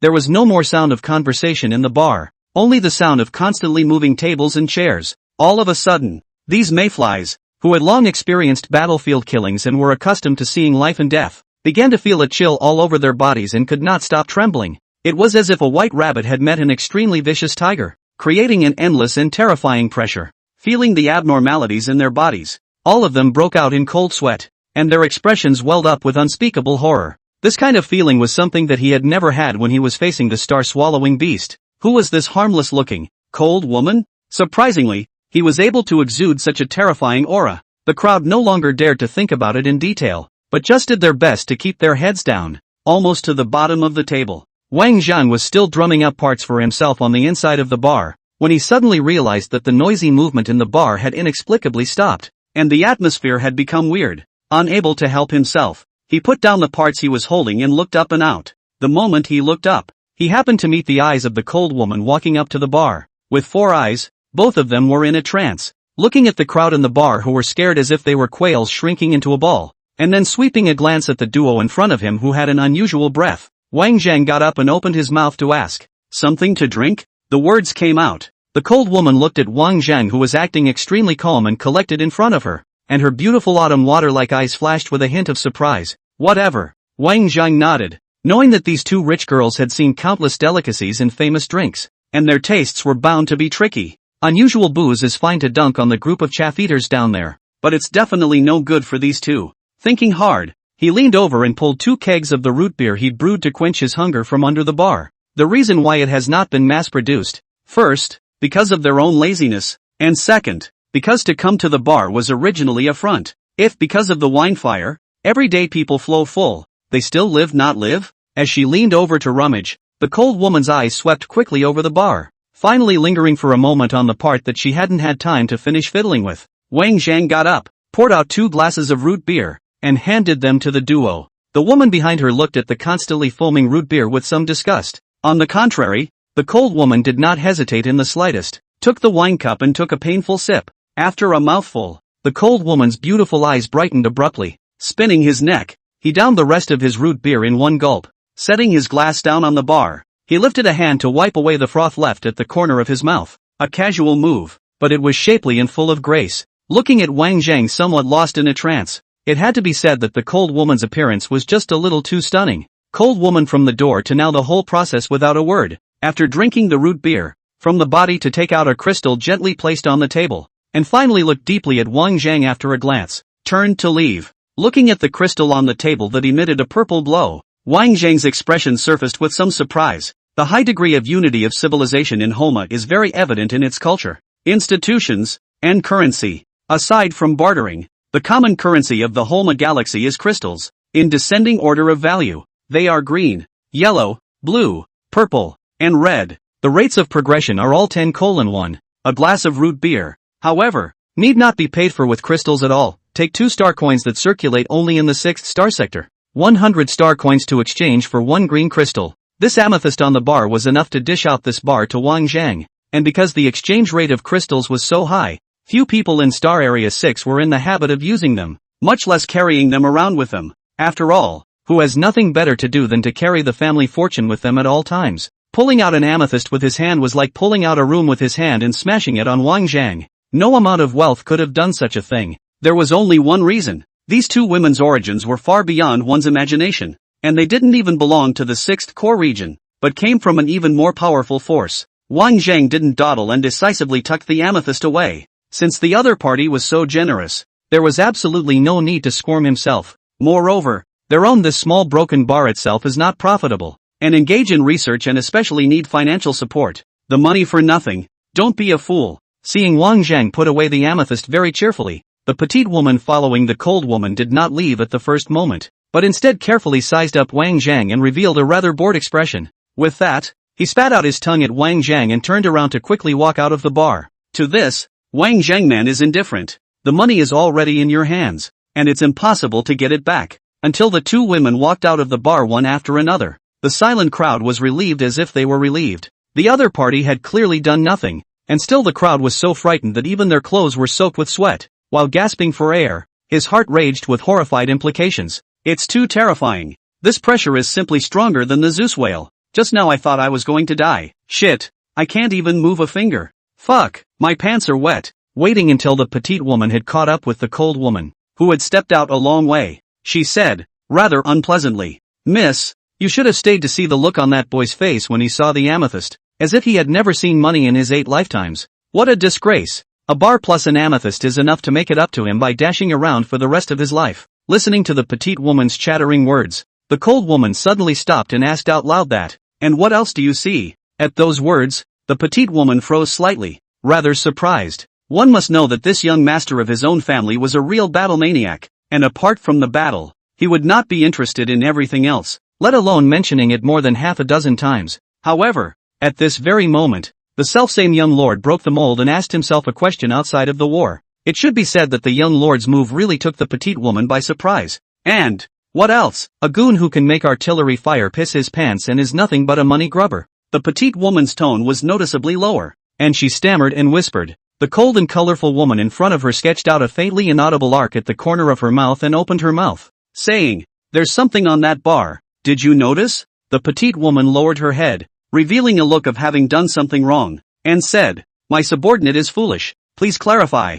"Miss." The cold woman reached out and patted the petite woman's head, saying, "There's a fist-sized piece of spare parts sitting on the bar in addition to 2 glasses that didn't get cleaned in time. I don't know if you noticed." The petite woman recalled seriously for a moment, then returned, Yes, but what's so rare about that piece of part? Is it possible that he picked it up unintentionally in this war-torn realm?" The cold woman shook her head and opened her mouth. The scientific name of that thing is called the Collier Permanent Motion Synergy Device, and looking at the entire Holma galaxy, there are definitely no more than 5 people who can make as well as repair it. "Ha?" The petite woman covered her mouth in surprise. "Miss, could you be mistaken? That thing looks like it was picked up in the trash." "How can it be?" The cold and colorful woman continued. "It's not your fault. After all, that thing is still a bit distant for you. The Collier Permanent Synergy, as the name suggests, is an important part used to aid in the operation of other devices, and this other device, say, is actually the de Renaissance Perpetual Motion Machine." As the words fell, the expression on the petite woman's face became stunned, and the pupils of her eyes began to undergo a violent tremor, incredulously saying, "Isn't that the source of kinetic energy for the King-class riding armor?" Riding armor, a crystallization of the civilization of the Holma galaxy, had actually appeared many centuries ago. Instead, it is in the last few centuries that universalization has been achieved. The main reason was still Dire Nozand, who was now the head of the Mechanics Guild. Riding armor manufacturing technology is not difficult. The really difficult problem is how to provide a matching energy supply. Energy constraints made the previous riding armor quite a bit of a cockamamie, unable to adapt to long-term, long-range, and large-scale battles. But just over 200 years ago, Dire Northend came out of nowhere with an energy-solid machine, directly causing a galactic sensation and completely leading the riding armor era to the altar. This energy-solid machine contains a constant stream of surging energy, enough to support the riding armor for all sizes of combat, and is compact enough that it is not a burden to carry. The most important point is that the energy consumption is so small as to be almost negligible, which is considered to be infinitely close to perpetual motion. Therefore, this device is known to the world as the Renaissance Perpetual Motion Machine. However, the construction principle of this device was extremely complex, and even the mechanical masters were unable to thoroughly investigate it. It's like Einstein's theory of relativity, which looks like just a bunch of equations, but very few people understand it. The same is true of this device, which is placed in front of the world, but there is no one who is able to disassemble it and understand it. That's why the rarity of the Dire Northend Perpetual Motion Machine can be said to be unique and unrepeatable in the Holma galaxy. Due to the extreme scarcity of perpetual motion machines in Derenosend, only 2 facilities have been able to equip them. One of them is a starship. Its second is the King's riding armor. It's no exaggeration to say that all the starships in the Holma galaxy, as well as the King-class riding armor, all came from the hands of Dire Nosand, the president of the Mechanics Guild. It was understandable that other people didn't recognize it, but how could he himself, as the owner of a king-level riding armor, not recognize it? "You mean?" the petite woman asked in surprise, revealing an expression of horror. "This guy's luck is against the heavens. Picking up garbage and picking up a king-level accessory?" The cold woman was exasperated and laughed, and gave the petite woman a light slap on the head that, "Why are you stupid, girl? You can't just pick this up? How many King's Riders are there in the entire Holma galaxy? If we really lost the parts, we'd have to turn Star Area 6 upside down?" The petite woman covered her head with pain and deflated her mouth, saying, "Then, that can't be assumed that this guy is a King Rider pilot, right?" The cold-colored woman continued, "Although the Collier Synergy device is not as precious as the Perpetual Motion Machine, the connection between the two is like the brain and the central nervous system. The connection is extremely close, and one is indispensable. Being able to come up with a synergy device on its own means that it must have a dire no-san perpetual motion machine behind it. With that said, the cold woman turned back to the small, ramshackle bar and whispered, once again, whichever is possible. It seems that this nominal husband of mine is very different from the rumors,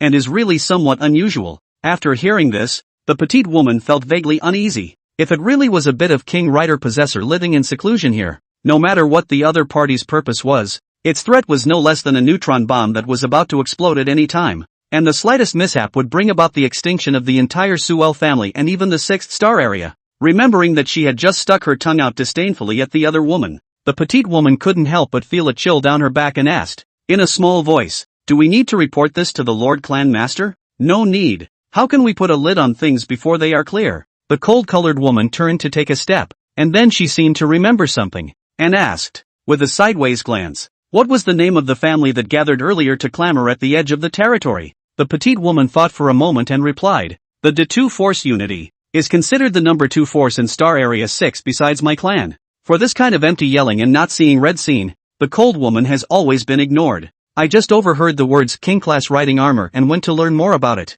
At first it was thought to be this group of fence-sitters who wanted to touch the porcelain of the Soul family and found a boring excuse to be attacked by the King's riders. After all, the entire galaxy's King-level riding armor driver all know themselves. Have not heard of who was idle but hurt to come to the 6th star area to slaughter a Primus on the upside down. This back and forth is not enough energy money. However, after connecting with the Collier synergy device in Wang Zhang's hands, it had to be taken seriously. Come on, let's go and check out the Detuli Tong's compound. The cold woman's pace quickened, causing the petite woman behind her to have to run to barely keep up. What can I see there? Miss? Let's see what the so-called King's Rider they talk about is all about. Goon. You know those two? The relaxed bar exploded once again. Everyone wasn't bragging. They were all talking about the two who had just left. A number of people took the opportunity of refilling their glasses to come over to the bar and inquire about Wang Zhang with gusto. Wang was drumming the parts in his hand, shaking his head calmly. Not recognizable. Upon hearing this, a group of people let out a hissing sound, and they even shook their heads into a rattlesnake drum. Impossible, absolutely impossible. Wang Zhang looked up at the crowd and lost his smile. What's impossible about this? It has been questioned that, although our place is also part of the core star area, it's actually no different from a barren area that's not worth a shit, and even more desolate than a barren star area because of the turmoil. Who would come all the way to a place like this to have a drink, and a drink at that, if they didn't know you? As it was in front of Wang Zhang, some words were not said. That is, these two women at a glance know that non-rich or noble, present in these people, in addition to Wang Zhang has Su Air great and this honorable status. Others in the eyes of the other party is completely mole cricket, will not even look on a glance, listening to the other party's analysis. Wang Zhang smiled, pointed to the wine glass in front of him, and said, do you think there's a possibility that it's my wine that's so good that they're the ones who come to me? The words fell, causing the bar to boo. Che, the incident, while surprising, didn't make too many waves. After all, for his own mayflies who might die on the battlefield one day,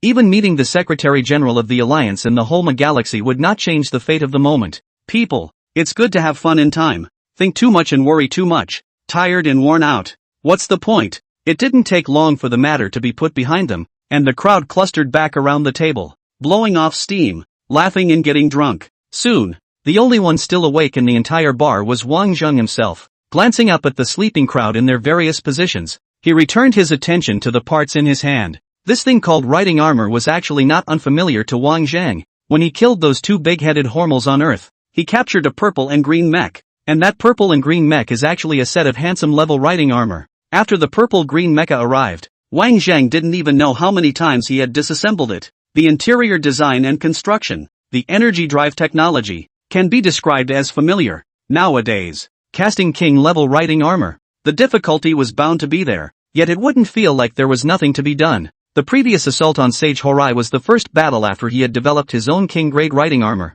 The process was surprisingly smooth, but it still revealed many problems. Judging from the drawings that de Renaissance had handed over to himself, there were many places that he had clearly done as he had done, yet there were still some unavoidable faults. As in the case of the Collier synergy device now in hand, the energy rationing always falls short of maximum power, making the system run in a constant state of half-empty. There was certainly no need to worry about the riding armor for the King's riders or below, but once they were up against the King's class, this drawback would inevitably be exposed. The battlefield is ever-changing, And this drawback is undoubtedly fatal. So Wang Zheng decided to discard the theoretical steps of de Renaissance drawings for the time being and design the kinetic energy source according to his own ideas. After all, it's ultimately unsettling to use someone else's stuff. At this time, the drunken Zhao Dezhu suddenly came to the bar silently, burped full of alcohol gas, and smiled at Wang Zheng and said, "Goon, tell me the truth, did you do that thing with the Tu Li Tong?" Wang Zheng sighed and said, "If I had that kind of ability, would I still be guarding this shitty bar in this shitty place? Watching you drunkards playing drunken games here?" Zhao Dezhu was even a little unsteady on his feet, but his eyes were unusually bright, staring straight at Wang Zheng, saying, "Goon, actually, everyone understands." Without waiting to finish his sentence, Zhao Dezhu's legs went limp and he directly paralyzed holding onto the bar. Wang Zheng got up and looked down, and found that Zhao Dezhu was lying on all fours on the ground, snoring soundly. "What? Close the door, brother Goon. Isn't this tantamount to killing us if you go out of town?" A crowd of people immediately let out a lamentation after hearing Wang Zheng's words. "Goon, we're counting on your drink to renew our lives. Where are you going, Goon?" Facing a crowd of lamentations, Wang Zheng just smiled and did not explain anything. The bearded Zhao Dezhu lowered his head to Wang Zheng and whispered, "Goon brother." "No, Wang Xiao. Yesterday is that I drank too much. The mouth a little cannot handle the door. Is it said something that should not be said? Make you angry?" Wang Zheng's reputation in this area was very loud,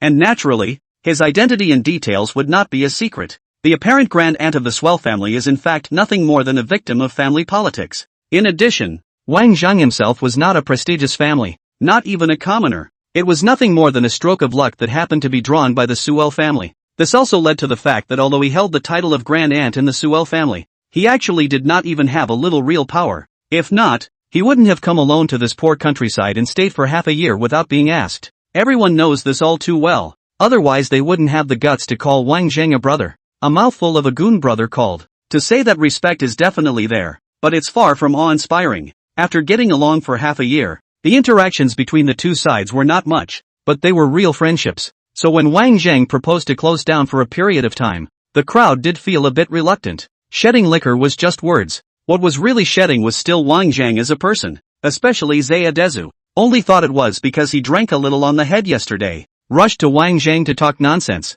causing Wang Zheng to be upset, which is why he wanted to leave. After all, with Wang Zheng's power of speech in the Suel family, not to mention mobilizing king-level riding armor, even mobilizing pawn-level riding armor was probably not much of a possibility. I was afraid that I had unintentionally touched Wang Zheng's forbidden domain by speaking without thinking. Taking a look at the downcast Zhao Dezhu, and then at the crowd behind Zhao Dezhu, Wang Zheng couldn't help but lose his smile and opened his mouth, saying, "It's just a closure for a while. It's not like I'm not coming back.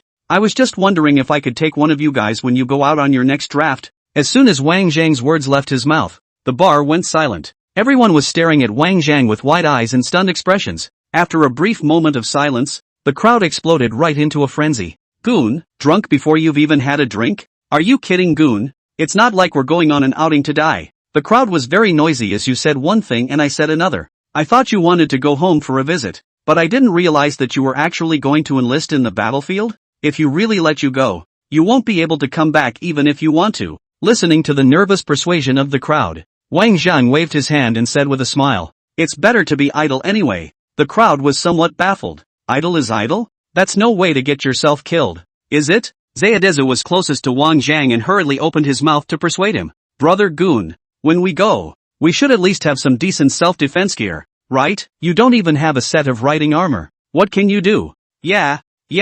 The rest of the group nodded in recognition. "Riding armor?" Wang Zheng reached out and pointed toward the niche behind him and, "I did." Upon hearing this, the crowd couldn't help but laugh and opened their mouths to say, "Brother Goon, don't mess with us. This joke isn't funny at all." Ask the entire 6th star area. Who doesn't know that at the time the Suer family's great aunt was directly scared because of the sight of the high-power cannon and peed his pants on the spot? Even if he is given a set of riding armor, wearing it on his body is daring. Can he have the guts to go out and fly around for a while? What's more, these half a year of living together, Wang Zheng's hands in addition to touching the bottle every day to mix wine. Where else have I seen him touch anything else? Excluding, of course, the bits and pieces that were messed up and picked up from who knows where. Other than that, let alone riding armor, I'm afraid I've never even touched a hovercraft. The crowd wanted to say something else, but unexpectedly, the niche behind Wang Zheng suddenly let out a rumble, and then the whole wall began to tremble. As the crowd stared in amazement, the wall began to pan as a hole,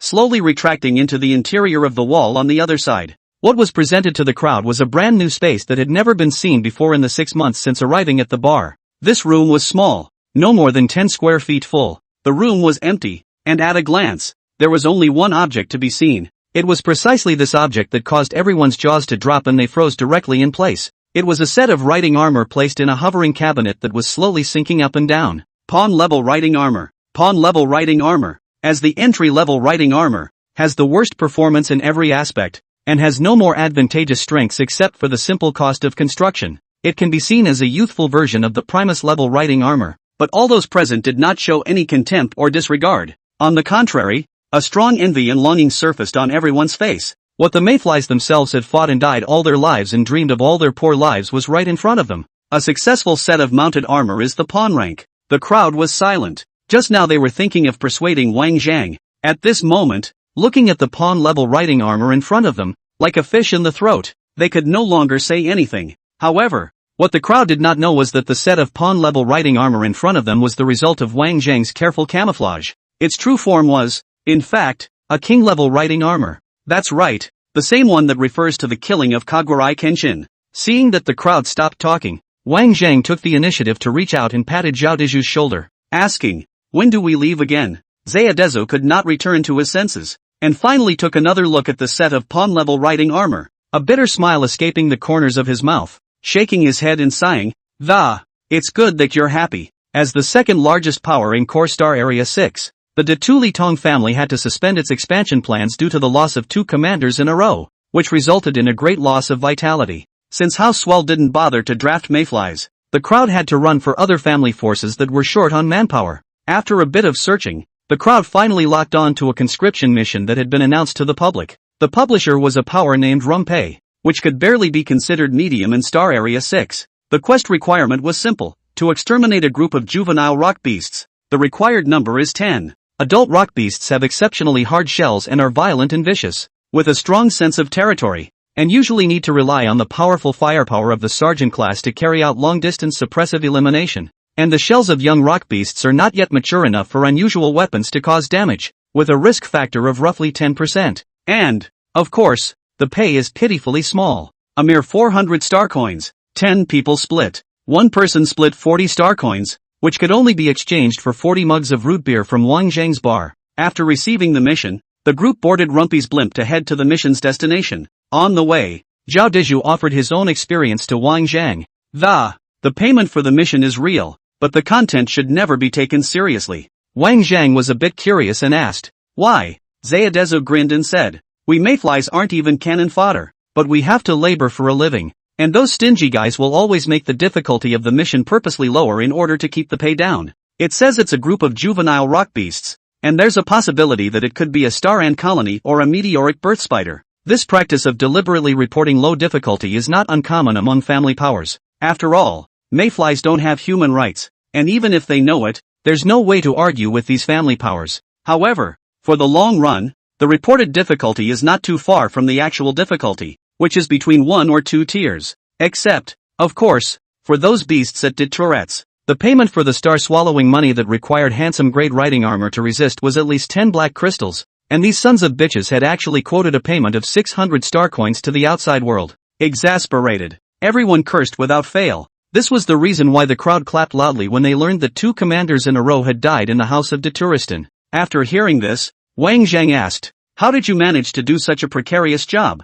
Zayadeza patted his stomach and laughed. "I can't help it, I have to eat." In the middle of the climb, the dirigible came to a sudden stop. Out of inertia, all of them involuntarily leaned forward. That's when a voice came from overhead and, currently 300 yards from the ground, "Please put on your riding armor and fly there." The people were used to it, and they began to put on their riding armor. While wearing it, he cursed, "Tramp, it's 300 yards, is it a pain in the ass to land? Doesn't it bother them to comfort you?" Zayadeza moved very quickly and was soon dressed. Zhao Doju, who had transformed into a simplified version of Iron Man, glanced at Wang Zhang and saw that Wang Zhang was sitting in his position as steady as a rock, so he couldn't help but say sharply, "What are you doing? Why don't you get a grip? They're going to open the hatch directly later. Once they get sucked down, it'll be too late to put on the riding armor." Wang Zhang looked at Zhao Deju in surprise and asked, Isn't it possible to wear it autonomously? Because he was wearing his riding armor. Wang Zhang could not see Zhao Deju's expression,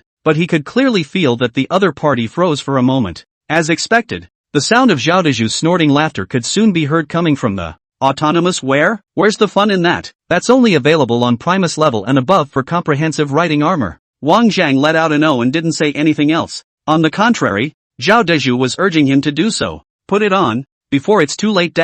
Before the word "up" could be uttered, the words stopped abruptly, only to see a pitch-black shell emerge around Wang Zhang's body, quickly spreading to his entire body, completing the coverage in just an instant. In the next instant, Wang Zhang had already finished putting on his riding armor. The clamor around them suddenly disappeared, and everyone looked at Wang Zhang with a tacit understanding. Although they could not see their expressions at the moment, they could clearly feel the shock in their hearts. What level of riding armor do you have here? Someone asked in a horrified voice. Wang Zhang shrugged his shoulders and replied, pawn level. Is it hard to recognize? There was another silence. Someone questioned, can a pawn class wear it autonomously? I seem to remember that only the comprehensive riding armor can do that, right? And with the smoothness of wear just now, the Primus level couldn't do it, could it? In the face of doubt, Wang Zhang did not blush and opened his mouth to explain. Pawn-ranked riding armor. It's comprehensive, too.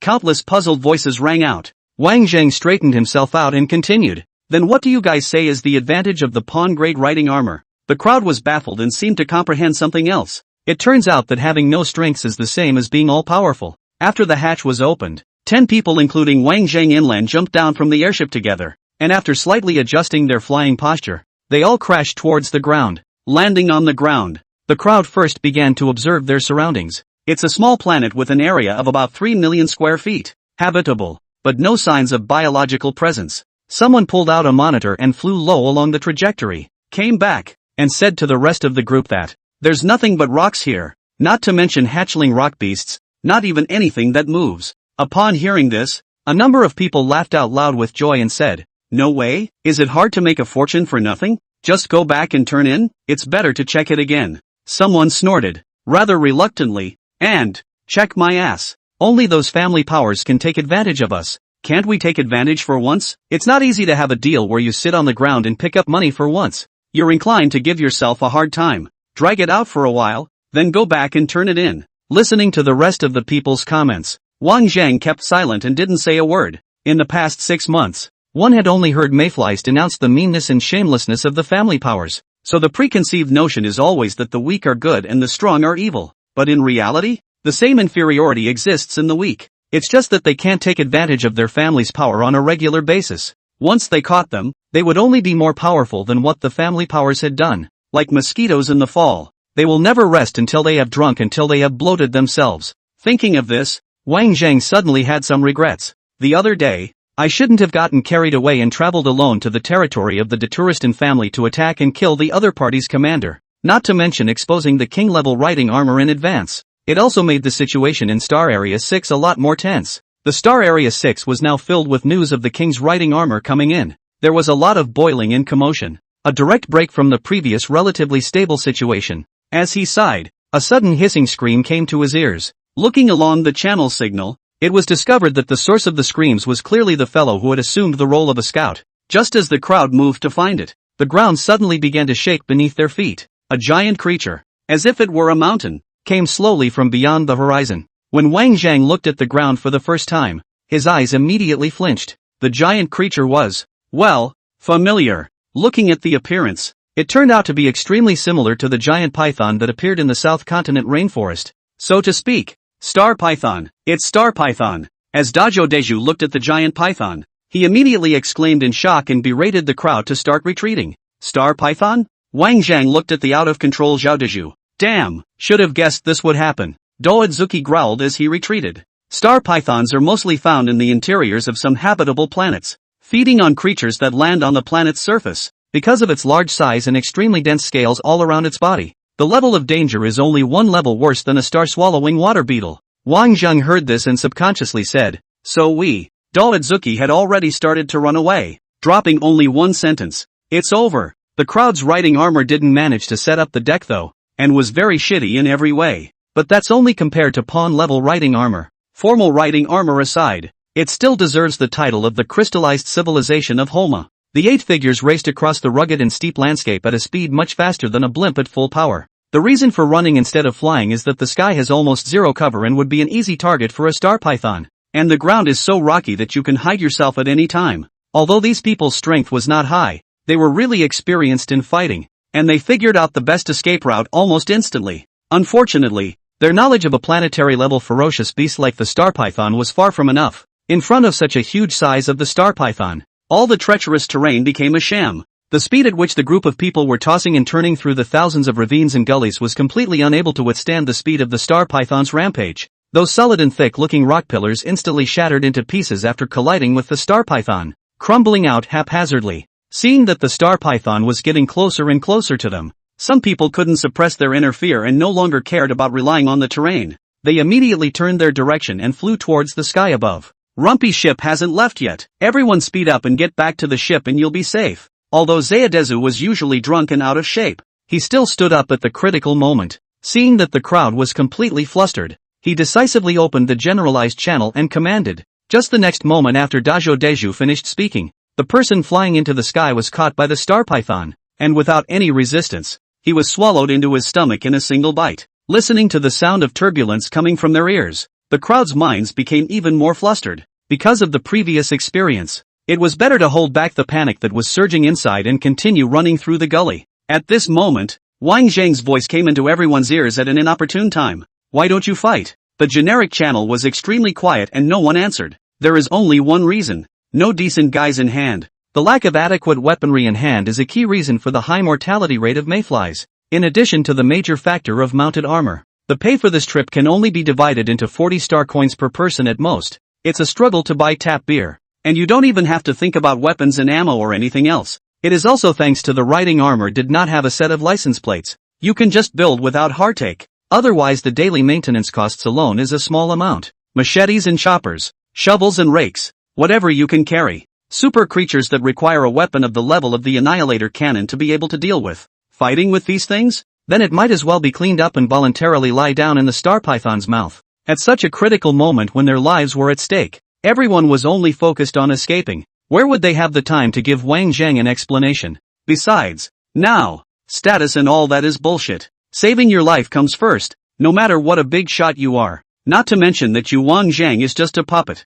Usually you are treated with respect, but at times like this, when you make stupid mistakes and die, only a fool will pay for you. No one said a word, but their hearts had already responded. Just 2 words. Idiot. Finally, it was Zayadezu who shouted over the channel that, don't even think about it. Star Python's power can easily destroy an asteroid, and there's no way it can fight against it unless it uses a large firepower cluster bombardment. Still not running? Dajo Deju ran with a big stride while not forgetting to turn back to look for Wang Zhang's figure. Don't want to die? Zhao Doju, can you step on a horse and cover it or not? In the midst of fleeing in fear, another unlucky person was targeted by the star python and rumbled over as if it were a small mountain. Only hissing screams could be heard resounding. In a hiss of despair, the man was run over by the star python's massive body. The proud riding armor didn't work a dime, and was simply crushed into mud and mixed into the jumbled rocks. In less than a cigarette's worth of work, only 7 of the 10-man squad remained. What to do? Some people are deeply concerned that there is no hope of escape and are desperate to find a glimpse of life.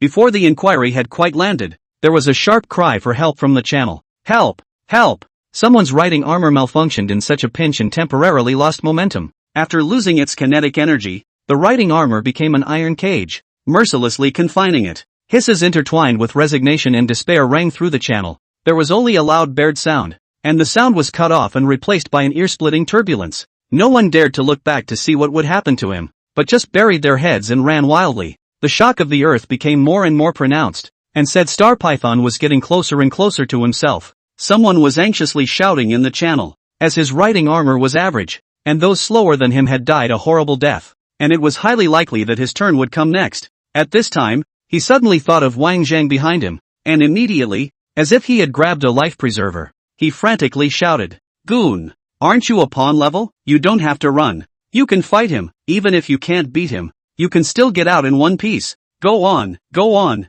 go on, go stall him. Put your ass on the line." Zhao Deju angrily scolded. "What are you stepping on nonsense? Shut up. Zhao Doju, you selfish bastard. What face do you have running at the front of the line to say something crowning? The man opened his mouth and cursed angrily, then suddenly jerked to a halt and stopped. Just then, Wang Zhang, who had been straying from the edge of escape, managed to brush shoulders with him. The moment they stood side by side, they turned their heads almost simultaneously and looked at each other in all directions. The man suddenly had a slender shovel in his hand at some point. Both hands took the shovel and fought and swung it towards Wang Zhang's body. Wang Zhang naturally would not have expected the guy he had spent so much time with to lay his hands on him. Completely defenseless, caught off guard, Wang Zhang was hit by a shovel on both legs. His balance was broken in an instant, and his whole body tilted forward and fell headlong to the ground. After seeing Wang Zhang fall down, that person did not have any hesitation and decisively adjusted his kinetic energy to the limit, quickly escaping far away towards the front.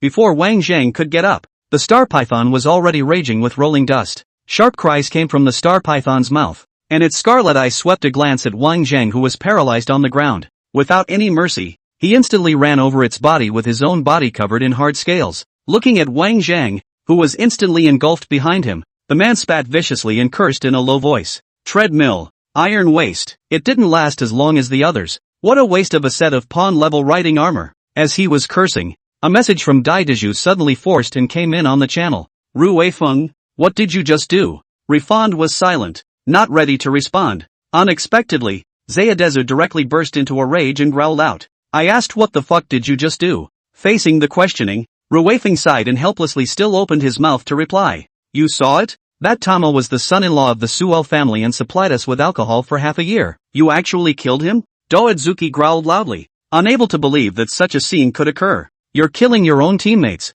mate, Ru Weifeng sneered. So he no longer covered up, and immediately disliked him back. What do you mean, teammate? That's right, I've wanted to get him killed for a long time. This guy deserved to die in the first place. Why should we have to roll around in the line of death? And in the end, we can only barely make a living from the tip of the knife to fill our stomachs, and take half of our life savings in exchange for not being able to get a chance at a set. What about him? Keeping a crappy bar and lounging around every day? Pulling out a set of pawn-rated riding armor at the drop of a hat? What is he? A punk who can piss his pants at an anti-aircraft gun. It's not fair. It's not fair. The more Ru Weifeng spoke, the more maniacal he became, waving the shovel in his hand and violently smashing a stone forest along the way. Zhao Daju let out a deep breath, still talking to Ru Weifeng on a private channel so that no one else would notice. Have you thought about it? He's the son-in-law of the Suel family. If he dies here, even if he can escape the star python's mouth, you and I won't be able to live anymore. Ru Weifeng snorted disdainfully and opened his mouth,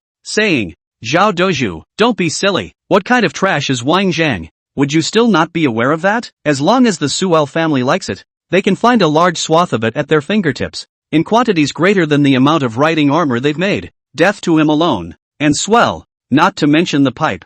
I'm afraid he won't realize for a moment that he's dead, not to mention the fact that he died in the mouth of a star python. What does that have to do with us? Zhao Deju really didn't think that his companion who had been spending time with him would twist his heart into such a state because of jealousy. Ru Weifeng also seemed to be in fear of being exposed for what he had done, and simply rushed at Zhao Deju to bring up the conditions. I'll give you all the pay for the next 3 missions, as long as you keep my secret, okay? Upon hearing this, Zhao Deju was unmoved and continued to yell and curse. You're an animal. Refond continues to add to his leverage. Right, don't you want to holster your armor? Wang Zhang's set of pawn-grade riding armor must not be completely damaged yet. If you can escape from the star python's mouth, I'll accompany you to pick up all the parts. I don't want any of them. They're all yours. Zhao Deju fell silent and did not curse any further. Seeing this, Ru Weifeng knew that this matter was in play, and could not help but feel great joy in his heart, and hastened to continue, saying, you and I both know the key to Wang Zhang's bar. Since he's dead, there must be quite a lot of stuff left inside. You take 70%. You pick the stuff first. I only need 30%. Zayadezu didn't respond, and the channel signal turned into a straight line. Riffin fled in disarray, his own ragged panting the only sound left inside his helmet. After a long time, Zhao Deju's low voice came out. Get back alive. Is this bunch of trash reliable or not? Wasn't it said that this team of mayflies was one of the better ones in Star Area 6? I thought they could be so great, but it turns out they're going to die out so soon. Rumpy's ship was hovering in the outer layers of planetary space, and the insiders were watching what was happening below with great interest. The 10-man squad was still suffering from the Star Python's massacre at this point, and their numbers had plummeted to less than 3. But not only did the Rumpelstiltskin ships carrying powerful firepower not have any intention of coming to their aid, but instead they discussed it indifferently, pointing at the dying few from time to time. Didn't the people from the D2 Force Unification say at first that these guys were able to drag even the star-swallowing water boat for most of the day? How come they can't even stop a star python? It's only been how long? And the group was immediately annihilated. So is the planet still wanted? To hell with it. Originally thought of letting this group of hot chickens consume Star Python's stamina so that we can take advantage of the situation. But now it seems that I guess Star Python hasn't even finished its warm-up exercise yet. Then what? Blast the planet too? Go ahead and blow up the Star Python with this bunch of hot chickens. The sight of these hot chick mayflies is annoying. In a few words, the life or death of the planet and the surviving mayflies had been decided. Just moments before the particle cannon was about to be pressed, someone stared at the screen in front of them and asked, in surprise, "Look, what's that?" The rest of them followed the sound and looked around. Only in the picture, the Star Python was charging all the way across the room, carrying with it large swathes of flying dust, touching rocks and stones shatter, and mountains crumble. And behind the Star Python, there was unexpectedly a tiny figure that was looming at an extremely fast speed. Not far in front of the Star Python, the two people, Zhao Daiju and Rui Feng, advanced side by side at the end of the line.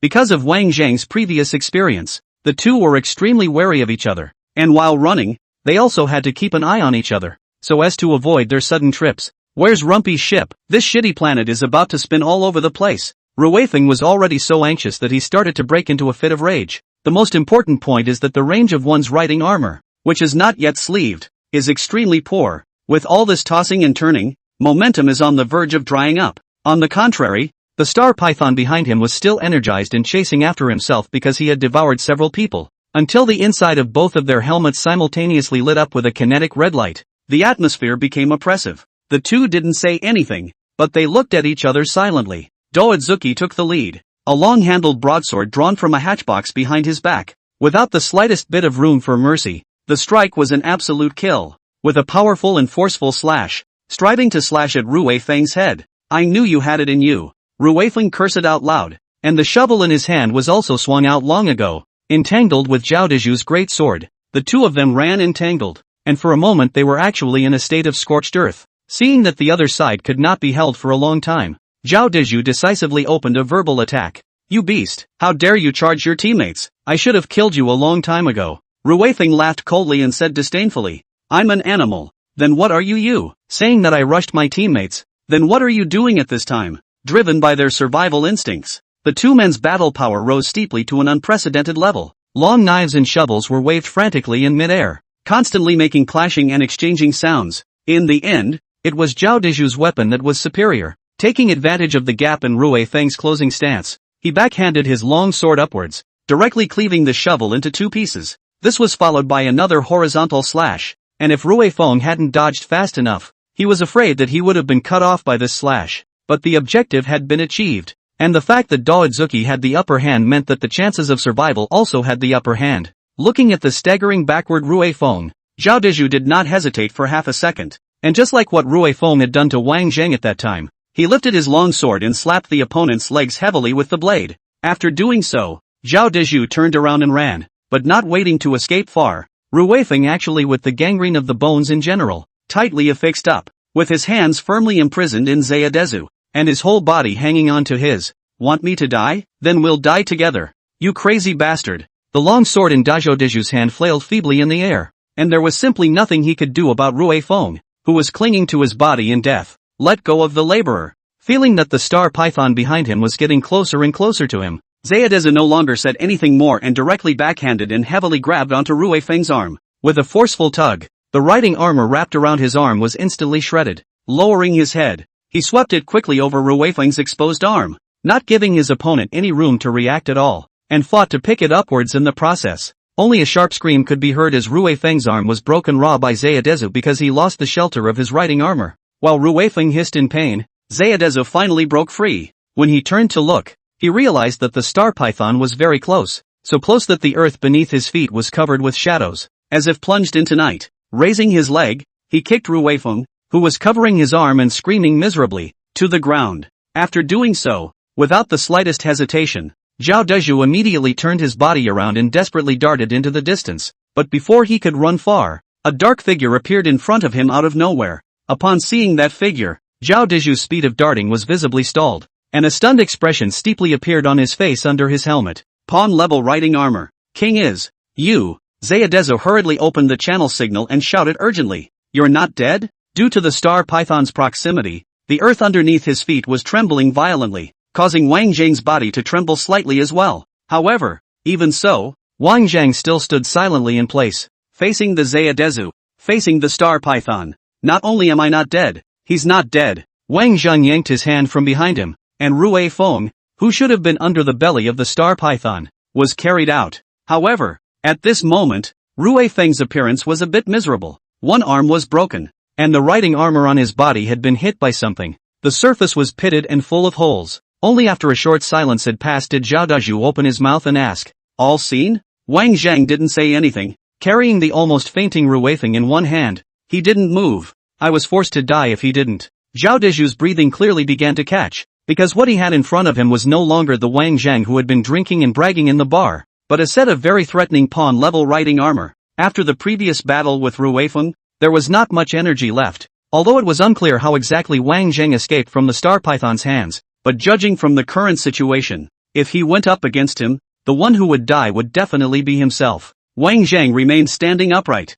under the helmet. It was impossible to see how the expression looked. Zhao Dazhu silently clenched the long sword in his hand. When he was less than 10 feet away from Wang Zhang, Zhao Dazhu had already poured his kinetic energy into his arms, just to be able to slash the most powerful slash. Right at this moment, Wang Zhang suddenly turned sideways and allowed Zhao Dazhu to rush past him. Such an unexpected scene caused Zhao Dazhu to be greatly surprised in his heart. While he was wondering, he heard Wang Zhang's sigh coming from the channel. Go! Zhao Dazhu was silent, with no semblance of gratitude in his heart. Instead, a wave of depression rose in his chest. What he had done just now might possibly be humanly possible, but once it was spread out, it would definitely be disgraced. Especially being a mayfly yourself. That's what you eat. Who would dare to team up with them in the future if they painfully killed their teammates in order to stay alive? What other power would dare to hire himself? What's the difference between losing your mayfly status and being dead? Zayadezu ran with great strides, but the long sword in his hand was gripped tighter and tighter. At that moment,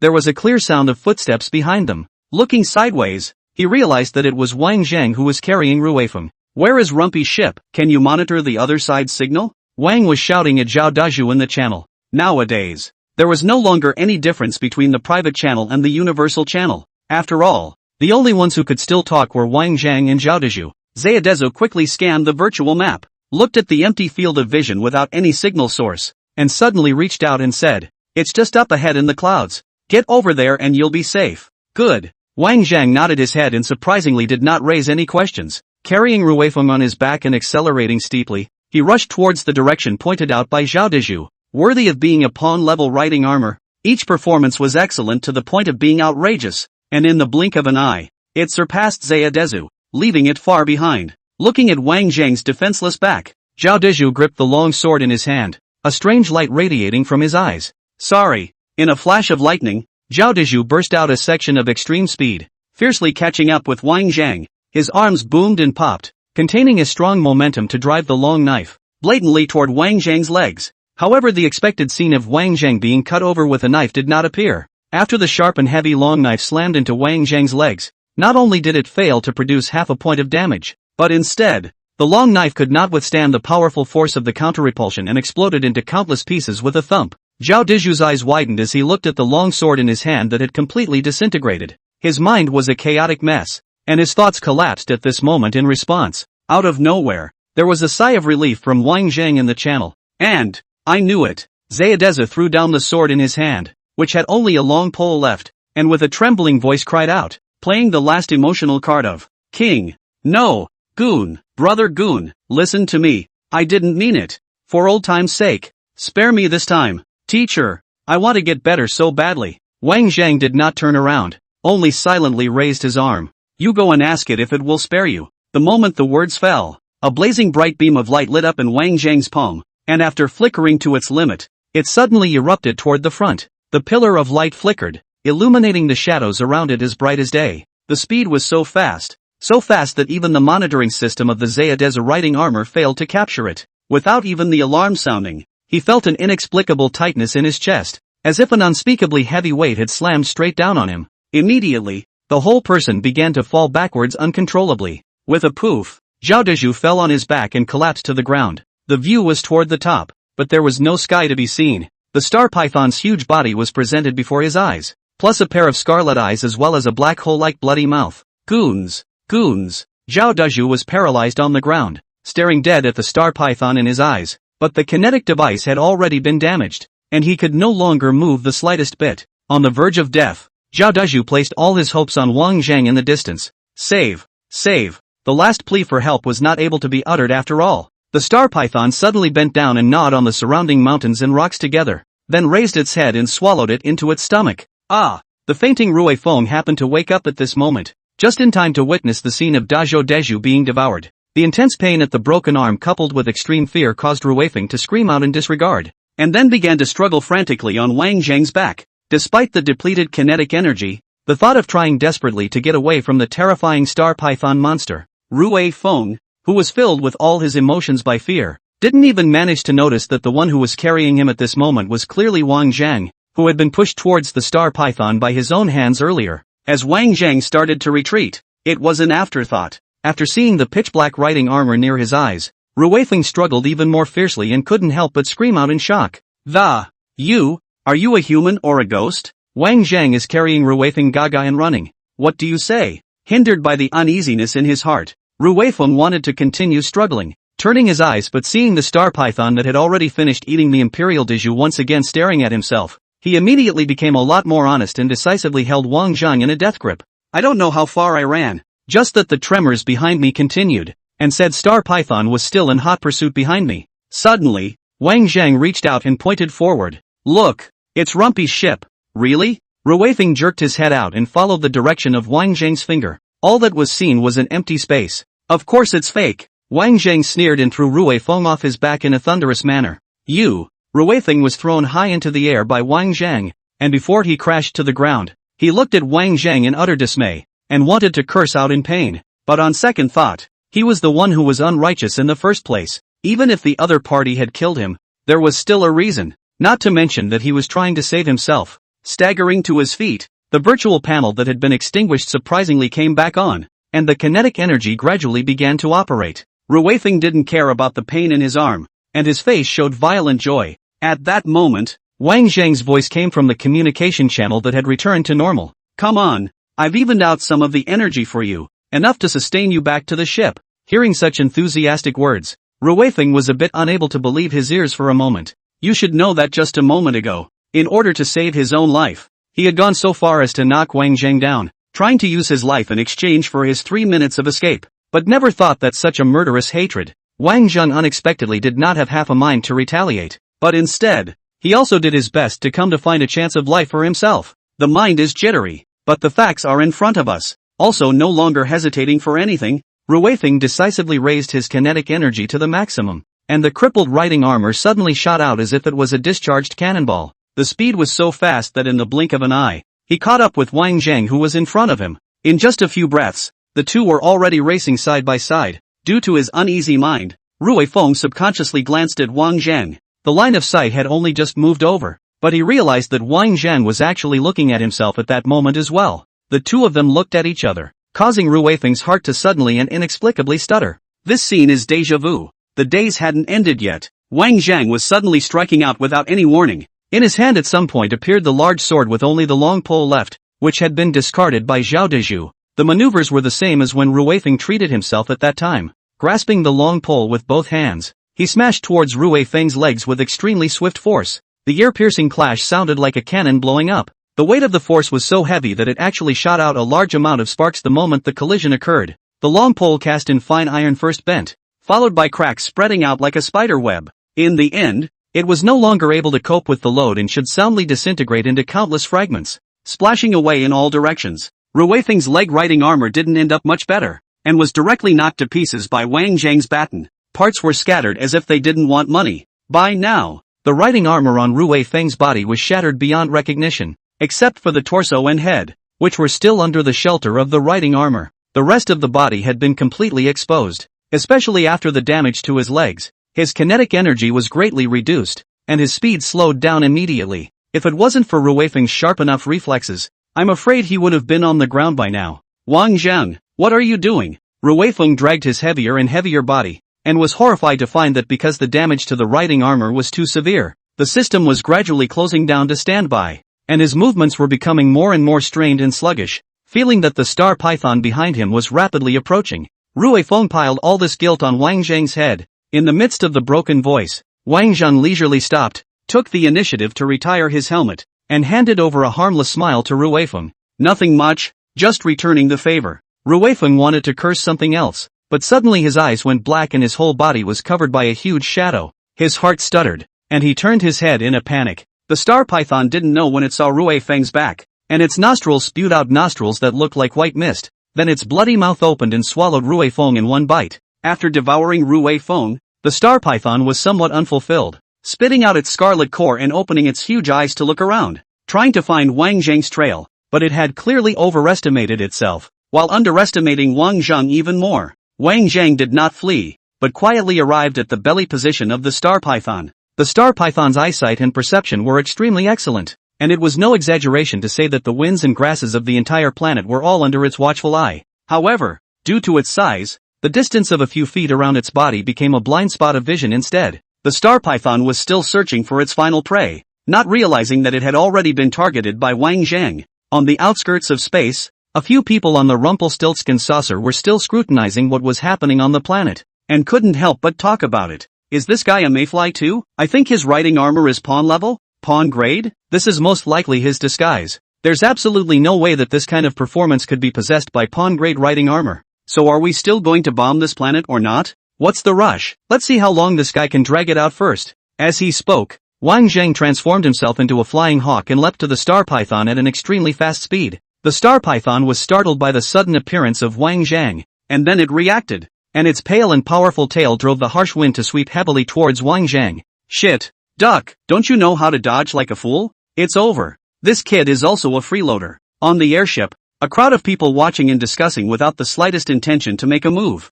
Just when everyone thought that the situation had been settled, Wang Zhang did not even look at the heavy tail that looked like a Tarzan pressing down on the top of the mountain, and raised a fist, heading straight for the 7 inches of the star python. A punch with a force that weighed more than 1,000 pounds. The hard body that could easily carry down even a cannonball was broken by a small half by Wang Zhang's punch. Fishy blood sprayed out like a torrential downpour, falling haphazardly towards the ground. The star python that had half of its head smashed hissed in pain, and driven by its survival instinct, it immediately turned around to flee. But how could Wang Zhang let it do what it wanted? Flying to the front of the star python, and slamming down with another heavy punch. The force of this punch was even a bit heavier, directly denting the star python's head, to the point that even Wang Zhang was submerged in it. By the time Wang Zhang appeared from the star python's body, there was a figure in his hand, and it was none other than Ruifeng, who had just been devoured. Poor Ruifeng had already reached the edge of oil exhaustion at this point. Even his body had been melted down for the most part, leaving only the upper half of his body to languish.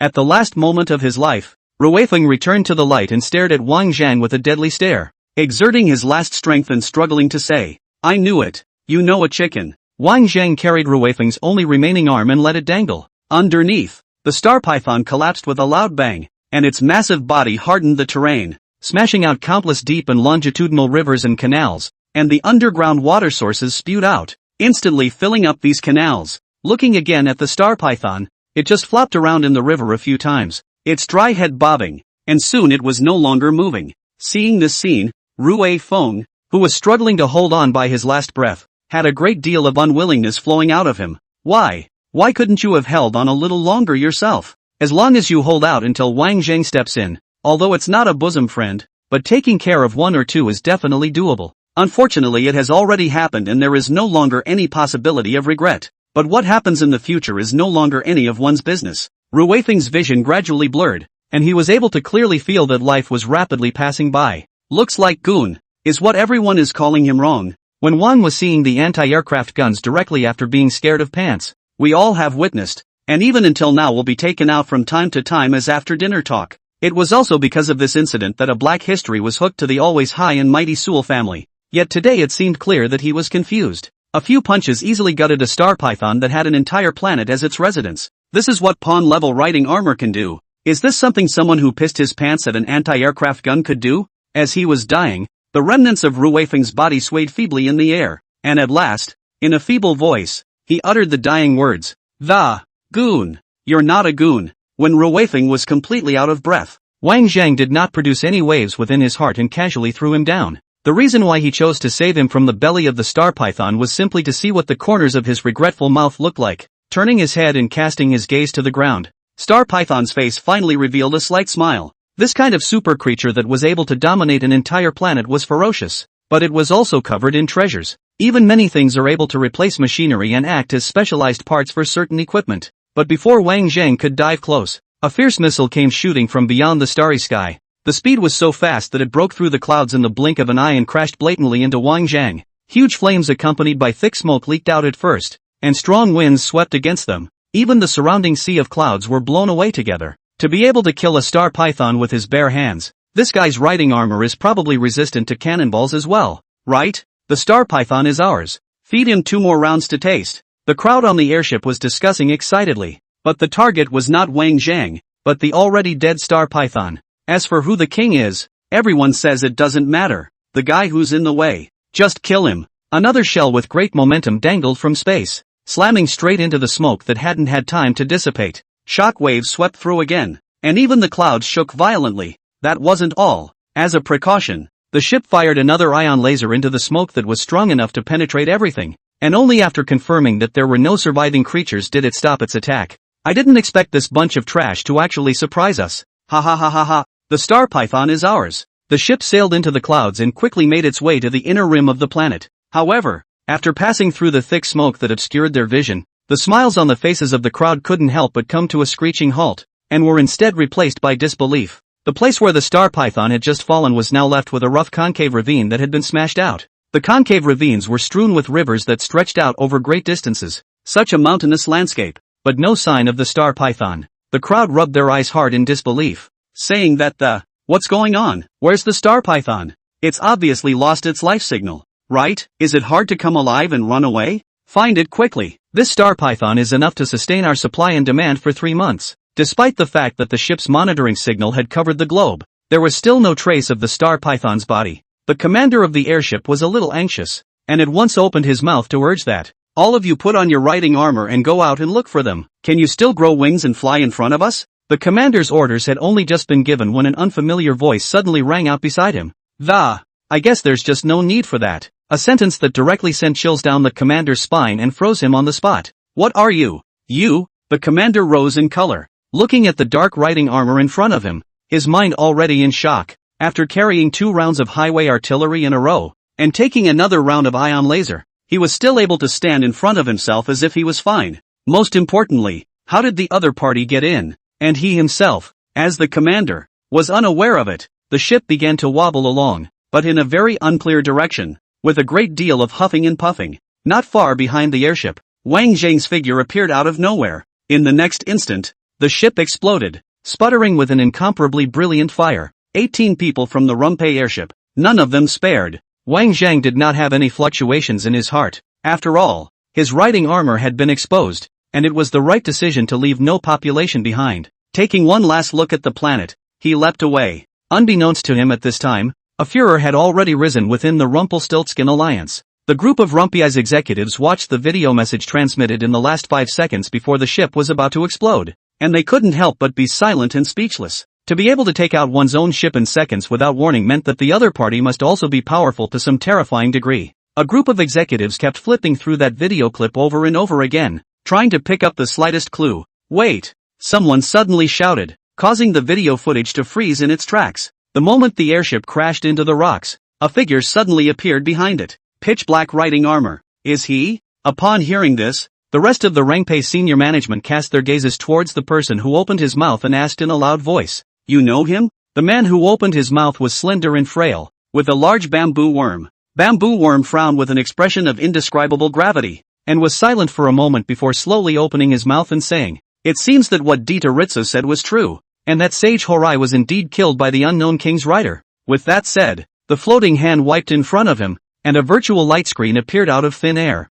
What was playing on the light screen was clearly the image of when Li Xianrun encountered the king-level riding armor and was poked and killed with a single finger. With a casual click, the image stills and stops at a close-up of the front of the pitch-black riding armor before it departs. Everyone hissed out lightly in surprise, vaguely sensing the seriousness of the problem. The riding armor in both images can be identified as the same person, making moves against several big family forces one after another. What was this trying to do? It's certain it's not the Soul family. The Bishop of the Rumple Alliance is a rather rotund bearded man with one of the few sets of handsome riding armor in Star Sector 6. By now the bearded man was slamming the table in anger, hissing and shouting that don't care if it's the Sewell family or not. This person must be dug out for me. So what if the King's Rider is still able to break the rules in one person against the entire star area? Listening to the bishop's angry rebuke, the rest of the people beside him remained silent, not knowing how to respond. It was still the bamboo worm who first discovered the clues that spoke up. We don't have much information about this set of riding armor. Even if we wanted to dig him out it would be difficult. There's no rush. Then, as if remembering something, he gazed up with a frown and murmured, "Is there any message of the footage before the explosion? Or before the encounter with the King's Rider?" After all of this happened too suddenly and bizarrely. Completely unaware of the cause of things, somehow lost a star-level ship. The loss cannot be said to be not big. If we can retrieve the footage before being attacked by the King's Rider, we can understand the cause and effect. After a couple of people, they finally sighed and shook their heads, saying, "No, the ship's monitoring systems were all compromised by the intrusion before it was blown up, and even the last video signal was recorded manually by someone on board, so there's absolutely no other information to be found beyond that." The bamboo worm's brows became more and more furrowed as he looked at the two images that kept replaying in front of him for a long time before he opened his mouth and said, "Since we're going on a draft, that means there must be mayflies involved, and those that didn't survive. Start with the identities of those mayflies, and pull out all the clues." At this point, someone got up and reported, "A message has just been sent from the Detouristan family, confirming that the two incidents were started by the same person, requesting a temporary alliance." An alliance? The bearded man snorted coldly and unceremoniously cursed. "Bullshit alliance. Those brutes are wreaking havoc in Star Area 6 by virtue of their family's influence of being ranked second.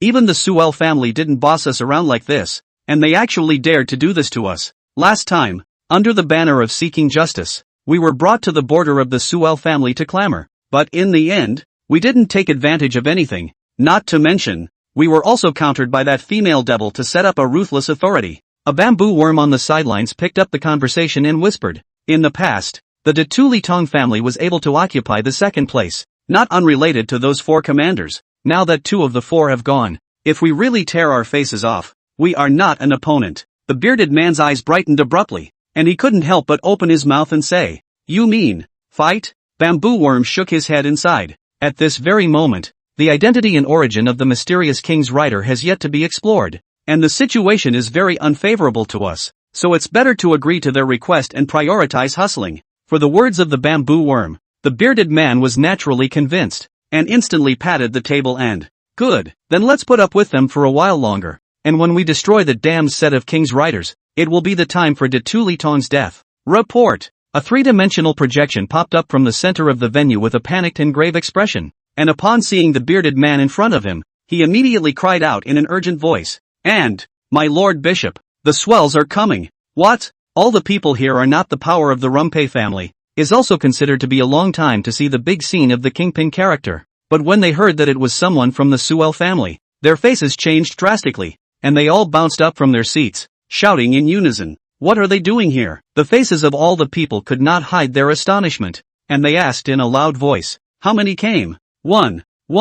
The projection gulped and spoke. At those words, the crowd couldn't help but feel relieved and secretly sighed in relief. "Only one person has come. He's still got some guts. Let's go and meet him for a while." The crowd was full of energy, and with that, they took big steps toward the outside. Seeing that the crowd was so grandiose, projection hastened to add, with care, that, "It's the Demonis." The crowd stopped dead in its tracks, and uttered a startled, "What?" The dilapidated bar stands alone among the buildings, with a rare locked door and a closed sign. However, Wang Zhang, who was the owner of the bar, was currently staying in the bar's warehouse, meticulously dissecting the star python's body. Nay, the size of the star python was just too big. Wang Zhang had disassembled the star python in 3 successive times, discarding almost 90% of the carcass, and only then did he barely manage to stuff the rest of it into the warehouse. The 3 treasures of the star python: teeth, scales and bones. As the 3 strongest parts of the star python's body, its hardness even exceeded that of unusual refined alloys,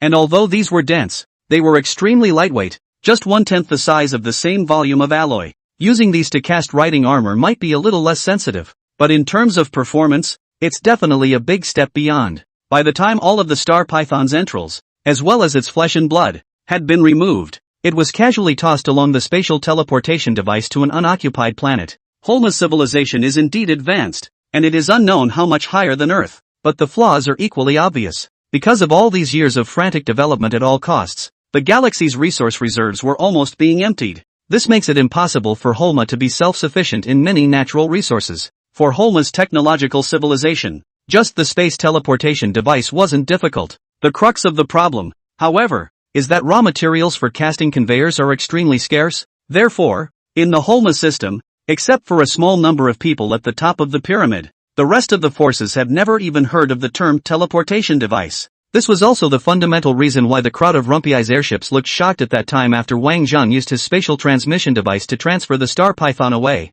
For them, jumping devices exist only in fixed locations and require fixed conditions to be realized. Looking at the loot piled up all over the warehouse, Wang Zhang got up and wiped away the sweat on his forehead, grinning rather gratifyingly. After being poor for so long, it's finally time to turn over a new leaf. Besides the star python, got a lot of goodies on that Rumpelstiltskin ship. For example, that particle cannon capable of firing destructive beams. The whole body is only 2 meters long and only 25 millimeters in diameter, but it can change the terrain and landscape to a small extent, so it is not too powerful. There was also a set of sergeant-grade riding armor that carried 6 sources of firepower, and from afar it looked like a humanoid tanker, bloated in size but full of coercion. For the sake of too much time, Wang Zhang couldn't take more and hastily detonated the airship. After all, like these rather powerful clans, each ship was positioned in real time, so that if there was a problem it would send out a message at the first opportunity. At that point, even if the ship was destroyed, the recorded data would be transmitted back. It was a good thing that in the end, he managed to paralyze everyone on the ship into thinking that he was no different than any other mayfly, which gave him the chance to kill him. But even so, it was still possible to sense that a section of the communication signal had forcibly broken through the blockade and transmitted out. But it's just bits and pieces, so there's no need to worry about exposure. I'm sure it won't be long before someone from the Rumpelstiltskin Alliance comes to their door to ask questions. After all, that group of mayflies had always been based in their own little bar. Now that all the people are dead, they must come here to test the evidence. To be on the safe side, Wang Zhang still decided to stay in the bar and open as usual from tomorrow. The more you run away, the more you prove that there's something in your heart. The reason it opens tomorrow is because there are more important things to do today. Digesting the loot and procuring supplies, since he was digesting the spoils of war. Naturally, the farther away from Star Area 6, the better, preferably the kind where those who had seen it would never run into each other a second time in the future. The Holma galaxy is divided into 8 core sectors, 12 fertile sectors, and 4 barren sectors. From the point of view of revenue alone, the core star area is naturally the unquestioned favorite. However, the core star sector is extremely interconnected as the trade center of the Holma galaxy. It was impossible to say that he had just sold the sergeant-grade riding armor in 1 foot, and it would appear on the market in Star Area 6 in the next. Such a big risk was naturally something Wang Zhang was unwilling to see. After thinking about it, the location was chosen to be in the 4th Plenty Star sector. There was only one reason for this, being the furthest away from the core star zone, almost half a foot into the barren zone. Although Star Area 4 was a small territory, it was far from being as vast as the other star areas, but the population is not small. And even if you exclude the daily transients, the recorded resident population alone is in the trillions. Being able to jump into the ranks of the rich and fertile districts has nothing to do with the huge population base of Star District 4. The commerce industry, in particular, is especially prevalent in Star District 4. As one of the 8 major alliances, the Tsunami Guild had opened a full 6 branches in Star Area 4. The importance attached to it is evident. Walking on the road, but also summon the earth to catch the illusion of the market. Listening to both sides of the vendors shouting, but also some cozy. Needless to say, the number of vendors was extremely large and the things they hawked were even more varied. There are design drawings that can't even be named, and notes on R&D theory that are only half a page long. There are even a lot of specially constructed, unknown name, unknown purpose, unknown origin parts that look extremely mysterious, commonly known as the 3 unknown appliances. The stars overhead are huge, and the heat is so intense that the slightest slip will result in burns. Even so, it was still overcrowded and crowded. Seeing Wang Zhang walking alone and aimlessly on the road, suddenly someone pulled him in front of him and whispered into Wang Zhang's ear, saying, "Brother, what do you know about the skull of the star-swallowing water beetle?" With that, The man mysteriously lifted his shirt to reveal the strange white skull hidden in his arms. With just one look, Wang Zhang grinned. What price? The man stretched out 5 fingers, and said, with a face full of seriousness, seeing as you're easy on the eyes, how about selling you 10 amethysts for the original price of 70? After hearing this, Wang Zhang touched the tip of his nose and was dumbfounded. It seems the guy thinks he's younger and thinks he's better to fool. After all, even Core 6 didn't circulate crystals very much, let alone this semi-barren, fertile star area. Open your mouth and ask for 10 amethysts. What? You want to go to grad school to go to the core? What's more, the skull of the star-swallowing beetle was the most precious part of the star-swallowing beetle's body, possessing a small portion of the void characteristics, which was similar to the spatial transmission device. If it was real, not to mention 10 amethysts, even 100 or 1,000 would cause a bunch of people to grab it. However, Wang Zhang's trip was indeed to find a melee weapon that he could use while he had the chance. Even though he was now in control of the king's riding armor, he could barely use his weapons or anything else. But in the future, once there was a conflict with the other king's riders, with little difference in performance, it would have to be from the weapons. What's up, bro? It's beautiful and cheap. You can't lose. You can't be fooled. The vendor looked at Wang Zhang with an eager face, still chattering about the skull in his arms. Wang Zhang buttoned his ears and continued forward, dropping only one sentence. I'll take another look, because he could not meet anyone he might recognize. Wang Zhang did not disguise his appearance too much. Along the way, we did see a great variety of treasures, which were touted by the stall owners as if they were real. It's like a demon spotting mirror that can see through all kinds of creatures with stealth properties. What about a space-forming, intergalactic creature that can be bred for its own use? And so on and so forth. For these things Wang Zhang just smiled and passed, did not look in the eyes. After all, the 4th fertile area, half of the feet are stranded in the barren area. Even the handsome level riding armor did not come out of a. Where did such a number of extraordinary baby equipment? If it did, it would have been prioritized for internal digestion, and there would have been no need to take it out for sale. Besides, if it were as fabulous as the vendor boasted, why would it cost as little as the price of a few green crystals? Actually, Wang Zhang's purpose was very simple. Just find a melee weapon that can withstand the tossing and turning of a king's rider. As he was walking along the street, he suddenly caught a glimpse of an ancient and unimpressive long-handled woodchopper sitting in a stall in front of him. Seeing this firewood knife, Wang Zhang's mind was suddenly aroused, and he busily came to the front of the stall, pointing at the firewood knife, and asked, "Older brother, how can I sell this firewood knife?" The owner of the stall was a young man in his 20s, who was dozing on the bench with his arms folded, and, seeing that a sale had come, rushed to his senses, grinning and, "Answer, little brother, eyesight is good. This is the earlier years of mechanical master Dire Nozen handcasting. At first it is with it to break out of the heck of fame, and now jumped to become one of the most powerful people in the entire Holma galaxy. Renaissance?" Wang Zhang couldn't help but feel a bit amused when he heard this and looked up at the stall owner. The stall owner, without blushing, continued to brag about the, "No way, bro, you don't even know Renaissance, do you? One of the 24 members of the council, the president of the Mechanics Guild, and the only mechanical grand master in our galaxy, and you actually don't recognize it?" Wang Zhang didn't bother to listen to the stall owner's nonsense, and just picked up the firewood knife and weighed it in his hand. The end of the blade is a bit dull, not much sharp, but the weight is surprisingly heavy. It took 2 close attempts in a row to pick it up. After carefully looking over the firewood knife in his hand, he realized that the casting process of the knife was very rough, but the material was extremely rare. At the very least, you can't recognize exactly what it is yourself. It's a really rare piece based on density alone. Just listening to the stall owner bragging so much, I'm sure the price can't be low. There was also the most important point. Although the material of this thing was special, it might not be as durable as a particle lightsaber when it was really used. Silence put down the wood chipper in his hand, and returned, with a smile, I've heard of it, but I'm not too familiar with it."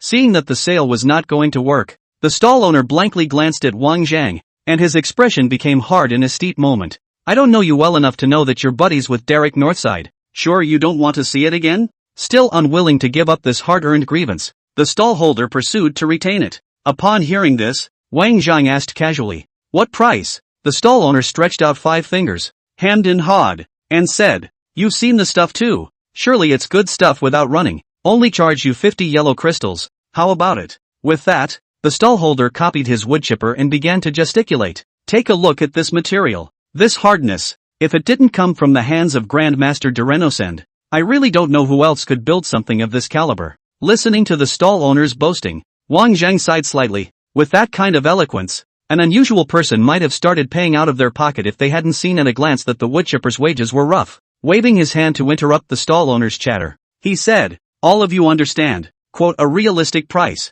The stall owner's face stiffened and he continued to stiffen his mouth. "What are you talking about?" Wang Zhang tapped his finger on the surface of the blade, making a clanging sound, and opened his mouth to say, "If this is the work of Grand Master Dyer, can it not even be completed in 3 quenches?" A sentence that directly made the stall owner freeze in place. Ben also thought that encountered a wrongdoer would like to take the opportunity to slaughter a sum of money. Did not think to encounter connoisseurs, but also not ambiguous, immediately stretched out 2 fingers, said, "I told you that you are in this line of work, waste of brother these words, if you sincerely want, give a cost price, 20 yellow crystals." Wang Zhang frowned slightly without opening his mouth and made a move to leave. Seeing this, the stall owner panicked, hurriedly got up and smiled. "Little brother, buying and selling, always have to bargain, right? You give a price, suitable on it." Wang Zhang spared no words and answered, $10. The stall owner's face sank again after hearing this. "Little brother, you're killing the price to kill a little bit, always have to let me earn some.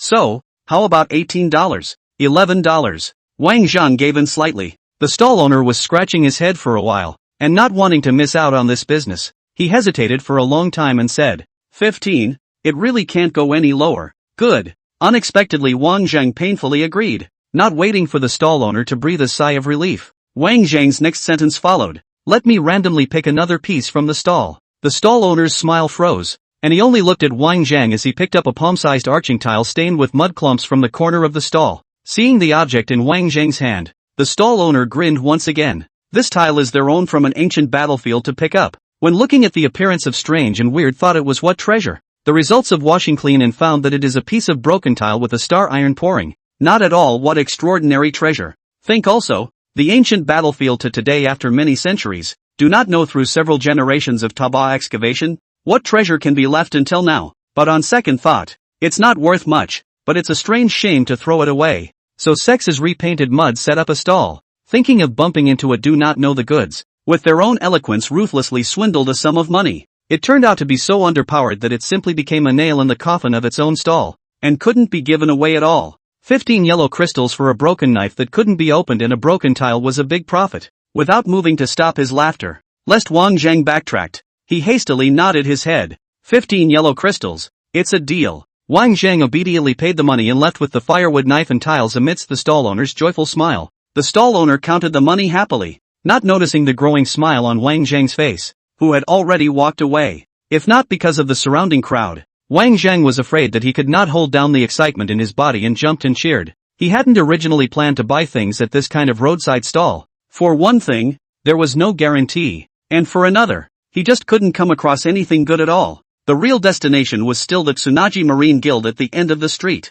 Now it seems to have been possible to draw back the words. Good stuff, great big goodies. If he wasn't worried about the stall owner getting suspicious, he would hate to rush up now and ask where he picked this up from. You can also go over there and try your luck. The real name of this piece of what looks like a tile is called the Perhasalu Energy Panel. What looks like a mediocre name is a much better fit for the name Perpetual Motion Machine than the Derenaissance Perpetual Motion Machine. Self-supply of energy, even at a higher rate of output than loss. The reason why Wang Zhang knew it was because in his last life, he had died at the hands of this Persepolis civilization. One of the top civilizations in the universe even fully grasped the genetic data of the pseudo-everlasting, allowing for up to 15 data transfers. That is, the ability to sustain organic life for up to 15 centuries. If this was used to replace the Derenaissance Perpetual Motion Machine, I'm afraid that it could support the operation of a planet or even an asteroid system, not to mention the king's riding armor. Of course, activation of the Perjasilu Energy Board requires specific conditions, namely an identification code. There is no identifying code, no different than a sturdy tile. Coincidentally, Wang is having it, otherwise it wouldn't be so exciting. When he first announced his curve jumping theory to the universe, it caused a huge stir among many top civilizations, which condescended to come to the barren to nobody garbage galaxy of the Milky Way. If it weren't for the curve jumping, they wouldn't even think that a place like this could give birth to life. For this theory, it can be described as a cross-generational product. After all, these top civilizations could even achieve pseudo-longevity, and in the end, the only thing they pursued was eternity, and all the rest could no longer be seen in their eyes. The theory of curve jumping, which is equivalent to breaking through the latitudinal barriers, allows for a leap from low latitude to high dimensions. This means that it is possible to evolve towards better levels and gain a true sense of longevity. Therefore, almost all of the top civilizations had thrown an olive branch to Wang Zhang and offered some of their civilization's technology without reservation in an attempt to exchange it for the curved jump theory. This is the fundamental reason why Wang Zhang sometimes hangs and sometimes doesn't. Sometimes is learned and sometimes knows nothing. The top civilizations have mastered a lot of things, but the hardware facilities are not up to the standard, so they can't even be put into use at the moment. Earth's future technology is indeed mastered and utilized with even greater ease. But compared to a civilization like Holma, it's not even close. It was like taking an unloaded AK-47 and charging a pugilist head-on. It was clear that he could easily fuck him up, but the gun was a liability and he could only close with his opponent. So now Wang Zhang is just in such an awkward middle stage. One can only desperately learn the technological theories of the Holma civilization as a way to bridge the gap between Earth's technology and Holma's technology. But the moment the discovery of the Perhasalu energy panel made all the difference. Because, here comes the bullet. In his excitement, Wang Zhang did not forget the purpose of his trip, putting away the Perhasalu energy board and continuing towards the Tsunaji Marine chapter in front of him. After Wang Zhang left, the stall owner was still in the same place excitedly counting the huge amount of money that had just arrived, muttering cheerfully as he did so, "Open stalls and meet stupid people and be happy all day." He was lowering his head and giggling when he suddenly felt a blackness in front of his eyes and looked up to find two tall figures standing in front of him. It was impossible to see the faces of the two men because of the black cloak they each wore. The stall owner didn't think much of it, but only thought that two more poor ingrates with only money left had come, and hastily got up to greet them. You two, what do you see? I've got all the good stuff here. Take a look at this. The real work of Archmaster Dyer North End. The two figures were indifferent to this, only twisting their heads to look at the direction where Wang Zhang disappeared, and only after a long time did they open their mouths to ask, "What did that man buy away from you?" The stall owner froze for a moment after hearing this, then reacted and continued to laugh. "Can it be that you two also have your eyes on that knife? I have a lot of good things here. Why chase after one thing? I asked you what the man bought away." The figure's tone became visibly displeased, and he repeated it again in a cold voice. Immediately after that, he reached out and threw his hand, and a purple crystal of great value was casually thrown onto the floor. The stall owner's eyes instantly went straight, and he couldn't take his eyes off the amethyst anymore. He was about to reach for it when the dark figure snatched it up with one foot. "Answer my question." The stall holder bowed his head, and replied, in a loud voice, a firewood knife that cost 15 yellow crystals, and, the stall holder pondered seriously for a moment, then finally shook his head and said, "No more, only bought a knife." But he did give him a tile before he left. The moment the figure lifted his foot, the stall owner, as if he were a hungry wolf, pounced on it, holding the dirt-stained amethyst in his arms and carefully blowing on it before slowly stuffing it into his pocket. By the time they raised their heads again, the two figures had disappeared. That's right, that's him. Dyer's only heir. The guy who was removed halfway through the mechanic test half a year ago. It's really ridiculous. The heir of a grandmaster actually ran to a roadside stall to buy equipment. If the people from the mechanic guild knew about it, I really don't know what kind of expression they would have. Don't worry about that. Dyer hides him for no other purpose than just to give him enough room to grow. We can't afford to delay, much less kill him. Kill? That guy is in the Tsunami Guild. Should we wait for him to leave before we do it? An alliance that thrives on commerce and trade. Why care so much? Not to mention it's just one chapter. Just destroy it altogether. At those words,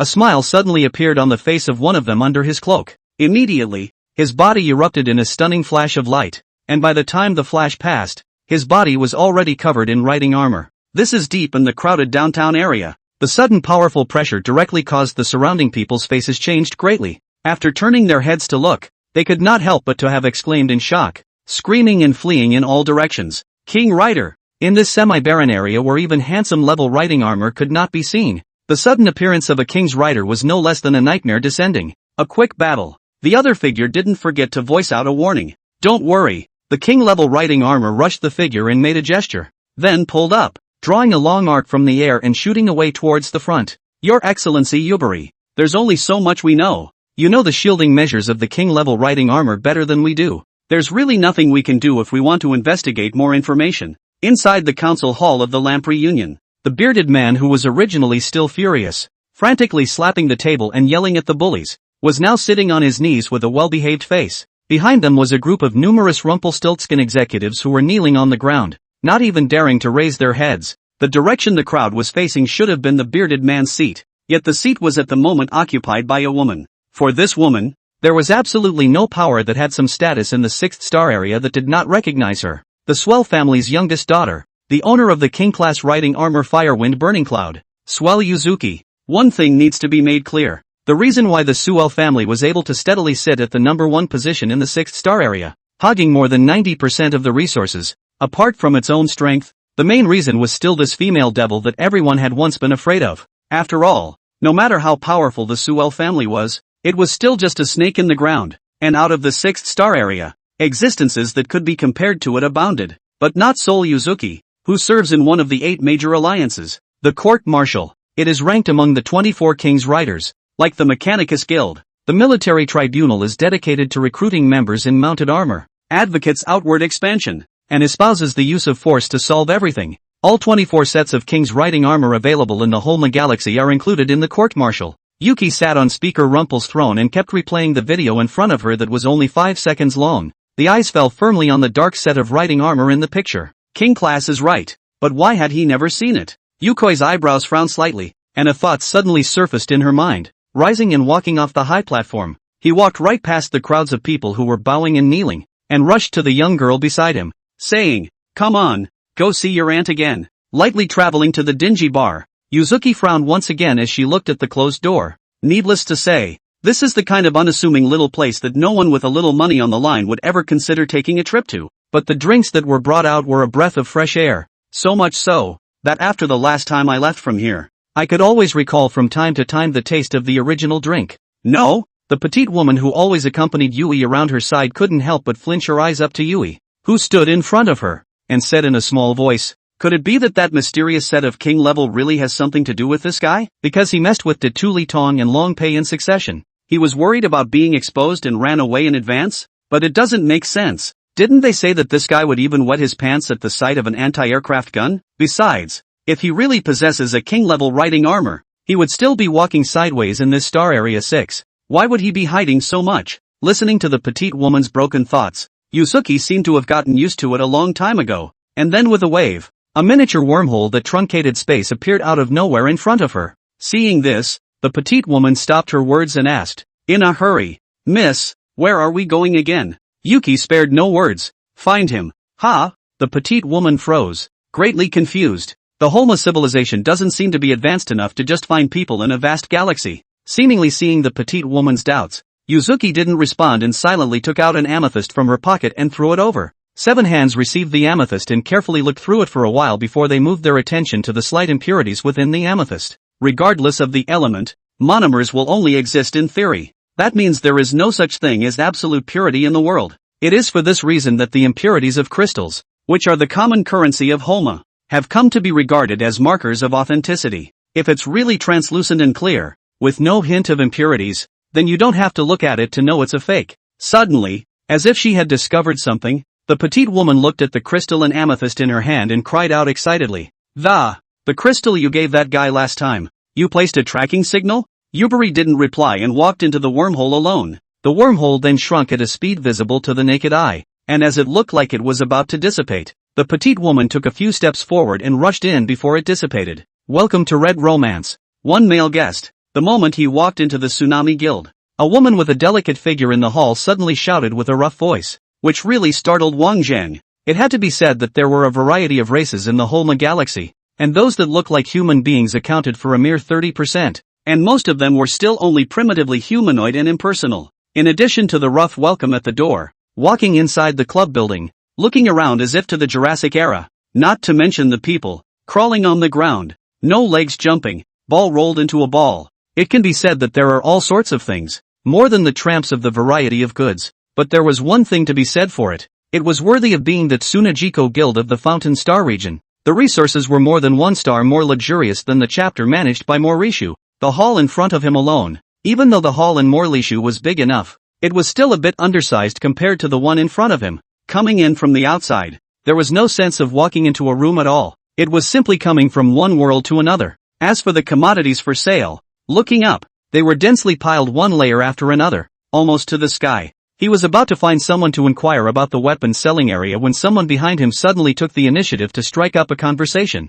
"Friend, alone?" Wang Zhang looked back and realized that it was a guy wearing a pitch-black cloak. The large hood covered the entire head, along with the entire face. Looking at the person in front of him, Wang Zhang had no reason to develop a trace of disgust. Yeah, I'm still single. The black overcoat obviously froze for a moment, hesitating slightly, and for a moment, he surprisingly did not react to the meaning of Wang Zhang's words. Wang Zhang didn't bother to pay attention to it and made a step forward. Within a few steps of walking out, the black cloak caught up with him. Friend, dude. Wang Zhang directly opened his mouth to interrupt Black Overcoat's words. I don't have a need for that for a while, so if you want to make money, please go ask someone else. In the shadows, Black Overcoat's face seemed to darken a few more points, and he dully watched Wang Zhang walk away, yet he could not say a word. This guy, it seems, thinks of himself as a practitioner of some sort of shady business. Black Overcoat clenched his fists, his fire rising a bit. Hesitantly, he caught up once more. After catching up, before he could speak, Wang Zhang had already begun to swing his hand impatiently. Dead glass. Find someone else with an itchy ass. I can't help you. Naya ba. Black Overcoat really cannot stand with this kid forced lie. So Sex directly tear face, opened his mouth and said, Bastard. It looks like you've really had enough of living, and on behalf of the court-martial, I say hello to you and dire. At those words, Wang Zhang's already unpleasant expression became even more grim. No wonder I don't like this guy. But it turns out that the other guy doesn't like himself either. Then what's the point? His left arm was instantly covered in riding armor, and while the crowd was bustling, he lashed out and slammed his fist hard into the black cloak's face, only to hear a bang sound. The black overcoat let out a miserable scream. The whole person began to lean back, flying backwards. The screams instantly attracted the attention of the rest of the group, who turned their heads to look over. Black Overcoat ignored it, covered his face and stood up, incredulous. And, you. What? More? Wang Zhang shook his head, revealing a face full of helplessness, yet he still charged forward carrying the left arm attached to the riding armor. What a lustful glass. Seeing that the king was approaching, Black Overcoat was terrified and hastily retreated backwards. On the way back, a wormhole surfaces behind him. Knock you horse. Letting out one last cry of rage, the Black Overcoat disappeared into the wormhole in full view of the crowd. Seeing this scene, Wang Zhang didn't have much of a reaction. While the rest of the people immediately let out a gasp of surprise, the transmission device was limited by the material, and except for the very powerful big families, ordinary people simply could not even see it. And the fact that the man had just casually taken it out indicated that his identity was definitely extraordinary. Such a character had been hollowed out with a single punch. Doesn't this mean that this person is especially above him? For a while, everyone's gaze towards Wang Zhang began to look different. Even many of the female creatures had begun to tug on their skirts to remove their straps and show as much flesh as possible. However, at this moment, Wang Zhang did not have the effort to care about this, but instead looked up with a face full of gravity. Just shortly after that black cloak left, it could be clearly felt that there was one more disordered frequency in the air. This is turbulence driven by the high-frequency vibration of the object. In other words, it's just that there's some kind of high-speed, high-frequency, high-energy object that's rapidly approaching towards here. The moment he looked up, a huge and enthusiastic shower of sparks suddenly erupted overhead. The light from the sparks blinked out the stars, and the surging waves of air materialized into swift, rigid spurts. The sturdy Tsunaji Marine Guild building was instantly destroyed for the most part, with countless pieces of broken building material crashing into the air, knocking the merchandise stalls along the way to pieces. Surprisingly, these broken materials did not fall towards the ground, but instead floated in the air and shot off in all directions haphazardly. The sudden accident shocked out a large number of screams, especially the part of the people who stayed in the upper position, were directly affected by the powerful shock wave. The fragile flesh was immediately catalyzed into ashes in the moment of contact.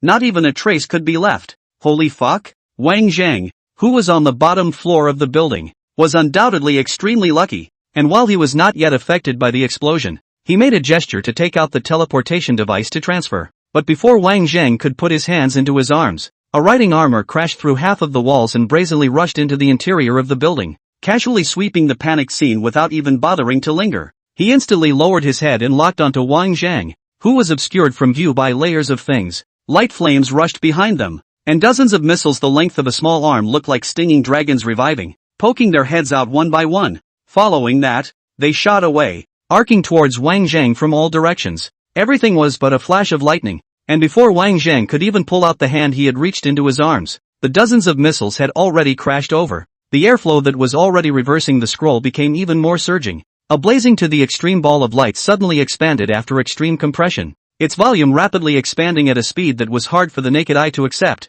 and along the way, It engulfed everything it could touch, directly transforming it into a part of itself. Only a few breaths had passed since the building had exploded, and everything in the building had been swallowed clean up by the ball of light, and the volume had packed into any corner of the building. With a loud bang, the building could no longer withstand such a huge force, and blew up from the inside, the powerful impact flattening everything and destroying all the nearby pavilions together. Looking at Wang Zheng again, there seemed to be no crumbs left. The black overcoat stepped out of the moment, a heat-sensing device in his hand, and searched carefully from place to place. After confirming that there was no perception of any life, he raised his eyes and beckoned toward the set of riding armor overhead. The master of the mounted armor understood and looked away, the uncountable populace already in disarray. Further away, there seemed to be dozens of figures rapidly looming towards this place. It looks like it should be the neighborhood garrison, but the owner of the riding armor had no intention of retreating there, but hung high in the sky, waiting for those garrisons to descend. There are too many witnesses and too many eyes if we just pull out. As the saying goes, the only way to get rid of all life in this area is to remove it. A quick battle. Black Overcoat opened his mouth and barked. Riding armor responded with some impatience. I know, you're so annoying. After saying that, there was a rushing mass of chi in his hand that began to coalesce, followed by the entire arm showing a different light spot pattern, with a steady stream of energy all converging towards his palm. If Wang Zhan was still alive, when he saw the scene in front of him, he would have been so surprised that he would have cried out in shock, because this move is really as good as it gets on Earth. The 7 Bug Pearls Super Jutsu, the winning pressure technique in every battle, Genki Bomb. It had to be said that apart from the difference in the way the energy was gathered, the rest of it, whether it was the technique or the requirements for storing power, was almost exactly the same as it. Hey, that's enough. Black Overcoat looked at the ball of light in riding armor's hand, which was already the size of a faceplate, and couldn't help but speak out to stop it. Do you still want to destroy this planet? A soft call called the owner of the riding armor back from his disorientation, glancing down at the black cloak in a condescending manner. The entire arm was now wrapped in white mist, radiating a burst of terrifying pressure. The speaker has commanded it to put an end to it. The arm that was dragging the ball of light was raised high in the air, and the voice came from the riding armor. Seeing that the other party had moved the speaker, Black Overcoat couldn't say anything else, so he only sighed slightly and rearranged the wormhole in preparation for evacuation. At the same time, a miniature wormhole suddenly appeared out of thin air in the middle of the ruins, and a slender leg was the first to poke out from it. With that, he saw Yubari step onto the land. The petite woman trotted out right behind her. Looking at the devastation in front of me, I couldn't even see a human being anymore. The petite woman covered her mouth in surprise and exclaimed, "That guy, starting to take shots at civilians?" Yuzuki didn't respond. Looking up at the sky, the riding armor hanging high in the sky was exceptionally dazzling, especially with a huge ball of light in his hand, no different from holding a star in his hand. Up to this point, Yukoi's eyebrow furrowed, and her vermilion lips lightly spat out a sentence. The Hale brothers? The astonishment on the petite woman's face increased even more. Moving her eyes along with the direction that Xiaoi was looking at, she really did see that extremely familiar set of riding armor, one of the 24 thrones of the military tribunal. Reacher. Without any hesitation, Yuiao attached her riding armor to her back and shot towards the sky above. Qingdao, how dare you lay your hands on the civilians of the Star region? Have you forgotten the 3 major prohibitions of the military court? The moment he saw Yuzuki, Jinjima visibly froze for a moment, and then recovered, casting a cold voice and saying, "Dear Coronet Yubari, it's an honor to run into you here, but you don't have to rush to judge me. All I did was what the Lord Speaker ordered me to do, so if you have any questions, just go back and ask." Yuki's face was like frost as she coldly stared at the king-level riding armor with appalling pressure in front of her. "Of course I'm going, and I'm taking you with me."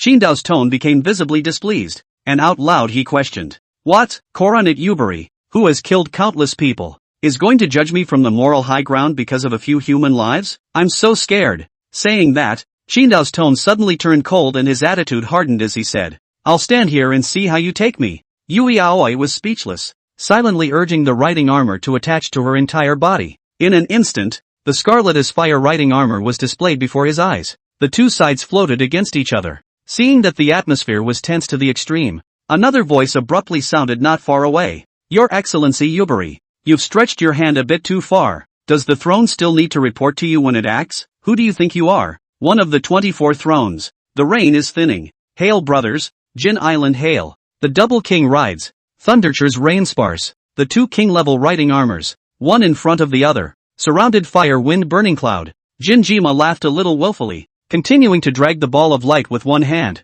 while the other reached forward and hooked a finger at Yuzuru in front of him. Come on, take me. The petite woman on the ground looked anxious. As the personal guards of Shio Aoi, the strength is naturally not to be underestimated. Along the way is also considered to have experienced the size of countless vicious battles. It is more than familiar with military tribunals. Between the king's riders, the advantages were mutual, and there might be a difference between up and down in terms of strength, but the difference is extremely small, almost negligible. The Fire Phoenix Burning Clouds, as a king's riding armor that is on the explosive side, is a special case among the king's riders, being the only set of non-composite riding armor. Melee Frenzy. Every battle is a battle. That's how Yubari got the title Demonis. In terms of performance and guidance, the Fire Phoenix Burning Cloud was far inferior to the rest of the king class, but in terms of melee explosive power, the Fire Phoenix Burning Cloud was above the other king riders. But overriding is not the same as crushing. A set of king level might not be low, but with two sets,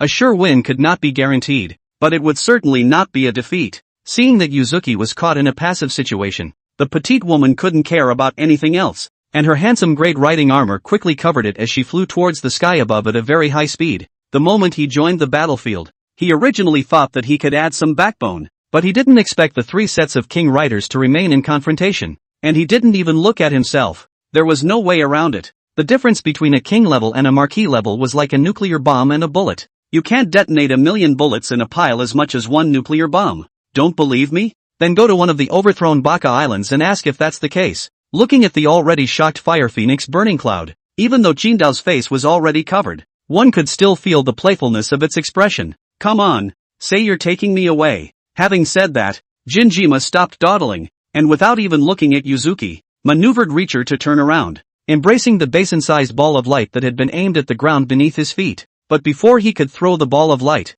an extraordinarily abrupt voice rang out of thin air. Yeah, the three of them all felt a shock in their hearts, themselves being king-level riding armor. All of their operating systems were top of the line. Someone had appeared in one's vicinity without even the slightest notice. It's not right. The three were just about to react when a figure suddenly slammed down, and something went through Reacher's back and penetrated from his chest. The ball of light in Qingdao's hand flashed violently, and then dispersed into broken light. Sparks flew from his chest. Perhaps feeling the pain in his chest, Kindo slowly dropped his head and looked towards his chest. A wood chipper. Mediocre. However, it easily pierced through the king-class riding armor that was able to resist all the current theoretical attacks of the whole galaxy. The wind howled in the sky and a sea of clouds rolled in. 4 people with 4 pairs of eyes, all full of dismay. A mysterious riding armor that suddenly appeared with a featureless sword and seriously injured a king's rider. After the moment passed, the petite woman was the first to react. This mysterious riding armor was the one that started the attack on Tulitong as well as Rumpei in the first place. Whimper. The faggot pulled out of his chest. Jinjima only felt a coldness in his chest, as if something had run out of his body. Looking down, it turned out to be blood in an unstoppable gush. Then both eyes went black and fell straight down towards the ground. In a flash, the ground shook. A huge deep pit appeared on the ground, stirring up dust that covered the sky and flew through the air. In the blink of an eye, only 2 of the 3 great king riders remained. The 2 remaining men forgot to confront each other and stared blankly at the pitch-black riding armor in front of them. King level. It's not king level either. Above the king level. I don't know how long it took before Hale reacted, looking to the ground not knowing whether he was alive or dead, and storming into a rage. As Hale brothers, naturally, they are inseparable. The 2 brothers joined forces and didn't know how many tricky star beast monsters they had killed. How did the unbeatable sword duo suddenly get one of them fucked up? No way. The petite woman murmured in a low voice, somewhat unable to believe that as one of the only 24 king-ranked riding armor in the whole galaxy, she would lose her life so easily. Yet the facts are there for all to see, and one has to believe them. Don't worry, he's alive. As if he could see the trio's surprise, the pitch-black riding armor kindly reminded them. At this time, Wang Zhang has long been overjoyed. If not in the way of the current situation cannot end, not to hold the hands of the firewood knife to study some. This thing is crudely built and I can't pick a single good thing out of it. Alone, this unknown material barely holds up. However, what Wang Zhang did not expect was that this thing could be recharged, and unlike unusual energizers, this thing's tolerance limit is super high. Even absorbing a whole dire north end perpetual motion machine is not a problem. After injecting a portion of energy into the firewood knife just now, one could clearly feel the knife trembling in his hand as if it had come to life, easily stabbing through the king-level riding armor that symbolized the highest civilization in the whole galaxy. glancing down and flipping through the firewood knife. After absorbing the energy, the knife seemed to have become a little less different. Just what exactly was different? Wang Zheng couldn't tell. Wang Zheng was in a good mood, looking at the ground, which was no longer moving. Qin Dao, and opened his mouth and said, "Not only am I going to take you away, I'm going to send you away." Blanched, Hale, who only thought that his brother had been killed, was directly taken over by anger and recklessly rushed towards Wang Zheng, in the face of the imposing king-level riding armor. In the past, Wang Zheng might have been scared and thought of retreating, but now that we have the two main cards in hand, the Purgasilu Energy Board and the Woodchipper, it would be disrespectful to take a half step back. By the time Hale rushed in, Wang Zheng had already raised his sword once again. The firewood knife that had absorbed a large amount of energy was still as ancient and strange, but only Wang Zheng knew it best. With a slash, touching or not touching was still unknown. A smooth crack had already appeared on Yushu's chest. With just that cut, Hale stopped hard. The anger that filled him was replaced by a strong sense of dismay. "It's a knife. You wait." Hale threw down the gauntlet and surprisingly began to pull back, but Wang Zheng who let him have his way, holding a big wood knife, 3 steps and 2 steps then chased after him. With a whimpering slash, it slashed at Rainshock's helmet, and the sturdy riding armor was instantly torn to shreds, revealing the back of Hale's head inside. Whimpering and slashing again, Hale's left shoulder was also exposed from within the riding armor. Hale was about to be shocked. In all the years of maneuvering the King's Rider across the starfield, he had never encountered such a situation. Chopping king-level riding armor is like cutting vegetables. What a few outrageous swords you have. Wolfie got a cut on his ass on the way to the run. The force seemed to be a bit heavier this time, and it didn't stop when it broke through the riding armor, coming hard against the butt flap, hurting Hale to the point of tears. Can't fight, can't run. Seeing that his life is not guaranteed, Hire's heart is now crossed, stopping his footsteps and turning around to rush towards Wang Zheng. Deception is too much. I'll fight you. After saying that, the whole person bent down and zigzagged, toppling towards Wang Zheng. It was also Yubari, who was deeply insightful from afar, who cried out, "He's going to blow himself up. Self-destruct?" Wang Zheng was really a bit surprised. It was not expected that the pilot of a king-level riding armor would actually be so fragile inside that he would have to blow himself up at the drop of a hat. No wonder there were so few king-class riding armor in the whole galaxy. Hopefully it's not so much affected by the manufacturing conditions as it is the fact that these guys can't afford to play with it as a self-destructing truck. Wang Zheng quickly gave a middle finger towards the charging Hale, and then his figure stormed back. The powerful thrust instantly pulled away the distance between the two of them, not giving the other the slightest possibility of being able to stick close to them. The petite woman looked amazed, and hurriedly sent a message to Yukoi, who was beside her. The performance of this set of riding armor is not ridiculously high, is it? Yukoi kept silent, her eyes staring tightly at Wang Zheng, not knowing what she was pondering. I don't know much about the performance of this set of riding armor yet, but judging from all the performances so far, it had completely exceeded the expressive power that a king-level riding armor should have. Could it be him? Yuzuki's mind inexplicably conjured up the figure she had seen in that little dingy bar back in the day. On the contrary, on the side of the self-exploding truck, Hale saw that he could not catch up, and was so angry that his teeth were clenched, but there was nothing he could do. Even though I am not happy about it, I have to stop. But just after Hale dropped his form and stopped chasing, Wang Zheng actually followed suit and gradually slowed down, and a little slower than Hale's rain-sparing. At the sight, Hale was stunned, then fell into ecstasy. It seems that this set of riding armor is of the explosive type just like the Fire Phoenix Burning Cloud. The range and whatnot is a poor bunch and it's starting to hold up now. The thought of it brought a small measure of comfort to Hale's mind. The king-class riding armor, as Holma's most dickish technological crystallization, had been at the top position of the pyramid for so many years, belonging as a well-deserved look out of the corner of the eye, only to have a random broken ride pop up that doesn't even have a name. How can a person stand it when he catches himself and hangs himself? It's a good thing everything is just an oops. Not this kid. Hale came to power and resumed his speed to catch up. Blow yourself up? No need. The other guy doesn't even have enough energy left to whack him. Hale began to condense his beam cannon as he charged forward at full power. Always be ready to find an opportunity to deliver a fatal blow to your opponent. But just moments before it was about to catch up, Wang Zheng accelerated steeply and quickly left Hale far behind again.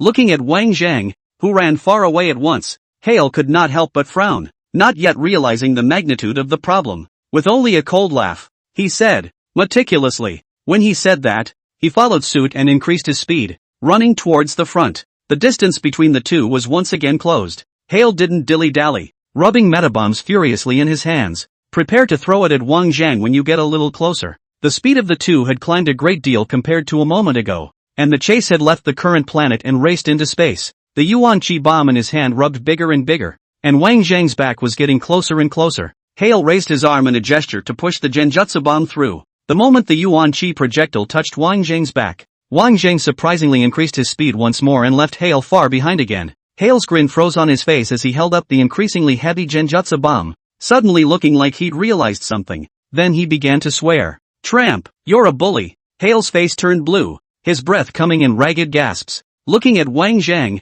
who was lightly dropping his speed once again in the distance, Hale completely understood. This kid is not running out of energy. He is simply playing with himself. One yells oneself to self-destruct and self-destruct, and together they don't take it seriously at all. Hearing the angry curses coming from behind him, Wang Zhang turned his head to look at Hale's shocked and angry gaze, slowly comparing a middle finger. "Damn it!" A sound of teeth rubbing together came out of Hale's mouth, and his eyes nearly glazed over. Under the anger, he didn't care that Wang Zhang wasn't molesting himself. Immediately, he brought up his maximum kinetic energy, and at a speed beyond that of light, he fought his way to the front. At the same time, Kindo, who had crashed to the ground, woke up leisurely. The fatal wound on his chest had been repaired automatically. Nonetheless, it still made Qingdao feel a gush of unspeakable pain. Everything that happened before was so fast and sudden that until now Jinjima couldn't wholeheartedly understand how he was lying down. Because of the destruction of all the surrounding buildings, the once thriving neighborhood was now nothing but a messy ruin. Everyone was running away in a mess, not caring to take a look at the place at all. In particular, the guards in charge of the security of this place refused to come over after monitoring the signals of the presence of a king-level riding armor. "Damn it!" Covering his chest, which was in excruciating pain, Kindo quickly reached out to Hale and, "Where are they? Did you get him? What's that guy's story?" Hale silently sent a locator, followed by a rush of voices. "Don't fucking ask. Come over here and fuck him with me." At those words, Qingdao's face stiffened, vaguely feeling bad. Earlier, when he was put down by a knife, although it was a bit unbelievable, there was also an element of his own gullibility in it. But in front of him, he was able to force Hale to explode. This shows that this guy's strength is truly extraordinary. Just as Qingdao paddled out of the wormhole and prepared to rush over to provide support, there was a sudden air-breaking sound in the distance. A fiery red figure swept in from a high altitude and hovered straight above the head of Qingdao. "Where do you want to go?" The voice was like a cold pool in early spring, cold and pleasant. Qingdao looked toward the fiery red figure, his gaze becoming dark and heavy. "Suel Yubari, you'd better figure out what you're doing." Yuki's expression was indifferent as she reached out and pointed to the ruins not far away. "You just killed my husband, and now you turn around and ask me what I'm going to do?" "Husband?" Gumshoe's head was spinning a bit. When did this violent maniac who just catches and kills extraplanar creatures every day get a husband? With a disturbed mind, Kindo let out a long breath and tried his best to calm himself down. After all, the situation on his brother's side was unknown, and he must not dilly-dally with this madman any longer. After a little contemplation, Qingdao finally stated the purpose of his trip. "Remember the mechanic that Dino hid?" Yui asked, frowning lightly. "The one that inexplicably disappeared after the mechanics test?" Qingdao nodded and continued. "The guy named Wang Zhang. He was hidden by Dino. The reason why we came here is that we monitored his biosignal. It was also the Lord Speaker's arrangement to kill him, and the spillover to your husband was indeed something we did not expect. Besides," the last words were left unfinished by Kindo. "Yubari has an extremely strong personality, and although she treats the weak with compassion, she does not show any sympathy. This kind of person who dies easily will never get Yuzuki's heart." As expected, right after Jinjima finished his sentence, Yui fell into silence. It was only after a long time that Yuzuki slowly opened her mouth and, "You mean that the riding armor is also from Durenasan?" Qingdao nodded his head in response. "Extremely likely, MS." Seeing that Shikwai stopped speaking, the petite woman hurriedly opened her independent transmission and whispered. Yukoi raised her hand to stop the petite woman's words and did not respond, only looking silently at the Zither Island in front of her. Earlier, it was because of the suspicion that this nominal husband of his was associated with the mysterious King's Rider that he had rushed here to seek him out. Now the King's Rider is out and is most likely a Dino heir. Whether this nominal husband of his own lives or dies is of no consequence. But, Yubari is still reticent. This place was extremely far away from Star Area 6, and without the use of wormholes, it would take at least 15 days even if one relied on hyper-distance starflight. Alone, not a billion miles to this barren little place. Want to do what? Also, surprised to be here with Dino's heir. Is it too much of a coincidence? Suddenly, Yuzuki's beautiful eyes flashed, An unbelievable thought came to mind. Is the Dino heir? But the thought was only fleeting. It was quickly discarded by Yubari. After all, she had researched the nominal husband's background very well. Xiao Lima Zhang-san. In order to survive, a family of 3 was smuggled from the barren star sector to the core star sector on an illegal starship. He ended up encountering an adult star-swallowing beetle on the way. My parents were killed in the mouth of a star-swallowing water beetle. Even he himself would have died there if it wasn't for the Swell family's timely intervention. It was also because of this sudden calamity that made his heart extraordinarily timid. So much so that one day after joining the Swell family, he was scared shitless straight after seeing a Jetstar-class anti-aircraft gun. How could such a person be the owner of a king-level riding armor?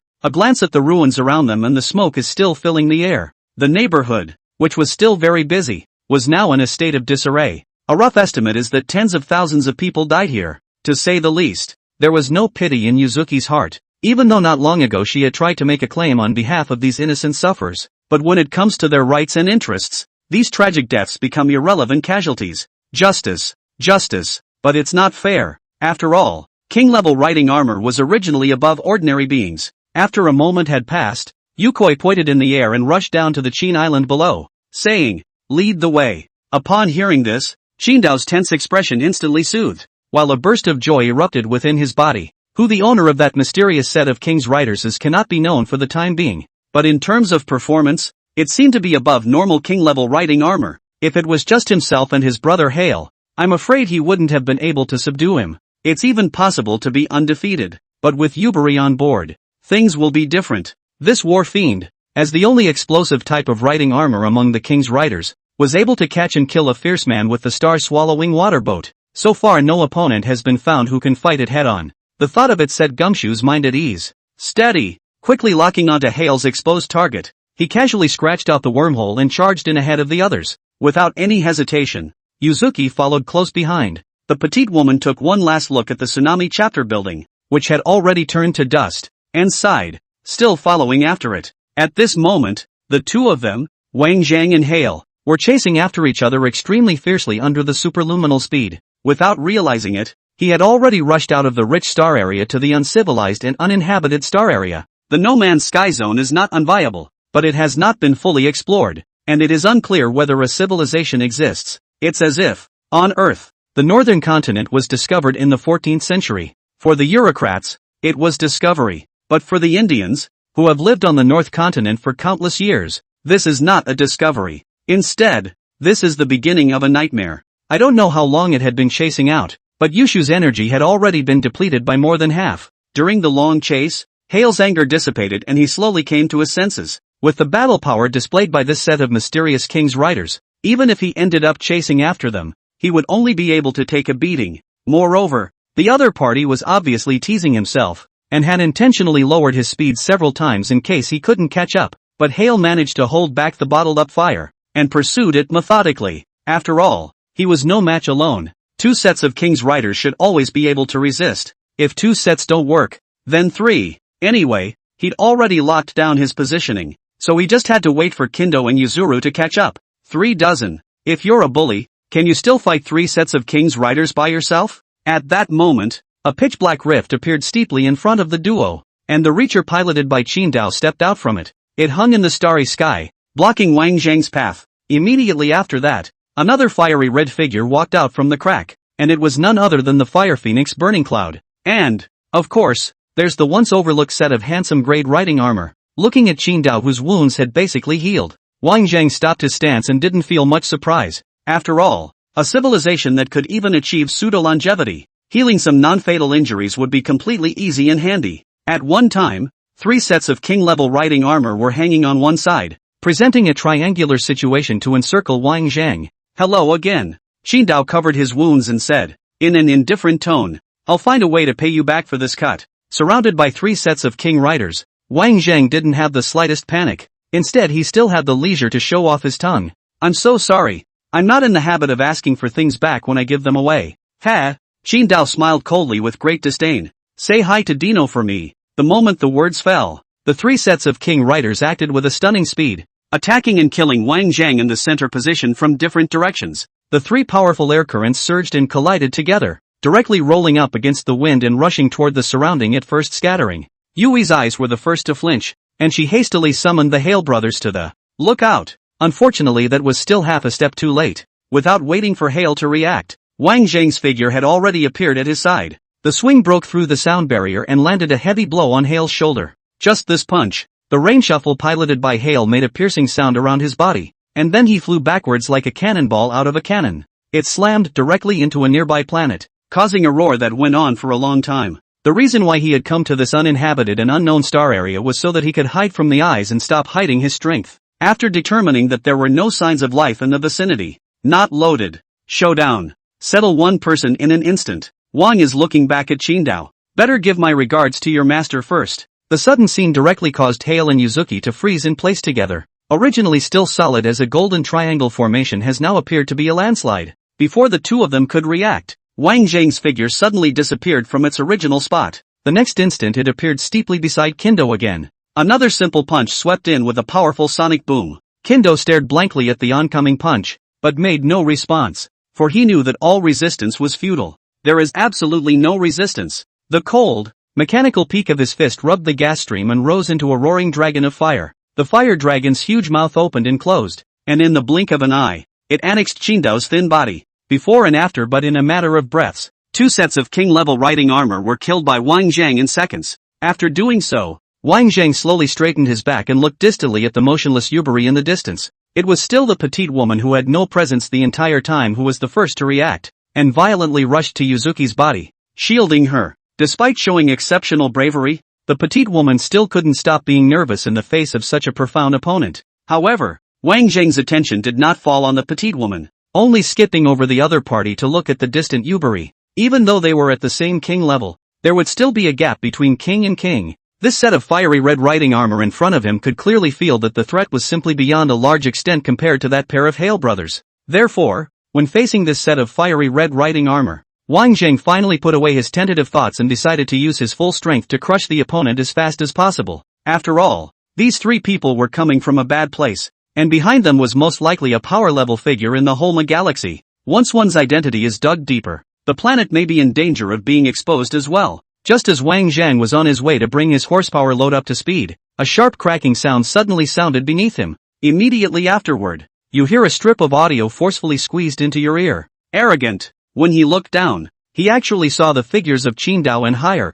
shooting towards him at an extremely fast speed. The 2 figures rose straight up into the air, carrying a sound barrier of burning flames above their heads, as if they were 2 boosted and completed continental guides that could no longer be intercepted. Although the king-level riding armor did not yet pose much of a threat to Wang Zhang, who possessed the energy plates of Perhexalu, it was not yet at a level where it could be ignored. Especially at this moment, the Hale brothers were in a big way like they were going to die with themselves. Seeing this, Wang Zhang did not have the slightest hesitation and decisively chose to turn around and escape far away. But the Hale brothers, who had long ago had their self-esteem shattered by Wang Zhang, completely fell into a state of madness. Continuous flight didn't even think about it, directly pouring all of its energy into the kinetic energy device, chasing after Wang Zhang with overloaded and powerful horsepower. The meaning is obvious. Suicide shock. Miss, the petite woman's back was already drenched in cold sweat from the shock, and after seeing Wang Zhang leave, she actually breathed a sigh of relief as if she was relieved.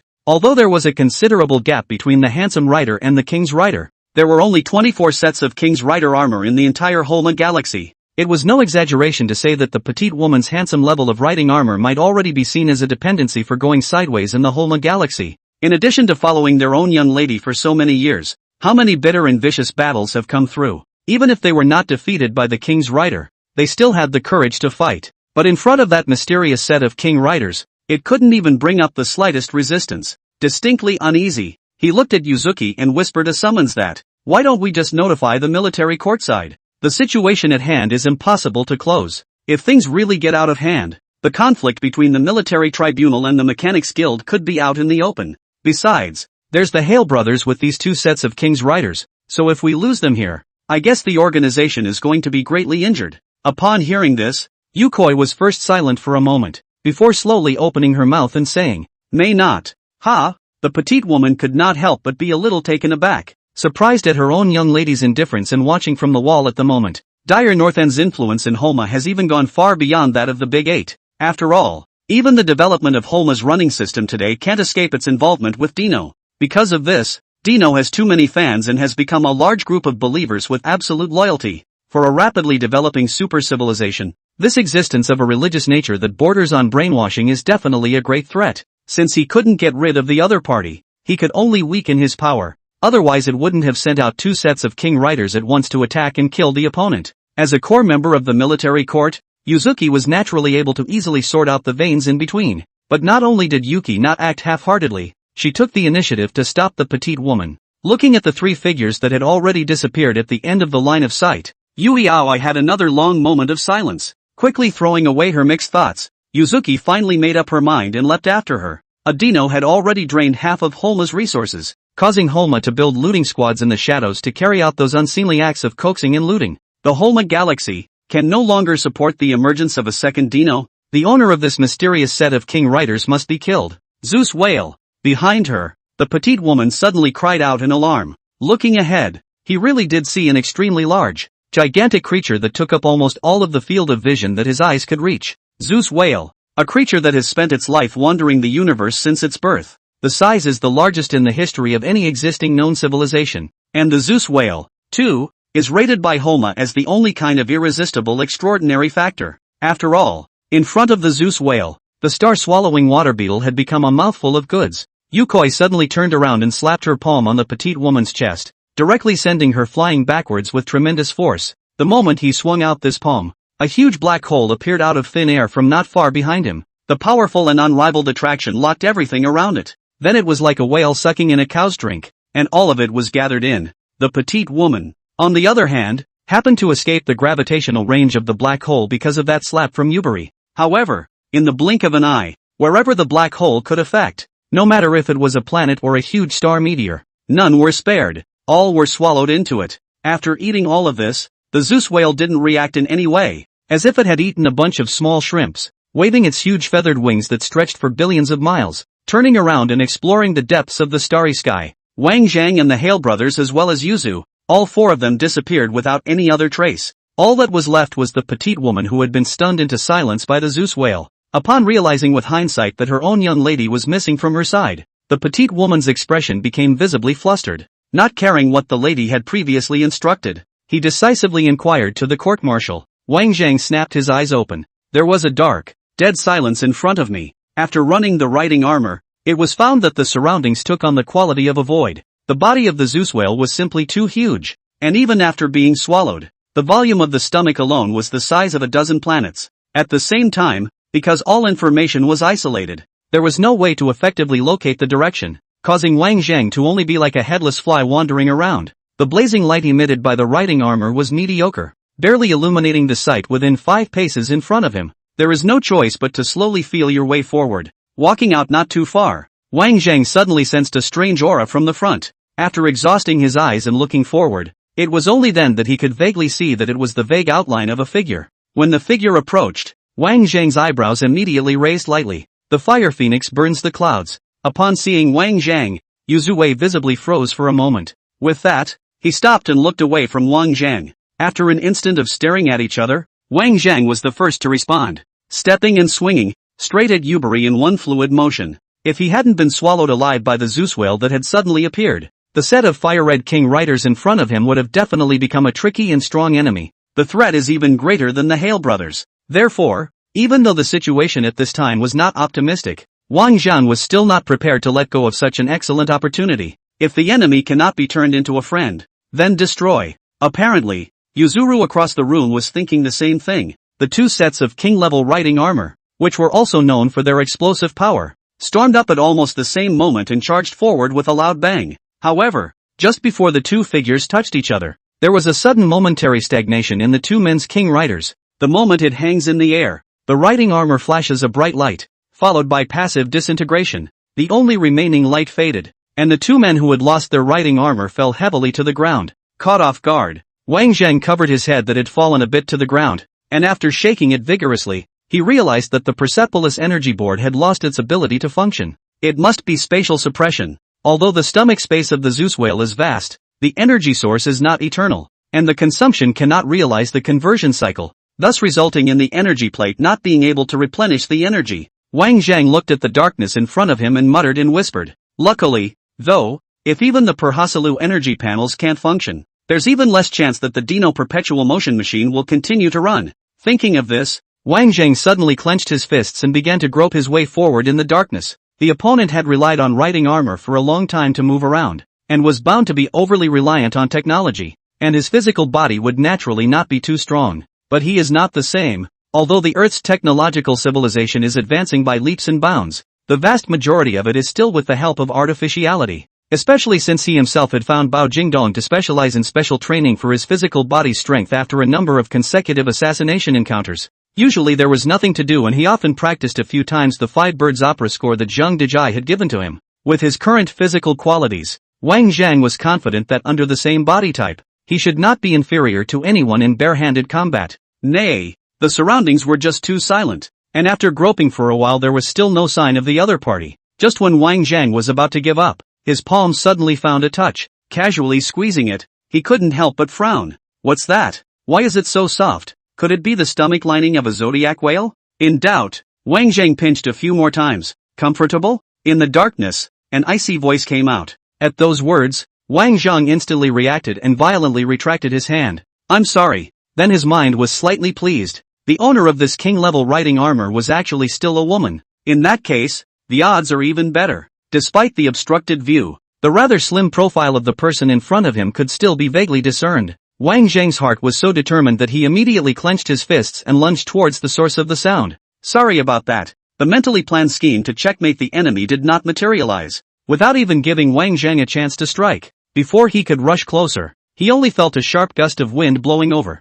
Immediately, he felt something heavy slam straight into his chest, and the powerful impact directly sent him flying several meters away. After falling to the ground, the blockage in his chest got worse, so much so that his breathing stopped for a split second. Before he could catch his breath and recover, he clearly felt someone bullying him again. With one hand on his face and one on his chest, Wang Zhang was firmly restrained. It was only until he was tackled that Wang Zhang was able to slow down from his suffocation, and a trace of consternation could not help but spread in his eyes. Is this really a woman? Why so beatable? You should know that you've been practicing fighting arts and 5 animal sports for more than a year. And at the right age to be at the peak of physical fitness, too. Ha! Shame on you. It's so humiliating. Wang Zhang closed his eyes tightly and allowed his opponent to press himself to the ground. It's still dark enough in here that you can't see your face at all. Otherwise, it really is a disgrace to the outer planets. Just when Wang Zhang had a little bit of comfort in his heart, there was a sudden sound of bear in his ears. Firelight flared up from in front of the two of them,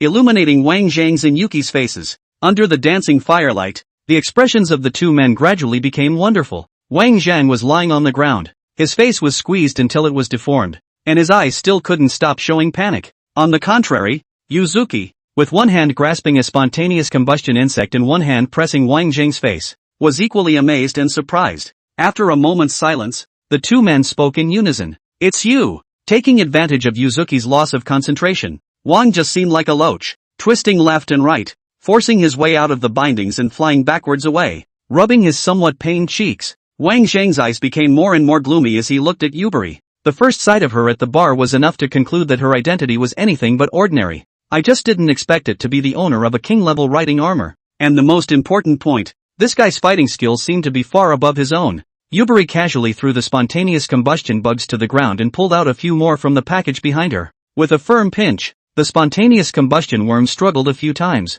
seemingly sensing the threat, and quickly began to ignite itself. After throwing a few in a row, the nearby area was illuminated. By the looks of it, it seemed like this wasn't the first time such a situation had happened to her. After doing so, Yuki did not make a move on Wang Zhang, but instead sat herself down, looking at Wang Zhang, with some mixed feelings in his eyes. You surprise me. Wang Zhang was slightly stunned, and his heart was a bit puzzled. Plus this time we've met twice in total. What surprises you? Seeing Wang Zhang looking at himself doubtfully, Yukoi expressionlessly and calmly opened her mouth. My name is Yubari, Soul Yuzuki. As the words came out, Wang Zhang's eyes abruptly rounded, and a thick consternation surged on his face. Just this one sentence instantly made Wang Jie be struck by lightning and freeze in place. Wang Zhang stood dumbfounded. His eyes were lifeless, and he had lost the ability to think. The guy in front of him, who had just wanted his life, was actually his nominal wife. Of course, all the conditions were laid down by the Swell family, a cheap flunky of their own,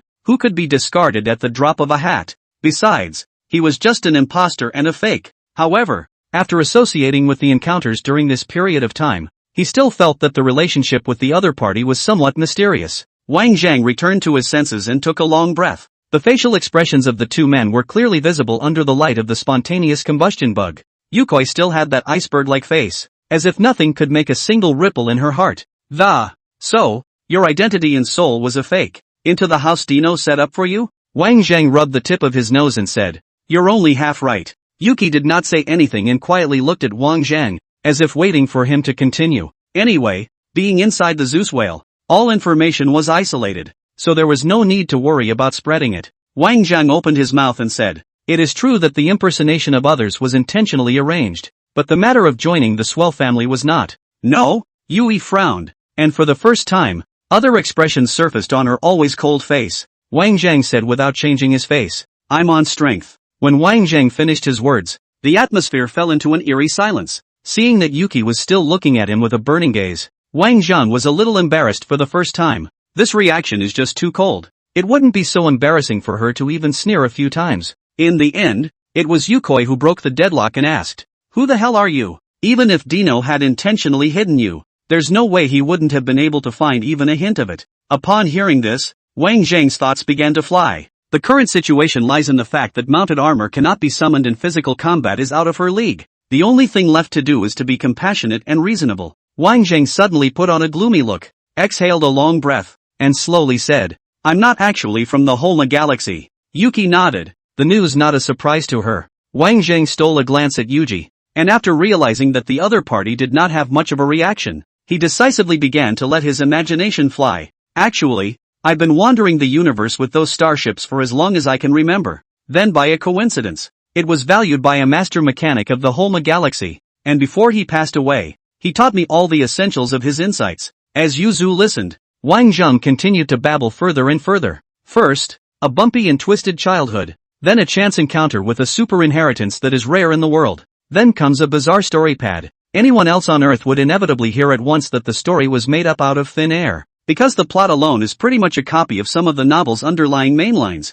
But Yuzuki didn't perceive anything wrong. Instead, because of Wang Zhang's colorful descriptions, he even nodded his head in response from time to time to show his approval. At the end of his speech, Wang Zhang put a look of disappointment on his face and sighed softly. "Since I had no identity, I had to travel to the barren star area of Holma and trade the conditions for a spot in a mechanic test. What happened back there? With your powerful intelligence network? I'm sure it's already very clear, so there's no need for me to recount it, right?" After saying that, Wang Zhang looked up at Yuzuki and looked straight into the other party's eyes. His own words were half true and half false, in order to have a disorienting effect. As expected, after listening to Wang Zhang's words, Yuzue's tightly knit brows did not stretch, and she fell into a slight state of thought, analyzing the information available to the court-martial. It is true that no discrepancy can be found. The first time Wang Zhang appeared in Holma's track information was in a barren area of the Zhangyi chapter, and he took out 500 G of gold bars as a trade condition, and exchanged a mechanics examination slot with the Tsunaji Marine chapter.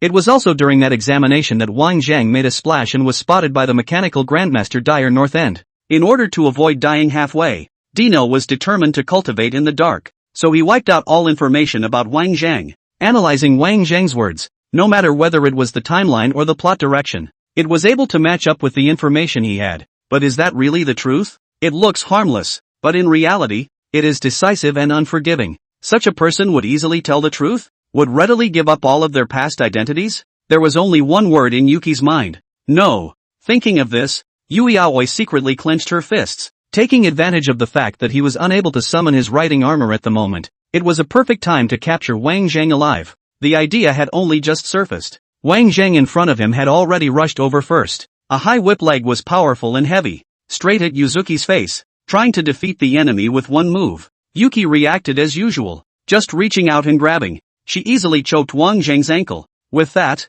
he dragged backward with force, and Wang Zhang's whip leg directly drained net force, and his entire body was brought over in a smooth manner. Put. Wang was lying on his back having a close encounter with the stomach wall of the Zeus whale. That doesn't count. Start over. The patient has suffered a severe brain injury, plus just awakened from a coma for 10 years, and is poorly adapted to the outside world, and is currently exhibiting disorganized thinking, which has been identified as what should be a traumatic stress disorder. One of the poorest of the poor in the Barren Star region. Inside the dilapidated medical arts building, a doctor dressed for the task walked out of the ward and looked to the young man who had been waiting outside the ward for a long time with a rather heavy tone. The teenager didn't say anything, silently turning his head to look at the ward. Before his eyesight settled, the other doctor flew out heavily as if he were a broken kite, and then crashed hard into the bench in the corridor. At the same time, a roar came from within the ward. Bold evil demon, to lay such a lowly illusion with the intention of confusing me. How ridiculous. The doctor struggled to his feet, covering his chest, and screamed at the teenager that,